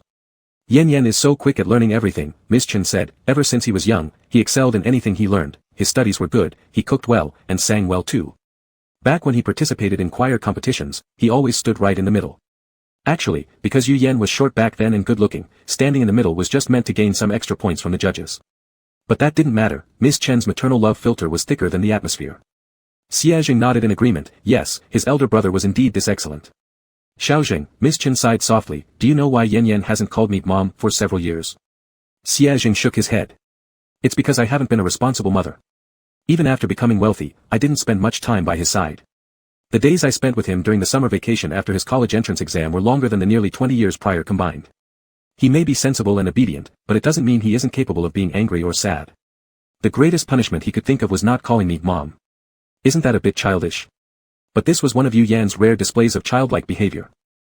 Ms. Chen willingly indulged him. At first, Ms. Chen would pretend to look sad, oh, why doesn't Yan Yan call me mom anymore? Yu Yan pretended not to hear and turned away, ignoring her. So, Ms. Chen continued, if you don't call me Mom, it will make your mom very sad. Yu Yan quietly lowered his eyebrows and eyelashes, Mom.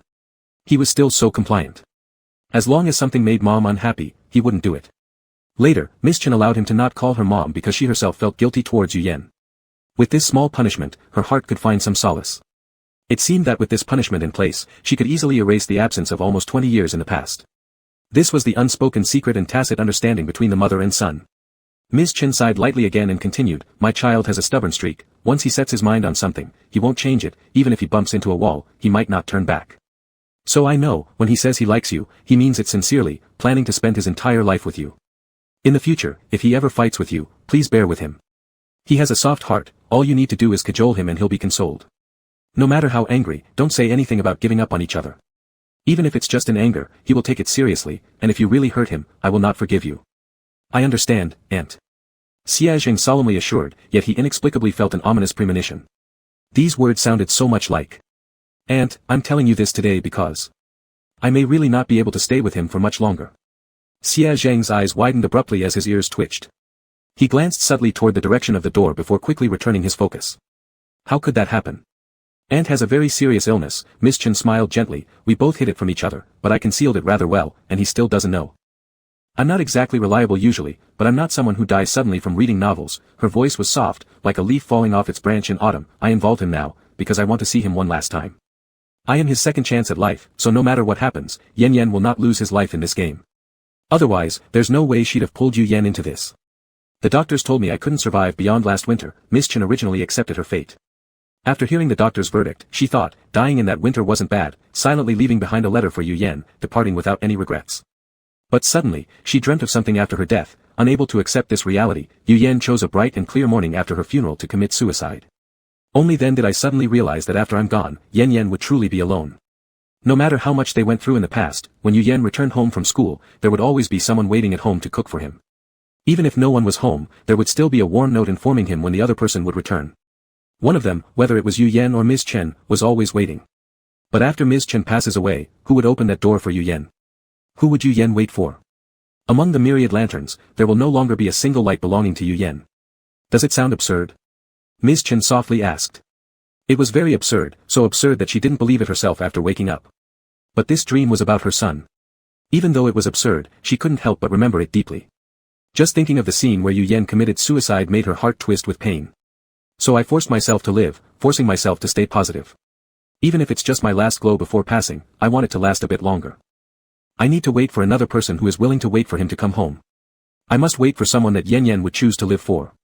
Ms. Chen gently rubbed her fingers on the photo, then looked at Xia Zheng, fortunately, I waited for it. Having waited, she could leave now with peace of mind. Aunt, Xia Zheng took a deep breath, his voice trembling as he spoke, do you not plan to tell him these things? If I told him, he'd be sad right now. Long-term pain isn't as good as short-term. Let's talk about it later.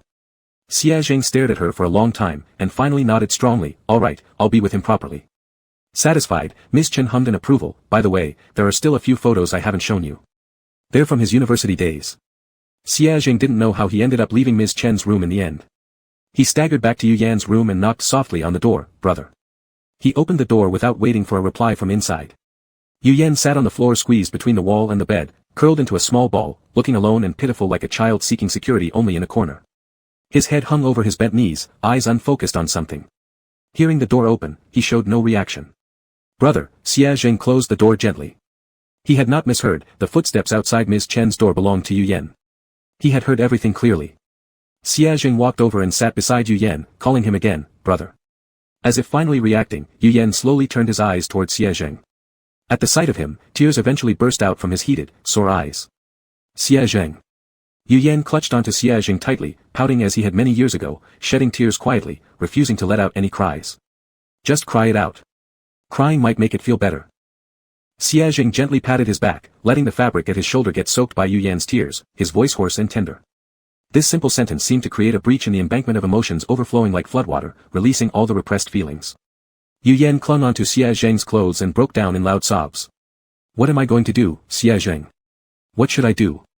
Yu Yan's voice trembled violently, his cries mixed and almost indistinguishable from his original pronunciation. What to do? It seemed like he was going to lose his mom. Chapter 133, pink tenderness, how old are you now?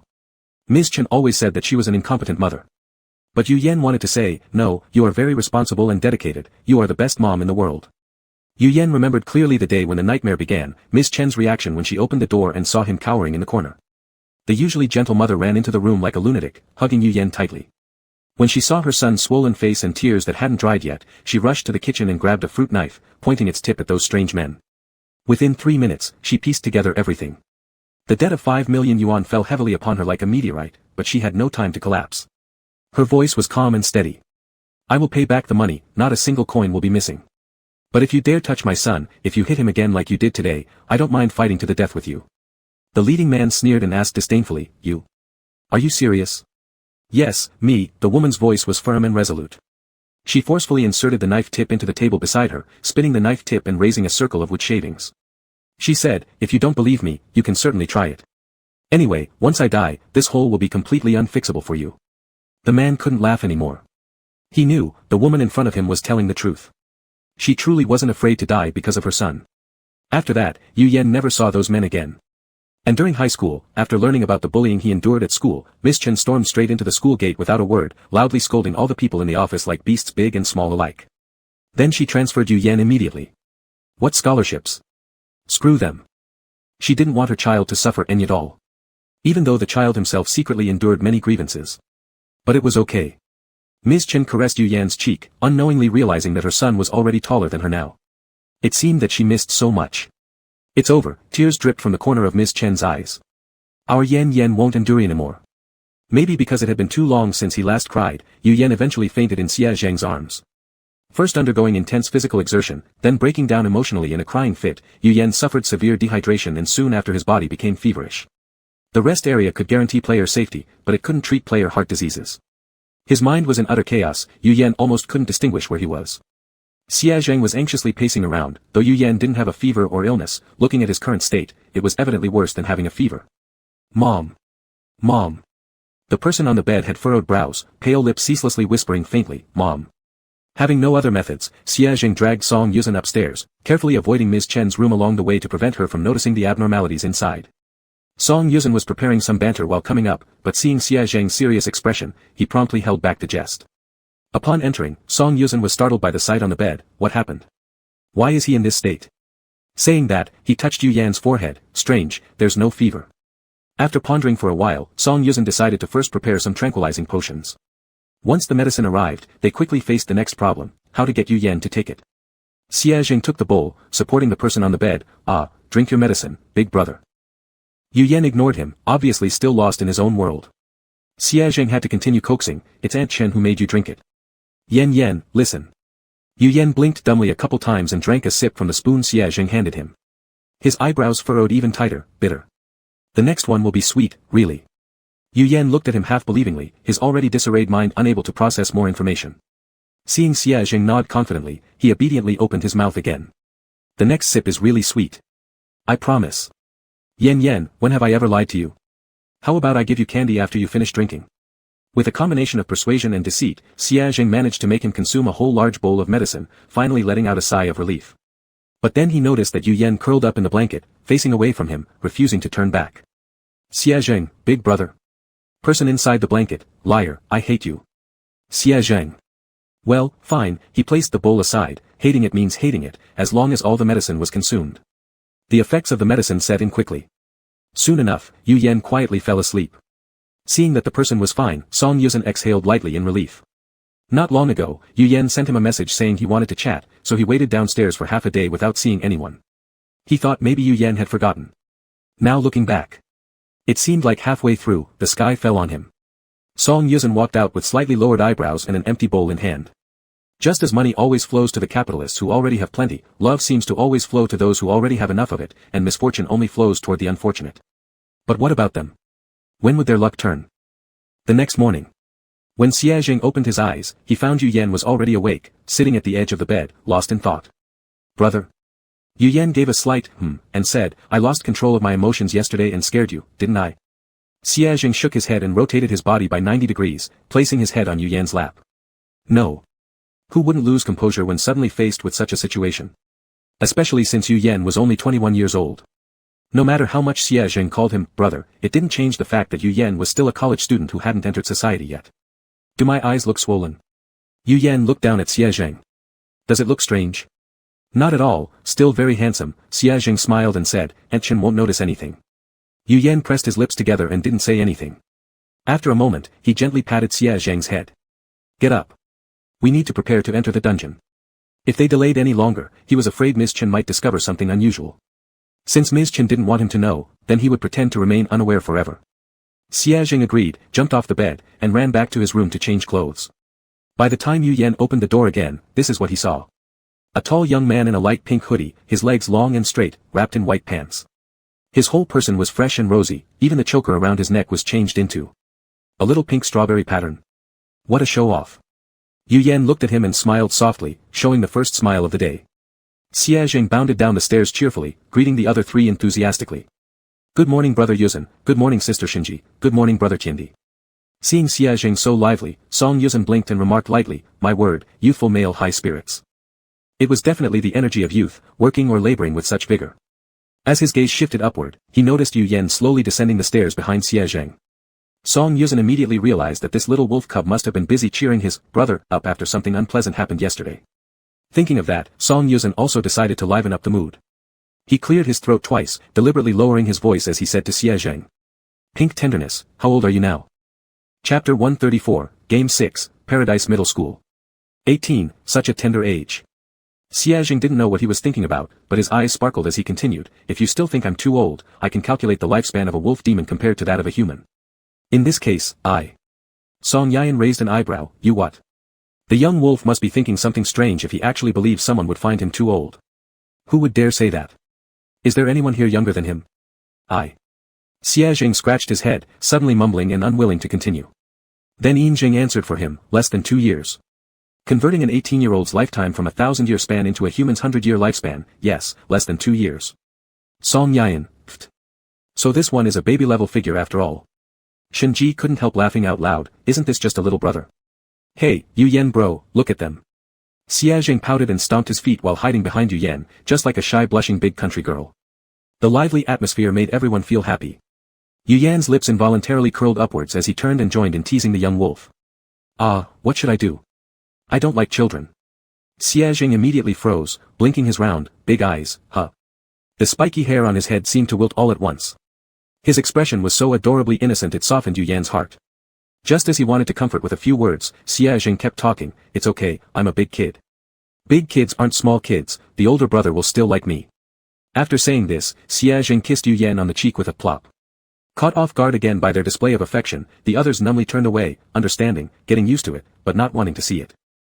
After eating some food simply, Yu Yan began selecting the next level among various dark-toned covers and chose one relatively more vibrant in color. Lightly touching it, the level opened. Welcome, just for fun team, to the 6th challenge game, Paradise Middle School. Pass difficulty, 4.5 stars, maximum 5 stars.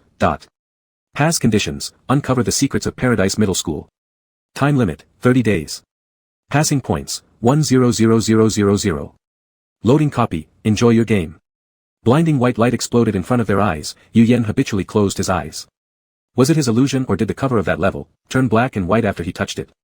As the white light dissipated, Yu Yan's thoughts receded, he opened his eyes and found himself standing in front of an impressive building. A grand and gorgeous iron gate towered over him, engraved with 4 large red characters, Paradise High School. High School. Xie Zheng had a vague impression of this term, blinking his eyelashes, he looked at Song Yan who borrowed Shinji's hair tie, Ian brother, is this the most important part of you key people's lives? Song Yan almost fell flat on the ground right where he stood. Who taught you to talk like that? Oh, it was me, no worries then. Song Yan, yeah, that's correct. Receiving an affirmative answer, Xie Zheng pouted unhappily, why does it have to involve studying again? He doesn't like it.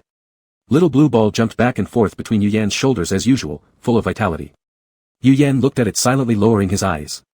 Each encounter between mother and son from now on seems to be a silent farewell. Yan, what's wrong? Mrs. Chen noticed something was off with Yu Yan and patted his shoulder up and down, worriedly asking. Nothing, Yu Yan shook his head, temporarily brushing aside those chaotic thoughts. They needed to focus on completing the level first, yes, they needed to get through the level. Wife husbands, I'm here. Missed you all after a day apart, Sashasaho. Wow, 50-person level, 10 teams, huge production Why is little wolf so pink today, ha ha ha, so cute, mommy kisses kisses. Wait, how come Yen Yen is also in this level? I just went to Lin N's live stream, and their side is doing the same level. Most of the audience were busy greeting each other, that chat message got mixed up quickly and was pushed up, and when Song Yan looked at the public screen, that line of text had already disappeared. Looking at the 3 to 4-story high giant iron gate in front of them, the group wondered, how are they supposed to enter? Couldn't they climb over again? Isn't it true that, originally, there was no path in this world, but when more people walked on it, the wall became the way? Sigh, not impossible either. Just as they were pondering, a system broadcast sound came into their consciousness. Please, all players of the, just for fun, team quickly head to the classroom of grade 10 class 6. Repeat. Please, all players of the, just for fun, team quickly head to the classroom of grade 10 class 6. The group understood immediately, oh, they are students of grade 10 class 6. With the system emphasizing urgency, the group wasted no time and swiftly climbed over the wall into the school, heading towards the rows of teaching buildings. The monster security guard at the gate. Who allowed you to enter the school like this? As Yu Yan's group moved forward, they passed by a few pale-faced, strange-looking, short-skirted female students wearing school uniforms. Just as they were about to ask which teaching building housed grade 10 class 6, they saw these students flee in panic as if they'd seen a ghost, clearly afraid of being punished for moving too slowly. Xia Jing scratched his head in confusion, do I look that scary? Who exactly is the monster here? They're all wearing uniforms, Song Yan pointed out the fleeing students, shouldn't we also get some? Sure, Yu Yan nodded, I see there's a freshman welcome desk nearby, let's check it out. Without much hesitation, the group set their goal on the freshman welcome desk. However, since it wasn't the enrollment period, there was no one at the welcome desk. It happened to be quite convenient for the group to act freely. Sunlight streamed through the glass windows, filling the spacious and bright corridor. The group roamed along the hallway, searching room by room for the source of the school uniforms. Shenji pushed open a door, her eyes widening slightly, Xia Zheng was beside her and, upon hearing her exclamation, leaned over to look inside, echoing with a, of his own. Inside the room were neatly arranged rows of beautiful pink-white skirts. By the time Song Yan arrived, he was greeted with an eye-catching yet perplexing scene. Beautiful girls wearing cute little skirts, lively and full of charm. And right beside them, there stood a guy dressed in one of those skirts looking somewhat decent as well. Truly hard for him to have found a suitable size amidst so many small skirts. Ian brother, Xia Zheng was the first to notice him, emitting an evil laugh, he. Song Yan. Rather than being forced, might as well take the initiative. Song Yan, get me one too. Yu Yan searched around but couldn't find where the school uniforms were stored. He eventually made his way back to the room Shinji's group started investigating, only to push the door open and see Mrs. Chen, Yu Yan immediately turned to leave, but his body was tightly embraced by the rushing Xia Zheng who clung onto his arm and dragged him toward the room, brother. I don't want to wear it. Don't make me. Standing by the doorway, Yin Zheng kindly closed the door for them before swiftly turning away and fleeing from the crime scene. Chapter 135, The Mad Monk and the Mad Nun Appear. Danger for Yuan. My goodness, Shenji looked at the hiding person, covering her mouth as she shouted, Yu Yan go, how do you manage to have legs that are so long, straight, white, and slim? Yu Yan buried his face in Xia Zheng's back, refusing to show his head. His ears under the disheveled hair had turned completely red. Good heavens, Song Yuan put on a dress and even her voice became more delicate unconsciously, the 4 of us are absolutely enchanting beauties, but we seem to be one short. I'm about to laugh myself sick all of you acting like lunatics. Wife. So many wives. This is really becoming a wife fest Give me some kisses MWA. Ah Yuan please stop talking Die laughing Tian-di closed the door without a second thought, clearly fearing he'd be dragged in next. Imagining Tian-di dressed up as a girl, phew, the image is almost too beautiful to handle. The chat room erupted with laughter. But the next second, bang. The door was suddenly pushed open from the outside by a female teacher with an ashen face and black-rimmed glasses. In her hand, she held a long teaching whip. After seeing the scene inside, she froze immediately. These teachers, what exactly are you doing? Everyone in the room stiffened. Teachers. Their identities were teachers. Right, the system only told them to go to the classroom and didn't specify their roles. They'd assumed they would be students when thinking of high school. So why were they searching for school uniforms earlier? Were they trying to cosplay?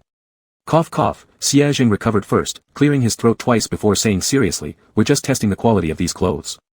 Female teacher, and the results of the test. Xia Zheng, excellent. There's no problem at all for someone over 6 feet tall.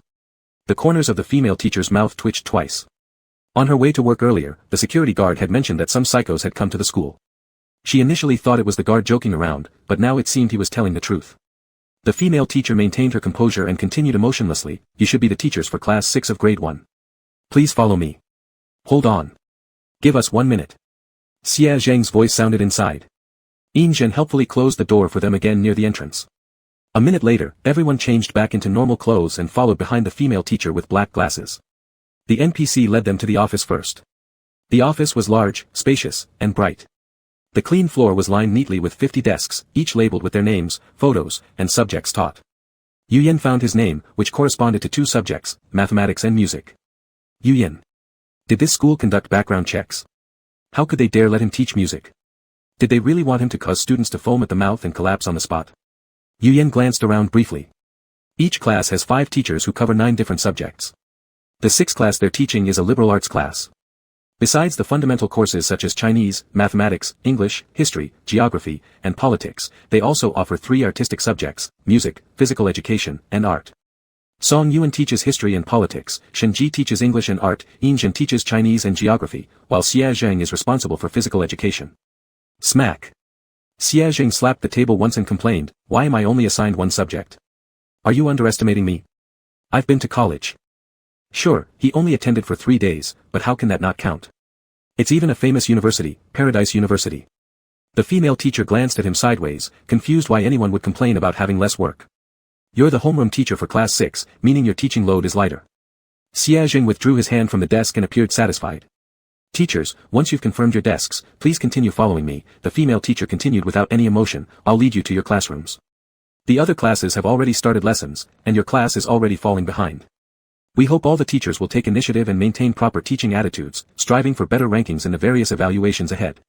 Shen Ji asked, "What happens if our ranking is low?" The female teacher paused momentarily. "You die." Yu Yen lowered his gaze, deep in thought, when suddenly he heard Chen Nainai's voice ring beside him, "Yen Yen. Yen Yen." The little blue ball darted toward Yu Yen, landing on his head. Its tone was slightly flustered. "I just saw in the office. I saw the names Shengguan Levi Bingjing Luoying Nana and O Leitang Baolong Zhantu Haichen."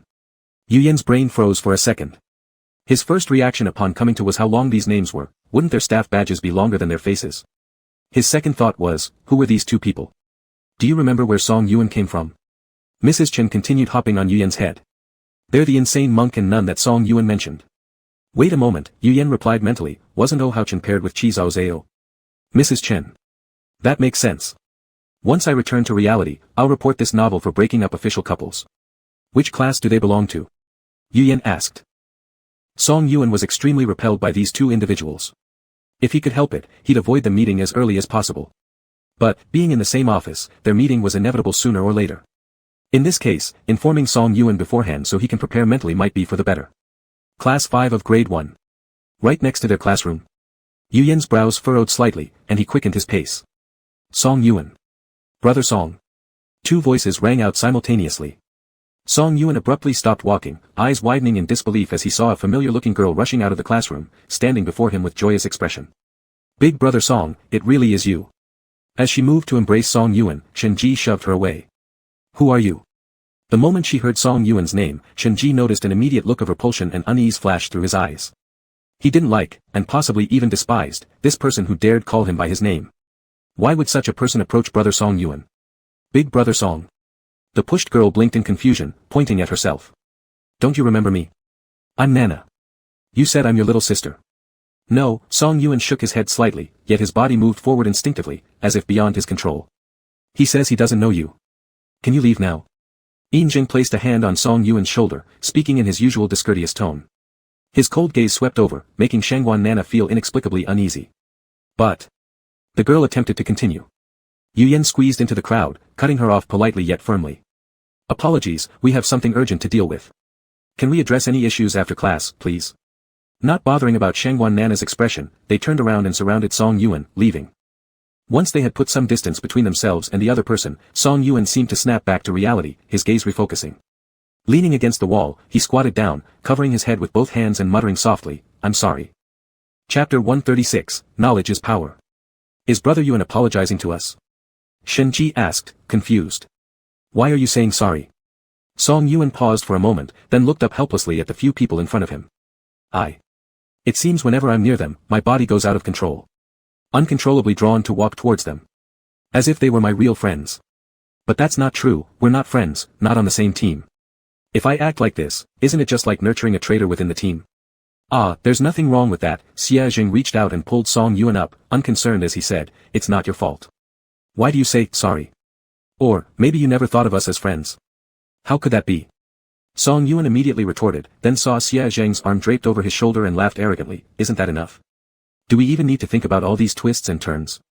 Alright, let's go quick, or the NPCs will be waiting and getting impatient. As he spoke, Xia Zheng pushed Song Yuan forward and shoved him into the classroom door of Class 6, Grade 1. Hiss. Song Yuan suddenly drew in a cold breath, the sorrow he had been building up evaporated instantly, replaced by terror. Inside the classroom, 30 desks were arranged in a 5x6 pattern, meaning there were 30 students. At this moment, all of them sat at their desks laughing, playing around, joking, and making noise. When they noticed the teacher entering, not a single one of them spared them a glance, they continued their activities as though the teacher weren't even there, and perhaps became even louder than before they arrived. Clearly, these students were trying to give the teachers a rude awakening. Song Yuan quickly stepped back from the classroom. Our school requires teachers to prioritize ethics and demonstrate selflessness. Every action must conform to the standards expected of teachers, explained the female teacher standing outside the classroom door, continuing her calm and composed introduction of fair rules. All students must work together to promote comprehensive development in morality, intelligence, physical education, aesthetic education, and labor. Therefore, the evaluation criteria for the class competition are divided into 4 categories. 1. Academic performance. Every week, a grade-wide test will be conducted.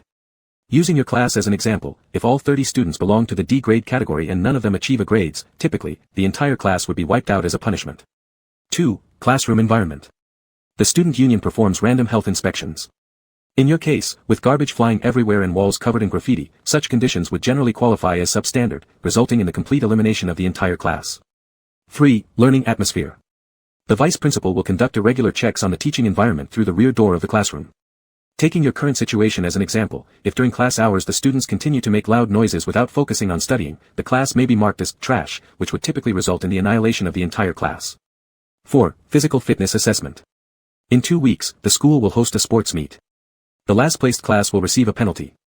Since it's 2 weeks away, we can't use your class as an example this time, my apologies. The group of 5. Listening to your tone, you almost seem regretful, don't you? Out of everything she just said, the only thing I remember is that our whole class is going to get wiped out. Oh. What kind of disastrous start is this? How did we end up in the worst performing class of the entire grade? Ayakak. Isn't it terrible how you mess things up so easily? Hilarious. I knew that the overly arrogant name of this team was going to lead to problems. They've probably angered the system. System, kill, kill, kill, kill, kill, kill. Yu Yan lowered his gaze slightly and glanced at his employee ID card. Just like his student ID from university, it was black and white with decorative borders. Oh, even the posthumous portrait has been prepared already. Not dying under these circumstances would be impolite. This class has already begun. Please enter the classroom and begin teaching immediately. If too much time is lost, the headmaster will discover the issue and that wouldn't be good. After glancing at the schedule, mathematics, the woman kindly handed Yu Yan a long, thin teaching rod beside him. Her intentions were obvious, disobedient students could simply be beaten. Yu Yan squinted at the rod and smiled, shaking his head gently. No, I prefer convincing others through reason. After saying this, he turned around and entered the classroom. Different from what had occurred before, after Yu Yan walked into the room, half of the class immediately fell silent. Nearly half of the students stopped talking abruptly, their eyes intensely focused on the figure standing at the lectern. The other half continued chatting and fooling around without a care. Yu Yan picked up the thick math textbook on the table and began introducing himself. Hello everyone, I am your math teacher. My name is Yu Yan, and you can call me Teacher Yu. His voice was drowned out by the racket in the classroom, and one student from the back row, whose head was split open by half, even made a face at Yu Yan and flipped him the bird, completely ignoring the teacher's authority. Why doesn't he just use the teaching rod? With a weapon in hand, it would be effortless to make these students behave, right? Didn't the person upstairs listen carefully to the NPC's words? Teachers should uphold morality. How can we use the rod for corporal punishment? Having the rod is already against professional ethics. Wow, this scenario already has traps. I won't start with the textbook today. I will first teach you all a phrase, knowledge is power. As soon as these words came out, the students sitting in front burst into laughter. In this era, how could someone actually expect students to behave by feeding them some motivational drivel? It was absurd. The students at the front laughed loudly, while those at the back, clueless about what happened, asked their front seatmates and joined in with nonsensical laughter. The student whose head was split by half laughed the loudest, the crack on his head seemingly widening with every laugh. Seeing their laughter, Yu Yan also smiled. You disrespect your elders and lack decorum, so let's begin with you. He picked up the heavy math textbook, weighing it in his hands. Suddenly, with immense force, he hurled the book hard at that particular student. Bang! The student's head cracked wide open on the spot. An instant of silence fell over the classroom. So this is the power of knowledge. Teacher, I get it now. Reasonable persuasion, mathematics is indeed a science. Ah, I understand now. Yu Yan mentioning that knowledge is power when he entered the class was to align his actions with the standard of being a teacher, hence using the book to hit the student counts as part of the teaching content and not corporal punishment. For those who don't understand, can I ask if this guy has always had this style? Did you learn anything? Yu Yan said, looking at the student whose head had split into two halves. If so, return the book to me, remember to clean it properly. The student got up, shakily adjusting his fractured head. He grabbed the book and walked reluctantly to the lectern, placing it on the desk. Yu Yan stared at him, still. Students of this age group are very concerned with saving face. Getting scolded in front of everyone definitely stirs resentment. Just as Yu Yan was about to say something, a student sitting in the first row reached out and pulled on the sleeve of the uniform of that student, whispering. Chapter 137, Mr. Yu's First Class. Don't think you're so tough. Do you see that teacher by the door? If you piss him off, he'll kick your brains out.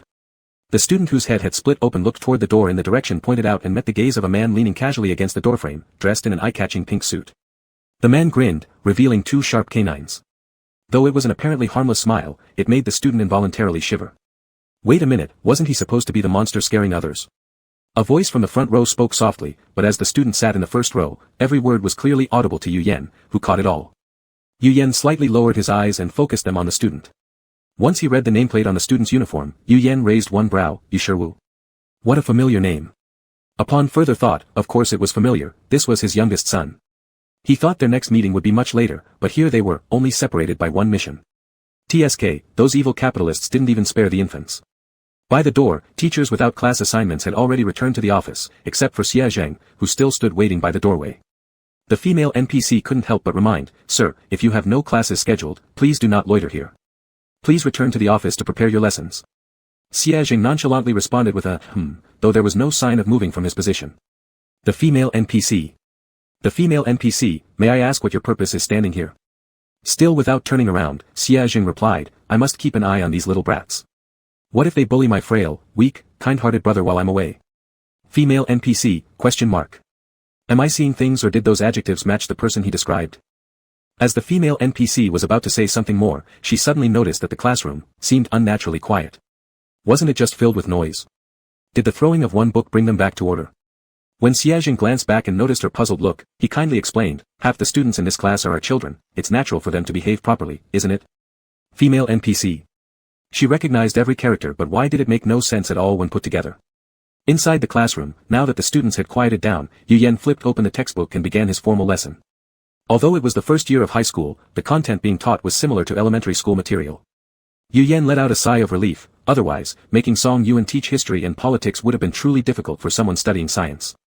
Rolling up his sleeves halfway, Yu Yan picked up a piece of chalk, broke it lightly, and turned to write on the board.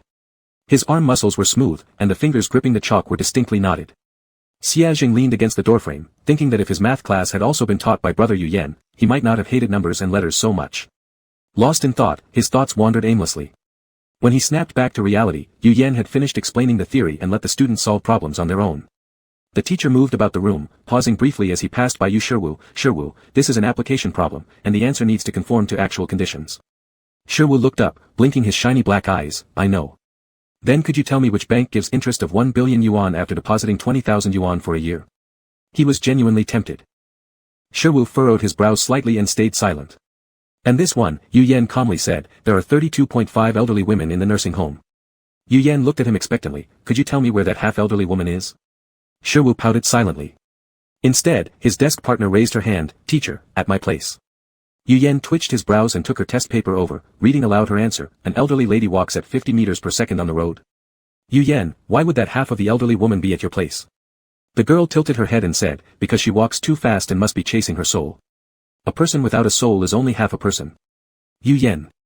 Would you rather believe this is about a half-elderly woman than suspecting you calculated the numbers incorrectly? Yu Yan picked up the student's pen and patiently began recalculating on the rough paper. The writing he produced was quite beautiful. While writing, he conscientiously explained step by step. Understand? After finishing, Yu Yan set down the pen and asked, rewarding the students with a pat on their fluffy heads when they nodded. Sherwoo's eyes immediately lit up, having his head patted. Yu Yan had no idea what switch he triggered, but a few minutes later, students all over the classroom started raising their hands one after another. Teacher. I don't know how to solve this problem. Having no choice, Yu Yan could only patiently explain each question individually. Oddly enough, these students would understand after hearing it once. After nodding in comprehension, they would then look at him with big eyes, eagerly waiting for his warm hand to pat them on their heads. Ha ha ha ha ha, unlocking the universal charm achievement again. What's wrong with kids liking their dad? What's wrong with wanting dad to pat their head? And why are you, the other half, joining the fun? The other half, sorry, if they want head pats, I want one too. I even saw a student change a correct answer to a wrong one. You little brat, just trying to grab teacher's attention. There's an issue with the question, teacher, you should check. Xia Zheng was observing from the corridor. The female NPC hadn't seen anything bloody or violent, finding the scene uninteresting, so she left already. A chilling wind passed through, lowering the temperature around them.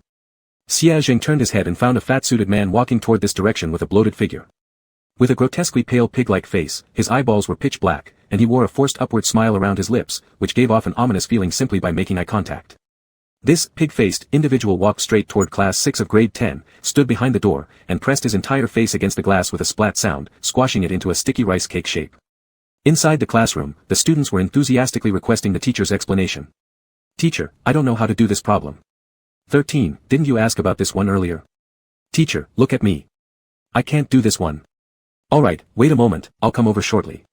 Teacher. A harmonious picture of peaceful teacher-student interaction unfolded. However, the head of the grade seemed somehow uneasy, frowning as his eyeball was glued to the glass window, seemingly desperate to squeeze inside the classroom. He was staring at something. Director, Xia Zheng strode toward the pig-faced figure and began chatting with him naturally. Are you here for an inspection? The director coughed twice, taking on an authoritative demeanor, whispering in a low tone, your class has decent atmosphere, but there's still room for improvement, you shouldn't be too proud. His oily gaze swept over Xia Zheng, triggering an intense sense of discomfort. Had he also looked at the people inside the classroom like that before? Ding dong. Director's favorability towards Class 6, Grade 10, -1. Current learning environment rating for Grade 10, Class 6 is D. All teachers, please adopt proper teaching attitudes. Otherwise, the next class that gets wiped out might just be yours. Yu Yan, busy inside the classroom, thought. What did he do to reduce the favorability? Chapter 138, Linen appears. After one class, Yu Yan was both physically and mentally exhausted. Sighing when he found out that the headmaster had inexplicably deducted 1 point from the class's favor rating, Yu Yan lowered his head until it finally disconnected. Is there any rule I haven't noticed? Brother Yu, Xia Zheng saw Yu Yan come out and took over the textbook in his hand, walking together towards the office direction. That principle is strange. Yu Yan hummed in agreement, taking a candy Xia Zheng handed over. You've been waiting outside all this time. Aren't you tired? Xia Zheng gave a small humph. How could waiting for my brother be tiring? If brother Yu feels sorry for me, you can give me a kiss. We're at school, pay attention to influence. The two walked forward without noticing a bunch of heads piled behind the classroom door. A group of students gathered at the door whispering, these two teachers really make a pair. Yeah, I've said this before. My parents, their relationship is great. That's bad, doesn't it mean our PE classes will often be replaced by math class? Although I like this teacher, I don't like math class. Ah, that's bad. In the grade 1 office. As soon as Yu Yan entered, he was drawn to a figure with a head full of pink hair, which stood out in the crowd. Blue eyes were wide open as if puzzled by some difficult problem, cheeks puffed up showing some cute babyish features.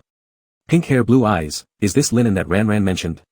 His head hurt a little. Yu Yan glanced upward and noticed Little Blue Ball pulling his hair. Little Blue Ball's body was shaking slightly, the voice trembling. Yen, isn't this someone mentioned earlier? He's here. If he's here, then the cube filled with eyes and tentacles should also be around. Linen, my second prettiest wife on the internet. Look how beautiful they look together. Then what about the evil god? Did the evil god follow along? Yen, stay away from him. This guy's crazier than a wolf pup, he kills whoever he doesn't like, acting like he's insane. That evil god acts more like an insane being. Every extra word this pink-haired person says, that entity kills someone else. Agreed. Yen, run fast while this little pink-haired person hasn't fixed their eyes on you yet. Don't keep brushing here. Yu Yan doesn't even see the chat, go brush under Yuan's. But before the comment army could shift position, Linen raised her gaze, directly meeting Yu Yan's eyes. A pale, obedient face turned toward him. Realizing Yu Yan's gaze was upon her, she softly smiled, exposing those pretty blue eyes blinking rapidly, looking playful and cute. Just glancing a bit longer induced a baseless sense of affinity. Yu Yan nodded slightly in acknowledgement, withdrawing his gaze, and made his way to his seat. Song Yuzin's seat was next to his, who was deeply absorbed in lesson planning right now, though, maybe a little too serious. So engrossed that Yu Yan sat beside him and the comments flew like crazy, but he showed no reaction at all. What's the situation? Yu Yan leaned over to ask Shinji on the other side of Song Yuzin. Oh, it's because of the unexpected person last class. When Big Brother Yuswan saw that woman and that dinosaur warrior, his spirit seemed dazed. Even just seeing their names caused the same reaction. Then Brother Yinjing created a barrier for him, completely disrupting external information, which has somewhat improved the situation. Serious to this extent? Xia Jing pushed the office chair closer, sliding his own chair behind Yu Yan's. He rested his chin on the backrest, tilting his head and said innocently, "Can't we kill them directly?" It sounded less like a conversation about killing for silence and more like asking if they could have another meatball for dinner tonight. Shinji paused for a moment, then remembered something important. Xia Jing wasn't ever the type to mess around. The time others insulted Yu Yan as a flower vase, he found ways to let those people meet their ends. Now, he was being serious. By nature, his character was capricious. Only due to spending prolonged time with Yu Yan did someone manage to control him, making him hide his sharp edges and seem a little saner. The only absolute, unyielding bottom line for Xia Jing used to be Yu Yan, and now, it included friends. Can't we? Xia Jing's eyes scanned from Yinjing to Shinji and finally landed on Yu Yan. Can't we? Song Yuzin is already so distressed because of them. Yu Yan pressed his lips together, unsure of what to do for a moment. His reason told him that it shouldn't be done this way. This is a team-based dungeon. Regardless of the strength of these two individuals, if they had actually killed those two people, they would first be targeted by the other three members in their party. Secondly, other teams would also be on high alert against them, just in case there were sections later where several classes needed to cooperate. Yu Yan sighed softly, next time, if they dare to intrude on Song Yuan again, we'll make our move. Xia Zheng's eyes lit up, good. Shinji also nodded along. As class time was about to start, Yinjing waved his hand over Song Yuan's head and retracted the barrier. The sudden presence of so many people around him startled Song Yuan, making his body shake. What are all of you doing here next to me? We're just urging you to go teach class, Teacher Song, said Xia Zheng. Your next two classes are yours, come on, Teacher Song. With that, he clenched his fist to cheer Song Yuan on. Song Yuan tightened his grip on the teaching plan, looking at Xia Zheng with hope in his eyes. Can't you, the homeroom teacher, accompany me while I teach? To let him face 30 monsters alone, what was the difference between that and just letting him die? He doesn't want to cry, carrot. Xia Zheng, me? I'll go with you, said Yinjing as he stood up. My class is the fourth one, I can go prepare for it in the classroom. Song Yuan immediately nodded. Good. He didn't care who it was as long as someone was accompanying him. You don't have to worry too much, Xia Zheng added. Half of the students in your class have already seen you before, they should recognize you and won't give you too much trouble. Yu Yan thought about the point deducted for no apparent reason and added a few more words. Oh, by the way, this school has a rather peculiar evaluation method, so, you don't need to be too serious during your lessons. Song Yuan raised an eyebrow. No need to be too serious. Well then, he knows exactly how to conduct his lessons. During the history class, Song Yuan called 7 unruly students from the back row up to the podium, standing them in a line. He then rolled up his teaching plan. Today, I will teach you one sentence. Our country has always been a land of propriety. Bang. Bang. Bang. Bang. Bang. Bang. After several strikes, there were broken limbs and scattered debris all over the podium. In the politics class, Song Yuan picked up his blood-soaked teaching plan again and smiled at the 7 students on the podium. The students on the podium screamed, "Ah! Don't come near us, please. This lesson, I will teach you another sentence. As good citizens, we must uphold the light of righteousness." Guang. Guang. Guang. Guang. Guang. Guang. Again, broken limbs and scattered remains lay everywhere. Chapter 139, Cousin Dad, Cousin Mom, and a Mode of Transportation. A student sitting by the window tugged at the school uniform of the classmate beside him. Didn't you say that the teacher with glasses is very gentle? Yulauda, yeah, he even called us good babies. As Yulauda was talking, he pointed to number 15 in the first row. Moreover, this teacher is, theirs. He paused for a moment, thinking neither calling him dad or uncle would be appropriate. After a brief hesitation, his eyes lit up as he finally reached a conclusion, Cousin Dad. Yes, he's also number 15's cousin dad. And there's another teacher who loves wearing goose yellow clothes, she's number 15's cousin mom. That teacher cannot be provoked, she'll explode when angry. The classmate beside you suddenly took a sharp breath, an explosive teacher. Unprovocable, unprovocable. Shifting his gaze backward, he looked at the white-haired teacher sitting at the back of the classroom. The long-haired man had been seated at the rear since entering the classroom, fully focused on his own business.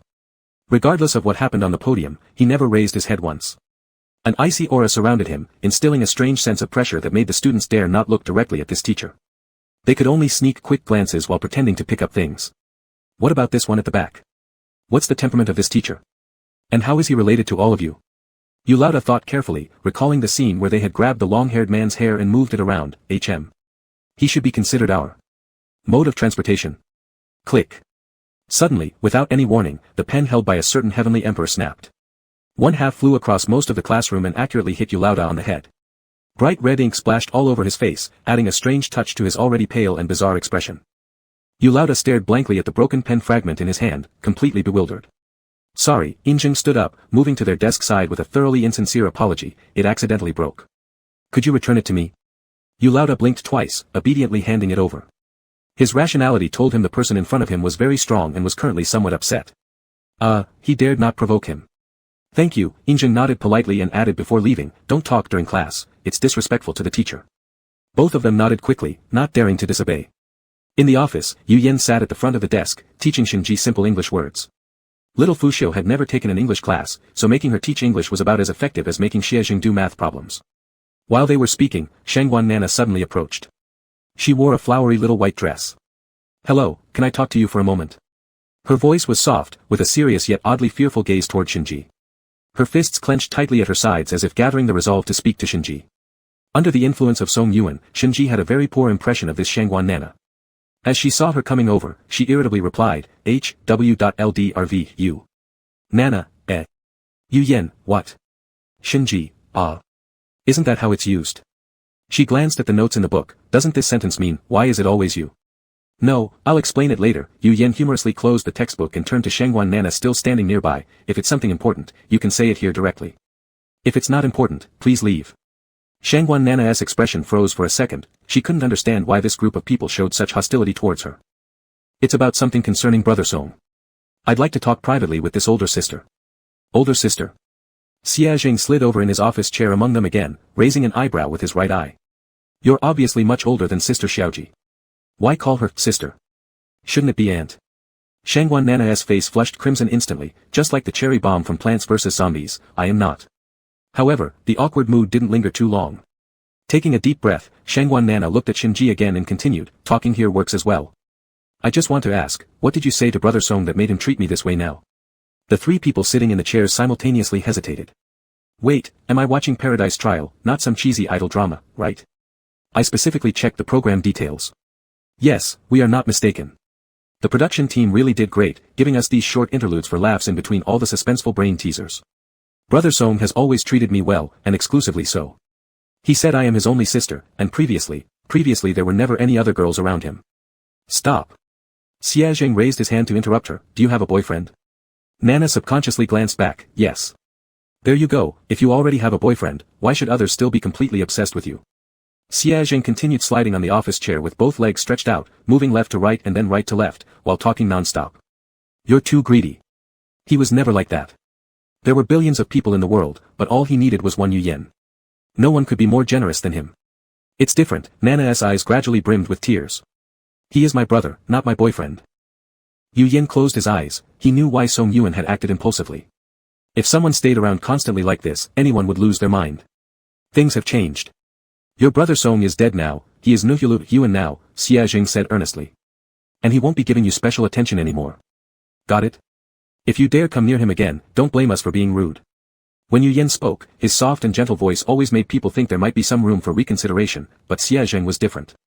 The boy had always been arrogant, his tone was casual yet carried a hint of seriousness, making it impossible to tell whether he was joking or serious. Nana's eyes became redder as she silently stared down the three for a moment, then stomped her foot and turned away. Ms. Chen, oh dear. Yu Yen tilted his head slightly and looked at the little blue ball resting on his shoulder watching the scene unfold. What's wrong? Ms. Chen, you guys just caught the tycoon's attention. Yu Yen. We'll deal with it step by step then. Buzz. The lights in the office suddenly turned blood red, flashing intermittently, paired with the buzzing alarm sound in their ears, ratcheting up the tension to its peak. The sudden change startled Yu Yen so much that his body trembled. Huh? Was the tycoon's attention this intense? Then, a low and hoarse voice came through next. Please, all math teachers, gather at the conference room on the 3rd floor within 10 minutes. Repeat. All math teachers please report to the conference room on the 3rd floor within 10 minutes. It wasn't the tycoon but the head of the grade department. A few players stood up, they probably corresponded to the roles of math teachers. Yu Yan quickly scanned across the room, then abruptly froze upon spotting one person. It was Linen. Chapter 140, This is my boyfriend. Linen looked toward Yu Yan's direction, met his gaze, and once again showed a sweet, soft smile. He took a step in this direction and said, "Brother, my role is also a math teacher. Let's go together." "Brother? Brother?" Xia Zheng was instantly on high alert, jumping off his beloved skateboard. "Who are you? How can you just call people brother without knowing any boundaries?" He fully exploited his height advantage at 189 centimeters, tilting his head high and looking down at the little pink-haired person in front of him with an overwhelming presence. Linen seemed startled and stepped back one pace, looking pitifully at Xia Zheng. "I'm sorry, have I done something wrong that makes brother so angry? If you don't want me to call you brother, I won't. Please don't be mad." Xia Zheng, aha. Previously, he couldn't quite empathize with Song Yuan entirely. But now it was different. Now he wanted nothing more than to open the window and toss this little pink-haired guy out through the crack. How could someone be this annoying? It's outrageous. Xia Zheng's puppy-like eyes turned to Yu Yan. "Brother, look at him. Wow, there are so many brothers in this episode. My mind is full of gedge. The young wolf even gets jealous of kids. Of course, it's natural for him to feel threatened when someone suddenly starts cuddling up close to his face. Baby, stop being jealous. They happen to have the same title, but there's no way anything could come of it. My name is Yu Yan." Yu Yan nodded slightly at Linen. "This is my boyfriend." "Oh, I see. Then it really was my mistake, I apologize." Linen blinked his beautiful blue eyes and continued, glancing at the office door. "We only have 10 minutes before we need to be in the meeting room on the 3rd floor. Let's hurry over." Xia Zheng felt like his molars were going to grind into dust. This pink-haired person had designs on his brother and even planned to team up with him on a task. And he couldn't follow along either. "Brother," Xia Zheng gently tugged at Yu Yan's sleeve, looking wronged, as he asked, "Will you still love me when you get back?" "Yu Yan. Hurry up, we only have 8 minutes left," Linen urged from the side. Not having much time to think, Yu Yan simply replied, "Yes, I do," then started walking towards the office door. For some reason, he could feel several pairs of eyes fixed on his back. At the 3rd floor meeting room, Yu Yan stood by the entrance and peered inside. It was pitch black, making it impossible to make out anything. It appeared he would only know what was about to happen once he stepped inside. His heart gradually tightened as Yu Yan took a deep breath and stepped into the meeting room. Linen closely followed behind him, unwilling to stray even a single step. As soon as they entered, the door slammed shut, unexpected. That uneasy feeling kept growing stronger. The meeting room was also dimly lit. Under the illumination of the glowing small blue orb, Yu Yan barely made out the surroundings. A few chairs and tables were scattered chaotically around the room. Several players stood awkwardly frozen in place, stiff bodies and cautious expressions, unsure of what was coming their way. Yu Yan's gaze slowly shifted. Suddenly, a pointed face screamed and came inches away from his own, so near that if the pointed face moved forward a bit more, it would touch the tip of Yu Yan's nose. Yu Yan held his breath, not daring to make any sound. His heart rate increased rapidly, pounding loudly as though trying to burst out of his chest. This pointed-faced creature had no eyes. He identified positions by sound. He and Linen were the last ones to enter, and the sound of the door closing successfully drew the monster's attention. Since the pointed-faced monster hadn't noticed his presence yet, he just needed to remain silent to avoid detection. Pat-a-tat. Beside him, Linen apparently stepped on something, creating a crisp noise underfoot. The monster, which was preparing to leave, immediately turned its head and rushed straight toward Yu Yan. Not wasting a second, Yu Yan quickly activated his skill, portal teleportation, swapping himself to a safer corner. As for Linen, it wasn't clear what skill he used, but he managed to escape the spot as well. The pointed-faced monster missed and lunged into empty air, filling with intense dissatisfaction, letting out an ear-piercing scream. "Ah! Let me eat one, just one will suffice." From its mouth issued a hoarse voice, and through the faint light emitted by the small blue orb, Yu Yan saw a mass of tiny, dense teeth within the monster's mouth. This creature was intent on eating the players. Ding dong. Mission released, evade the voracious boss. No, Director Hu Li isn't greedy. He clearly only needs to eat one math teacher to be full, and he's a very easy to satisfy director. Players. This joke was not funny at all.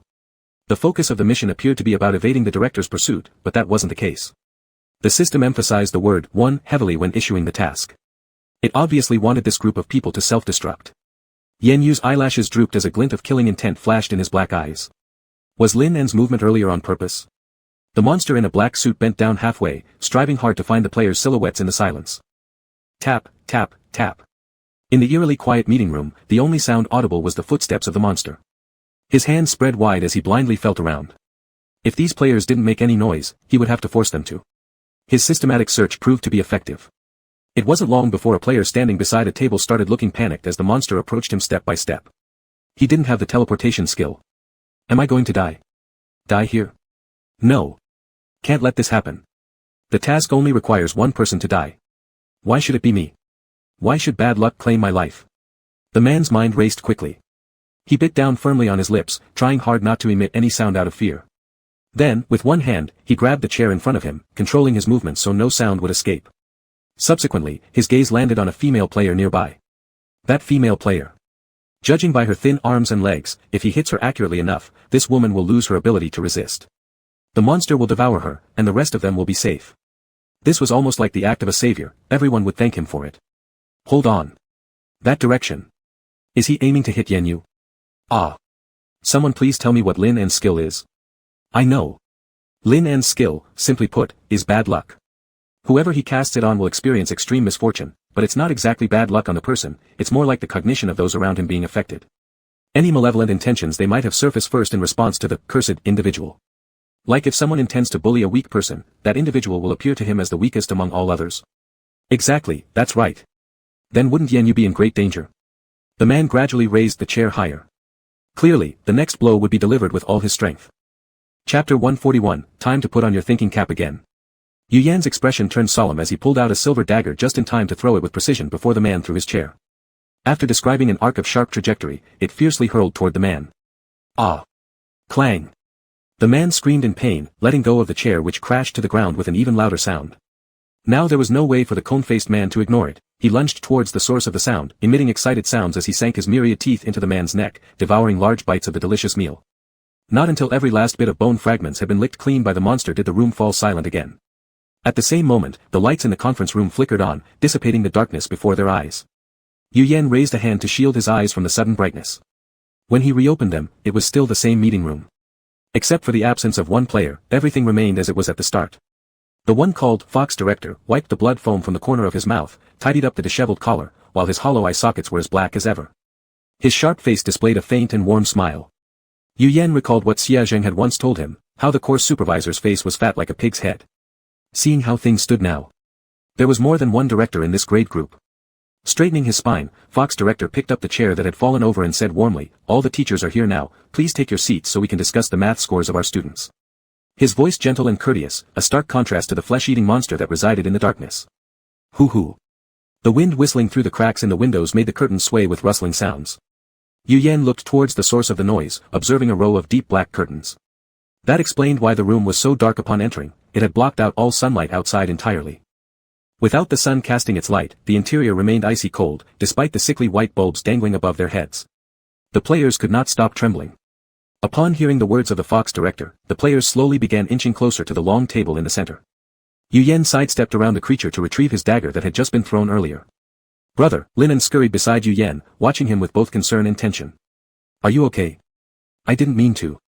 I wasn't aware there was something on the floor." Upon hearing this, Yu Yan spared not even a glance but focused instead on cleaning the blood-soaked knife in his hand with napkins, dismissively stating, "I'm fine."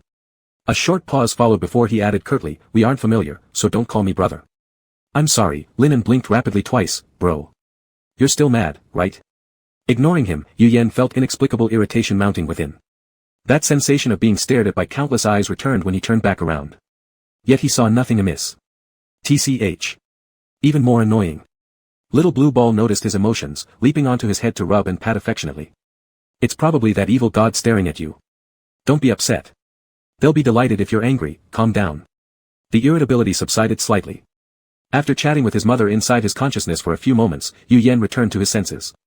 His gaze cleared as he resumed listening to Fox Director speaking. "As mathematics teachers, your logical thinking must be stronger than that of your students.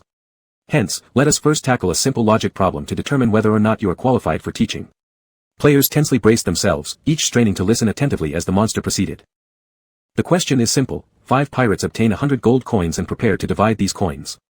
These pirates are ranked sequentially as pirate number 1, number 2, number 3, number 4, and number 5. Starting from number 1, each pirate will propose a distribution plan, after which voting ensues. A majority approval ensures passage, otherwise, the proposer shall be killed, and the next pirate will continue suggesting allocation schemes accordingly, repeating the process until a plan is successfully passed. Question: given all 5 pirates are sufficiently clever, how should the first person allocate the maximum number of gold coins without dying? Live stream chat. Great. Time for our favorite sleeping session. Wake me up when this part ends. Heh heh heh, ready to enjoy some handsome faces heh heh heh.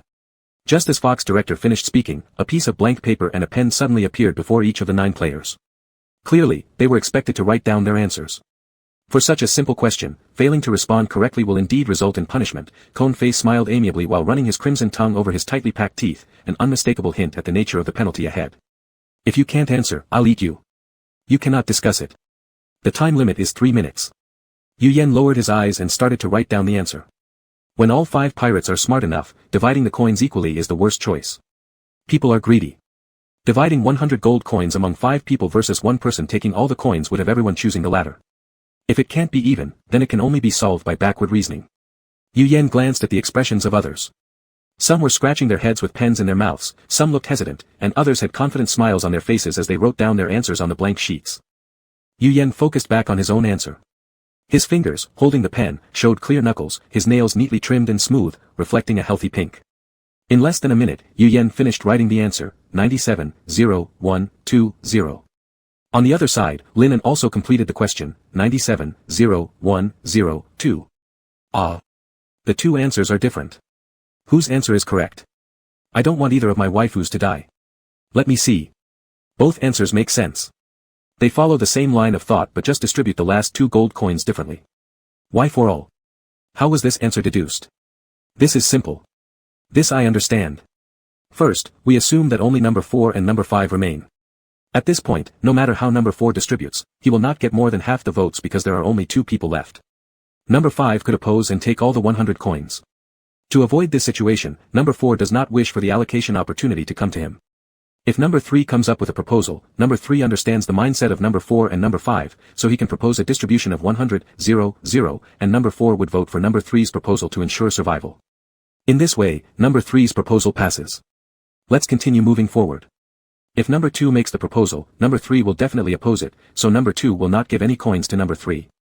But number 2 will give 1 coin each to number 4 and number 5 because compared to number 3's proposal, number 2's proposal will ensure they have at least 1 coin.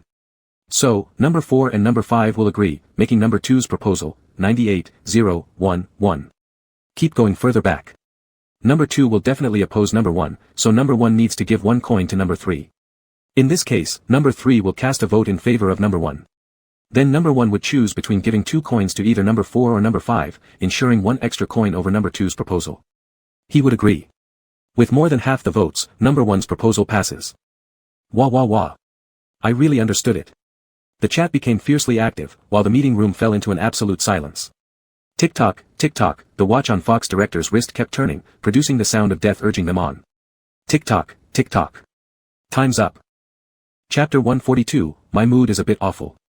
The paper and pen on the table disappeared simultaneously. In the next moment, a stack of papers appeared in the thin-faced man's hand. He lifted his hand to caress the traces on the paper, and a smirk formed at the corner of his mouth. Oh dear, how come so few people got the answers right? As he spoke, he threw the papers in his hand into the air. The white papers instantly turned into sharp blades upon leaving the monster's palm, slicing through the throats of the players who answered incorrectly. Blood sprayed everywhere. Yu Yen looked at the crimson scene before him for a moment and was taken aback. So, they were just killed like that? He had originally thought the players who gave the wrong answers would have to use their various skills to fight for the chance to survive, but it turned out this phase really was only about testing thinking ability. 9 players instantly dwindled down to 5, with an unusually high mortality rate. Yu Yen took a deep breath. Math exams tested logical thinking, so what about music? Yu Yen blinked, suddenly feeling that his future looked exceedingly bleak. After the test ended, Director Hu Li took a basin from the desk drawer, leisurely stuffing food into the basin while quietly analyzing the problems present in the current mathematics curriculum for the first-year high school students. His movements were graceful, his voice gentle. This monster seemed almost human when he wasn't eating people. A foul smell spread throughout the not-so-large meeting room. The group strained to endure the nausea as they watched the director eat those red and white pieces of rotten flesh, not daring to make a sound, nor vomit. They feared inviting death by even the slightest misstep. Finally, after Director Hu Li swallowed the last piece of brain, he carelessly wiped the stickiness off his hands onto Yu Yan's clothes, then raised a satisfied smile. Well, that's all for this meeting. Teachers, please return to your duties, and we'll see each other again next time. Yu Yan glanced sideways at his sleeve, where a large bloody handprint stained the once white fabric. So disgusting. Even more hateful than that inexplicable pighead director who deducted points from his affinity rating. When Yu Yan returned to the office on the first floor, his face was dark and frightening. The senseless targeting, the dirty clothes, and that psycho-like evil god. TSK, there wasn't a single thing going well. Big brother Yuyan, Xia Zheng saw him return and opened his arms for a hug, but unfortunately, little wolf didn't get what he wanted. His brother walked straight past him toward the bathroom, not sparing him even a glance. Ah, no hugs for him. Xia Zheng quickly hopped out of his rolling chair and hurriedly followed Yuyan inside. No problem, he could seek physical affection himself. As soon as he reached the entrance of the bathroom, he heard a loud bang. Xia Zheng quickly opened the door and rushed in, finding Yuyan punching the faucet with a fist. With two dull, puff-puff sounds, the dazed faucet coughed up 2 clots of dirty blood before finally releasing clear water. Yuyan's mood improved slightly after that, and he began carefully cleaning the filth off his body. If this had been an ordinary few-day mission, it wouldn't matter, but this mission lasted 30 days, and there was no way he could continue his activities wearing the same clothes every day. It was too disgusting. Big brother. Xia Zheng stood by the door, tilting his head. What happened? Yuyan shook the water off his hands, turned to Xia Zheng, stared at his eyes for 2 seconds, and then his body went limp. Leaning his forehead against Xia Zheng's shoulder, his muffled voice said, Xia Zheng, I'm feeling a bit awful right now. Why was his mood so bad? He'd experienced similar things before. But Yuyan felt exhausted now, especially after seeing Xia Zheng.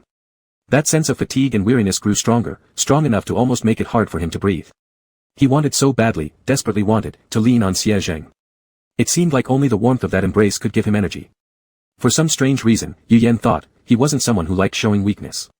But, being able to rely on someone briefly actually didn't feel too bad. Xia Zheng wrapped his arms around him, not caring about the dampness on his big brother's clothes. I'll go kill them. He held the person in his arms tightly and repeated his words firmly, whoever made you unhappy, I'll go kill them. A slight trace of killing intent showed in his green eyes, but mostly, he displayed immense sympathy for the person in his arms. No, Yuyan chuckled lightly. What a little lunatic, speaking only of violence and slaughter. After leaning for a short while, Yuyan straightened up, his expression returning to its usual state, and his voice remained cool and composed as always. All right, I'm fine now. Really? Xia Zheng looked down at him, his almond-shaped eyes glinting with mischief and a soft laugh. If big brother is still upset, I can let you touch my ears. Yuyan's eyes lit up. And I want a tail too. Inside the office. Song Yuan was nestled in his office chair, reaching out to organize the jumbled lesson plans. So, that means we need to stay far away from Linen. Yuyan hummed in agreement, he's not easy to deal with. But staying far from him isn't a good solution either. If you don't approach him, he'll still come looking for you. Xia Zheng, as one who has suffered greatly from this, nodded vigorously at this statement. That's right. He doesn't have a brother, so he just goes around calling other people's brothers. What a nasty habit. Song Yuan nodded thoughtfully. 5 players are already dead, which means that half of the classes now only have 4 teachers. That's actually advantageous for us. Xia Zheng's confidence soared. We have more teachers, so our academic results will definitely surpass theirs. Shen Ji also nodded in agreement. Yuyan tilted his head in disbelief, ? Who gave you such confidence? Are you counting on HWLD or V.U? Rather than focusing on grades, we should be more concerned about the classroom hygiene. Head teacher, Song Yuan leaned his hands against his face and said, there's no telling when the student union might show up, so it's best if we prepare ahead of time. Xia Zheng agreed, once Elder Tian finishes his class, I'll get them to tidy up. Luckily, the children were obedient enough, making it not too difficult to give orders. Song Yuan continued, also, make sure the kids are mentally prepared. Xia Zheng asked, confused, mentally prepared for what? Song Yuan raised an eyebrow, there's a music class in the afternoon. Get ready for foaming at the mouth, near-death experiences, and mystical enlightenment. Yuyan sighed inwardly, let's focus on discussing the classroom hygiene issues first. Chapter 143, Unity is Strength. In general, students in classrooms belong to the monster category and are hostile to players. They will try every means to trip up the players. But grade 10, class 6, is a special case. No one would have thought that out of a class of 30 students, half of them are the children of teachers. At Xia Zheng's command, the group of students immediately went to work enthusiastically. When they heard that working quickly and well would earn them the reward of a pat on the head from their teacher, these students worked with gusto, like dragons returning to the river, or little soldier Zhang Jie picking up a gun, their eyes gleaming as they got down to work. Yin Zheng began to doubt if perhaps his management style was the problem regarding why the old and young of heaven didn't work. The live stream viewers were cursing Xia Zheng, saying he was worse than capitalists, for at least capitalists still paid something. You don't even pay a cent. As for other classes, they could only quietly start cleaning when the students left for breaks or meals, all the while watching out for those rebellious little brats to suddenly return and cause trouble. However, this other class did not include the neighboring grade 10, class 5. Yuyan never expected that Linen would actually be on the same team as Nana and the Tyrannosaurus warrior, a fact discovered by Song Yuan passing by the door of class 5. It's unknown when the sky outside turned overcast. The lights in the corridor flickered now and then, affected by master and mistress. Song Yuan had a strong aversion to class 5. When passing by the door of class 5, he couldn't help but quicken his pace. Dong. Something rolled to Song Yuan's feet. He looked down and straight into a pair of unblinking eyeballs. Song Yuan. His legs gave way, nearly causing him to fall on the spot. Ah! A pink-haired boy hopped out of the classroom, resembling a rabbit. He picked up the monster head on the ground and flashed Song Yuan an obedient and thoughtful smile. Sorry, did I scare you? Song Yuan nodded but then shook his head. Maybe it was due to their team having a general kindness towards monsters who haven't done wrong, or maybe his underlying doctorly savior complex surfaced because he found himself inexplicably saying, pointing at the head in the other's hand, killing indiscriminately isn't very polite. Lin paused, looking at Song Yuan for a moment, then shifted his gaze to the head in his hand, hesitatingly and confusedly opening his mouth. Sorry. This scene was too absurd. The ever monster-slaying little devil king actually said sorry to a severed head. Was the sun rising from the west? The audience in the live stream immediately erupted. Ah. Why is my rebellious son being so obedient today? Is the little devil king planning some sneaky trick again? Stay away from my baby circle. Wait, didn't you notice Lin just intended to use a skill but was interrupted by the doctor and pulled his hand back? WTF, fast rewind proved it true. He withdrew his hand. WTF, he actually withdrew his hand. The corridor fell into silence for a moment, and Song Yuan stood awkwardly, feeling like he should say something more. He felt his pocket where cigarettes had been before entering the instance but found candy instead. Song Yuan took out a lollipop and offered it to Lin. Do you want one? Lin's bewilderment deepened, and he hesitated before taking it. Thank you. Song Yuan muttered something along the lines of, no need to thank, and hurried off. Oh no. The atmosphere was too awkward, he couldn't stay any longer. Even though he had just resolved to stay away from Lin, he ended up giving candy to the kid anyway. Ah. Song Yuan was tearing his hair out inside. What on earth had he just done? In the corridor, Lin stood dazed, gurgle, the wall behind him suddenly transformed as if corroded by something, becoming a sticky black substance. Two long tentacles stretched out from the wall, slowly moving toward the standing youth. One wrapped around his solid waist and the other climbed up his shoulder, sliding down his arm, trying to snatch the candy from his hand. Get lost. Out of nowhere, Lin produced a scythe and slashed fiercely at the tentacles. Half of one was chopped off instantly, twisting and wriggling on the floor, pitifully. Eyes of various sizes blinked on the tentacle, black liquid streaming down its sides, looking utterly pathetic. Lin showed no mercy, glaring at the tentacle fiercely and warning it harshly, this is mine. You're not allowed to touch it. He didn't even know what it was yet, how could he let the tentacle eat first? Pretending to be pitiful didn't work, the tentacle stopped its fake crying and, before retreating back into the wall with reluctance, pinched the youth's waist hard. In the final second before the wall returned to normal, countless eyes on it all turned toward one direction. The direction of grade 10, class 6. Hey, Lin is really scary. Song Yuan only let out a deep sigh of relief after he entered the classroom. Just now, that monster head was still bleeding when Lin directly held it in his arms, and dirty blood flowed down from between his pale fingers, creating a scene so discordantly strange. Did you clash with him? Xiaozheng raised an eyebrow, did he do anything to you? Song Yuan shook his head, he didn't do anything. Judging by his behavior, class 5 must have adopted the teaching method where those who don't listen are killed right away. It's bloody but effective. Fitting for the image of the Demon King described by Ran and in the livestream comments. Xiaozheng nodded thoughtfully, killing the chicken to scare the monkeys, we also. The students who were originally eavesdropping while slacking off. And worked even harder than when dragons returned to the river. Xiaozheng's lips curled into a mischievous smile. Indeed, they were still kids, a little reward and intimidation were enough to fool them easily. Seeing that the cleaning was almost done, Xiaozheng stood up, alright, take a break. The students breathed a sigh of relief. And as a heads up, the next class is music, your teacher you will be here. That half-relaxed breath was instantly pulled back. Music class. Teacher you. Could these two words ever appear together? The girl sitting in the first row patted Yushiru's hand, puzzled why her desk partner suddenly looked like the sky was falling. She asked hesitantly, teacher you, can't teach music, right? Yushiru shook his head repeatedly, no, definitely not. Looking at the weather outside, dark clouds gathered and lightning flashed ominously. Great, everything fit perfectly with how he felt now. When Yu Yan arrived at the classroom in the afternoon, he saw this sight, half of the students were barely alive, raising their heads to look at him, and the other half stared at him anxiously. After a few seconds of silence, Yu Yan spoke, it's the school's arrangement. It has nothing to do with me. Then, today we'll learn a song, Unity is Strength, how about that? Such a reasonable suggestion, and he seemed rather nice too. Only those who have experienced sound attacks would know, this was merely the calm before the storm. Chapter 144, Exam Preparation. 10 minutes later, the group of students who had been half anxious finally understood why the other half looked as pale as death. Though they were supposed to be a group of monsters, they got goosebumps all over because of this song. If it weren't for the fact that their homeroom teacher was watching them from the door, they would have jumped up from their seats. This feeling was like someone dragging their nails across metal, or someone rubbing a steel wool ball against their scalp. It was like 10,000 giraffes holding a rave on their nerves. Brief comment, not something humans can listen to, not even something monsters can listen to. Before Yusherwu started foaming at the mouth, he looked toward the door in terror and found their homeroom teacher listening to this devilish song, and actually appeared, enjoying it. Just joined the live stream, my mom asked me why I was lying on the floor listening to this song. My mom listened too and said it was well sung. Auntie seems quite trendy, does she know rap?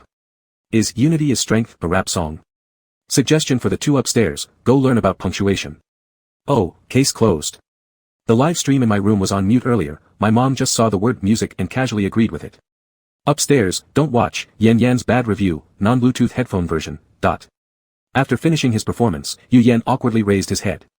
A blue basketball swayed back and forth in front of him, turning Unity is Strength into a concert rally effect. Xia Zheng was also shaking a little flag nearby, ready to shout, Masterpiece. Masterpiece, with both hands cupped near his mouth. After the teacher sang, a student followed. Yu Yan randomly picked a student number, which happened to be the class leader's turn. With a light cough, the leader confidently began singing, achieving a result better than Yu Yan's. Yusherwu covered his ears and glanced toward the door, noticing their beloved homeroom teacher looking pained. His first thought was shockingly, so, your ears are fine after all. Live stream chat. Oh. Is this section designed to torture us viewers? How could it, possibly, be so terrible to listen to, collapsed and spitting blood JPG? MG ma yamaya so bad MG ma yamaya so bad MG.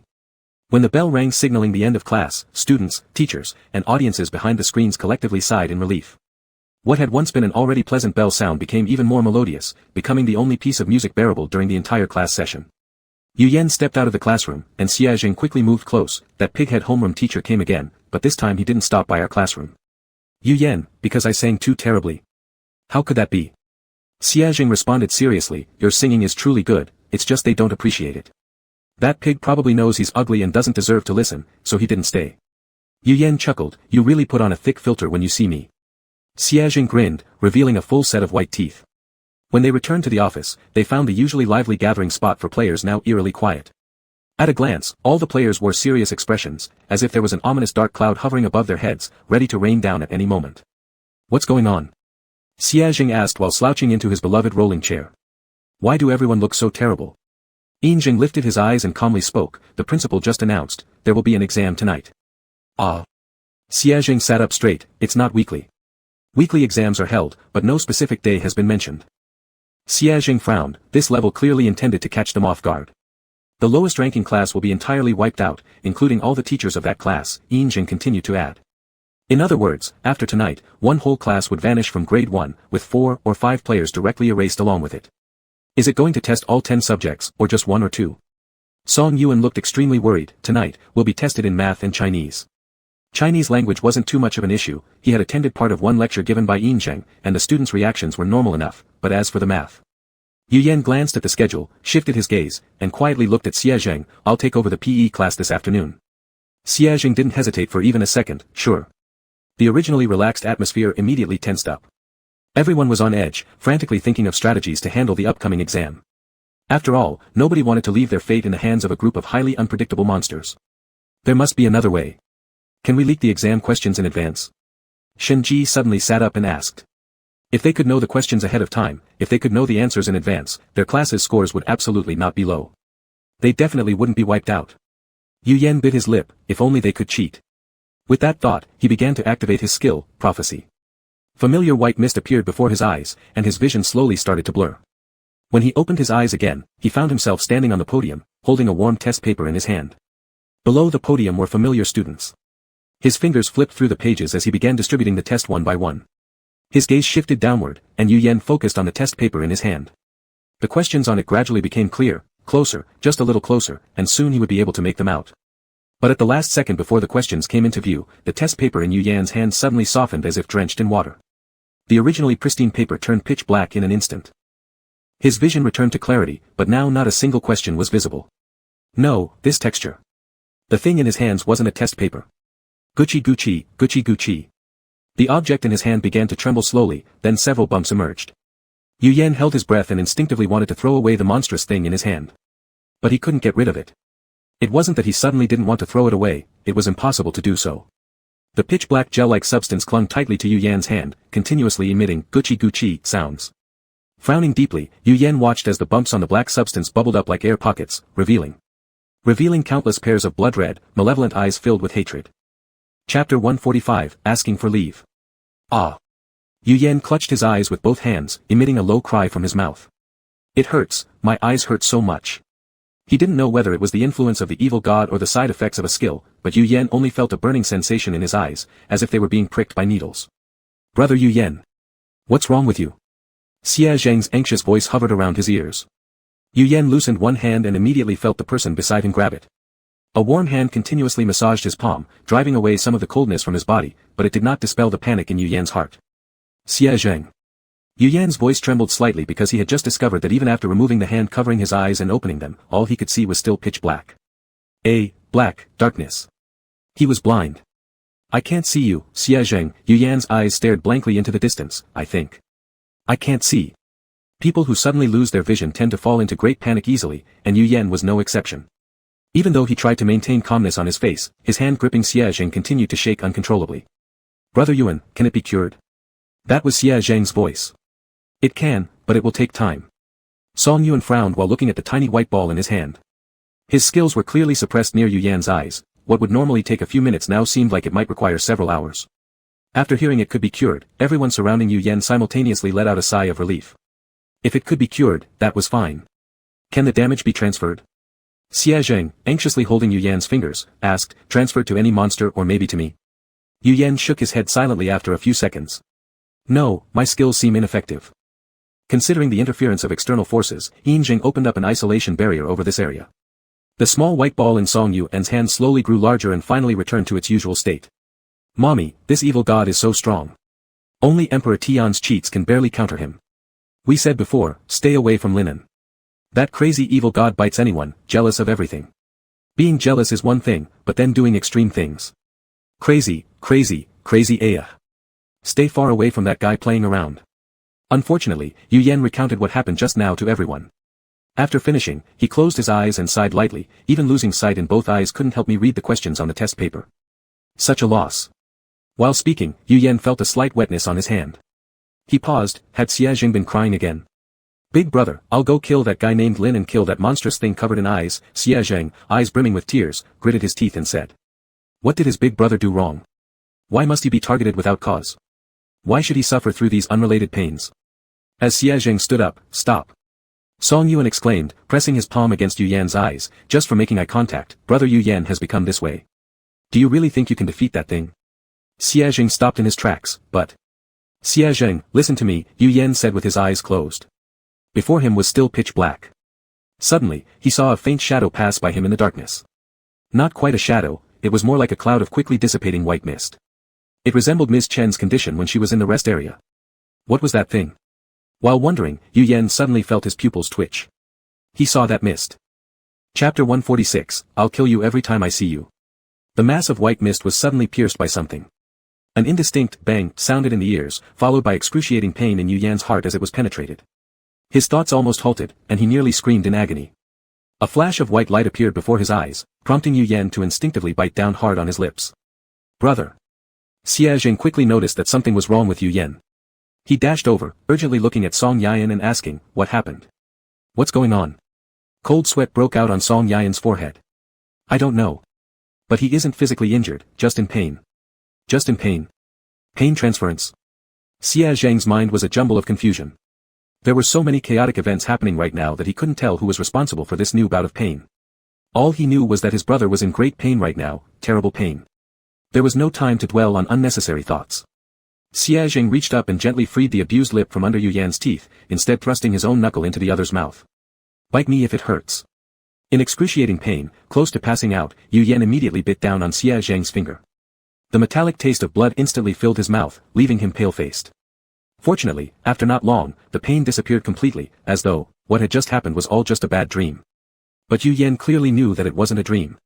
When he opened his eyes, the wounds on his face had already been healed by Song Yayan. His vision restored, allowing him to see things clearly again. Tears of physical agony filled his eyes. Yu Yan accepted the tissue Song Yayan handed him and wiped away the tears at the corners of his eyes while asking, did anyone pass by us just now? Yes, Yinjing pointed towards a woman standing near a desk not far away. She walked from the door to her desk, passing right here. Yu Yan looked at the woman. She was a teacher from class 1. After observing her for 2 seconds, Yu Yan slowly nodded. All right, thank you. Is there anything wrong with that person? Song Yan asked. Yu Yan shook his head without answering. He had a vague premonition. Whatever he had seen earlier might not have been caused by the evil god, it could be. Brother, are you still in pain? Xia Zheng's voice interrupted Yu Yan's train of thought. Crouched in front of Yu Yan, he looked up at the older boy pitifully, his green eyes blinking like they were about to spill more tears. No, I'm not in pain anymore, Yu Yan softly replied, grabbing the hand resting on his knee and examining the deep bite mark on the index finger. With guilt and apology in his voice, he said, I'm sorry. Xia Zheng shook his head, it doesn't hurt, and it's not brother's fault. Big brother Yan can heal it instantly. Yu Yan slowly lowered his eyelashes. He felt strange recently, always getting injured and spreading negative energy to others. Everyone in the group was constantly worried about him. He didn't want to be like this. But it seemed, there was nothing else he could do. Yu Yan let out a soft sigh. When he raised his eyes again, his usual calm demeanor had returned. His lips curved slightly, and he worked to lift the team's spirits. Let's think positively. With this evil god around, I bet none of the classes besides 5 can get their hands on the test answers beforehand. To some extent, we still have an advantage. At least the students in their class listened. The others managed to smile weakly, thinking this might be the best piece of news they'd heard since entering the simulation. Elsewhere. Lin inexplicably lifted his head and glanced towards the work area of the 6th class teacher, coincidentally meeting Song Yan's gaze. Seeing the undisguised disdain in his eyes made Lin shiver inexplicably. Feeling somewhat unsettled, Lin turned away his gaze. Behind him, the wall made squelching sounds as several tentacles emerged, holding a complete set of test papers, and offering them to the youth in what seemed like a bid to please. But Lin didn't even glance at those papers. Instead, he grabbed one of the tentacles and glared menacingly at the eye embedded within. Did you do something to them? The tentacle, expecting praise, had its eyes narrowed happily, swinging cheerfully. You're smiling. Lin got upset, raising his voice in anger. Whoever you bullied will make me eat candy. Ah. Without another thought, Lin opened his mouth to bite the tentacle, but a flash of white light transformed the tentacle into a muscular arm, revealing the hidden form of the evil deity.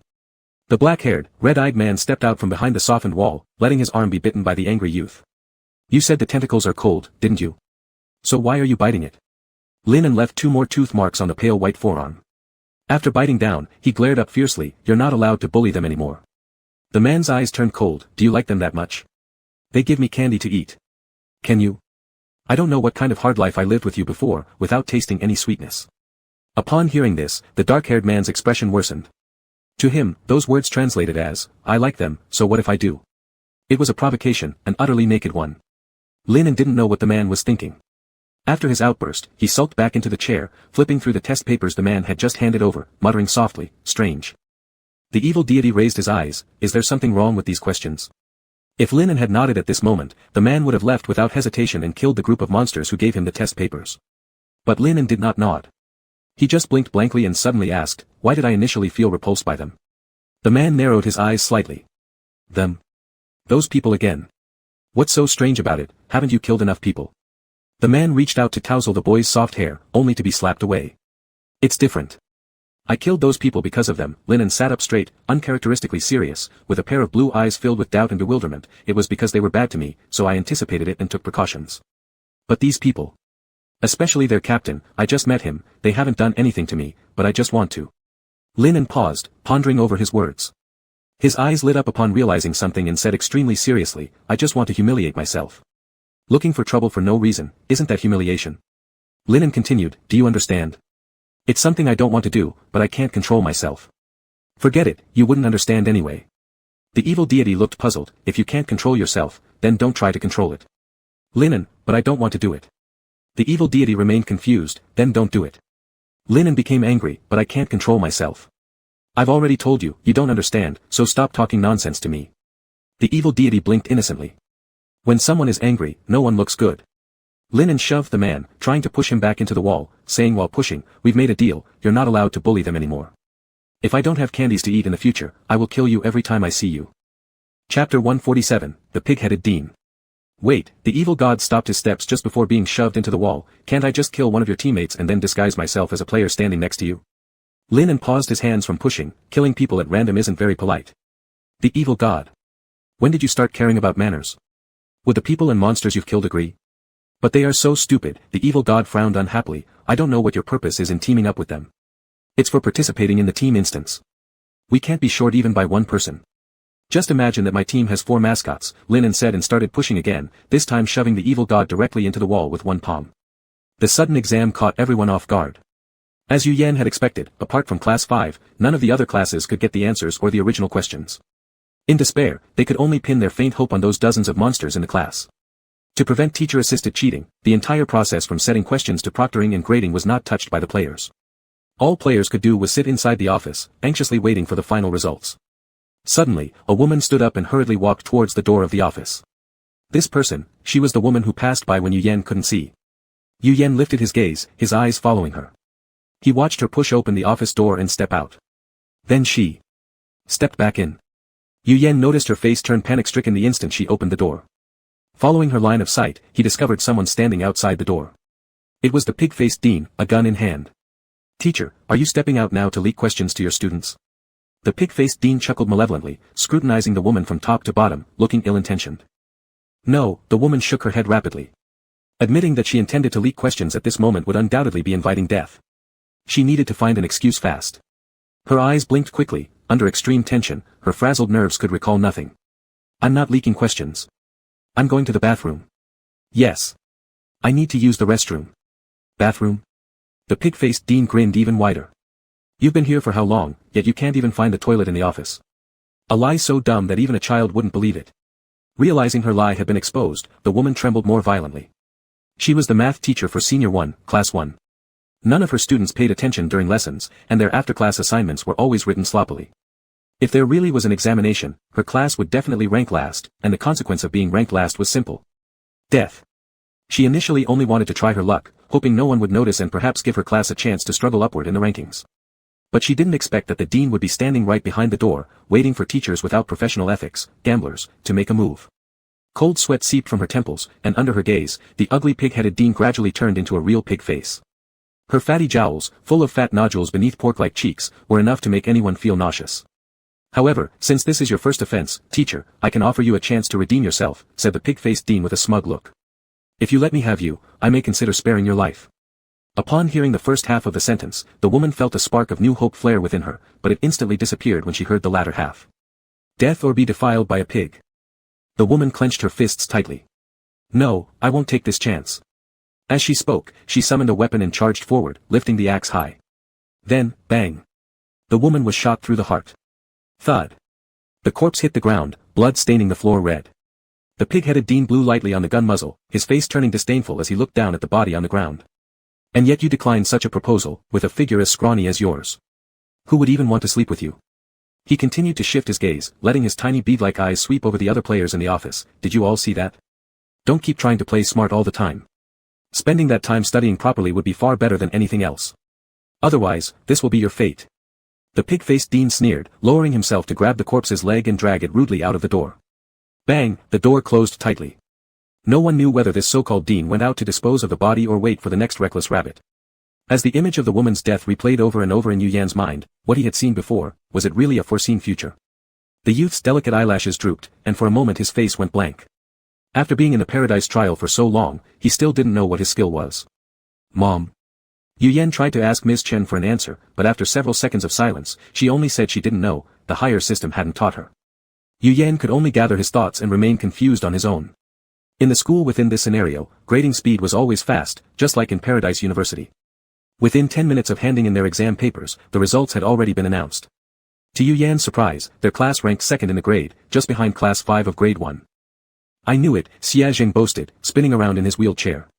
These kids must have inherited my intelligence, they're so smart. Song Yuan glanced at him, you illiterate, don't speak. Xia Zheng paused for a few seconds, scratching his head. What's illiterate? Yin Zheng, who was preparing a lesson, replied without looking up, he's calling you a dumb one. Xia Zheng stopped scratching his head, taking a while to react. His eyes widened, mouth twisted, and with a pinched voice, he looked pitifully at the person beside him, Brother Yu Yan, look at him. Shen Ji, enjoying the drama from the side, fanned the flames recklessly, why call Brother Yu Yan? Real men never seek backup. Come on, do some math problems to see your true strength. With that, he slapped a brand new math test paper onto Xia Zheng's face. Yu Yan laughed alongside without commenting. At this moment, the team atmosphere finally returned to its usual cheerful lightness. But as some rejoiced, others grieved. No one knew if it was deliberate targeting by the pig-headed dean or if Class 1 simply lacked the ability, but Class 1 ended up ranking last. The other 4 teachers were collectively eliminated. In just one day, 10 players died, and there were still 29 days left in this scenario. The mortality rate was as high as ever. So is this pig-headed dean really lustful? After celebrating surviving another round, the group started to review what had just happened. As soon as Xie Jing finished his sentence, he was smacked by Yu Yan. Walls have ears, be careful with your words. Who knew whether the pig-headed dean or the fox-like dean was listening to them from some corner? Xie Jing responded with an, oh, thought for a moment, then rephrased his earlier statement, so is that, Automatically shielding keywords, he was indeed a good boy who listened to his elder brother. Chapter 148, Yuan breaks down. No wonder he initially decreased Yu Yan's favorability rating, Song Ian said thoughtfully, it seems that Yu Yan was dressing too conservatively. Yu Yan, huh? He looked himself up and down. Isn't this just a normal way to dress? But we can't very well strip ourselves naked to go to class, can we? Xie Jing sat cross-legged on the chair with an aggrieved face, that would be so bad for the students' development. Others. The key point is about the students. We can't just skip over the third evaluation criterion which the principle of guidance focuses on. Shinji supported his face with both hands and sighed, never expecting being a teacher could be so difficult. If we don't flatter someone, what about another? That someone corresponds to whom, and another someone doesn't correspond to whom. Whom is hard to handle, but whom should be easier. Xie Jing spoke a long stream of words as if completing a closed test, all key contents were manually muted, at first glance it sounded without any focal points, yet strangely, everyone there seemed to understand it. We won't cater to Director Pighead, but what about Director Fox? Pighead corresponds to lust, and Fox doesn't correspond to gluttony. Lust is tough to manage, but dealing with gluttony might be simpler. Song Ian, but who doesn't often appear according to his standard. Yin Jing couldn't bear it anymore, and directly opened a barrier in the few people's office area, it's still better to speak clearly. Song Ian responded with an, oh, and quickly switched back to the original communication system. Director Fox has only shown up once so far. According to Yu Yan's statement, his greed is for human flesh, we can't possibly kill other players to provide him with human meat. Both principles are tough to please. There are just so many issues, and we cannot afford to provoke either one of them. For now, let's take one step at a time, Yu Yan softly said, if at the end, there truly isn't any other way out. Trouble the Heavenly Emperor to create a barrier, we will figure something out, and slay these 2 monsters. Yin Jing nodded after a moment of silence. Xie Zhang and Shinji immediately raised their hands shouting, great. For them, any part that doesn't require thinking is always good. If it weren't for Yu Yan and Song Ian holding them back, those 2 would have probably urged Yin Jing to create a barrier and kill the monsters already. Their thoughts had always been consistent. No road means creating a path. They seem forever optimistic. But this isn't necessarily bad. After all, their experiences have already counted as a catastrophic start. Even when standing at the cliff edge, they can bloom beautifully, let alone it's just a 4-star half-simulation scenario, they will always find a way to survive against all odds. Phew, Song Ian took a light breath and looked at Yin Zheng with a complicated expression. He didn't know why, but he always felt like this Heavenly Emperor had something hidden from them. Ian. Song Ian, a familiar deep voice cut him off. Song Ian instinctively glanced toward the source of the sound, and saw the second person he wanted to see least in his entire life. It was Thunder Brachiosaurus Warrior. Or, Long Aotian. Grand Master Jian. Song Ian quickly turned away, pretending he didn't hear, and chaotically flipped through teaching plans on the desk, trying to make it look like he was extremely busy. Song Ian, please come out for a moment, I want to talk to you. Don't want to, absolutely don't want, equal to or succeeds equal to or precedes. Song Ian stood up, avoiding the hand reaching out toward him, alright, let's go. This reaction was too swift, quick enough that before others could intervene, Song Ian had already followed. Just, went like that. Transmission of sound into privacy, godlike consciousness, go. A yellow talisman flew out from Shinji's hand, slowly drifted to Song Ian's back, then stealthily crawled into Song Ian's pocket. After hiding in the pocket, it unfolded itself silently, lying still and quietly acting as a listening device. There's no one around, let's talk here. Song Ian's voice reached Shinji's ears, Shinji repeated every word accurately for the others. Those 2 seemed to have left, but somehow hadn't left completely. After the exam, the sky had darkened. Song Ian and the man stood in a deserted corridor, faint yellow lights illuminated their figures, rare to not flicker on and off continuously. I heard from Na that you were here, the man wearing a neatly pressed suit started. Song Ian nodded, I met her this morning, it's been too long since we've last seen each other, things got somewhat awkward and unpleasant. The wind rushed through a window that wasn't tightly closed, leaving quietness in their ears and along with their train of thought. Na cried this afternoon. Was it because of me? Song Yuan's voice was very soft. So soft that Shinji could hardly hear what he was saying. She thought she heard Song Yuan chuckle lightly, but since it was too far away, she couldn't quite make out the emotion behind the laugh. Oh, Long Aotian didn't deny it. Yes. I apologize. My actions earlier were indeed inappropriate, I failed to control myself and let her misunderstand. But rest assured, I have no other feelings for her now or in the future. Please relay these words to her, from now on, there will be no more ties between us. Oh Aotian frowned. Yuan, that's not what I mean. But that's exactly what I mean. Song Yuan smiled as the light from the street lamp outside the window reflected into his eyes like stars. He thought, some matters need to be faced and resolved by himself. Since he had stepped out, tonight was the night to clarify all the issues. Once clarified, he would find peace with his past world.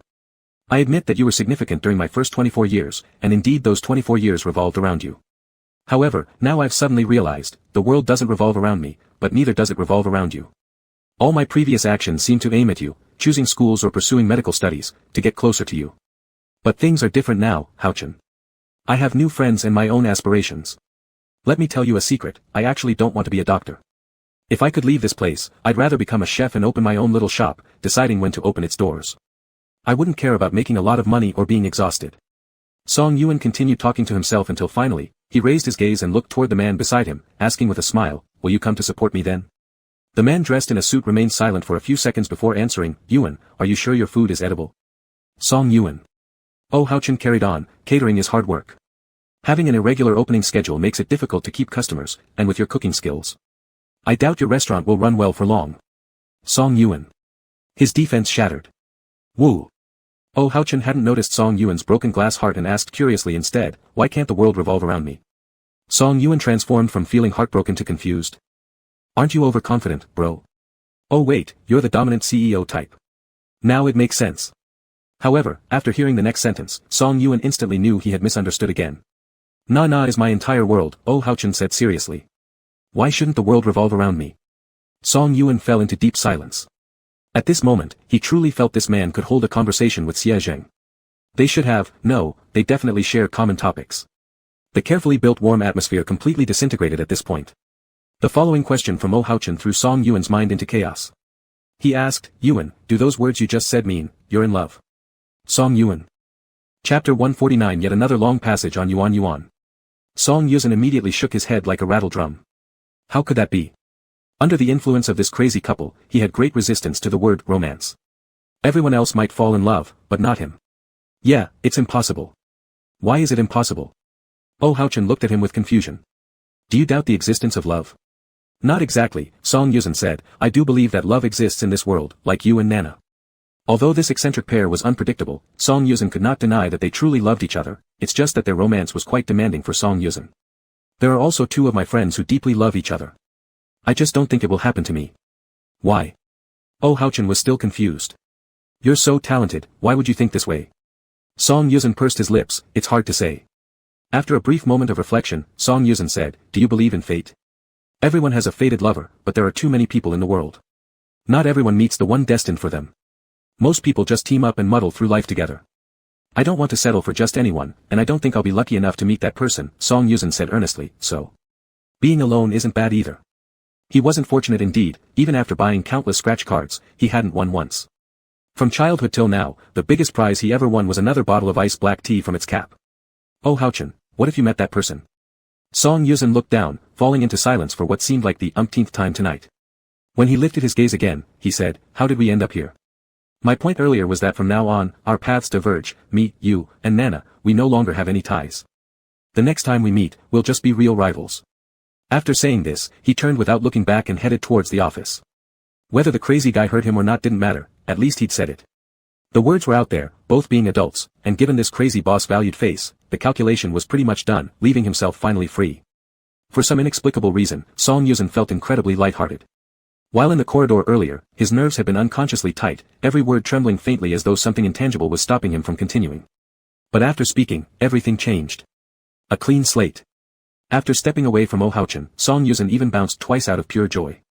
Then, upon pushing open the door, he encountered 4 pairs of eyes brimming with gossip before they had the chance to retract. Song Yuan. He gave Shenji a glance, and when the latter noticed the somewhat critical look, he quickly averted his eyes. Guilty. Something fishy. Song Yuan swiftly reached into his pocket and caught a little yellow talisman trying to escape but failing. Shenji laughed awkwardly twice, then shifted the blame, Brother Yuan, Xie Zheng made me do it. Xie Zheng stared back angrily, don't talk nonsense. It was definitely Brother Tian Di. Yin Zheng. What a splendid act of accusation. Song Yuzhen immediately focused on Yin Zheng. Seeing that he didn't attempt to argue, he declared him guilty outright. He tapped the desk in front of Yin Zheng. You, come out. Yin Zheng raised his eyes, his blue eyes always lacked emotion, which made Song Yuzhen lose some of his previous confidence. His words weren't as arrogant as before. Hey, you, come out for a moment. Only then did Yin Zheng rise, following Song Yuzhen, who had just returned half a minute ago, out of the office, leaving the other three looking at each other in bewilderment. And, they walked away again. Just then, Song Yuzhen held the yellow talisman in his hand, absent-mindedly returning it to his pocket without using a new one, allowing Shinji to immediately perk up his ears once more. Xia Jing followed suit and leaned closer. The yellow charm lay stealthily in Song Yuzhen's pocket, while two individuals stealthily eavesdropped outside. Yuhan, don't you want to know what they're talking about? Yuhan looked somewhat conflicted. Eavesdropping doesn't seem right. Especially when the parties involved already knew. But Brother Yuzhen put it back in his pocket himself. Putting it back oneself equals implicit consent to eavesdrop equals no blame afterward equals permission granted to listen. Yu Yan also quietly leaned over, and the little blue ball even jumped to Shinji's ear to listen. Gossip is everyone's nature, and Mrs. Chen was no exception. What do you want to say to me? To prevent the madman from coming back, Song Yuan specially took Yin Zheng and changed to another corridor. The lights in this corridor are warm white, the circuit is normal, there's no flickering, and no buzzing sound of electricity. This time we have pretty good luck. Song Yuan looked at Yin Zheng and adjusted his glasses on the bridge of his nose. This question should be mine to ask you, what have you been hiding from us? Yin Zheng averted his gaze, pretending not to hear. There's only the two of us here, am I supposed to talk to ghosts instead? Song Yuan wanted to laugh for some unknown reason, but he was also a bit anxious. He asked, is there anything you can't tell us? Aren't we teammates? His eyes twinkled slightly. Yin Zheng's gaze lingered on the pocket of Song Yuan's waist for a few seconds before quickly turning away, a question for a question. Song Yuan didn't hesitate. Alright, then let me ask first. Your divine power. My residual power isn't much. Yin Zheng gave the answer before the question was even finished. This realm seems to suppress each person's abilities, him included. The already scarce divine power has been cut by more than half, dissipated gradually through one shield after another. So when Yu Yan said the final solution, he fell into silence for a brief moment because he couldn't be sure if the remaining divine power would support him to cast another large-scale protective barrier. If the divine power runs out, overdrawing will consume his lifespan. However, Yin Zheng did not voice these thoughts later, he simply summarized it with 4 words, residual power isn't much. Not completely truthful, yet not lying either. Song Yuan frowned, wanting to ask more, but was interrupted by Yin Zheng, a question for a question. Yin Zheng asked, if you meet that person, what would you do? Song Yuan blinked in a daze. Why is everyone so interested in his love views? Is even the Emperor of Heaven so gossipy? If it were really that lucky, he said, I think I would pour all my heart into loving. Chapter 150, he became the sinner of this instance. When Song Yan returned to the office this time, the other 3 had already composed their expressions and were sitting neatly in front of their desks, practically writing, I didn't eavesdrop, all over their faces. Not long after, night completely fell. Yu Yan looked at the lesson plan in front of him, feeling his eyelids growing heavier by the second. So sleepy, almost unable to keep his eyes open. The surroundings were deathly silent. Yu Yan struggled to lift his eyelids and scanned around. Quite a few people had already fallen asleep with their heads resting on their desks, and Xia Zhang was also nestled in his office chair, his head tilted as he slept quietly. Was this some kind of mirage level? Yu Yan drowsily thought. If it was an illusion. Just as Yu Yan was about to bite his tongue to wake himself up, the little blue ball hurriedly appeared, her voice almost breaking with urgency. Don't bite. Don't bite. Yu Yan obediently loosened his teeth, his eyes foggy and unfocused as he stared at the little blue ball, waiting silently for what she would say next. There's nothing wrong with this level, it's just letting you sleep, Chen Lady said hastily, worried that Yu Yan might get confused and hurt himself again. You know this broken game is poor, this instance looks big but actually only has a few developed scenes. We didn't arrange a teacher's dormitory for you, so we could only use this method to let you sleep and restore your energy. No one will get injured, if you're tired, just sleep. As the little blue ball was about to ramble on, she glanced up and realized that the person had already drifted off to sleep. Sleeping in a chair surely wasn't as comfortable as sleeping in bed. The person in the dream slept restlessly, eyelashes trembling, black hair scattered across their forehead like a delicate and fragile porcelain vase. The little blue ball fixed her gaze for a moment, then jumped up. She rummaged around in the office, finally uncovering a clean small blanket in one of the boxes. Struggling under the weight of a blanket hundreds of times larger than herself, the little blue ball moved slowly toward Yu Yan. Huff puff huff puff. She startled a player who wasn't fully asleep along the way. Holy crap. I just saw a flying blanket. After an unknown length of time, Ms. Chen finally managed to lay the small blanket over her precious son. Collapsing onto the table in front of Yu Yan, she sighed, utterly exhausted. Lying on the desk, the little blue ball gazed affectionately at the sleeping figure before her. Her son truly looked handsome, even adorable in sleep. Such a pity for the dark-haired youth to reap such benefits. Unfortunately, she wouldn't be able to watch him much longer. Early the next morning, Yu Yan woke up, rubbing his neck. Sleeping seated all night left his body sore. Looking down, he noticed the thin blanket covering him and paused slightly in surprise. His eyes curved, and he gently picked up the little blue ball, placing her on his shoulder. In his consciousness, he softly murmured, "Thanks, Mom." Ms. Chen proudly raised her head. "You're welcome." Just as Ms. Chen had said, last night's sudden wave of drowsiness was merely for them to sleep and regain their strength. There was nothing strange about it, except Yu Yan's gaze froze on the calendar on the desk. His dark, shiny pupils trembled slightly. After a good night's sleep, time had actually passed by 7 days. A week had gone by. The audience in the live stream followed Yu Yan's line of sight and quickly noticed something off. What's going on here? A whole week just slipped by. Holy crap, humans secretly developed a time machine behind my back. Did I just travel through time? Was just going to ask if anyone noticed the self-propelled white blanket last night. But now, this is scarier. Following this trend, can the 30-day instance be completed in less than 5 days? Why not just label it as a 5-day instance rather than confusing everyone with a 30-day limit? I just browsed through other players' live streams. You may not believe me, but this happened because of that Brontosaurus warrior. At the mention of key terms, Song Yan, who'd been keeping the public screen open all along, abruptly lifted his head, forgetting to rub his eyes as his vision darted to the scrolling comments. What Brontosaurus warrior? What did he do? Wasn't it revenge after yesterday's argument?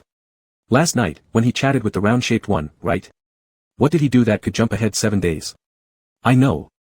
After they chatted last night, I got curious about what had happened between them, so I hopped over to Brontosaurus's live stream and saw his girlfriend crying there. She was crying so pitifully, looking like a pear blossom adorned with dew. She kept saying that she disliked Brother Song, didn't want to stay in this instance anymore, and wanted to go back, making the CEO's heart melt completely.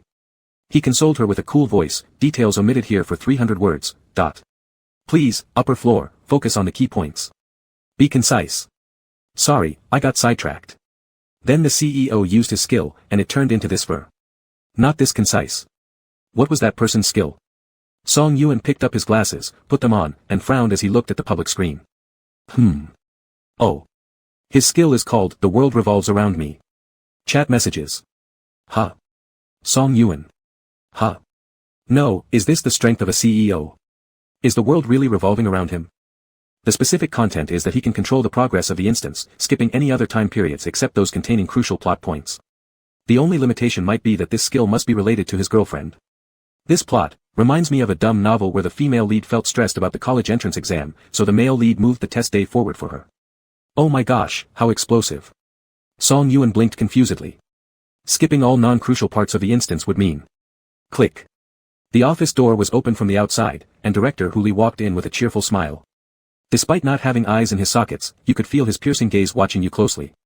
I have some good news for everyone, Director Hu Li said in a deep tone, revealing rows of fine white teeth as soon as he spoke. Director Hu Li, tonight we will hold the second examination of this semester. The test will cover English and history, following the same rules as last time. The class ranking last will be wiped out. Most players were just waking up and hadn't fully grasped what was going on yet. They stared blankly, blinking their eyes. In the next moment, Director Hu Li dropped another bombshell. And another piece of good news, tomorrow, our school will hold the autumn sports meet. We hope every teacher actively participates. For the classes with lower rankings. Director Hu Li paused momentarily before smiling even more brightly. They'll become my food too. All the players. These two pieces of news only seem like good news to you, right? Song Yuan covered his head with both hands, his expression showing signs of despair. It's over. He should have never split with them so early. Who would have known his skill was something like this? Over and over again, he had become the sinner of this instance. Chapter 151, Aya, late again Aya. After Director Hu Li left, most of the players were still dazed from the two so-called good news, as if their brains had crashed. Waking up to find 7 days gone, and yesterday having just survived a purge, another one loomed today. Anyone would snap under this kind of stress. Even Lin hadn't recovered yet, his usually fox-like cunning eyes now appeared crystal clear but lost, adding an unusual innocence and vulnerability. I told you, your teammates are idiots. The evil god appeared with his towering figure. He leaned over Lin En's chair, casting the boy into shadow. His eyes never left the person beneath him, mocking and manipulating in his gaze. And being a mascot is also stupid, only I can truly understand you. Lin En looked up at him, staring for 2 seconds before suddenly scoffing, you don't understand squat. If he really understood, by now he would have handed Lin En sweets directly instead of standing there spouting nonsense. I can help you get the test papers for tonight, the evil god retorted stubbornly. Those crimson, beautiful eyes carried lust, and the few tentacles that sprouted from behind him wriggled impatiently, eager to climb onto the youth's smooth legs. "I can pass even without your help," Linen said nonchalantly. "The troublemakers in my class are almost all dead now. The remaining few will study hard enough to survive." He'd learned on the first day, the academic evaluation depended on the students' average scores. How could one quickly improve a class's average score? Kill off everyone dragging it down, of course. No dead weights meant better results. The evil god narrowed his eyes unhappily. "Then I want a reward too." Linen asked, "On what basis?" "Because I didn't mess with those few people." Linen glanced in the direction of Song Yuan and others. They were gathered together talking, their team atmosphere still lighthearted despite the death notices announced earlier, occasionally smiling here and there. It was like they'd proven their team name true, entering the challenge zone was just playing around to them. Linen turned his gaze back and pressed a light kiss on the handsome man's cheek. "Reward." The evil god frowned. "Is that all?" Linen also furrowed his brows. "Not satisfied? Then scram." The evil god scowled even more, actually retreating into the wall after hearing those words, declaring his dissatisfaction with a symbolic scram. Linen muttered under his breath, "Psychopath. So we have to teach them English and history within one day and drag them to PE class too?" Shenji pulled at her hair in despair. "Hell no, I barely understand English myself." "Ha." A sudden cold laugh echoed. Everyone turned around to see a teacher from class 7 next door. Seated casually in his chair, arms crossed over his chest, the man wore a face full of disdain. "I don't even need to guess. You guys are going to be last place this time, judging by her English proficiency, humph." Shenji clenched her fists tightly. Already irritated by struggling with foreign language, this jerk's open insults only made things worse. For a moment, she couldn't tell whether it was the foreign tongue or the insults that annoyed her more. Yu Yan and Song Yuan kept an eye on her every move, each positioned beside her. If the girl moved, they prepared to stop her 2 seconds later, letting any curses explode if needed. To ask was simple, they stopped her but not entirely. What none of them expected, however, was that the small gas canister did not blow up. She simply extended a finger toward the man and shouted, "D.N. Dai Hape Jn Mornjing." Yu Yan blinked, confused, "This. What does it mean?" Shenji retracted her hand. "Don't celebrate yet, did I misuse it again?" The response came as raucous laughter from the man, who chortled wildly, "Ha ha ha. What retarded gibberish is that? Ha ha ha." Yu Yan and Song Yuan silently withdrew their hands aimed to restrain her. The gas canister wasn't about to explode, but someone chose to light it anyway. Bang! Bang! Bang! 3 talismans exploded accurately near the man, kicking up dust everywhere, shattering desks and chairs. "Aya!" The man screamed in agony, his arm broken, nerve-shredding pain almost making him faint. Too painful. The man fell to the ground, staring disbelievingly at the girl before him.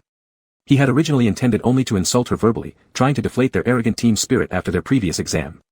Never did he expect. Who would have thought that someone actually dared to make a move in the player gathering area of the office zone? The commotion here drew the attention of other players, including their male teammate of course. Brother Zhou. A bespectacled woman rushed over hurriedly, with 3 others trailing behind her. She cast a glance at the man's arm injury and her eyes brimmed with concern. Then she turned her head and glared furiously at Shenji, shouting, "What are you doing? Why do you bully people?" Shenji was still fuming and retorted immediately upon hearing this, "He insulted me first, so why can't I hit him?" She looked at the player called Brother Zhou and imitated his tone with a humph, saying, "I restrained my strength. If I really wanted to bully him, he'd be ashes by now." "You. Stop arguing," a man from class 7 stepped out. He crouched down before the man, blocking the gazes of Shenji and the others, whispering something lowly. It was evident that the expression in the woman's eyes kept changing. When she stood up again, all signs of her earlier arrogance had vanished. She stomped her foot hard and helped Brother Zhou turn away and leave. It was clear she was still. Yu Yan retracted his gaze, muttering, "We should keep an eye on them during the sports meet." Speaking of the sports meet, Yu Yan felt that the words from Director Hu Li just now were a bit odd. Sports meets usually aren't only for students. Hope all the teachers will actively participate. Could it be that this sports meet has nothing to do with students and is specially held for the teachers? Yu Yan shared his thoughts with the others, who all lowered their heads and fell into deep thought. Suddenly, Xia Zheng stood up and walked toward the office door. "If we don't know, then why not just ask?" "Ask? Ask whom?" In the classroom of grade 1, class 6, Xia Zheng grabbed Yu Shiwu. "What role do students play in the sports meet?" Yu Shiwu, who was suddenly yanked up, remained silent for 2 seconds, seeking help from his desk mate with his eyes as he hesitated to respond, "To serve as decoration." Chapter 152, Eyes Open, Apologies Start. Xia Zheng asked, "So this sports meet is only for the teachers to participate?" Yu Shiwu nodded, "That's right, we're just there to cheer them on from the side." The other students also nodded in agreement, confirming that was the case. "What events are there at the sports meet?" Xia Zheng continued asking. You sure will began counting on his fingers, there are a lot. 50 meters, 100 meters, 200 meters, 400 meters, 800 meters for women, 1000 meters for men, 1500 meters, 3000 meters. Oh yeah, and there's the 5 by 200 1000 meter relay race. Xia Zheng's eyelid twitched, only running. Yu Shiwu hummed in confirmation, our school is poor, they spent all their money building a track. Xia Zheng. Perfect, fitting his stereotype of the Paradise Trial, poverty-stricken. When he relayed this information to the rest of the team, Song Yian slumped in his chair unwilling to move, dragging out a long, ah. Must a teacher personally attend the sports meet? Like this, Xia Zheng, you change your name to Song Yian today, and I'll approve it. Xia Zheng raised an eyebrow, then you'll be Xia Zheng. But I'm the physical education teacher. Sure enough, as soon as these words were spoken, Song Yian hesitated, his eyes searching among the others, pondering whose name would be suitable to place his own upon. His stamina was the weakest among the group. Apart from displaying astonishing reflexes and speed when being chased by ghosts, most of the time, he was like a lazy fish who preferred lying down whenever possible. It's fine, Yian brother, Shenji offered a half-hearted reassurance, perhaps we can use our skills then. Song Yian let out a long sigh, is that so? Can my white ball and red ball help me accelerate? I'll draw you a talisman to increase your speed. Ah, that could work. Song Yian hadn't even finished rejoicing when Yu Yan shook his head breaking his fantasy, it probably won't work. Haven't you noticed? This trial is very practical. During the math teachers' meeting, pure mental capability was tested. When students took exams, teachers couldn't intervene at all. Skills basically have no effect. Following this line of thought, the sports meet will likely rely solely on us ourselves. Just as Song Yian had sat up, he slumped back into his chair again. Within seconds, he straightened his back, speaking seriously, all right, little sister will take care of the women's 800, we 5 will do the relay for 1000 together, and everything else will be handled by our PE teacher. Great. Shenji immediately applauded in agreement. Xia Zheng jumped up, don't play tricks with me, Yian brother. Yu Yan brother. Brother, why aren't you saying anything? You don't think the same, do you? Yu Yan blinked and shook his head, I don't. Xia Zheng stamped his foot, you hesitated for 2 seconds. You do. Yu Yan apologized, I'm sorry. Ahaha, Xiao Lang spends every day either cajoling his brother or accusing him. Laughed myself to tears, Yan Yan opens his eyes every day just to apologize haha. At times like this, our emperor always sits beside as a statue, cold JPG. Alright, let's not worry about tomorrow now, let's handle today's exam first, Yu Yan said while petting Xia Zheng's fluffy hair to calm him down, for English, I'll help Xiao Ji teach, as for history. Yian, can you manage? Song Yian nodded, enough to teach them what they need. Having witnessed the scene of player elimination yesterday, all the players became tense today, wishing they could rip open the students' heads and directly pour the knowledge into their brains. You all better take the test seriously. I'm more nervous than any of you right now, Song Yian said as he rolled up his lesson plan and tapped the desk, emphasizing each word, I don't know if you've studied well, but I certainly taught well. Boss Yu muttered behind softly, what kind of proper teaching has been done? The moment the words left his mouth, bang. Song Yian flashed right before Boss Yu with a seemingly benevolent look, boss, here's your chance to rephrase that. Boss Yu stood at attention, report, teacher, I mean our class will definitely perform well. That's the attitude we want. Song Yian nodded in satisfaction, if you don't come in first in history, I'll deal with you first. Boss Yu's face crumpled instantly, teacher, isn't that a bit too much? Who didn't know his grades were consistently among the lowest in the class? Song Yian lifted his lesson plan again. Boss Yu, report, teacher. I say I can definitely rank first. Night fell once again, and with it came another exam. Whispers echoed in the classroom from students muttering, why is there another test? I feel like we just had one yesterday. Maybe it's because we're so absorbed in studying that time flies. You. You'd better pray to God that you come first in history. What's that supposed to mean? You're looking down on me. As the two were about to argue, suddenly, tap, tap, tap. The sound of the invigilator's footsteps echoed down the hallway. The somewhat noisy classroom instantly became silent. Compared to their usual subject teachers, the students feared the invigilators more, as they were far stricter. Once inside the classroom, an invigilator was like a 360-degree camera capturing any cheating behavior without fail. If caught cheating, the student's score would be directly nullified. A 0 mark would immediately drag down the class average, making the rankings indistinguishable from those at the bottom. However, many players weren't aware of this fact. Before the exam, several players were still teaching their students ways to cheat undetected. They didn't realize that these seemingly clever actions would eventually lead them straight to their demise. We should be able to get through this exam safely too, Yu Yan said while twirling his pen, there are currently 9 classes and 40 players left. We still have 3 exams, a sports meet, a student union hygiene evaluation, and a study atmosphere rating ahead of us. Xiaojing placed the pen between his fingers, imitating Yu Yan's pen-spinning style as he asked while experimenting, so, does that mean at least 6 more classes will have to die? Yu Yan frowned slightly, pretty much. How hateful this dungeon is, Song Yayan sighed, we're all just working stiffs, yet here we are forced to kill each other. Shenji also let out a sigh, there's nothing we can do about it. In competitive dungeons like this, either they die or we die.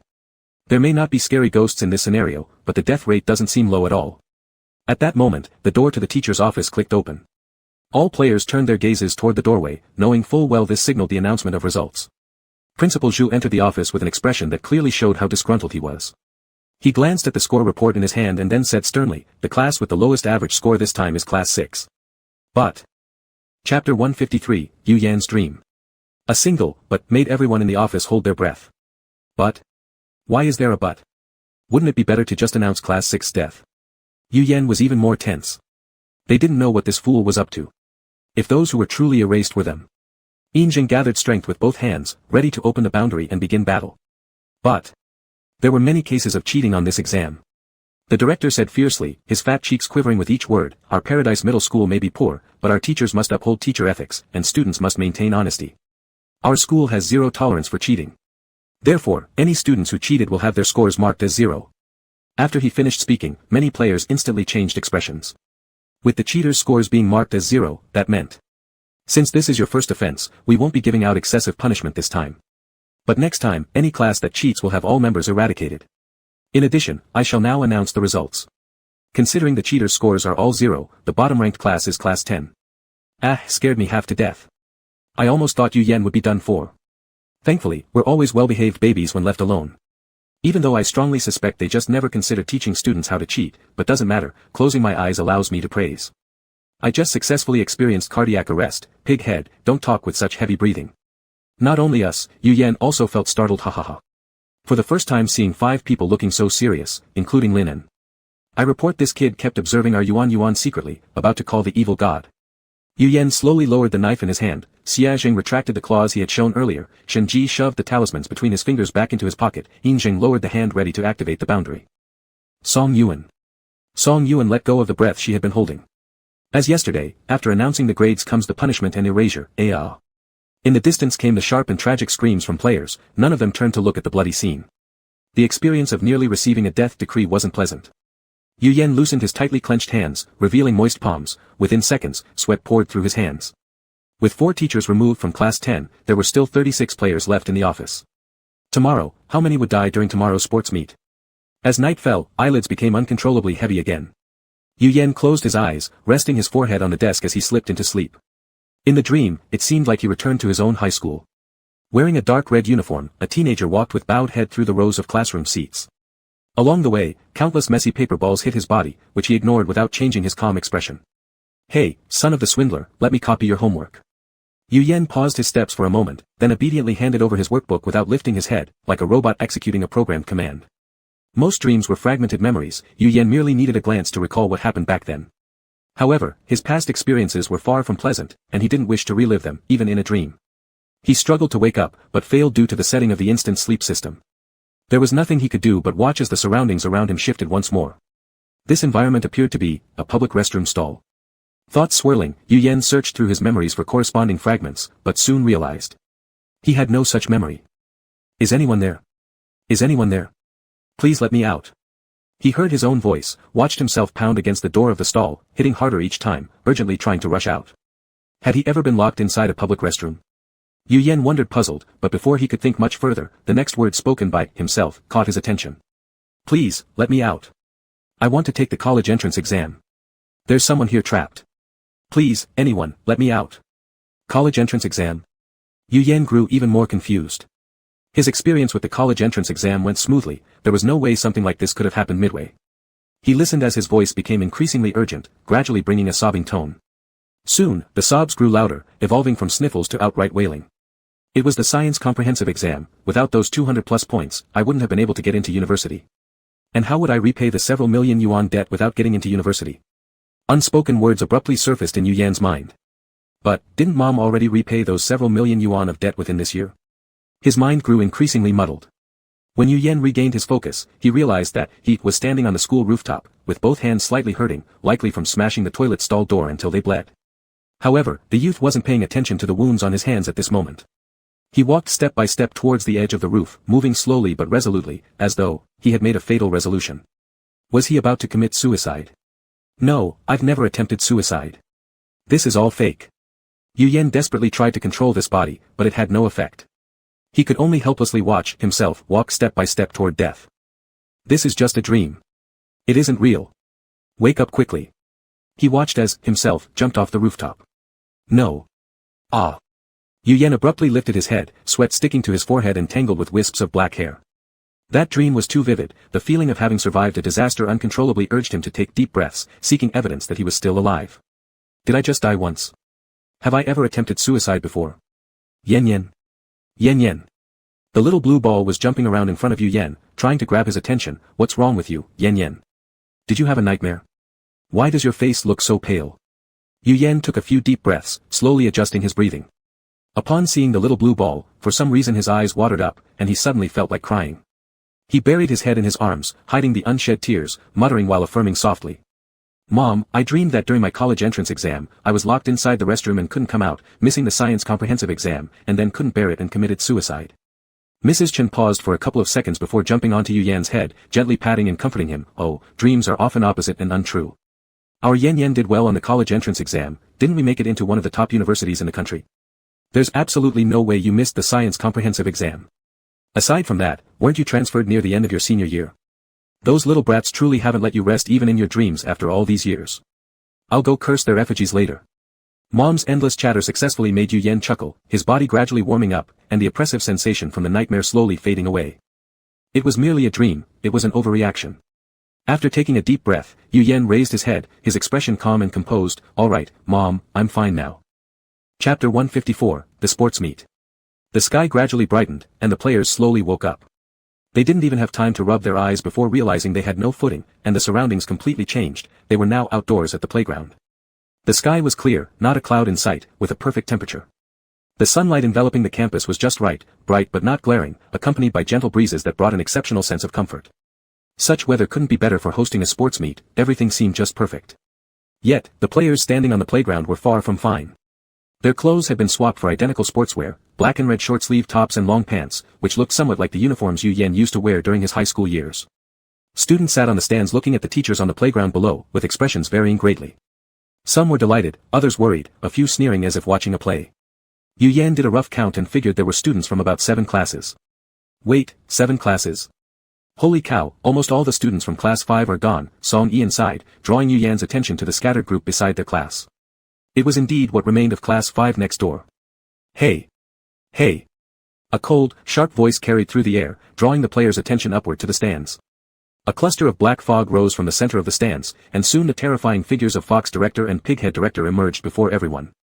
Pighead Director tapped on the microphone he held, beginning with the usual opening speech for each edition of the sports meet. Welcome, teachers, to the 44th Autumn Sports Meet at Paradise Middle School. Starting now, every teacher must participate in this one-day sports meet. The rules are simple yet fun, survival for the winners, death for the losers. Refusal to compete means you'll be instantly eliminated. This year's sports meet will include 9 events, 50 meters, 100 meters, 200 meters, 400 meters, 800 meters, men's 1000 meters, 1500 meters, 3000 meters, and a 1000 meter relay race. On first hearing, the event sounded fine, but upon closer examination, it seemed that, except for the 1000 meter race, none of the other races specified gender. Yu Yan's gaze swept through the crowd of players until he quickly identified the source of the issue. There were some teams with no female participants, only males. In such a situation, wouldn't it be unfair to require everyone to participate? Unaware of the players' thoughts, or perhaps caring little about them, the leaders continued. Pighead Director coughed twice loudly before resuming his speech. Each class needs to select one teacher to participate in each event. For every race, the top 6 finishers will receive points from 6 down to 1 point. Participants finishing last will face elimination. At the conclusion of the sports meet, the class with the lowest total points will be wiped out. No cheating during the competition is allowed, violators will be eliminated. Finally, we wish all participants excellent performances, demonstrating both style and competence to achieve good results. With these words, the stands echoed faintly with scattered claps. Fox Director took the microphone and said curtly, enough chit-chat.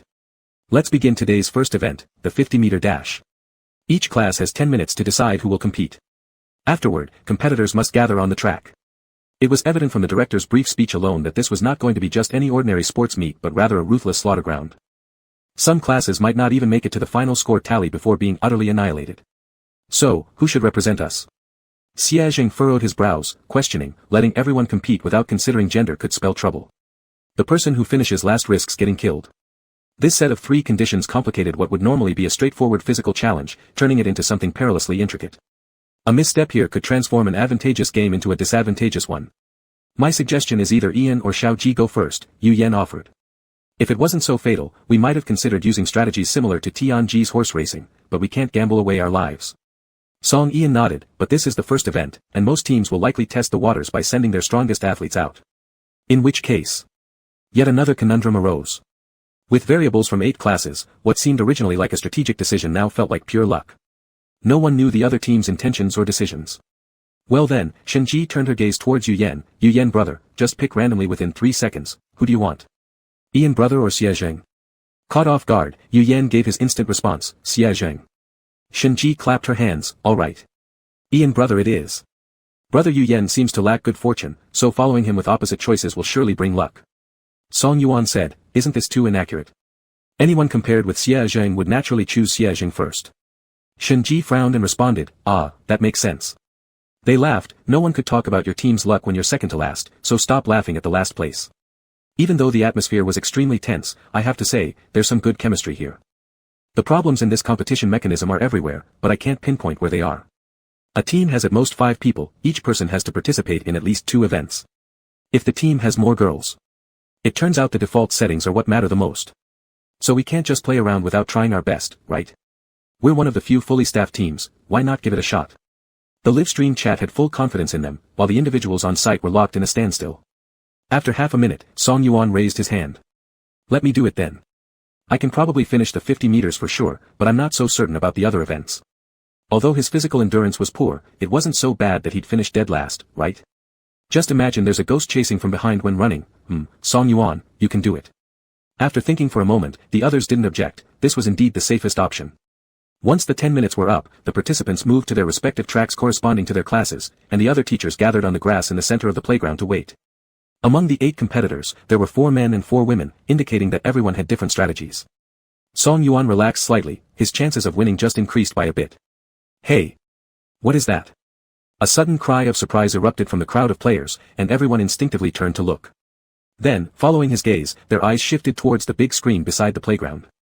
The blank screen had somehow filled with lines of bright red text, with the words, competition rules, written prominently at the top. There are competition rules. Wasn't it supposed to be just about running? Competition rules. During the race, participants can carry weapons, attack others, move to the outer lanes, but cannot press into the inner lane. Violators will receive a disqualification penalty, leading to elimination. Song Yuan's lips twitched as he muttered, carry, weapons. Was there still time for him to back out now? Chapter 155, I'll get first place for my brother to see. Director Zhu Tu looked down at the audience and smirked, his tone icy. The weapons are under the stands. Contestants can choose to take them or not. Upon hearing this, all 8 contestants hesitated in their eyes. Song Yuan leaned over to look under the stand. Good grief, knives, steel pipes, bricks, wrenches, various kinds of dangerous weapons were there, all meant to kill. In this situation, the pros and cons of taking a weapon were very obvious. Having a weapon could provide an opportunity for survival because knocking someone down would ensure it wasn't you who died.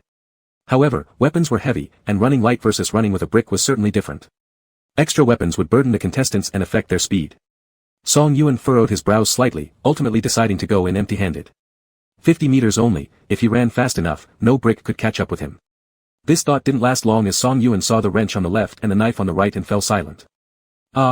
Indeed, there's no brick, my luck couldn't be this bad that both of these guys came to surround me, After some consideration, I haven't had any serious conflicts with them, unless because the day before yesterday, I just argued with 2 people from class 5, and yesterday, my younger sister just bombed the players from class 7, I'm done for.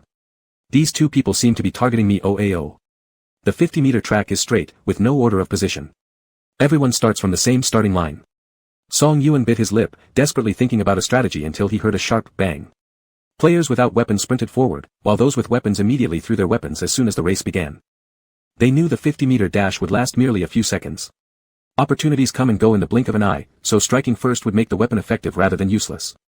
At the sound of the gun, Song Yuan didn't run forward but instead dodged to the adjacent 7th lane, listening carefully to the sound of weapons falling from lanes 5 and 7, then dashed forward like crazy. Go go go go go. It's just 50 meters, charged toward the finish line. He eventually crossed the finish line in third to last place. The reason for such a commendable result was mainly because the second to last and the last contestant fought each other. Realizing his ambush failed, the player from class 7 quickly ran forward but still found time to pick up a knife and throw it hard toward number 5. The blade slashed through number 5's thigh, eliciting a painful scream. Unexpectedly, number 5 was no pushover either. Despite being injured, they managed to run a couple of steps, grab the wrench, and fiercely strike towards number 7. The wrench landed hard on number 7's head, instantly knocking them unconscious. Taking advantage of the unconscious state, number 5 crawled one step at a time to the finish line, becoming the last survivor of the 50-meter race. Hearing the commotion, Song Yuan looked at the track and noticed number 7's body gradually swelling up before bursting apart. Red and white liquid spilled everywhere, adding a touch of color to the already blood-red track. Didn't get hurt, did you? Yu Yan approached Song Yuan quickly and sighed in relief upon seeing the latter shake his head. That's good. Rankings don't matter, being alive does. Shen Ji frowned as he observed the track. If these two had focused on running, they definitely wouldn't have been near the bottom. Why do this? They're too confident, Xia Jing said. They gambled Song Yuan would die on the field, especially when realizing both their targets were the same person. Song Yuan muttered, why keep bullying me? Do I look that easy to bully? Shen Ji stared at him for 2 seconds, looks like a healer support. Song Yuan was speechless. Cursed be the world where supports are not given a way out, woo woo woo. Next 100 meter, let Xiao Ji participate, Yu Yan said. As for the weapon, see if the people in the 2 lanes beside you pick up one, if they do, you should too. Your aim is good and your speed is fast, so there shouldn't be a problem. 50 meters finished, now 100 meters. Most sports meetings might follow such an arrangement, but evidently, Paradise Middle School's sports meeting wasn't included within this majority. Just as the 50 meters ended, Director Hu Li stood up smiling and announced the next competition event, 3,000 meters. 3,000 meters means circling the playground 7.5 times, a physically demanding activity. Compared to just running, most people's strategies lean more towards eliminating others. As long as one player is eliminated, the others don't have to run fast and can even conserve their energy for the next round. A perfectly normal sports competition quickly devolved into mutual bloodshed among players. I'll take this one, Xia Zheng said from behind Yu Yan, hugging him tightly with his head buried in Yu Yan's neck. I'll grab first place for my brother to see. This one might be dangerous, Yu Yan frowned. In a short race, everyone could focus mainly on running, but in a long-distance race, most would likely go for weapons. I can also get first, Xia Zheng tilted his head. Yu Yan, the key isn't being first. Although worried about the danger, Yu Yan finally let Xia Zheng participate. As the team member with the best stamina, he was indeed the most suitable for the 3,000-meter race. The participants stood at their respective tracks, many already glancing down toward the stands, pondering what kind of weapon they should grab later. However, the screen flashed and the rules changed again. Competition rules. Fighting prohibited during the race. Please all participants give your best efforts in the race without resorting to dirty tricks. Friendship first, competition second. Participants. You bring up friendship now. Ahahaha, the highlight is definitely how unpredictable things get, making it impossible to guess what happens next. System, bet you didn't expect that, huh? I outthought your thoughts. Thought the sports meet would involve players scheming against each other, turns out it's the system scheming against the players. Play away, who can outwit you? Many participants' expressions changed when they realized they had planned to win by killing opponents, but now, they really had to run 3,000 meters. Xia Jing glanced at the screen, then turned his attention back to kicking pebbles. The new rules made no difference to him, he'd still get first for his brother. Song Yuan slightly furrowed his eyebrows as he looked at Long Aotian on track number 5 beside Xia Zheng. Captain, Xia Zheng might not secure first place. Yu Yan instinctively questioned, why? Do you believe in the power of Mary Sue clichés? Do you believe in the power of love? Do you think if Nana shouts something romantic from the finish line, it'll propel them forward like a massive bulldozer engulfed in flames, unstoppable and unmatched? Yu Yan, I believe. Chapter 156, Gold Medal, nice, get one for brother. Apart from more points, the top 3 winners in the competition would also receive corresponding medals. Xia Zheng had just seen it, the medal for first place was golden and gleamed under the sunlight. Nice. He wanted to get one for his brother. Bang! The gunshot sounded, and Xia Zheng dashed out like an arrow leaving the bowstring. His steps were quick, resembling a meteor slicing through the long sky. As everyone knows, the 3,000-meter race is a test of endurance. One can't run too fast or too hard at the beginning but must not fall too far behind either. Most people usually start accelerating during the last 1 or 2 laps. Like Xia Zheng, who went all out from the start, this was truly one of a kind. No, another figure closely followed Xia Zheng's pace, Long Aotian. Neither would give way to the other. The former sped up trying to create distance between himself and the latter, while the latter, refusing to admit defeat, desperately kept up. Soon, they had left everyone else half a playground behind. Song Yuan looked at their retreating figures. Holy crap, the power of Mary Sue. Shen Ji gazed at their retreating figures. Holy crap, the power of love. Players from other classes. Holy crap, both of them are nuts. Who on earth starts the first lap with the momentum of a 100-meter sprint? Yu Yan's gaze continuously followed Xie Zheng. Furrowing his brows slightly, he felt worried. If he kept running this fast, his body would feel very uncomfortable afterward. In the stands, students from Class 6 all stood up, gripping the railings tightly as they leaned forward trying to see. Which one is our homeroom teacher? Are your eyes deaf? The one running in front is him. That's not much faster, isn't it? I thought our PE teacher would be awesome. Not by much. Our teacher has already lapped others once. This, so pro. Yu Yan's sense of pride emerged for no reason. That's right, his mom's legs were incredibly strong, they could kick out brain flowers if they wanted to. With his hands cupped around his mouth, he shouted towards the field, "Go teacher Xie." Seeing this, the other students in his class joined in, yelling loudly, "Go teacher Xie." The other classes hearing this turned their heads curiously and perplexed. The students of Class 5 even watched them with fear in their eyes. What was going on with this class? Were they cheering for their teacher? Could they really have such a good relationship with their teacher? Did their teacher not slay monsters? Running on the track, Xie Zheng heard the commotion and glanced up at the stands, smiling and revealing a row of white teeth as he passed Yu Yan. Completely unaware of the life-or-death speed at which he was moving, he appeared completely relaxed. For that number 1 position and that beautiful gold medal, he was absolutely determined. How many laps have they completed? Song Yuan watched the people on the field, his eyes getting dizzy, placing his hand over his forehead to shield the sun. Yu Yan's eyes continued following Xie Zheng's back. 6th lap, others, 3rd or 4th lap.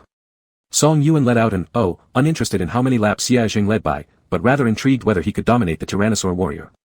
Right when he was silently cheering for Xie Zheng in his heart, a petite figure suddenly appeared beside him. Song Yuan's alarm bells immediately went off. It was Shangguan Nana. The girl stood by the track, shouting loudly, "Go Aotian." Her crisp voice traveled dozens of meters, entering Aotian's ears. Originally lagging behind by several meters, he instantly accelerated, closing the distance between him and Xie Zheng. "Aotian brother, go. I want first place." The distance shortened again. Just as Aotian was about to catch up with Xie Zheng, Song Yuan hurriedly nudged Yu Yan with his elbow. "Quickly, Captain. You should shout too." "Me shout?" Yu Yan blinked in confusion. "Isn't that related to Mary Sue?" Song Yuan watched the figures merging together, sounding increasingly urgent. "Try it. Just try." They still had 200 meters to go until the finish line, and all gazes were focused on these two lunatics who had been sprinting from the start to the end. "Go teacher Xie. Go teacher Xie. Go brother Aotian. Go. Go." Various cheers mixed together, making ears ring painfully. Standing near the finish line, Yu Yan looked far ahead, feeling hundreds of meters away, yet he sensed their gazes meeting his. That beautiful pair of green eyes smiled at him. It was as if something in his chest had been ignited, and inexplicably, he found himself doing the same as the group of students on the stand. Cupping his hands around his mouth, he shouted loudly, "Go teacher Xie." The sound was exceptionally loud. Song Yuan, standing beside him, paused for a moment. Could Yu Yan's voice really be this loud? Amidst the cacophony around them, that shout of "go" slipped smoothly into Xie Zheng's ears. A lazy smile tugged at the corner of the young man's lips. Was brother calling so loudly because he was afraid I wouldn't hear? Upon hearing that cheer, Xie Zheng picked up even more speed, reopening the gap with the person trailing behind. He practically left a blur in his wake. Without fail, Xie Zheng crossed the finish line first, running so fast that after crossing, he went an exceedingly long way further, like a reckless, out-of-control big truck. "Brother." Panting heavily, Xie Zheng slowly ran back to Yu Yan's side. The black hair at his temples was soaked with sweat, and his almond eyes shone brightly. "I came in first." He knew he was drenched in sweat, so he didn't step forward for a hug, only gazing at him from a small distance away. This felt pretty good already. The next second, Yu Yan took a step forward and embraced him. "Good job." Xie Zheng's eyes widened slightly as he heard the thunderous heartbeat by his ear. "Yu Yan Gage, your heart is beating so loudly." Yu Yan chuckled softly. Shouldn't it be the runner whose heartbeat would increase more after finishing the race? But he did not verbally deny it. Instead, he just nodded. Xie Zheng continued, "You've fallen for me again." My brother really loves me to death." Yu Yan loosened his arms around him and looked up at him. Yes. Perhaps due to last night's nightmare, his mood had remained heavy all day until Xie Zheng, flashing his brilliant white teeth, bounded toward him, tearing apart that gray filter completely. From now on, the dark red sports uniform in his mind no longer represented that wretched past but the vivid, radiant youth instead. That youth was like an unquenchable flame burning ceaselessly on a barren plain, fanned by fierce winds yet burning fiercely and passionately. Chapter 157, Brother Can Only Like Me. A golden medal was hung around Yu Yan's neck, and as Yu Yan had expected, it was just a large iron plate painted with gold paint, good-looking only. Under the sunlight, the large iron plate surprisingly worked as a lighting board, illuminating Yu Yan's already pale face to make it glow, successfully sparking another round of awe from the comments section licking his features. Unsure what encouragement this medal provided, several more people in the team later won a few more iron plates of various colors, all hanging them on Yu Yan's neck without exception. Yu Yan sat on the grass, tilting his head back. He oddly felt like the youngest child in the family during the New Year celebrations, not having said a blessing word yet when the elders' red envelopes were already filling his pockets. Stop hanging them, stop hanging them. Yu Yan raised his hand to interrupt Xia Zheng's action of continuing to hang the golden piece around his neck. It's my turn for the next event, he said, while taking off the chain around his neck and shoving it into Xia Zheng's arms. You hold them first. Xia Zheng nodded, all right, brother, go for it. Yu Yan replied with a sound, standing on the track doing some simple warm-up exercises, glancing sideways to see his little boyfriend sitting by the track, holding the medals and watching him obediently. As soon as their eyes met, he flashed a big smile, like a little android. Yu Yan held a knife in his hand, the one he usually used for self-defense. Bang! As the gunshot rang out, several figures at the starting line rushed forward together. Xia Zheng's attention followed closely, until suddenly another figure sat down beside him. Not very tall, sitting next to someone almost reaching 1.9 meters made the person look like a mini figurine. The figurine had eye-catching pink hair, it was Linen.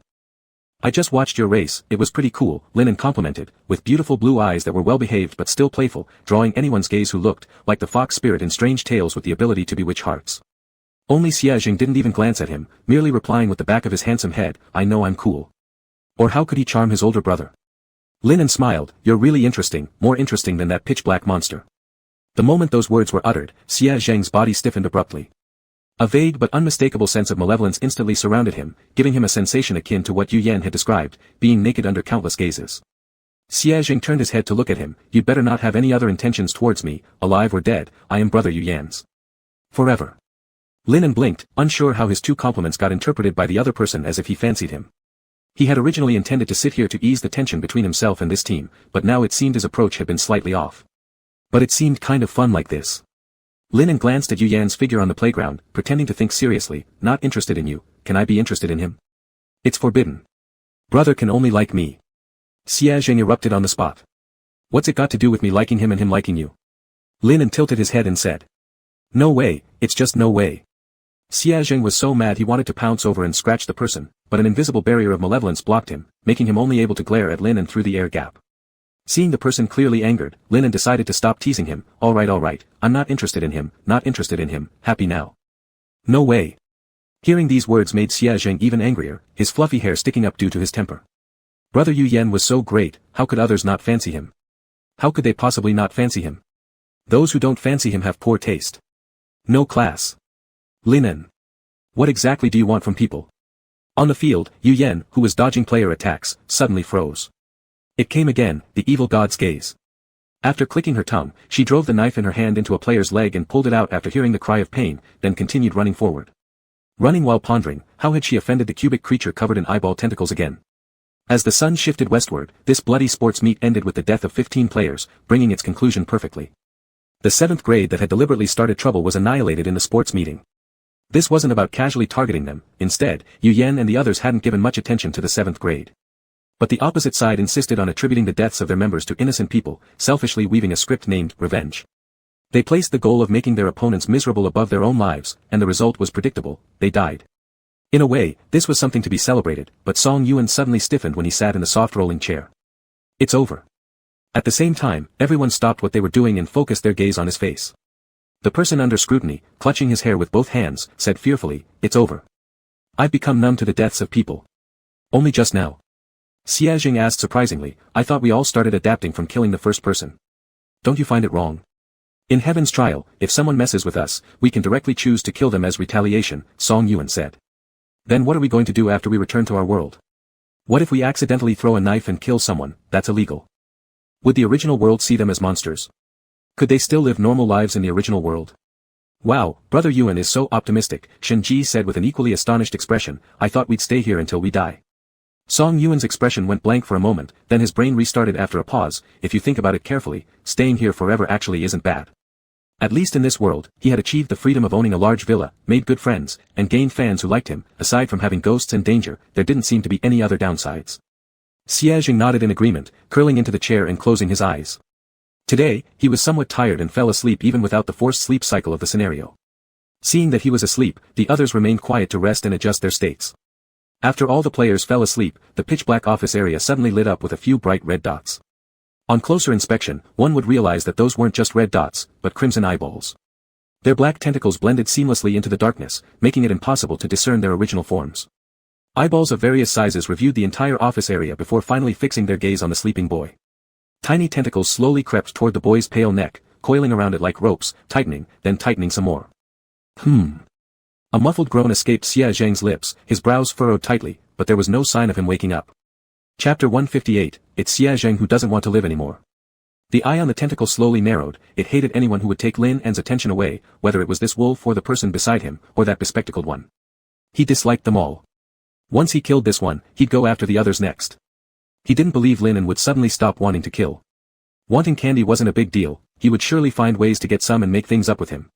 While lost in thought, the tentacle suddenly throbbed with pain. The evil god turned its eyes and was surprised to find Xia Zhang awake. Not only was he awake, but he also held a severed piece of the tentacle in his hand. You're still a deity. Xia Zhang covered his neck with his other hand, his handsome brows furrowed tightly together, yet his tone remained as offhand as ever. A deity playing dirty tricks. What's the difference between you and those disgusting players? The towering man stepped out from the wall, his gaze cold and merciless. He stated matter-of-factly, the difference is I'm a god, they're just stupid players. Xia Zhang let out a derisive laugh. Wanna fight? Let's do it outside. If they fought here, what if they disturbed the sleeping elder brother? I beat you. The tone of the evil god was definite, bearing an authoritative and imposing manner. You, along with them, will all die here. Upon hearing these words, Xia Zhang's emerald pupils gradually darkened, their somber hue making even this realm seem sticky and viscous. Die first will be you. Yu Yan had another dream. It was exactly like yesterday's. He saw himself locked in the bathroom once again, missing the college entrance exam once more, stepping onto the rooftop again. The sole difference was that when he was about to jump off the rooftop again, Yen. A scream full of broken notes pulled him back, rescuing him from the abyss of his dreams. Yu Yan woke up abruptly, leaning on the sleek table with his elbows. His cool and delicate side profile glistened with a thin layer of sweat. Big brother. Yen. Even before fully shaking off the haze, two ear-splitting screams rang by his ears. Yu Yan turned around to see a tentacle charging straight at him. So fast, impossible to dodge. In the next second, FZZT. A tall and slim figure blocked in front of him, shielding him from the sudden fatal strike with his body. The movement was swift, clean, and decisive. Blood dripped from his clothes, pooling into a small bloodstain on the ground. Yu Yan froze, watching the youth in front of him stagger back 2 steps before stiffly standing up and pulling him into an embrace. So heavy, it weighed him down until he knelt too, his knees colliding against the icy tiles with a dull sound. The commotion was considerable, seeming to wake some other players. Yu Yan had no idea what happened around him, his ears buzzed with ringing, unable to hear anything. Must be dreaming, right? Definitely a dream. Having woken up from one nightmare and falling into another, yes, it must be a nightmare. Hurts so much. Yu Yan clutched the person in his arms and murmured unconsciously, Xia Zhang, my heart hurts so much. Isn't this a dream? Why does it hurt this much? Yu Yan looked down at the person in his arms. Only hours ago, this lively individual was bustling about trying to grab multiple medals for him.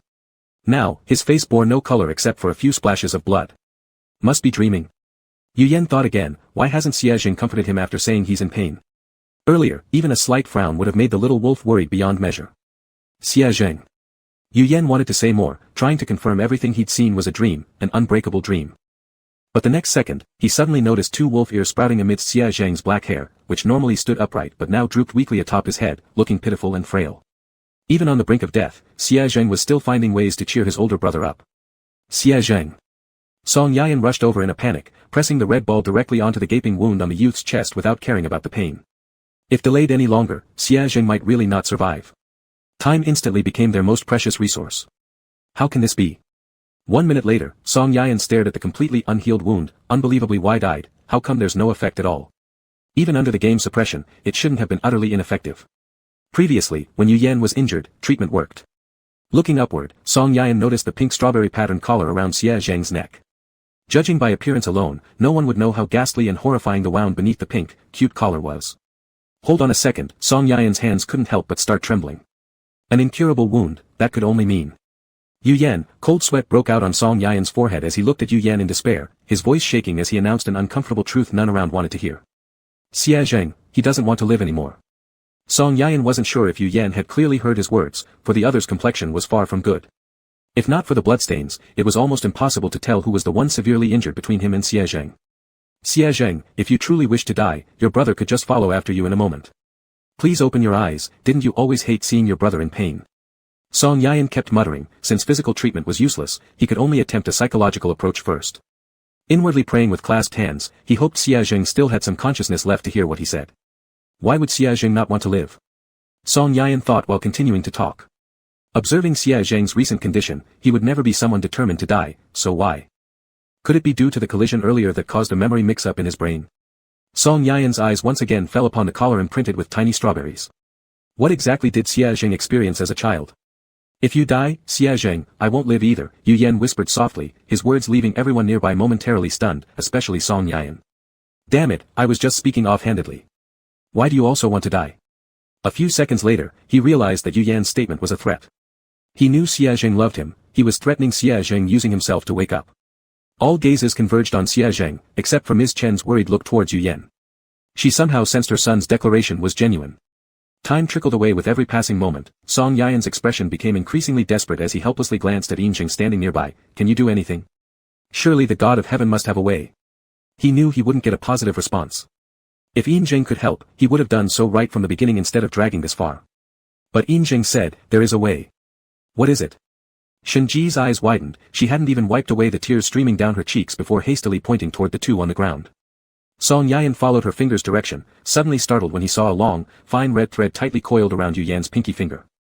The slender, exquisite red string emitted a faint soft glow, as though bearing some particular mission, wrapping circle by circle around Yu Yan and the young man cradled in his arms. Finally, it gently encircled Xia Zheng's wounded body, looping around his own pinky finger. The red string, connected 3 years ago, now finally manifested itself at this very moment. Chapter 159, Side Story, Happy Birthday to Yen Yen.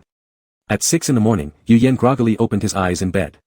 His fingers patted around on the bedside table until they found the phone. After checking the time and being satisfied with it, he closed his eyes again. But the next second, his eyes opened once more. Yu Yan switched on the bedside lamp and realized that the person who should have been lying beside him was gone. Where's Xia Zheng? Just as he was thinking about this, the bedroom door was pushed open from the outside. Xia Zheng, wearing a Doraemon pajama set, hopped onto the bed. Big brother's awake. We still have time to sleep some more. Where did you go? Yu Yan mumbled, having already started dozing off again while waiting for Xia Zheng's answer. I made breakfast, Xia Zheng hugged him and gently patted him. Today's your birthday, and I want to cook for you personally. Birthday? Yu Yan blinked lightly, almost forgetting about this date. He had casually mentioned it before when Xia Zheng asked, but he hadn't expected Xia Zheng to remember it so well and take such care in preparing for it. After all, waking Xia Zheng up on a normal day was quite challenging. Buying a cake would have been fine, why get up so early? You didn't even stay by my side, I thought something happened to you. Yu Yan unconsciously snuggled closer in Xia Zheng's arms, instinctively cooing. Around Xia Zheng, he was always relaxed. This state would have been hard for the Yu Yan of a year ago to believe, that the person now closing their eyes and acting cute in someone else's embrace was actually him. It's not like we're in paradise trial anymore, what could happen to me? Xia Zheng laughed softly, his voice deep and gentle. I originally planned to finish making breakfast and then continue sleeping while holding you, but big brother woke up a few minutes earlier than expected. Am I not here, so you lack security? Yu Yan didn't seem entirely clear if he heard correctly, muttering an inaudible response. After nodding off for a little while, he sat up, asking with a sleepy voice, let's eat breakfast. What did you make? Just take a look. Yu Yan got up and went to the bathroom to freshen up. Xia Zheng followed behind like a clingy large dog. While Yu Yan brushed his teeth, Xia Zheng hugged him from behind, shaking him lightly. Yu Yan continued brushing his teeth calmly, clearly used to it. He splashed water on Xia Zheng's face after washing his face, which made Xia Zheng finally release his hold slowly. When they entered the dining area, what first caught their eyes wasn't the sumptuous breakfast, but a large bouquet of green roses on the table. The color was similar to Xia Zheng's eyes, refreshing and beautiful. Yu Yan found a small pale green note among the flowers. The handwriting was ugly enough to be immediately recognizable as Xia Zheng's, though it was obviously written carefully despite its messiness. Big brother, happy birthday. Big brother, happy birthday. Xia Zheng said with boundless energy, his excited tone worthy of 3 exclamation marks. Smiling, he asked Yu Yan, do you know what the language of green roses is? Without waiting for Yu Yan to answer, Xia Zheng went on to provide his own explanation, it means innocence and simplicity, and youth forever. I only adore you. Yu Yan turned and gave him a quick kiss on the cheek. Thank you, I like it. The breakfast laid out on the table was plentiful. All the food items, from scrambled eggs to bread, were shaped into hearts. Even the glass holding sugared milk was heart-shaped, definitely Xiaozuobao style. After breakfast, Xia Zheng pulled Yu Yan out to play. The sun wasn't too strong, the temperature was just right, and the breeze felt cool against their faces without feeling sticky. It was a rare day perfect for outings. Xia Zheng had heard from Mrs. Chen that when Yu Yan was little, he'd only visited the amusement park once. Later, every time they passed by a theme park, he'd slow down a little, enviously looking at the children at the entrance. Do you want to play? Mom will buy tickets for you. Little Yu Yan shook his head obediently, saying, No, I want to go home. Will you let Mom buy you a small cake then? Just a small piece. In the end, that small piece was shared equally between Yu Yan and his mother. Big brother, what ride do you want to try? Xia Zheng watched as Yu Yan's eyes lit up, smiling warmly with affection. He could hold his hand during the carousel rides, steal kisses during the Ferris wheel trips, buy sweet cotton candy and ice cream while queuing, and if Yu Yan accidentally smeared cream on his mouth, Xia Zheng could use his lips to wipe it off. There wasn't a better place for a date than the amusement park. Then, he saw Yu Yan point toward the giant swing ride. Let's try this one, okay? Xia Zheng's eyebrows twitched slightly, feeling something wasn't quite right but agreed anyway, alright. 10 minutes later, Xia Zheng's hands trembled as he held the trash can tightly, repeatedly gagging dryly. Oh no, he hated the feeling of weightlessness. Are you okay? Let's take a rest first. Xia Zheng shook his head, no need, let's go to the next one. Yu Yan hesitated a bit, I want to try the freefall ride. How about I go alone? Xia Zheng, no way big brother, I'm going with you. Another 10 minutes later, Xia Zheng tightly clutched the trash can again, repeatedly gagging. After a round on the rides, Yu Yan was delighted while Xia Zheng had almost emptied his stomach. In the evening, the two gathered for dinner with friends. It had been a long time since their last gathering and everyone, except Yu Yan, drank quite a lot. Yu Yan dragged a slightly tipsy Xia Zheng home and forcibly pushed him into the bathroom, no cleaning, no bed. Alright, Xia Zheng obediently responded. After taking a shower, a clean and fragrant little wolf pup jumped onto the bed. Once Yu Yan climbed onto the bed as well, he pulled the person towards him and pressed them down. Suddenly, an inexplicable leg-length competition began. Big brother, my legs are longer than yours. Yu Yan, at 189 centimeters tall, it's only natural your legs are longer than mine. My arms are longer than yours too, and my fingers are longer, Xia Zheng murmured while caressing the other's fingers. Yu Yan made a couple of sounds, his cool and elongated eyes half closed, looking at him with an ambiguous smile as he said, You're bigger everywhere.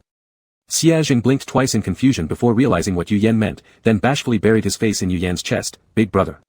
After lying there for a while, Yu Yan reached out and pushed his head, Xia Zheng, you're heavy, pressing me uncomfortably. Xia Zheng immediately supported himself and asked dumbly, then we switch places. Yu Yan thought for 2 seconds, alright. He then pressed both hands on Xia Zheng's shoulders, flipping their positions and straddling Xia Zheng's waist, sensing the change beneath him, he chuckled lightly, not bad. Xia Zheng's eyes sparkled as he said, Big brother, I want a kiss. Yu Yan arched an eyebrow, slowly lowering his body, getting closer, even closer. Just as they were about to touch Xia Zheng's lips, Yu Yan suddenly stopped, why does it still smell like alcohol after a shower? Xia Zheng didn't catch that, waiting for the kiss with closed eyes. Thinking Yu Yan would just kiss him directly, his tongue was halfway out when he heard Yu Yan's voice and opened his dampened eyes. Yu Yan looked at his face and couldn't help but burst out laughing, reaching out to stroke Xia Zheng's face, how are you like a puppy?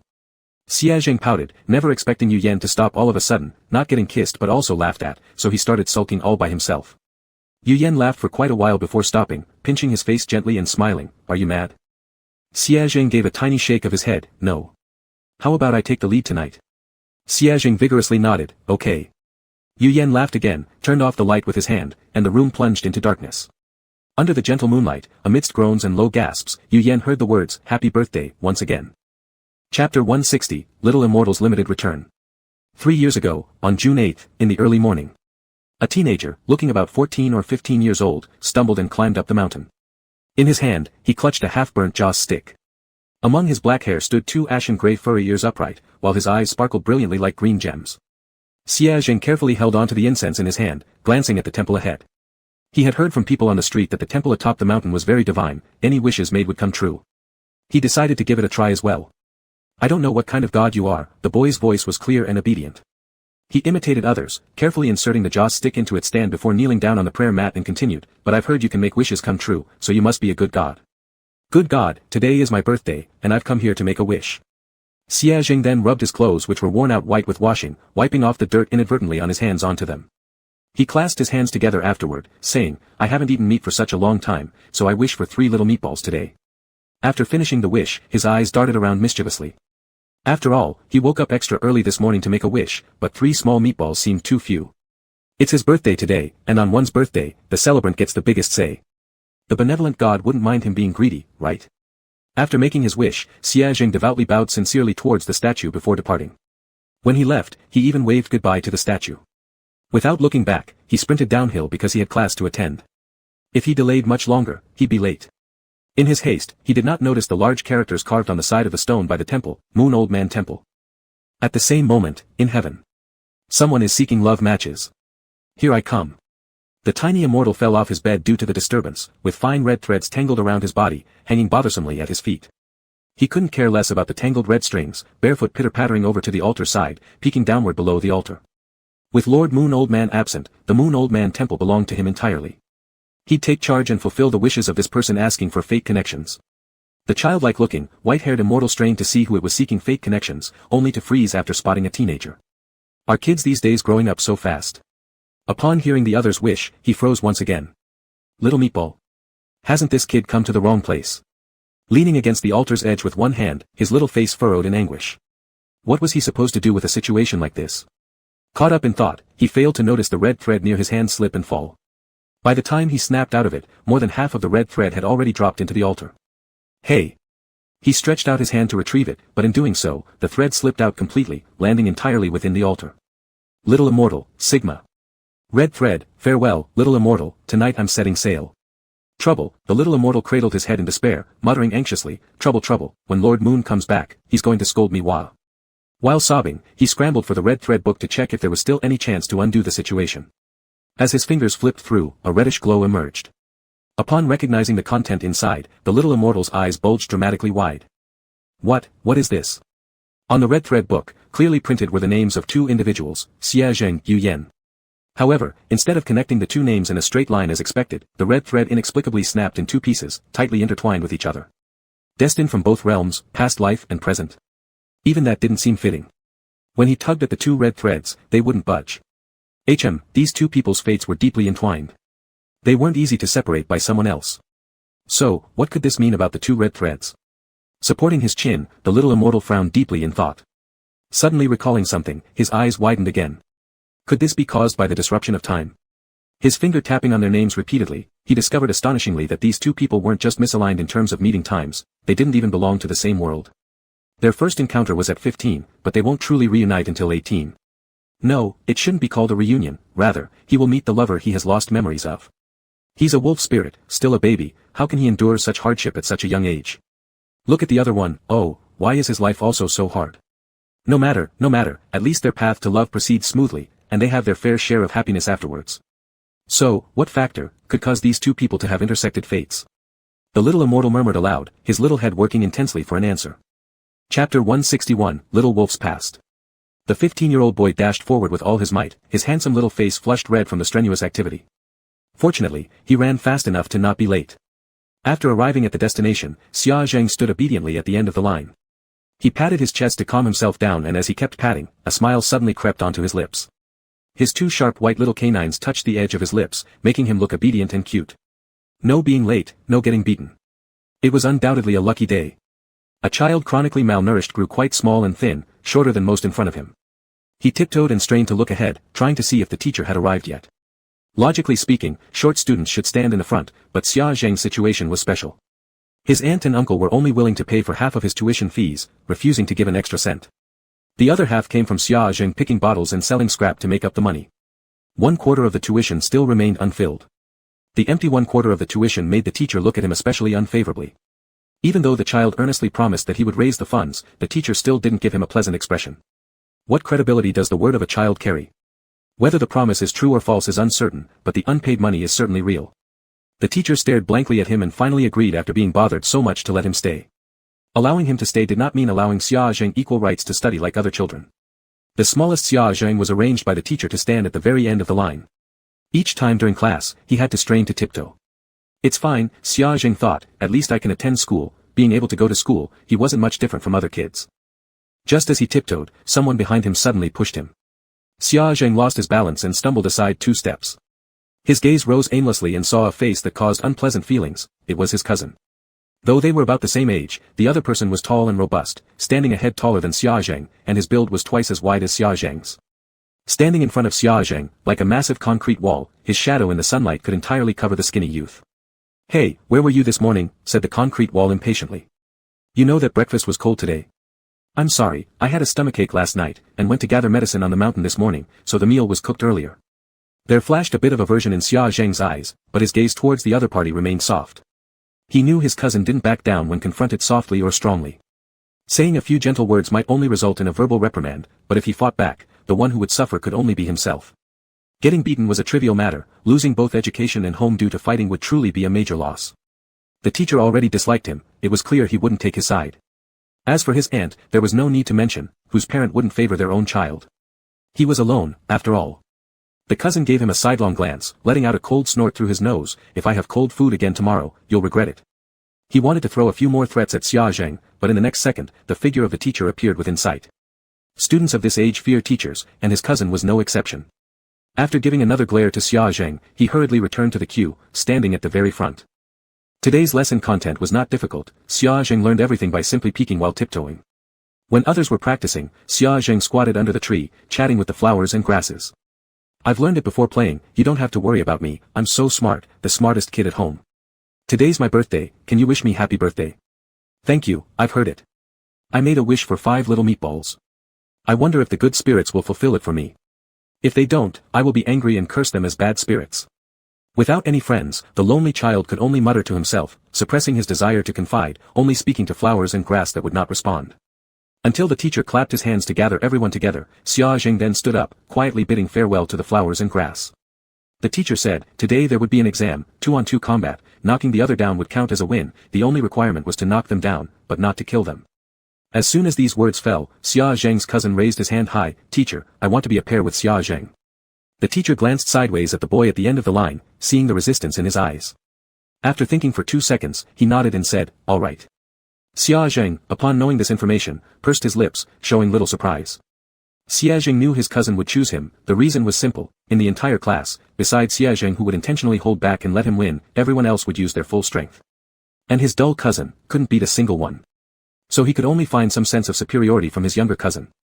Xia Zheng sighed softly, lowering his gaze to start thinking about how to get beaten without it hurting too much, and how to hold back without making it too obvious so that the teacher wouldn't spot it right away. The exam quickly came to them. After barely exchanging a few blows, Xia Zheng pretended to lose and fell into a mud puddle. His originally clean clothes were dirted by the muddy water, looking utterly disheveled. "Yay! I won!" The cousin jumped up excitedly, the fat on his belly jiggling with each jump. Xia Zheng wiped his face, then lowered his head and stood behind his cousin.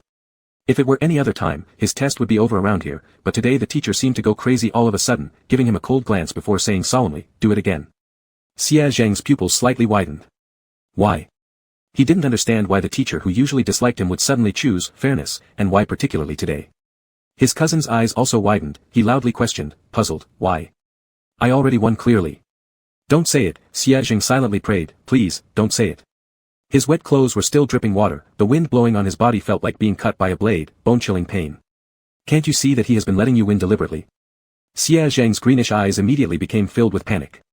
He even had an impulse to lunge at the teacher and cover his mouth.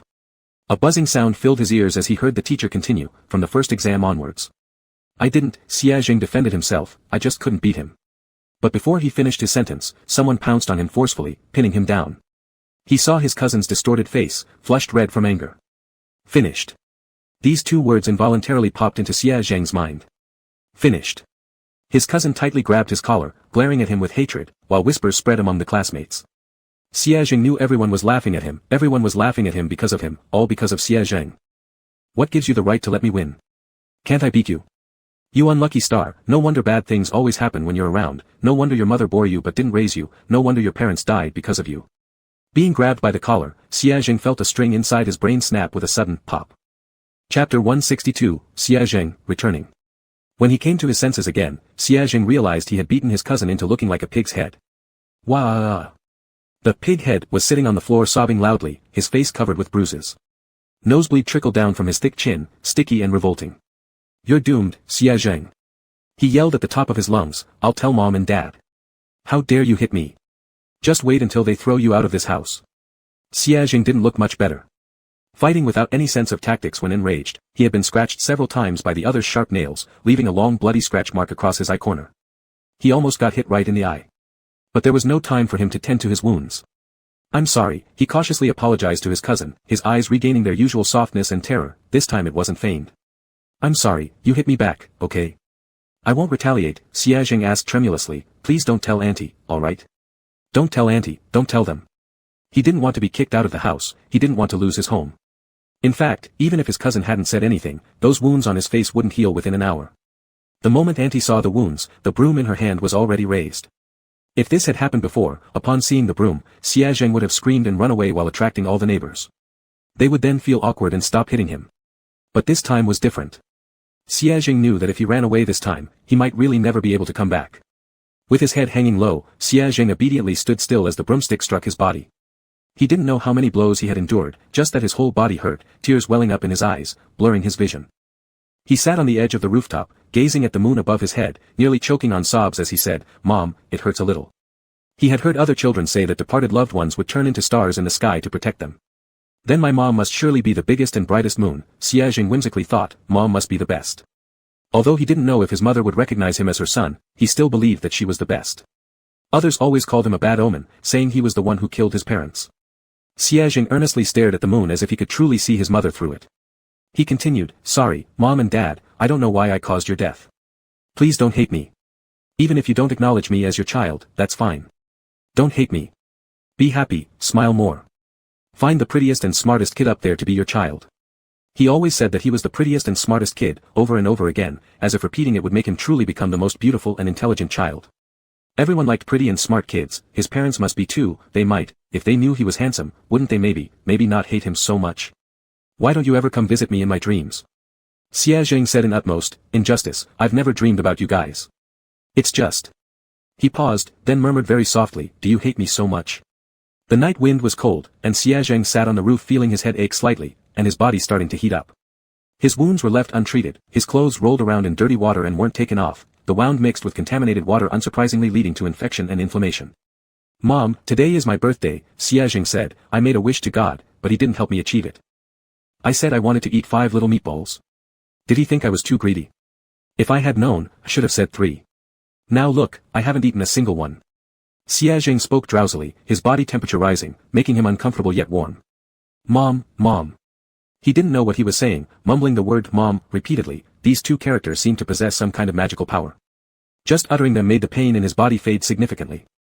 Though Xiaojing had never met that person, he couldn't resist calling out these two characters. Mom, give me a hug, Mom. People always say that adults break down in an instant, but children's lives are often the most resilient. They may be fragile, but they also have an incredibly strong vitality. But Xiaojing couldn't hold on any longer now. Like the little grass growing in the cracks of a wall struggling to grow, under the destruction of fate, it still withered. With his ears drooping limply amidst his hair, and his tail hanging motionless behind him, Xiaojing stood on the rooftop, arms outstretched. In a daze, it seemed as though he glimpsed an extraordinarily gentle figure. He couldn't see the face of the person, but they must have been kind because they nodded when he called out, Mom. Finally, he saw his mother. Xiaojing took a step forward, another step closer to the edge of the rooftop. Just a little more, and he would plummet from the tallest building in the city, smashing into pieces with a horrific death. As he was about to take that final step, Xiaojing. He heard his name. Instinctively, the boy turned around, meeting a pair of calm, deep black eyes. He heard that person say, Xiaojing, come back. Will this actually work? The small red ball in Song Yuan's hand continued pressing against Xiaojing's gash, yet there was no sign of healing. What did you mean earlier by red string? Is 15-year-old Xiaojing bound to the present Yu Yan through it? Can the red string bind people across time like that? Yinjing shook his head. The reason for the red string is unclear. It's also the first time in tens of thousands of years the temple of Yu Lao has seen something like this. Just seconds after the red string appeared, Yu Yan, who had been holding Xiaojing, suddenly closed his eyes and fainted, startling Song Yuan into urgently treating them both at once. But soon he realized that Yu Yan wasn't sick. Yinjing informed them that Yu Yan was fine, he was simply searching in consciousness for Xiaojing 3 years ago. Ah, so he's looking for Xiaojing from 3 years ago. What the heck from 3 years ago? It took Song Yuan and Shen Ji some time to sort out the relationship between these two, after which they revealed expressions of sudden understanding. No wonder Xiaojing was so attached to brother Yu Yan from the start, Shen Ji said, resting her chin in her hand. Turns out they've met before. Song Yuan's expression grew complicated too. But before he could ponder deeper, the sensation in his hands shifted suddenly. Holy crap. It's working. He wants to live now. The wound began healing slowly, it was still sluggish, but much better than before. The boy remained quiet with his eyes shut, and the tension in his facial muscles eased during the healing process. Chapter 163, A God, and also a handsome brother. Yu Yan only felt a dizziness in his head. When he opened his eyes again, the cool and refreshing breeze was already blowing against his face. Under the moonlight, he saw a youth standing on the edge of the rooftop with ears and a tail drooping, his hands open as if embracing something. The boy's voice was choked with tears, and Yu Yan faintly heard the word "mom," sending a shock through his heart. Was this little Xia from when he was young? There was no time to carefully ponder what had happened. As Yu Yan watched the frail and lonely figure, he quickly called out, "Xia." Little Xia turned around, his expression bewildered as he looked at him. Under the bright moonlight, the youth's face carried an abnormal redness. Was he sick? Yu Yan furrowed his brow slightly, revealing concern and sympathy silently. He extended his arms toward the fragile youth nearby and said, "Xia, come back." He saw the youth tilt his head slightly, the ears previously hanging amongst his hair slowly perked up. Fine moonlight sparkled in his eyes, and little Xia, with glowing eyes, asked muzzily, "Are you a god?" Before Yu Yan could answer, the fever-addled young wolf had already moved away from the rooftop and ran over to Yu Yan with soft footsteps, blinking two star-like eyes as he asked, "Have you come to give me some meatballs?" Yu Yan. What nonsense is this? He reached out to touch Xia forehead but hadn't even touched it when a tight grip around his waist pulled him into a tight embrace. At this moment, Xia was about half a head shorter than Yu Yan. His slightly warm forehead rested against Yu Yan's shoulder, gently rubbing it. "Beautiful god, why did you come so late? A bit later, and my birthday would have passed. But since you've come, you're a good god. I won't blame you. Just give me the meatballs, I'll eat them myself. 5 altogether, don't skimp." Xia voice gradually grew quieter. He was extremely feverish and had already begun to mumble aimlessly, yet still thinking about the small meatballs he yearned for even in such a state. "Let's get treated first, then you can eat the meatballs, alright?" Yu Yan softly asked. Xia responded with a muffled then suddenly felt lightness in his body. Huh? Am I flying? After a few sluggish seconds of reaction, he realized that he was being carried princess style by the beautiful god. Looking up, he gazed at the calm side profile of this beautiful god, and thought to himself, indeed, gods are truly handsome like this. After gazing steadily for nearly a minute, he finally remembered what he initially wanted to say, "God, you don't need to carry me. I'm heavy. I can walk myself." Yu Yan raised a hand to weigh the person in his arms. Heavy? He reasonably doubted that Xia weighed more than 100 pounds now. At over 1 meter 70 tall and weighing just 100 jin, this could already be considered severe malnutrition. Thinking about this deepened the frown on Yu Yan's brow. Xia didn't notice the change in Yu Yan's expression, still struggling to make him put him down until the other party impatiently said, "If you keep moving, you'll never get the meatballs," making Xia obediently stop and seriously promise, "Good God, I won't move anymore." "Yu Yan, don't call me God." Xia, "Alright, handsome brother." As soon as he thought of the meatballs, Xia's voice unconsciously softened, his ears drooping softly amidst his hair, both eyes earnestly looking at him as he behaved unlikably obedient. Seeing this, Yu Yan's heart immediately softened. Such a well-behaved little wolf. How did he turn into that manipulative complainer when he grew up? Yu Yan took him to the nearest clinic. Fortunately, in this world, currency exchanged seamlessly with heaven trial points, so they wouldn't be completely broke. Half an hour later, the doctor with a pair of large deer antlers pushed out the person who had already fallen asleep. Xia still had an 4 needle in his hand, lying flat with a relaxed expression. "If there's no more fever tonight, he should be fine," said the antlered doctor. "I've seen this child before, every time he comes to me, he's been injured severely." Sighing, he continued, "He's a pitiable child." Yu Yan pursed his lips and remained silent. Soon after, the clinic received other patients, and the doctor busied himself with attending to them, leaving the room where only Yu Yan and Xia remained. Yu Yan quietly stared at Xia for several minutes, then left.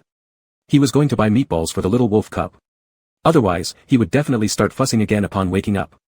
He'd always been a troublemaker. This time he entered without anything but money. Neither the dagger nor skills he usually possessed could be used in this world. In a way, he had briefly returned to being an ordinary person. The feeling of not being under live surveillance was pleasant, but Yu Yan felt inexplicably annoyed now. Perhaps it was because he couldn't directly kill those few unlucky relatives of Xia.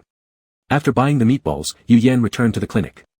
As soon as he opened the door, he saw the young man on the bed leaning against a pillow, shedding tears drop by drop, looking utterly pitiful. "Where did you go?" Xia wiped his tears with his hand. "I thought you had left." Yu Yan took a few steps forward. "No. I didn't. I checked many times and didn't find the meatballs. I was about to scold you as a bad god." Yu Yan. Meatballs, meatballs, I see your brain is entirely made of meatballs. I'm sorry I didn't tell you beforehand. Yu Yan raised his hand and opened the lunch box, presenting a box full of small meatballs in front of Xie Zheng. It won't happen next time. The moment Xie Zheng saw the meatballs, his hair stood up straight, eyes gleaming with excitement, while eating and blurting out, "Thank you, handsome brother." Yu Yan looked at him and smiled slightly. Happy times calling him handsome brother, unhappy times calling him bad god. Always clearly expressing emotions from an early age, emotions come and go quickly. He's very easy to please. After finishing, Xie Zheng lay back on the bed with satisfaction. All right, my wish has been fulfilled, the dream should be over. Tomorrow morning when I wake up, everything will go back to normal. No gods, no meatballs, no clinic, only a bruised body and feverish one. But tonight's dream was sweet, so Xie Zheng was content. He's never wanted much, he's a little wolf who gets satisfied easily. But just 2 seconds after lying down, he was pulled up. He heard the god say coldly, "Go wash up before sleeping." Xie Zheng. Why do I have to wash up even in dreams? Xie Zheng decided to show some backbone this time. He straightened his spine and spat out 2 words forcefully, "I won't." Yu Yan stared at him icily. "What did you say?" Xie Zheng, "Alright, I'll go." His tone was still defiant, though the words were quite meek. Xie Zheng took the toothbrush Yu Yan handed him, squeezed with toothpaste, and began brushing his teeth unhappily. While brushing, he slowly realized, he wasn't dreaming. Before, his fever clouded his mind, but now that it had subsided, why could he still see the god? Xie Zheng blinked slowly, looked toward Yu Yan standing beside him, and asked seriously, "Are you human?" Chapter 164, Little bug flies, who are you missing? Yu Yan's forehead twitched. He could never understand what chaos was in the little wolf's mind. Why do you think I'm not human? Xie Zheng blinked seriously, because you were nice to me from the very start. How can anyone be nice to me the first time we meet? Not even his aunt with blood ties or teachers he's been with for a long time liked him. Why would some stranger suddenly be so kind? Could it be that he wanted to harvest his kidneys? Xie Zheng was on high alert, his eyes darted around uneasily, but then he quickly thought that even if his kidneys weren't taken, he planned to die tonight anyway. The slight panic in his heart was inexplicably calmed down. I don't know. He heard the young man standing by the bed say.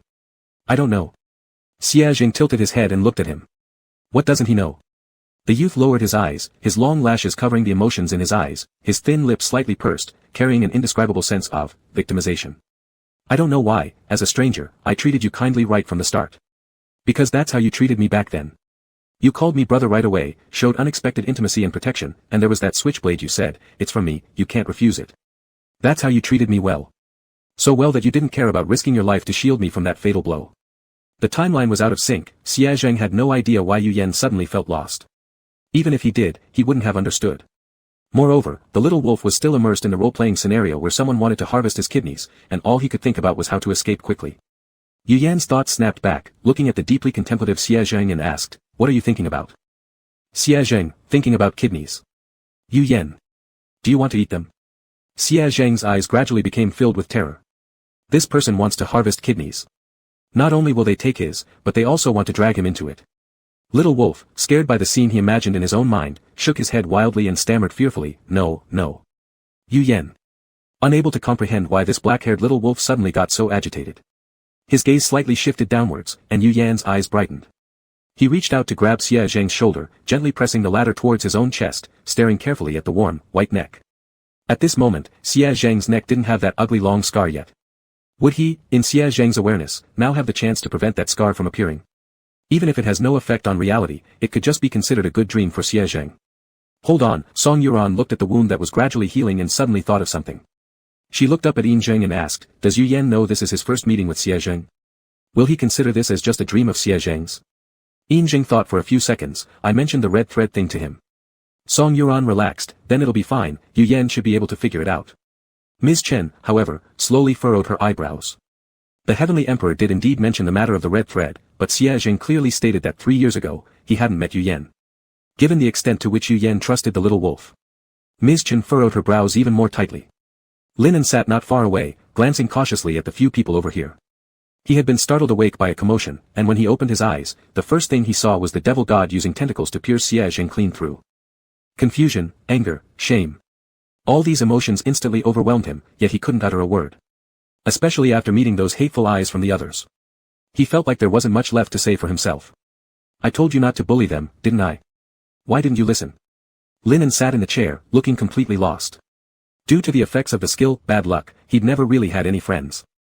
Finally, he had made a few friends who weren't entirely unpleasant toward him, willing to give him candies, sit beside him, and chat, but all of them were ruined by the tentacle monster.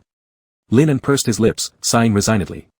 Like the devil god, he seemed born unlikable, not worthy of being liked, even his apologies weren't worth liking. Tentacles slithered up his calves. He noticed the pink-haired boy's hurt emotions, holding a lollipop and trying hard to cheer him up. When Lin saw the lollipop, his expression became even more aggrieved. You don't even know what I truly want. I hate you so much. Xiaojing didn't know why this person was grabbing his neck with shining eyes. Harvesting kidneys wasn't popular these days, was it harvesting necks now? Can a wolf's neck be eaten too? Handsome brother. The pitiful, weak, and helpless little wolf attempted to awaken the conscience of the person in front of him through the two words, brother. Yu Yan loosened his grip, coughing lightly to cover his uneasiness.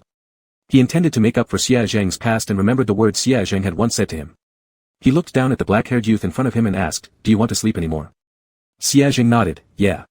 After being full from eating and drinking and brushing his teeth, he was indeed a bit sleepy. Would you like to hear a lullaby? Xiaojing's eyes widened as he nodded even more vigorously. He buried half of his face in a thin blanket, his beautiful eyes blinking. Can I listen to Little Bug Flies? He had heard his aunt sing it to his cousin and wanted someone to sing it for him. Yu Yan nodded, cleared his throat twice, then began slowly, dark skies hang low, while bright stars shine alongside. Little bug flies, who are you missing? As always, the singing wasn't pleasant to the ears, but Xiaojing quickly nestled into the quilt and fell silent. Yu Yan thought he had fallen asleep, but when he turned his head, he saw that Xiaojing was silently crying in the quilt. So he already cried so much 3 years ago. He sighed softly, reaching out to offer several tissues. Why are you dropping little pearls again? Xiaojing grabbed the tissue and wiped his snot and tears, moving so fast Yu Yan couldn't stop him. All he could do was watch as Xiaojing continued crying while saying, it's too terrible, woo-woo. Yu Yan. He felt like his heart had been pierced by a knife. Woo-woo, how can it be so bad? Feeling sick is already tough, and on top of that having to listen to such a terrible song, woo-woo. Yu Yan. Good job, another stab to the heart. The young water buffalo cried loudly, actually not because it was unpleasant. He cried because this was the first time someone sang to him so gently, moved to tears. But kids of this age have hard mouths, and crying because of one song seemed overly sentimental. He wouldn't admit it. Yu Yan patted his back, suddenly hearing Xiaojing say, they're not small pearls. What? They'd have to be big pearls if they drop, big pearls are valuable. Chapter 165, His Little Wolf, Destined for a Long and Prosperous Life. The next morning, Xiaojing woke up with puffy eyes and stared at the ceiling. After realizing this wasn't his shabby attic, he sat up in disbelief, glanced at Yu Yan beside him, and then lay back down. He sat up again, lay back down, sat up once more. He didn't lie down this time because Yu Yan forcibly held him still. What are you doing? Morning sit-ups. Young Xiaojing blinked his eyes, the tuft of hair on his head bobbing back and forth. He pinched his arm hard but quickly released it when Yu Yan's expression turned slightly serious. It hurt, this was definitely not a dream. Mr. Immortal, today is not my birthday anymore, don't you have to give out little meatballs to others? Even though he had always wanted the Immortal to stay by his side, it felt too greedy. It was enough that the Immortal had stayed with him just one night, just one wonderful night that wasn't a dream. Yu Yan looked at him steadily for a long while before muttering quietly, you've endured so much sorrow. How many disappointments must one endure to constantly doubt if kindness directed at them is real, needing confirmation over and over? Xiaojing hadn't clearly heard his words, tilting his head as he prepared to bid farewell to the Immortal. But that farewell never came because the person had no intention of leaving. Yu Yan pressed Xiaojing's shoulder, lowering his body to look into his eyes seriously, saying deliberately, I'm not an immortal, I'm Yu Yan. I don't need to attend other people's birthdays or send them little meatballs. Xiaojing shouted in surprise, are you really kidney stealing? Yu Yan couldn't help himself any longer, the grip on Xiaojing's shoulder tightening painfully. The little wolf howled, I'm not stealing kidneys. Xiaojing, ow. Big brother, it hurts. As soon as he heard pain, Yu Yan instantly loosened his strength. He retracted his hand and continued talking, skipping over the mention of kidneys, do you have any other birthday wishes? If I can fulfill them, I will do so. He wanted to weave for Xiaojing a dream filled with blooming flowers. I also want. Know more about the little meatballs. Oh. Xiaojing nodded obediently, then fell silent in deep thought, pondering over any other wishes he might want to come true. I want to drink warm milk. Would you like sugar? Yes. In the next second, Yu Yan produced a cup of warm milk from behind him as if performing a magic trick.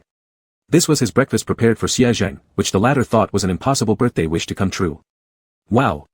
Xiaojing's face broke into a big smile as he excitedly took the cup, you said you're not an immortal. How could someone who isn't a god know what he was thinking? Yu Yan watched him slowly sip the large glass of milk. After taking the cup from him, he set it aside and continued asking, do you have any other wishes? Xiaozheng puckered his lips, hesitating as he spoke. I would like some money, just a little bit. He wished to pay the last quarter of his tuition fees. Yu Yan nodded. All right, anything else? Xiaozheng pressed his lips again, as if figuring out birthday wishes was an impossibly hard proposition that needed much time to unravel. His obedient and compliant demeanor softened Yu Yan's heart, making him feel both tender and pitiful towards him. You can make a bigger wish, Yu Yan coaxed. Consider it a wish made on behalf of the 14-year-old you. It's okay to be whimsical. On behalf of the 14-year-old me? Confusion flickered across Xiaozheng's eyes. He had been convincing himself all along that everything would pass, that once he grew up, things would get better. Andy hoped he would grow up faster, teachers hoped he would grow up faster, everyone wanted him to grow up sooner. But now, there was suddenly someone saying, you can make a wish for your younger self, being immature is fine, being capricious is fine, and they will make it come true for you. A dazzling light enveloped his vision. Mother, he was lying, he clearly was a deity. An exclusive god belonging to only him. Yu Yan hadn't expected his single phrase to reduce Xiaozheng to tears again, so he handed him a tissue to wipe his eyes. Why did the pearls fall all of a sudden? Nothing, Xiaozheng wiped his tears with his hands, his eyes heating inexplicably. He took a few deep breaths to steady his voice. I want a small garden. Yu Yan nodded. Okay, we can buy the materials right now. The days that followed were what Xiaozheng considered the happiest moments in the first 18 years of his life. He didn't know whether his wishes were too easy to achieve or if Yu Yan indulged him excessively, but no matter what wish Xiaozheng proposed, Yu Yan agreed without hesitation. During dinner, Xiaozheng stared blankly at the large cake in front of him adorned with 16 candles. Yan Yu, I'm 15 years old this year. I know, Yan Yu clicked the lighter, lighting the candles on the cake. The flames flickered to life, and with them, the gleam in Xiaozheng's eyes also sparked. Yan Yu looked at those glittering eyes and smiled, saying, I promise to make up for your birthday celebration. This year we'll celebrate one missed year, next year 2 missed years, and so on. In less than 15 years, we'll catch up on all the birthdays you've missed. Can Brother Yan stay with me for that long? Under the candlelight, Xiaozheng's eyes shone dazzlingly, and when he saw Yan Yu hesitantly nod, he exclaimed excitedly, I just lied. Yan Yu was startled by his sudden outburst and asked instinctively, what? I'm not 15, I'm 150. That way, Brother Yan would have to stay with him for 150 years to make up for all the birthdays. Yan Yu. It needn't go that far. He didn't say anything more but pushed the cake closer to Xiaozheng and said, it's time to make a wish. Xiaozheng immediately forgot about being 150, straightened his back, crossed his hands, and stared earnestly at the burning candles as he devoutly closed his eyes. To wish for what? What should I wish for? All the things he'd once wished for, Yan Yu had fulfilled effortlessly. He no longer had many wishes left. In that case, may this handsome brother who could grant his wishes meet another handsome brother who can fulfill his wishes too. This wish comes first. Xiaozheng pressed his lips together, thinking to himself that he did have one more small wish. He didn't dare hope that the handsome brother would always be by his side. But he hoped this beautiful time could last just a little longer, even longer. Xiaozheng opened his eyes and blew out all the candles in one breath. The lights came back on, and Xiaozheng saw hanging in front of him, not a necklace, but something else. A longevity lock. Yan Yu leaned lightly against the edge of the table, his long fingers twirling around the golden chain, which was attached to a longevity lock he had secretly prayed for earlier today. Xiaozheng stared at the longevity lock, and Yan Yu gazed at Xiaozheng. All the other kids have this now. Yan Yu hung the longevity lock around Xiaozheng's neck, thinking to himself, his little wolf deserved to live 1,000 years. Chapter 166, I'll chop off your claws if you keep moving. After finishing the cake, Xiaozheng lay on the bed and started pestering Yu Yan to sing him a lullaby again. Xiaozheng nudged the person lying next to him, Yu Yan Gage, I want to hear you sing. Yu Yan turned over and showed Xiaozheng the back of his head, I won't sing. Who knows who cried saying it was bad? He would never sing again. After this thought surfaced, Yu Yan's frown deepened even more. How come he was acting so childish now, like a child throwing a tantrum? Maybe it was because he spent too much time with the naive little wolf. Regardless, Yu Yan pursed his lips, even if he was childish, he still wouldn't sing. Yu Yan Gu, handsome Gu, very Gu, Gu. Xiaozheng poked Yu Yan's back once, and a new nickname popped out with each poke until the other couldn't take it anymore and turned around, causing the naughty little claws to finally retreat. Gu. So this title still worked best, right? Yu Yan's expression remained cold as he reached out and slapped the other's unruly hands, I'll chop off your claws if you keep moving. Xiaozheng was scared stiff, his ears perking up. No, I won't move anymore. Yu Yan. Was he really that scary? As he was thinking, the frightened little wolf tentatively stretched out his claws again, gently poking Yu Yan's fingers. Yu Yan. Go, I won't move anymore. Please don't be mad, alright? It was hard for Yu Yan to tell whether the other was genuinely frightened or just pretending to look pitiful, but one thing was certain, he had been swayed by this tactic from Xiaozheng 3 years later, just as he had been 3 years ago. After all, who could resist a pitiful furry creature? Yu Yan sighed softly and ultimately began singing, Insects Fly. He figured it might as well count as fulfilling little Xia Zheng's birthday wish from some year. During that period, while Yu Yan was soothing Xia Zheng and taking him to play everywhere, he secretly started investigating the deaths of his parents. He remembered Xia Zheng mentioning that his father and mother's death were related to his aunt's family, so he began looking into that angle. To better integrate into this world, Yu Yan specifically sought out the only doctor in this world who was still kind to Xia Zheng and asked for a pair of large deer antlers. Whenever anyone asked, he would simply say that his beast form was a deer. Just as Yu Yan guessed, during those few days when Xia Zheng disappeared from home, no one in the aunt's family even noticed this person was gone. Not entirely, since there was less of a helper at home, the trio still somewhat missed Xia Zheng in certain aspects. But compared to their negligible nostalgia, they mostly felt happy. After all, one less mouth to feed saved them quite a bit of money and food. With Xia Zheng gone, the small damp attic at home was left vacant. Such a tiny and dark place was somewhere no one usually stepped foot into. After Xia Zheng left, even fewer people wanted to enter it. Since no one went inside, naturally, no one noticed the listening device hidden there. Yay! That troublemaker is finally gone. Who knew I'd beat him so badly? Ugh, it hurts. Where did he go? He didn't die outside, did he? If he's dead, how will we explain this to the neighbors? Just say he got lost playing and fell somewhere, whether down the mountain or into the river, plenty of excuses, pick any one and it'll do. In the worst case, when he comes back, we can cry and put on a show, and everything will pass. Mom, why do you care about that troublemaker? Check me out. Will my handsome face leave a scar? Then how will I find a wife? Hey, rest assured, my wife. Your brother isn't more cunning than this brat anyway, and yet we managed to get rid of him, right? We weren't afraid of the Wolf King back then, how could we be afraid of his son? Ridiculous. What you said makes sense. If only our hands hadn't moved a step slower that time, TSK, we should have gotten rid of him when he was a kid. Over the course of 2 months, Yu Yan accompanied Xia Zheng to every place he wanted to visit, going on trips and briefly helping him escape from this nightmare-like hometown. But every few days, they had to return because Xia Zheng couldn't let go of his flowers and insisted on coming back to personally tend to them before feeling reassured. Go, quick look, Xia Zheng pointed at a row of upright young saplings, filled with joy, and said, these are the plum blossoms I planted. Yu Yan's gaze swept over them, and he immediately noticed the sad tree sapling half ruined by the spade in the corner. His eyebrows furrowed slightly as he hesitated and said, that one doesn't seem to be doing too well. It stood so lowly, almost unnoticeable compared to the other young saplings, akin to a high schooler seeing an elementary student. Following his gaze, Xia Zheng immediately drooped once he realized which plum blossom it was. He kept his head down like a child who had done something wrong and muttered, that one was the first I planted. I applied too much force with the spade and, it got ruined. But go, rest assured, I will continue to take care of it. I'll take very good care of it. As for whether it would survive or not, that would depend on the fate of the little plum blossom. Not sure what cheerful thought came to mind, Xia Zheng reached up and straightened the drooping hair tuft on his head, returning to his usual lively demeanor as he excitedly said. Yu Yan go, when winter comes, will you come see them with me? The white snow and red plum blossoms will surely be beautiful to look at. Yu Yan's eyelashes flickered for no apparent reason, and a pang of pain rose from somewhere deep within. He gazed at the row of young plum trees yet to grow, softly replying, all right, we'll go see them together then. Chapter 167, I want them to have no chance of turning over. The revenge plan that Yu Yan devised for Xia Zheng was proceeding in an orderly manner, with one exception. Which was the current situation. Yu Yan looked at the sharp tip of the blade in front of his throat and felt a headache coming on. He had acted too hastily. He didn't know when Xia Zheng would wake up from this dream or when he would return, and he wanted to resolve all the problems before the dream ended, but he had still acted too hastily. The blade advanced again, and warm droplets of blood flowed down his neck, dripping onto his clothes. Why? The tall man with wolf ears had a ferocious expression. He glared hatefully at Yu Yan, gripping tightly onto the cold, gleaming knife. Why are you helping Xia Zheng? Compared to the other man's ferocity, the young man remained calm and composed. Yu Yan's face showed no emotion, and even with the knife against his throat, there wasn't any fear in his heart. Anyway, dying would just mean returning to heaven's trials. He had already succeeded in making Xia Zheng want to live again. Returning should mean seeing his healthy and lively little boyfriend, right? Weren't his parents killed by you? I'm already showing great kindness by not taking your lives, Yu Yan said indifferently. Actually, it wasn't that he didn't want their lives. It was just that they hadn't acted quickly enough, so their moves were detected.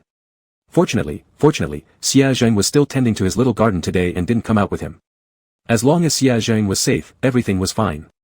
The man's eyes turned blood red, and his gaze toward Yu Yan grew increasingly venomous. He growled, what else have you done? After thinking for a few seconds, Yu Yan honestly replied, nothing much. Only sold some information to your rival, nothing serious. Upon hearing these words, the man's originally furrowed brows slowly relaxed, and he laughed scornfully, impossible. I've just secured a huge project. Why would I be afraid of them? A project worth 10 billion yuan certainly was a big deal. The man was currently at the peak of his career, naturally disregarding what Yu Yan had said. If it weren't for finding the eavesdropping device in the attic or sensing Yu Yan's obvious murderous intent, he wouldn't even have bothered to come personally to teach this seemingly intelligent young man a lesson. Yu Yan didn't say anything more, a faint look of disdain appearing in his eyes, as if he couldn't believe that someone could be so stupid. Indeed, the man had won that project, but he never thought about why they had achieved such a big win so easily. Given that their rival wasn't weak either, why would they give up this lucrative opportunity so willingly? Of course, because there was something wrong with this project. Are you sure you want to abandon this project? It's not exactly a small amount of money. The man who transformed into a snow leopard sat at the desk, hands crossed together, narrow-eyed and intimidating. But the young man sitting across the table was unafraid. He smiled gently as he looked at him. Sure, otherwise I wouldn't dare to sit here. After all, a deer fighting a snow leopard really doesn't have much chance of winning. The snow leopard calmly gazed at the young man for a long while, then nodded, his formidable aura decreasing significantly. All right, tell me your thoughts. He truly wanted to know what this deer, risking its life to draw his attention, intended to achieve. Just because of this deal? When did the deer tribe start caring about this? Putting these thoughts aside, the snow leopard focused back on the young man in front of him, listening quietly as he calmly analyzed the pros and cons of the project. Occasionally, he asked questions. You mean there's an issue with the procedures of this project? Yu Yan nodded. Yes, not only is there a problem with the procedures, there are also significant flaws in the technical aspects. I believe you can make your move in this area. That day, the door to the snow leopard's office stayed closed the entire day. Not until the sunset did Yu Yan finish summarizing urgently. Following his scheme, within less than 3 months, the company owned by Xia Zheng's aunt's family would see a decline in business reputation and a dramatic fall in stock prices. Then, at the right moment, the snow leopard's business partners would offer them help. They would be forced to pay 4 times the cost for the funds, but that wouldn't be the end yet. When the aunt's family almost spent all their fortune raising 1 round of investment and completed half of the basic construction of the project, the snow leopard would release a new product capable of addressing the previous loopholes, immediately starting a new round of promotion and investment, swiftly changing the wind of public opinion. The entire fortune of the aunt's family would vanish. The deficit would be so large that even bankruptcy couldn't cover it. Since they weren't even willing to pay a quarter of the tuition fee. Then there would be no point keeping these assets around. By the end of the day, the snow leopard was already looking at Yu Yan with undisguised admiration. I very much agree with your ideas. Also, I want to ask, are you interested in joining us? We can absolutely guarantee your satisfaction in terms of salary and status. The snow leopard mentioned a few figures, each enough to make anyone's heart race, but Yu Yan still shook his head to refuse. Sorry, I don't have this idea for now. Regret flashed across the snow leopard's face, and along with that regret came some surprise. How could someone not desire high pay or lofty status? What do you want then? Yu Yan replied coldly, I want them, after going through this matter, to never have any chance of reversing their fortune afterward. The snow leopard paused in astonishment. He hadn't expected this young man to be so ruthless. But upon further reflection, he felt it was within expectation. Indeed, someone capable of coming up with that plan wouldn't be simple. Alright, I agree. There's another thing. Yu Yan placed a recorder on the table. If there's ever any change in the position of the Wolf King, please help to release the content of this recorder to the public via the media. The snow leopard froze once again at these words. When had the deer tribe started caring about the affairs of the wolf tribe? Yu Yan didn't say anything more and bade farewell to the snow leopard with a wave of his hand. His path had been paved up to here, the rest would depend on Xia Zheng himself. The moon slowly rose, and Yu Yan's steps homeward were somewhat hurried. It was late already, and little Xia Zheng would surely be worried if he couldn't find him. Pushing open the door, he found Xia Zheng crouching by the table talking to the small flower in the pot. Next to him was a large bowl filled entirely with tiny meatballs, untouched. At the sound of the door opening, the young wolf turned his eyes towards the entrance. He leapt off the stool and pounced toward Yu Yan. Brother. I missed you. The blade tip continued advancing, and the pain in Yu Yan's neck forced him to reel back his wandering thoughts. The man with the erect wolf ears was dissatisfied that he could still zone out under such circumstances, causing his ears to quiver with anger. Do you believe me if I said I'll kill you? Yu Yan answered without hesitation, I do. Before the man could display a look of triumph, he heard the youth continue, so, could you not tell Xia Zheng about this? Reversal was impossible. It was hard to resist an adult wolf demon without skills or weapons. He wasn't afraid of dying, but he didn't wish for Xia Zheng to know about this. He didn't want to become a new shadow hanging over Xia Zheng's heart. Fate seemed always to enjoy playing jokes on him. Just as Yu Yan finished speaking, he heard that familiar voice calling out. Brother. Chapter 168, This isn't a dream, it's the first meeting. Xia Zheng stumbled into Yu Yan's line of sight. Brother. Xia Zheng couldn't believe what he was seeing. He didn't know how Yu Yan was connected to his uncle, nor why his uncle wanted to kill Yu Yan. Why did they want to kill one of the few people who were good to him? Was it because he was considered bad luck? Was he not entitled to happiness, and neither were those around him? Xia Zheng took a step forward but quickly stopped when he saw his uncle's sinister expression. Uncle, what are you doing? I'll go back with you. Can you leave this brother alone? You can beat me as much as you want, just don't hurt him. Xia Zheng said shakily. You can kill me, I won't resist, just don't hurt him. The uncle scoffed coldly, if you want to die, I can kill you in a moment. It would be easy. If Yu Yan was killed, the recording wouldn't come to light. If Xia Zheng was killed, no one could threaten his position as the Wolf King for a while. His bright future would no longer have any obstacles, and he wouldn't have to worry. Arf. A dull pain came from underfoot. By the time he realized it, Yu Yan had already thrown him over his shoulder in one smooth motion, the blood on his neck spreading out, his face pale and expressionless, his hand trembling slightly as he pressed down. But the other party clearly wasn't someone to be underestimated. With a slight exertion, he pushed the weakened man to the ground.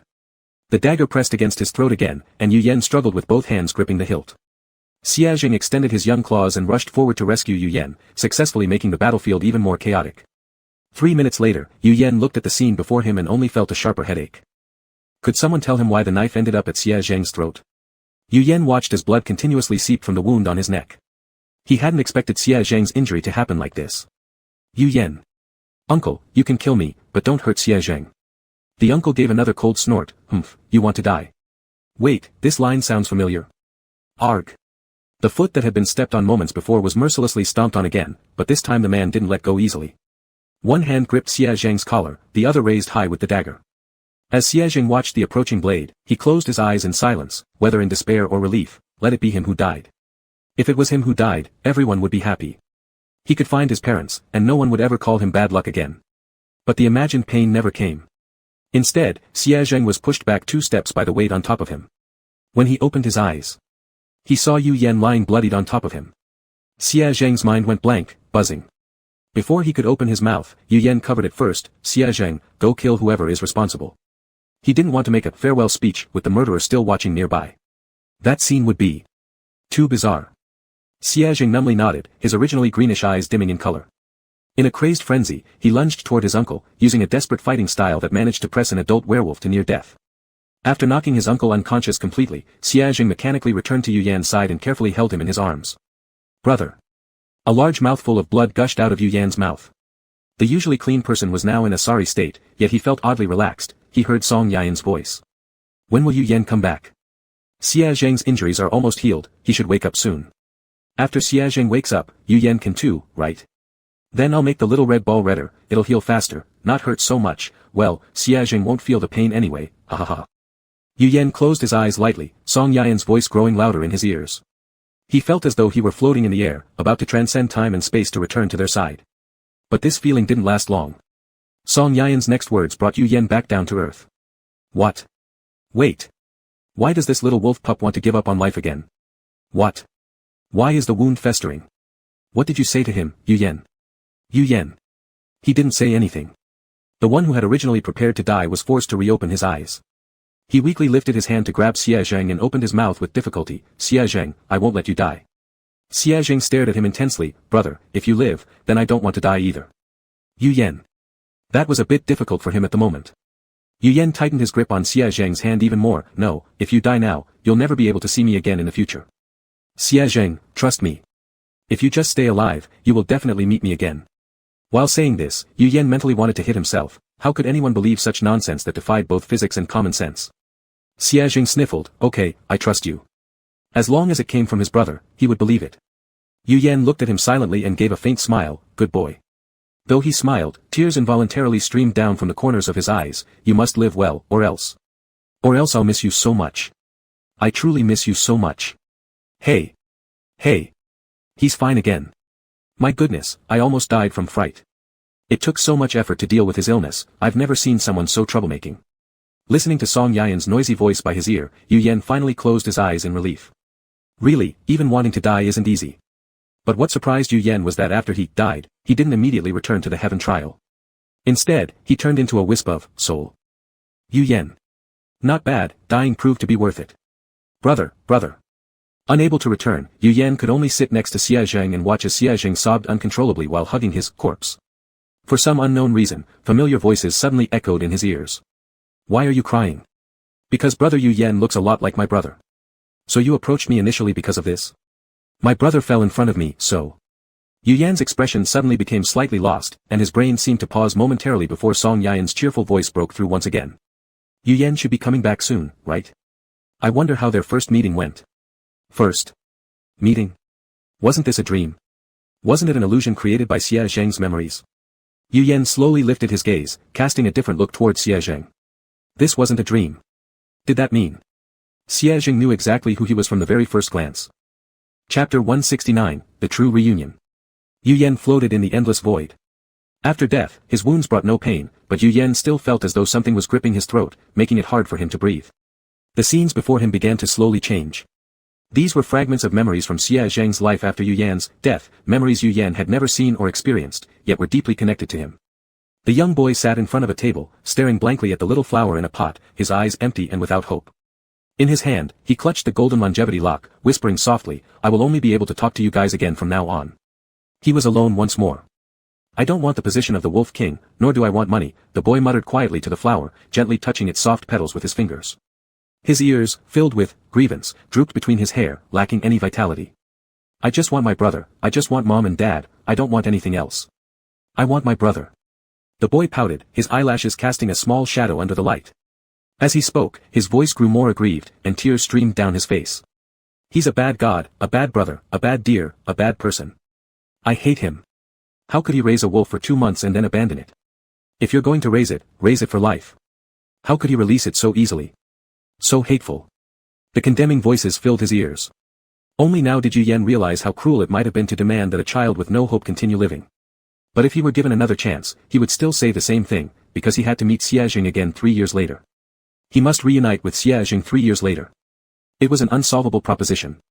Torrential rain poured down. The young boy climbed to the highest peak alone, arriving at the Yulao temple where wishes had once been granted for him. There, he knelt sincerely in prayer. The rain soaked his body, but he paid it no mind. "Dear God, today isn't my birthday, but I still want to make a wish.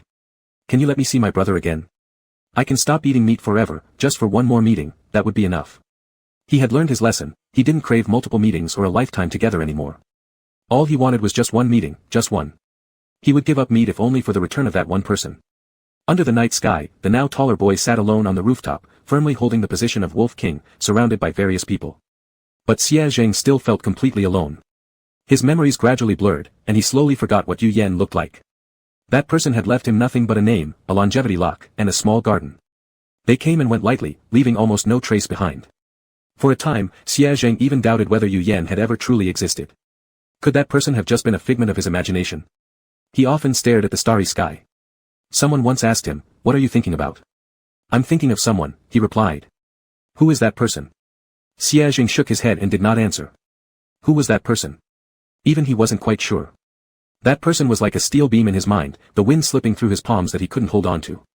They were the moon reflected in water, impossible to grasp, a dream within a dream that disappeared upon waking. A dandelion nourished yet scattered with a single deep breath. They were the brother he longed to keep by his side, who had always slipped away from him.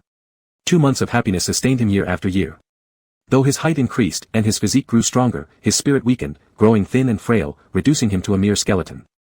Dr. Liu would occasionally visit him, not out of kindness, but because Yu Yan had given too much. He felt guilty if he didn't come. When he saw the emaciated wolf, he sighed silently, "If you keep being this disheartened, Xiao Wei will die. And you will die too." Xie Zheng didn't care, merely smiling faintly, "Will he come to see me?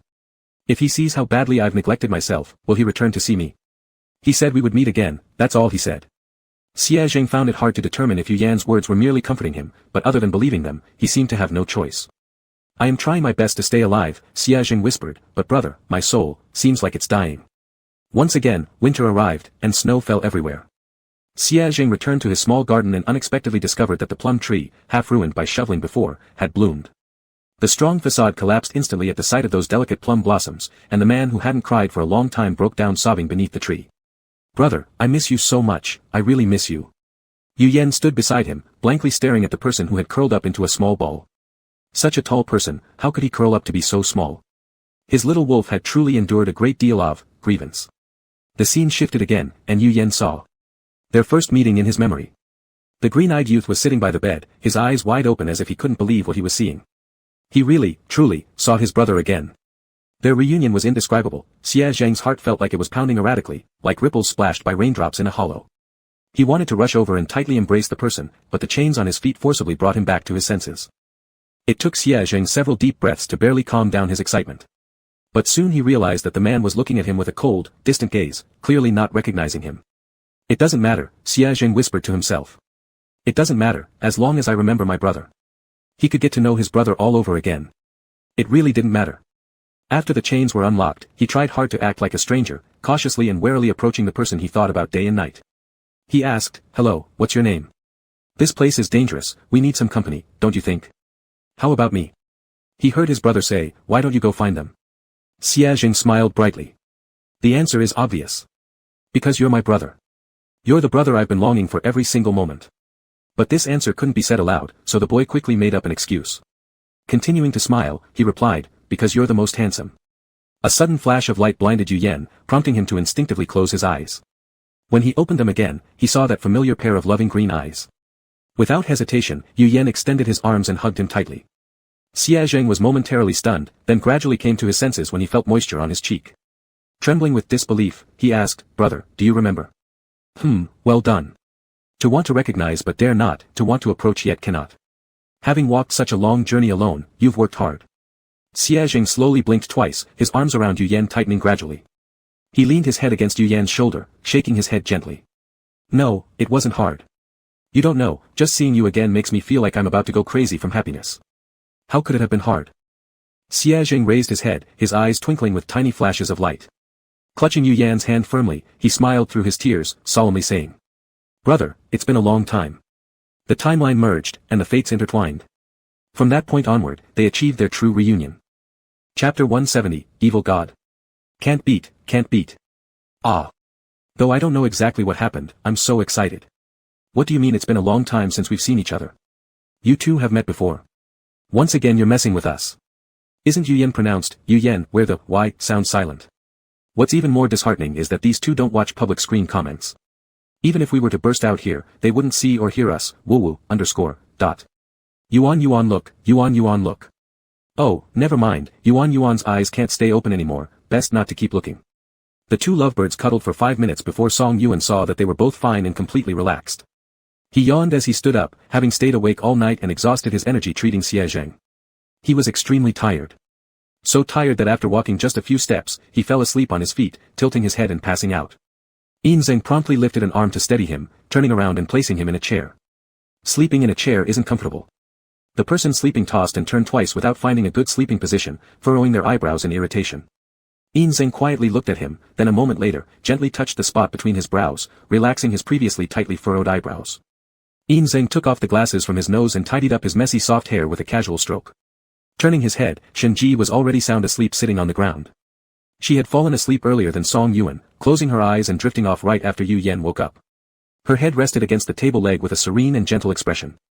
Zheng created a barrier so the two sleepers would not be disturbed by the outside world, then slowly shifted his gaze to the young couple who were still tightly hugging each other.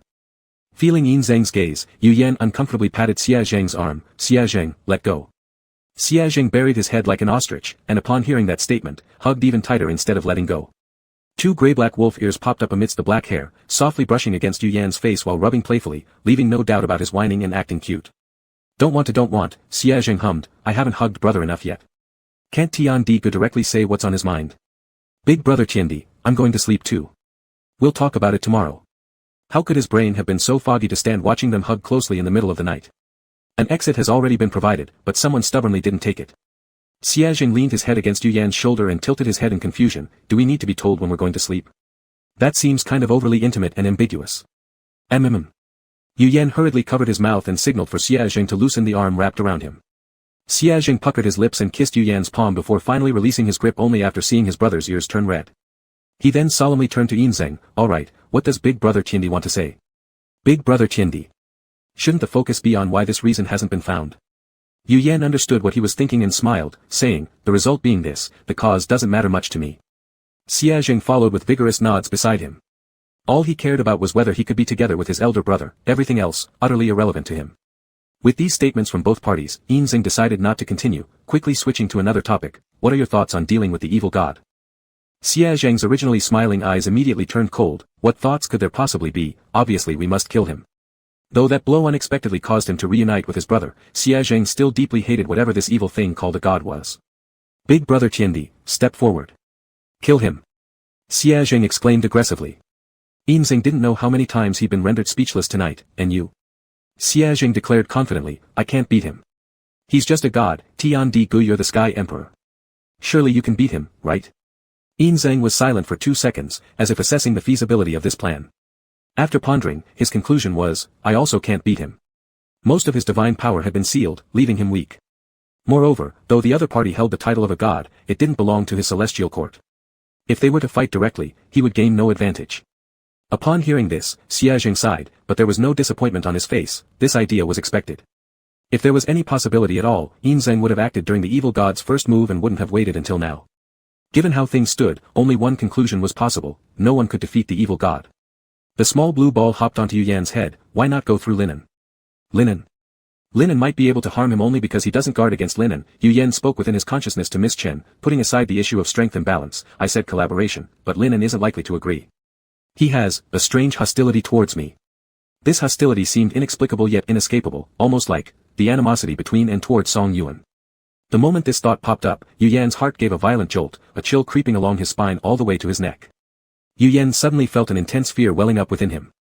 Why exactly does linen harbor such enmity toward me? Yen Yen. Yen Yen. Miss Chen's calls brought Yu Yan back to his senses. Seeing that his expression was normal, she continued, why not give it a try? You yourself mentioned that the evil god does not guard against linen. Perhaps you can exploit his lack of defense.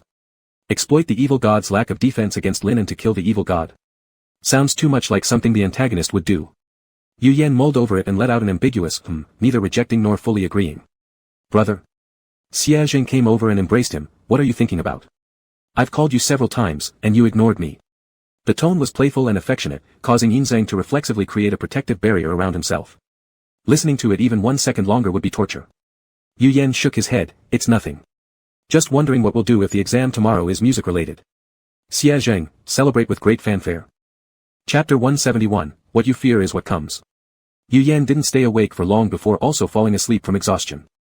Just before sleeping, he vaguely thought he saw the little wolf cub opening the public chat. The little horn was about to start functioning again. As soon as the public chat opened, a flood of messages erupted on the screen. Even Xia Zheng was surprised, there were so many people still awake at this hour. Messages scrolled endlessly upward, making Xia Zheng's eyes dizzy. I'll look at the public chat, quick, I have so many questions to ask. I'll go first. Little Wolf Xia, tell me what you mean by long time no see. It's driving me crazy, Aya. Long time no see just means long time no see, Xia Zheng said while idly playing with Yu Yan's slender fingers, his curved eyes reflecting an unconcerned smile. Ever since waking up this time, Xia Zheng had become exceptionally clingy, almost hanging on to Yu Yan like a decorative figure. Wherever Yu Yan went, Xia Zheng followed closely behind. Though he used to be clingy before, now it was clearly even more intense. The first time I met brother was on my 15th birthday. I was preparing to jump off a building and commit suicide, but then he suddenly appeared. He told me to go back, and I obediently followed him. I've always listened to him since I was young. Yo-yo. No wonder you wouldn't admit it was love at first sight, you'd already been harboring feelings for him a long time ago. Xia Zheng smiled slightly, that's right. There was nothing like love at first sight, nor some kind of self-conquest. He had simply decided a long time ago that he would only spend the rest of his life with one person. When he woke up the next day, Yu Yan suddenly realized he had acquired a new skill. What you fear is what comes. Principal, who just like in the previous days pushed open the office door early in the morning. His hollow, pupilless eyes scanned over the office with less than half its usual number of teachers, satisfied as his lips curled upward revealing a mouth full of fine, sharp white teeth. Good morning everyone, here I come again with good news. His voice, as always, was deep and raspy, filled with laughter. After all, opportunities for a free feast weren't everyday occurrences, how could he not feel joy? Wait, at this point, the fox's smile stiffened for a moment. Why did he feel like he'd been eating humans for several consecutive days now? With all the focus on eating, he hadn't found the time to exercise, and his suit was nearly becoming unwearable due to his weight gain. The players warily stared at the principal standing by the doorway. Every time the fox showed up, heaps of people died, and they regarded him with obvious repulsion and fear in their eyes. Seeing the fox's smile freeze, they assumed he'd suddenly thought up another wicked scheme, making their already unpleasant expressions turn even darker. The subjects for today's exam are music and art. I hope each teacher prepares well to ensure their class performs excellently, and to make sure they don't end up being the food in my mouth. Oh, during my earlier surveillance check on a music class, I heard singing that can only be described as earth-shattering and soul-mourning. I'm indeed quite curious about what kind of vocal cords can produce such a sound. Tonight, I want to taste it. While saying this, his head turned toward Yu Yan, and it was implicit who the subject of this statement referred to. Yu Yan. What an impolite fox. Some things should just be known privately, why does he have to make it common knowledge? After the principal fox finished announcing the content of the test, he left, eager to get fit. If he continued gaining weight like this, he might end up looking like that obese pig. With one sentence, Principal Fox let the whole office know that the music teacher of class 6 sang poorly. But even though everyone knew, nobody dared to provoke him. They remembered the consequences faced by the last person who challenged their English teacher. Boom boom boom, a series of random explosions. Chapter 172, this is clearly a vicious cycle. Xia Zheng saw Yu Yan frown and quickly coaxed, brother, it's their lack of taste that they think it sounds bad, don't be angry. Yu Yan glanced at him indifferently and spoke carelessly, oh, I wonder who 3 years ago thought my singing was so terrible that he cried big tears. The tone was calm and clear, but Xia Zheng still heard the meaning of gritting teeth in the words, big tears. Little Wolf blinked, oops. Hey, brother, it's that guy who has no taste. Only now do I understand such heavenly sounds, they don't know how to appreciate it, so. Yu Yan looked at him again. So, let other brothers and sisters go to the music class. Yu Yan glared at him, I know. He knew what level his singing was at. If it weren't for the title of music teacher given to him, he wouldn't sing casually, and he certainly wouldn't sing in front of a group of people. And a blind fox heard it too. Yu Yan turned around and walked away. After taking a few steps, he ran into someone, it was Linen. The pink-haired teenager seemed like he had something to say to Yu Yan, opening and closing his lips several times but not speaking. He hesitated for a long time without saying a word. Yu Yan waited silently for him, thinking about Mrs. Chen's suggestion, using Linen to kill the evil god. If this method was really going to be used, then relations with Linen had to be established first. After establishing relations, what should be said next? Yu Yan, who was not good at socializing, lowered his head and fell into thought. The two stood there stiffly, neither speaking, and the scene fell into an inexplicable tension. Finally, Linen opened his mouth and uttered a word. What do you want to do? Xia Zheng suddenly appeared out of nowhere, loudly interrupting Linen and stopping the sentence after the first word. Xia Zheng opened his arms and hugged Yu Yan protectively, eyeing Linen suspiciously, what do you want to do? Linen glanced to the side at the air. Yu Yan guessed he was looking at the public screen comments. Someone without friends cannot handle interpersonal relationships well, so they can only awkwardly learn from the comments. Just say sorry. Babe, just say it. Even though this thing doesn't directly involve you, the previous matter was indeed your mistake. When did the little demon become so obedient? Yesterday when I heard him ask how to make friends, I thought it was because my live stream crashed. Anyone alone for a long time will feel lonely, it's normal for a kid to want a few friends. He stopped killing people. Then I'm not interested anymore. Live streams that aren't bloody are meaningless. But apologizing seems tough, doesn't it? It would be kind already if they don't hate him, considering that shot nearly cost them their lives. The comment content was varied, and Linen could only filter through the useful information on his own. He hung his head, stuttering as he said, I've come to apologize. I'm sorry about that matter. I also don't know why he would act like that. And for the previous things, I'm sorry as well. I didn't know why I acted like that. Xia Zheng sneered and coldly interrupted, apologize with some sincerity at least. What do you mean by not knowing? Can you harm others carelessly just because you don't know? Lin En's eyelashes trembled, I'm sorry. Besides saying sorry, the comments also taught him what else to do. Lin En quickly thought of it, right, they asked for proof of apology sincerity too. That.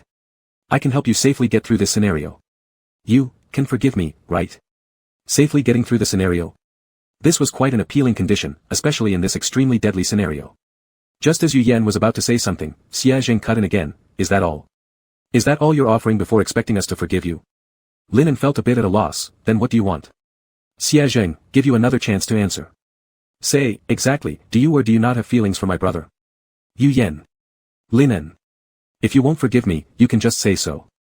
There's no need to test people with such dilemmas where neither choice is right. Seeing the troubled expression on Lin En's face, Xia Zheng was pleased, acting like an elementary school child. He looked at the person in his arms, smiled gently, and asked softly, brother, you decide whether or not to accept his apology. My decision. Xia Zheng nodded, of course, that evil god just stabbed me once, but brother almost lost me. After being stabbed, I passed out and remembered nothing. After brother Yuan healed me, everything returned to normal. But brother, you remember everything. The one who retained the memories suffered the most, especially since Yu Yan had just received the news of his mother's critical illness not long ago. Losing two of his closest people in a row, Xia Zheng couldn't even imagine how utterly devastated Yu Yan must have been at that moment. After all, his brother loved him so much. Goodness, this has turned into a top-notch love story. Wow, he actually thinks Yu Yan was the biggest victim last night, but don't overlove him. Yu Yan's expression was momentarily dazed, but he quickly regained his usual calmness. He turned his head toward Linen. Aside from the condition that you helped us pass the test, I have a few questions I want to ask. Linen instinctively looked at the air, for now he feared any move might anger someone inexplicably, so he checked public opinion before doing anything.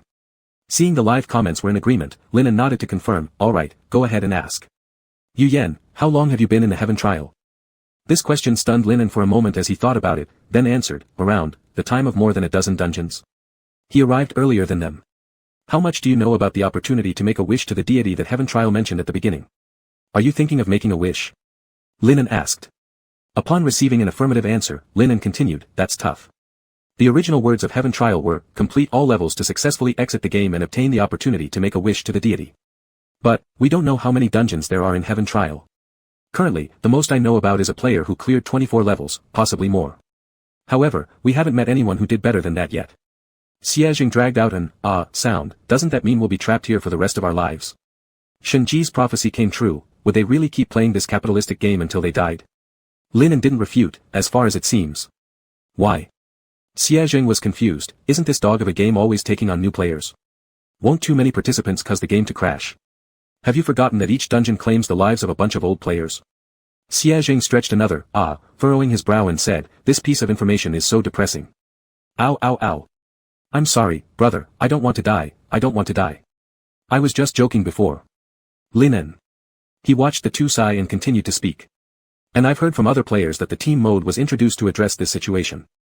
With teammates around, at least no one will be lonely, and their motivation for clearing dungeons will increase. Xiaojing widened his eyes, disbelieving what he had just heard. So this dog game actually wants people to work happily and willingly for it. That's right, Linen nodded and continued, if the players aren't in high spirits, the audience won't be happy either. Unhappy viewers won't tip, without tips the production team won't earn money, without money, they can't develop new dungeons, without new dungeons appearing, the players will start seeing a hope to clear the game, with hope comes motivation, clearing the game leads to a good show, which makes the audience happy. This is clearly a vicious cycle. Chapter 173, Let's Make a Big Wish. When Yu Yan heard that the so-called wishing to the gods was a lie, his face suddenly turned deathly pale. It was fake. Then what? How is he supposed to save his mother? What else can he do? Big brother, Xiaojing held tighter the person in his arms, knowing what Yu Yan was thinking. When Yu Yan mentioned the word wish, Xiaojing already guessed what Yu Yan truly wanted to ask. Xiaojing embraced the man whose hope had vanished, and he felt that after this period of time, his big brother seemed to have lost even more weight. He whispered softly, there must be another way. There must be. What? Song Yuanan suddenly jumped up, and his glasses skewed on his nose, revealing an air of wisdom. Are we really going to stay here forever? The excitement overwhelmed him, nearly cracking his voice on the last word. Shenji's eyes blanked out, I just said it casually. How are we really going to be oxen and horses forever? Yinjing lowered his gaze and began pondering how many more years the heavenly court could hold under the guidance of those old men. Yu Yan shrank into his chair without participating in the discussion. Seeing his low spirits, little blue ball jumped onto his head to start another round of patting and stroking. Yan, don't be sad. Yu Yan forced a smile with trembling lips, but in his mind, he heard Lin An's voice, I don't know why I did that. Why did I do that? What does that mean? If Lin An wants their goodwill, he wouldn't lie about something like this place. Not knowing why might suggest, was he controlled by something? Song Yuanan had said something similar before. Yu Yan abruptly looked up, a wildly daring idea forming in his mind. He reached up and pulled little blue ball down from his head, placing her on the table as he stared at her seriously. Mom, have you read a novel where Lin An is the protagonist? Little blue ball stiffened on the spot and remained silent. Did he guess right?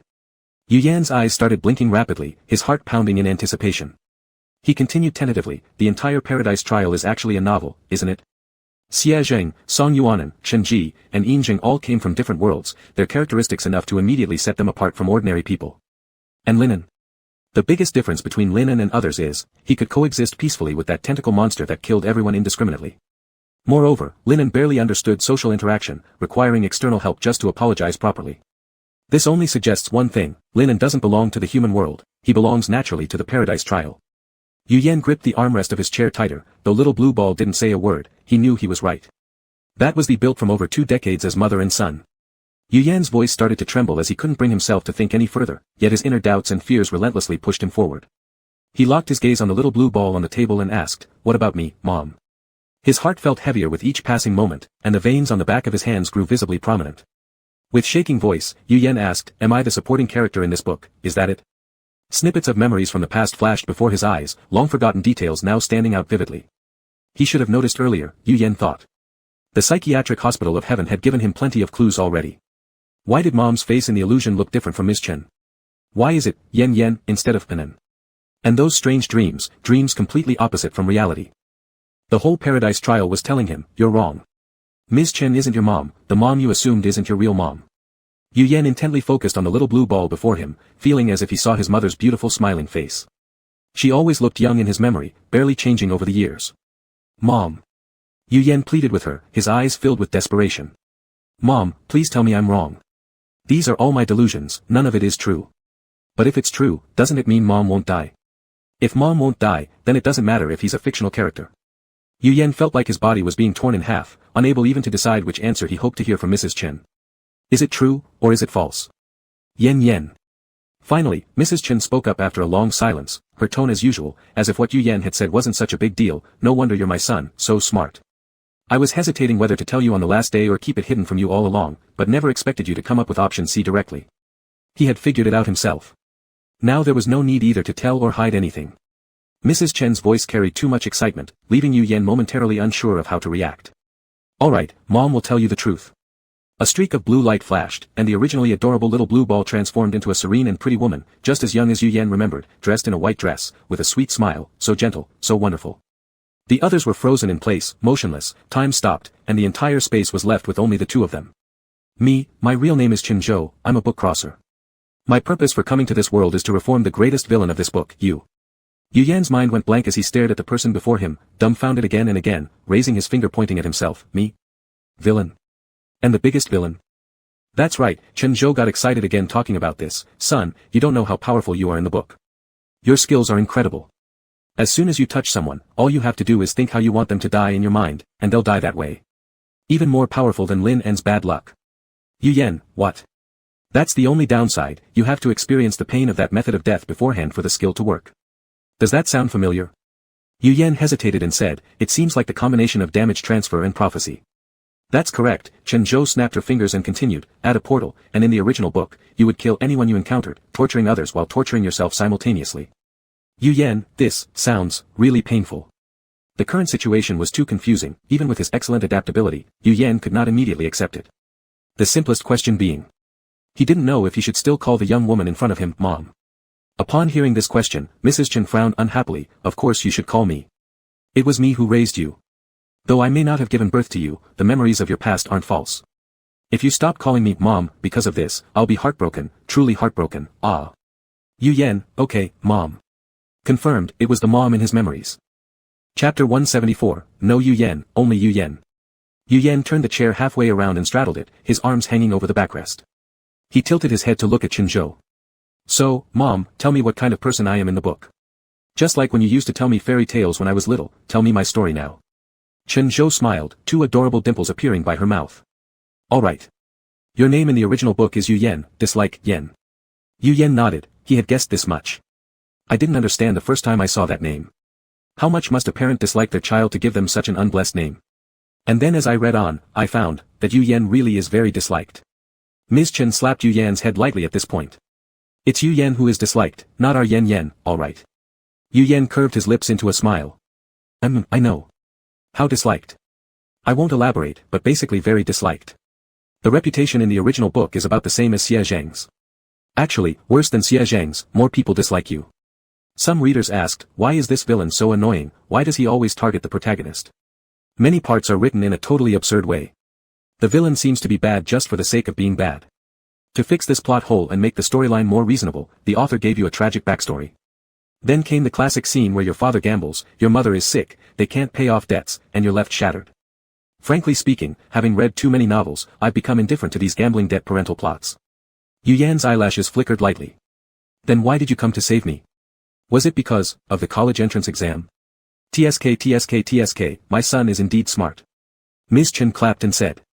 I was reading the book with a calm heart when suddenly there was a part saying you didn't take the comprehensive science exam. Not taking other exams might still leave hope for getting into a key university, but for the comprehensive science exam, 300 points. Even if you scored well, it would only be around 400 points. Did those 10 years of preparation for Tsinghua and Peking universities result in these 400 points? What a vicious plot. How could anything matter more than the scores from the college entrance exam? Due to immense respect for the exam, Ms. Chen suffered insomnia because of this novel. When I opened my eyes again, I was already bound to a system. It asked me if I wanted to enter the novel and enlighten you. System, I sense your wish. Now I give you the chance to fulfill it. Do you want to enter this novel and enlighten the villain? 20-something-year-old Chinzhou, no. System. That's not how it's supposed to go according to the script. Being full of youthful vigor, the system wasn't convinced, thus beginning its long journey of persuading the host to bind themselves. But Chinzhou's temper was as stubborn as a mule pulling a millstone, she refused outright. Until she said that phrase no Chinese person could resist, since we're here already, Chinzhou finally reluctantly agreed to the request. Then I came to your world. At that time, you were so small and loved to laugh. When I put my finger in front of you, you would reach out to grab it. If you caught it, you'd giggle. If you didn't catch it, you wouldn't fuss, so obedient, so well-behaved. Right then, I thought, having a child doesn't seem so bad. So, the first thing I did after coming to this world was to change your name. To get rid of that detestable name, from then on, in this world, there is no Yu Yan, only Yu Yan. But, I soon discovered a huge difficulty, that I have no way to change the storyline. I couldn't stop your father from gambling, I couldn't pay off all the debts at once, I couldn't alter your tragic past. I don't have any special powers, I can only work hard like a regular person to repay the debts. My arrival changed nothing. I even had no time to take you to the amusement park, and could only play at the little stalls on the side of the road where you win stuffed animals by shooting balloons after work. Young Yu Yan sat by the roadside waiting for his mom to buy him a sausage, watching enviously as the neighboring children played shooting games. Yan, do you want to play? Ms. Chen asked while handing him a warm sausage. Young Yu Yan shook his head. No. Saying no, but his eyes kept looking toward that direction. Ms. Chen smiled, saying, but Mom wants to play. Look at that doll. She pointed backward casually, pointing to an unremarkable Doraemon stuffed animal and said, Mom likes that one. Can Yan help Mom get it? Little Yu Yan nodded vigorously. You've always loved playing these kinds of games since you were little, with great accuracy. That ugly stuffed doll is still sitting on my bedroom shelf, Ms. Chen said, unable to suppress a smile. She recounted a few more amusing anecdotes from Yu Yan's childhood and couldn't help but burst into laughter as she spoke. When her laughter subsided, she leaned sideways against the chair, gazing quietly at Yu Yan for a long time before softly sighing and saying, Yan, I must admit, there were times when I thought about giving up. It was back when Yu Yan was around 5 or 6 years old. The enormous million-yuan debt would leave anyone gasping for air, as if suffocating under the grip of a python's tail. Ms. Chen was no older than 20-something at the time. She tried negotiating with the system, I want to give up. Can you send me back? I miss home. That day, she had prepared to return. To properly bid farewell to the child she'd been living with for several years, Ms. Chen specially bought a small strawberry cake as a parting gift. After composing her emotions and mentally rehearsing what she intended to say, she took a deep breath and opened the door. Just as she was about to speak her carefully crafted goodbye, a little figure suddenly darted toward her. Mom! The usually clean-loving child had smeared bright colors all over his little face, and his hands bore traces of blue-white paint that hadn't been wiped off. Little Yu Yan looked up at her with sparkling eyes and chirped excitedly, Mom, I'm Doraemon. Doraemon says, don't be sad.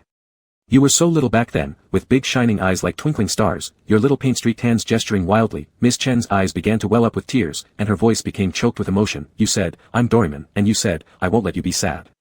At that moment, I knew it, I was done for. There was no way I could leave you. Yu Yan, you are my son, and I am your mom. Yu Yan's eyelashes fluttered faintly as his vision started to blur. So, it's been me who has trapped you all this time. Yan, Miss Chen softly called out his name, close your eyes. Yu Yan didn't understand why, but he obeyed and closed his eyes. Instantly, the tears he had been holding back overflowed. He felt his mother's hand wiping away his tears as she whispered, go ahead and cry if you feel like crying, tears need to flow, and feelings, whether sadness or gratitude, need to be expressed. You've always held everything in since you were little, I wonder where you picked that up from. Anne. I came here because of you. What does being trapped even mean? Yu Yan accepted the tissue Ms. Chen handed him and choked out, but you were supposed to have been so happy. Instead of being stuck here because of me, enduring so much suffering. Ms. Chen looked at him and smiled through her lips. My dear, Mom is happy now. Yu Yan trembled lightly, his sight growing increasingly blurred. Chapter 175, Hi, how are you? Don't feel sorry for me, Yan, Chen Zhou whispered softly, I am truly very happy. You can't imagine how much I will be appreciated after returning to my own world. Not even 30 years old yet and with 21 years of work experience. Super strong business skills. Do you believe that I can achieve a 3-level promotion before I turn 30? These several enthusiastic words instantly twisted the originally sorrowful atmosphere. In the blurred vision, Yu Yan made eye contact with Chen Zhou. In that moment of looking at each other, the restless heart felt like receiving an injection of highly effective sedative, calming down instantly. It's pretty good, Yu Yan thought, it's enough as long as Mother is doing well. Is Mother happy in that world, he asked. Happy, I also have a loving mother, good friends, and a bright future. I'm living a good life. Yu Yan let out a slight sigh of relief, his tone being neither happy nor disheartened. That's good. Right, almost forgot to mention, suddenly realizing something, Chen Zhou hurriedly added, you also know now, your 3 abilities combined are the same as the skill that Yu Yan from the original book possesses, one comparable to Thanos. In the original book, towards the end, Yu Yan's ability nearly goes out of control, meaning he can no longer kill people according to his own will but rather, whoever he sees will die, or even, whoever he thinks of will die. But in the original book, there was someone who could help him control this uncontrollable skill. Can you guess who that person is? Yu Yan thought for 2 seconds, Shu Shu. Chen Zhou, yes, in the original book, she was one of the few friends Yu Yan had. Therefore, when I heard that she wasn't on the same team as you guys, I was quite surprised. And Yen, Chen Zhou continued, have you noticed? Here in this world, your abilities are actually gradually merging as well. Yu Yan thought about the dream where he predicted others' deaths, his eyebrows furrowing slightly, Actually, as long as you desire it, your abilities will quickly fuse. But don't think about it now. I've already told you how painful it would be. And here, there's no Shu Shu. Yu Yan silently retracted the thoughts that just emerged, shaking his head honestly, I haven't. Chen Zhou looked at him distrustfully. Yu Yan. I really haven't right now. I knew it, muttering quietly, Chen Zhou then continued, I later considered why your ability fusion is progressing so slowly. The answer turned out to be Xie Zheng. Yu Yan didn't understand, Xie Zheng. More accurately speaking, it's because of the knife he gave you. With the knife, having your own weapon, your reliance on the ability will significantly decrease, naturally leading to the slower fusion of abilities. Yu Yan's heart shuddered, the bond he shared with Xie Zheng, indeed ran deep. That reminds me, I do have another question, Yu Yan raised his wrist with a gesture, why are so many characters from different novels gathered in the Heaven Trial? Speaking of this, Mrs. Chen touched her nose tip, this. Do you remember me saying that the novel plot cannot be altered? Yu Yan nodded, not understanding the connection between the two things. Calmly living up until you were 18, normally passing through college entrance exams, counts as seriously deviating from the novel's plot. Because committing suicide after the exam would result in you entering the Heaven Trial, due to my influence, the timing of your entry was delayed by exactly 3 years.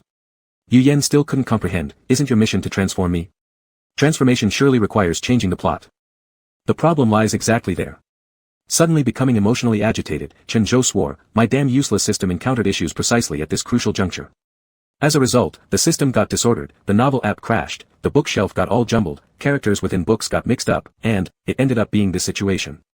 After finishing, Chen Zhou fell silent, then after a few seconds of silence, supplemented, that red string of fate is likely also due to this situation. No wonder the Jade Emperor and Old Man Moon found no reason. Who could possibly guess this? Yu Yan. Wow. Not knowing what to say, only expressing it with a sigh. So I think you and Xie Zheng are indeed quite destined. Book traversal transformation, system disarray, character misplacement, moon old red strings, gifted props, missing any one of these elements, and you two wouldn't be in the relationship you're in now. I currently feel that you two are absolutely necessary for each other. Yu Yan cleared his throat lightly, his ears beginning to rapidly turn red.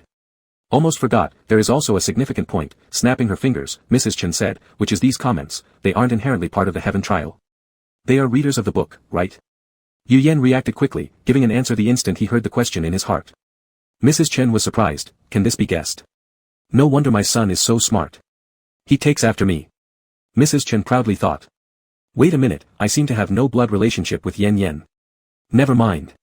He still takes after me. Yu Yan smiled gently, I've been feeling that the audience of this show are overly friendly and cheerful, now it seems, it's not the influence of the show atmosphere, but because they themselves are a group of very cute girls. Although sometimes the comments on the screen startled him, it didn't stop him from thinking this group was loving and kind-hearted. If I wave to them right now, will they see?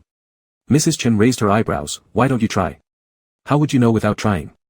Yu Yan's eyes widened slightly, like a little kid who just got a new toy, curious, joyful, and yet a bit anxious as he looked up. His gaze scanned around, but Yu Yan could find no definite spatial boundaries. So he decided to look next to Mrs. Chen. In a way, Mrs. Chen was also one of the readers, representing their group. Yu Yan cleared his throat, cautiously extending his hand, waving to the air, or rather, to people in another dimension. Hi, how are you? Chapter 176, Mom will always support you. The bullet comments scrolled upward one by one. Yu Yan looked at the greetings, his lips slightly curled into a shy smile. In the following time, Yu Yan and Chen Zhou chatted for a long while. They discussed from Yu Yan's world to Chen Zhou's world, from childhood anecdotes to future life plans. Their parting time stretched longer and longer. Inside the office, Chen Zhou supported her chin, her expression serious, I still think that Xie Zheng would look better in a wedding dress for the ceremony. Yu Yan tried to imagine the picture, but his active mind rarely froze, just too beautiful to be imagined. Never mind, Yu Yan frowned, his expression slightly disapproving, he would just look too strange in a skirt. Chen Zhou raised an eyebrow, then how about you in a wedding dress? Yu Yan was startled for a moment, the redness that had just faded from his ears quickly re-emerged, visibly spreading fast. Mom. He murmured softly. Chen Zhou laughed heartily, I'm just joking. Of course, your wedding is up to the two of you. Yu Yan also laughed, Xia Zheng and I don't have many friends. We might only invite a few people from our team. When it happens, will you come, right? Chen Zhou didn't answer immediately. She stared silently at Yu Yan for a long time before sighing lightly, you bad kid, why do you want to use your wedding to keep me around? Yu Yan's smile slowly disappeared, is that not allowed? Can you really not stay longer with me? He thought he was carefree and easygoing enough, he believed he had successfully convinced himself to accept all of this. But when it really came to this moment, he couldn't help but regret. Can you really not stay for a bit more? Even something as important as my wedding can't make you stay. Chen Zhou tousled his hair, no way. I was supposed to leave when I first entered the game. Mom has already delayed for quite some time. I must go. Don't cry. Yu Yan blinked rapidly, stubbornly saying, I'm not crying. Our family you look so cute even when crying, but Mom prefers seeing you smiling, Chen Zhou said gently, helping him wipe away the tears in the corner of his eyes, her voice soft and warm. She gazed firmly at Yu Yan, and quietly whispered, I overheard your conversation with Linen. Actually, besides completing all the dungeons, there is another way to leave here, to kill the evil deity. I hacked into the dungeon system and altered his data, this is when his power is at its weakest. Seize the opportunity. Kill him, and both of you will return to your respective worlds, no longer living in fear. Yu Yan lifted his gaze, respective worlds. But my son is special somehow, even though Mom doesn't have any plot devices, golden fingers, I can give you golden finger privileges instead, allowing you to travel between different worlds freely afterward. With Xia Zheng. As she spoke, Chen Zhou hugged Yu Yan, do you remember what your skill is called? Mother's blessing. Mom will always bless you from another world. Our Yu's story will definitely end with a happy ending. If not, I'll send threatening letters to the author. Yu Yan smiled, softly humming in response. So, Yan, move forward boldly. No matter what you do, I will always support you. Mom will always be on your side. The hug gradually became vague, Yu Yan could feel her departure. He maintained the hugging posture for an unknowingly long period before his arms slowly dropped. When they dropped, the surroundings turned noisy again. Time resumed, others started moving once more, everything seemed so normal, just. Yu Yan looked at the desk in front of him, except that there was no longer a bouncing little blue ball to chat with him. Mom, goodbye. What? Song Yuan shouted out loud again. He couldn't believe his eyes as he stared at Yu Yan, trembling fingers pointing alternately between Yu Yan and himself, whispering, killing the evil deity, us. The last body who wanted to kill the evil deity ended up with a massive hole. Although it was ultimately saved by the wise and heroic self. But it was dangerous nonetheless. No plan. Just like this casually. Do we have to kill it in this dungeon? Song Yuan blurted out a string of questions, clearly disapproving of Yu Yan's sudden decision. Yu Yan similarly frowned, his expression serious and solemn, we can only do it in this dungeon. To escape this cursed place and kill the protagonist of the original book, it definitely sounded like something a villain would do. Yu Yan felt a brief twinge of guilt, but quickly brushed it off. This deity had already stabbed Xia Zheng once, what kind of good thing could he possibly be? Even without that connection, their conflict with the evil deity was inevitable, a battle to the death. Song Yuan reached out to grab a cigarette but ended up pulling out only a few lollipops from his pocket. Irritated by this unexpected turn of events, he ripped open the wrapper with his teeth and began crunching loudly on the candy. While chewing furiously, he muttered, I want an explanation. Yu Yan said seriously, let me cut to the chase, my mom. Song Yuan immediately interrupted, reason accepted. What's the next step? Yu Yan hesitated for a moment. Shen Ji then chuckled as she crossed her arms. Brother Yu Yan, you're the captain, we all follow your orders. Zhen nodded in agreement. As always, his words were few. Since everyone else agreed, Xia Zheng didn't even need to think about it. His claws were already gleaming as he eagerly asked, Big brother, when do we attack? Their teammates' unwavering support warmed Yu Yan's heart. He succinctly explained the reason behind this hastily made yet still rather impulsive decision, then paused thoughtfully to let everyone digest the absurdity of what they were about to undertake. Shen Ji reacted first. She slapped her forehead and asked dazedly, am I dreaming? Song Yuan pinched Zhen. Does it hurt? Zhen replied, no. Song Yuan said, then it must be a dream. Though he spoke those words, deep down all of them knew this wasn't a dream. It was reality. So why should we be afraid? Xia Zheng's claws flashed again as he excitedly said, Mom has already blessed us, what else is there to fear? Song Yuan was left speechless, wow, you change loyalties so fast. Shen Ji added cheerfully, there's nothing to fear anyway. We're all just fictional characters, so what's there to lose? Let's just go all in. Song Yuan exclaimed in disbelief, are you guys really taking this so well? However, it took him no more than 2 seconds to accept it too. Alright, so what do we do now, Captain? Chapter 177, Rubbing Ears to Relieve Fear. Yu Yan leaned against the wall, with heavy emotions lurking in his eyes. What should he do? He didn't know either.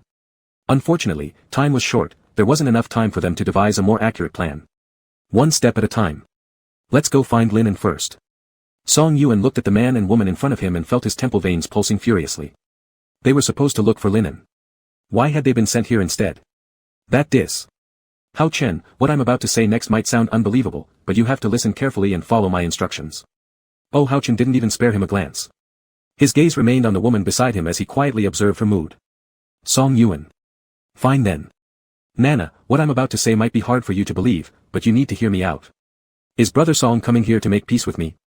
Shangguan Nana interrupted, her big eyes glistening as if her tears would overflow the moment he said no.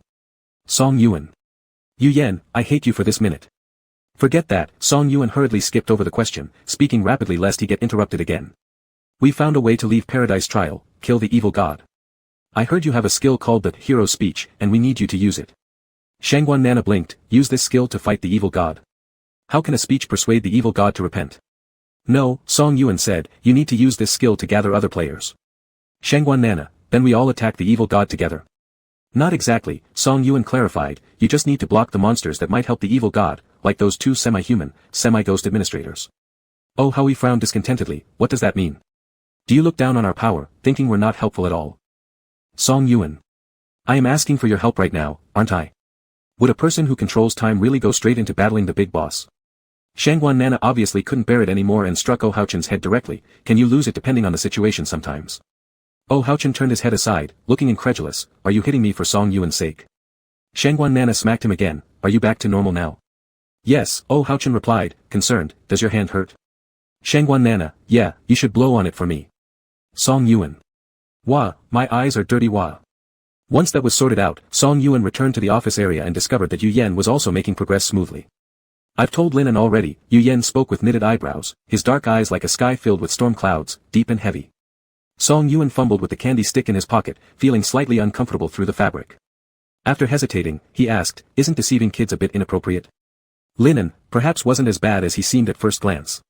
Yu Yan shook his head, I didn't deceive him, I told him the truth. Song Yuan was surprised, the truth. Did Linen agree so readily to their plan? Yu Yan confirmed with a He was just like you, showing tendencies of role awakening before I even mentioned it, and knowing he was being controlled by something. As soon as I said it, he understood everything. Song Yuan let out a sigh of relief, though he couldn't exactly explain why he felt relieved. But there was definitely a sudden lightness in his heart. He walked over to Yu Yan and slid into the chair next to him, his body slumping bonelessly. He asked softly, then what's troubling you? Yu Yan looked down at him, he's in pain. Who? Linen. Linen isn't an emotionally competent person anyway. Hearing these words will only confuse his already vague feelings even further, understandable, but... Song Yuan paused for a few seconds and then continued, still, I'm surprised he agreed so easily. Do you think he might have some kind of ulterior motive? Yu Yan shook his head, he shouldn't. If he had such intentions, he could have called out the evil god right now and joined forces with the creatures in this scenario. Killing us would be effortless. Song Yuan threw up his hands, maybe this is love-hate. Wanting someone dead, yet not wanting them entirely gone. Xia Zheng suddenly appeared from somewhere, wrapping his arms around Yu Yan and blinking mischievously, why? Could it be that he enjoys seeing the other half dead and half alive? Song Yuan was silenced by his words, but unsure how to refute them. After a long while, he managed to mutter, maybe. Xia Zheng furrowed his brows and clicked his tongue twice to express his extreme bewilderment at such a distorted concept of love. Yu Yan turned around upon hearing the sound, looking at him with a question in his eyes, are you afraid? Xia Zheng tilted his head, and 2 grey-black wolf ears stood up from his hair, I'm scared, but if brother rubs my ears, I won't be. Yu Yan chuckled as he had been worried that Xia Zheng would be traumatized by the evil god. It turned out that the one with trauma was himself. He pinched those fluffy wolf ears and said with a smile, yeah, not scared anymore. Nana Shangguan's skill worked like a charm, soon she gathered all the players in the office area and convinced them to unite under one banner. She asked Song Yuan why they didn't want others to join the fight. Song Yuan answered, they were too weak. This time, it was Nana Shangguan who fell silent, brother Song, have you gotten so cocky after just a few days? But it was indeed the case. Due to their character roles, except for Yu Yan, other random teammates' skills basically peaked at the start, unlike the rest of the players who needed to familiarize themselves step by step. Perhaps because they were from the outside world, they themselves could be considered part of the cheat code category. In this situation, the most significant help other players could offer was protecting themselves without causing chaos. There is another point, which is the worry about someone defecting in the middle of the battle. After all, we are talking about an evil god here. Our plan is rough and sudden, and there is no solid basis proving we are right. Human hearts were something they couldn't afford to gamble on, nor did they wish to. By the way, Nana, Song Yuan looked at the girl beside him, why don't you even ask me why? They unconditionally supported Yu Yen because it was Yu Yen. But what about Nana Shangwan? The girl smiled, her eyes curving into crescents, because your brother Song. Song Yuan. A wave of warmth passed through him, leaving Song Yuan tearfully thinking, after all these years, you've finally said something humane, wailing inside. Except for the elopement incident, from childhood till now, what haven't I heard from you? His inner feeling halted when he heard the word elopement. Within a second, Song Yuan's expression returned to seriousness as he stretched his hand pretending to touch Nana Shangwan's forehead, his tone disgruntled, you still dare to mention elopement. Just say you didn't want to do your homework back then, instead of giving that excuse for me to help you. I was young and ignorant. You two aren't any smarter now either. Chapter 178, I knew you'd resort to begging. Pfft. Shangwan Nana was in control of the players inside the office. Seeing that she was fine, Song Yuan turned her gaze towards the boy with pink hair hiding in the corner. The eyes that usually sparkled like a cat's were now shrouded in a misty haze. Just by looking from afar, one could sense the struggle, confusion, and helplessness in his eyes. Hey, what are you thinking about? Song Yuan went over and squatted beside him. Linen was immersed in his own world, the sudden sound made his body tremble for a second. In just a flash, he had grabbed a weapon. But upon seeing Song Yuan, his nerves relaxed, and he dropped his guard instantly. Compared to others, he harbored more goodwill towards Song Yuan. Maybe it was because of that lollipop. Linen wasn't sure. He tilted his head back, his skull bumping against the cold wall behind him with a dull thud. I always say he doesn't understand me, but actually, I'm no different. Song Yuan tilted her head to look at him, is it that you don't understand yourself or that you don't understand him? This question seemed to stump Linen. After frowning and remaining silent for a moment, he gave an ambiguous answer, maybe both. I am also a monster. Linen's eyelashes quietly drooped as he thought to himself, I am also a monster, do I even have the right to look down on him? There was no difference between them, they were all monsters who only understood killing and not emotions. Previously, he had always wanted to kill him, wanting him to collapse in blood under his feet, to see his sadness and failure. But when the opportunity really came in front of him, he, somewhat wanted to give up. Perhaps feelings had sprouted amidst their killings, but the boundary between love and hate had long been blurred across countless game scenarios, making their already unclear relationship even more vague. Linen couldn't distinguish what he felt for the other monster. His mind was a mess.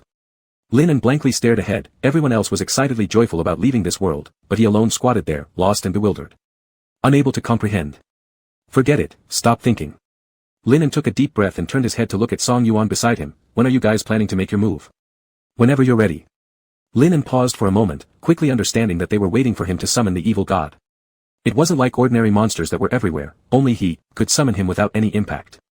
Linen closed his eyes momentarily, as if making a resolution, then let's do it now. His skills brought misfortune to so many innocent people, and now, sending them home safely would be, repaying everything. Song Yuan, huh? That fast? As she said this, she swiftly turned toward the direction where Yu Yen and the others were located. Seeing that they were all prepared for battle, she slightly relaxed before running off in their direction. Not knowing where the tentacle creature might appear, staying by teammate's side was definitely the safest bet. The walls beside Linen were gradually being eroded by black gel-like substances. A tall man emerged from the wall, walking briskly with a bouquet of flowers made from lollipops in hand. Upon seeing Linen, a faint smile crossed his gloomy features. But this smile didn't last long because the next second, bang. Bang. Boom. That bunch of sweet and colorful flowers fell to the ground, and the lollipops scattered helplessly around. A series of explosions left their ears ringing and filled the area with smoke, making it impossible to see the situation in front clearly. Everyone watched cautiously towards the center of the smoke, unsure how much damage the chain of explosive talismans would inflict on the evil god. The tension in their minds remained tightly strung. Watch out. Xie Jing reacted first. He ran quickly a few steps and pushed Shinji, who stood in the frontmost position, away immediately. A thick black tentacle pierced through just grazing his spine. With a loud bang, a large hole appeared in the wall. Cough cough. Shinji wiped the ash off his face and stared blankly at the irregular large hole on the wall behind him for 2 seconds. If he hadn't dodged just then, getting pierced through by this extremely powerful tentacle would have led to only one result, certain death. Clack, clack, clack. A man wearing black leather shoes stepped out from the smoke. Behind him flailed countless long tentacles. His eyes were red and bloodshot, like a fatal abyss, evoking fear and retreating instincts involuntarily. Yu Yan's eyes were locked tightly onto the figure before him, only for him to be horrified to discover that the massive explosion had done nothing more than dirted his face. How terrifying was this power? It was so terrifying that Yu Yan began to doubt whether Mrs. Chen had truly managed to hack into the system and modify the code before she left. He didn't even dare to think about how powerful the evil god had been before the modifications. Oh well. Amidst an earth-shaking wolf howl, Xia Jing transformed into his black wolf form. His immense size crushed chairs and tables beneath him as he bared his fangs and without hesitation pounced straight towards the direction of the evil god. One after another, tentacles shot out, all deftly avoided by the agile black wolf. At the moment he neared the man, Xia Jing opened his jaws and clamped down on one of the wriggling tentacles protruding from the man's back. A sharp hiss echoed as several tentacles were bitten off instantly. The fine texture could be felt on the wolf's tongue, and the black wolf slightly narrowed its eyes before immediately spitting out the still-moving tentacles to the ground. Phew phew phew, not tasty at all. At the same time, Shenji also stood up again, her hands throwing a flurry of yellow talismans towards the direction of the evil god. Aoe. Xia Jing hastily retreated a few steps and leapt aside, his emerald-green wolf eyes staring in disbelief at Shenji. Sister, I'm right here. Shenji blinked and clasped her hands together, bowing deeply to the black wolf. Sorry, your fur is too dark, it was hard to notice you hiding behind all those tentacles. A faint snort escaped the black wolf's nose. As its pupils shifted and prepared to launch another assault, it turned around just in time to see Yu Yan swinging a blade towards him. Ayo ow ow ow. Scaring Xia Jing almost to revert back into human form. But he knew this wasn't the time for complaints, so gritting his teeth tightly, he revealed his sharp claws and charged once again towards the evil god. Yin Zheng's fingers twirled, casting some unknown spell. With a few whooshes, wind-shaped arrows were released with precision, striking directly into those pitch-black tentacles. Tentacles broke off one by one, only to sprout anew. A light sweat coated the corner of the evil god's forehead, and the cold sneer disappeared from his face. Pools of black blood gathered on the floor, transforming what was originally a neat and clean office into complete ruins. Song Yuan carefully observed the situation over there, when suddenly, she heard chaotic battle sounds coming from behind her. Turning around, she saw the other monsters and players inside the instance fighting each other. Directors, students, and monsters hidden in the branch quests of the instance before now emerged, all gathering into this relatively small office. Their eyes were vacant and indifferent, clearly being controlled by something. Although Song Yuan had anticipated this happening, she still spat harshly at the evil god. I knew you'd call others in to play dirty. Pfft. Chapter 179, What a Satisfying Battle. Song Yuan darted through the crowd of players. As one of the few healing-type players, he had to expend an enormous amount of energy. Just as he was treating a player's sprained ankle, he suddenly heard a familiar, ow. Looking in the direction of the sound, Song Yuan's eyes instantly widened. He saw Xia Jing, or rather, the whole wolf being flung out by a tentacle. It seemed like he was severely injured, blood couldn't wait to trickle down from his wounds midair. In just the blink of an eye, the giant wolf transformed back into the young man and crashed violently toward the wall. Risking his life, he tried to deliver a fatal blow to the evil god, but it was too slow and ended in failure. Xia Jing. Yu Yan's pupils contracted sharply as he quickly used the teleportation skill, blocking behind Xia Jing just before he collided with the wall, acting as a buffer. Ugh. With the immense impact, Yu Yan felt like his internal organs were all dislocated, a bloody taste immediately surged up his throat but was forcefully suppressed without vomiting. Song Yuan was so frightened by this scene that he almost jumped straight up, disregarding the pain entirely. He healed the person's foot injury at top speed and then rushed toward the direction of Xia Jing and Yu Yan. On the way, a tentacle rushed directly at him but was silently blocked by an invisible barrier. While treating injuries, Song Yuan glanced over at Shenji and Yin Zhen. Both appeared deathly pale, obviously having been heavily drained by the previous high-intensity battle. In just a few minutes, the situation quietly reversed. Yu Yan frowned, gazing at the frowning teenager in his arms, gripping the silver-white dagger tightly in his hand. After pondering for a moment, he looked up at Song Yuan and asked, "If I stab my heart, can you heal me?" Song Yuan. Are you serious? Perhaps due to the excessive noise, after hearing this question, Song Yuan's voice shot up dramatically, shouting loudly enough to make sure Yu Yan heard, "Your heart will stop, how are you supposed to survive? Are you taking me for some miraculous doctor?" That shout successfully awakened Xia Jing, who was still unconscious. He abruptly sat up, yelling, "What? Ow ow ow." The pain from the wounds on his body was too much, and after sitting upright for only a few seconds, he fell back down again. But his eyes regained vitality, and Xia Jing stared intensely at Yu Yan with his large round eyes, hoarsely asking, "Brother, what are you going to do?" Faced with such a gaze, Yu Yan didn't know what to say. He didn't want to do it either. But this might be the simplest and most effective method. If they kept dragging this out, there was no doubt that they would surely lose this war. All they'd been through would mean nothing. Yu Yan, drop your savior complex. Song Yuan rarely showed a cold face, his phoenix-like eyes behind the glasses now stern and severe, even making his voice deeper. It wasn't until this moment that Yu Yan realized Song Yuan had always taken on the image of an older brother towards him. Let's not even talk about whether I can revive you. How certain are you that the weak point of the evil god is definitely the heart? If it isn't, the evil god will only get slightly wounded, while you'll lose your life. Think carefully about whether this is worth it. Yu Yan lowered his head, staying silent, which made him look somewhat aggrieved. Song Yuan began to reflect on whether his words earlier were too harsh. The small orb in his hands continued to stay bright red for efficiency. Xia Jing gritted his teeth against the pain, tears silently welling up in his eyes. This time, he wouldn't act like a complainer. He would play the role of a resilient little flower instead.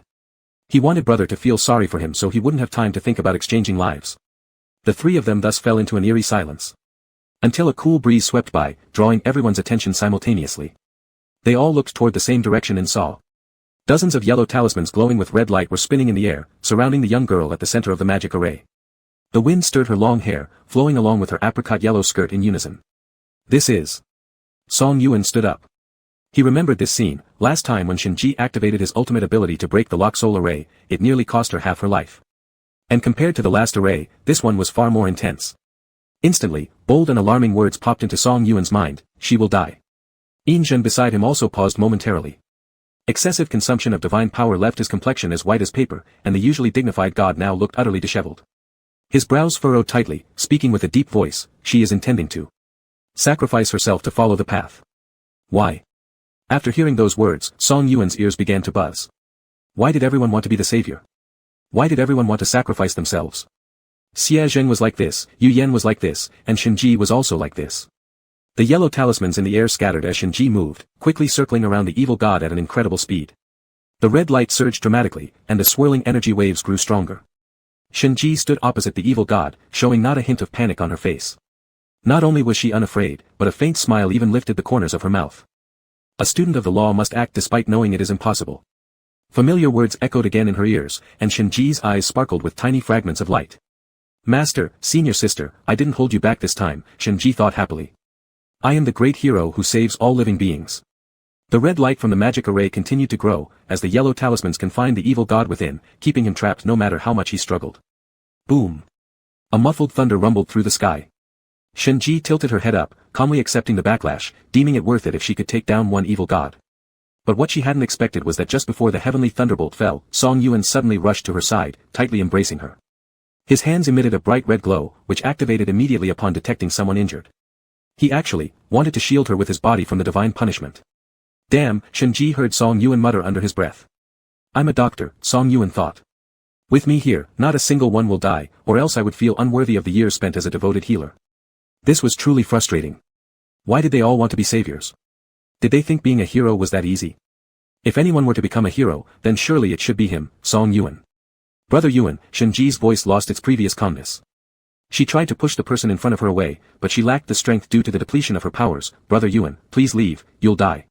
You'll really die. Her voice cracked with a sob, nearly pleading, I beg you, please go.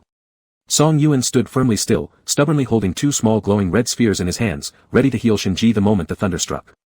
As for himself, if he survives, good, if not, so be it. Just as Shinji had said, a life wasted is worth risking anyway, what's there to fear? Yu Yan stood at a distance pondering whether he could block the thunder strike, and if using a teleportation gate would be fast enough. Beside him, Xia Zheng straightened up, stretched out his long legs, and prepared to dash forward. Boom! A lightning bolt slashed down, radiating a murderous intent aimed directly at the two figures inside the array. Shinji closed her eyes in despair, only to soon realize the anticipated pain never came. Ah! All she could hear was Song Yuan's piercing scream. Shinji hurriedly opened her eyes and discovered. It was because Yu Yan and Xia Zheng had pounced so hastily that they pinned him beneath their weight.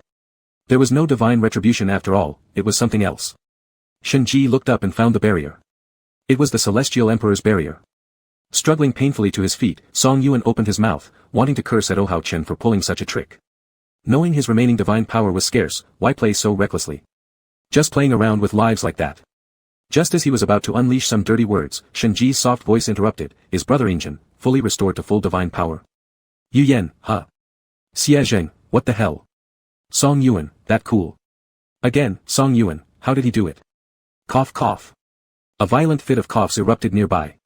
It was Aotian standing by the wall, looking up with his hand adjusting his collar in an extremely affected manner. He took a few steps forward theatrically before nudging Guan Nana aside. Guan Nana gave a glare warning him not to soil the floor randomly, then turned to look at them, smiling, I overheard you mentioning earlier that your team had a celestial emperor. When I saw him struggling during the fight, I guessed he might be subject to some restriction. And I casually said, if only the Celestial Emperor was at his peak. The world revolves around me, skill activated. To fulfill Guan Nana's wish, Long Aotian could rewind the Celestial Emperor's timeline, moving it earlier, back to before entering the game, when his divine powers were at their prime. Thus, the scene just witnessed occurred. On the day they were about to leave the instance, the Celestial Emperor finally reclaimed all of his divine power. Chapter 180, Main Body Complete, their story continues. Zheng stood before the evil god, waving his hand to unleash an invisible storm sweeping across the earth and sky with him as the center. Boom! The evil god was soaked in blood, collapsing on his knees. It hurt so much, the wounds on his body causing unbearable pain that made it impossible for him to straighten his back. Biting his teeth, the evil god struggled to rise again. His red pupils flickered, then locked eyes with Linen. Almost forgot. You want to kill me too? For some reason, at the moment their gazes met, the evil god seemed to lose all his strength, collapsing and completely giving up on struggling. Zheng's eyes slightly narrowed, and his fingers moved gently as a streak of blue light followed the wind toward the evil god's heart, protecting the last tattered shred of divine soul. Afterward, he no longer paid attention to his defeated enemy. Looking up to the sky, Zheng's sharp gaze successfully made the thunder sense his impending fury. Before he could make any move, the lightning and thunder scattered in panic. What was known as the celestial tribulation disappeared entirely. In the distance, the sun rose again, lighting up the bright sky. The wind was gentle, everything filled with new vitality. Yu Yan gazed into the distance as a cold, mechanical voice with no fluctuation rang in his ears. Congratulations to the player for successfully completing the game, Heavenly Paradise Middle School. Looking forward to next time Sizzle and Euro. Alarm alarm. System has experienced a major malfunction. Major malfunction. Sizzle, sizzle. Ding dong. Congratulations to the player for successfully completing all games. Heavenly Paradise Trial, we look forward to your next visit. Is it over? Xia Zhang's wolf ears perked up, full of joy as he looked at Yu Yan. Everything Aunt Chen said is true. Whoop. We really can leave. Hearing his excited chatter, a smile couldn't help but form on Yu Yan's lips. Although everyone had suffered injuries of varying degrees, thankfully, they were all still alive. This was the best outcome they had fought for together. Mom, there's also a part of you in this. Yu Yan smiled inwardly. Oh, Shenji didn't care about the dirt on the ground and directly lay down, closing her eyes and sighing.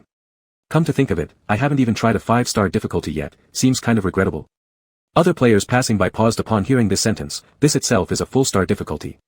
Shenji opened one eye, A with an evil god present will have elevated difficulty levels.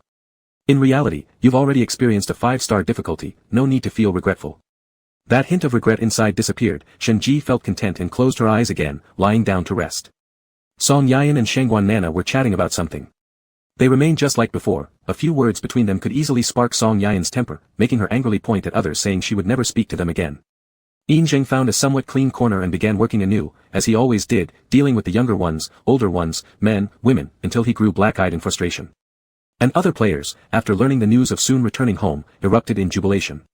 Old conflicts and grievances vanished instantly, each overwhelmed with excitement, not knowing what to say, only repeatedly murmuring, "It's wonderful. It truly was wonderful." The evil god leaned against the wall, eyes tightly shut, but when he sensed a familiar aura, he forced himself to open his eyes. "They're all leaving," he said weakly, "and you're going to leave too." Linen sat beside him, wiping away the filth around his eyes and softly said, "I'm not leaving."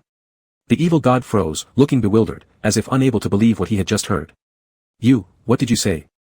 Rarely seeing him in such an unguarded state, Linen couldn't help but laugh. "I said, I'm not leaving. How can I go anywhere when I'm originally part of this world?" Linen continued, "Besides, I still haven't learned how to get along well with people. Even if I go to the human world, I'll probably end up messing everything up. Then it might be better for me to stay with you, this big monster forever." Uncertainty about his own feelings, Linen thought, but staying together, someday he'll surely find the answer. "But, don't you want friends?" The evil god hesitated, his eyes pitifully looking at Linen, worried he wouldn't be happy staying with him, yet afraid Linen would really leave. "I guess I can try making a few monster friends. When the game restarts and more players come, I'll naturally be able to befriend them."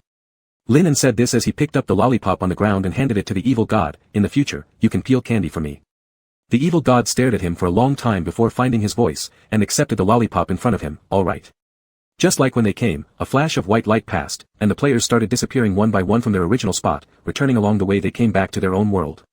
Yu Yan only felt a flash before his eyes. When he opened them again, he had already returned to the familiar dormitory. He sat on the chair in the dormitory with an unfinished report beside his hand. The little fan in front of the table was still creaking continuously, while his roommate maintained the same action as when he left, playing with his phone at the table. Everything was so ordinary and familiar, as if the experiences he went through in the heavenly paradise trial were just a bittersweet dream. Knock knock. The dormitory door was knocked twice from outside. The roommate opened the door while holding his phone, talked with the person outside for a few sentences, then turned around. Yu Yan, someone's looking for you. I'm coming. Yu Yan snapped back to reality, stood up, and after seeing who was outside the door, his eyes lit up with joy as he embraced that person. Xia Zheng, how did you come here? He thought that what Mrs. Chen said about running around different worlds with Xia Zheng and the teleportation portal were similar things that required his touch to take effect. But he didn't expect that Xia Zheng could use it directly too. I am your mom's son-in-law, why shouldn't mom give me a bonus ability as well? Yu Yan laughed, that makes sense. Looking up at Xia Zheng, he realized he wasn't wearing his neck ring today. In fact, the scar on his neck was gone. With all his heart's wishes fulfilled, Xia Zheng no longer cared about that scar. Song Yayan cured it for him during her treatment. I went home to get the longevity lock, and after I got it, I rushed straight here. As Yu Yan and Xia Zheng chatted, they took a walk around the playground like any regular couple, laughing and chatting. Hey, big brother, Xia Zheng suddenly stopped and asked Yu Yan, if our story were a new novel, the end of the great battle would be the conclusion of the novel. As the main character of the book, how do you think this book should end? Yu Yan lowered his eyes and pondered for a while before answering. I believe my life is a desert. My mother's love is a spring rain for me. And you, Xia Zheng, are the only life on my barren land, a unique color in the endless sea of sand. Spring flowed, green spread. Since then, the stone gained life, and the desert turned into an oasis. Chen Zhou closed the novel in her hands and let out a long sigh. Although it was a happy ending, she didn't know why, but her eyes were wet. It's good, isn't it? Her Yan Yan was very happy in another world too. She had read several novels in these few days, using the words to find out everyone's endings. After learning that they all ended happily, she sighed in relief, it was really good. She didn't need to send knives to the author anymore. Yin Jing still sat in the highest position, doing the most work, getting irritated by those big deities and small deities from time to time. But fortunately, the troubles caused by those gods were not major issues, and the heavenly court under his administration could probably last a while longer. After undergoing the trial in heavenly paradise, Shen Ji's courage grew considerably. She successfully won first place in the next round of competitions, proving her worth, and no one dared call her a dead weight anymore. However, quite a number of disciples whispered behind her back that if this senior sister's temper weren't like a gas cylinder, it would be even better. After Shen Ji heard this, she successfully triggered a new round of explosions. Song Yayan achieved her wish to open a small restaurant, the funding source being the medical expenses Long Aotian owed her over the past few years. On the opening day, Long Aotian and Shangguan Nana came to support her business. After tasting a bite of the strawberry steamed bun, they quickly covered their mouths and hurriedly left. Song Yayan observed this and remarked, people who don't like strawberry steamed buns have no taste. How long will this restaurant, which goes against mainstream tastes, stay in business? That's anyone's guess. Everyone lives a new life in their respective worlds. The only common point is, on a certain day or at a certain moment, they will recall what happened during the heavenly paradise trial, and can't help but start missing those dangerous yet warm-hearted days. At such times, Yu Yan and Xia Zheng would go searching for them across various worlds. When the group reunited, it would feel like going back to the large villa in the resting area. They drank wine and played around freely without restraint. But that's the story for later. At this moment, Yu Yan looked at the white dot in the void ahead, as if staring at the readers outside the screen. It was time to say goodbye, so let's do a final self-introduction. Yu Yan smiled at the white spot, hi, everyone. I'm Yu Yan. And me too. Hey. Xia Zheng suddenly popped up from somewhere and stood next to Yu Yan, waving enthusiastically at the white spot, I'm Xia Zheng, Xia as in brother. Thank you for watching our story. See you later, alligator. Snap.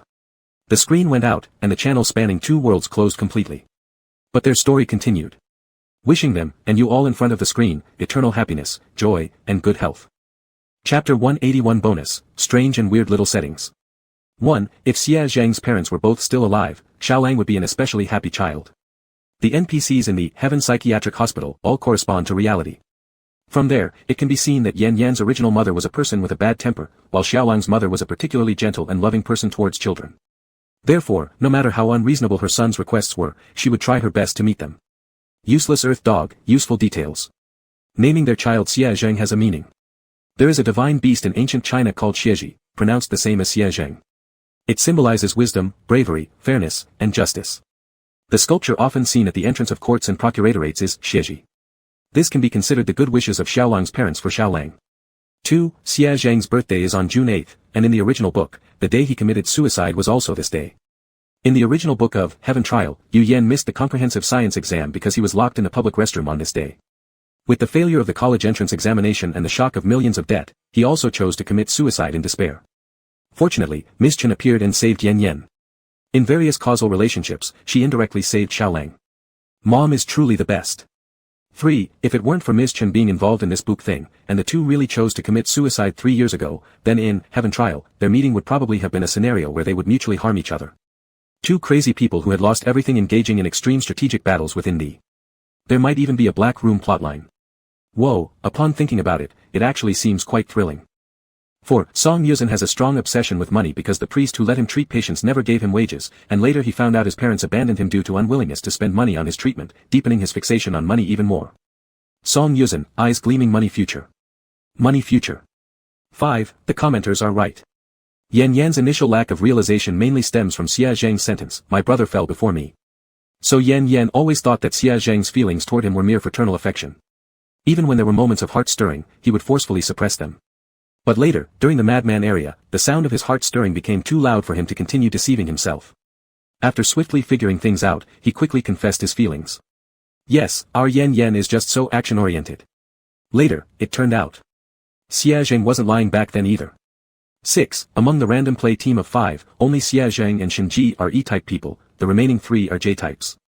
Song Yuzhen goes crazy only in front of familiar people. When placed among strangers, he behaves himself. 7. Regarding the fact that the Heavenly Emperor originally referred to himself as I, but later used me. First, it's because he considers others as friends now, secondly, because the author lacking culture writes in this manner. 8. Song Yuzhen's nickname, Yuan Yuan, is only known by the reader babies, even the few people in the random play group only call him Yuan or Big Brother Yuan. This could be regarded as a little secret between Yuan Yuan and everyone else. 9. Actually, at first, I designed Yinzeng to be someone who spouts otaku quotes all the time and constantly squabbles with Xia Zhang. Later, I realized that if I really arranged it this way, Yan Yan would likely end up exhausted mentally. 10. Xiaolang's favorite flower is the daisy. Later on, under Yan Yan's sponsorship, that small flower garden successfully expanded into a big one. Xia Zhang, who loves flowers throughout his life, met Yu Yan, who treated him like a flower. And Xiaolang wants to say a word to everyone, never lose the spirit to sprout. Chapter 182 Bonus, Xiaolang transferred back to Yan Yan's childhood, Part 1. Xia Zhang woke up to find himself lying on the side of a busy road. Xia Zhang. Where's his older brother in his arms? Where's his big bed? How did everything disappear when he opened his eyes? Xia Zhang quickly scrambled up from the ground, staring blankly around him, finding that he was lying next to a huge trash can on the side of the road. The wolf, with a keen sense of smell, immediately covered his nose and mouth, stepping away quickly from this odor bomb. While walking, he decided he needed to ask a passerby where he was to quickly find his way home. Just then, he looked up and happened to see a group of people, tall men holding sticks. Ho ho, we finally found that Mr. Yu's family. Damn, didn't he run off without paying? His. If he ran, why don't we go find his wife? That animal even sent us a picture of his son. Let's go find them. Who cares if they have money or not? We'll demand first. If they don't pay, cripple that younger one's leg. From a distance, Xia Zhang's ears twitched slightly, feeling like this plot was strangely familiar. Shit, isn't it familiar? Isn't this what happened when Big Brother Yu Yan was a kid? So, does that mean, he's traveled back to his brother's childhood? Xia Zhang's eyes immediately widened. In the blink of an eye, those people were already about to disappear from sight. Xia Zhang hurriedly followed them and kicked the person in front as they were about to break the door. The tall man immediately flew 3 meters away. Just as he opened his mouth to curse angrily, he saw the person who kicked him take out a card and say, there are more than 5 million inside, along with his medical fees, the password is marked on the card. Take the money and go quickly, don't bother this family again in the future. When they left the heavenly trial, they brought the points inside out together, which was extremely convenient to use. By thinking of a number, they could make a bank card with that amount appear in their hand. 5 million was not a big amount for them. Thinking of how these people originally intended to bully his brother, Xia Zhang wanted to beat each of them up, but he was worried that the noise outside would scare the little kid inside, so he thought it best to settle things with money. Those people didn't expect him to be so straightforward. They stared at the card for a while until Xia Zhang made an impatient tisk sound, the bank is right next to you, you can go directly there now. After taking the money, leave quickly. If that man owes you money again, don't come to them. If you do, I won't hold back when kicking people. As he said this, he lifted his foot. Seeing this, those people quickly dragged the man on the ground and left, heading straight for the bank. Not long after those people left, the door in front of Xia Zhang suddenly made a clicking sound, and then it was pulled open from inside. A tiny figure shorter than Xia Zhang's thigh poked its head out.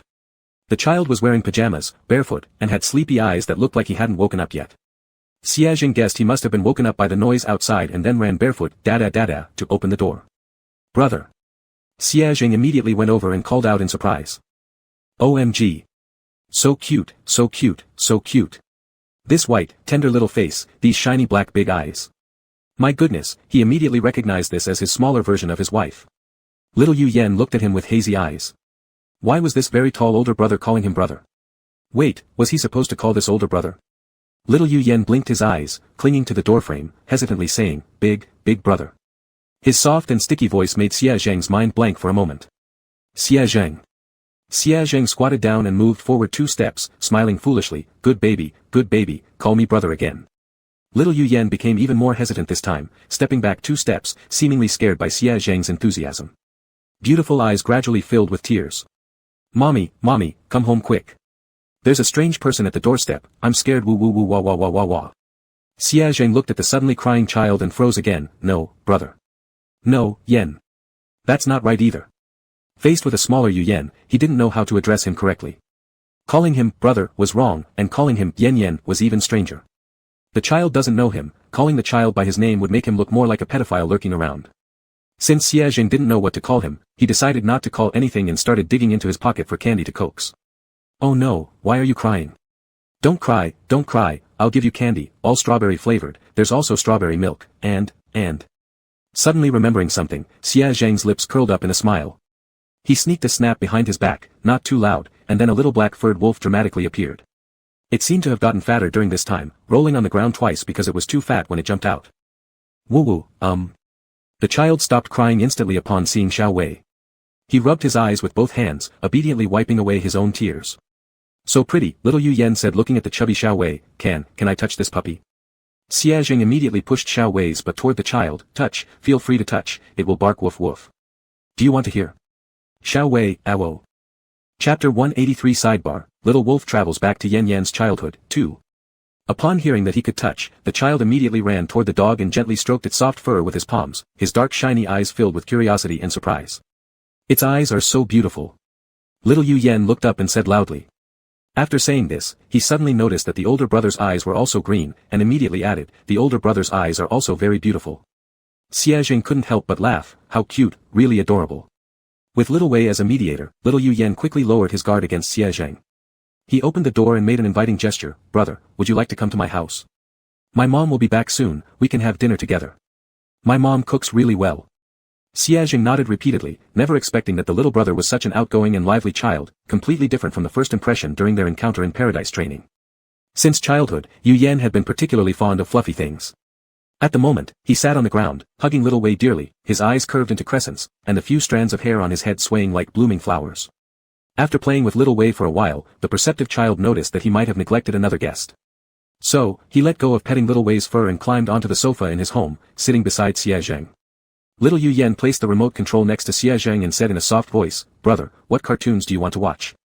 I'll find it for you. Xia Zheng thought for a while and said, Doraemon. Wow, Little Yu Yan exclaimed as he turned on the TV, what a coincidence. Mom also likes Doraemon, and I like Doraemon too.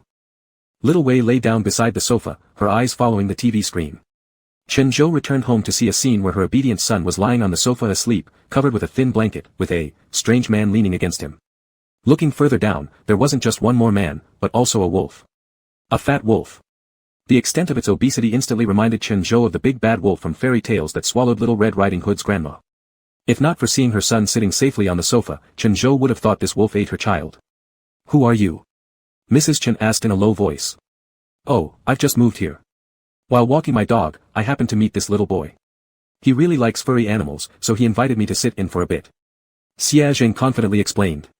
Ever since watching the first episode of the cartoon, he had already prepared a perfect response, no problems at all. Mrs. Chen twitched her eyelid upon hearing that word, dog. Xia Zheng, yep. Little Wei, woof. Chen Zhou. Why did she feel like this man and wolf were treating her like a fool? As she was about to ask something more, Little Yu Yan woke up flipping over, murmuring as he rubbed his eyes, Brother, I dreamed about Ultraman fighting monsters. Mom. Seeing Mrs. Chen standing by the doorway, Yu Yan promptly climbed down from the sofa, barefoot, pattering towards her, hugging her leg while shouting, Mom. Hard day's work. Mrs. Chen picked him up, and all the fatigue of the day disappeared the instant she heard his soft voice calling, Mom. Why aren't you wearing your shoes again? Little Yu Yan, I know the floor is clean. Mrs. Chen, you should also know the floor is cold. Little Yu Yan stayed silent for 2 seconds, then hugged Mrs. Chen's neck, sorry. No one could stay upset with such a soft little bundle around.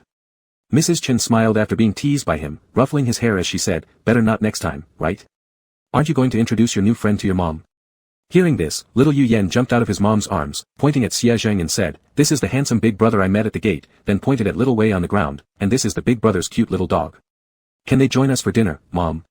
The brother gave me strawberry candy and strawberry milk, and I want to give him a thank you gift. Unsure of something, Chen Zhou's expression became a bit complicated, and she nodded, alright, but Yan Yan has to go to the kitchen with me. Little Yu Yan immediately agreed. After entering the kitchen, Chen Zhou closed the room door, squatted down to look at Yu Yan seriously and asked, why did you open the door to a stranger? Why did you accept food from a stranger? What if this brother was bad? Mom, please be quieter. Little Yu Yan covered Chen Zhou's mouth with his hand, brother will get upset if he hears that. While covering your mouth, I saw many adults outside through the peephole when I stood on a stool. They were surrounding our door and even had sticks in their hands, they looked so scary. This big brother drove them all away. Chen Zhou's mind processed what Yu Yan had said for a few seconds, connecting it to the plot of the novel she remembered. She guessed that the group Xie Zheng chased away must have been the debt collectors from the original story. At the same time, the Long Dead system issued an alert. Congratulations, host, for successfully altering the original plot of the book. Current probability of villain turning evil, -100. Chen Zhou, huh? The number was still 99 before entering, but now it's -100. The mission ended as soon as it started. Wow, she must be a genius at completing missions. Despite no danger occurring and the task being completed, Chen Zhou kept a stern face. Next time, do not open the door when you see something like this. What if they're bad people? Little Yu Yan nodded seriously, I understand, Mom. Seeing his obedience, Chen Zhou finally relaxed and made a satisfied hum, patting Yu Yan's head, alright, go play with the big brother. Mom is going to cook. Little Yu Yan continued nodding, saying softly, Mom, you work hard. Chapter 184, Side Story, Little Wolf Travels Back to Yan Yan's Childhood, Part 3. After finishing his sentence, Yu Yan sprinted back to the living room, climbed onto the sofa, and resumed watching TV. After a while, he noticed that his older brother beside him was staring at him intently. Turning his head, he caught the other pair of eyes which had yet to retreat. Big brother, do you not like this episode? I can change it for you. His chubby little face looked soft and irresistible. Xie Zheng shook his head while unable to stop himself from pinching the cheeks on that little thing. It seemed he had pinched too hard, because immediately Yu Yan's eyebrows knitted together. He swiftly slapped Xie Zheng's arm and turned away, holding the remote control tightly, leaving only a fuzzy back of his head for Xie Zheng. I'm sorry, Xie Zheng tried to suppress the laughter in his voice, making his tone sound sincere and serious. How could someone be so adorable? What an unlucky fate. If it weren't for all those troubles, he couldn't imagine how much of a lively, outgoing, passionate little son his brother would have grown up to be. Truly sorry, I won't pinch again next time, okay? Do you want me to give you candy? This was a frequently used phrase between Xie Zheng and Yu Yan. When one of them asked, the other usually cooperated by saying yes promptly. But clearly, little Yu Yan didn't feel like cooperating with Xie Zheng now. Shaking his stubborn little head, he declared seriously, nope, no way. Would you still say no even if I gave you some candy? Children couldn't resist temptation. This time Yu Yan hesitated significantly longer. Slowly, he turned his head around, but you mustn't pinch too hard, you were so forceful just now, my cheeks are red. The volume of his voice rose during the final words as he accused Xie Zheng of his brutal act. Xie Zheng hurried to apologize, sorry, I'll use less strength next time. Satisfied with that, Yu Yan humphed once. The mood of children swung fast. Soon after, Yu Yan moved closer to Xie Zheng and raised his arms to hold on to Xie Zheng's arm. I wasn't trying to be mean earlier, please don't be angry. Xie Zheng bent down slightly to look at him, unexpectedly touched that the child, who had just been calmed, was already considering comforting him. An impish thought struck him, what if I'm really sad? Yu Yan tilted his head in deep thought for a while, then moved closer again and leaned against Xie Zheng's body, rubbing against him softly. Don't be sad anymore. Xie Zheng's heart melted instantly, alright, not sad anymore. Let's wash our hands before dinner, alright. Yu Yan jumped off the sofa, okay. After dinner, Xie Zheng went downstairs to walk the dog, and Mrs. Chen took her son downstairs to walk the child. But after walking a bit, it became Xie Zheng walking the child, and Mrs. Chen walking the dog. Little Yu Yan sat on Xie Zheng's shoulders, his two little hands playing with Xie Zheng's hair, while asking curiously, big brother, can I grow as tall as you when I get older? Xie Zheng thought carefully for a few seconds, yes, if you eat well and exercise properly. Then I will eat well and exercise diligently. Xie Zheng smiled kindly, good. After a round of playing downstairs, the kid grew tired and fell asleep snuggling into Xie Zheng's embrace. He had been a model child when awake, and sleeping with his eyes closed, he looked even more innocent than ever. Why is my brother so cute? Everything he does is cute, and even when he does nothing, he's adorable. In this parallel world, this brother should live happily. Loves laughing, loves taking photos, throws little tantrums. What he said earlier wasn't right. This parallel world's brother will surely be very happy. Xie Jing instinctively felt he was about to return. While cursing whatever force had put him in this place for being so stingy and only allowing him such a brief moment with his younger brother, he also anticipated waking up to see Yu Yan again. He placed the little Yu Yan gently on the small bed in his bedroom, grabbing his hand softly and whispering, "See you soon, big brother." Xie Jing closed his eyes and turned over, finding the familiar softness of his big bed underneath him. Lifting his arm, he pulled the person beside him into his embrace and said in a low voice, "Big brother, I dreamt about your childhood." Yu Yan opened his eyes. What did you dream about?" "I dreamed that I chased away those debt collectors, and that you never experienced those things. You and Mom lived happily ever after." Upon hearing these words, Yu Yan chuckled softly. "What a coincidence, I had the same dream." Xie Jing lifted his head. Yu Yan reached out and pinched his face, narrowing his eyes slightly with a smile. "Who was the one pinching my face so hard in the dream?" Xie Jing grinned mischievously and without guilt brought his face closer, then let big brother pinch back. Yu Yan let go of his hands, looking at him with a laugh and muttering a taunt, "Freak." Chapter 185, Special Episode, Xie Jing writes a letter. This is the letter Xie Jing wrote to Yan Yan before his proposal. Since it's a letter, I kept fewer paragraphs so as not to lose the essence of it by overdividing the content. Pairing it with some sweet songs would enhance your reading experience. The proposal scene was set up by Xie Jing at home. Only the two lovebirds know what happened that day, so I won't describe the proposal. Crossing my arms confidently. But I will definitely write about their wedding. When the lovebirds get married, all relatives and friends will be there. Below is the content of the letter. My dearest brother. I'm writing this letter in the living room because you're already asleep. This letter carries great significance, so I'll say beforehand, no mocking my handwriting, please. I've written every stroke carefully and seriously. Tomorrow is the day when I'll propose to you. Although I know it's bound to be a successful proposal, still. I'm so excited, so thrilled, so nervous. Just thinking about the scene makes me want to run down a few laps outside. But running at this time would probably seem strange, wouldn't it? Haha. Why did I choose June 8th for this day? It's not because it's my birthday. It's because I feel this day has immense meaning for both of us. We died on this day, we were reborn on this day, and we also got to meet again on this very day. Do you remember the first day I met you? It was also June 8th. Back then, my wish was simple, I just wanted a few little meatballs. Years have passed, and my ambitions have grown quite a bit. My current wish is to have you always by my side. This wish is rather difficult, but I know, you'll help me make it come true, as you have done many years ago. No matter what wish I made, you'd always bring it to life. This one is no exception. In the past, I always thought of myself as a piece of dead wood, a stagnant pool of water. But brother, after meeting you, everything seems to have changed. After encountering you, my once dark and lifeless existence suddenly gained hope and vitality. You mean rain soaking me like spring rain reviving dried up trees, calming ripples in a stagnant pond. Brother, the love you've given me is truly too much, so much that it has turned a child who once felt abandoned and insecure into someone who is now handsome, confident, proud, and carefree. Last year, when you devoutly made a wish over the candle flames, I asked you what you wished for. Smiling, you told me you hoped I wouldn't suppress my edges for worldly conventions, that you hoped I'd forever remain unruly, wild, and unrestrained. And you added that you hoped I could help you achieve this wish. I pretended not to understand, and you laughed even more, raising your hand to hug my neck and saying that you hoped I could give you a kiss right then. I kissed you passionately, losing myself in the embrace until I fell backward onto the sofa. At that moment, you panicked, instinctively supporting my head, anxiously asking if I was hurt. Of course, I wasn't hurt because your hands had securely held me. Brother, do you realize how bright your eyes were back then? They were filled with overflowing love. As fireworks burst outside and the crowd celebrated outdoors, I felt as if the world around us ceased to exist. In that split second of staring into each other's eyes, all I could hear was the buzz of our heartbeats. Right at that moment, I was utterly certain, I am deeply loved by you. People who have witnessed our relationship always say I love you purely and passionately, but they don't know that it's the same with you. The love you've given me is enough to make me scoff at anything else in the world, giving me the infinite courage to chase my desires like a moth flying toward fire or a glowfly pursuing the moon. Brother, you are my lifelong pride. Oh, just now you suddenly came out looking for me, scaring me so much that I quickly hid the paper and pen, claiming I was just thirsty and looking for water. You said not to drink cold water at night, and I immediately nodded. Scared me to death. I almost got caught. Alright, let's stop the mushy talk. I'll go back to sleep beside you. I believe we will have many more nights like this. Today, I've already told you I love you, but I'll say it one more time for my dear brother who's reading this letter. I love you, I really love you, I will always love you, kissy face.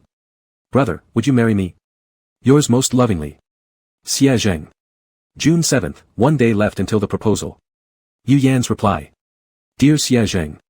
I love you, and yes, I will. Yu Yan. June 8th. Chapter 186, Bonus, a non-bonus chapter.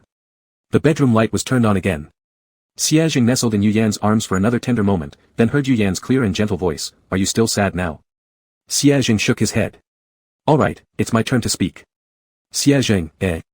Before he could react, his body was suddenly pushed toward the head of the bed. Yu Yan straddled over Xie Jing's waist with one long leg and lifted his chin with one hand, forcing him to look directly into his eyes. "Why do you always want me to push you away, Xie Jing?" Yu Yan looked down at him with a low gaze, his voice calm and detached. "The one who clung to me was you, the one who expressed love without reservation was you, the one who wanted me to push you away when you were upset was you, and the one wagging their tail pitifully while waiting for an answer was also you. I've told you that I am slow to react in some areas, but that doesn't mean I have always been so, Xie Jing. Tell me, why do you want me to push you away?" Yu Yan looked down at him from above, thinking, isn't this just a rhetorical device? Who says we can't use such sentences? Perhaps due to Yu Yan's excessively cold gaze, Xie Jing slightly lowered his head. His beautiful eyes gazed up at him shyly, a mix of nervousness and caution in them. Seeing this, Yu Yan inexplicably softened inside. This angle made Xie Jing appear too obedient and cute. The young Wolf King always concealed all his sharp edges and aggression in front of him, often making Yu Yan feel, what kind of Wolf King is this? He's more like a very obedient puppy. Because. Xie Jing pressed his lips together and hung his head even lower. Because I think I don't deserve you. Yu Yan paused for a moment, his first reaction being, was he that scary just now, scaring the little wolf cub into using formal language? His second thought was, he doesn't deserve me. Yu Yan furrowed his brows lightly, realizing that every moment Xie Jing spent with him, his mind was occupied with this nonsense. That might as well be saying that his brain was completely filled with thoughts of brotherhood. Underneath the self-confident and outgoing exterior of the youth lay a reserved sense of inferiority. Yu Yan suddenly felt. Perhaps Xie Jing needed to see a psychologist too. The mental state of the people in his team didn't seem healthy, they all had certain issues. So, do you think I would push you away? Yu Yan continued asking. This time, Xie Jing did not answer. As everyone knows, silence indicates non-denial. If before there was a small spark in Yu Yan's heart, then these few seconds of silence undoubtedly added a big bundle of firewood to it. It also came with a large fan blowing furiously beside him. Xie Jing trusted him unconditionally, but he wouldn't trust his love. The moment Xie Jing agreed to be with him, he prepared himself for the day Yu Yan would leave him. Humph, Yu Yan laughed despite his irritation. Apparently, Xie Jing cried too much earlier, clouding his mind. He still hasn't come to his senses yet. The hand gripping Xie Jing's chin loosened, and Yu Yan suddenly felt like giving this little wolf pup a slap to wake him up quickly. Xie Jing sensed his intention and hurriedly closed his eyes. He had always had a strong premonition of danger, especially when getting hit. He would dodge blows from others, but it was different with Yu Yan. Even if hit by Yu Yan, he probably would kiss the hand and ask whether it hurt or need some comfort. But as time passed second by second, Xie Jing waited for a long time, yet that slap never came. The hand lingered in the air, hesitating to fall. He cautiously opened one eye and suddenly felt something moist splash onto his hand. Looking upward, he realized Yu Yan's eyes had already turned red, crystalline tears streaming down his cheeks, one after another. Xie Jing panicked. Xie Jing became utterly panicked. His elder brother could endure a stab to his own body without shedding a tear. What had he done? What had he done? Xie Jing extended his hand to wipe away the tears, but with a slap, the hand was struck away before it even touched Yu Yan's face. Yu Yan turned his head aside and wiped his own tears with his reddened eyes. Brother. Xie Jing wished he could travel back a few minutes to give himself a couple of slaps. What are you hesitating about? Is it so hard to just say no? Is nodding your head so difficult? Xie Jing, do you know I didn't sleep a wink before confessing my feelings? Yu Yan's voice remained calm as ever. If it weren't for seeing his wet lashes and blurry eyes, no one would have guessed he'd been crying moments ago. What do you think I finally realized? The person who hadn't slept all night went through the system in his mind to find the novel where Xie Jing existed. Such a thick book, Yu Yan patiently flipped through it page by page quickly. He searched from every nook and cranny for evidence of Xie Jing's existence, trying to piece together Xie Jing's past through conversations of characters in the book. He knew part of the story, but hearing it from the person involved was different than knowing it himself. The records in the book were too hasty, many things were more genuine coming from Xie Jing himself. Yu Yan had wanted to take this opportunity to understand Xie Jing's past while also letting the wronged little wolf vent their emotions. But unexpectedly, he accidentally uncovered something significant along the way. Yu Yan looked at Xie Jing and said, since I've chosen to be with you, I'm prepared to always be together. Red threads do not bind those without fate. At the time, Miss Chen had stared doubtfully at the empty fingers and asked if this constituted moral coercion. Was it moral coercion? Yu Yan didn't know. He caressed his little finger, and at some moment, suddenly felt that being tied together like this might not be bad after all. If even the matchmaker said they were destined for each other, then they should give it a try, would deities ever lie? Thus, the next day, someone who'd never experienced love opened the door, bluntly, almost recklessly pressing him against the wall, and confessing in a daze yet with clear purpose. At that time, he was ready to spend his entire life with the person in front of him. Then why did that person not believe him? Yu Yan didn't know why he was so angry, but compared to anger, he felt more powerless. What had he done to make Xie Jing feel so insecure, always preparing to be abandoned? "I'm sorry, brother, I was wrong," Xie Jing apologized frantically. "I didn't doubt you, I doubted myself. I was wrong. I won't think that way anymore." Yu Yan stared at him with moist eyes, then lowered his head and forcibly kissed Xie Jing. He opened his mouth and bit down hard on his lips, making Xie Jing yelp in pain. Only when he drew blood did he slowly release him. Xie Jing dared not say anything after being bitten, his mind filled only with how to comfort the other, but Yu Yan didn't give him the chance. After turning off the light, he lay back on the bed, facing away from Xie Jing, silent. "Oh, oh!" Xie Jing exclaimed softly. "Brother," in the darkness, Xie Jing gradually moved closer to Yu Yan, side-hugging him and whispering into his ear, "Brother, I really was wrong. Don't ignore me. I'm scared. I'll kiss you as an apology gift, can you forgive me if you accept it?" He then half rose, lightly planting a kiss on Yu Yan's face, and after kissing him, tightly hugged him again. "All right, you've forgiven me." After several seconds, Yu Yan finally spoke, "I never agreed to that statement of yours." Xie Jing gently rubbed his hair against the back of Yu Yan's neck, saying stubbornly, "I know brother won't push me away. We are simply meant for each other." Chapter 187 Bonus Chapter, Tian D times Yuan Yuan, Part 1. "Hey, did you hear? There's a new restaurant across from our school. Is the food good? Let's try it out sometime. It must be good, on Mao platform, it has all 5-star reviews. And I heard something like, their strawberry buns are supposed to be the best." Strawberry buns? Never tried them before. Let's go and check them out today. Two people who looked like high school students were talking excitedly as they walked toward the mysterious restaurant famous for its strawberry buns, enthusiastically ordering a whole basket of buns. The food came out fast, and being hungry, they both quickly popped a bun into their mouths only to let out a loud "Phew. Holy crap, this tastes so bad. If it's this terrible, I'm leaving a bad review. I'll even rope in my friends." The person picked up his phone and started typing away furiously. The other classmate said, "Now I know where all these good reviews come from." Song Yuten sat behind the counter, leaning on his hand with an exasperated sigh. Kids these days have no sense of propriety when speaking in public. And they're loudly announcing tastes terrible right here on someone else's turf. How rude. The nearby waiter didn't notice Song Yuten's crestfallen mood, instead tut-tutting and delivering another stab. "Boss, your strategy is truly brilliant. I've never heard of anyone using terrible taste as their brand image before. Recently, our business hasn't stopped. No wonder you can run this place." Song Yuten. "Fine, no arguments. At least this way, even if I'm not considered a good cook in others' eyes, I can still pass off as a smart manager. Hello, I'd like 1 basket of strawberry small buns." A familiar voice drew Song Yuten's attention, and he instinctively looked up to see a familiar face. That person still had long white hair, his face devoid of any extra expressions, as always cold and distant. The waiter muttered, "Heh, another one," while notifying the kitchen, whereas Song Yuten remained seated, looking somewhat surprised at the visitor. "Why are you here?" Jing lowered his eyes to look at him. For a moment upon making eye contact, there was a subtle change on that expressionless face. He appeared equally astonished, then after a few seconds of silence, he finally asked, "Do you know me?" Song Yuten, huh? Let's rewind to 30 minutes earlier in heaven. We had just witnessed our noble emperor of the heavens complete an epic battle between gods and demons, now weakened. On the return journey to the celestial palace, a stubborn demon lord bound in a long strip accidentally tripped his majesty, causing him to fall into the mortal world. The accompanying celestial spirits exclaimed in panic, "Oh no! The heavenly emperor fell. Does this mean we can have a vacation now?" One celestial spirit hanging by the cloud edge trying to pull the heavenly emperor back. "Well, indeed. After all, the great war is over, world peace reigns, nothing major requires the emperor's immediate attention anymore." "Exactly, since he's taking a break, we should do the same, let's unwind for a while first." Then, the previous scene emerged. Song Yuten snapped upright immediately, "Don't you remember me? How about Yu Yan, or Xie Zheng and Shenji?" Jing frowned, "You must have mistaken me for someone else."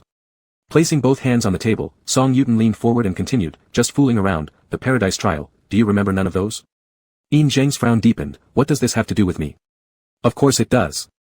Song Yuten scrutinized his face carefully, trying to detect any sign of lying, but unfortunately, he couldn't find any. He realized that Zheng wouldn't bother lying anyway. "Do you not remember?" Song Yuten slumped back in his chair, mumbling under his breath, "Aren't you a god? How is your memory worse than mine, a mere mortal? What kind of god?"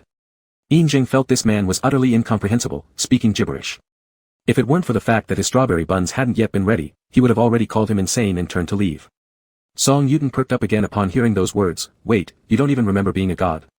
You're the heavenly emperor, the natural deity whose lifespan equals that of heaven and earth. Yinjing looked at him speechlessly. Are you reading too many novels? Song Yuten fell silent. He stared quietly at Yinjing, his clever little mind whirring rapidly, and soon understood. Oh, so this heavenly emperor has descended into the mortal realm for tribulation. That explains why he lost all his memories, including his own identity. After realizing this, Song Yuten belatedly felt a little awkward. If the other person doesn't remember anything, and he'd already rambled on with such a load of chatter, would this person think he's crazy? Song Yuten chuckled awkwardly twice. I lost a game there, sorry for disturbing you. Yin Zheng's furrowed brows finally relaxed, and his usual cold face returned. Oh, it's nothing. As an apology, Song Yuten's beautifully curved eyes behind his glasses smiled as he said, I'll give you an extra basket of buns. Before Yin Zheng could refuse, Song Yuten had already run to the kitchen to fetch the freshly steamed buns. It's a gift for you, also with strawberry filling. Don't be polite. Yin Zheng thanked him and took the buns, finding a quiet corner to sit. Song Yuten sneakily followed and sat across from him. Is there something else? Yin Zheng asked. Song Yuten blinked his eyes. Is it delicious? Is it delicious? Having heard his treasured delicacy criticized too many times as being tasteless, he desperately needed a like-minded person to boost his confidence. His bright eyes stared at Yin Zheng eagerly awaiting his reply. Yin Zheng was startled by such a gaze and awkwardly picked up his chopsticks. After taking a bite of the bun, he nodded, delicious. I knew it. Song Yuten grinned, it can't possibly be my fault, they just don't know how to appreciate it. A nearby waiter overheard and their eyelids twitched, thinking that the boss was going this far to chat up a handsome guy. Saying something so awful tasting is actually good. This was the first encounter between Yin Zheng and Song Yuten after Yin Zheng descended to the mortal realm. It was somewhat awkward but pleasant enough. The second time they met was at the restaurant's entrance. As Yin Zheng was passing by the area in the evening, he noticed a crowd buzzing around and out of curiosity went over to see what was happening. It turned out someone was presenting a banner, with others taking photos. Could strawberry small buns really earn a banner? Yin Zheng looked at the red background with golden letters on the banner. Ah, it had nothing to do with the buns, someone had been saved. After asking the people around, Yin Zheng learned that an old man had fallen nearby earlier in the afternoon and fainted. There were many passers-by at the time, but no one dared to approach. One reason was the fear of being scammed, and another was the lack of knowledge on what to do. Any careless pull might result in further harm. With too many concerns, all they could do was call the emergency services and watch anxiously from afar. When Song Yuten heard the commotion outside, he immediately ran out upon seeing the elderly man on the ground. A store clerk shouted anxiously from behind, Boss, we've called. There are so many frauds nowadays, don't randomly help anyone. Without looking back, Song Yuten yelled, I'm a doctor. Store clerk, ah. A restaurant owner who didn't want to be a good chef couldn't possibly be a good doctor. With the help of the boss, the elder successfully regained consciousness and was taken to the ambulance. The old man said if it weren't for this young boss, he might not have made it until the ambulance arrived. The auntie next to Yin Zheng enthusiastically told him the story, applauding along with the crowd. Yin Zheng looked up at the focal point of the crowd. There stood Song Yuten beside the elder, holding the banner and shyly smiling into the camera. A few minutes later, the crowd dispersed, yet Yin Zheng still stood rooted to the spot until Song Yuten waved and greeted him. Hello, are you here for buns again today? Yin Zheng stepped toward the restaurant, Chapter 188 Excerpt, Emperor of Heaven x Yuan, Part 2. Wow, I'm just so awesome. After the crowd dispersed, Song Yuan returned to his usual bouncy demeanor and walked in while giving himself 2 thumbs up. 4 of them, 2 were given by a store clerk as well. Oh, no. It's 5 actually since Yin Zheng also gave 1. Why only 1? Song Yuan was displeased and grabbed his hand to lift the other thumb up as well. Yin Zheng. What an eccentric person. By the dining table, the clerk jumped around alongside Song Yuan. Good grief, Manager Song, how can you be so amazing? You actually managed to save someone. That's right, Song Yuan swept his hair from his forehead backward and proudly tilted his head up. Clerk, in the future, if our shop fails, you could always put poison in food, then cure yourself after poisoning it, you'd make double the money. Song Yuan. Am I really that kind of a moral person? After saying that, he began contemplating the possibility of opening a small clinic beside the restaurant.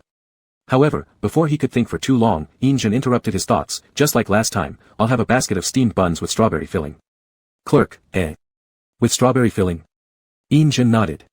The clerk frowned, seemingly confirming something. Didn't you eat those last time? Yin Zheng looked at him in confusion. So your buns, they can only be bought once. The clerk shook his head hurriedly. No, it's just, he couldn't believe such an unpalatable item would be repurchased. Since customers' preferences aren't within their concern, after reaffirming Yin Zheng's request for the strawberry-filled buns, the clerk turned to inform the kitchen. At the table, only Song Yuan and Yin Zheng remained. Song Yuan threw out a casual topic, planning to chat with this friend who was both old acquaintance and new. However, every time Song Yuan brought up a topic, Jin cut it off within 3 sentences. By the time the 5th conversation attempt got squashed, Song Yuan finally couldn't stand it anymore. He slammed the table and jumped up, complaining, "Why are you still so bad at speaking?" Jin caught the gist immediately, still. Song Yuan missed this subtle dig, taking 2 deep breaths and sitting back to his original spot. "Alright, you bring up a topic, I bet we won't run out of things to talk about." After thinking silently for 2 seconds, Jin said, "I actually think there might be something wrong with your store's decoration." In response, Song Yuan slapped the table and stormed away. Jin froze, feeling somewhat baffled. Didn't he ask me to say something? Embarrassment ensued during their first meeting, and annoyance followed in their second encounter.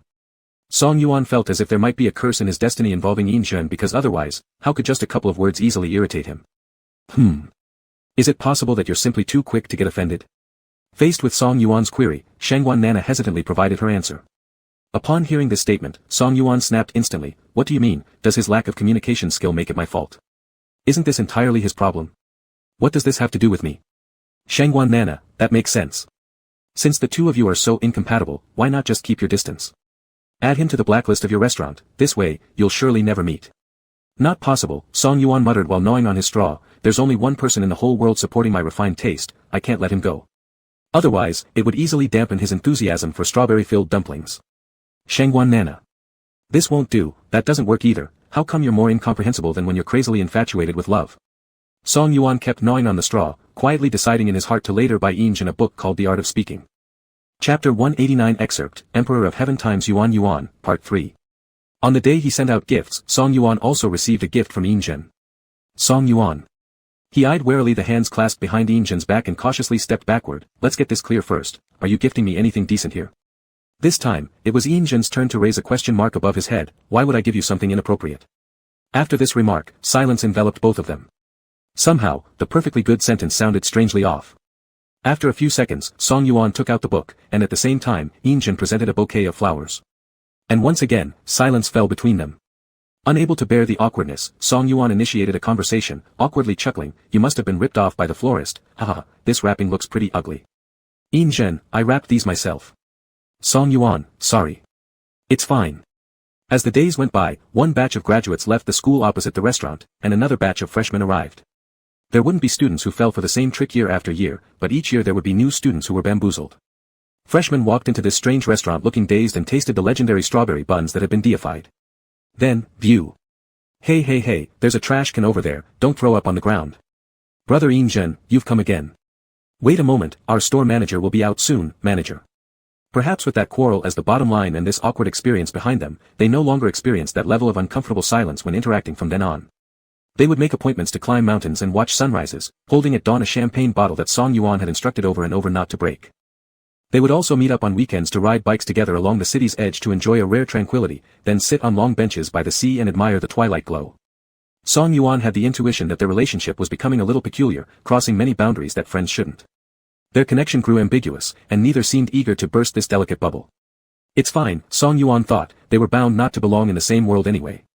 That workaholic would likely ascend to heaven permanently once his memory recovered. Maintaining this status quo between them was good. Jin still came to the restaurant every day to buy a set of strawberry buns. The next day, he would have a bunch of flowers in hand, and Song Yuan, upon receiving them, would lower his head for a sniff before lavishly praising him, "Your flower wrapping skills are getting better." Jin looked at the quietly changing decor style of the restaurant and smiled, "After all, your taste is so great. If I didn't wrap them beautifully, it wouldn't catch your eye." Song Yuan paused, his ear tips hidden under his hair turning completely red. He buried his face in the flowers and muttered softly, "My goodness, you actually started speaking human language." "Because someone gifted me a book which I've been reading."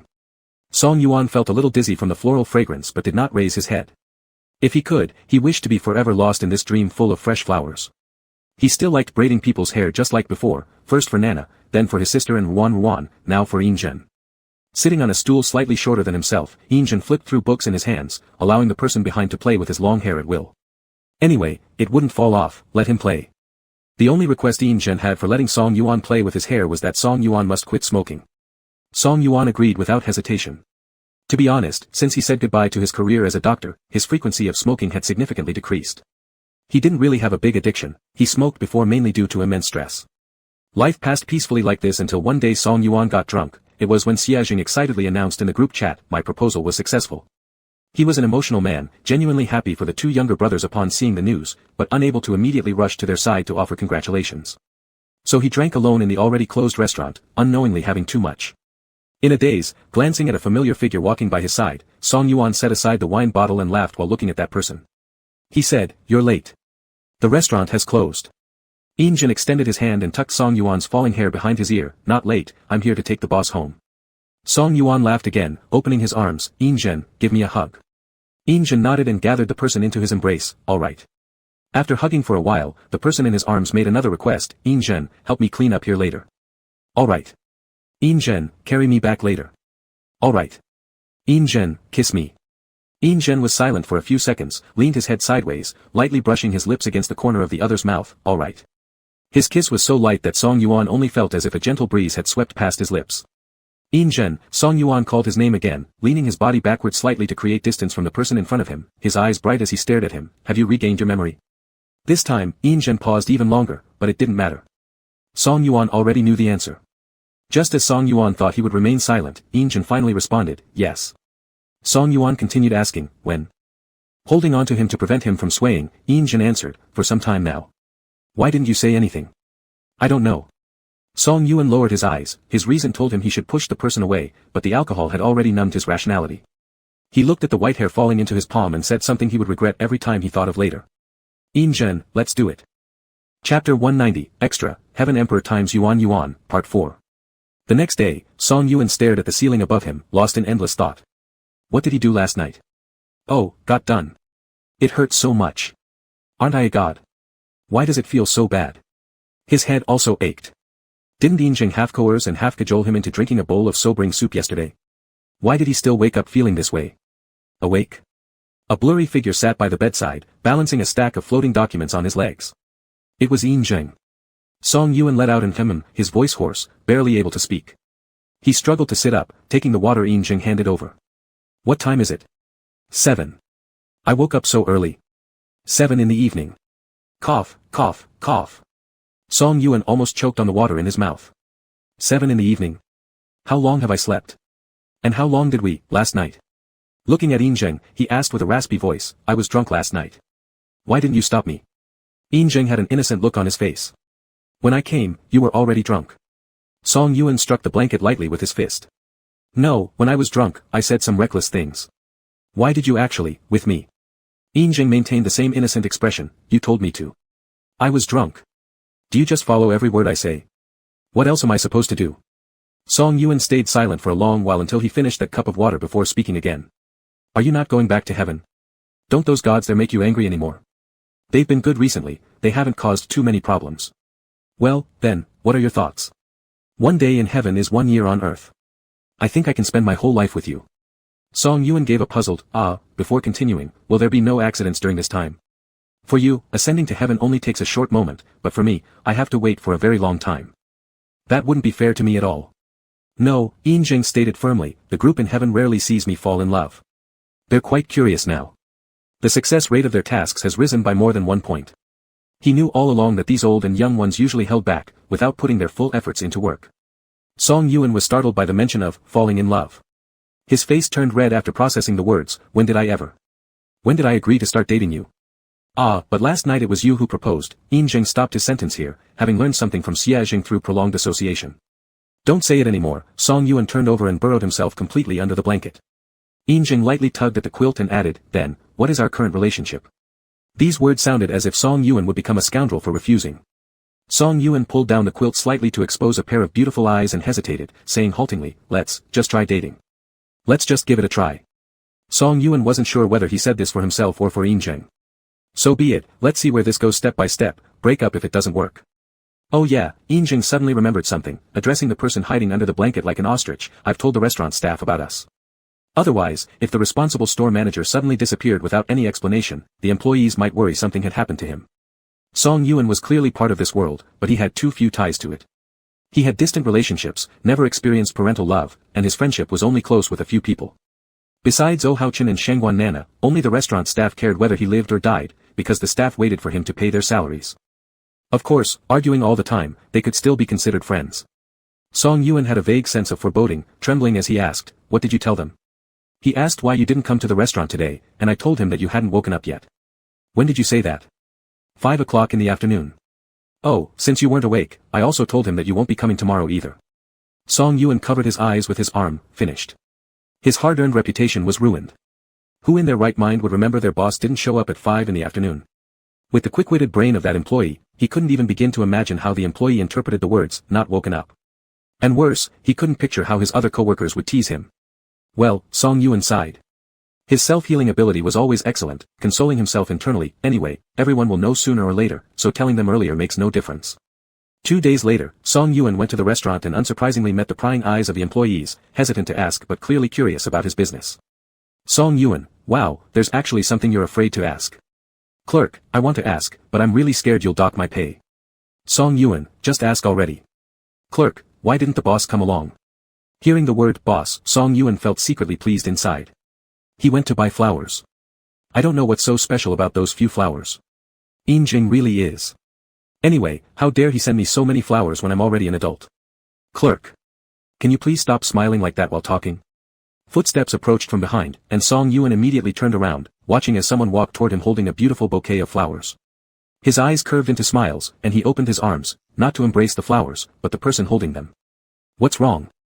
Jing held the flowers in one hand while wrapping his other arm around Song Yuan's waist, feeling their lips lightly brush against his. Nothing, Song Yuan kissed him again. It just suddenly hit me, that I might actually really like you. I feel the same way. A gentle breeze blew, scattering petals in the air. The divine being who experienced emotions for the first time leaned down amidst the floral fragrance, sealing his affection with a kiss upon this earthly realm. Chapter 191, Special Chapter, Tian Dx Yuan Yuan. Today is Song Yuan's 100th birthday. He leans by the bed, feeling a bit more energetic than usual. On the bedside there is a bunch of delicate flowers in full bloom. Song Yuan knows exactly who sent them without even needing to think about it. Several decades in the human world are but a fleeting moment. In the blink of an eye, he has transformed from a young, handsome man into an elderly person with white hair. Jing watched as his age changed and adapted his appearance accordingly. Jing, Song Yuan waves his hand, and when he sees Jing approaching, asks, what do you look like now? This question sounds quite strange, but Jing understands what he means. With a flick of his finger, the wrinkles on his face vanish, leaving him as youthful and ageless as the day they first met. Seeing him alter his appearance according to his request, Song Yuan chuckles softly, but soon enough, he starts grumbling again, muttering, Jing, why don't you grow old? He still harbors these odd little tempers, unchanging for all these years. Jing sits on the chair beside the bed, holding his bony hand that has almost no meat left on it, and says gently, because I am a god. At least your hair is white too, Song Yuan seriously states, otherwise, I probably wouldn't have been able to spend my whole life growing old with you. Song Yuan hadn't anticipated that talking about dating back then would truly mean dating for a lifetime. They've argued and fought, yet somehow, this person remains at his side till the end. It's pretty good, Song Yuan thought. Throughout his entire life, apart from enduring a little hardship during the first 20-odd years, the following decades have been very happy, this was sufficient. He had no other regrets. Will I go to the underworld after I die? Song Yuan asked. Jing nodded, yes, but there aren't any ghosts there. It's just people like you. Song Yuan softly hummed an affirmative response, never imagining that even after living so long on Earth, he'd remember his fear of ghosts, a factor he didn't consider while asking his question. After sitting for a while and feeling a little tired, Song Yuan took a pillow to support himself. After a period of silence, he said, Jing, when I die, burn me a mansion. Jing nodded, all right. I also need money, lots of it. All right. And, never mind, let's not think about it for now. If I remember anything else later, I'll send you dreams to tell you. Jing still agreed, all right. Song Yuan was amused by his serious demeanor, why are you always like this? Agreeing with everything I say. Jing chuckled as well, but Song Yuan felt his laughter carried a tinge of sorrow. Then can I skip the main soup? Song Yuan asked again, but unfortunately, this time Jing didn't give him a definitive answer, no. A hint of regret showed as Song Yuan let out an, even the god of heaven doesn't have such privileges, huh? Jing remained silent, gripping his hand, knowing well that Song Yuan wasn't genuinely complaining. It was more of a random lament, or in other words, he was being childish. Jing gave a slight squeeze to his hand as a response. Song Yuan looked out the window, and Jing followed his gaze only to see that snow had quietly begun falling outside. As Song Yuan gazed at the drifting snowflakes, he suddenly asked, Jing, if I'm reborn, will you come find me? Once again, Jing did not provide him with a definitive reply, no. Song Yuan slumped his shoulders slightly, appearing to exhale a heavy sigh of relief, that's good. I was actually thinking about how I'd persuade you not to search for me. Just as he thought, it's fine this way. His next life won't be named Song Yuzhen, mightn't enjoy strawberry steamed buns, and could even hate them. Such reincarnation wouldn't be him. Song Yuzhen wouldn't dislike strawberry steamed buns. Given the position and status of Yinzheng, it is predetermined that he cannot and won't stay for anyone. These 70-some days were already the greatest effort Yinzheng could make. Once before, when Song Yuzhen was drunk, unaware of what dream he had, half asleep, he cried to Yinzheng saying, "You're not allowed to fall in love with anyone else, in this life, you can only like me." At that time, what Yinzheng responded was also a simple, "Okay." To Song Yuzhen, he rarely voiced words of refusal. Later, upon regaining consciousness, Song Yuzhen questioned him, "Why did you agree so readily back then?" Yinzheng replied, "Immortals shouldn't be involved in romance anyway. But now, you're the exception. The sole exception in thousands, tens of thousands of years." But now Song Yuzhen feels that demanding someone who'll live for countless years to only like one person throughout their life might be too unfair to him. Never mind, Song Yuzhen let out a light sigh. What? If you like someone in the future, just go for it. Anyway, I'll have a romance with others in my next life. It's kind of like cheating if only I'm the one doing it. If you have someone you like, you should pursue that too. Yinzheng chuckled. Song Yuzhen always had his own quirky logic, and once he got an idea into his head, no one could argue with him. He gripped Song Yuzhen's hand lightly and whispered, "All right. Yinzheng, don't be sad when I die. All right. Yinzheng, don't look for my reincarnation. All right. Yinzheng, when I die, just forget about me." This time, Yinzheng remained silent, neither refusing nor replying with an "all right." Not hearing the familiar word, Song Yuzhen didn't get angry. He simply turned his head, eyes curving as he looked at Yinzheng, "I'm a little sleepy. Then take a nap." Song Yuzhen stayed still, "Will you? Once you're back in heaven, you'll probably be busy for a long while and won't be able to rest properly." Yinzheng chuckled softly, took off his coat, pulled the covers back, and lay down beside Song Yuzhen, pulling the slim figure into his arms, "Like this?" Song Yuzhen rested his head on his chest and gave a satisfied, "Hmm." "Yinzheng, when I wake up, let's go see the snow." "All right, sleep now." Song Yuzhen closed his eyes quietly. But this time, he did not wake up again. Yinzheng gazed at the almost weightless person lying on his chest, bent his head, and lightly kissed the corner of his eye. "Yuzhen, good night." "Wow, Lord Tian is back. Guess we'll go back to our cool work routines." Who would have thought the Heavenly Emperor would shed tears? I've never seen him cry before. Don't say you, I've been alive for nearly 10,000 years and haven't seen it either. So has the Heavenly Emperor forgotten about that mortal? Well, who knows? But they say he prepares a set of buns for himself every day, hasn't gotten tired of eating them after all this time. Ah, it's only during meals that the Heavenly Emperor looks somewhat human. Chapter 192, Bonus Chapter, Zheng Yan Husband and Husband XX Questions. 0. Earth Dog, welcome to this episode of the Q&A session. Previously, I collected questions from everyone, but since it was agreed that this would be husband and husband compatibility XX questions, I only selected questions for the little couple. Without further ado, the first one. Xia Zheng, hold on, before we start, I need to settle an account. Who said that the proposal letter didn't seem like something I wrote? Ah. Do you know how long I spent writing it and looking up idiom dictionaries? Aw, big brother, look at them. Yu Yan, coaxing, it's your writing, I know it's yours, don't be sad. Xia Zheng, hugging Yu Yan, glaring at the screen. 1. Earth Dog, alright, the first question, from, well, this reader's name is a bit hard to pronounce, so let's just skip that. Her question is, what's Yu Yan's favorite position? Answer seriously. Don't mess with us. Yu Yan, stunned. See, can this even be asked? Xia Zheng, starting off with such stimulation already? Let me answer for my brother, he prefers being the active one, pretty obvious hint there, right? Yu Yan, blushing red, move on to the next question quickly. 2. Earth Dog, okay. The next question. This friend asks, when do the two of you plan to get married? Yu Yan, sighs in relief upon hearing the question. We're in the middle of preparing for the wedding, but specific details will remain confidential for now. Xia Zheng, confidential, but everyone can look forward to it. 3. Earth Dog, the third question comes from another friend who wants to know, what does Xia Zheng like to eat most? Xia Zheng, it's obviously Big Brother. Yu Yan, Xia Zheng, obviously big meatballs, and also potatoes, they're both delicious. Quickly rephrases to save his life. Yu Yan gives him a warning glare.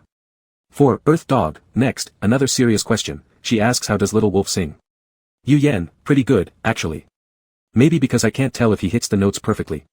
But even Ian thinks it's good too. Xia Zheng, but I still like listening to my brother sing the most. Earth Dog, nice, you've lost your hearing because of love, huh? Xia Zheng, hurriedly covering Yu Yan's ears, What are you saying? Yu Yan, there's no need to cover my ears, I know my own level. Xia Zheng, still covering, regardless, my brother can't hear this. 5. Earth Dog. Alright, the next question is another serious one. It asks what plans do Little Wolf and Yen Yen have for the future. Yu Yen, after university, I'll find a relatively easy job. Neither of us have to worry about money right now, and we don't chase fame or wealth much. The main thing about work will be based on our own preferences. Earth Dog, how about Little Wolf? Xia Zheng, pouting, my brother insists I go to university again, but I've already been through university. Earth Dog, why do you have to go to university again? Xia Zheng, because without a university degree, I won't be able to work at the same company as my brother. Right now, I'm just a part-time typist, OAO. 6. Earth Dog, on to the next question. This friend asks if Little Wolf were to pick out women's clothing for Yen Yen, what style would you choose? Xia Zheng, if I had to choose, I'd definitely pick revealing ones. Yu Yen, Xia Zheng, rephrasing, fewer fabrics. Less fabric. Yu Yen, did the meaning change at all? Xia Zheng, coquettishly, oh come on, brother, you know this is just my wish. Yu Yen turns away and refuses to look at him. 7. Earth Dog, next, what were the two of you thinking during your first time? Yu Yen, did they really ask this? Earth Dog hands over the evidence with both hands. Yu Yen, to be honest, I don't quite remember, it was hazy at the time. I just remember I said something and Xia Zheng wouldn't listen to me anymore. Xia Zheng, hee, that's because big brother got carried away by me and I didn't listen either because of that, fidgets fingers. Yu Yen glares at him, liar. 8. Earth Dog, will Little Wolf wear women's clothing to tempt Yen Yen? Yu Yen, no. His female outfit looks really, strange. Xia Zheng, no, my brother isn't interested. 9. Earth Dog, will Yen Yen satisfy some of Little Wolf's small fetishes? Yu Yen, depends on the extent. Light ones can be satisfied. Xia Zheng, depends on the severity, if it's minor, a bit of whining makes brother satisfy me, if it's severe, things he finds embarrassing. Earth Dog, he gives up. Xia Zheng, he needs more coaxing. Earth Dog, just rely on your brother's indulgence. 10. Earth Dog, has Yen Yen's singing improved? Yu Yen, tight-lipped no. Xia Zheng, it's always been beautiful. 11. Earth Dog, what does Little Wolf feel about going to Yen Yan's world in the end? Xia Zheng, well, it could be that I have a strong adaptability. It didn't take me long to adjust here. This place is safer and more convenient than ours. The only downside might be, when I'm happy, I can't turn into a wolf and run around. But Big Brother will take me back to our world from time to time, so this downside doesn't really matter anymore. Where there's Big Brother Yu Yen, that's the best place. 12. Earth Dog, the last question, what each of you wants to say most to the other. Xia Zheng, we say this every day, and we already said it this morning. Yu Yen, I still want to hear it now. Xia Zheng, I love you. Yu Yen, me too. Chapter 193 Afterward, Forever in Love. Do we really have to put on all this powder and water? Won't it look strange after? Xia Zheng sat before the dressing table, puzzled. The makeup artist smiled as she helped him with his eyeshadow. Taking photos after applying makeup will make them look better. A wedding is such a big event, you surely want to take beautiful pictures. Xia Zheng hummed in agreement but muttered a few seconds later, actually, I think I look handsome without any makeup. Yes, the makeup artist was amused by him and teased him like a child, it's my first time doing makeup for someone so handsome.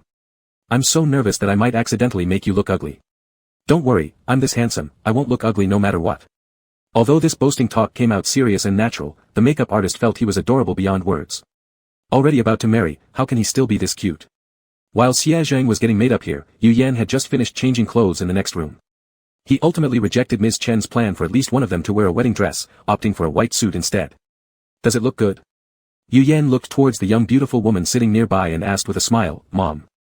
Chen Zhou leaned her face on her hand and said, Yen Yen looks good in anything. It's not surprising since he's my son. That black hog over there sure got lucky. Ms. Chen arrived at midnight, and just then Yu Yan was up drinking water in the kitchen. He froze upon seeing a figure on the sofa when turning around, losing hold of the cup in his hand. Clatter, it broke into fragments all over the floor. Mom. After rubbing his eyes to ensure it was real, the bewilderment in Yu Yan's eyes turned into indescribable grievance. I miss you so much. Why are you crying again? Chen Zhou laughed as she handed the tissues in her hands to him, though her own eyes were red. I didn't know our Yen Yen was actually such a crybaby. Mom also misses you. Big brother, Xia Zheng hurriedly ran out from the bedroom. What happened? What? Oh. Mom. How did you come? How could I not come back to see my sons get married? Chen Zhou wiped away the tears at the corner of her eyes and smiled. On the way here, I thought if you dared to treat Yen Yen badly, I would just take him away. How could I dare to treat Big Brother badly? Xia Zheng sat on the edge of the sofa while talking. Brother, you just said the other day that if you could attend our wedding, it'd be great, but we never expected you'd really show up. Chen Zhou crossed her legs saying, I didn't expect it either, that one day my rehabilitation system could accomplish something human, probably realizing that if I continued in my broken class, I would soon turn evil. So let me come here to relax. F***K, working which doesn't drive you insane doesn't exist. Indeed, after returning to reality, as Ms. Chen had imagined, her excellent workplace abilities led to her promotion in her position. Soon, she became one of the senior managers in her company. Advancement in position also meant increased pressure. Chen Zhou had already decided that regardless of how the 10 years went, she would resign early at 40 and travel around the world with that money. No one could stop her. By the way, Chen Zhou turned her head toward Xie Zheng. What kind of wedding dress did you pick? Xie Zheng and Yu Yan, huh?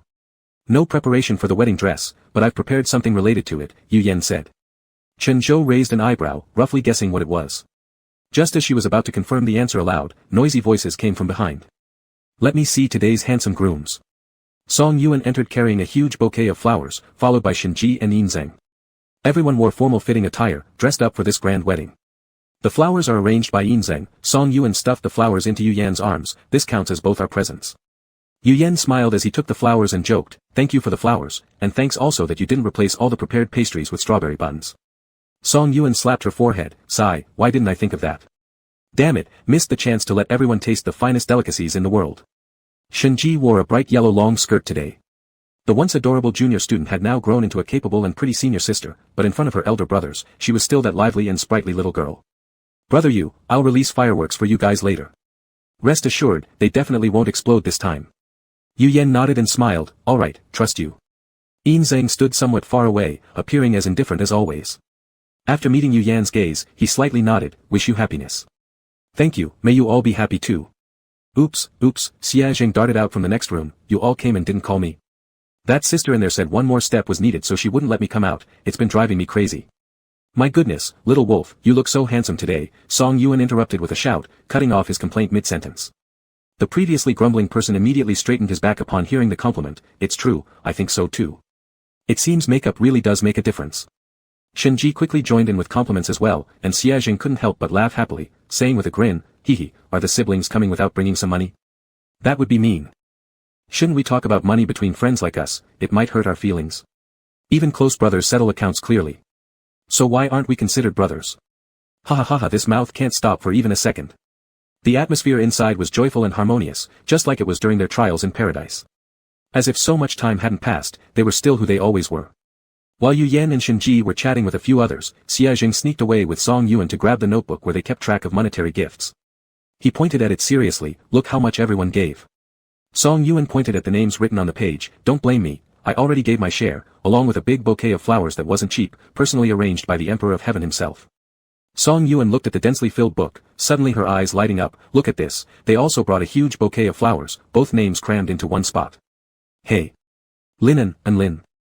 Xie Zheng gestured towards a pair nearby, the pink-haired boy stood out among the crowd, beside him a tall dark-haired man. They were very close, tasting little cakes from the dining table together. There they are, he added, they gifted us a whole pile of lollipops, which I have to hide later or brother will steal them. Song Yuan asked, I remember them. Is this Lin? That's the name of the evil god, Xie Zheng said poutingly, those lovebirds are so cutesy pie. By the way, I'm planning to change my name to Yanyu. How can you mock others for being sweet when your own name sounds equally sugary? Song Yuan teased then added, let's see who else is here, Ran contributed one lollipop, parenthesis, snatched from Lin, closed parenthesis. The two handwriting styles were clearly different, indicating it had been written by two people. Xie Zheng guessed it must have happened after Ran snatched the lollipop and tried to prevent Lin from taking it back. But Lin had interfered, leaving the resentful evil god no choice but to unhappily write this record on the book. What's this potion over here? What potion? Xie Zheng pointed at the text explaining, it's Lu Zhongjing's team's newly developed potion, supposed to enhance memory with no side effects. It's an upgraded version of the wisdom water. Lu Zhongjing. Song Yuan remembered the name, how is he and his brother doing? Very well, Xie Zheng replied, I heard the human and ghost brothers recognized each other shortly after we left. At first, under the assistance of Lin and Ran, they communicated. Later, Lu Zhongjing used the evil god's power to invent a machine that allowed conversations with ghosts, achieving seamless communication now. Song Yuan nodded, it seemed everyone was doing pretty well. As she was pointing around, she suddenly felt a chill down her spine. Turning around, she saw someone standing behind her with long hair, almost transparent body. Long and used to supernatural incidents, Song Yuan was scared witless, running before her brain could react, shouting as she ran, ah. Yin Zheng, there's a ghost. Lu Boming stretched out his hand awkwardly waving, why you, hello, I've scared him again. Lu Zhongjing consoled him nearby, no worries, he's just not used to it yet. Then from behind, he took out a large basket presenting it to Xie Zheng, this is a plate of drumsticks sent by Auntie from the cafeteria. I forgot to note it down. Smelling the savory aroma, Xie Zheng's eyes lit up immediately, wow. Please give my thanks to Auntie. Next to the drumsticks lay a stack of 5-year college entrance exam practice books and 3-year mock test papers, sent by those baby ghost spirits. Hearing their mother was about to take the college entrance exams, they excitedly delivered the unfinished practice problems. Aiming for turning phoenixes out of mothers. On the other side, Shenji supported her chin looking at Yu Yan, big brother Yu Yan, mentioning this may not be good timing, but I still want to ask, with such disparity in lifespans between humans and demons, what do you plan to do 100 years from now? Yu Yan didn't seem surprised by this question since he'd already asked Xie Zheng the same. Xie Zheng, if I were to die first, what would you do? I'd cry myself dead after leaping onto your bed with an ear-splitting wail, Xie Zheng replied earnestly, and, brother, please remember to walk slower ahead, otherwise, I'd have to run to catch up with you. Yu Yan couldn't describe his mood after hearing that. He patted the head resting on his leg, jokingly saying, if you follow me, who will burn offerings for me? Initially thinking this would make Xie Zheng change his answer to something like, then I'll just live a few more years. Unexpectedly, after a short silence, the other softly replied, in fact, I've already started saving money in the afterlife. Yu Yan was stunned for a moment, Every time I burn money for mom and dad, I also tell them this pile is for you and brother, so they keep it for us. Yu Yan couldn't help but laugh at how bizarre that sounded. What about 100 years from now? I won't force his decision, Yu Yan looked at Shenji and softly said, 100 years from now, if he wants to follow me, let him come. Though he had rehearsed it countless times in his mind, when standing here on the stage, Xie Zheng still couldn't stop trembling nervously. Last night, brother had teased him with a smile, saying he'd bawled loudly reading a letter during the marriage proposal, wouldn't he also cry at the wedding ceremony reciting vows? Xie Zheng had confidently claimed that he wouldn't, because he wasn't someone who cried easily. But when he turned around and saw brother, wearing a white suit and veil walking toward him, large tears unwillingly welled up in his eyes. Brother. His throat tightened almost preventing him from speaking, wiping away tears, Xie Zheng thought all his makeup was wasted, all smudged away by crying. Relax, Yu Yan consoled quietly, I'm here. Cheer up. Little wolf, don't cry. A few voices came from below, and Xie Zheng didn't need to turn around to know they were from those two mischievous elder siblings. Their sudden encouragement slightly calmed his nerves, taking a deep breath, Xie Zheng picked up the microphone, striving to keep his voice steady as he read the wedding vows written on a paper held in his palm. Brother, I checked online what to say during wedding vows, they always go. Through prosperity or adversity, richness or poverty, health or sickness, happiness or sorrow, I will always love you, value you, cherish you, be loyal to you until forever. But nowadays divorce rates are rising, and I feel these promises aren't reliable anymore. By this point, Xie Zheng even sounded pitiful himself, causing laughter among the audience below, and even bringing a smile to Yu Yan's face. Afterward, I realized, people aren't reliable, not the vows themselves. So these pledges still apply to us. Brother, no matter what happens in the future, please believe, Xie Zheng will always stand by your side. In bad times, I'll be behind you, if we're poor, I'll work hard to earn money, when you're sick, I'll take good care of you and ensure you get well again, when you're down, I'll try my best to cheer you up. The once elegant vows blurred under his vision into something incredibly down-to-earth. Xie Zheng trembled while placing the ring on Yu Yan's finger, almost dropping it until Yu Yan helped him put on the glittering diamond. It was the style Xie Zheng had insisted on because bigger diamonds equal truer feelings, making Yu Yan laugh wryly. Yu Yan, I didn't write out my vows, Yu Yan folded the card in his hand, it was blank inside, and gripped the microphone, saying, because I'm confident that whatever you promise today, I can offer you equally passionate and sincere feelings in the future. There may be arguments between us, mutual blame, even mutual hurt, but I believe all that will be temporary, beneath thin surfaces, there'll always be surging love that never ceases. And that love will remain pure and beautiful just like today. So no matter what happens in the future, please, Xie Zheng, believe that Yu Yan will always be on your side. Previously, it seemed like you were always the one saying, I love you, first, but since it's our wedding today, I'll say it first, Xie Zheng, I love you. Xie Zheng sobbed back, I love you too. Bang! Bang bang! Splendid fireworks burst across the sky, multicolored and blooming one after another, looking especially beautiful and dazzling under the glow of the sunset. OMG, look over there. There's a rainbow. A triple one. Song Yuan exclaimed, nudging beside Yinzeng, did you do that? Yinzeng didn't deny it, intertwining fingers with Song Yuan instead, replying with a, it's their wedding gift. The crowd let out an array of astonished cheers, sunset, rainbows, fireworks, all the romantic, beautiful elements collided together. No one knew who started it first, but someone shouted, kiss once. Soon others joined in cheering. Kiss once. Kiss once. Yu Yan wiped the tears from the corner of his eyes and looked at the person in front of him with a smile, aren't you going to kiss me? Xie Jing leaned down and kissed him forcefully, their breaths entwining as his Adam's apple moved. The white veil fell again amidst their passionate movements, enveloping them together. Brother, congratulations on our wedding. Congratulations on our wedding. They loudly declared their love amidst the bustling crowd. Their eternal love stretched across another sea and mountain. The end.